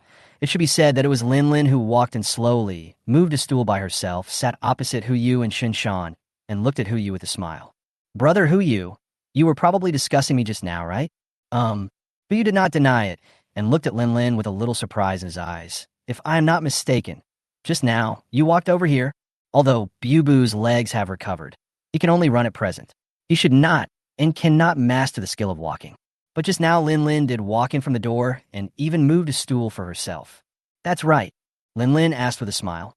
How about brother Hu Yu? Am I awesome? Hu Yu didn't respond, but instead called up Lin Lin's panel. Name, Shun Lin Lin. Gender, female. Age, 7. Skills, epic learning, firearms proficiency, camouflage proficiency, performance proficiency, swimming proficiency, driving proficiency, and running proficiency. Personality, dark, suspicious, decisive, studious, and extremely protective. Favorability, 68. This panel, from a certain perspective, it is even more luxurious than Guan Li's. Epic learning skills. To put simply, that is an all-round academic genius. No wonder even his driving skills have reached the proficient level. But you turned his head and glanced at Shen Shan and found that he was frowning and silent, and he didn't know what to say. 2. As an old father, I do feel a little numb when facing this kind of thing. The palms and backs of your hands are all made of flesh. Bu is his daughter, so Lin Lin is not his daughter. She just called me daddy. In this situation, only Hu Yu can break the deadlock. Lin Lin is amazing. Hu Yu asked in confusion. You came out so late at night. Aren't you just trying to show off your skills? Of course not. As Lin Lin spoke, she looked at Shun Shan and pulled his sleeves with both hands. Dad, I don't want to leave here. Please promise me. What is this called? This is called a big face shot. Shen Shan originally wanted to leave here because of Lin Lin's existence. Now Lin Lin is using Bu's identity and asking him not to leave. Old Shen's claws suddenly went numb. He turned to look at Hu Yu, indicating that he should solve the problem. Oh, that's right. Hu Yu quickly took over the conversation. Lin Lin, you said before that it was the second time. When did you and Brother Shan meet again? Of course. Lin Lin looked at Shun Shan with careful eyes. It was when my father saved me. He was so handsome, wearing a black bulletproof vest, and he killed the kidnappers with just a few shots. It really made us feel safe. Shun Shan was stunned for a moment and finally spoke. When I saved you, were you watching? Yes, Lin Lin said as a matter of course. That little crybaby fainted a long time ago. How could he see these? Dad, you haven't answered me yet. Shin Shan closed his microphone again and looked at Hu Yu, asking for support. Hu Yu now knows what it means to be a daughter slave. No matter how smart Shin Shan is outside, when facing Bu, his CPU will drop several levels. Lin Lin, look at me. Hu Yu and Lin Lin looked at each other, and without hiding anything, he asked directly, Brother asks you, how do you and Bu get along? You seem to possess her memories, right? Lin Lin nodded and did not deny. I know everything that the little crybaby went through, but she doesn't know what I went through. Does Bu know of your existence? Of course I don't know. Lin Lin put her hands on her hips and said, I will only show up when the little crybaby encounters a problem that he can't solve. That's what a sister should do. Then you are coming out now because... Of course I know what Dad wants to do. Lin Lin looked at Shun Shan. Based on my understanding of him, you all saw the note today. He will definitely come to see you tonight. Well, this is also part of your calculation. The corner of Hu Yu's mouth twitched. However, judging from her tone, there is no hostility between her and Bu, but rather a slightly closer sisterly relationship.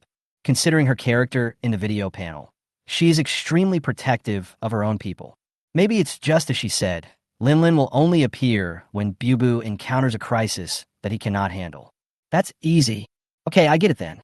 Hu Yu raised his hand and rubbed Lin Lin's head. It still felt as good as before. He smiled at Lin Lin and said, Lin Lin, be good. Go out first. I'll talk to your dad. Lin Lin nodded obediently, turned around and walked towards the door. Brother, you must convince Dad. Having said that, Lin Lin turned and walked towards the door, not forgetting to close the door when she left. Hu Yu looked at Shun Shan and was about to persuade him. I haven't even started talking yet. Shin Shan walked out the door. Boss, it's getting late. Go to bed early. I haven't even tried to persuade you yet, and you're going to retreat. What's going on? I prepare my lines, but you aren't leaving. I'm not leaving. Shin Shan scratched his head. I'm sorry, boss, to bother you so late. Can I ask why? Hey. Shin Shan smiled awkwardly and only uttered 6 words. She called me daddy. Who you? You are worthy of being a daughter slave. Chapter 1:13 Strategy. Lin Lin's problem has been solved. Now that Shin Shan treats her as his own daughter, he probably won't think of erasing this personality. After all, for Bu, this is also like an insurance. Shin Shan's problem has been solved.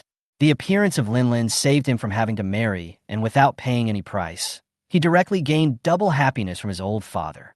The only problem is one person. Who you? Not to mention the Matai one, my sleep time at night was also delayed. Who can he go to for justice? Who you put the remaining wine back into the space, washed up simply, laid back on the bed, and silently planned tomorrow's events. At the speed of ocean heart, it should reach the sea tomorrow morning. The fish originally living in the inland have mutated to this extent. I don't know if monsters like the sea snake will appear in the sea. Can the heart of the ocean withstand? And then there is the military fleet.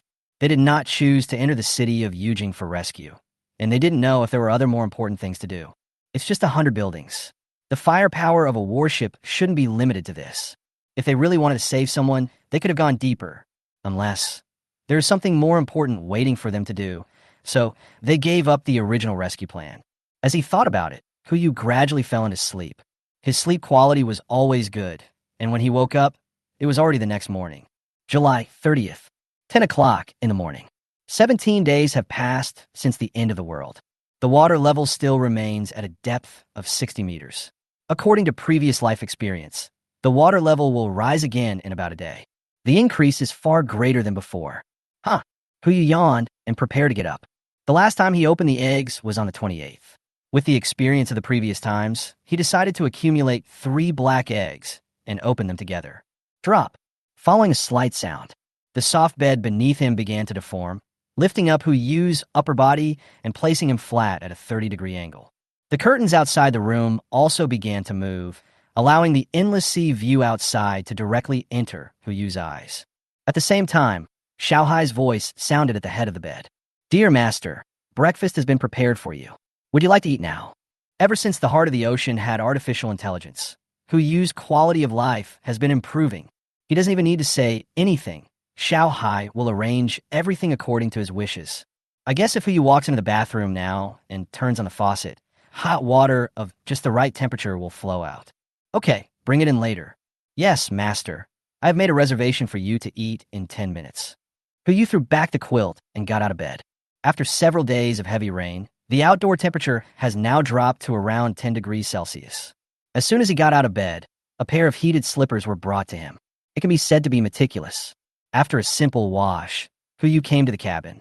Zhou Wenxuan, who was rescued yesterday, has almost integrated into the group and has started working, responsible for organizing the collected database.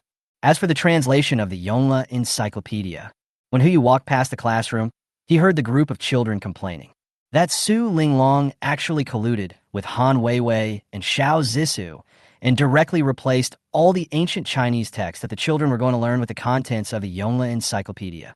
Each person translates one article in each class and then checks it, which has greatly improved the speed. But even if there are more than 22,000 volumes, even if there are only 10 texts in one volume on average, that's 220,000 texts. Based on the translation speed of 50 articles per day, it would take 4,400 days, or at least 12 years. It seems that we have to think of other ways. Hello, boss. As soon as Yu walked into the cabin, he saw Su Linglong passing by with dark circles under her eyes. In her arms, she was holding the translation homework handed in by the children. Are you okay? This state is completely different from when I first saw her on the mountain. Good. Su Linglong replied weakly. Nono also came to help me last night. The translation work is already on track. At the current speed, if it's faster, the translation will be completed in 10 years. There's no need to worry too much. The corner of Huyu's mouth twitched. Given Su Linglong's current condition, even if he was Zhou Paopi's reincarnation, he wouldn't dare to exploit her anymore. What if he dies from overwork? There won't be such good quality palu on the ship. I'll help you think of a solution. Also, those of you who do brain work should go to Mr. Fong and get 300 milliliters of Li Chuan every day. It's good for your health. Don't. When Su Linglong heard that Huyu wanted to find a solution, she quickly refused. Last time you said you would help me find a way to draw the map, but a few days later you gave me a whole set of Yongla Encyclopedia. I'm really scared. As for Li Chuan, you still have to talk to Mr. Fong. Every time we pass by, he stares at us like we're thieves. By the way, take this and refer to its contents. It will be a great help to me. Huyu looked at the stack of letters that Su Linglong handed over and was stunned for a moment. Just when I was about to ask her what it was, I looked up and found that she had already escaped. He had no choice but to open the first envelope, and after taking a quick look, he was stunned. Name, Xiao Zissou. Age, 22. Zodiac sign, Sagittarius. Birthday, December 12th. Strategy suggestions. Pursue boldly. Express your love without hesitation. Although her parents are on the ship, as long as you take out the lost ancient books, the other party should not be able to cope with it. The probability of winning the beauty is close to 90%. Note, if you don't know how to approach someone, you can use the excuse of being unwell and ask them to give you a massage. They will most likely not refuse, thus creating an opportunity for you to be alone. Who you? What the hell is this? Love strategy? So Su Linglong wants her to have a relationship so that she doesn't have to deal with so many things, right? Etc. So many letters could it be? But you opened the envelopes one by one and found that they included most of the women of marriageable age on the ship. Xiao Zissou, Mu Lingxiu, Zhang Sirui, Han Weiwei, Menanuo, even in Siener, she was not spared. As for why I say most of it, these 7 letters even contain her own information. Name, Su Linglong. Age, confidential. Constellation, confidential. Birthday, confidential. Strategy suggestion, not recommended. Note, you will always be my best boss. It's really amazing how you sorted all the envelopes together, sealed them tightly, and put Han Weiwei's information on the first layer. Xiao Hai, ask Han Weiwei to come over. Yes, master. Less than 10 minutes. Han Weiwei came up to him and asked doubtfully, Boss, are you looking for me? Who you handed over the envelope. Give these to Su Linglong and tell her that I don't really need them. Han Weiwei looked puzzled. What are these? Oh, by the way, you can read the first one, but don't read the others. Who you said this and left the spot. Soon, Su, Ling, Long. The roar echoed inside the heart of the ocean. Su Linglong, who was designing the city, shuddered and vaguely realized something. 3 minutes later, the 2 best friends had a battle of the century with pillows in the room. 10 minutes later, it ended with Su Linglong being pinned down and begging for mercy. 15 minutes later, Han Weiwei went to prepare for class, while Su Linglong, who was lying on the bed, showed an unwilling look. Okay, I was kind enough to give you a tutorial, but you stabbed me in the back.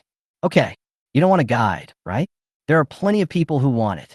Su Linglong stood up, walked to the desk, put the drawings aside, and took out the letter to start writing. Name, who you? Age. After finishing the notes, she wrote another line on the cover of the letter. Xiao Zissou Collection. Before long, 6 new guides were written. Tonight, they will be where they are supposed to be. Ichu, who you sneezed. He had just finished breakfast and was standing next to Zhao Zhong, watching him go sea fishing. Boss, do you have a cold? Zhao Zhong looked up and asked in confusion. No, even though the temperature outside is only around 10 degrees, the temperature on the ship is on 24 hours a day, so there's no way I could catch a cold. Who you rub his nose. Maybe someone scolded me. That's a lot of suspects. Zhao Zhong joked. Let's not talk about anything else. You drove the heart of the ocean through the residential area. I'm afraid everyone who didn't get on the boat would grumble at you. TSK, who cares? If you cared about what other people thought, he would have died from self-blame due to mental exhaustion. He found a sofa and lay down. Brother Zhong, stop fishing for a while. According to Xiao Hai's calculations, we will reach the island country's border in 12 hours at most. We should get enough rest to deal with any emergencies that may occur. What emergency? Of course, it's the sea of people. Although the island country is small, it has a population of more than 100 million. They're a country that frequently conducts disaster drills. In this situation, even if only 10% survive, that would still be more than 10 million people. What if maybe we can really put the island country's territory into the space backpack? Wouldn't the more than 10 million people on this island appear in front of you in an instant? Whether it's running away, or running away, you have to keep your spirits up. What? Another option? As a kind person, how can you resort to violence? Wouldn't it be better to let them think more about why they did this in the sea of nuclear kindness? As for the fact that they were unable to escape from the sea and ended up drowning, freezing to death, etc., that has nothing to do with us. Good. Zhao Zhong casually caught a grouper and said, I'll fish for another 2 hours and then put it away. The fish situation around here is pretty good, and the seafood here is of good quality. I'll just consider it as a way to get supplies. Hu Yu nodded, and just as he was about to turn around and leave, the fishing rod in Zhao Zhong's hand suddenly trembled. Just a moment. He was originally sitting on the daitai, but his body suddenly flew out. Brother Zhong. Chapter 114 Golden Scale Dragonfish. Fine. The moment Hu Yu exclaimed, Shan Shan behind him also reacted immediately, reaching out to hold Zhao Zhong, while leaning his body firmly on the boat. Quick! Fishing rod! Zhao Zhong also came to his senses, holding the fishing rod tightly with both hands, afraid of letting go by accident, and quickly let go of the spool. The fishing line began to pull out wildly. The two of them had the opportunity to reinsert the fishing rod into the fishing platform. Big fish. Absolutely big fish. Zhao Zhong looked at the fishing rod with a hint of fear and breathed a sigh of relief. Fortunately, I was almost dragged down by this thing. Logically speaking, there shouldn't be such fierce fish in this sea area. It should be a mutant fish. Hu Yu said, his eyes full of anticipation. He had originally given up hope, but he didn't expect that he would actually get a mutant fish. Judging from this force, if there is a mutated crystal in the fish's head, it must be at least rare, right? The three people in front of Daitai looked at each other and had the same idea in their minds. Got to find a way to get it going. If it was before, they would only feel deeply powerless when facing this kind of fish, but now, just rush in. Zhao Zhong fixed the spool, connecting the fishing rod and the heart of the ocean into a hole. The fishing line that was originally pulling out wildly suddenly straightened, and the fishing rod remained motionless. Under the water, the fish that was so powerful just now can only be dragged away by the heart of the ocean. That's a speed of 80 knots, almost catching up with a slightly slower train. Even the fastest swordfish in the sea cannot catch up with the speed of the heart of the ocean, let alone its weight. Basically, as long as the heart of the ocean is fixed on the fishing platform, all fish can be easily caught except for mutant fish and those fish that are terrifyingly large in size. There is no need to use weapon systems. Well, let's let it hang out for a while and then catch it at lunchtime. But you turn around and walk towards the restaurant. Is it better to have Chinese food or Western food for lunch today? Forget it. I'm getting tired of eating all kinds of delicacies every day. Let's change the taste today and have a bowl of instant noodles. I didn't think about it that time. Why did I forget to put the 2 instant noodle processing factories into my backpack? The ready-made production line is there. Even if you don't eat the noodles, you can wait until the rainstorm is over and use the produced instant noodles to exchange for other supplies. That doesn't matter. There should be such processing plants on the island country, right? 2 hours later, after lunch, the children continued their afternoon studies under the guidance of Han Weiwei and Xiao Zhisu. Zhang Sarui and Li Ji began to prepare ingredients for dinner. Zhao's father and mother were still studying the physical condition of the 50 people they brought back a few days ago. After their treatment, these people can now eat independently while lying in bed. They have basic rational thinking ability, but it is limited to eating, drinking, defecating, and urinating. If you ask them to do something, they can only make noises. Even Minono found something to do. She saw that Zhou Wenxuan had some difficulty organizing the database by himself, so she volunteered to help. Hu Yu naturally had no objection, and Zhou Wenxuan was even more eager to have a helper. As for Mr. Fong, he should stay in the greenhouse. Now that the output of Sinzu beans and Li Chuan has doubled, the old man doesn't care much about these two things anymore. He just harvests them when he has nothing to do. He is now completely focused on the rice seeds, which means that the area of the greenhouse is fixed and cannot be expanded. Otherwise, this guy would have to do it himself and use a hoe to include the entire deck into the greenhouse. As for Hu Yu and the others, as soon as they finished lunch, Zhao Zhong, Shan Shan, and Su Zilong went to the front of Dai Tai. Get ready to reel in your fishing rod. It has been more than 2 hours since we started swimming. Even the fiercest fish should be exhausted, right? I'll hang up. Hu Yu sat on the seat of the fishing platform and began to gather the line cups, while commanding, Brother Shan, Brother Zhong, you guys scoop up the net. Zilong, please watch over here. I'm afraid it might fly out. Yes, boss. The three of them spoke at the same time. Su Zilong also rushed to Hu Yu's side, ready to take action at any time. The fishing line was gradually reeling in, but Hu Yu couldn't help but frown. This fishing line? How come it's so light? Hu Yu pulled the fishing rod up from the fishing platform and began to reel in the line quickly. The people nearby also noticed something was wrong. Boss, could it be that they've become decoupled? Shinshan asked doubtfully. How is that possible? Before Hu Yu could answer, Zhao Zhong at the side answered first.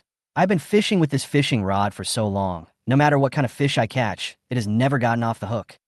One more for the person upstairs. Su Zilong also responded. No matter what the situation is, you'll know once you catch it. Hu said that he felt the line was almost there, so he just used a flying rod to catch the fish. It was his flight that made him stunned on the spot. The fish did not get off the hook. It's still hanging on the hook. But this fish is too dazzling. The whole body of the little fish was golden, but not the yellowish gold of the small yellow croaker.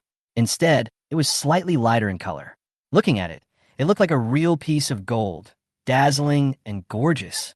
But just look at the size. It's not even as big as Huyu's palm. The next moment, its panel popped up before his eyes. Name, golden scale dragon fish variant. Type, fish food. Status, infant dying. Description, this fish has unique changes depending on its location. If you keep it patiently, you may get unexpected results. Note, this small body contains terrifying energy. Snap. Before Huyu could react, the golden scale dragon fish fell into the cabin. It was already exhausted, and now it didn't even bother to flap its tail, as if it would die at any moment. There's a dragon in the name of this fish.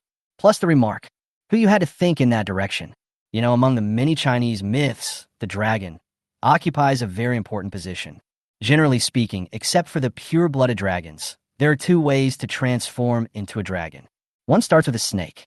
It takes 10 years to become a snake, 100 years to become a python, 1,000 years to become a dragon, and 10,000 years to become a dragon. Another one starts with fish. The fish in the water actually have a trace of dragon blood. As long as they cross the dragon gate, they will have the chance to become a real dragon. But these are just legends. But now that water snakes can mutate into that kind of body shape, fish, why can't they mutate into a mythical direction? This. He took a deep breath, quickly took out a basin, poured one person's portion of Li Chuan into it, and then added sea water to dilute it. When the water was enough to submerge the golden-scaled dragon fish, he carefully squatted down and put it into the basin. Finally, the golden-scaled arowana's mouth began to open and close, swallowing up the water in the basin. This thing, Zhao Zhong came forward with a puzzled look on his face. Is it the thing that almost dragged me down just now? Could it be that I caught the wrong fish? Su Zilong frowned and asked, how could I catch such a small thing so easily? You didn't catch the wrong fish. Huyu spoke calmly, looking at the golden-scaled dragon fish in the basin. After watching it go from being on the verge of death to standing up in the basin, I finally breathed a sigh of relief. The fish I was pulling the rod on underwater just now was this fish. What? Everyone was shocked and squatted beside the basin to look at the fish. It seemed as if it noticed the gazes of the people on the water.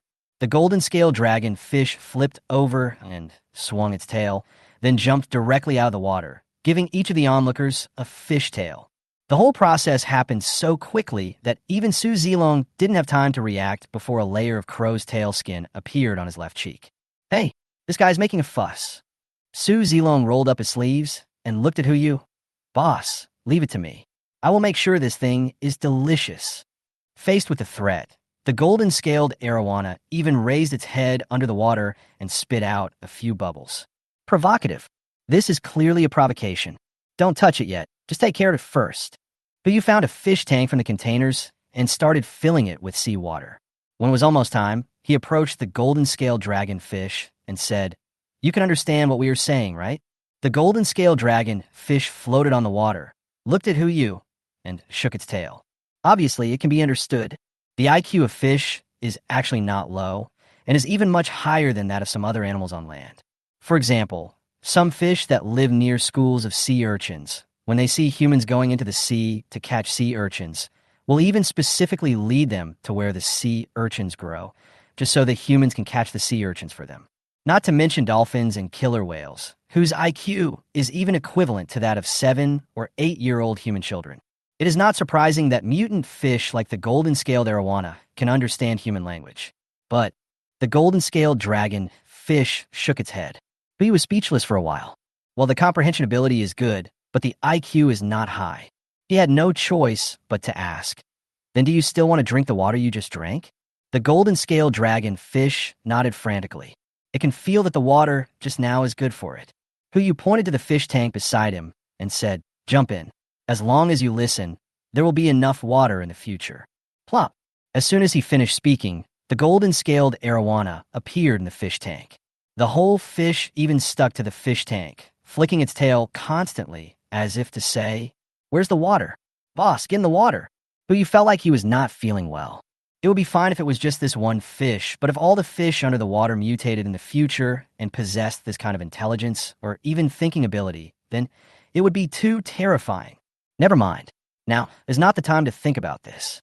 Once the rainstorm stops, start collecting the water immediately.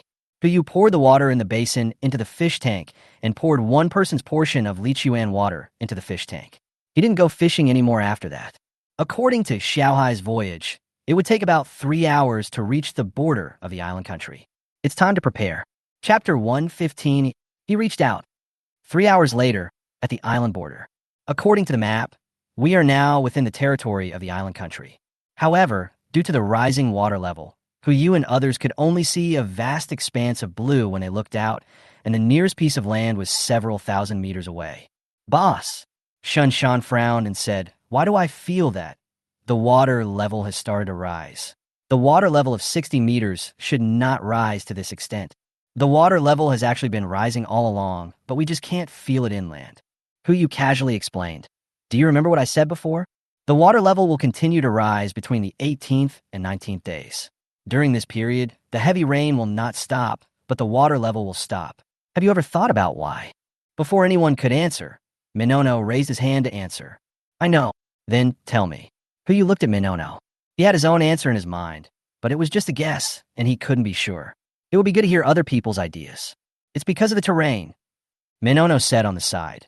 "The surface of the blue planet itself is uneven. Some areas are high, and some areas are low. When heavy rain falls, some depressions will begin to accumulate water over a large area, but there will also be mountainous areas around the depressions. The entire blue planet is like a leaky stairwell, and those depressions are like basins placed on the stairs to collect water. Once the basin is full, the water level will not rise any further, and the water will overflow until the entire stairwell is flooded with water in one of the basins, and then the water level will continue to rise." "Boss Hu, am I right?" Yu nodded. Minono's speculation is exactly the same as his. He had wondered before why the water level would rise to 50 meters 10 days before the rainstorm, then stop for nearly 9 days, and then continue to rise at an even more terrifying rate. This was the only possibility he could think of. As for the reason for the surge in the next few days, just as Minono said, the rain previously fell in the stairwell filled with basins of water. When all the basins and the gaps between the stairs are filled, the entire blue planet will be like a flat surface. By that time, the growth rate of the water level will naturally increase dramatically. 1 meter per hour? After tomorrow, the water level may rise more than 10 times. "Yeah." Minono received Yu's recognition and immediately exclaimed with pride. She then looked at Shun Shan again. "As for the question you just asked, Brother Shun, this is the place on the sea where the first wave of water surges after the heavy rain falls. It's normal that it holds more rainwater than other places. According to the water level in Pengcheng, the water level there has risen by 60 meters. So the water level here has risen by at least 80 meters. Except for some very high floors and hilly areas, all other buildings should have been flooded. But," Minono shrugged and smiled, "due to the geographical environment of the island country, earthquakes and tsunamis are frequent. Most ordinary residential buildings are no more than 15 stories high. Only some commercial buildings are taller, and the tallest is only 330 meters. 80 meters, more than 90% of the buildings have been submerged. That's a shame." Su Zilong sighed at the side. "I thought I would see a lot of neighbors who are doing well in their daily lives, so I planned to say hello to them." Everyone turned around and saw Su Zilong silently put down the RPG in his hand. "The way you greeted me was a little too friendly. There is no other way. For any Chinese citizen, if they have this once-in-a-lifetime opportunity, they must seize it. Just as a big brother on the internet said before, even if you die as a child, you can be recorded in the family tree. Maybe you will be the first to burn incense on Qingming Festival in the future. Who can resist such temptation?" Not only Su Zilong couldn't refuse, the others were also very tempted. Yu was naturally no exception.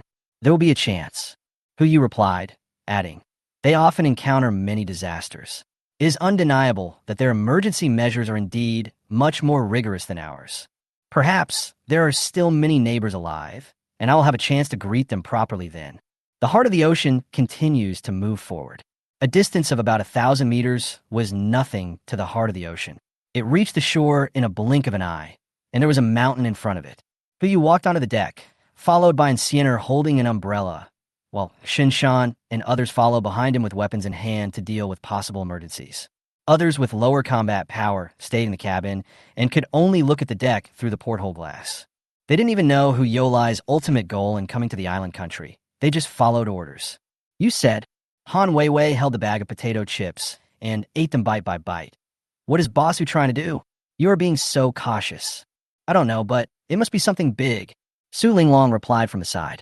She was originally writing a travel guide in the house. When she heard that they had arrived in an island country, she vaguely sensed something and slipped out to watch the show. Is it possible that? Xiao Zisa guessed. He wants to store the entire island country in a storage space, right? What? Everyone present exclaimed in surprise. Even Zhang Sirui, who was usually taciturn, looked at Xiao Zissou with a little surprise. I'm just guessing. Xiao Zissou smiled helplessly and said, even if there's space to store it, there has to be a limit, right? That's the entire island country. It's not impossible. Su Linglong muttered to the side. Didn't all the things in Zijing Mountain were taken in before? Hey, Shiso. Han Weiwei followed closely and said, you have been with Boss Hu for the longest time. Tell me, how big is his storage space? The fact that Hu had a storage space was no secret to them. He would take out the boat whenever he had time, but any man or woman living in the 21st century could guess what he had. After all, this kind of thing is written a lot in various novels and animations. It's just that the size of this storage space is a bit too big. It can hold anything. How should I know that? Xiao Zissou smiled bitterly, then looked towards the deck, her pupils suddenly trembling. Look, he reached out his hand. Everyone immediately turned around and looked towards the deck. They also knew that when Boss Hu reached out, there were usually only two situations. One was to put something down, and the other possibility was, it's time to collect your things. What can be gained from a mountain? Unless what he really wants is the entire island country. Chapter 116, Containment. No matter which possibility it was, everyone was waiting with bated breath, afraid of missing something in the next second. Miracle. This is a true miracle. If we can really take away the entire island country, then it is not impossible to take the entire Chinese continent into space. After all, in a sense, the island country belongs to the continental island, so if you round it off, it can also be considered the continent. The next moment, the entire mountain disappeared before everyone's eyes. Ahead, there's only a smooth blue road. Success? These three words popped up in the minds of everyone present. They looked quietly in front of them, the sound of heavy rain hitting the water echoing in their ears, waiting for the result to appear. Successfully? In front of the deck, Shunshan also had some questions. He looked at Huyu beside him and asked. No. Huyu shook his head and frowned slightly. When he touched the top of the mountain, he simply put the entire mountain into the space and did not put the entire island country in. Otherwise, it wouldn't be just a blue sky now, but would be full of people. What is this? Is it possible that the space backpack has infinite volume, but can only collect mountain tops and cannot be divided into continental plates? Or is it that the island country is too large and exceeds the accommodation limit? This shouldn't happen. If it is a problem of area, then this mountain is not even 1/10 the size of Zijing Mountain. When it is taken in, it should at least be completed to the size of Zijing Mountain. Or, is there another reason? Huyu pondered for a long time. During this time, no one dared to interrupt. Su Zilong and Shun Shan just stood silently behind him, communicating their thoughts with each other through eye contact. As for the people in the heart of the ocean, they still don't know what happened and are even wondering whether the island country has been successfully taken in by their Boss Hu. After a while, Han Weiwei suddenly asked, what do you think Boss Hu is waiting for? Anyway, it's not about waiting for the wind to come. Su Linglong added. Guess what? Xiao Zissou asked back and walked straight out. Won't we find out if we go out and ask? Sister Zissou, wait for me, Minono said and chased after her. The two girls came to the deck, holding umbrellas. Xiao Zissou spoke first. What's wrong, Boss Hu? Are you enjoying the scenery? Without. Huyu's thoughts were interrupted, but he was not angry. Instead, he looked behind him and asked, you said that if a person wants to put something into a box but takes it out, only part of the thing is left.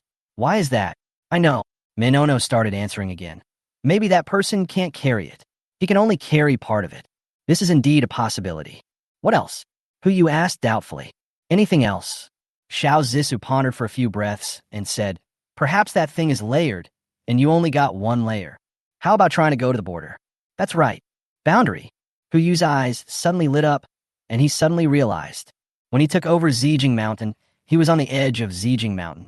When he took over Qixia Mountain, he was also near the mountain range.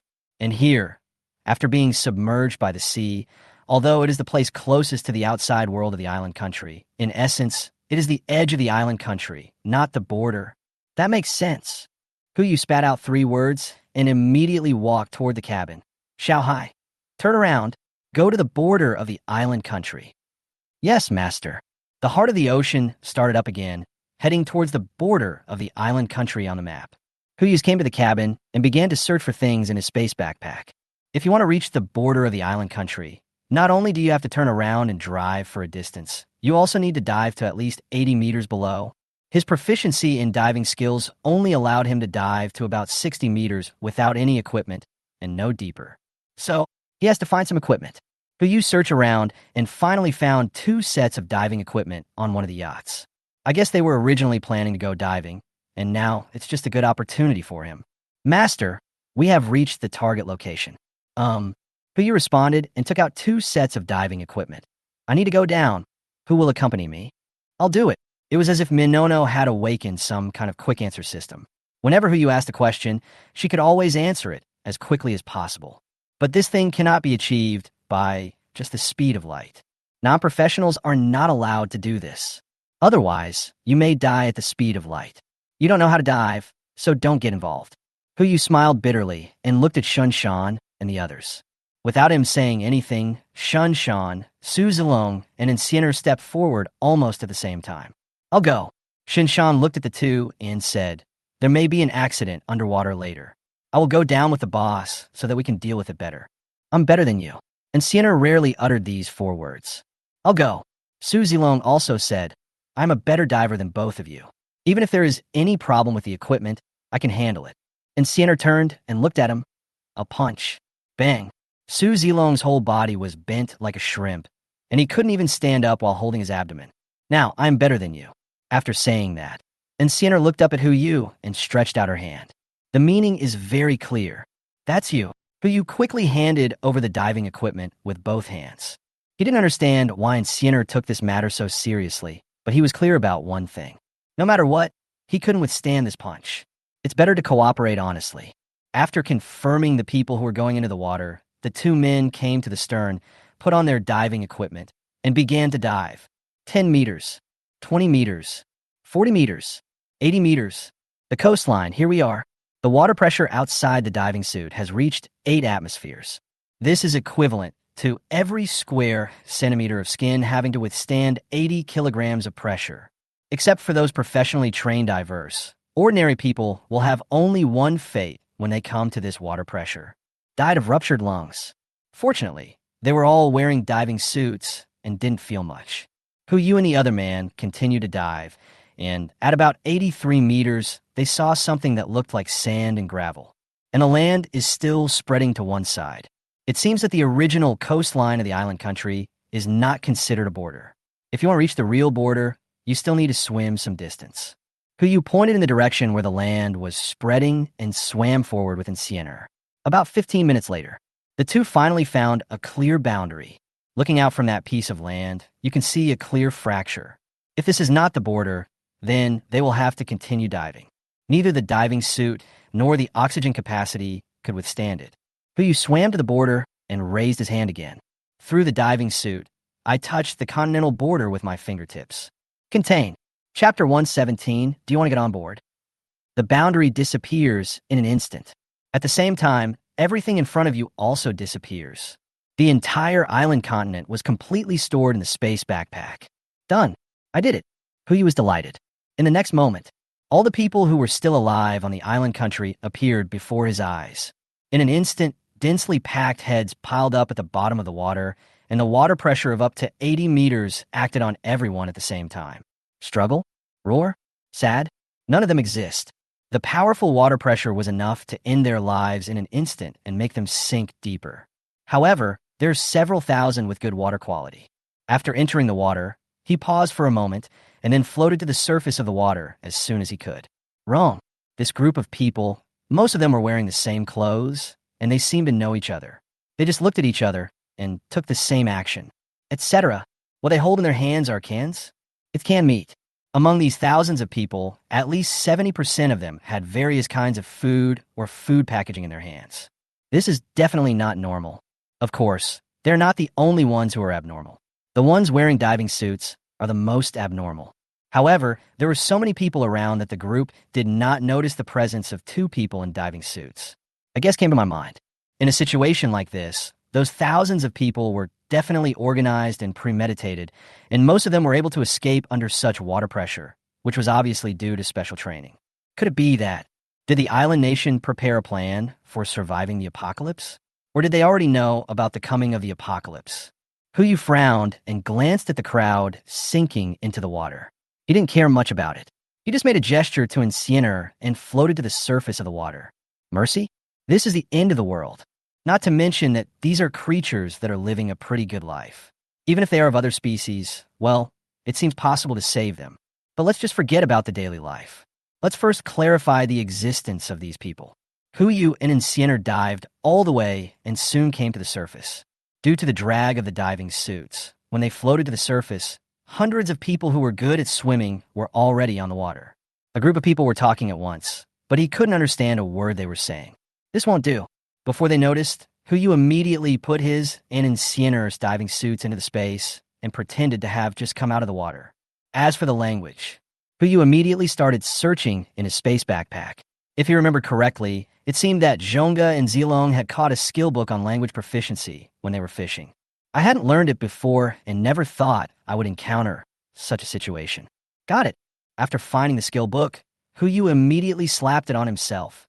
The originally noisy and difficult to understand language now floats into my ears again, and its meaning is completely different. What's going on? Where's our shelter? Look, not only us, but people from other shelters are here too. Could it be that all the 12 shelters we built have disappeared? The shelter suddenly disappeared, and we appeared in the water? Could it be that Amaterasu couldn't stand our behavior and punished us? No, impossible. We are all people of Amaterasu. How could he abandon us? Wait, look, is there a warship ahead? Yes, let's get on board first and talk about it later if anything happens. Warship? You should be talking about the heart of the ocean, right? Huyu looked in the direction they were swimming, and a familiar outline came into view. It really is the heart of the ocean. Previously, in order to find the border, he took Encinar and swam a distance to the east, but he didn't expect it to be so far. Looking around, it was at least 600 or 700 meters. Considering the size of the heart of the ocean, it really does look like a warship when viewed from this perspective. But how could Xiao Hai let them on board? When they approached to within 500 meters, a warning sounded from the heart of the ocean. Warning: unidentified persons are strictly prohibited from approaching within 500 meters of this ship. If you continue to move forward, this ship reserves the right to attack. Warn. 3 consecutive warnings were issued in Chinese, English, and Japanese. This group of little people can understand it no matter what. What should I do? It doesn't sound like a joke. The crowd stayed on the water, not daring to move forward, and discussed loudly. What else can we do? We are now in the sea. With the energy in our bodies, we can only survive for a dozen hours at most without any supplies. There is only this one ship in front of us. If we want to survive, we have no choice but to take a gamble. Bet. Someone immediately echoed. Judging from the size of this ship, there must be a lot of food on it. As long as we can successfully land, we can survive even without shelter. Dive. Go onto the surface. Soon, the first group of people began to take action. They dived underwater, and just as they passed the 500-meter warning line, Xiao Hai's automatic defense function was activated. On one side of the ship, a row of cannons are arranged and ready to fire.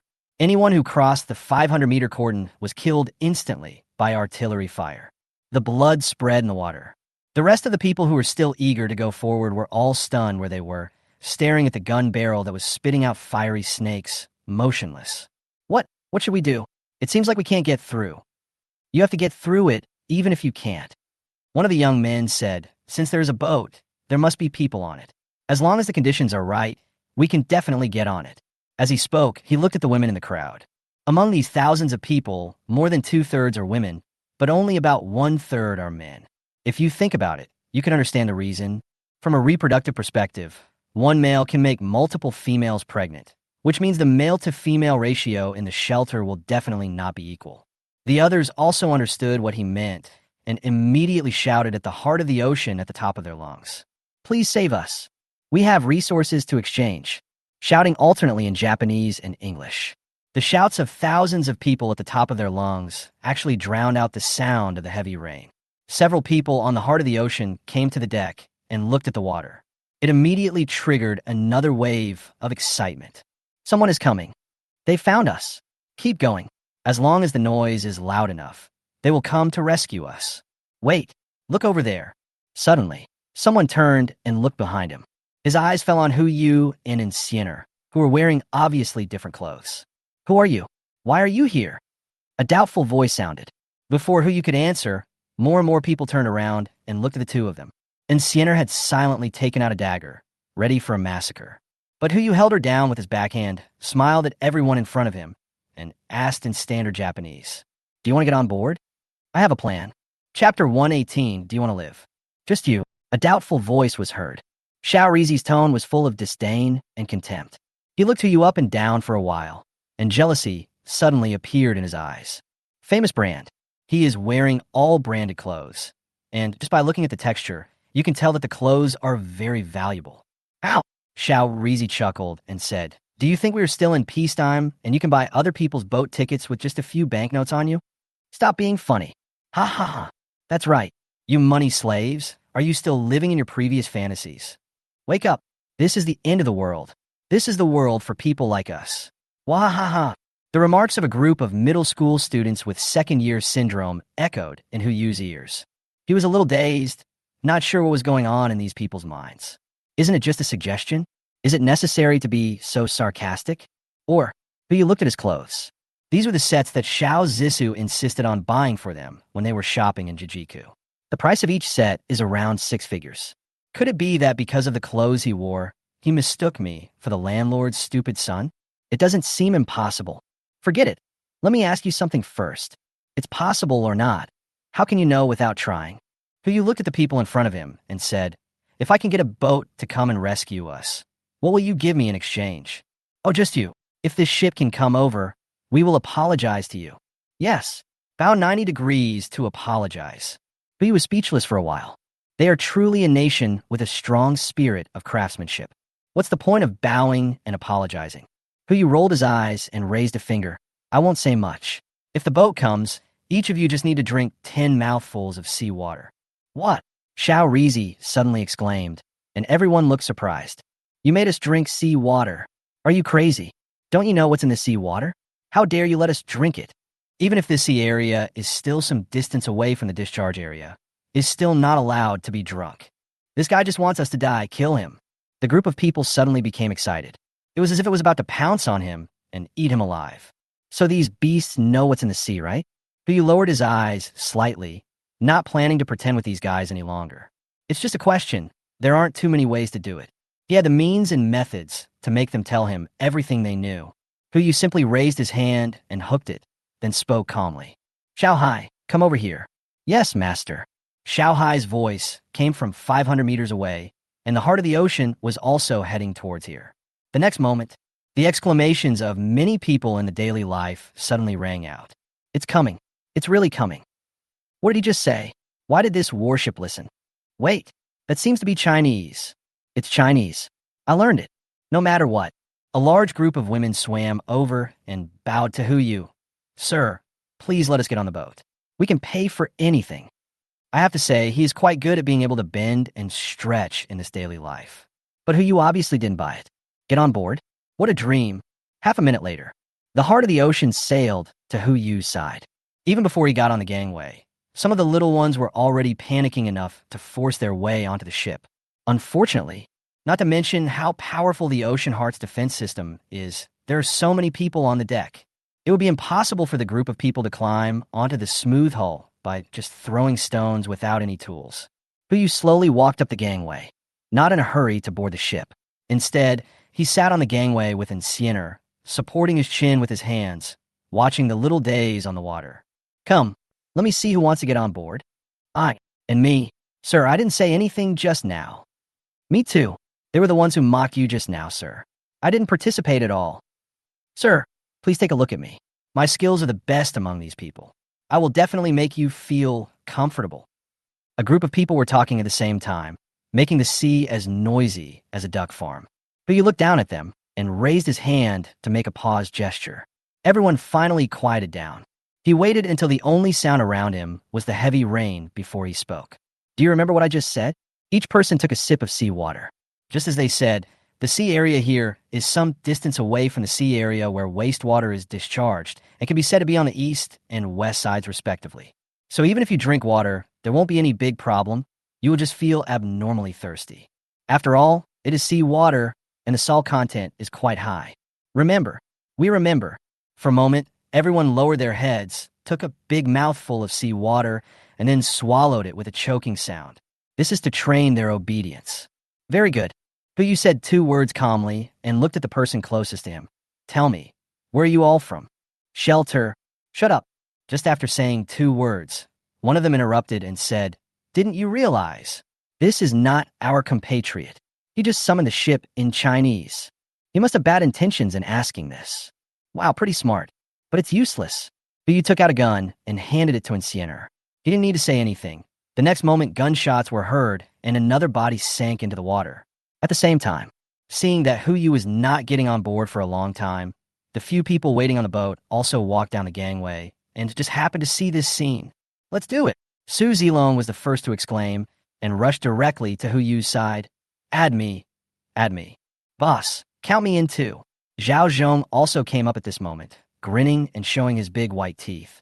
In the past training, my sweeping score was first. Bullshit. There's no point in achieving any results with strafing. Su Zilong confronted him directly. You don't care. Zhao Zhong turned around and continued to look at Huyu. Boss, who look? Don't worry, they're still useful. Huyu looked at the group of people again. His eyes fell on the face of the man who was about to answer, and he showed a kind smile. You can continue with the previous question. If you answer correctly, you can get a reward. The tone of his voice was just like that of a weird uncle tempting a little girl with a lollipop on the street. The man shook his head and said nothing. The next moment, bang, another dead body. It's a shelter. A man immediately spoke up and swam forward. He looked up at Huyu, his eyes full of hope. Sir, we are from the shelter. Before the end of the world, our country established 12 shelters, each with 120 people, arranged in 12 different places, in order to protect our civilization to the greatest extent. We don't know why we came to this place. If you have any questions, you can ask me directly. Sensible. What this world lacks the most is sensible people. Yeah, very good. Who you praised and spoke again. You said you built a shelter before the apocalypse began. Did you know that the apocalypse would come? That's speculation. The man continued to answer. The purpose of a shelter is to prevent us from surviving nuclear crises, volcanic eruptions, earthquakes, and large tsunamis, and to wait for outside rescue. We don't know what kind of doomsday will come, let alone when it will come. This is equivalent to them not knowing the answer either, and just guessing it at random, but they didn't expect to get it right. Come to think of it, given the geographical location of an island country, it would be strange if it didn't prepare for a rainy day. But you began to rummage through his space backpack, trying to find the specific locations of those shelters to see if there were any problems. Result: too big. Compared to China, the island country is just a tiny place, but it is also an entire archipelago after all, without coordinates. Even if you could overlook the entire island country, he would not be able to find such a small shelter. He looked at the man again. Where are the coordinates of his shelter? This. The man was speechless for a moment. Sir, I don't know either. After we were selected, we were blindfolded and stuffed directly in. I guess it's because the higher-ups aren't sure whether this rain will lead to the end of the world. So if the damage isn't too serious, releasing us later and exposing the existence of the shelter would be a loss. It's not impossible, and we have to find out when to go. He also wanted to see if there was anything useful inside. But just because he doesn't know doesn't mean everyone doesn't know. Even if the vast majority of people are unaware of the situation, There should be someone in the shelter who knows the truth. Otherwise, how could all the people in the shelter be gathered together after the apocalypse? At least, every shelter should have one. Unless those people just happen to die under the defense system of the heart of the ocean. Who else knows the answer? Who you looked at everyone, asking with his eyes. Time passed, and no one answered. You don't want to tell me? I'm sorry. Who you turned around and was about to leave, but someone immediately jumped out. I know, that was a woman. She floated among the crowd, raised her hand and said, I can tell you the coordinates of all the shelters, but in exchange, you have to let me get on the boat first. Can. But you did not refuse. Just getting on the boat doesn't mean she can't be kicked off. Under the cover of the crowd's firepower, the man quickly swam to the gangway and walked up. The 12 locations were reported immediately. It is much easier to find with the specific city name and street name. Huyu quickly found the 12 shelters in his space backpack. Looking around, they were filled with all kinds of food and professional books. Especially the food. In each shelter, there is enough food to feed 120 people for 30 years. Even if it is hit by a nuclear attack, it can wait until the radiation is half decayed before coming out. Now Huyuk accepted the food with a smile. As for these little days in front of me, Huyu's eyes swept over everyone and the corners of his mouth slowly curled up. There was hope in their eyes, as if they were expecting him to give the order and let everyone on board. Of course, that's impossible, but we can give them a chance to survive. As for the woman who just got on board, she seemed to have joined a new organization, and when she turned to look at her compatriots, there was only contempt in her eyes. It seems to be said again, look, it's me. How can you guys get on the boat? But the next moment, Huyu raised his leg and kicked that woman down. Look at them all equally and ask a question. You guys, do you want to live? Chapter 119, Eliminating the Roots. Faced with the question, everyone nodded in unison. If they didn't want to live, they would have died at the beginning of the apocalypse. How could they still be here until now? Don't say I didn't give you a chance. Huyu stood on the gangway, looking down at the people in front of him. Everyone, one chance.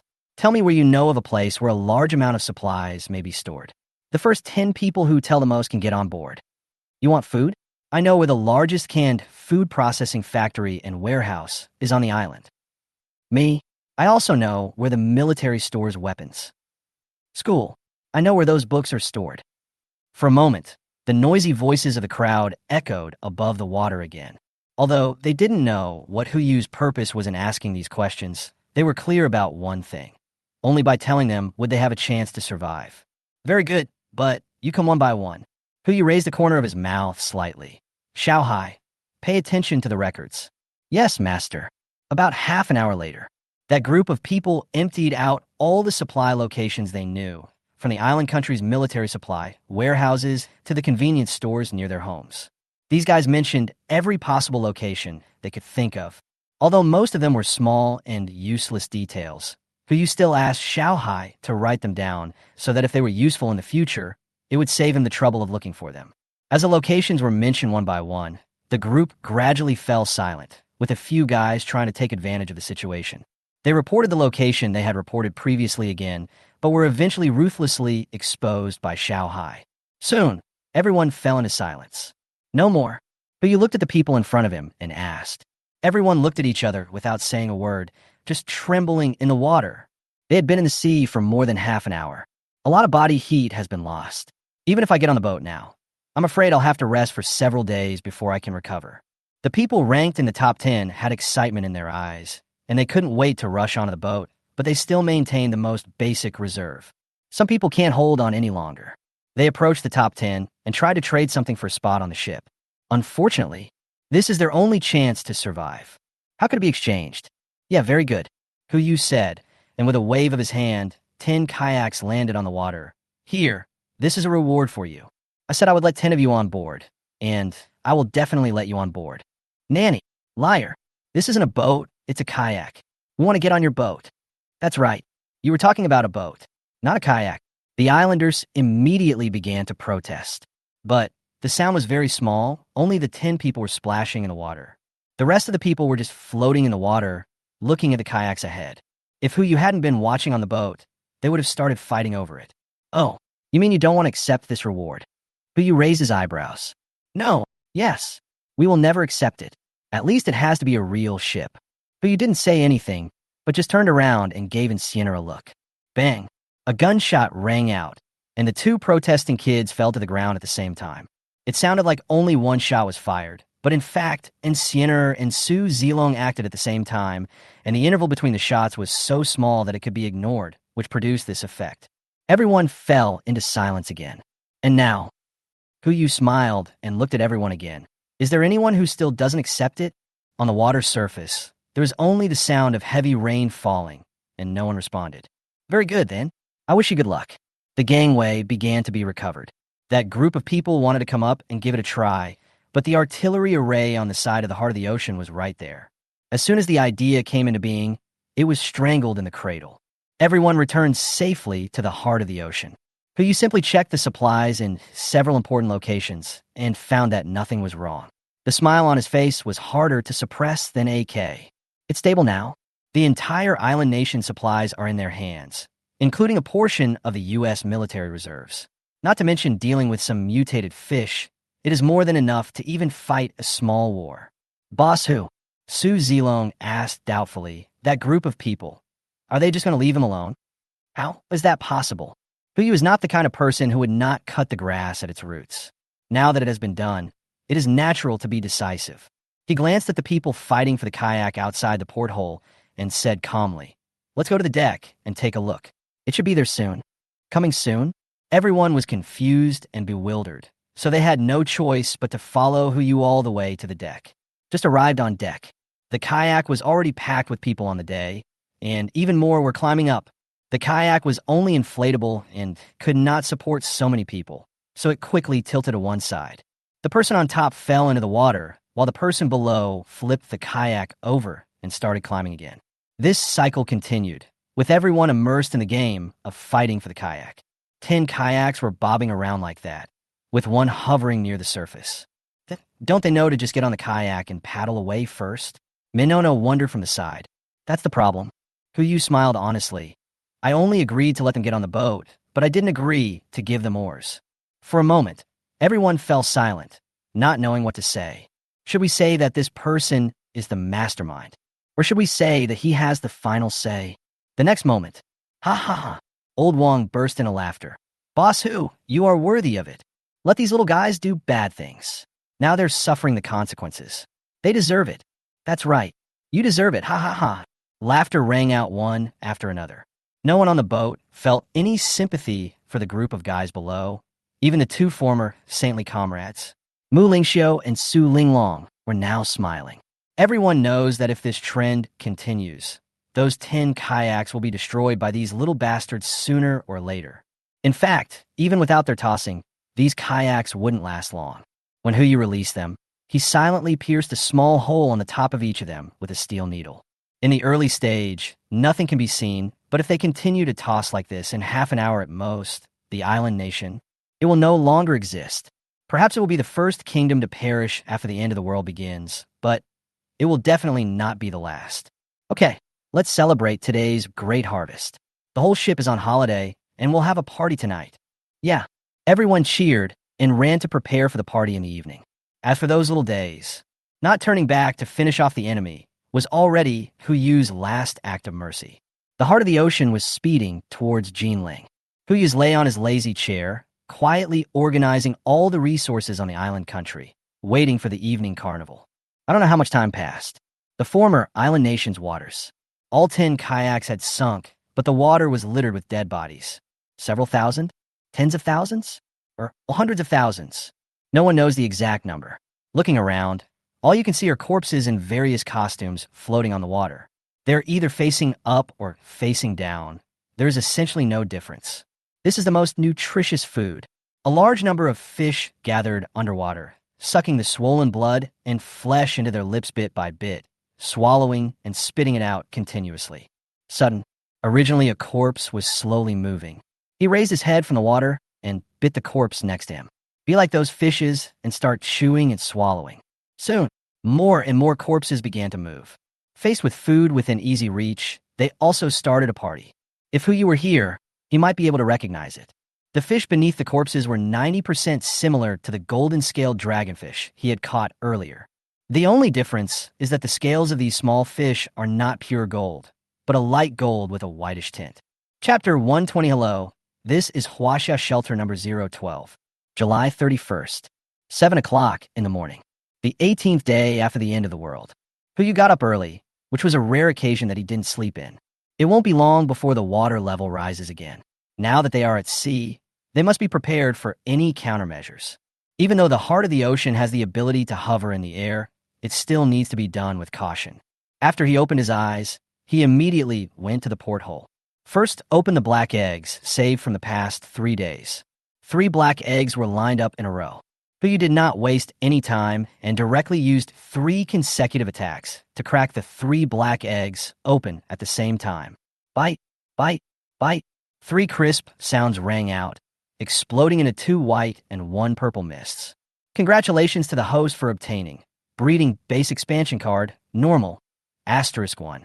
Congratulations to the host for obtaining Master Key, Normal, *1. Congratulations to the host for obtaining Resident Flag, Perfect, *1. All 3 are new. You checked the panels one by one, the smile on his face never disappearing. Name, Breeding Base Expansion Card, Normal. Type Props. Effect, it can expand the designated breeding base by 10 square meters. Note, our goal is farming, farming, farming. Name, Master Key, Ordinary. Type Props. Effect, can open a door. Note, please make sure there's no one inside when you open the door. Otherwise, please wear earplugs and prepare for screams. Name, Station Flag, Perfect. Type Props. Effect, after using it on an unowned area, you can incorporate the area into your own territory and gain 3 abilities within the territory, including item management, terrain change, and instant movement. The area of the unowned area cannot exceed 100,000 square kilometers. Note, God is just a person with extraordinary powers. Oh shit, what the hell? What the hell? When you saw the last prop, these 2 words were the only ones left in his mind. The terrain changes and moves instantly. These 2 abilities alone are enough to save him a huge amount of effort, not to mention item management. This is equivalent to putting all the items in the territory into the inventory and deploying them at will according to his wishes. In other words, just plant this flag on the island's land. Then there is nothing wrong with him calling himself a god. It's a pity that the effect only applies to 100,000 square kilometers of land. The island country in the space has a land area of more than 300,000 square kilometers, and the garrison flag cannot completely cover it. But now is not the time to establish a base. Let's wait a little longer. Maybe we can draw 2 base flags. You put the Master Key and the base flag into the space backpack. As for the Breeding Ground expansion card, he chose to use it directly. There are still 31 days until the rainstorm ends, and they need to stay on the boat for a while to expand the breeding base and make plans for the future. Everything was done. Huyu stretched his body and walked out of the room. As soon as he stepped out of the door, he felt something was wrong. The atmosphere was somewhat stagnant. Everyone I looked at had a sad look on their face, as if they were worried about something. This shouldn't happen. Didn't everyone have a great time last night? Why did it suddenly become like a frostbitten eggplant? He turned his head and glanced at Enciener, who was walking towards him. Mind reading is triggered. There's even a modicon hanging on her head. Unxiana, what's going on? Even she has become depressed. You turned to look at Shan and found that his expression was slightly more normal. So he quickly waved at him. Brother Shan, come here for a moment. After saying that, he went back to the room and waited for Shan to come. With the atmosphere outside, he was afraid that he would have to eat so much chocolate to feel happy if he went out. For the sake of your fatty liver, it is better to figure it out before going out. Shan walked in quickly and asked in confusion, Boss, are you looking for me? Huyu nodded and pointed outside the door. What's going on outside? It feels like eggplants hit by frost. No one is normal. Maybe it's because of your prediction, boss. Huh? My prediction is not correct. Huyu looked out the window. Although we were at sea and could not see the specific rise in the water level, we could clearly feel that the water was not calm from the waves constantly surging outside. Obviously, there has been a certain degree of increase. His prediction was correct. It's because your predictions are so accurate, boss. Shan sighed helplessly. Although we all know what will happen next, when we face this kind of thing, we still feel a little unprepared. According to Xiaohai's tip, the water level has been rising significantly since 5 o'clock last night. The current speed is 20 centimeters per hour and is still rising. After 1 day, it will increase to 40 centimeters per hour, and after 2 days, it will probably reach 80 centimeters per hour. It will continue to increase at this rate until the 7th day. The water level is rising 12.8 meters every hour. If this continues for 31 days, Shinshan said nothing more. But you frowned slightly, vaguely sensing something was wrong. Xiaohai, Master, I'm here. Calculate the current rainfall, taking into account the increase and decrease, and what the global average water level will be in 31 days. Master, the current global average water level has reached 70 meters. According to the current increase in precipitation, the global water level will rise to 8,051.8 meters in 31 days. Huyu was stunned. Flooded. The whole world is flooded. In his previous life, he only knew that the entire Jinling would be submerged, but he was not sure whether there was any land in the world. Originally, he still had a glimmer of hope. I thought that no matter how heavy the rain was, there would still be a piece of land left on the blue planet. Think about Mount Everest and the Pamir Plateau. One has an altitude of more than 8,800 meters. The other has an average altitude of more than 4,500 meters, and many of the peaks have an altitude of more than 7,000 meters. Even if there are 49 days of torrential rain, some land should remain in these places.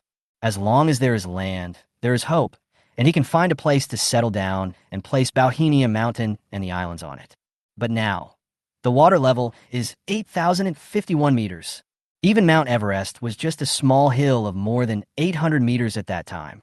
But you let out a long sigh and asked again, how many mountains are there on Blue Star that exceed this water level? Master, there are 11 peaks in total.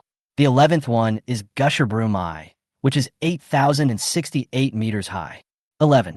In other words, after 31 days, only 11 hills will remain above the water. One of the peaks is only 68 meters high. Huyu smiled helplessly. He now knew why everyone had that expression. The good news is that humans still have a place to live after the rainstorm. The bad news is that there are only 11 hilltops, and the shortest one is only 68 meters. Of course, there's also good news.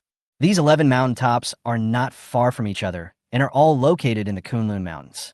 When the rainstorm stops, the remaining humans will gather there and start over. Call. Huyu exhaled a breath of foul air, and the whole person became more depressed. He looked at Shinshan. How many people know about this now? Most people on the ship knew about it, except for the children. Find an opportunity to tell them that they also have the right to know the future.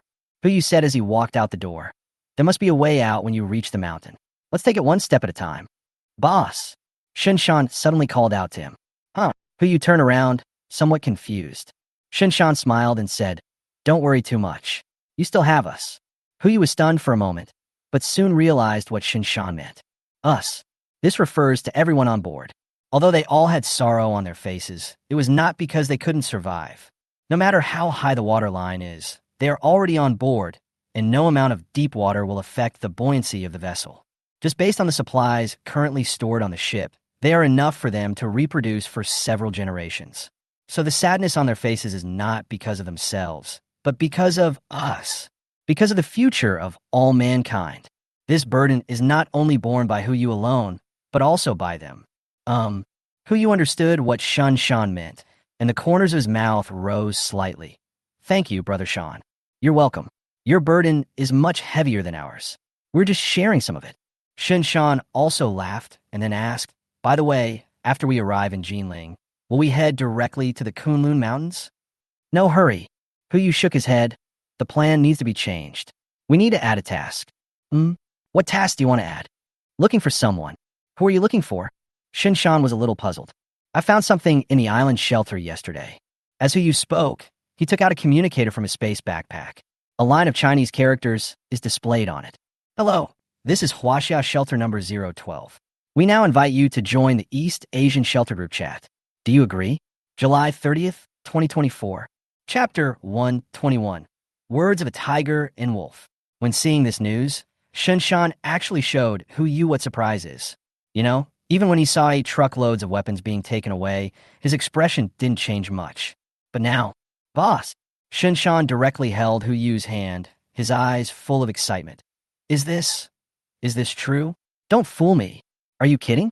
Am I the kind of person who loves to fool people?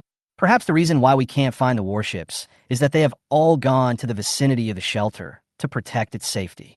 Who you ask back and put the communicator back. But I don't plan to join this group chat.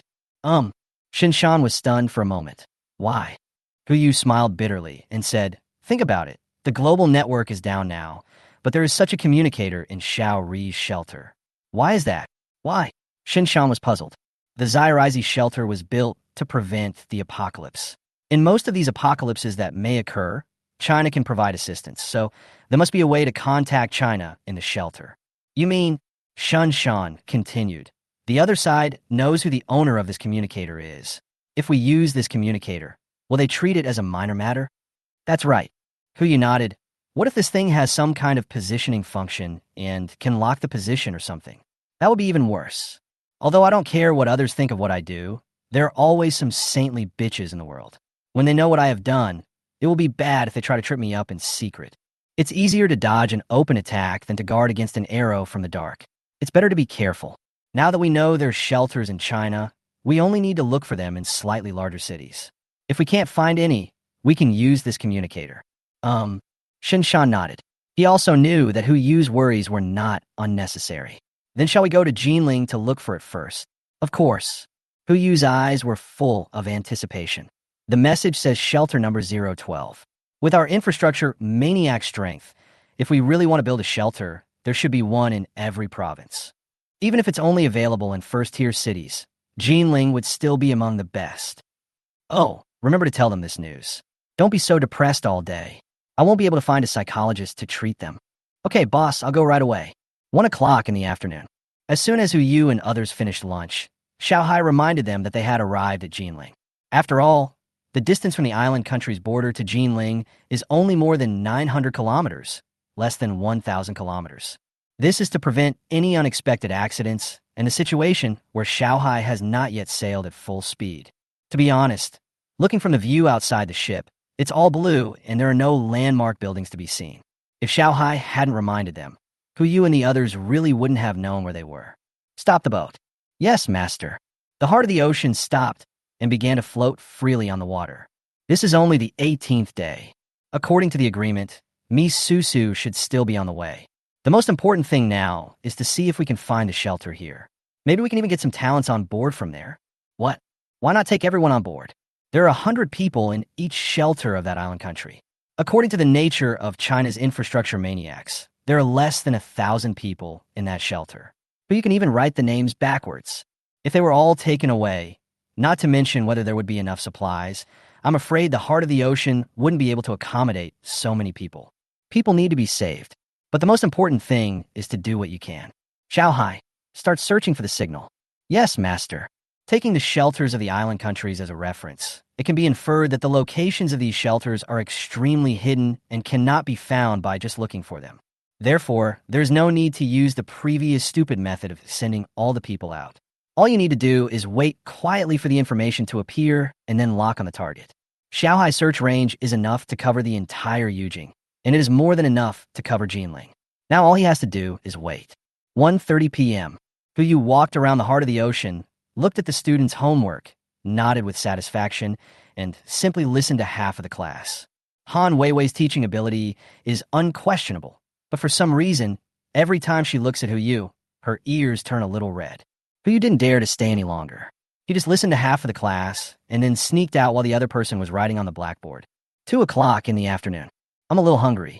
Hu Yu asked Xiaohai to prepare a simple afternoon tea, but he didn't expect Zhang Sirue to come over and serve him personally. The look in her eyes. It's almost time to pull the silk out. Something is wrong. This is wrong. He ate a small portion of tiramisu and ran away. What happened to these two people today? Why do they both feel weird? 2:30 in the afternoon. Hu Yu was confused but couldn't figure out the root of the problem, so he just walked towards Daitai in boredom. We have already left the sea, so it's time to restart fishing. I don't know if Zhonga and Zilong have caught any big fish. As soon as he arrived at Daitai and took a look, he was stunned. It was true that Zhao Zhong was fishing, but right next to him, there was a man standing with a fishing rod in his hand. It was not right to cast, nor was it right not to cast. Minono, why is she here too? As if anticipating Hu Yu's arrival, Minono immediately turned to look at him, his eyes full of joy. Boss Hu, You come fishing too. That's great. You can teach me. I'm not very good at it yet. Ahem. Hu Yu took a step back and smelled a scent of conspiracy. He pointed at Zhao Zhong, who was fishing nearby, and said, "Let Brother Zhong teach you. His fishing skills are better than mine." "Don't." Zhao Zhong sat in front of the fishing platform, without even turning his head, and casually caught a silver carp. "Boss Hu, they came to you to teach me. What's the point of me teaching them?" His tone is wrong. Coupled with Minono's look, although he didn't know what was going on, he knew that he couldn't stay here any longer. I have something urgent to do. I'll teach you later." As he said that, he rushed forward and rushed all the way to his room, closed the door, and sat on the bed, wondering what was going on. Forget about Minono's criticism from Mu Chong. Something has been wrong for a long time. But what about Zhang Sirui and Han Weiwei? They had never done this before, but you couldn't figure out what the problem was. The next moment, a figure sat next to him, close to him, and Siener, Hu Yu suddenly turned his head and looked at her with some confusion. He tilted his head, blinked, and said no word. "What are you doing here to join the fun?" Before he could speak, and Siener spoke first. "Are you on top? Or am I on top? Hu Yu?" Chapter 122, Replacement. "Do you want to listen to what vicious words you are saying?" Hu Yu held a mouthful of water in his throat and almost choked himself to death. He immediately stood up from the bed, his eyes full of panic. "You? What are you talking about? What about up and down? Isn't that right?" And Siener was confused for a moment, turned around and began to feel around on her body, as if looking for something. Seeing this, Hu Yu retreated silently, thinking about the possibility of getting away safely. Comparing the two people's fighting power and their looks, the possibility of me leaving this room pure is 0.01%. The only ray of hope is that Shan Shan opens the door and saves him now. But at a time like this, he should be busy staying by his daughter's side and grinning foolishly. So how could he come to save him? Found it. And Siener took out an A4 paper that had been folded several times from her pocket. It was covered with densely written words. "This thing looks familiar." She lowered her head and looked at it for a while, then looked up at Hu Yu again. "There's nothing wrong with what's written above. Why don't you answer according to the standard answer?" "Is there a standard answer? Could it really be that thing?" Hu Yu frowned slightly and stepped forward tentatively. "Siener, can you let me see what this is?" "No." And Siener flatly refused and stuffed the paper into her pocket. "It says on it, it won't work if I show it to you. It's getting weirder. Although it is impossible for him to snatch this thing from Siener, but he has another way." "Xiao Master, I'm here. Check the surveillance camera of my room 3 seconds ago, pause, and take a screenshot and send it to my phone." "Yes, Master." Bite. The next moment, Hu Yu's cell phone vibrated. He took it out and saw that there was an extra photo in the phone, which was the scene of this room 3 seconds ago. And Siener sat on the bed with a piece of A4 paper in her hand. If you zoom in slightly, you can clearly see the text on the paper, especially the two big and bold titles at the beginning. "Strategy on Hu Yu," in Siener version. Su, Ling, Long. Without thinking, Hu Yu knew who made this thing. Even the font was exactly the same as the strategy guide given to him last time. What on earth does this woman want to do? Hu Yu did not rush to find the culprit to hold him accountable, but instead opened the book and continued to read the text below. He soon found out the reason why Siener did this. Plan 34. Take the initiative. Take the initiative. Take the initiative again. Just find the right time, sit on the bed with him at the same time, and ask, "Are you on top?" Or, "Am I on top?" He will definitely respond. And then you just need to close your eyes. Note, after 0.5 to 30 minutes, you will be able to successfully protect the target and make his body reach a balance. Remember, this strategy must not be discovered by the target. Hu Yu? What the hell is this? There are more than 40 strategies like this, and this is just one of the methods used. The most vicious one involves directly using drugs. In other words, there is no such thing on the ship, otherwise he would be playing chess with Zhougong now, etc. If Siener has obtained the strategy, doesn't that mean other people also have this kind of thing? Hu Yu immediately thought of Han Weiwei and Zhang Sirui's previous performance, and immediately realized that something was wrong. It's not that he doesn't like women, but what's the feeling of being treated as a strategy guide for game bosses? Never mind, let's go find that woman first. Hu Yu turned around and opened the door. Just as he was about to rush into Su Linglong's room to demand accusation, Xiao Hai's voice rang out above his head. A signal from an unknown source has been detected. Do you want to start the translation program? Found it? So fast. Huyu was delighted and looked at Su Linglong's room in the distance. After thinking for a while, he decided that business was more important. Let this guy go first and wait until we find a shelter. You're still working on this strategy, right? It seems that her work content is not sufficient. She still has the leisure to do these things. It seems that we need to give her more tasks. Translate. Huyu replied and walked towards the cabin on the first floor. Notify Shun Shan, Su Zilong, Zhao Zhong, and Li Ji to hold a meeting. They all used to be in the military and knew more about the shelter, so it felt more reassuring to have them around. Yes, master. Huyu walked slowly to the cabin. When he sat on the sofa, Shun Shan and others were already waiting there. You should know the reason for the meeting, so I won't waste any more words. Xiao Hai, is the translation finished? It's over. The content has been sent to the tablets in front of you. Ding dong. Following a vibration, a message popped up on the 5 tablets on the table at the same time. This is Huaxia shelter number 009. If anyone receives this message, please go there to support us. Our coordinates are... Shun Shan frowned. Support? Are they in danger? That's it. Su Zilong frowned and asked, where are the coordinates? Haven't they been deciphered yet? That's all the news. Xiao Hai responded coldly. Well, the message from the shelter was received, but it was just a request for help, and the most critical coordinate information was missing. This radio operator is too unreliable. Xiao Hai, can you find the source of the information? Huyu asked after pondering for a few breaths. Okay, estimated time is 30 minutes. It's too late. Huyu stood up and said, we sent a support message, but we didn't have time to send the specific coordinates. The shelter may have encountered some kind of crisis. 30 minutes is not enough. But what kind of crisis will there be at this time? Li Ji was puzzled. The shelter should be well waterproofed. It shouldn't collapse on the 18th day, right? Maybe it's not the water that threatens them. Huyu's sight fell on the pool of black-scaled koi. Since the end of the world, too many incredible things have happened. In his previous life, he stayed in a corner of the world and had no idea that these changes would occur in the end times. Now it seems that no matter what happens in this world, it is possible. Even if a shelter told him that they were attacked by Godzilla, Huyu would have no choice but to drive the heart of the ocean to provide support. No way. Who could resist a set of Godzilla leather armor? Look for movement. Huyu immediately walked towards the deck. Overlooking the entire Jinling waters, go to where the biggest movement is. Everyone followed him forward. Su Zilong looked puzzled. I understand the logic, but boss Hu, how can we overlook the Jinling waters? In this kind of weather, the drone can only fly 3 meters high at best. Who said, we're going to use drones? Huyu asked back.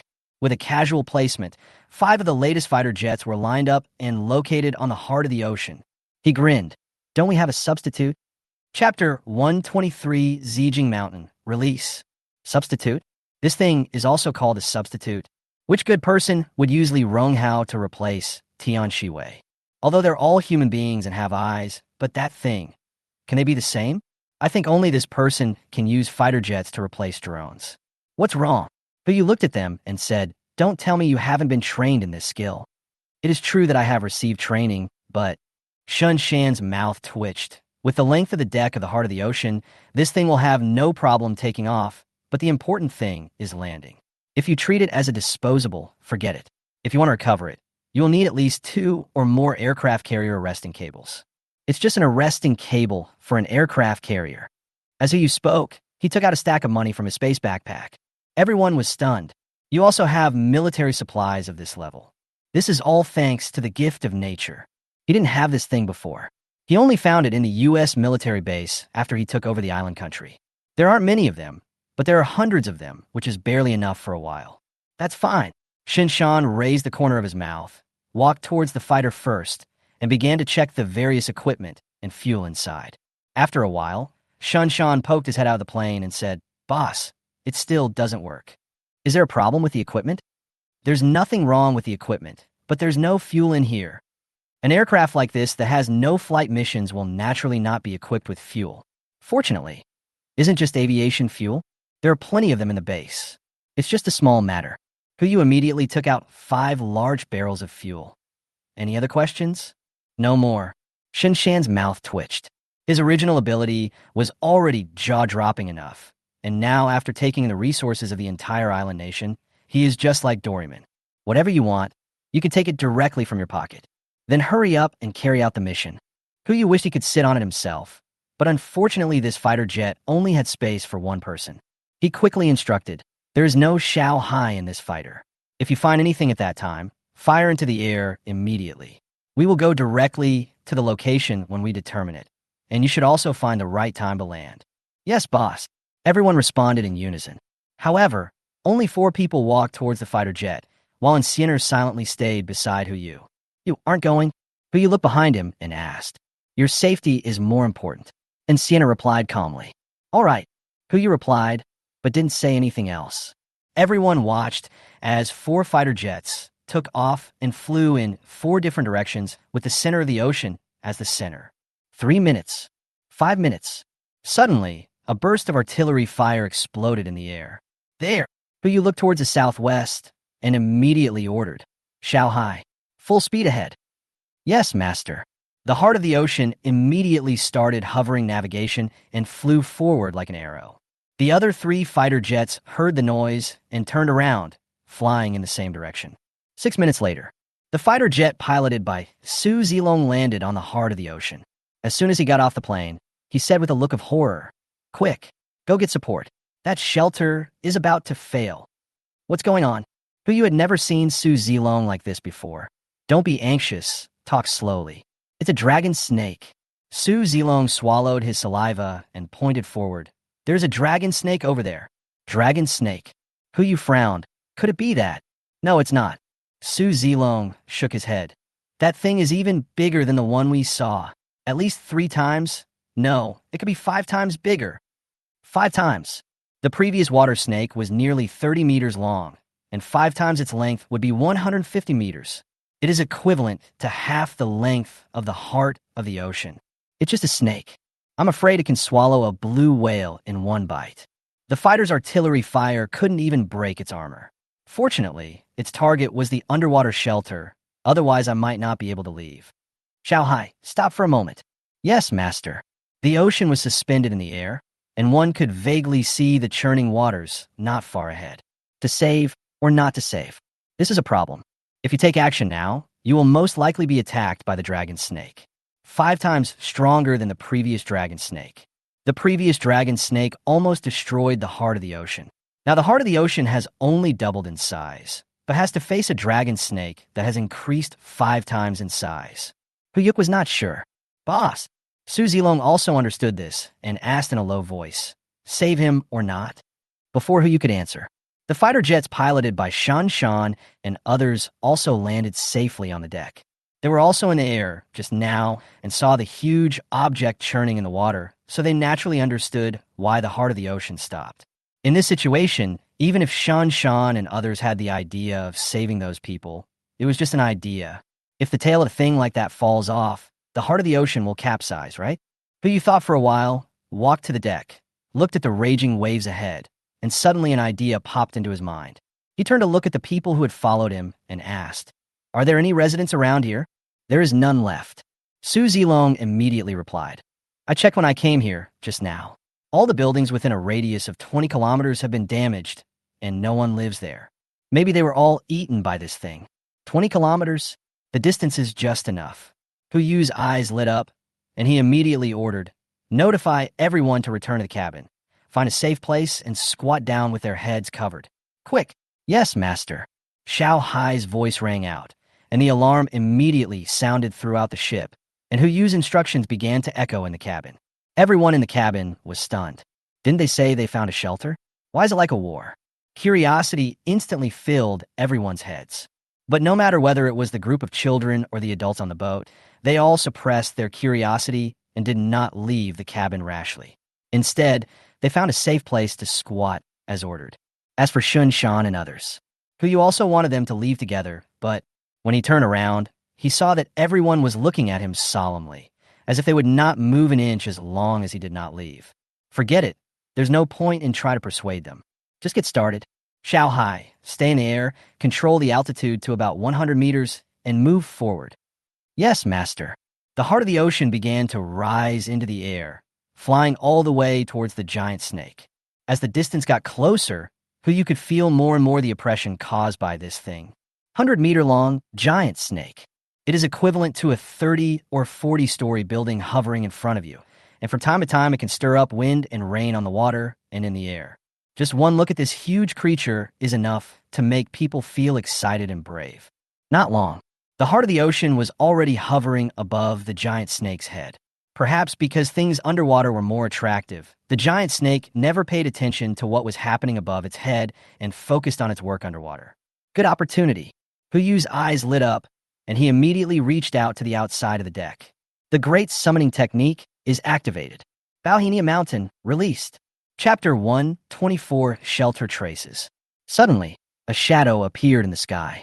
The dragon snake under the water suddenly raised its head, but before it could react to what was happening, Balhenia Mountain had already fallen down. Boom! Water splashes all over the sky.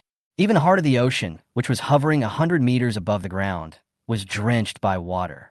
Fortunately, Shunshan and others reacted in time and immediately took out the umbrellas they carried with them to shield Huyu from the rain. It just stayed in the air for 100 meters. The heart of the ocean is now suspended on the hillside of Balhenia Mountain.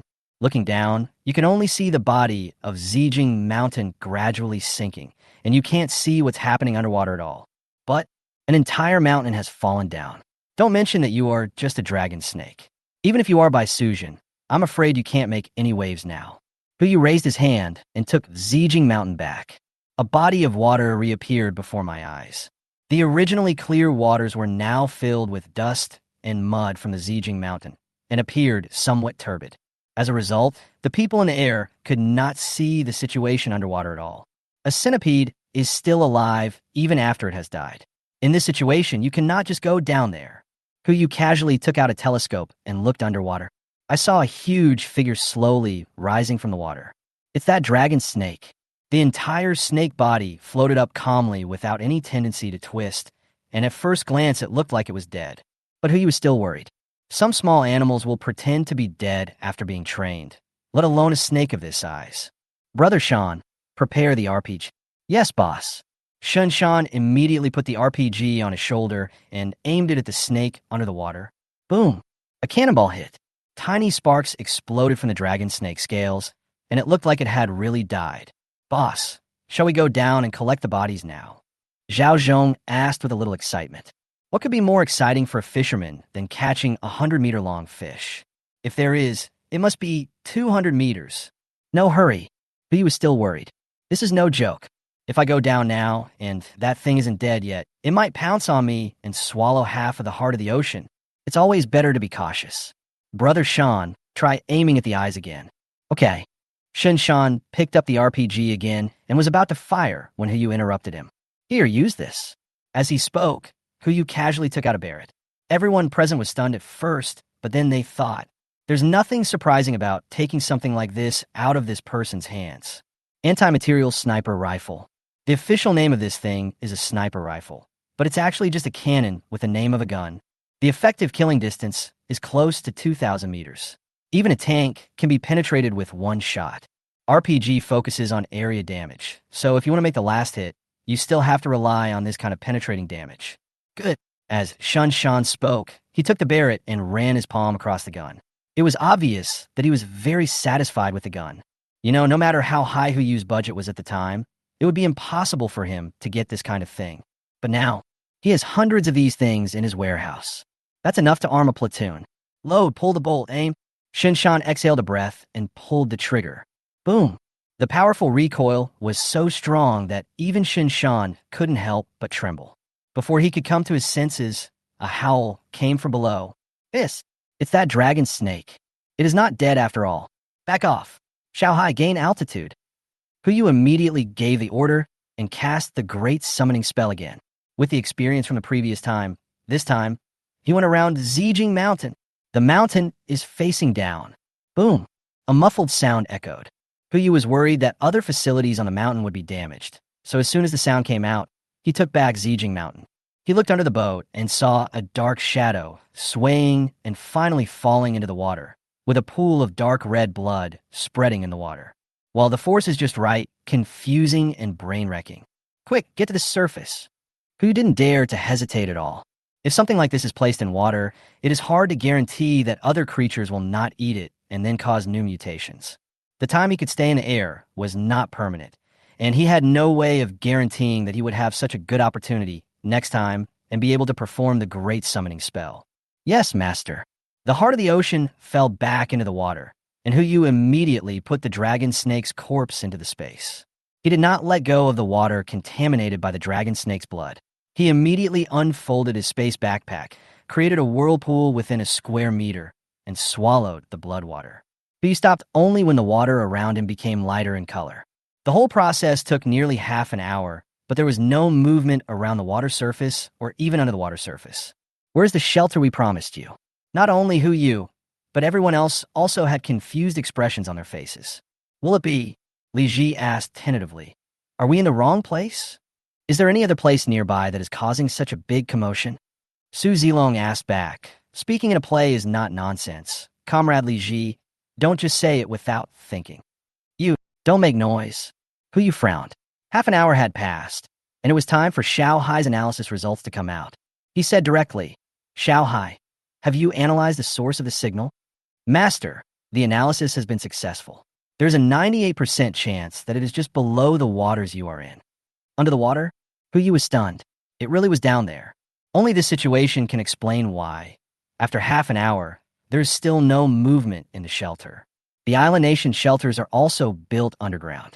Although this can protect the shelter to the greatest extent from nuclear pollution, earthquakes, bombings, and even solar flares, high-energy particle projections, etc., but the water level in the future will exceed 8,000 meters. Under this kind of water pressure, the shelter buried underground would have no chance of floating up at all, unless the construction specifications of each shelter reach the level of the most advanced submersibles. The so-called shelter is just a slightly larger collective tombstone. If we can reach this level, it will be fine. If we can't, in China, and even around the world, those shelters that have been painstakingly built to protect the flame of human civilization will eventually vanish into thin air. Huyu frowned slightly. No matter which possibility it is, now that we have found a shelter, we still have to go down and take a look at the situation. But not now. If he went into the water now, the other party would most likely associate himself with the death of the dragon snake. He still wanted to go down as an ordinary citizen and see what the shelter was all about. So, let the bullets fly for a while. Chapter 125, Don't Come Near. Don't come near.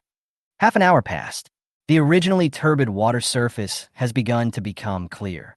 Even if there's an endless downpour, you can still see clearly what is happening beneath the water. Fish of all shapes and sizes lingered beneath the water, greedily swallowing up the remaining blood in the water. Even though you had already collected most of the blood contaminated by snake blood into the space, some of it still remained in the water. For those mutant fish, this is a great tonic. Almost. Huyu turned his head and looked behind him. Get ready to enter the water. Ah, Li Ji asked in confusion. Boss, you were kidding, right? There are mutant fish all over the water now. Should we go down now? Not us.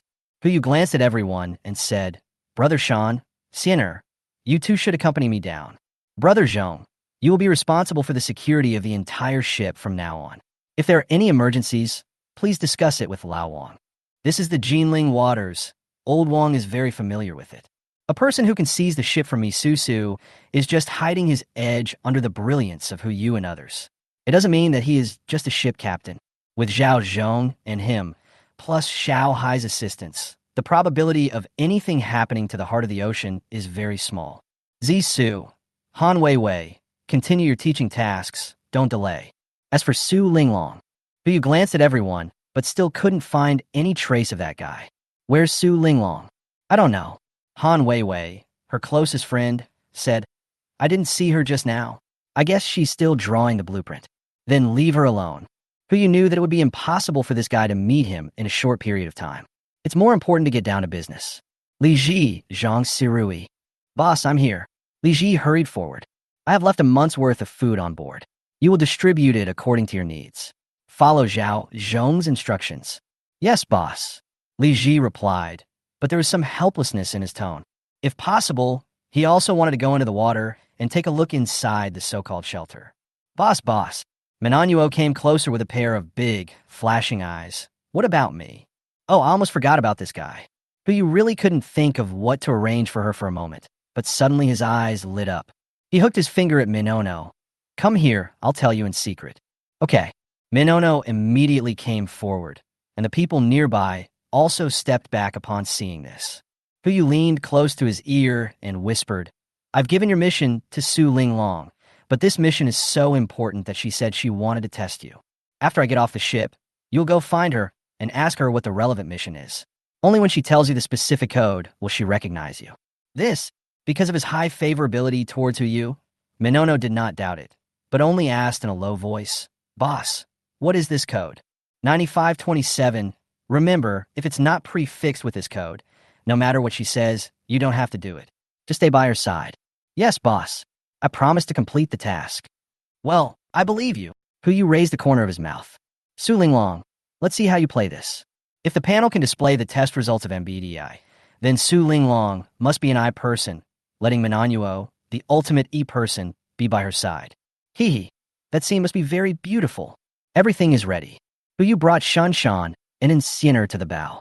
The fish underwater are still immersed in the carnival of evolution. If they want to go into the water, it is definitely impossible for them to go down from here. You have to go around from a distance. The heart of the ocean stayed where it was, while Yu took out a kayak and sailed around 100 meters away. The amount of fish here is more than 80% less than that in the central area. Most of the fish outside are ordinary fish, but they're still like moths to a flame, trying to get deeper even if it means breaking their heads. Unfortunately, the fish inside were too powerful. Some fish tried to sneak in, but they were blown back with a flick of their tails. "That's it, get ready to dive." "Yes, boss," Shinshan replied. Yu did not wear a diving suit, but changed into some slightly worn, everyday clothes and jumped into the water. The three of them entered the water one after another. He ignored the ordinary fish and focused on diving. 10 meters, 20 meters. There are very few fish at this water level, and there are almost no fish on the periphery. After all, the dragon snake died in the upper water layer, and there was almost no blood left in the lower water layer. If it was to be absorbed, it must have gathered on the surface. But to be on the safe side, Yu continued to dive until he reached 35 meters. The depth is about right. Yu gestured behind him, and 2 beams of flashlight light came out from behind him, illuminating the road ahead. After determining the direction of the heart of the ocean, the 3 continued to explore forward. 100 meters distance. If it were on land, this distance would be nothing and you could get there in 2 quick steps. But this is underwater, 35 meters underwater. If you're diving, the water pressure is concentrated only on your feet and legs. But now I am swimming underwater. The huge water pressure was squeezing the 3 people's skin, flesh, bones, and internal organs all the time. Even with Yu, who is an expert in diving, or in Incineroar and Shanshan's physical fitness, they cannot swim for a long time under such water surface. Not to mention ordinary people. In other words, in this situation, even if ordinary people knew the location of the shelter, it would be impossible for them to swim down to seek shelter. This shelter, is it really useful? The idea popped into his mind, and Yu frowned slightly, but he did not stop exploring. An hour passed. They finally found the shelter about 55 meters underwater. It was a translucent semi-spherical cover with a bottom area of about 10,000 square meters. The huge semicircular body gave people a feeling of being under a dome. It's a pity that the material of this hemispherical body seems to be specially made. Looking down from above, one can only see a blurry mosaic pattern and cannot see the specific situation inside. As for why this is called a shelter, if a building like this existed before and was within Jinling, Yu must have known about it. But he had never heard of such a thing before, whether in news reports or internet celebrities checking in. Obviously, this thing did not appear in the public eye before the end of the world. Yu made a gesture, and the 3 of them began to approach the semicircular sphere. When they were about to approach the hemisphere, a dazzling white light lit up, accompanied by a mechanical, synthesized sound. "Welcome, fellow countrymen. Please approach any glass at the bottom of the shelter, and we will open the entrance for you." Just as Yu and others were about to approach, a burst of garbled code suddenly came from the broadcasting station. $#. Then a human voice sounded. "Don't come near. Don't come near. Don't The sound suddenly stopped. Chapter 126 Artificial Intelligence, Xuanwu. There's a problem. There's still big problems. The mechanical, synthesized sound in the front is like Shao Hai. It should be some kind of artificial intelligence. If it were in other fields, this kind of artificial intelligence would not have such high authority to decide whether other people should be allowed into a room. But this is a shelter. It may be the last place for human survival. If a human were to decide whether to put other people in, there might be only one answer. Don't let go. Who would want to have one more person to share their survival resources? So, it is not surprising that in a place like this, there is an artificial intelligence with high recognition. The only weird thing is the voice behind. Is it that someone deliberately doesn't want people to enter? Or is there really something wrong in the shelter?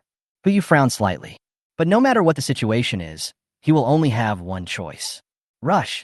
As the saying goes, now that you're here, why not go in and take a look? This time, without waiting for Yu to make a gesture, Shunshan took the lead and arrived at the designated location of the shelter gate. If there is danger, he needs to be the first to explore the way and ensure the boss's safety. Yu and Insiener followed closely behind.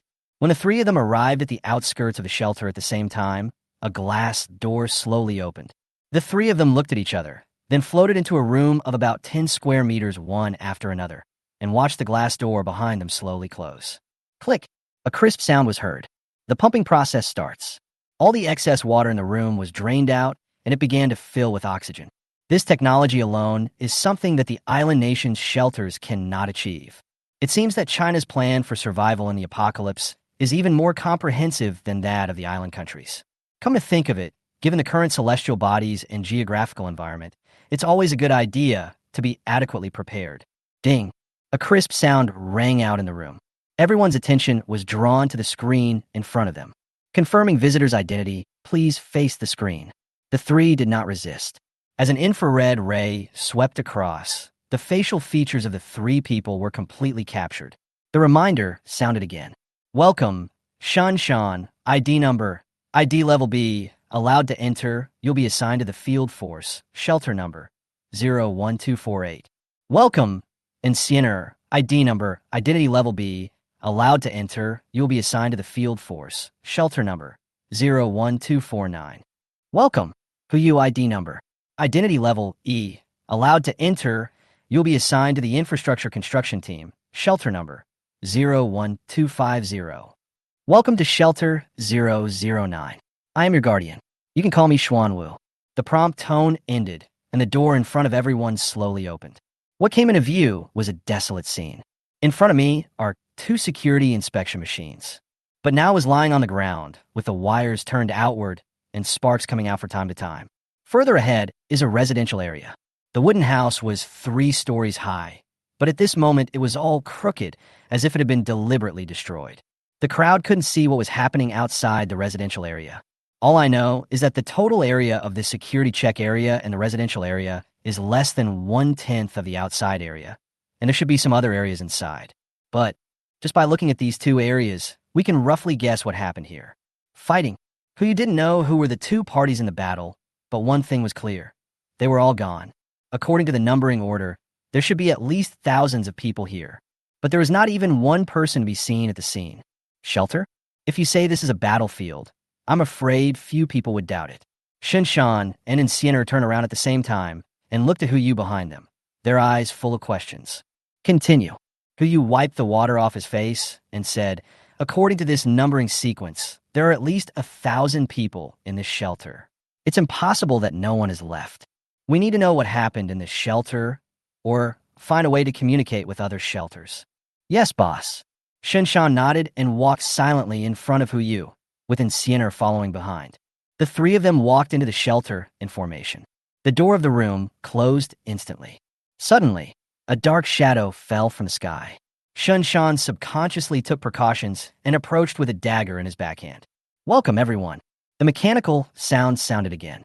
Only when everyone saw clearly what it was did they feel relieved. Drone. To be precise, it is a spherical flying robot. It ignored the dagger in front of it and responded dully. I'm your navigation robot, Xuanwu. If you have any needs or need help, you can come to me directly. I will be responsible for distributing any food or resources you have in the shelter. What about the others in this shelter? Yu asked directly. Insufficient permissions detected. Unable to answer. This guy is still a bureaucrat. Yu turned to look at Shun Shan, who immediately understood and repeated the question. What about the others in the shelter? After hearing Shun Shan's question, Xuanwu turned around, pointed the camera at him, scanned him, and gave the same answer. Insufficient authority to answer this question. Well, even B-level can't answer this. It seems that if we want to know the location of others, we have to rely on the most primitive method. Yu took 2 steps forward. This place was full of surveillance cameras, and he didn't want to expose his abilities, so he took a deep breath and shouted loudly, "Hello, is anyone there?" Drop. With a crisp sound, the Xuanwu robot behind him emitted a red light.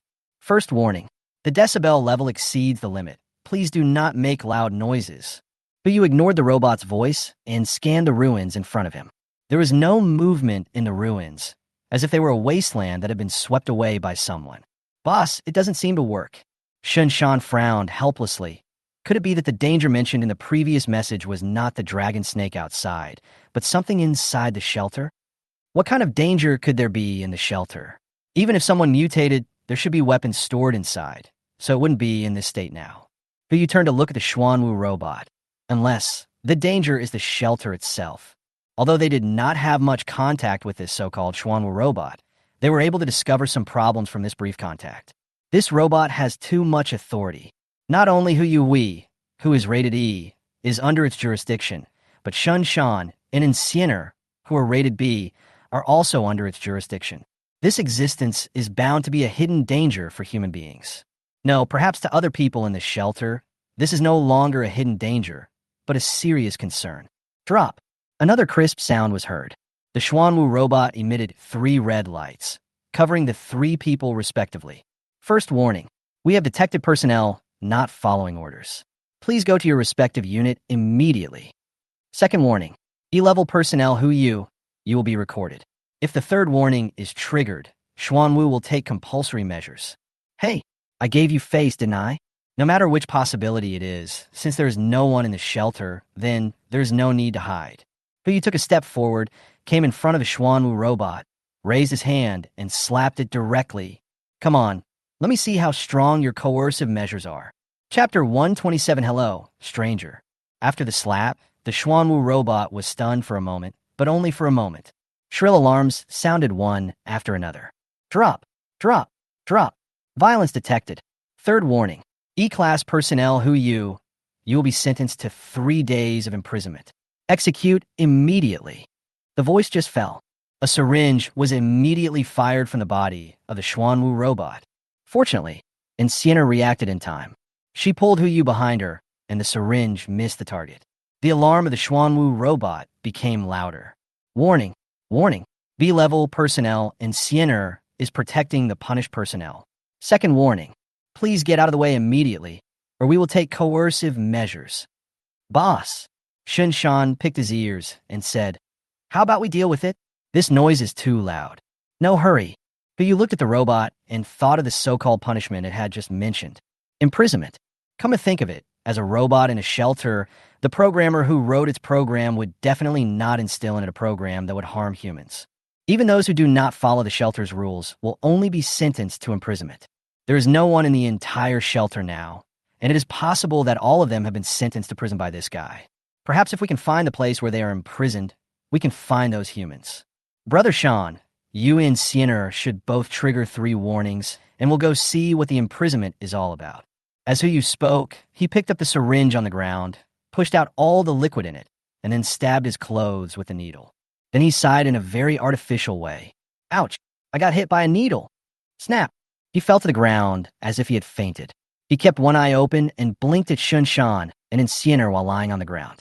Seeing this, the 2 men roughly understood what Hu Yu meant, and they ran up and slapped the robot. Insiener almost lost control of her strength and almost slapped the guy away. Fortunately, the defense of the Xuanwu robot is high enough. Otherwise, let alone warning it, it would probably be scrapped directly. It fired 2 syringes at Insiener and Shun Shan. The 2 men imitated Hu Yu's method, pushed the liquid in the syringe out, and began to lie on the ground pretending to be unconscious. The alarm stopped immediately. The red light in the center of the Xuanwu robot also stopped flashing. From the corner of their eyes, the 3 of them watched as the Xuanwu robot flew back into the air, followed by 6 robot dogs rushing towards them from a distance. They were grouped in pairs, connected head to tail, forming a stretcher. They lifted up Hu Yu and the other two and rushed in the same direction. On the way, Hu Yu did not forget to observe the internal environment of the shelter. In addition to the security check platform, just now, almost everything related to machines on the street showed signs of being smashed, including, but not limited to, surveillance. Charging platforms, TV screens, and even shared bicycles on the roadside are no exception. The only exemptions are those that are not related to the machine.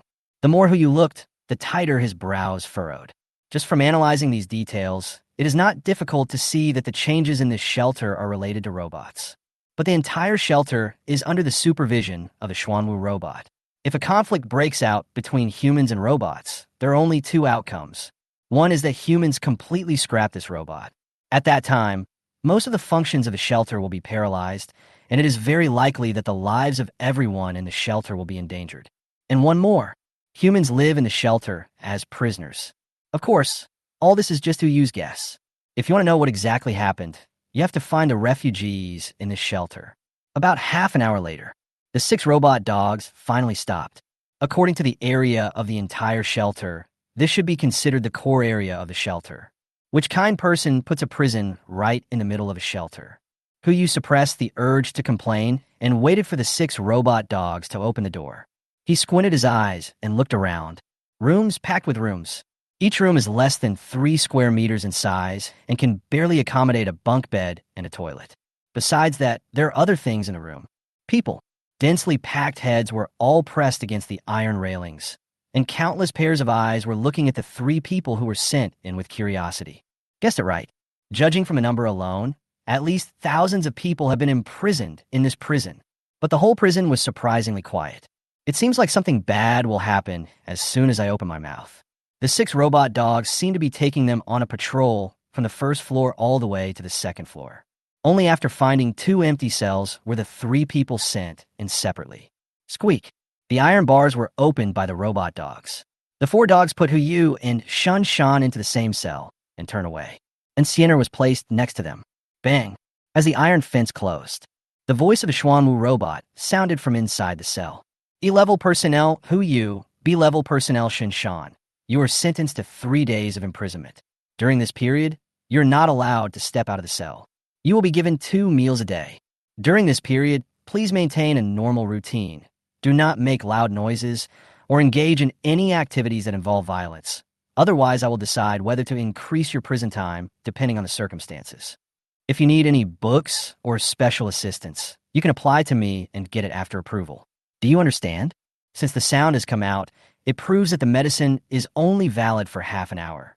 But you did not continue to pretend, raised his eyes and replied, Understood. I understand. Shinshan also said immediately. Soon, the only sounds inside the prison were the breathing of thousands of people and the faint sounds of discussions. There is no unnecessary sound. It seems that this "please do not make loud noises" has been engraved into their DNA. Boss, what should we do now? Shinshan asked puzzledly. After placing a bed and a toilet in this 3 square meter space, there is less than 1 square meter of space left for activities. It seemed a bit crowded just for 2 people standing inside. Fine. Although the toilet was right next to the bed, it was kept very clean and there was no peculiar smell in the room. Don't worry. Hu Yu lay down on the bed, looking unusually relaxed. Now that the person has been found, it will be easy to get the news. Wait a little longer. They should be more anxious than us. Really? In less than 10 seconds, a note was handed over from the cell next door. Shun Shan immediately stepped forward and took the note. His expression was so interesting. Hu Yu couldn't help but ask, "What's written on it?" "Boss, you should come and see for yourself." As he spoke, Shinshan handed over the note. Hu Yu only took a glance, and his expression became even more expressive than Shinshan's. "Hello, stranger. Chapter 128, I'm going to show my cards. I won't pretend anymore." The third update. The corner of Hu Yu's mouth twitched. What a foreigner. It is not difficult to see that this note was torn directly from the book. Come to think of it, Xuanwu has clearly reminded that any use of force is not allowed, so naturally no sharp objects will be distributed to the people here. Pens, scissors, or anything that might leave a mark would not be given to them. The only things that can be obtained through normal channels are books. I want to communicate, but I can't make loud noises. Using fingernails to carve on the book is not easy to identify, so tearing the book seems to be the easiest way. The only difficulty is finding the right words in the book. This foreigner, that's too much. Who you thought about it and did not follow their method. Instead, he took out a blank notebook and 2 pens from his backpack and wrote a string of words on it. Why are you all in here? What's going on with the robot outside? This isn't a game. Why not use the cheats? Anyway, your account won't be blocked. As for those who still want to be spirits in the game, their entire family is destined to ascend to heaven. Who you handed the notebook and one of the pens to Shan and asked him to pass it on. Soon, the other party handed the notebook back. Below the words written by Hu Yu, there was another string of words. Why do you have paper and pen? Are you from outside? What's going on outside now? Hu Yu rolled his eyes. What the hell is this? You didn't answer any of my questions, but instead threw 3 questions at me. You still have no shame at all. Unfortunately, now that everyone is watching, he can't put the cell into his space backpack and teach the guy next to him a lesson. Be patient, now is not the time. In addition to this method, he also has a way to communicate with others without exposing his own situation. Try it first. If it really doesn't work, it's not too late to reveal your abilities. However, there are other ways to vent your anger without exposing your abilities. Hu Yu took the notebook and knocked twice, signaling the other party to bring the pen over. Otherwise, they would not be able to communicate. When the other party heard this, he actually threw the pen over here. Hu Yu took a pen, wrote a line on the notebook, tore off the page, and threw it over. Here it comes. The cell next door. The 2 men, one strong and one thin, saw the note thrown over and talked in a low voice. One of them hurried forward, picked up the note, and looked confused. It was a notebook just now. How did it become a note? The 2 of them came closer and took a look, only to see 4 words written on the note. None of your business. The stronger man immediately went berserk upon seeing this. Hey shit. Don't get excited. The thin man immediately soothed him. If you swear again, your sentence will be extended to 2025. I'm really... Shift. 6. The thin man exclaimed in admiration and looked to the side. But what's the matter with this newcomer? He even carries a pen and paper with him. Isn't the upper part flooded? How did he bring it in? Why don't we just ask during the evening walk? The sturdy man rubbed his hands together and said, It's okay for others to know about the blind spot, but I don't believe he knows it too. When we let him out for a walk, teach him what it means to respect his seniors. That's fine with me. The thin man replied and put the note away. It should be 3 hours. Let's take a good rest. Before the 2 of them could rest on the bed, there was a knocking sound coming from next door. Is that Morse code? The 2 of them were able to recognize it, but if they were asked to translate the specific content of the code, without any training, paper, or pen, who could translate such a thing? Oh, the thinner man sneered. You're so smart. You're using Morse code. Do you really think the artificial intelligence of this shelter is artificially retarded? It's so funny. It looks like I'll be in big trouble without me having to do anything. The sturdy man also laughed. Soon, the 2 robot dogs came to the 2nd floor and walked towards the cell where Hu Yu and the other man were. At the same time, a mechanical synthesized voice sounded in the cell. A loud noise was detected, which violated Article 5, Paragraph 3 of the prison regulations, and is being punished. Shan, who was knocking on the iron fence, was stunned. When he looked up, he saw 2 mechanical dogs approaching. Click! With a crisp sound, the facial armor of the 2 mechanical dogs was opened, and a steel rod about half a meter long was pulled out and inserted into the iron fence, ready to hit Shan. That's the speed. For ordinary people, it may be impossible to avoid it, but for Shan, it is like teasing a child. While dodging, he also found time to ask Hu Yu. Boss, it seems that the Morse code method doesn't work. Then forget it. Hu Yu slowly stood up. All possible methods have been used up. In the cells on the left and right, there's Incineroar on one side and the 2 Rueji on the other. The method of collecting information by delivering messages using pieces of paper is not feasible. As for the Morse code, they had the time and conditions to transmit it, but it wouldn't work because others had concerns. It seems that the only way left is the 3rd method, to show off one's power in front of others. Let's be frank, I won't pretend anymore. I'm a hacker. I originally wanted to get along with them as an ordinary person, but unfortunately, the conditions don't allow it. Hu Yu walked forward slowly and raised his hand to retract it. The entire cell fence was put into his space backpack. The robot dog had never seen such a scene before and immediately fell into panic. Just as it was about to call Xuanwu to alert the police, The signal source disappeared instantly. Both dogs were put into the space backpack. When the people in the cell opposite saw what was happening, they looked as if they had seen a ghost, with surprise written all over their faces, but no one dared to speak. It seems that Xuanwu still has some means. He has even engraved the rules into their DNA. Even if they encounter such a scene, they can resist the urge to scream out. Huyu smiled and greeted the people opposite him. "How are you guys over there?" The sound echoed throughout the cell. Not only the people next door, but almost everyone in the cell had the same thought in their mind.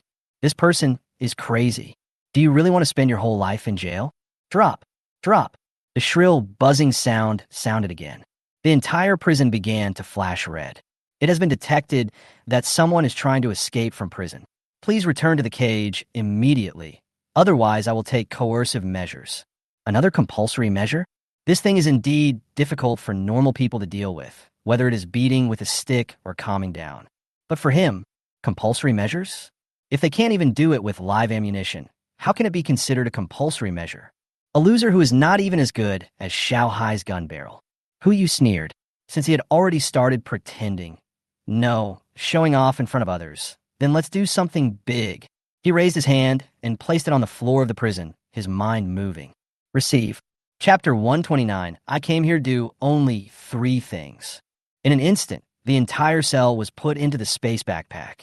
Thousands of people imprisoned in the prison appeared in front of Huyu at the same time. Everyone was confused, as if they were dreaming. They looked around and had no idea what was going on. Among the crowd, only Insiener behaved the calmest. She walked out of the crowd, slowly came to stand beside Huyu, and silently stood in front of him. Huyu didn't say anything. He silently watched everyone, waiting for them to digest what was happening before their eyes. But unfortunately, a full half-minute passed, and they still didn't move.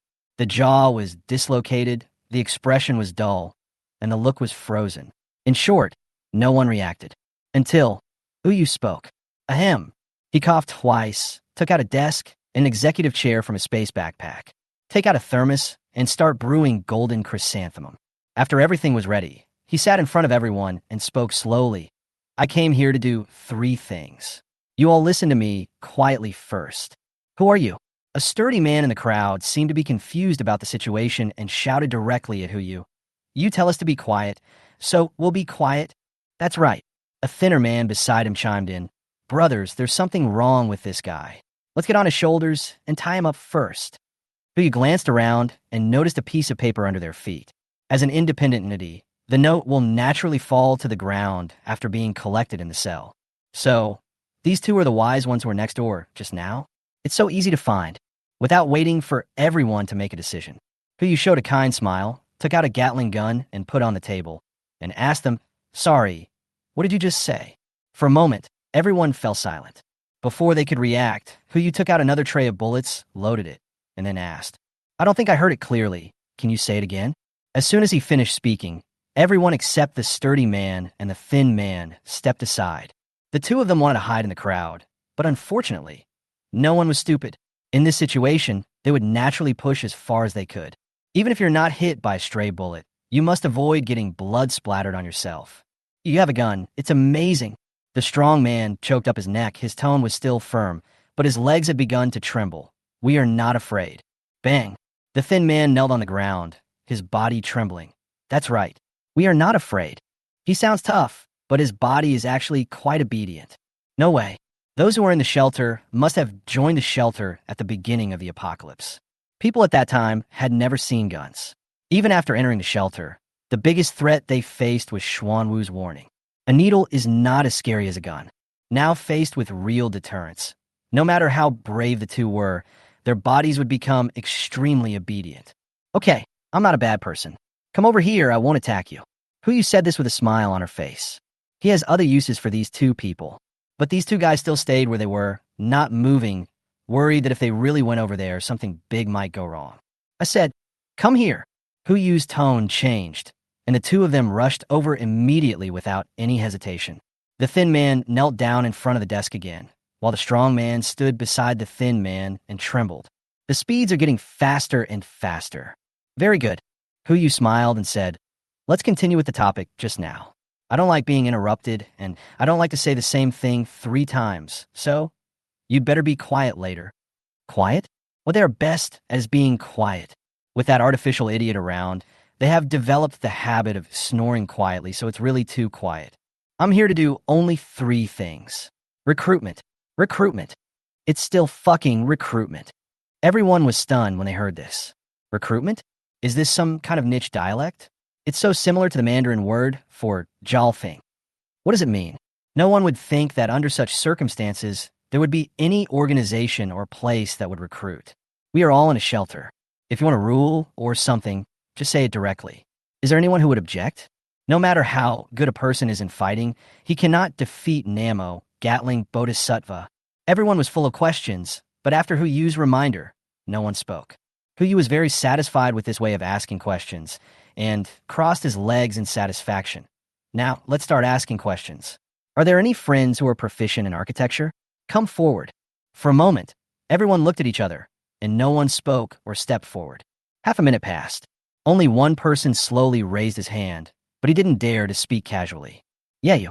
Hu Yu pointed at the person who raised his hand. Do you have anything to say? Boss, does moving bricks count as a talent in construction? Not really. Hu Yu uttered 2 words helplessly. He is not discriminating against certain working groups, but the positions in Ocean Heart are indeed limited, so he has to consider talent introduction first. Anyone else? For a moment, no one moved. It shouldn't be like this. If we classify people based on talent, among those who know about the existence of shelters, there should be people who are proficient in construction. Otherwise, how can we carry out post-disaster reconstruction work? All thanks to AI? This situation, something's not right. Hu Yu thought of Xuanwu's rating function and spoke again. Everyone, rank according to your level of self-awareness, starting from in front of me, and rank from high to low. Soon, everyone started to take action. Apart from the strong man and the thin man, there were only 50 people standing in the front row. There were 4 more queues behind them, with 320 people, 470 people, 115 people, and 185 people respectively. Hu Yu looked at the 50 people in the front and asked, what levels are you all? B level. Well, the handsome boys responded. Sure enough, even Shun Shan and his team can only be ranked at B level. The probability of finding A-level talents among them is indeed not high. We can only see if there are any talents that can be used among these 50 B-level personnel. As for those behind Class B, you didn't even have to look. Even if there are some fish that slip through the net, they're just some guys with not very smart brains. Smart people can see how valuable his actions are. Even at this point, they're not even willing to take a step up or even take the risk and pretend to be B-level. Such a person would be of no use, even if you were on board. Hu Yu looked at the panel of the person who spoke first. With just one glance, he made up his mind. No matter what, she has to recruit him. No, it should be said that she has to recruit him onto the ship. Chapter 130, Who Do You Think You Are? Name, Gao Wenwen. Gender, female. Age, 24. Skills, epic psychology, proficient in architecture, proficient in Western medicine, proficient in Chinese, proficient in teaching, proficient in yoga, proficient in classical dance, proficient in classical music. Personality, studious, rigorous, suspicious, and vigilant. Favorability, 10. Purity, 100. This skill tree is crooked. Hu Yu almost began to wonder if she also had a system. Not only is he proficient in epic psychology, he is also proficient in architecture, Western medicine, Chinese, teaching, and even yoga, ancient dance, and classical music. What is this? A learned psychologist? But then again, when I asked just now if anyone knew anything about architecture, why didn't this person say a word? Your name is Gao Wenwen. Hu Yu looked at the young man. No, it should be a young girl. Gao Wenwen was obviously stunned. She knew very well that she didn't know the person in front of her, but he could call out her name in this situation. This is unscientific. This would be impossible unless he had a list of all the people in the shelter. Considering what he just did, it seems that this is not impossible. In that case, you're looking for a job, right? Gao Wenwen did not answer, but asked back. You are looking for a job, right? I should meet your needs, so can I join you? So decisive. Sure enough, communicating with smart people is simple. That's right. Hu Yu nodded and stretched out a hand to her. If you agree, I will ensure that you have enough food to fill your stomach, enough warm clothes, and a healthy body for the rest of your life. If these assurances were made in the past, anyone who came for an interview would probably turn around and leave after hearing them. Maybe a few people will take out their cell phones and call the police directly. This thing, is too much like a cult. But now when it comes to recruiting, those conditions are simply what everyone dreams of. The power is even more shocking than working 1 day a week, 1 hour a day, and earning 1 million a month. It's impossible for that to happen. What I need to do? Gao Wen was stunned at first, then asked with a smile. Her expertise told her that this person was not lying. This also proves that everything he said is under his control. If he only controlled a shelter, he shouldn't have such confidence, unless he had some other means. Of course, now is not the time to ask these questions, and even if she did, the other party would not answer her. No hurry, I have a question to ask you first. Hu narrowed his eyes slightly. Just now when I asked who knows about architecture, why didn't you stand up? Gao Wenwen smiled, not nervous at all, and explained calmly, I don't think I know anything about architecture. I just know the basics. That's a very clever answer. You should allow me to be a little cautious. Gao Wenwen replied, neither humbly nor arrogantly. You just asked me what you needed to do, right? Hu smiled and replied, the answer is simple. If you want to join us, you have to contribute your strength so that you and we can survive better. Whether it's just the skin or mastery. Gao Wenwen looks chaotic, but she is an indispensable part of the ship. She can definitely become a brick in the heart of the ocean and be moved wherever she is needed. Not only can she help Su Linglong draw pictures, but she can also undertake the task of translating the Yongla Encyclopedia. She can even act as a Western doctor and teacher on the ship in crisis situations. The most important thing is she can also solve the psychological problems of everyone on the ship. Now, everyone has only been on the ship for more than 10 days, so naturally, there are no obvious psychological problems. However, if they stay in this environment for a long time, anyone would get sick. No matter how big the heart of the ocean is, it is just a ship. It's like a big villa. During the first 10 days or half a month of living there, you may feel novel and happy. But if you were asked to stay in that villa for half a year without being allowed to leave, the feeling would be completely different. Depression, irritability, these emotions will expand infinitely due to the closed space. The size of the space will only affect the time when the emotions erupt, but will not completely eliminate these emotions. But you must prepare for the future and nip internal risks in the bud. Someone who masters epic psychology should be able to handle this kind of problem. Okay, I'll join. Gao Wenwen immediately stepped forward and held Hu Yu's hand, then stood half a meter behind him. From now on, she is no longer a member of the shelter, but a member behind Hu Yu, so she bowed slightly and leaned over to whisper in Hu Yu's ear, Boss, I know what these people are capable of. There are also some people of higher status hiding in the crowd. Gao Wenwen's voice wasn't loud, but it was so quiet all around that everyone present could still hear what she said. Some high-ranking personnel hiding in the crowd had pale faces. The reason they didn't stand up was that they didn't want anything bad to happen, but now it has been exposed. Then why are you hiding from me? It doesn't matter. Hu Yu glanced at the people whose expressions were obviously abnormal, with contempt in his eyes. When they retreated, they were no longer within my range of choice. They themselves gave up a better life. Oh, you are quite arrogant. A better life? Ridiculous. Who do you think you are? Aren't you still in this shelter? Can serving you lead to a better life? Assuming the total amount of resources remains unchanged, all resources are allocated by Xuanwu. Even if you have a Gatling gun, what can you do? Can you destroy all the robots? Stop kidding. Brother, who do you think you are? Do you really think you are the savior? Isn't it just a gun? I don't believe he dares to shoot everyone. A series of mocking voices rang out from the crowd. Unlike the sturdy man and the thin man just now, this time it was not them who took the initiative to provoke, but Hu Yu who was the first to mock. Just one sentence sparked a discussion among the crowd. They believe that the law does not punish everyone, so they dared to speak without restraint. Hu Yu did not refute, nor did he want to refute. He glanced at the remaining 49 people standing in the first row and asked with a smile, What about you?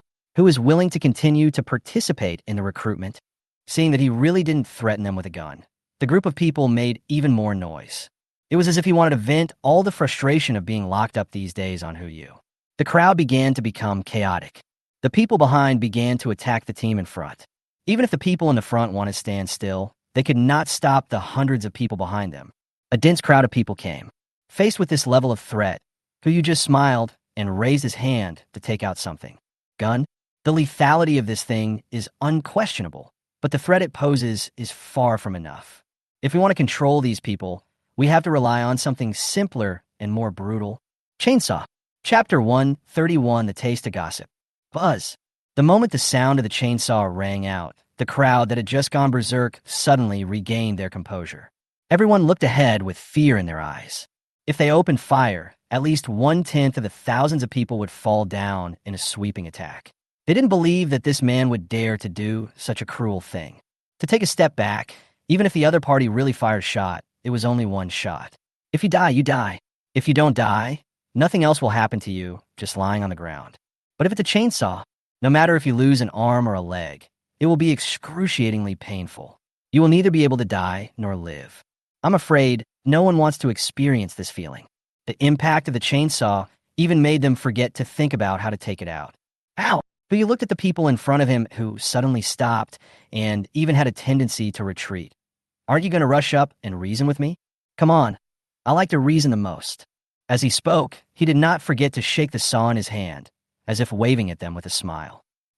If you have the ability, don't bring these things out. Let's talk it out. That's right. How can you be considered a hero if you use this thing? Good. But you put the chainsaw on the table, and the sound it made scared everyone behind him. You want to be reasonable, right? I want to hear what you have to say. Where's the guy who just said I was arrogant? Come out. As soon as these words were spoken, everyone present fell silent. If you're hiding in a large group of people, anyone would have the courage to howl. But now you directly named him. If those people had dared to come out, they would not have hidden in the crowd. There was silence at the scene.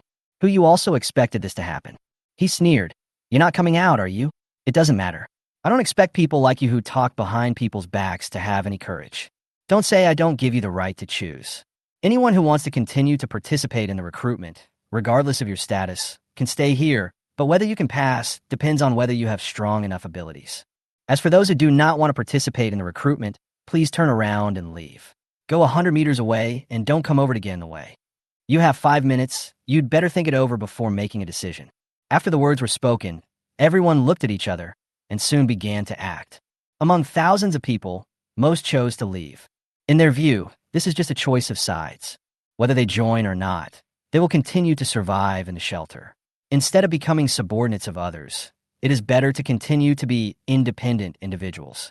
I have been a social animal for so many years, and finally I have waited until the end of the world when everyone starts from the same starting line and enjoys the same treatment. Why do you have to find yourself a boss? Isn't this just a waste of time? Soon, there were only about 30 people left in front of who used desk. This number is even smaller than the number of B-level personnel just now. He glanced at the people in front of him and frowned slightly. Less. Too little. There are simply too few talented people available. Among these 30 people, not a single one possesses epic-level skills, but there are 10 who possess perfect-level skills. This ratio is not low, but among these 10 people with perfect skills, only 6 of them can use their skills in the apocalypse. These 6 people respectively master perfect animal husbandry, perfect breeding, perfect chemistry, perfect physics, perfect history, and perfect geography. They're all academic talents. After Hu Yu persuaded the other 4 people to withdraw, he began to interview the remaining 4. Also check out their detailed panel information. Name, Ishan. Gender, male. Age, 34. Skills, perfect geography, proficient in travel, proficient in planning, proficient in surveying and mapping, proficient in cartography, proficient in mechanics. Personality, honest, simple, responsible, and honest. Favorability, 10. Name, Wang Tianchuan. Gender, male. Age, 29. Skills, perfect breeding, proficient animal husbandry, proficient biology, proficient cultivation, proficient esports. Personality, bold, free, and uninhibited. Favorability, 10. Name, Li Nuar. Gender, female. Age, 27. Skills, perfect chemistry, proficient teaching, proficient pharmaceutical preparation, proficient experiments. Personality, studious, rigorous, and careful. Purity, 100. Favorability, 10. Name, Chi Sishan. Age, 21. Gender, male. Skills, perfect physics, proficient in teaching, proficient in experiments, proficient in health preservation, proficient in Tai Chi. Character, responsibility, commitment, bravery. Favorability, 10. Name, Lin Wanxiao. Gender, female. Age, 23. Skills, perfect history, proficient in teaching, proficient in classical Chinese, proficient in poetry, proficient in appreciation, and proficient in antiques. Personality, rigorous, immature, studious, kind-hearted. Purity, 100. Favorability, 10. Name, Wan Shanhai. Gender, male. Age, 31. Skills, perfect animal husbandry, masterful teaching, masterful breeding, masterful cultivation, masterful biology. Personality, serious, rigorous, loyal. Favorability, 10. Who you carefully looked at the panels of these 6 people and found that they all met his recruitment criteria. In addition to sharing the teaching tasks of Xiao Zissou and Han Weiwei, these 6 people can also assist in translating the Yongle Encyclopedia and surveying maps. Especially Li Nuer, who is proficient in pharmaceutical manufacturing and has perfect chemistry. She can also unlock a pharmaceutical manufacturing function for the ship. Although the Western medicine obtained from the island country is enough for them to use for several generations, it is better to have it than nothing. Huyu nodded with satisfaction. In order to save time, he looked directly at the remaining 6 people. You all meet my recruitment requirements.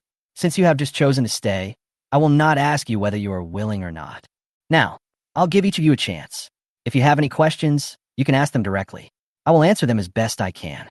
How did you rescue us from prison? Chi Sishan, the youngest, asked first. Although most people present had this doubt, no one wanted to waste such an opportunity to ask a question. Now that Chi Sishan has asked it, everyone can listen. One of my abilities, since they were planning on recruiting people on board, they would sooner or later come to know the abilities they possessed. So it doesn't matter if you say it out loud. Huyu looked at them and smiled. If you usually pay attention to online novels, you should know about something called storage space. Coincidentally, I have such an ability. Cool. Chi Sishan exclaimed in surprise and subconsciously asked, how big is this space? Is the entire prison that big? That's the second question. Huyu looked at Lin Wanxiu, the second youngest among them. The youngest one goes first, you ask. Facing Huyu's question, Lin Wanxiu walked forward slowly, stared at him straight, and tried to speak. Don't you remember me? A moment. Shun Shan and the people around him all looked at Huyu at the same time. This is The Smell of Gossip. Chapter 132E. Director? Huyu was stunned. He had no recollection of the name Lin Wanxiu at all. But then again, he looked at Lin Wanxiu's face, and it seemed more and more familiar, as if he had seen it somewhere before. The memory was in his cerebral cortex, but he just couldn't remember it. He just felt it looked familiar. He had no choice but to ask. You are Lin Wanxiu. Lin Wanxiu said her name and smiled bitterly. Huyu, have you forgotten? We were classmates in high school. Speak in one sentence. Huyu actually remembered some of them. High school. That period was neither early nor late. If you really count it, it was 6 or 7 years ago. At that time, Huyu was not outstanding and was even considered ordinary among ordinary people. I worked hard and barely got into college. As for those classmates in high school, apart from a few people who often play together, or those who sit at the same table, who still remembers who is who? If Lin Wanxiu hadn't reminded him, he might not have remembered anything at all. Lin late autumn. There was a girl in her class at that time. She was not very pretty, but very pretty, and her academic performance was above average. The last time we got together, I heard that she had been admitted to a key university in another province, and we had no contact since then. I didn't expect to meet her here. Oh, Huyu exclaimed. It's you. Why are you here? It's a long story. Lin Wanxiu smiled bitterly. I didn't expect to meet you here, especially under such circumstances. Yes, Huyu couldn't help but sigh, but he didn't forget to get to the point. Let's talk business first. Do you have any questions? If not, let the next person ask. Have. Lin Wanxiu looked at Huyu and asked, since you have a storage space, then in your space, are there sufficient resources? Yes. Hu did not deny it. This is related to the degree of trust people have in him. Joke. At this time, if he wants to take people out of the shelter, he naturally has to give them sufficient guarantees. Otherwise, why would others give up a stable life that would last at least 30 years and follow you out of the shelter? You can't just point a gun at the back of their heads and force them to leave, right? Such capture talents are of no use even if they are recruited. I'm fine, Lin Wanxiu replied with a smile. Unlike Chi Sishan just now, she walked directly to Gao Wenwen and stood beside her, as if she had already made up her mind to leave with Huyu. Next, Huyu looked at Li Nuer. Do you have any questions? Age. Li Nuer stared at Huyu's pupils, as if trying to see something from them. how did you determine our age? Besides the storage space, do you have other abilities? As soon as this question was asked, everyone present, including Shan Shan and Gao Wenwen, turned to look at Yu. You have to know that even when facing Shan Shan and others, Yu only had one ability that he announced to the public, and that was storage space, and he had no other abilities. This is to maintain mystery and hide the cards. Exposing the storage space is to give them the confidence to seek refuge. If even the panel is exposed, it will not be confidence, it will be stupidity. No, Yu said, not forgetting to explain the rationality of what he just said. I only judged based on your facial features, and I don't know your real age. That makes sense. After all, Qi Sishan's face looks like a pretty boy, so it's not an exaggeration to say that he is the youngest.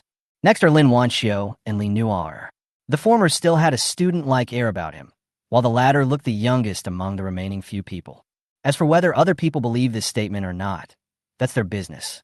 At the same time, Gao Wenwen, who was standing aside, narrowed her eyes. Although the two of them had only been in contact for a short time, she could still tell. He had lied just now. In addition to storage space, he also has other abilities. I just don't want others to know. What exactly is this man hiding? Simply, so mysterious. Bite. Gao Wenwen's favorability increased to 30. What's going on? Can answering someone else's question improve your favorability? Yu glanced at Gao Wenwen behind him without saying a word, and then looked at the fourth person in the crowd, Wan Shanhai. And you. According to the age on the panel, Wan Shanhai is 31 years old, which is slightly older than Wang Tianchuan. But judging by appearance, Wan Shanhai is actually younger than Wang Tianchuan. Yu deliberately exposed a flaw, looked at Wan Shanhai and asked, do you have any questions for me? Wan Shanhai, wearing a pair of black-framed glasses, nodded heavily. Boss Hu, right? If we join you, what guarantees can you give us? You know, the food and resources in the shelter are enough for 1,000 of us to survive for 30 years.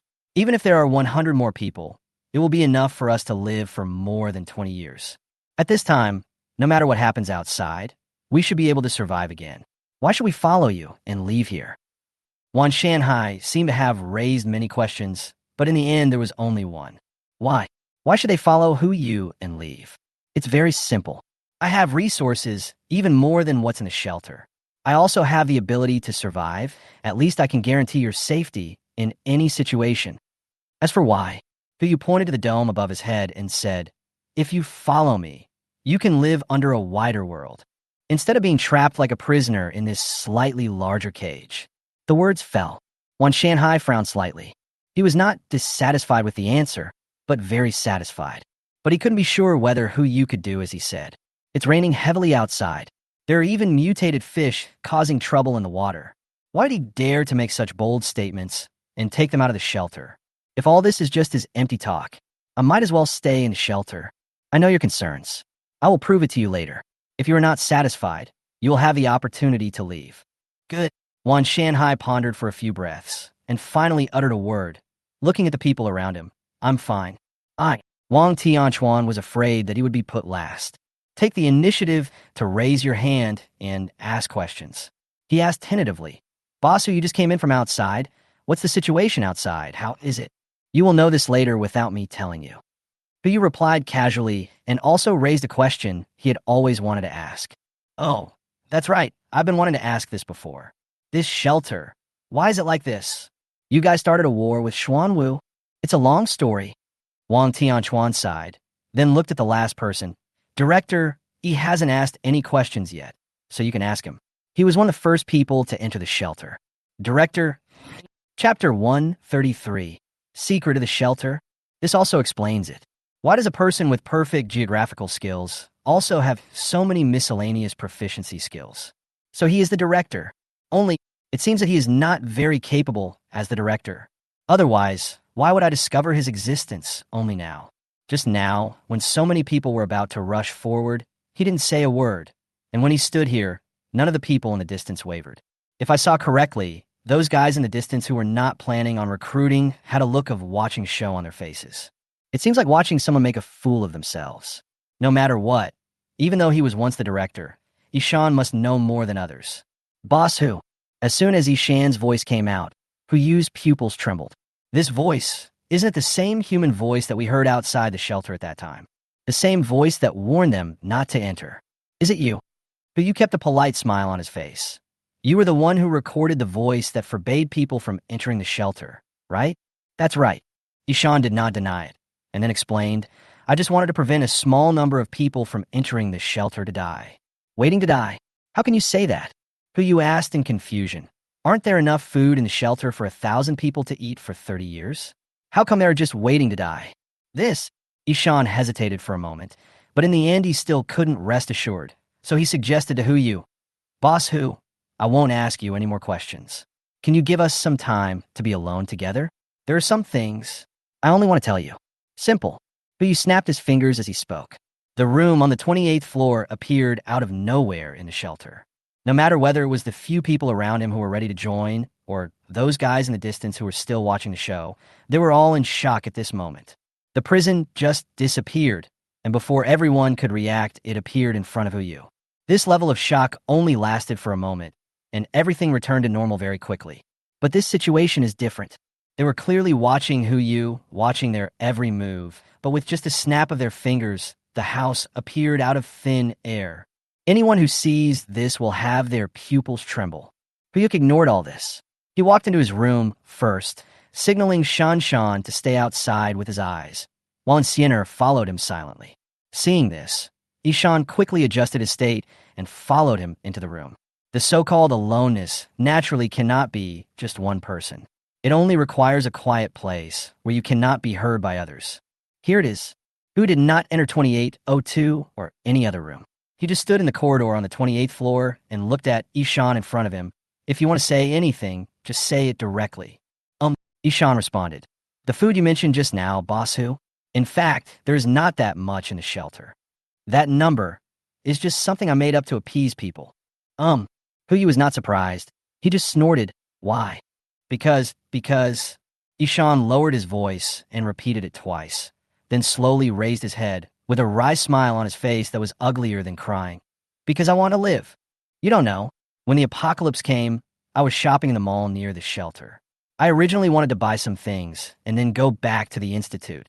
But as soon as the rain started, I felt something was wrong, so I ran upstairs immediately to observe the clouds. It is because of this observation that I can never go home again. The rain was getting heavier and heavier. After a day, the entire first floor of the mall was flooded, but I couldn't even make out the clouds. The knowledge I've learned tells me that this thing is definitely not simple. Then I thought of the shelter. As a professor at the institute, I was once told about the location of a shelter in our city.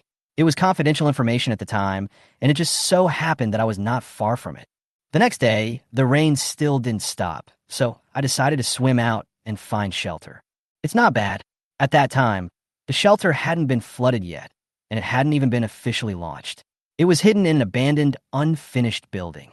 Since I was the first to enter the shelter, Xuanwu directly recognized me as the director of the shelter and asked me to supervise the various supplies in the shelter. When I saw it, I almost went numb. Since the shelter was built not long ago, the supplies inside have not been fully replenished. Only 5% of the planned reserves are available. If I were the only one eating this amount, it would be enough, but as more and more people come into the shelter, food is gradually becoming a problem. 5% is only enough to feed 1,000 people for a year and a half. If this number is made public, I can't guarantee that they won't riot, so I had to lie and say there is enough food here.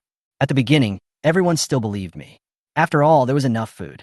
But after Xuanwu calculated the specific situation of the end of the world, he began to adjust the supply according to the existing food. The original 3 meals a day have been adjusted to 1 meal a day, and the amount of each meal is only enough to maintain basic nutrition. It is not enough to fill you up. Just a few days later, people started protesting. I couldn't suppress them, and I couldn't get Xuanwu to change the rations, so the riots began. So, Hu Yu pointed outside and said, "Is this why the shelter has become like this?" Ishan smiled bitterly and nodded. "You also know that Xuanwu will not kill humans, but if humans riot and do not change after being warned, they will be sentenced to imprisonment. Almost all of us were thrown into the cage, and even I was removed from my position as director. Everyone outside now thinks that all this is the result of artificial intelligence becoming mentally retarded. No one has thought that this is actually the cause of the shelter itself. What about the distress message? Who you asked curiously, you were all imprisoned. Logically, you shouldn't have had time to send a distress message. Then who sent the distress message we received? Now it was Ishan's turn to be confused. He looked at Hu Yu with some confusion. What kind of distress message? I don't know. Since I was stripped of my position as director, I no longer have the authority to view information, let alone send any information. Not you, etc. Hu Yu's eyes suddenly lit up, and he understood what was going on. Chapter 134. No matter how big the world is, it is not as big as food. When Hu Yu and others entered the shelter earlier, Xuanwu assigned a number to each of them. According to the member numbers they obtained, there should be 1,230 people in the entire shelter, but the total number of people in the cages now is only 1,090, which means that there are still 57 people outside. Since Xuanwu has the authority to designate who will be the director, then choosing a director from the remaining 57 people who have not been imprisoned seems not difficult, right? Of course, the premise of all this speculation is Ishan's number must be 00001. Otherwise, the first 57 numbers might have been obtained when the shelter was first established. But you looked at Ishan and asked, since you're the first to enter the shelter, what is your number? 00001. Ishan didn't understand why Hu Yu asked this. Shouldn't this be common sense? Basu, what's wrong? Fine. Hu Yu said this and walked toward the 28th floor. Since we have confirmed that there are still people in the shelter, we might as well take a look. More than 1,000 people were put in jail, but the 50 or so of them were still enjoying life outside, and even had time to send out distress signals. I guess there are quite a few talented people there. As the saying goes, now that I'm here, if I don't take a look, it would be a bit of a shame for me to dive so far to check the situation, and even go to jail. Seeing Hu Yu leave, Ishan followed him out. After the two left the 28th floor, Hu Yu casually returned his former house to the storage space. 3 consecutive miraculous moves completely convinced the people watching from afar. If the first disappearance of the prison could be a trick, and the second appearance of the 28th floor could be an illusion, then the third disappearance of the 28th floor. That's no longer a coincidence or something that can be explained by tricks. In order to confirm that this was real, a few brave ones even touched the edge of the 28th floor. When they touched the unique coldness of reinforced concrete with their hands, all doubts disappeared and only one emotion remained in their hearts. Shock. Is this person in front of me a human or a god? Such a floor. Can you just move it at any time? Hu Yu snorted softly. Naturally, he also noticed the guys hiding behind the 28th floor. His eyes swept over them. Just a snort and a look, and those people were instantly panicked. Most of them turned around and ran away, while some stayed where they were and collapsed to the ground with their legs going limp. Old. Don't be old. Hu Yu's tone was extremely calm. You want me to help you? I'm not your university teacher. Why should I help you? After saying that, Hu Yu turned around and left with Shan and the 6 new employees. As for where to go, of course, I'm going to find someone. They walked all the way from the edge of the shelter to the core and naturally discover a problem. Most of the residential areas on this side of the shelter have been destroyed. If one wants to find someone, one would naturally go to the other side, where the residential areas have not been destroyed. If there are still people living here, they will most likely appear there. But before I go, there is one more thing. Hu Yu looked at the burly man and the thin man in front of him who were still pretending. Hey, now I give you 2 choices. First, I will send you off so that you won't be tortured in this apocalypse. Second, the strong man and the thin man shouted in unison. On the road? If they wanted to hit the road, they would have chosen to indulge themselves when the end of the world came. At the beginning of the end of the world, those who were in public areas witnessed what a real Sin City was. All kinds of primitive desires of human beings are infinitely magnified. If they wanted to die, they would have started indulging themselves and enjoying the last moments of their lives, instead of discovering the shelter while struggling to survive. So when there are only 2 choices, I will naturally choose the second one without hesitation. Very good. Hu Yu replied calmly, pointing to the other side of the area they had not yet explored. Go over there and shout. Shout. The 2 were confused and obviously didn't know what to shout. Boss, what do you want us to shout? Call for help. What else can you shout? Hu Yu rolled his eyes and handed each of them a loudspeaker. Tell them that I want to recruit talents. Those who are willing to come out can come here, and those that don't want to come out will not be forced. You two go around the shelter and shout. Once you're done, you've completed your mission. The sturdy man didn't say much, but after a little confusion, he rushed towards that area with the loudspeaker. Seeing this, the thin man followed closely. As for Hu Yu and the others, since some people are doing the hard work, of course they should take a break. Hu Yu took out a complete set of sofas and also a coffee table. Top it with the snacks that Zhang Sirui prepared yesterday. A simple afternoon tea is ready. He turned to look at the 7 newly recruited people and said, "Don't be shy. Sit down and have some afternoon tea. I'll prepare a welcoming banquet for you when we get back in the evening." In the evening? Back home? Welcome party? Where are you going back to? With the supplies in the shelter, it is difficult to get enough food every day, let alone supplies for the guests. Even if you have storage space, the food in it is limited. Can you prepare a welcoming banquet for us? It's just a pie in the sky. The 7 people's eyes were full of doubts, but eat. No matter how big the world is, nothing is bigger than food. Fill your stomach first. Everyone sat directly on the sofa, stuffing high-calorie foods such as macarons, tiramisu, and half-cooked cheese directly into their mouths. No matter whether they taste good or not, no matter whether you like them or not, these are treasures that can help you survive in the apocalypse. Seeing Hu Yu and others sitting there motionless, the remaining 1,000 people looked at each other, not knowing what was going on. There was no way. After all, the distance was too far. I could only see them sitting there and couldn't see their specific actions.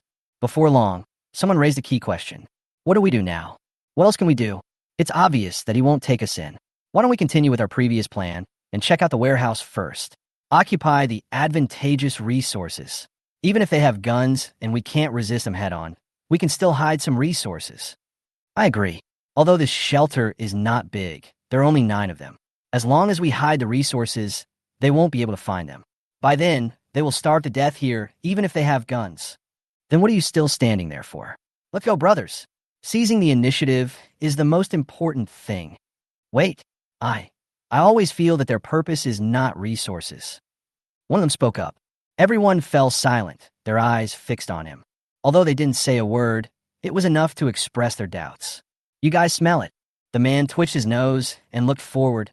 Does this smell like freshly baked bread? Chapter 135. The door opens. Bread? Ha ha ha. I see you are really hungry. Yeah, what kind of world is this? How can there be freshly baked bread? For example, even the oven for baking bread can't be powered. No. Wait. Smell it. Does it smell like egg tarts? Okay, another one is going crazy. Forget about the bread. Even the egg tarts are coming out. Ha ha. Why didn't you tell me there was a pastry shop across the street? No, the pastry room is too big. This should be afternoon tea. The ridicule was endless. Among the thousands of people, the vast majority did not believe what the two had just said and were all mocking them. However, as the smells got closer and stronger, even if the people in front of him didn't believe it, their voices began to gradually become smaller. Those smells seem real.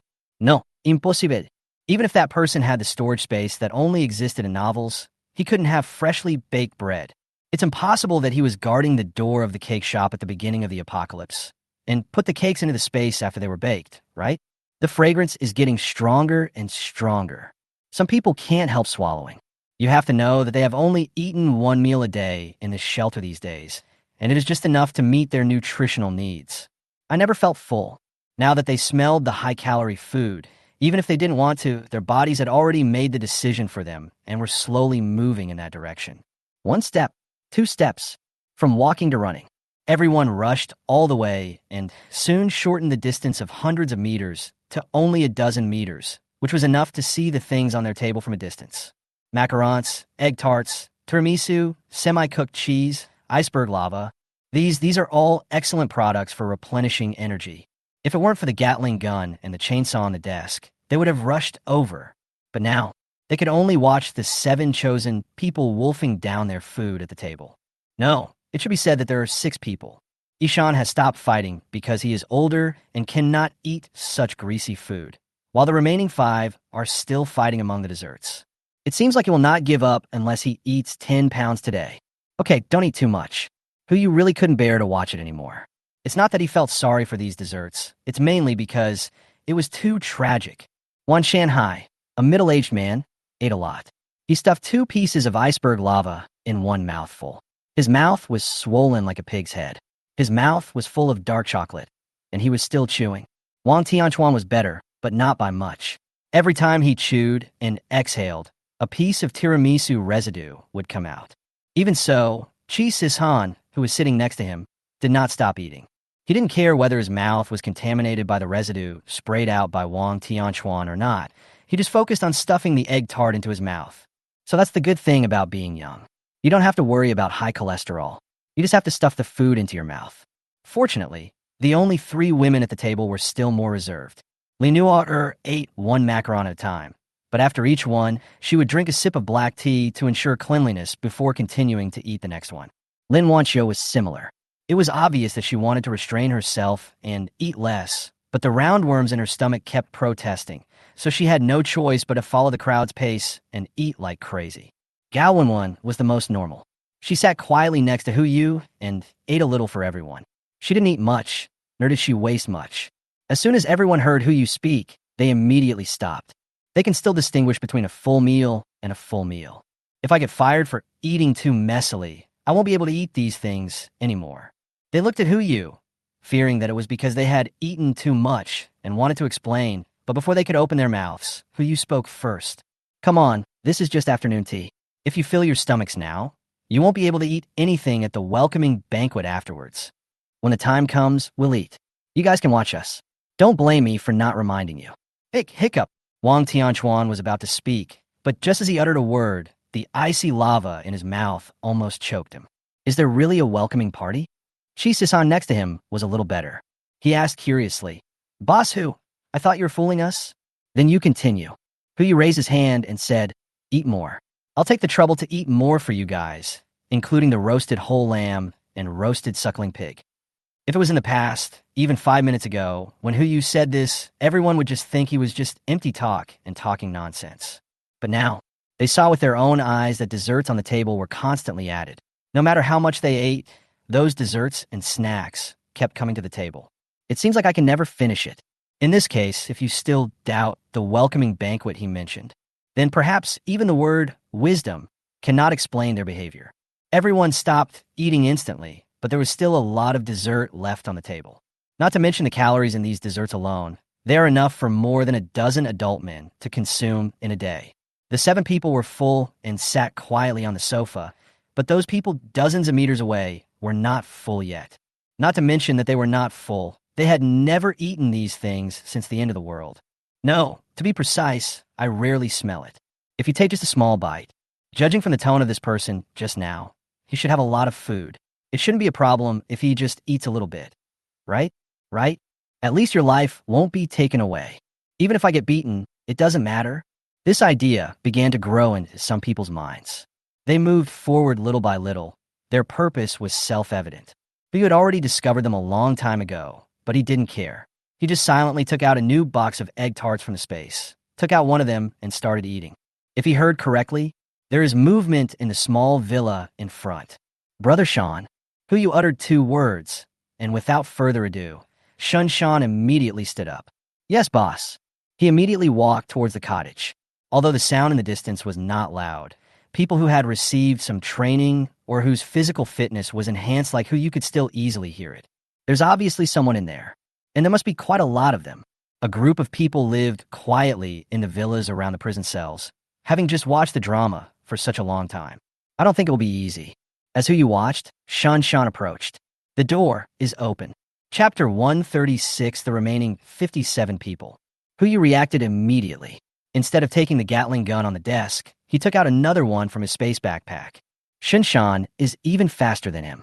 He turned the AK on his back to the front, pointed the muzzle forward, and was ready to shoot at any time. Behind the door, there was indeed a group of people. The number is just around 50. Just as they were about to come out of the door, they saw 2 black gun muzzles pointing at them in the distance. For a moment, everyone stood there, not knowing what to do, and could only slowly raise their hands. As for the group of people approaching the dining table in the distance, they were also shocked. Originally, a Gatling gun was nothing. No matter how powerful it was now just lying quietly on a desk.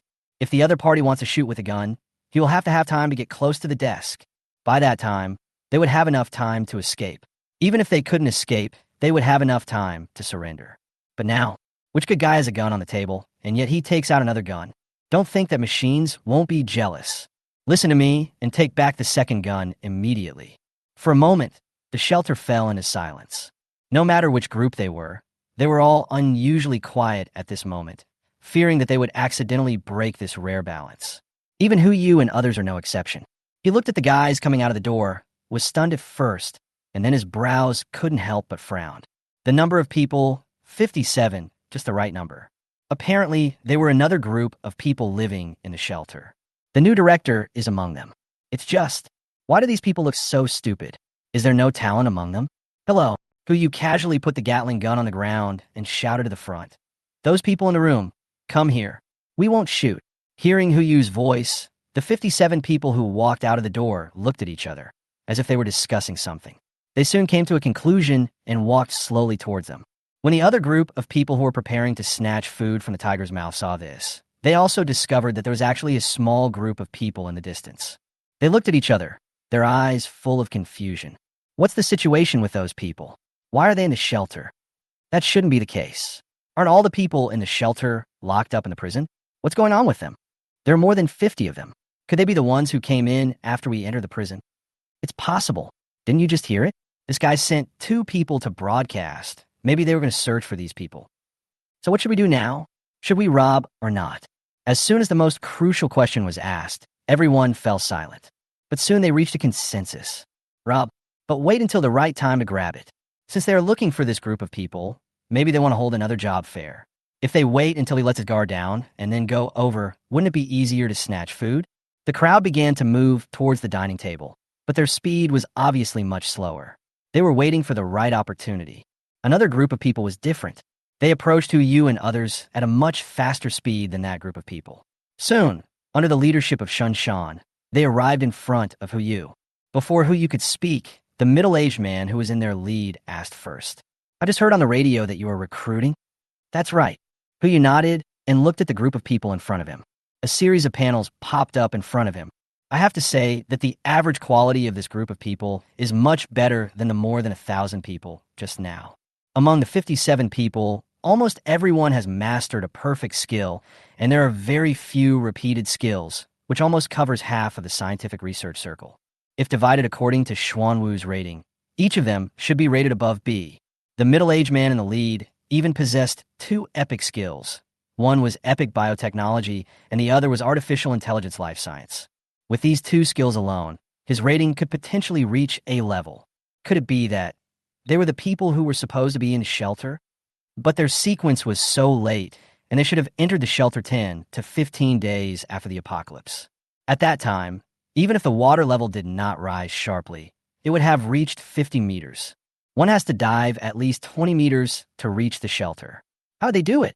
Since you want to recruit, I have a question. It shouldn't be too much trouble, right? Thinking of the other party's identity, Yu also responded with a smile.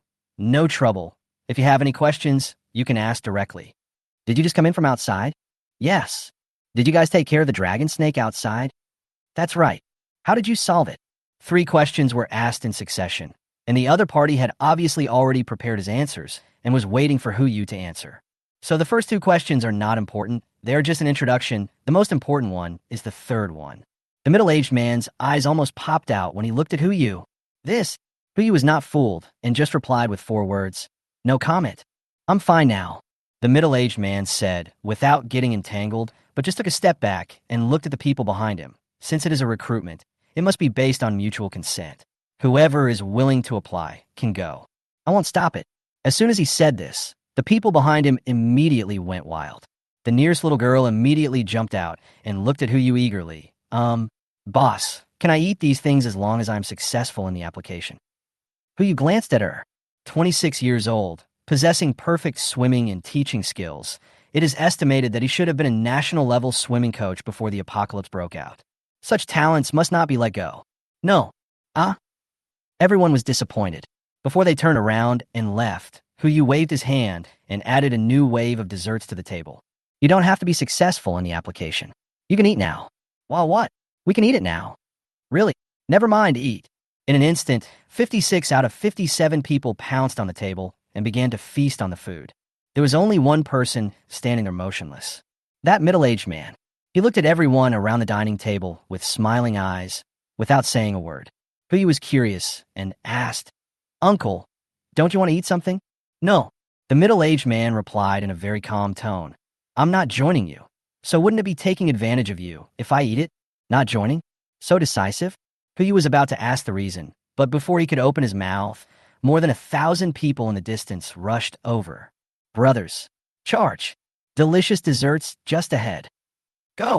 Chapter 137, Who Said There Is No Land Now?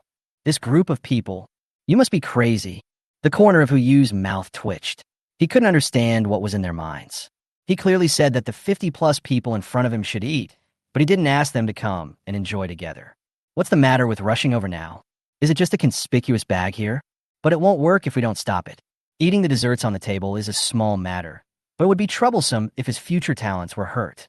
But if I do it directly, I will seem too cruel, so it would be better. Huyu waved his hand casually, and the corpse of a 100-meter-long dragon snake suddenly fell from the sky and landed precisely in front of the road where everyone was moving. Just a moment. Those who were at the front of the crowd crashed directly into it. The strength of the mutant dragon snake scales is even much higher than that of the black-scaled koi, not to mention the thickness of its body. Those people rushed forward and fell backwards. The powerful reaction force made them fall into the crowd. The people at the back didn't have time to dodge and were knocked to the ground by the people in front. There are some people further behind. The moment the dragon snake appeared, they realized something was wrong and hurriedly adjusted their steps. Fortunately, they stopped before crashing into the crowd in front. This is a dragon. This must be a dragon. What a bullshit dragon. It doesn't even have horns. How can it be a dragon? It should be a dragon snake. But where can there be such a large dragon snake?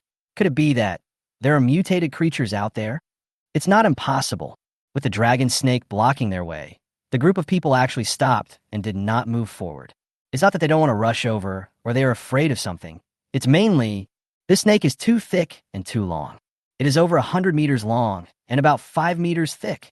Even the tallest person here is only 1.9 meters tall, let alone climbing.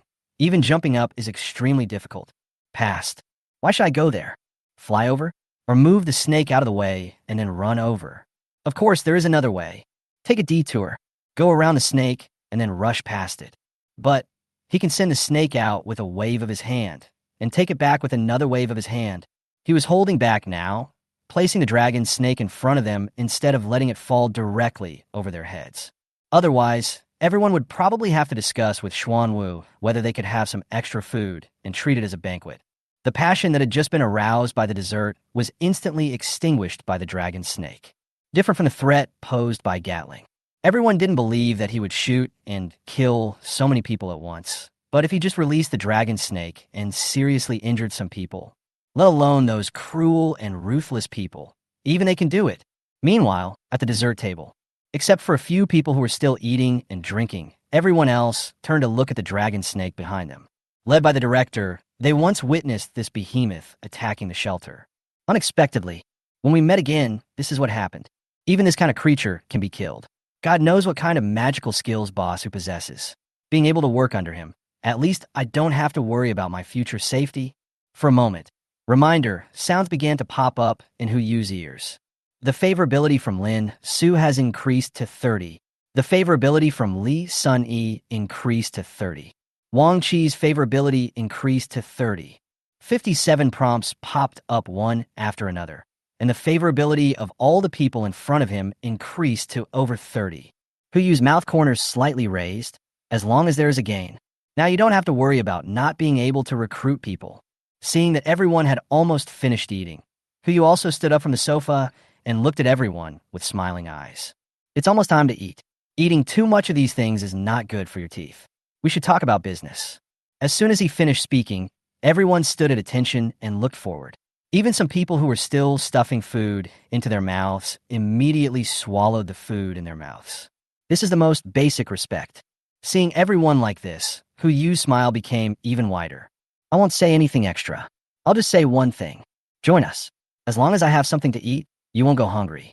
And you just need to contribute the knowledge and skills you have mastered. Everyone listened to the 5 parts and was eager to try. Only one person seemed a little embarrassed.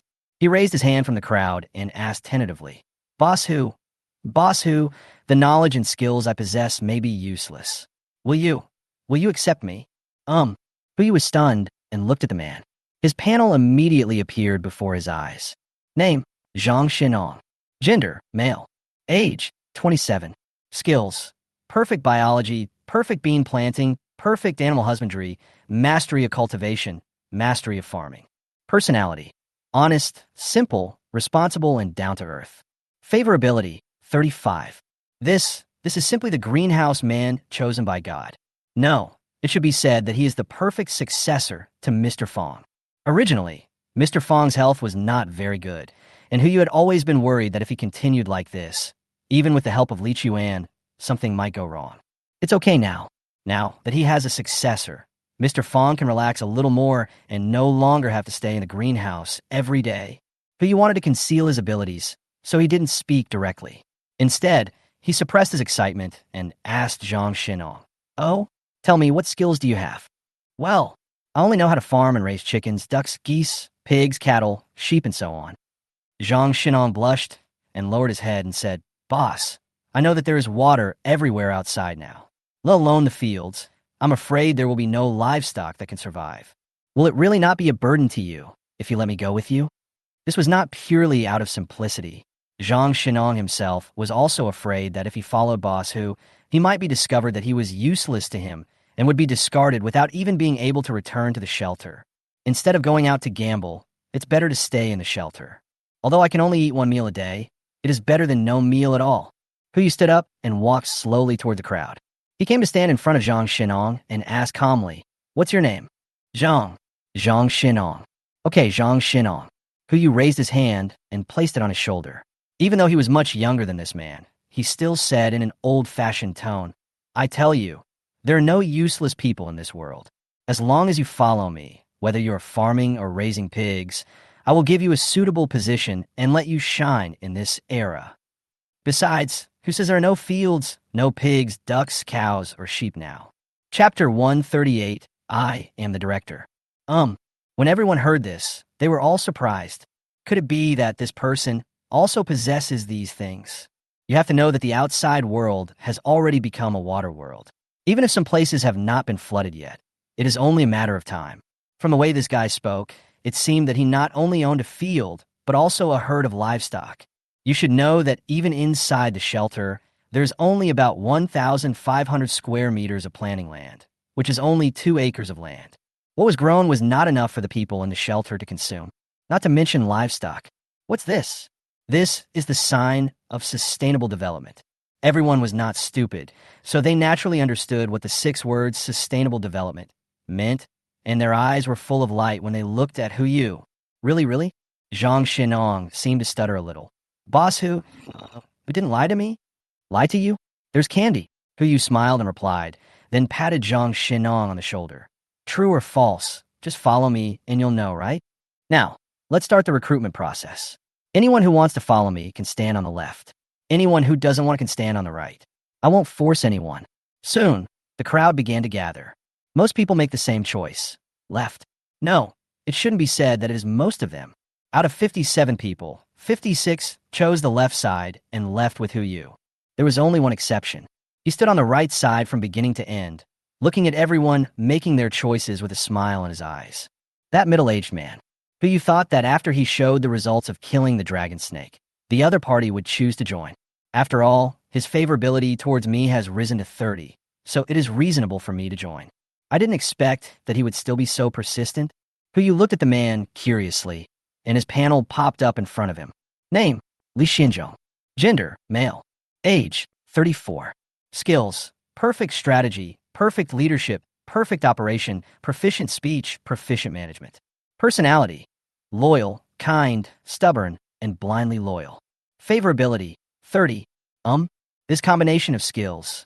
Could it be that this person was once an official? Hu Yu stepped forward and asked curiously, Brother, are you really not going to come with us? I'm the director. So what, director? The food in the shelter is not enough for you to consume.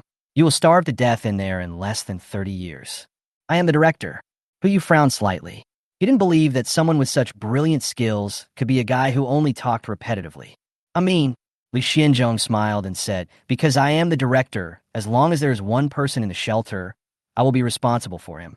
Because I'm the director, there's not enough food in this shelter, so I'm responsible for solving it. Boss who? I know you mean well, but since I have taken on this title, I should take this responsibility. Unless you can take away everyone in the shelter, as long as there is one person left here, I will be responsible for him. He is indeed loyal, not to mention that he is stubborn. He is really. Even 10 cows can't pull him back. But you didn't say much. He also admires such people. He thought about it and took out a senza bean from his space backpack. Perfect grade senza beans. He discovered this when Mr. Fong handed him a new batch of magic beans last time.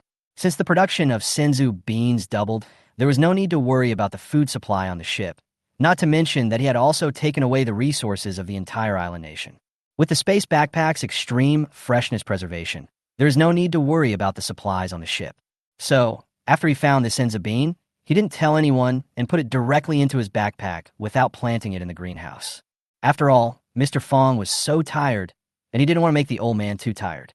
I didn't expect it would come in handy now. Hu handed over the magic beans and said, find a piece of land to plant these. If they can survive, you won't have to worry about food anymore. This is... Li Xianzhong was stunned, his eyes full of confusion. It's just a bean. What good can it do? Even if you plant potatoes all over the field, it can't match the consumption of thousands of people. If it weren't for the fact that this person's method just now was truly amazing, Li Xianzhong would have just smiled and said nothing and would have thrown away the magic beans after taking them.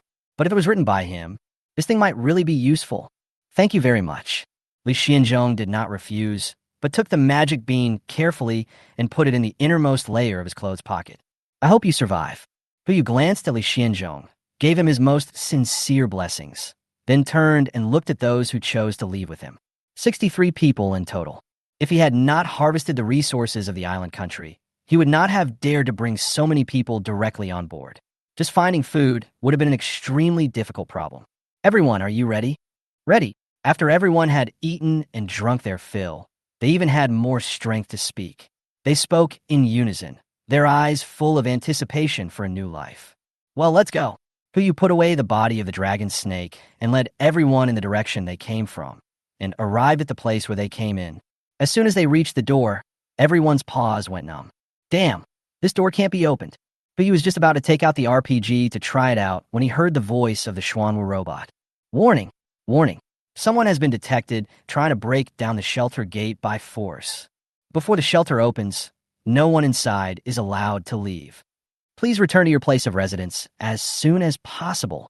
Hu was stunned on the spot. In other words, this door can only be opened from the outside, not from the inside. But think about it. The essence of a shelter is to protect those inside from external factors. What if there is a nuclear threat and someone in the shelter is so desperate that he opens the door? Wouldn't everyone inside be buried with him? Therefore, the door of this shelter must not be opened at will. Boss! Shinshan also noticed the connection and came forward to suggest, why don't we just take over the shelter? Then we can get out, right? What should we do if we take in the people inside? Hu didn't like this group of people, but he didn't want to kill them. If the shelter is put into the space backpack, everyone in the shelter will be exposed under the deep water. The people who follow them can only take equipment with them, but what about the others? Even if he has diving equipment for the entire island nation and can arm everyone, if they float to the surface and see the heart of the ocean, won't they run after it? To say the least, getting more than 1,000 people to wear diving suits is a hassle in itself. He doesn't want to get into this trouble. After all, he has thought of a better and more convenient way. Chapter 139, I gave you a chance. When you go out later, don't run around, don't look around, and follow instructions for all actions. Go out? Everyone, including Shun Shan, was confused. Didn't Xuanwu just say that we can't go out? Even if we can get out and use that plan, you should at least send out a few diving suits. Forget about the more than 1,000 people. At least save these 63 people. Otherwise, when the water pressure increases, it will be unknown whether 36 people will be left out of the 63 people. Doubts are doubts. Everyone also knows who is the boss now and what to do. No need to say more. By the way, you all should be able to swim, right? Hu suddenly remembered something and turned to look at the people behind him. Everyone nodded. Most of them were those who came in later, and if they couldn't swim, they wouldn't be able to find the shelter. As for the 7 people in front, fortunately, they have also mastered this skill, but their level is definitely not even average, otherwise the skill panel would not be displayed. As long as you know it, that's enough. Well, remember what I just said. But you didn't say much, just raised his hand close to the surface of the shelter. Release. Bauhinia, a mountain, appears again. However, this time it did not fall from the sky, nor did it appear inside the shelter, but appeared outside the shelter. Nowadays, the water level in the entire Jinling is only around 60 meters. When Zijing Mountain appeared, the entire shelter was located directly on the hillside and was supported by the mountain. In an instant, the entire shelter was out of the water. The almost crazy sound of rain hitting the barrier on top of the shelter left everyone dumbfounded. What's going on here? How did they come out from under the water? And this mountain outside? Why does it look so familiar? Etc. Even if we get out of the water, won't we still be unable to get out if Xuanwu doesn't let us go? But you looked at the Xuanwu robot in front of him again. Xuanwu, there is no danger outside now, but there's a shortage of food inside. I will lead the team out to search for food. If you don't let us out, you're just trying to starve us to death. The feasibility of the action is being determined. Xuanwu hesitated for a moment, and then uttered a mechanical, synthesized voice. It is detected that you are an E-level personnel, and you have attempted to escape from prison. So you have failed. Change someone else. But you turn to look at Zhang Xinong. Zhang Xinong, come here. Okay, boss. Zhang Xinong stepped forward and repeated to Xuanwu the same words who you had said. We are going out to look for food. Please let us go. The feasibility of the action is being determined. Judgment failed. You are not a combatant and cannot lead the team to carry out this mission. Hey, who you stepped forward and said, I'm giving you face, right? Originally, he didn't want to cause trouble, but since this guy was so disrespectful to him, he might as well cause trouble. He backhanded it and directly put the entire shelter into the space. Not only him, but everyone in the shelter appeared in a park on Bauhinia Mountain. Thousands of people gathered together, and suddenly chaos broke out, with everyone talking at once about all sorts of things. What's going on? Where's the shelter? Be careful. I don't know if this rain is harmful. Go hide from the rain. Don't panic. This place looks familiar to you. I think I've been here before. Zijing Mountain. How could it not look familiar? But why would Zijing Mountain appear here? Ahem. Who you coughed twice, then took out a loudspeaker calmly from under a black umbrella. Everyone be quiet. Everyone look at me. As soon as his voice sounded, everyone turned and looked forward. After all, everyone has just witnessed this person's methods. I'm sorry, I just had to leave the shelter, so this is the only option. Now, I will open the shelter again. Those of you who did not participate in the recruitment before, please hurry in now. Don't crowd. Line up in an orderly manner. We're in a hurry. Thank you. After saying that, Huyu raised his hand and waved, and the shelter reappeared in front of everyone. Everyone fell silent. This thing, you can play with it like this. Upon seeing this, some people immediately headed for the shelter, but some others had other ideas. Since there was limited food in the shelter, and they had finally gotten out, why not just stay outside? This is a mountain. How much water does it take to flood an entire mountain? If I hide in here, wouldn't I be able to live a more comfortable life than outside? Desire is like this. Once it arises, it will spread in the heart without any concealment. Huyu stood there, watching more and more people enter the shelter, and also saw more than 100 people standing there motionless. He frowned slightly, looked at those people and said, What are you doing? Go back quickly. Just let us go back. Among those people was the strong man mentioned earlier. He hid in the crowd, lowered his neck, and kept his voice down. This mountain is not yours. Why don't we explore here before going in? Otherwise, we won't be able to get out after we go in. That's right. The mountain belongs to all of us. Don't think of monopolizing it. If you want to go back, you should go back first and don't interfere in our business. Someone spoke, and the noisy voice immediately echoed throughout Zijing Mountain. But he was also so angry that he laughed. What a good saying, this mountain is not yours. He looked at the 100 people and said, Sorry, this mountain is really mine. Don't say I didn't give you a chance. You still have 3 minutes left.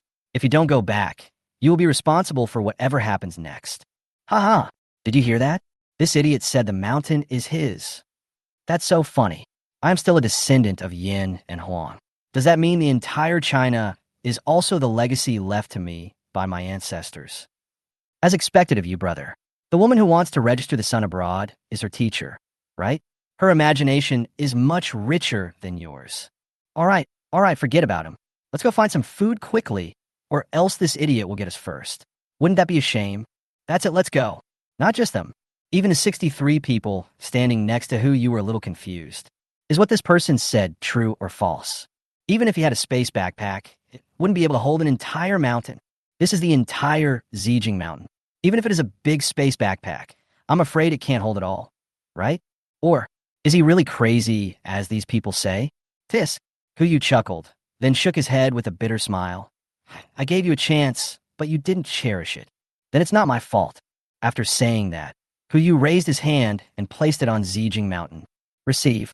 Chapter 140 Flare. With a thought, the entire Zijing mountain was put back into the space backpack. Everyone, including Hu Yu and others, fell into the water at the same time. Those who returned to the shelter were fine and sank to the surface of the water immediately. It's not because the shelter has no navigation function, but in the current environment, it is safer underwater than on the surface. It can reduce the erosion of rainwater on the surface of the shelter and avoid biological invasion to a certain extent. As for Hu Yu, he certainly wouldn't leave his own people soaking in the water. The moment he fell into the water, he had already taken out a yacht from his space backpack. Although this yacht is not as big as the heart of the ocean, it is large enough to carry more than 100 people. Hurry, get on board. Xiaohai was also downloaded into the yacht's main computer. The moment it fell into the water, it swam towards Hu Yu and others on its own and opened the gangway. At the same time, the coordinates here were synchronized with the heart of the ocean. Hu Yu climbed up the gangway and watched Shinshan and others lead everyone onto the ship, while also looking down at the people still drifting on the water not far away. They were not as panicked as he had imagined. Instead, they looked at him with disdain in their eyes. Ha ha, that's it. It's just a yacht. And it's your honor guard? Now that more than 60 people have moved in, I'm afraid they can't even stretch their legs out, right? It's really funny. I thought he didn't live in the shelter and had a lot of resources. I didn't expect it was just a small boat. Cut. On the deck, Lin Wanxiu, who had just boarded the ship, looked at the water, put his hands on his hips, and yelled at them. What do you mean it's just a small boat? What about you? If you don't have a shelter with the current water temperature, I'm afraid you won't be able to hold on for 24 hours. That is, Li Nuaer at the side also echoed. You said you can't even stretch your legs, but you can stretch your legs. The whole area of water is yours. Stretch out. Boss. Shinshan came over holding an umbrella and stood behind Hu Yu. It seemed to be a little strange. Hu Yu frowned and nodded. He discovered it without Shinshan telling him. If an ordinary person encounters such a situation, he or she will either choose to swim to the shelter as soon as possible, or choose to beg for mercy and try to get on the ship through exchange or other means. But the more than 100 people in front of us are clearly soaked in water, yet they can still stand so strong. Apart from the fact that they are all stubborn, there's only one possibility. They still have a trump card that is enough to allow them to survive well outside the shelter. If I remember correctly, according to the rating given by Xuanwu, among these more than 100 people, including the thin man and the strong man, more than 1/3 of them are B-level personnel, and the rest are C-level personnel. When they were in the cell, they all belonged to a small group, and now outside it was no exception. They all chose to leave the shelter without any prior agreement. But now that this has happened, what trump cards do they have that can allow them to live better in the apocalypse than in the shelter? Why did they go to the shelter then? Isn't it just like taking off your pants to fart? Hu Yu was puzzled and could only frown and look at what was happening in front of him, not stopping the war of words. Not long after, a voice was heard on the water. The thin man bumped the strong man's shoulder and said, "Come on, Brother Jean, we finally got out of the shelter. You should show us your magic power." "That's right, Brother Jean. Let this guy see what a real boat is. It's just a small thing. Won't it break into pieces if it hits it?" Okay, don't worry. It will be ready soon." The sturdy man called Brother Jean smiled. He took out a long tube from his clothes, raised his head and smiled at Hu Yu on the boat. "Originally, I was planning to get along with you as an ordinary person. It's a pity that you've gone too far and even deprived us of our freedom to explore outside. Don't blame me for being ruthless. Let me show you what a real ship is." Bang! A muffled sound came from his palm, and a cluster of dazzling flames spurted out from the pitch-black copper tube, shooting straight into the sky, exploding into a dazzling flame in the night sky with heavy rain. A real ship? Hu savored this guy's words and only thought of one possibility. Warship. Apart from warships, he couldn't think of any other ship that could come thousands of miles to pick them up by sending this kind of signal. He turned to look at Shan. Brother Shan, have you ever seen this kind of thing? Shan shook his head. I've never seen it, nor have I heard of it. Maybe it's something that none of us can access. Hu didn't say much, just looked at the copper tube. The panel suddenly popped up in front of me. Name, Doomsday Flare. Quality, excellent. Effect, after use, it can launch a flare with a visible range of 100 square kilometers, and it is accompanied by a Beidou positioning signal that lasts for 480 hours. Note, the spare flares stored in the shelter can be used after leaving the shelter, and there is a high probability of summoning the official fleet nearby. It really is this thing. Huyu's eyes suddenly lit up, then fell into darkness again. If it happened after a rainstorm, such a flare could have saved thousands of lives in the shelter. Even if there is no warship coming to pick them up, it can give them hope. As long as there is hope, there is a high probability that you can survive. But now, this thing was ruined by such a stupid thing. What time is it now? Heavy rain period. It is still a critical period when the water level is rising rapidly. Even if the warship can receive this signal, it is impossible for it to come over in a short time. If they stayed in the water for more than 24 hours, they would die of hypothermia.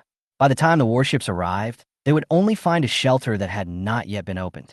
Or everyone on the warship would enter the shelter, adding to the burden on the already overwhelmed shelter. Or the warship will take the shelter away with it. Either possibility will reduce the survival possibility of both parties. And the instigator of all this was still laughing wildly in the water. They seemed to think that the warships would arrive soon. Yes, after all, Jinling is also a super large city with water channels around it. So it is very likely that warships will come here in a short time. But Hu survived in Jinling for 49 days in his previous life. Not to mention a warship. He didn't even have a slightly larger yacht. Their behavior is doomed to be useless. Quick, look over there. Ship, our ship is coming. A cheer rang out on the water. Hu also looked in the direction where their voices came from. I saw a familiar boat slowly approaching in the mist. If I read correctly, that is the true heart of the ocean. Chapter 141, I don't choose any. It's not their fault. After all, the size of the heart of the ocean has exceeded the normal length of the ship. Not to mention those people whose eyes were already filled with hope. Even the other people on the ship were full of surprise when they saw it. This can't be true. How can it be such a big ship? No, don't tell me. It might not be fake. Remember the last time we raided Xuanwu's warehouse? Huh? You mean the flare? Well, I heard that the flare was hidden by Zhan and could be used to summon warships. I didn't expect it to be true. No way. Warship, coming so fast. Who says it's not? On the deck, a flurry of chattering was heard, hidden in the sound of rain, and the voices grew louder and louder. Under the water, those people also heard this discussion. Before the ship officially arrived, the thin man had already shouted to the ship, "Hey, don't say we don't give you a chance. Now, if any of you want to come down and join us, we can also let you get on our ship." Yes. Bossu, why don't you jump down as well? I'm afraid your little boat won't survive this apocalypse. Why don't you jump down as well and share your resources with us? Ha ha. Why are you still calling him Bossu? Now you should call him Little Hu. I don't believe that he won't get on that ship later. As long as he gets on that ship, his status will still be the same as ours. Hey, what nonsense are you talking about? How could a man as stylish as Bossu get on board? Don't you think so, Bossu? Provocation method. This group of people wanted to use this method to encourage Hu not to board the ship so that they could mock him in a more superior way. It can even allow some people who originally willingly boarded the small yacht to disembark. Bossu, don't listen to their nonsense. Wang Tianchuan, who was a little older, came over immediately and said, "That's an official ship. As long as we get on board, we will be treated equally. Don't let this go to your head. We'll probably come on board together, right?" When Wang Tianchuan asked this question, everyone couldn't help but look at Hu. In the end times, they all want to have a better living environment, more living space, and a more secure food supply. There's no way this ship is too small. If only it were a little bigger, they wouldn't be so troubled. Hu didn't say anything, just smiled. He turned to look at everyone and said, "If any of you want to go down, I won't stop you. Jump in the water now, and we can part ways in peace." Speaking of which, he also had to thank the group of people in the water. If they hadn't done this, Hu would have had no way of testing the loyalty of these people in front of him. Favorability is favorability, loyalty is loyalty. Having a crush on someone doesn't mean you won't betray them. He wanted to see whether this group of people would abandon him when they had better options after receiving the benefits he gave them. If so, such people will sooner or later become ungrateful if they stay on the ship. This, Wang Tianchuan became anxious and quickly advised. Boss Hu, there is no need to give up a better living environment just for a momentary anger. Wouldn't it be better for us to surrender to the authorities together? Brother Shan, get him a swimming ring. Hu ignored Wang Tianchuan and turned to look at the others. The same goes for you. If anyone wants to get off the boat and join them, I will never stop them. I will even give them a swimming ring as a gift. You only have 5 minutes. Come to me when you've thought it over. After saying that, Shen Shan handed the swimming ring to Wang Tianchuan. Although everyone can swim, in this situation, having a swimming ring is definitely better than having nothing. Wang Tianchuan glanced at the swimming ring, gritted his teeth, and reached out to take it. Before diving, he did not forget to look at Hu, pointing at him, his fingers trembling slightly. You are not good enough. After saying that, he jumped from the yacht into the water, put on a swimming ring, and swam towards the group of people. Hu also looked at the others. Anyone else? Hurry up if you don't think about it. I'm going to set sail. A word fell. The people who were still struggling also made a decision. Among the remaining 62 people, 6 more stepped forward to get the swimming rings and jumped off the boat. Hu looked at the remaining 56 people, his eyes full of surprise. This number was far beyond his expectations. He originally thought it would be good if half of them were left, but he didn't expect that so many people would be left. Boss, Zhang Xinong and Hu looked at each other and walked forward slowly. If we want to leave, let's leave quickly. I'm afraid that group of people will tell on us later and tell us that you have those things. Then we won't be able to leave even if we want to. It's too late. Lin Wanxiu smiled bitterly and said, some of those people have already swam towards the boat. Even if we set out now, I'm afraid we will be caught up by that boat. Let's think of a way to conceal his information first. Everyone immediately started a discussion, and the topic they all focused on was how to help Hu conceal his abilities. No one mentioned leaving. Hu felt a little strange and couldn't help but interrupt and ask, why? Are you still willing to stay here? Everyone was stunned at first, but soon Zhang Xinong came to his senses, raised his hand and scratched his head, and gave him an answer. Boss, you said you would let me farm. If it's a combination of sufficient food and good living environment, I would still choose it. Lin Wanxiu also replied. Most other people have the same idea. The only flaw of this yacht is that there is not enough space, but I don't know how much food is in this person's storage space. It's okay to live in a small place, but it will be troublesome if you don't have enough food. So they still have an idea of how to choose. Unless they take a gamble that there is enough food on the warship, there is no need for them to go into the water again if some people leave. The reasons vary, but you didn't expect that they would trust him after just knowing him for one day. He just smiled and said to everyone, your choice is wise. Now is not the time to talk about these things. Li Nuor said anxiously. Boss, we just talked about so many plans. Why don't you choose one? I won't choose any. Hu said calmly, looking at the ocean heart approaching from a distance. Since the distance between the two was not far, a few minutes was enough for it to get close to the group of guys. Now the crowd gathered under the heart of the ocean, waiting for the heart of the ocean to lower the gangway. At this moment, Xiao Hai's voice also came from a sea. Master, a life form is detected approaching. Do you want to activate the defense mode? Chapter 142 Bang. When the voice of the heart of the ocean was heard, everyone, whether they were floating on the water or standing on the deck, were stunned. Anyone can tell that this kind of mechanical synthesized sound is produced by a robot. Owner? Is there artificial intelligence on this ship? This is too high-tech. Everyone's eyes suddenly lit up, and they didn't care what defense mode the voice said.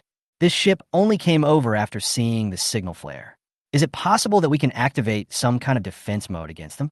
Hello. Seeing that the gangway had not been lowered, the sturdy man could not wait to get on board and shouted, People up there, lower the gangway. We fired the flare just now. Help us up. That's right. What are you waiting for? Can you be more efficient at work? Be careful, or I'll complain to your boss about you. Hurry up and prepare some clean clothes. We're freezing to death. A noisy sound was heard on the water, as if the people on the boat would be breaking the law of heaven if they didn't rescue them.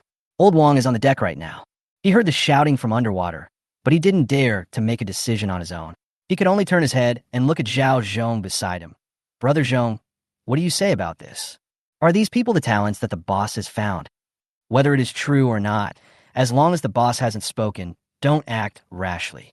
Zhao Zhong spoke calmly. They came here after receiving the signal from Hu Yu, which proves that he had come out of the water. But now among this group of people in the water, the boss is on the yacht opposite, which is obviously wrong. Naturally, he couldn't let them go easily, and even not initiating defensive measures was already a kindness he showed to the group of people underwater. As the saying goes, it is easier to invite a god than to send him away. If such a group of people were really put on board, no matter whether they had weapons or not, it would not be worth it if they caused damage to the personnel or facilities on board. At the same time, Hu Yu also drove the yacht towards the heart of the ocean. The group of people on the boat suddenly panicked. Boss, why are you sailing over there? Yes, boss. Even if the other party's ship is bigger than ours, you should not be so upset. That ship is at least a destroyer, maybe even an aircraft carrier.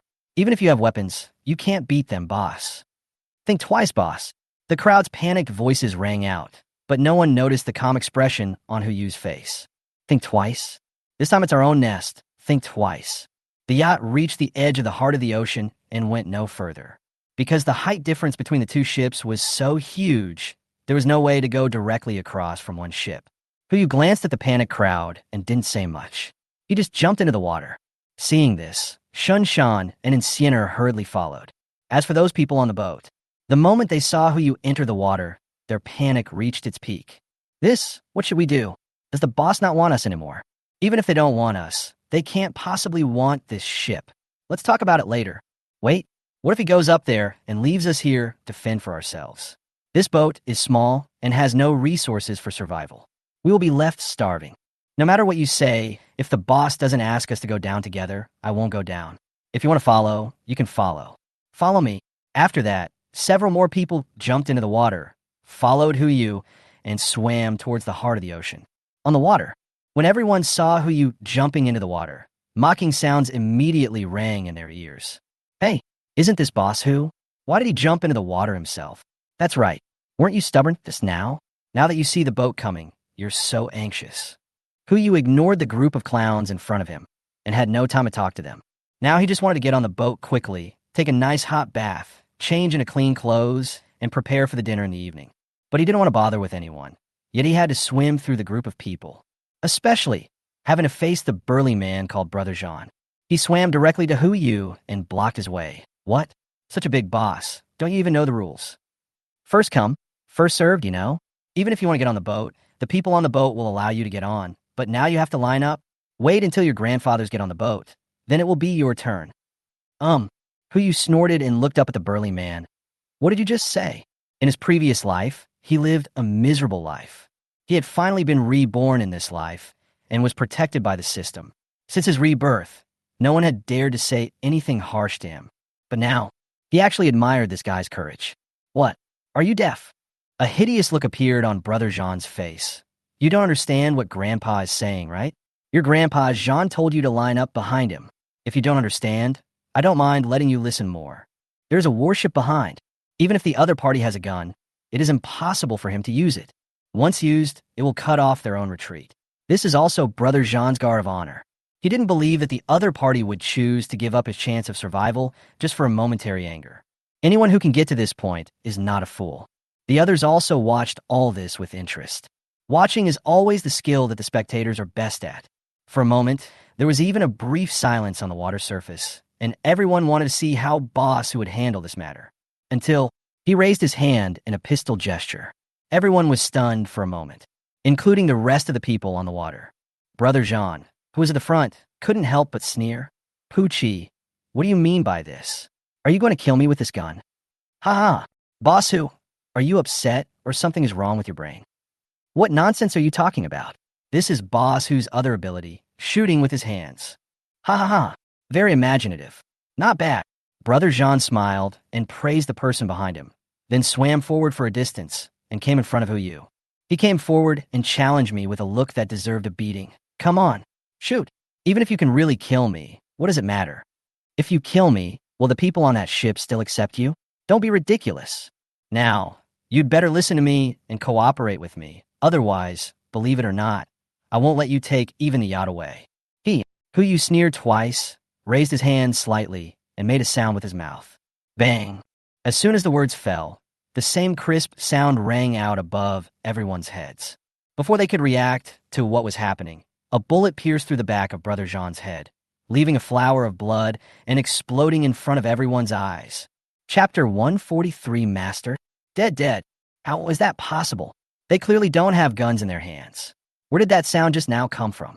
No matter what, get on the boat first. The blood will definitely attract other creatures in the water. Having said that, everyone turned around and swam towards the heart of the ocean, ignoring the Brother Jean who had led them out of danger. He was not in a hurry, but said calmly, "Shao Hai, activate the defense measures." "Yes, Master."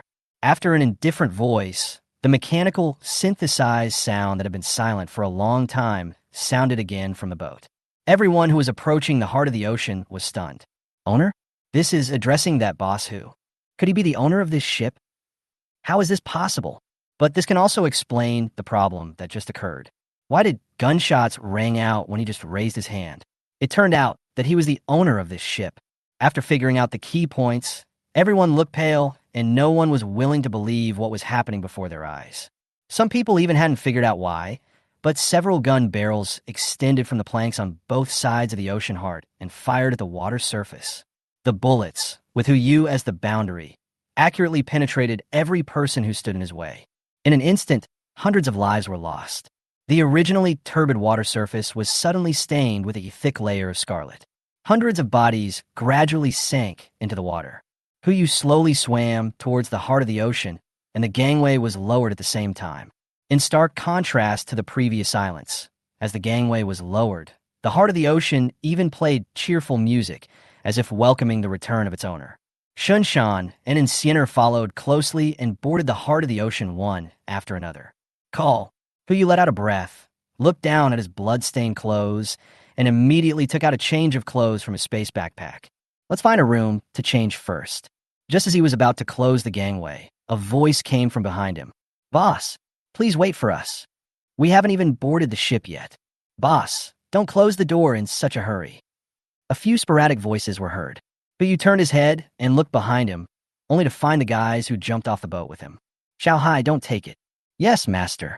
The gangway stopped in midair, leaving space for Huyu and the others to look at each other, but it also cut off their possibility of climbing up the gangway. Boss? What do you mean? Yes, boss.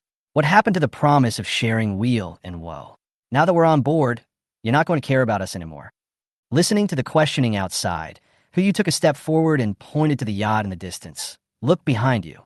Everyone turned around and looked at the dozens of people on the yacht. Do you understand? Huyu asked in confusion. But everyone looked at each other, not understanding what he meant. I don't understand. Those people didn't dare to go into the water with you. Does that make sense?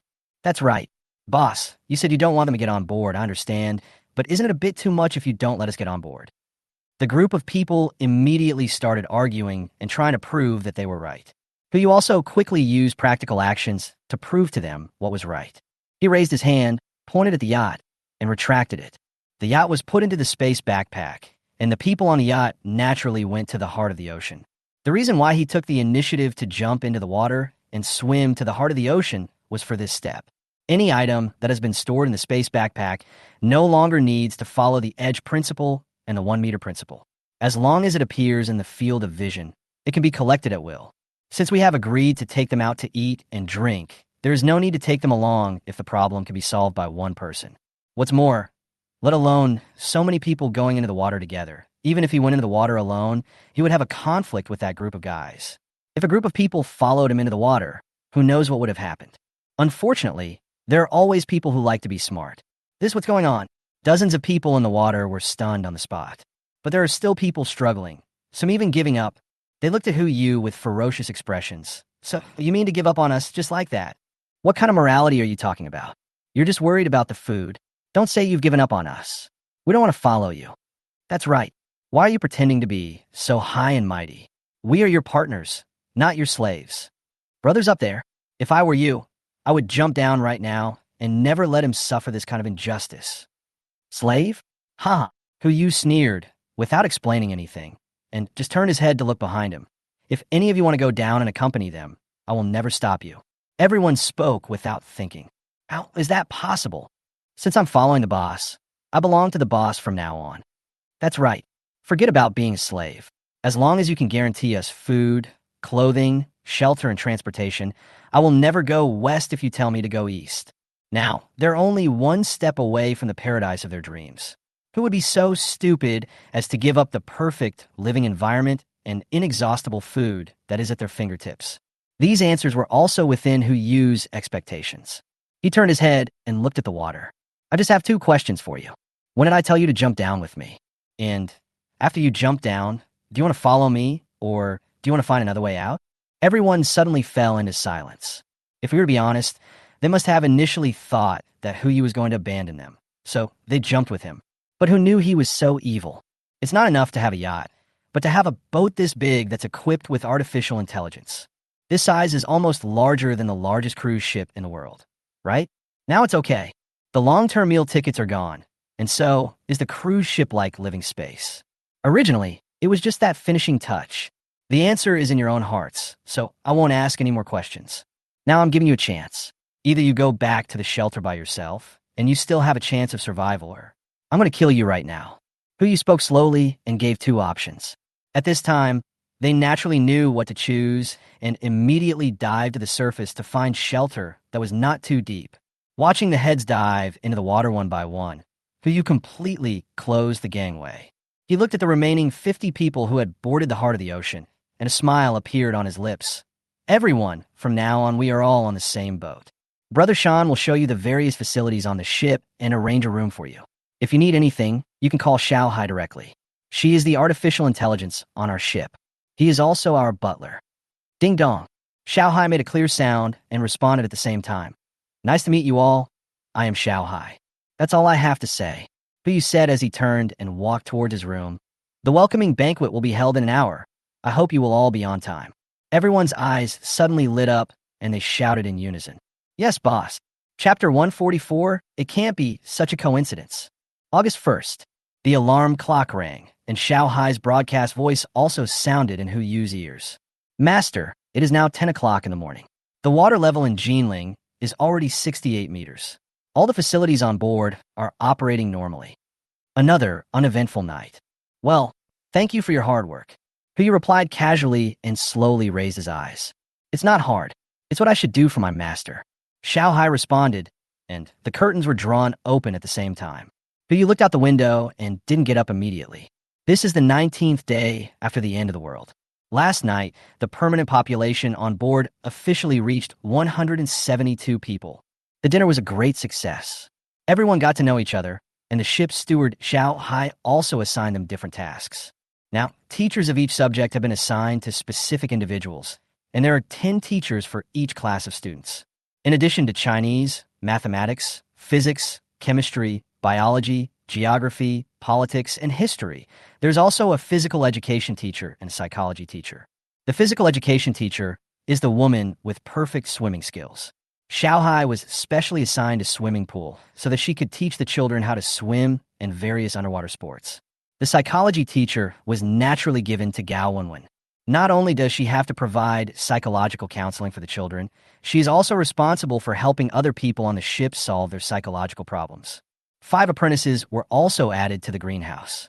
Among them was Zhang Xinong, and as for the remaining 4, they all knew some biological knowledge, but their farming skills were not very good.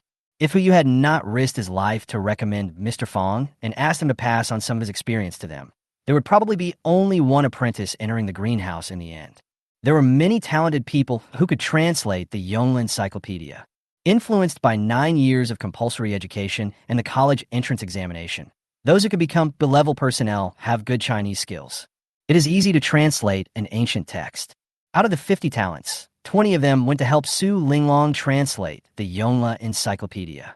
Now the translation progress has increased dramatically. Even without students' help, nearly 100,000 words can be translated every day. But even at this speed, it's still too slow. The Yongle Encyclopedia has 370 million words.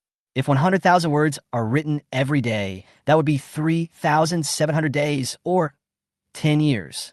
It will take more than 10 years to translate the entire Yonla encyclopedia.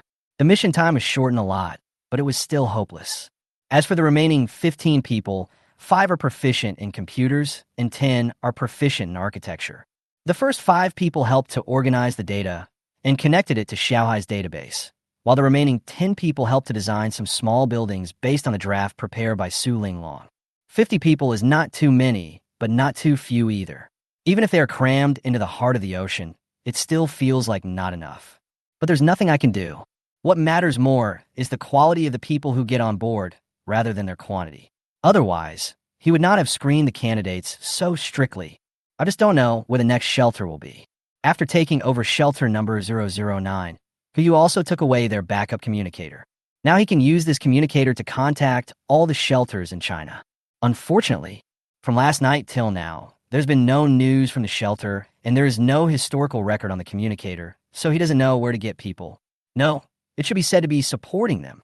Get up. Hu stretched his body lazily, looked at Xiaohai and asked, "By the way, Xiaohai, is there any news of ships approaching the nearby sea area?" The guy sent out a flare yesterday, and he was hoping for a chance, wanted to see if there would really be a ship coming to support him.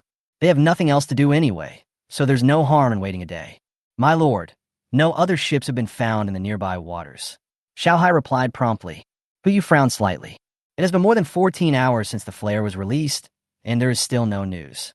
Although the signal source can last up to 480 hours, it is impossible for him to stay here for 20 days. Wait another day and a half at most. If no ship arrives by August 3rd, there will be no need to wait any longer. He also had to find me Susu to see if she had completed the task he had assigned her. Hu got out of bed, washed up briefly, and walked towards the first floor cabin. Now with 50 new bloods joining in, the entire heart of the ocean seems a little more lively. Those who should eat breakfast, and those who should attend morning classes go to morning classes. Everything seems so orderly. If there wasn't someone behind this. As soon as he went out, he saw Minono standing at the door, holding a plate of breakfast that was obviously not prepared by Zhang Sirui. With a red face, he smiled at her and said, Boss Hu, good morning. Here is your breakfast. Morning, Hu replied, feeling that something was not quite right. Suddenly, he thought of the surveillance video he saw yesterday. Could it be that Minono has also started to follow the strategy given by Su Linglong?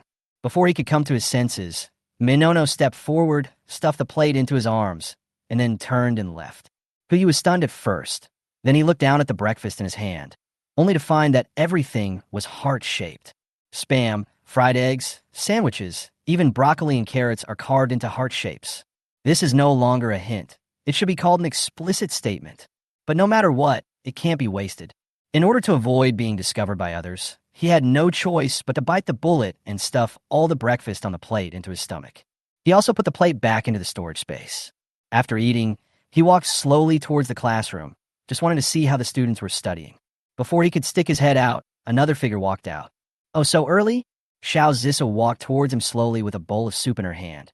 Just right. I made you some medicinal soup. You can drink it as breakfast. Medicine soup? But he was stunned. Yes, you soaked in the water for so long yesterday, and then drank wine all night. If you don't drink some medicine to replenish your body, do you expect to get an acupuncture injection when you are sick? Xiao Zissou replied as a matter of course, and Hu thought about it, and it seemed to be true. He picked up the medicine soup and poured it into his mouth. Although this is a medicinal soup, you can't taste the medicine at all. Instead, it has a herbal taste. It is not unpalatable, but rather refreshing. That's right. He had just eaten breakfast and drank a bowl of soup, and his stomach felt a little bloated. Okay, I'm going to go check on those 50 semi-vegetative patients first. My dad said there seems to be some progress. See you at lunch. Hiccup. Hu burped and waved at her. See you at noon. Still eating? After these 2 meals, he had eaten enough. Not to mention lunch, it doesn't even matter whether you eat dinner or not. He burped and glanced back at the classroom. The one teaching the class now is Han Weiwei. She is the one who knows this group of children best.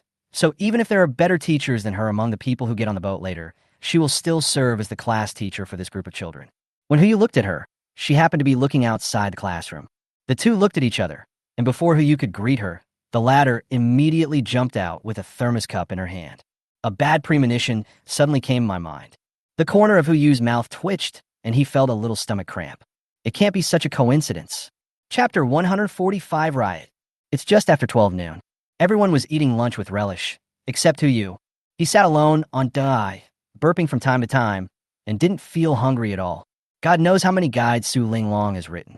Since he left home, he has eaten 5 meals a day just for breakfast, including but not limited to Minono's loving breakfast, Xiao Zisu's medicinal food, the 8 treasure porridge in Han Weiwei's thermos cup, Zhang Sirui's special little cakes, and even the hamburgers made by Sienna herself. Originally, when it came to the 8 treasure porridge, Yu couldn't eat anymore. But Han Weiwei was in class. Looking at her expectant expression, he looked at the group of civets in the classroom who were preparing to eat melons. No way. In order to maintain teacher Han's good image in the students' minds, Yu had no choice but to bite the bullet and eat the food. Zhang Sirui placed a small cake in front of him while he was sitting and digesting his food. By then, he had started to hiccup. Zhang Sirui didn't say anything when she saw this. She just took the cake and sat quietly beside him, scooping small spoonfuls of cake in her mouth. As he walked him along, he lowered his head and said nothing. Even a blind man could see that she was in a bad mood. Yu just asked an unnecessary question, asking her who the cake was made for. My goodness, just this one question made things out of control. Zhang Sirui just said one sentence. If it was made for a full person, he probably wouldn't eat it, and then she lowered her head silently and ate the cake. Who can stand this? Yu had no choice but to pick up the spoon and scoop a spoonful of cake to eat. After all, you eat it. Seeing him take a bite, the sadness on Zhang Sirui's face suddenly disappeared. She walked away with the remaining cake and finished the rest by herself. As for the last one, Sienna was the last one to come over, holding a palm-sized hamburger in her hand. She couldn't tell how much Yu had eaten. She just pushed the burger in front of him and uttered a word. Eat. Before Yu could explain, Zhao Zhong, who was fishing nearby, laughed and said that Sienna had started making the hamburgers since he got up at 6 in the morning. Starting from kneading the dough, he even hammered the meat patties himself. No need to think. If he doesn't eat this, the next person to be beaten into a meat patty will be Yu himself. He had no choice but to eat the hamburger. There is no residue left. One morning he did nothing but eat. Belch. Yu burped and looked at the rain falling on the water. A happy smile appeared on the corner of his mouth. In the previous life, I was starving to death and became other people's reserve food. Although this life is a bit too full, it is still better to die with a full stomach than to die with a starving stomach. That is Shanghai. Master, I'm here. A ripple appeared on the water's surface. Yu swung the rod and caught a small fish. Aren't Su Linglong and the others out yet? My lord, Miss Su is still leading the team in translation in the office and has no intention of stopping. It's not that Yu doesn't want to cause trouble for Su Linglong. It's mainly because she is doing important things, and it's not easy to disturb her. Xiao Hai said that she and the group of people assigned to her have been translating an article from the Yongle Encyclopedia, which is said to be related to the end of the world. They started after the banquet ended last night. In order to translate this article, all the members of the translation team did not even drink or sleep and directly devoted themselves to the translation work. Given her level of attention, God knows how important this article is, so Yu naturally wouldn't bother her. Even if we want to settle the score, let's do it later. Bang! There was a noise from the cabin. Yu turned his head subconsciously, thinking that it was Su Linglong and the others who came out, but he never expected that it was Zhao's father's voice that came. Quick! Someone come. Buzz buzz. Almost at the same time, a shrill buzzing sound was heard from inside the heart of the ocean. Warning, dangerous factors have been detected inside. Do you want to activate the defense system? Risk factors? Yu immediately stood up and almost lost his grip on the sea god's favor in his hand and quickly inserted it into the Dai. He rushed over immediately, and before he could ask for details, Sienna and Shanshan had already put down their bowls and chopsticks and came over to protect him immediately. Something happened. Don't worry about me. Go and take a look, Yu said with a frown.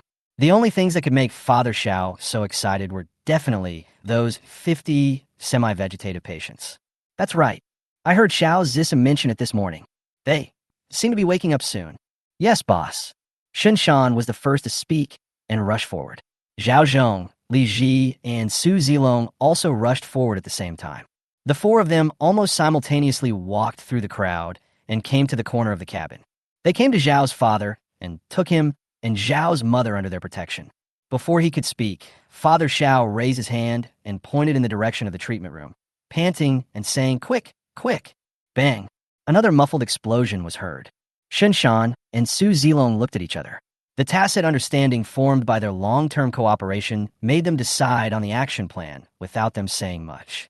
Zhao Zhong and Li Ji led Zhao's father and mother to retreat, while Su Zilong and Shinshan held guns and walked deeper into the area. Dad, Mom, Xiao Zissou also came forward at this moment, looking at them anxiously. You were not injured, right? What happened?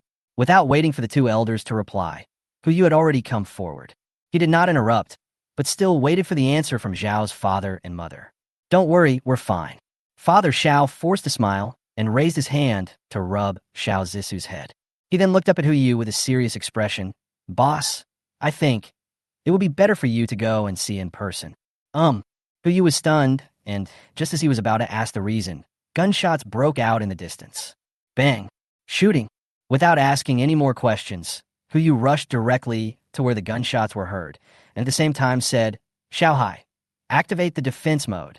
Once a threat is found, you can eliminate it directly. Yes, internal defense mode has been activated. Those 50 semi-vegetative people are precious. Their combined fighting power can even kill Shun Shan's group of 5 many times in seconds. But no matter how precious it is not as important as the lives of Shun Shan and others. They have been fighting with him since the beginning. There is no way he would agree to Yu exchanging their lives for theirs. But it's strange. How come there was only one gunshot and then nothing else? Xiaohai, can you see the situation in that place? Yu said with a frown. Real-time monitoring has been delivered to your mobile phone. Xiaohai is still reliable. Yu immediately took out his mobile phone, unlocked it, and a live broadcast of the corridor appeared on the screen. Just one glance and his brows were furrowed so tightly that they could kill a fly. This is so. What is going on? Chapter 146, I'll send you on your way. On the screen, there is only a semi-vegetative person lying on the ground, with a gunshot wound in the abdomen. Light blue blood was flowing out, soaking his clothes. On the other hand, Shan Shan et al. The guns in their hands were confiscated, and each of them had his hands, feet, and head controlled by 5 semi-vegetative patients. Not to mention moving, even if they wanted to open their mouths to speak, someone would hold their chins down. How long has it been? Have Shin Shan and the others been dealt with? But this is not what shocked Yu the most. The group of semi-vegetative people seemed to have the ability to think. After dealing with the threat posed by Shin Shan and others, they even began to take care of the wounded on the ground. This is big trouble. But fortunately, at least Xiaohai is here. Xiaohai, are you sure you can kill them without hurting Brother Shan and the others? Now this group of semi-vegetative people are out of control. No matter how powerful a force is, if it cannot be controlled, it will be a threat, especially on the heart of the ocean. How can I allow others to sleep soundly beside my bed? If this problem is not eradicated, you might not even have dinner. But before Xiaohai could answer, Father Xiao next to him spoke first. Don't want. Father Xiao hurried forward, and just as he caught his breath, he explained to Yu, don't hurt them. They have no ill intentions, they just want to fill their stomachs. Fill your stomach? Yu was stunned. Just now, Zhao's father and others came out too hastily, and Shan Shan and others went in too hastily, and they had no time to understand the specific situation inside. If the other party is not running wild, but looking for food, then when they catch someone, won't it be? Oh no, Yu's pupils shrank. It was too late to ask any questions. He just rushed into the aisle as soon as possible. Yu, almost at the same time.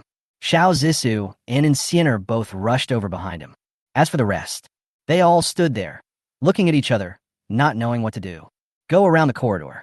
Yu came in front of those semi-vegetative people. When he arrived, those people had already come up to Li Ji, their noses twitching constantly, as if saying, Brother, you smell so good. There's no way. Li Ji has the tenderest skin among the people in Shinshan. If you want to have some meat, you naturally have to start with him. Don't move. Yu exclaimed in surprise. The moment the voice sounded, those semi-vegetative patients couldn't help but look up and cast their gazes towards him and Insiener behind him. In terms of tenderness and deliciousness, these three are definitely much better than Li Jixiang. So they immediately changed their target and walked towards Yu and others. Stand back. Insiener spoke calmly, ready to face the enemy head-on. But this time, Yu did not step back but stood in front of her. If you can't solve it this time, let me do it. As he said that, he took out an ordinary Senzu bean from his space backpack. Isn't it just that you're not full? Simple. Just fill it up. He still has 20 sins of beans in his space backpack, and it is obviously impossible to feed one to each person. Just split it first. He casually split the sins of bean into two halves and threw them directly into the air. The group of people smelled the food and started grabbing it. After two of them ate the magic beans, their originally cloudy eyes suddenly became clear. One senza bean can provide an adult with food for a month, and half a bean can provide food for 15 days. However, the food intake of this group of people is 3 times that of an ordinary adult. If you put it in context, half a senza bean would be enough for their food for 5 days. Enough for them to consume. The two semi-vegetative people who had eaten the magic beans had returned to normal. They stood in the crowd, their eyes full of confusion, but they still immediately locked onto Huyu in front of them. They have seen him. It was this man who let them all out on that container ship. Huyu's hands never stopped for a moment. He kept splitting the magic beans and throwing them, just like feeding ornamental koi by the pond. Seeing that he kept feeding them food, those semi-vegetative people did not attack him, but just stood in front of him waiting to be fed. Soon, all 20 cents of beans were fed. There were still 10 semi-vegetative patients who had not eaten, including the injured one. But the crisis has been resolved. In fact, the crisis was resolved when the 30th semi-vegetative patient was fed. After eating, the semi-vegetative people regained their rationality. They simply stood there, looking at the benefactor who had saved them once and saved them again. When the remaining semi-vegetative patients saw that there was something to eat, they gave up controlling Shinshan and others and rushed over to be fed. After Shinshan and others were liberated, they did not act rashly, but stood behind the group of semi-vegetative people. Once the other party made any move, they would rush over at the first moment.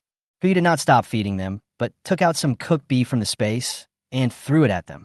Upon seeing this, those semi-vegetative patients who had not yet eaten the magic beans immediately rushed forward and ate up 5 pounds of beef in just a few bites. Such a huge appetite. Fortunately, the space backpack contains enough supplies for the entire island country. Otherwise, I'm afraid they won't be able to be fed enough. 10 minutes later, he took out 30 kilograms of beef before he could finally feed the remaining 10 people. This is just the amount for one meal. If there were no sins of beans, it would be hard to feed them. After being fed, all the semi-vegetative people regained their sanity, as Zhao's father had said. Shinshan and others also walked through the crowd and came to Huyu. Boss, Shinshan lowered his head, looking guilty. They were bodyguards, but not only did they fail to protect their boss, they also had to ask their boss to save them. This is a huge humiliation. It's okay, Brother Sean. Without even triggering the mind-reading ability, Huyo Guang could tell Shinshan's worries just by looking at him. He raised his hand and patted him on the shoulder. This is a special situation. There are too many of them. It's normal for you to fail. Don't take it too seriously. Yes, boss, Shinshan replied, but still turned his head to look at Su Zilong and others. The other 3 people couldn't help but shudder, and they all understood what this look meant. Zipper. The failure of this mission had an even greater impact on Shinshan than Huyu had imagined. But he didn't have the mind to pay attention to these things now, but turned to look at the group of people in front of him. After eating, their level of rationality was far beyond Huyu's imagination. She didn't make any noise, didn't move, and even looked at him with normal eyes. Even the injured semi-vegetative patient recovered from his injuries after eating 8 kilograms of beef. He even looked at Shinshan with a sad look. It seems they have memories of being hungry. Everyone. Huyu took a step forward and spoke slowly. I was in such a hurry earlier that I didn't have time to introduce myself. Let me introduce myself briefly. My name is Huyu. I won't say any more nonsense to save some time. You have 2 paths before you.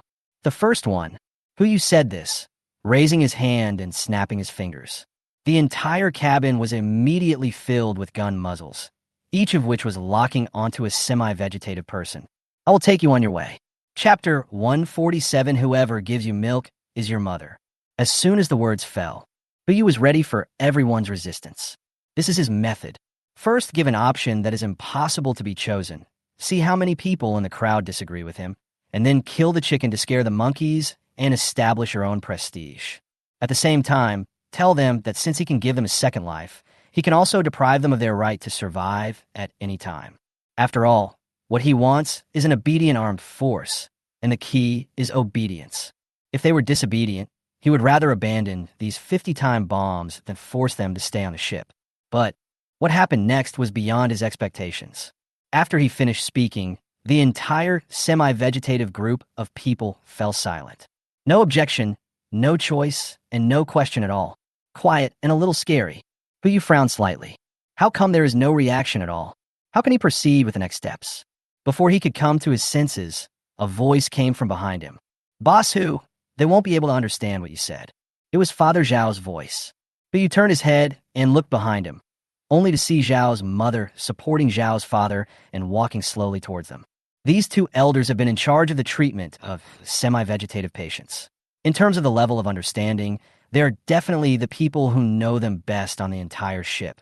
Uncle, who you smiled at Father Zhao and said, "Didn't I tell you to just call me Zhao Hu and don't mess around with him?" Father Zhao waved his hand and didn't care about it. He walked to Hu Yu and stood still, looking at the group of semi-vegetative people in front of him. After testing, their IQ is only equivalent to that of a 5-year-old child. When they are hungry, they will lose their rationality. Once they are full, they will fall into this quiet state. In this state, no matter what you say, they will just listen and won't refute. If it's an order, you can try to see if you can give it directly.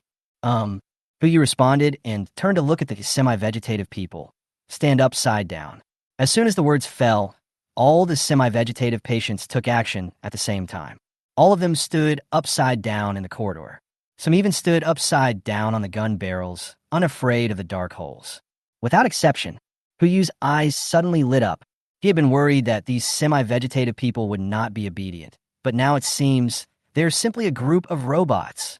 It's just that normal robots burn electricity, but they burn meat. Hu Yu immediately turned to look at Father Zhao. Uncle, can this kind of order be given to everyone, or what? To be precise, they only listen to people who can provide them with food. Father Zhao looked at them and ordered, "Come down."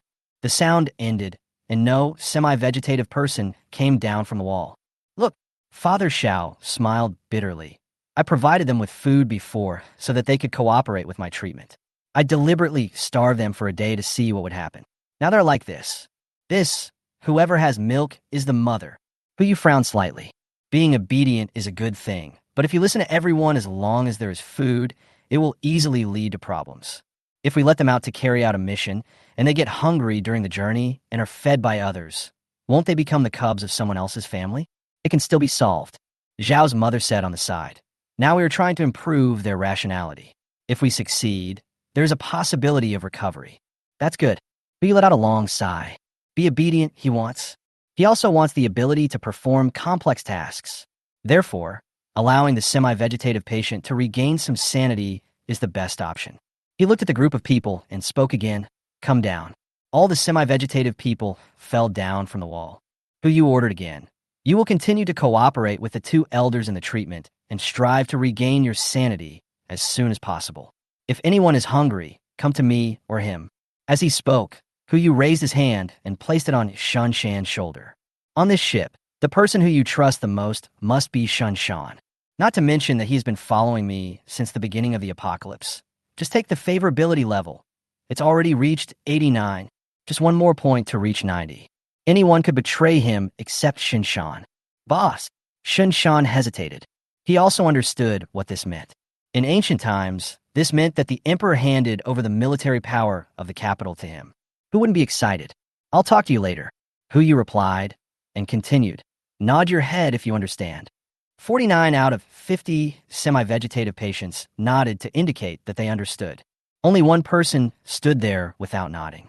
He covered his abdomen and stared at Shan Shan, his eyes full of dissatisfaction. This is the semi-vegetative person who was injured by Shan Shan at that time. Hu Yu also noticed him and asked him, Are you dissatisfied?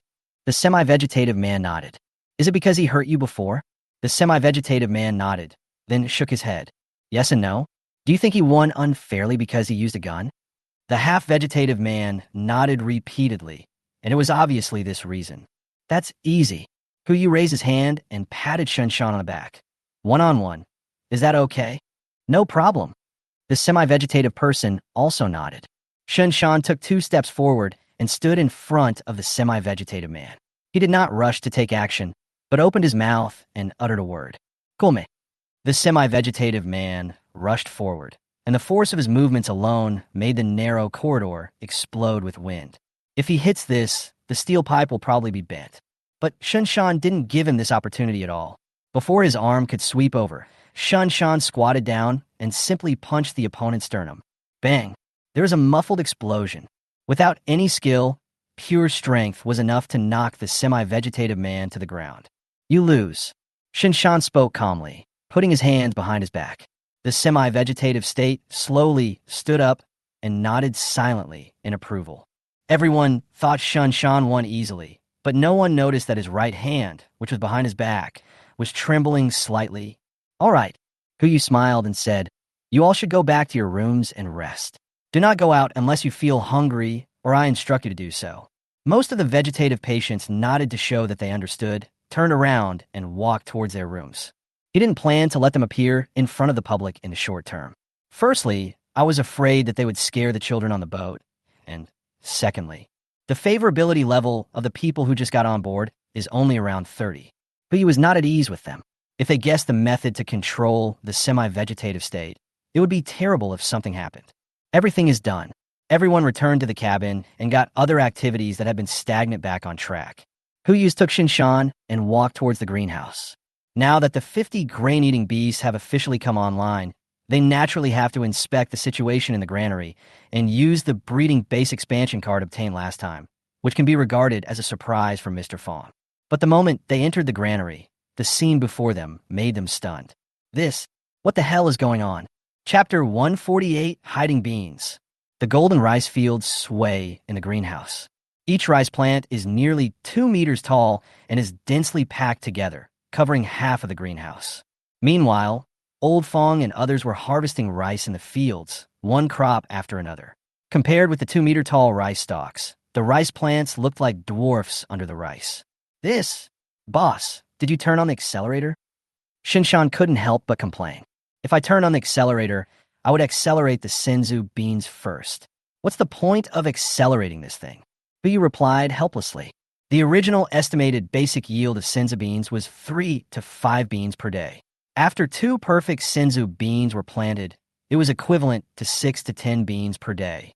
But for some reason, the yield given by Mr. Fong was only 2 magic beans per seedling per day, saying that the magic bean seedlings were still in the growth stage and could only achieve this yield. If this could be doubled, there would be no point in growing rice. Even if the magic bean seedlings maintain their current output after doubling it, there will be a minimum of 240 magic beans per month. Not to mention 50 food-eating beasts, even 100 can be supported, etc.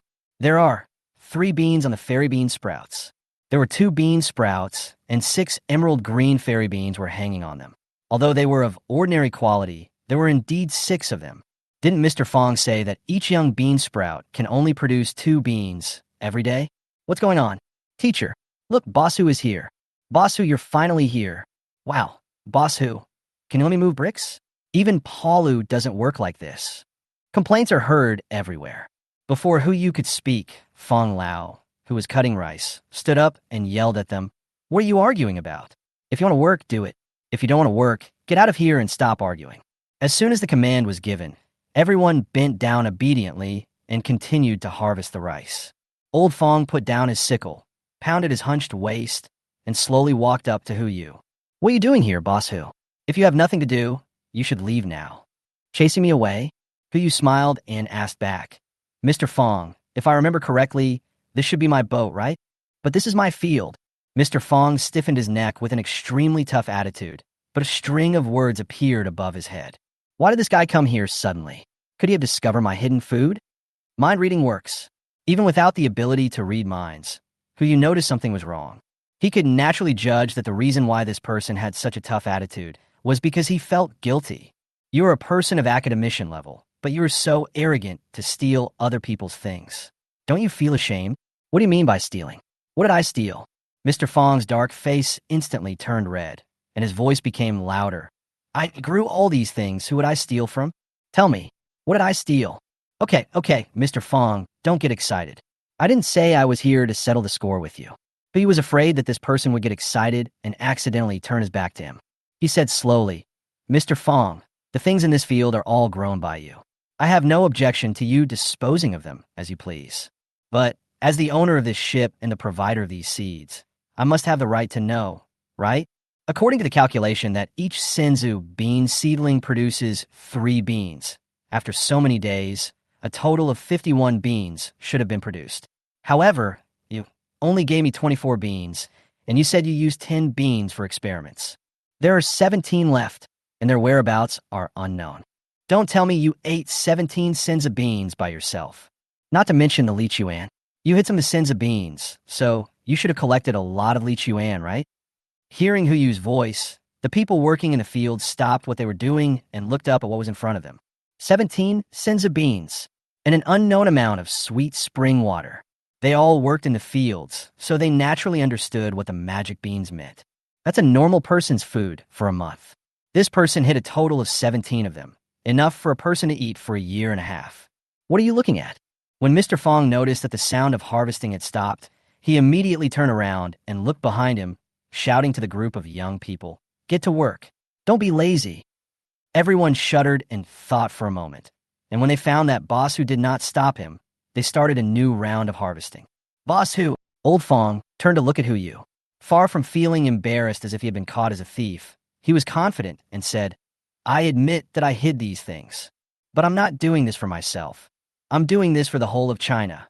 Hu Yu snorted lightly, indicating that he didn't quite understand. Mr. Fong continued, 17 senza beans are nothing to you.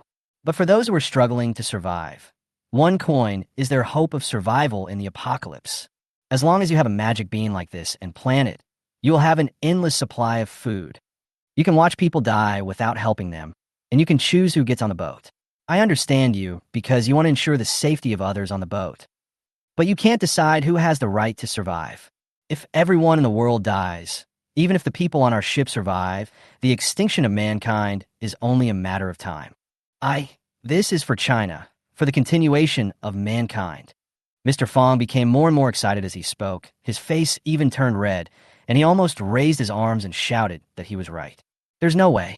Judging from Mr. Fong's age, he has experienced a period of famine. People at that time ate everything. Tree bark is no big deal. Even guanine soil can be eaten. It is a kind of white soil.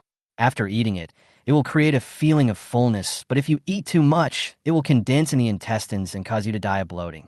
People who have lived through that era know clearly what it feels like to be hungry. So even when they have no worries about food and drink, they still think of other people struggling with hunger. But you can now understand why he fell into madness after knowing about these things. In addition to the obsession with scientific research, it is more of a responsibility. He groaned for a few breaths and finally looked at Mr. Fong. Take out the senzu beans you hid. You still don't understand? Mr. Fong looked at him with a look of deep sorrow. Hu Yu, I'm so proud to call you Little Hu. Only if the human race can continue, our lives will have meaning. If you're the only one in the world, what does it matter if you influence the whole world? That's not what I meant. Hu Yu smiled bitterly. Mr. Fong, you should have studied it before. Not all fairy beans can be successfully planted. Take them out, and I'll pick them for you. You can keep them. Next time you see a crowd, it's up to you to choose to give or not. Mr. Fong immediately took out a small bag of magic beans from his pocket.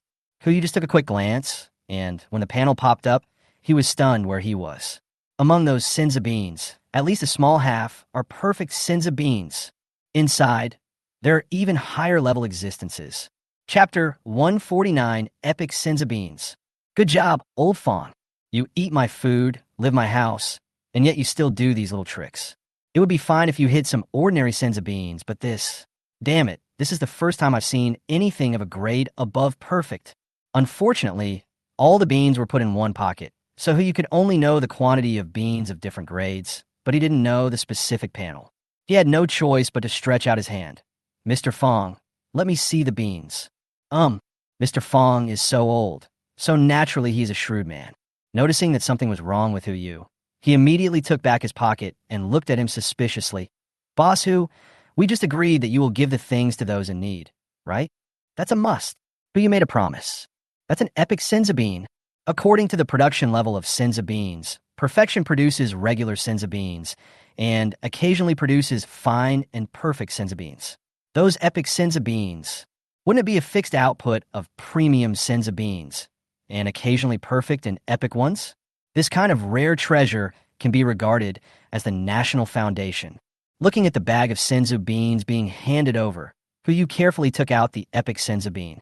The bean body looks like jade with a hint of light purple, symbolizing its uniqueness. The panel pops up instantly. Name: senza bean, epic. Type: food seeds. Effect: after taking it, you will feel full and continuously replenish the various energies needed within a year. It can also be planted in the soil to cultivate fine, perfect, and epic fairy beans. After planting, the yield of senza beans within 10 nearby can be doubled. Note: epic level senza beans, if used properly, are enough to supply an entire country. Really, one fine senza bean is enough to supply all the energy needed within 2 months. According to the normal production of senza beans, even if this senza bean cannot produce perfect or epic senza beans, as long as it only produces high-quality senza beans, it can produce enough food for a normal person for 6 months in 1 day. If the doubling effect could be applied to it, it would be a year's food. It is no exaggeration to say that it symbolizes an entire granary. But you took a deep breath, looked at Mr. Fong and asked, "Mr. Fong, how did you grow this bean?" Logically speaking, perfect grade beans should not produce epic grade beans.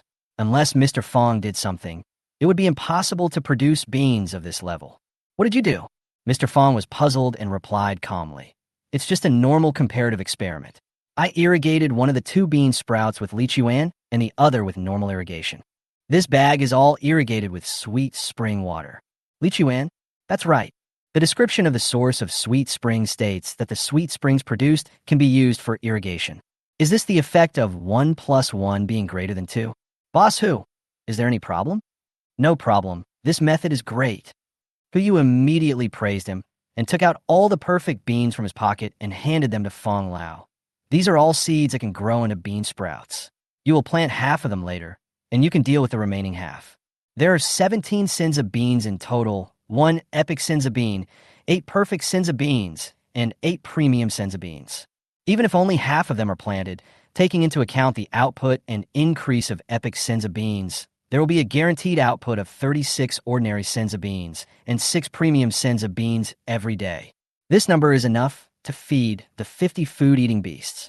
As for the remaining senza beans, it will be fine for Master Fong to deal with them as he pleased. As for the issue of watering the sweet spring, in addition to watering, this thing also has the effect of healing wounds. It is an important strategic reserve and cannot all be used for watering. You thought about it and handed the epic fairy bean to Fong Lao. From now on, only use the lychee to water the bean sprouts grown from this fairy bean. The rest of the lychee should be given to me. Show me the beans you've produced first, so that you don't end up giving them to others out of good intentions, but end up doing harm. Good. Mr. Fong nodded and took the beans solemnly. Then he looked embarrassed and said, "But Boss Hu, there's not much space left in this greenhouse. If we don't expand it, we won't be able to grow these bean sprouts." "That's what I came for." As Hu spoke, he used the expansion card, and the area of the entire greenhouse increased by 10 square meters. This number doesn't look large. But after the expansion, the original greenhouse only occupied 40 square meters. The difference of 10 square meters is completely visible to the naked eye. Mr. Fong suddenly became excited. Seeing how easy it was to upgrade the greenhouse, he quickly said, "Boss Hu, raise it a little more. The larger the greenhouse area, the greater our grain output will be." "I can't bring it up for now." Hu smiled bitterly and pointed at the rice not far away. "By the way, Mr. Fong, what's going on with this rice? Isn't it harvested twice a year? How long has it been planted and it's already ripe?" I'm not too sure. I just tried watering it with sweet spring water and the growth rate increased. It's lychee again. It seems that this thing is a real treasure. It would be great if I could draw an epic level or above lychee in the future." Hu nodded and finally asked Mr. Fong to stop using the lychee water to irrigate the rice and only irrigate the epic fairy bean seedlings. Good steel should naturally be used on the blade. The amount of food provided by just 1 senza bean is enough to kill an acre of rice in seconds. It is not the time to enjoy yet. It will not be too late to plant rice after accumulating enough senza beans. After dealing with the matter in the greenhouse, Hu returned to the cabin with a satisfied look on his face and fed the fine magic beans to the semi-vegetative people who had eaten the beef earlier. 5 kilograms of beef may not be enough for their daily consumption. It's better to feed it some magic beans to fill its stomach first. This shows the advantage of being in a semi-vegetative state. As long as you are full, it doesn't matter what you eat. Easy to feed. After doing all this, Huyu lay comfortably on the sofa, looking at the rain outside and drinking tea slowly. Now he could only drink tea and could not fit any food in his stomach. I don't know what Su Linglong is doing. She hasn't come out for such a long time. She even had to have someone deliver lunch to her. It gives people a feeling of being extremely busy. Could it be that she knew he was going to settle the score? So she pretended? But you had some doubts. Never mind. Wait one more day, and if there is no sign of other ships, we will set out to look for me, Susu, the day after tomorrow. When Huyu was about to pick up the teacup and take another sip, Xiao Hai suddenly gave a reminder. Bite. A signal of an unknown large ship is detected approaching. Do you want to display its specific location? Large ships? Could it be that an official fleet really is coming? Chapter 150, Zhao Yi. Zhou. Huyu immediately uttered 2 words and took out the mobile phone from his pocket. A red dot was flashing on the screen, and the distance showed to be 30 kilometers away. Xiao Hai also thoughtfully marked the speed and estimated arrival time on it. Speed is 12 knots, expected to be reached in 90 minutes. But you could not think of any other large ship that could reach a speed of 12 knots except warships. Some large cargo ships can reach this speed, but most of them do not need to. Which large cargo ship will be heading to this place at this time? Notify Shinshan and the others to hold a meeting. Huyu immediately gave the order. If it is really the military, it would obviously be better to have Shinshan and others communicate on their behalf. Yes, master. Soon, several people led by Shinshan arrived. Huyu briefly explained the specific situation, and the expressions in everyone's eyes gradually changed from excitement to complexity. They were once soldiers. It would be fine if we hadn't encountered the warship. We would have just followed Huyu and done our best without any problems. But if the military and the people need them, then it will be difficult to choose. Should I follow the greater good and join the military?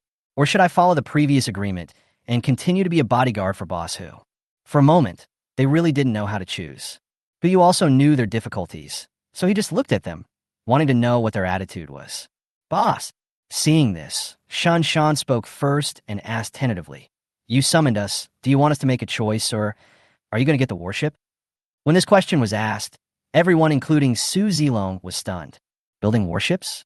Although the current heart of the ocean is large enough and has sufficient firepower coverage, but according to this person's temperament, more than 300 small boats in the port can be stored in the space, so it doesn't seem to be a big deal to get another warship. Otherwise, why would he be waiting here? He can't be waiting for warships to escort him, right? As for the long-range strike capability of the heart of the ocean, when the 2 ships are put together, it is still unclear who will escort whom. What are you thinking about? Huyu laughed bitterly.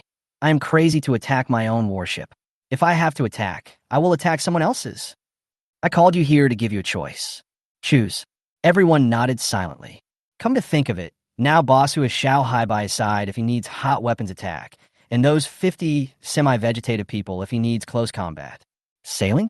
Xiao Hai can drive the boat automatically. Cooking? Whether it's desserts or afternoon tea, Chinese food, or Western food, with so many people on the ship, you can easily throw a dinner party. Fishing? With that fishing rod, who can't catch fish? As long as you can cast a rod, even a blind person can become a fishing god. It seems they are really no longer needed on the ship. This so-called choice should not be a choice in name only, but actually a dissuasion, right? Thinking of this, everyone's favorability level dropped by 10 points. Only Shunshan and Insieners did not drop. They believed that Huyu's so-called choice was definitely not this. Seeing that their favorability ratings had dropped, Huyu guessed that they had misunderstood him and hurried to explain. Hey, why are you guys so dejected? I'm not asking you to choose between following me or them. We agreed that we would be a family once we got on board. You don't really miss me that much, do you? I'm letting you choose who will act. Acting? Shinshan was stunned for a moment. Boss, what kind of play are you going to perform? Everyone's favorability increased by 5 points at the same time, and they looked at Huyu with curiosity. Of course I'm going to play the role of the ship owner. Huyu leaned back on the sofa and said as a matter of course, if it is another ship, it is easy to deal with, but if it is really the military, it would be easier for you to come forward and communicate. If I come forward, I'm afraid they'll say the wrong thing, and I won't be able to help but take action. After hearing this, everyone nodded in unison. In this era, we are not afraid of people being stupid, nor are we afraid of people being smart. What we are afraid of is people who are obviously not smart but try to be smart. If you really meet such a person on a warship and see an ordinary person who holds the authority of the heart of the ocean, he is likely to do something stupid. Even if you didn't want to take the warship back then, he couldn't waste it as a ghost ship on the sea, right? I see. Shun Shan nodded and asked tentatively, then I will play the role of the ship owner? Who plays the role of the ship owner is a minor matter. The important thing is to get the information. Yu frowned slightly, tapping his fingers on the sofa. Originally, I thought this rain was a natural disaster, a punishment from nature, but now, I always feel it's not that simple. Whether it's the island country or our China, we have prepared sufficient response measures, especially that shelter. If it is just a simple shelter, at most it can protect against nuclear bombs, earthquakes, and other extremely lethal disasters. Why would it be equipped with diving and waterproof systems, or even a protective cover with flooding as the core? Add to that the mutant fish in the water and recent events, and I have to think more. Boss, what do you mean? Shun Shan frowned and asked. The higher-ups knew that similar disasters might happen, so they built this kind of shelter? I don't know either. Maybe the designer is being cautious, but it's always a good idea to verify it. If it's not a warship that's coming, forget it. But if it is a warship, Yu hesitated for a few breaths, then looked at the people in Shun Shan and said, come here and unify your statements. Everyone gathered around. A few minutes later, everyone had an expression of disbelief on their face. Even the usually carefree Su Zilong was a little scared. Boss, are you sure you want to say that? Boss, isn't this a bit too hasty? Shun Shan was also a little embarrassed.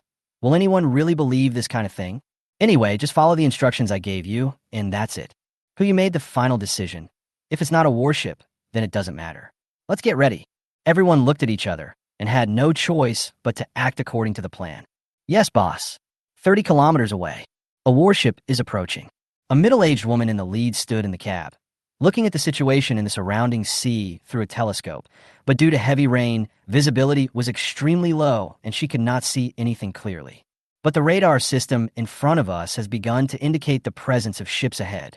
She turned her head and looked beside her. Zhao Yi, arrive. A middle-aged man in military uniform stood at attention and saluted, saying to the woman, please give me your instructions, Chief. Prepare the speedboat and explore the way ahead. Yes, Chief.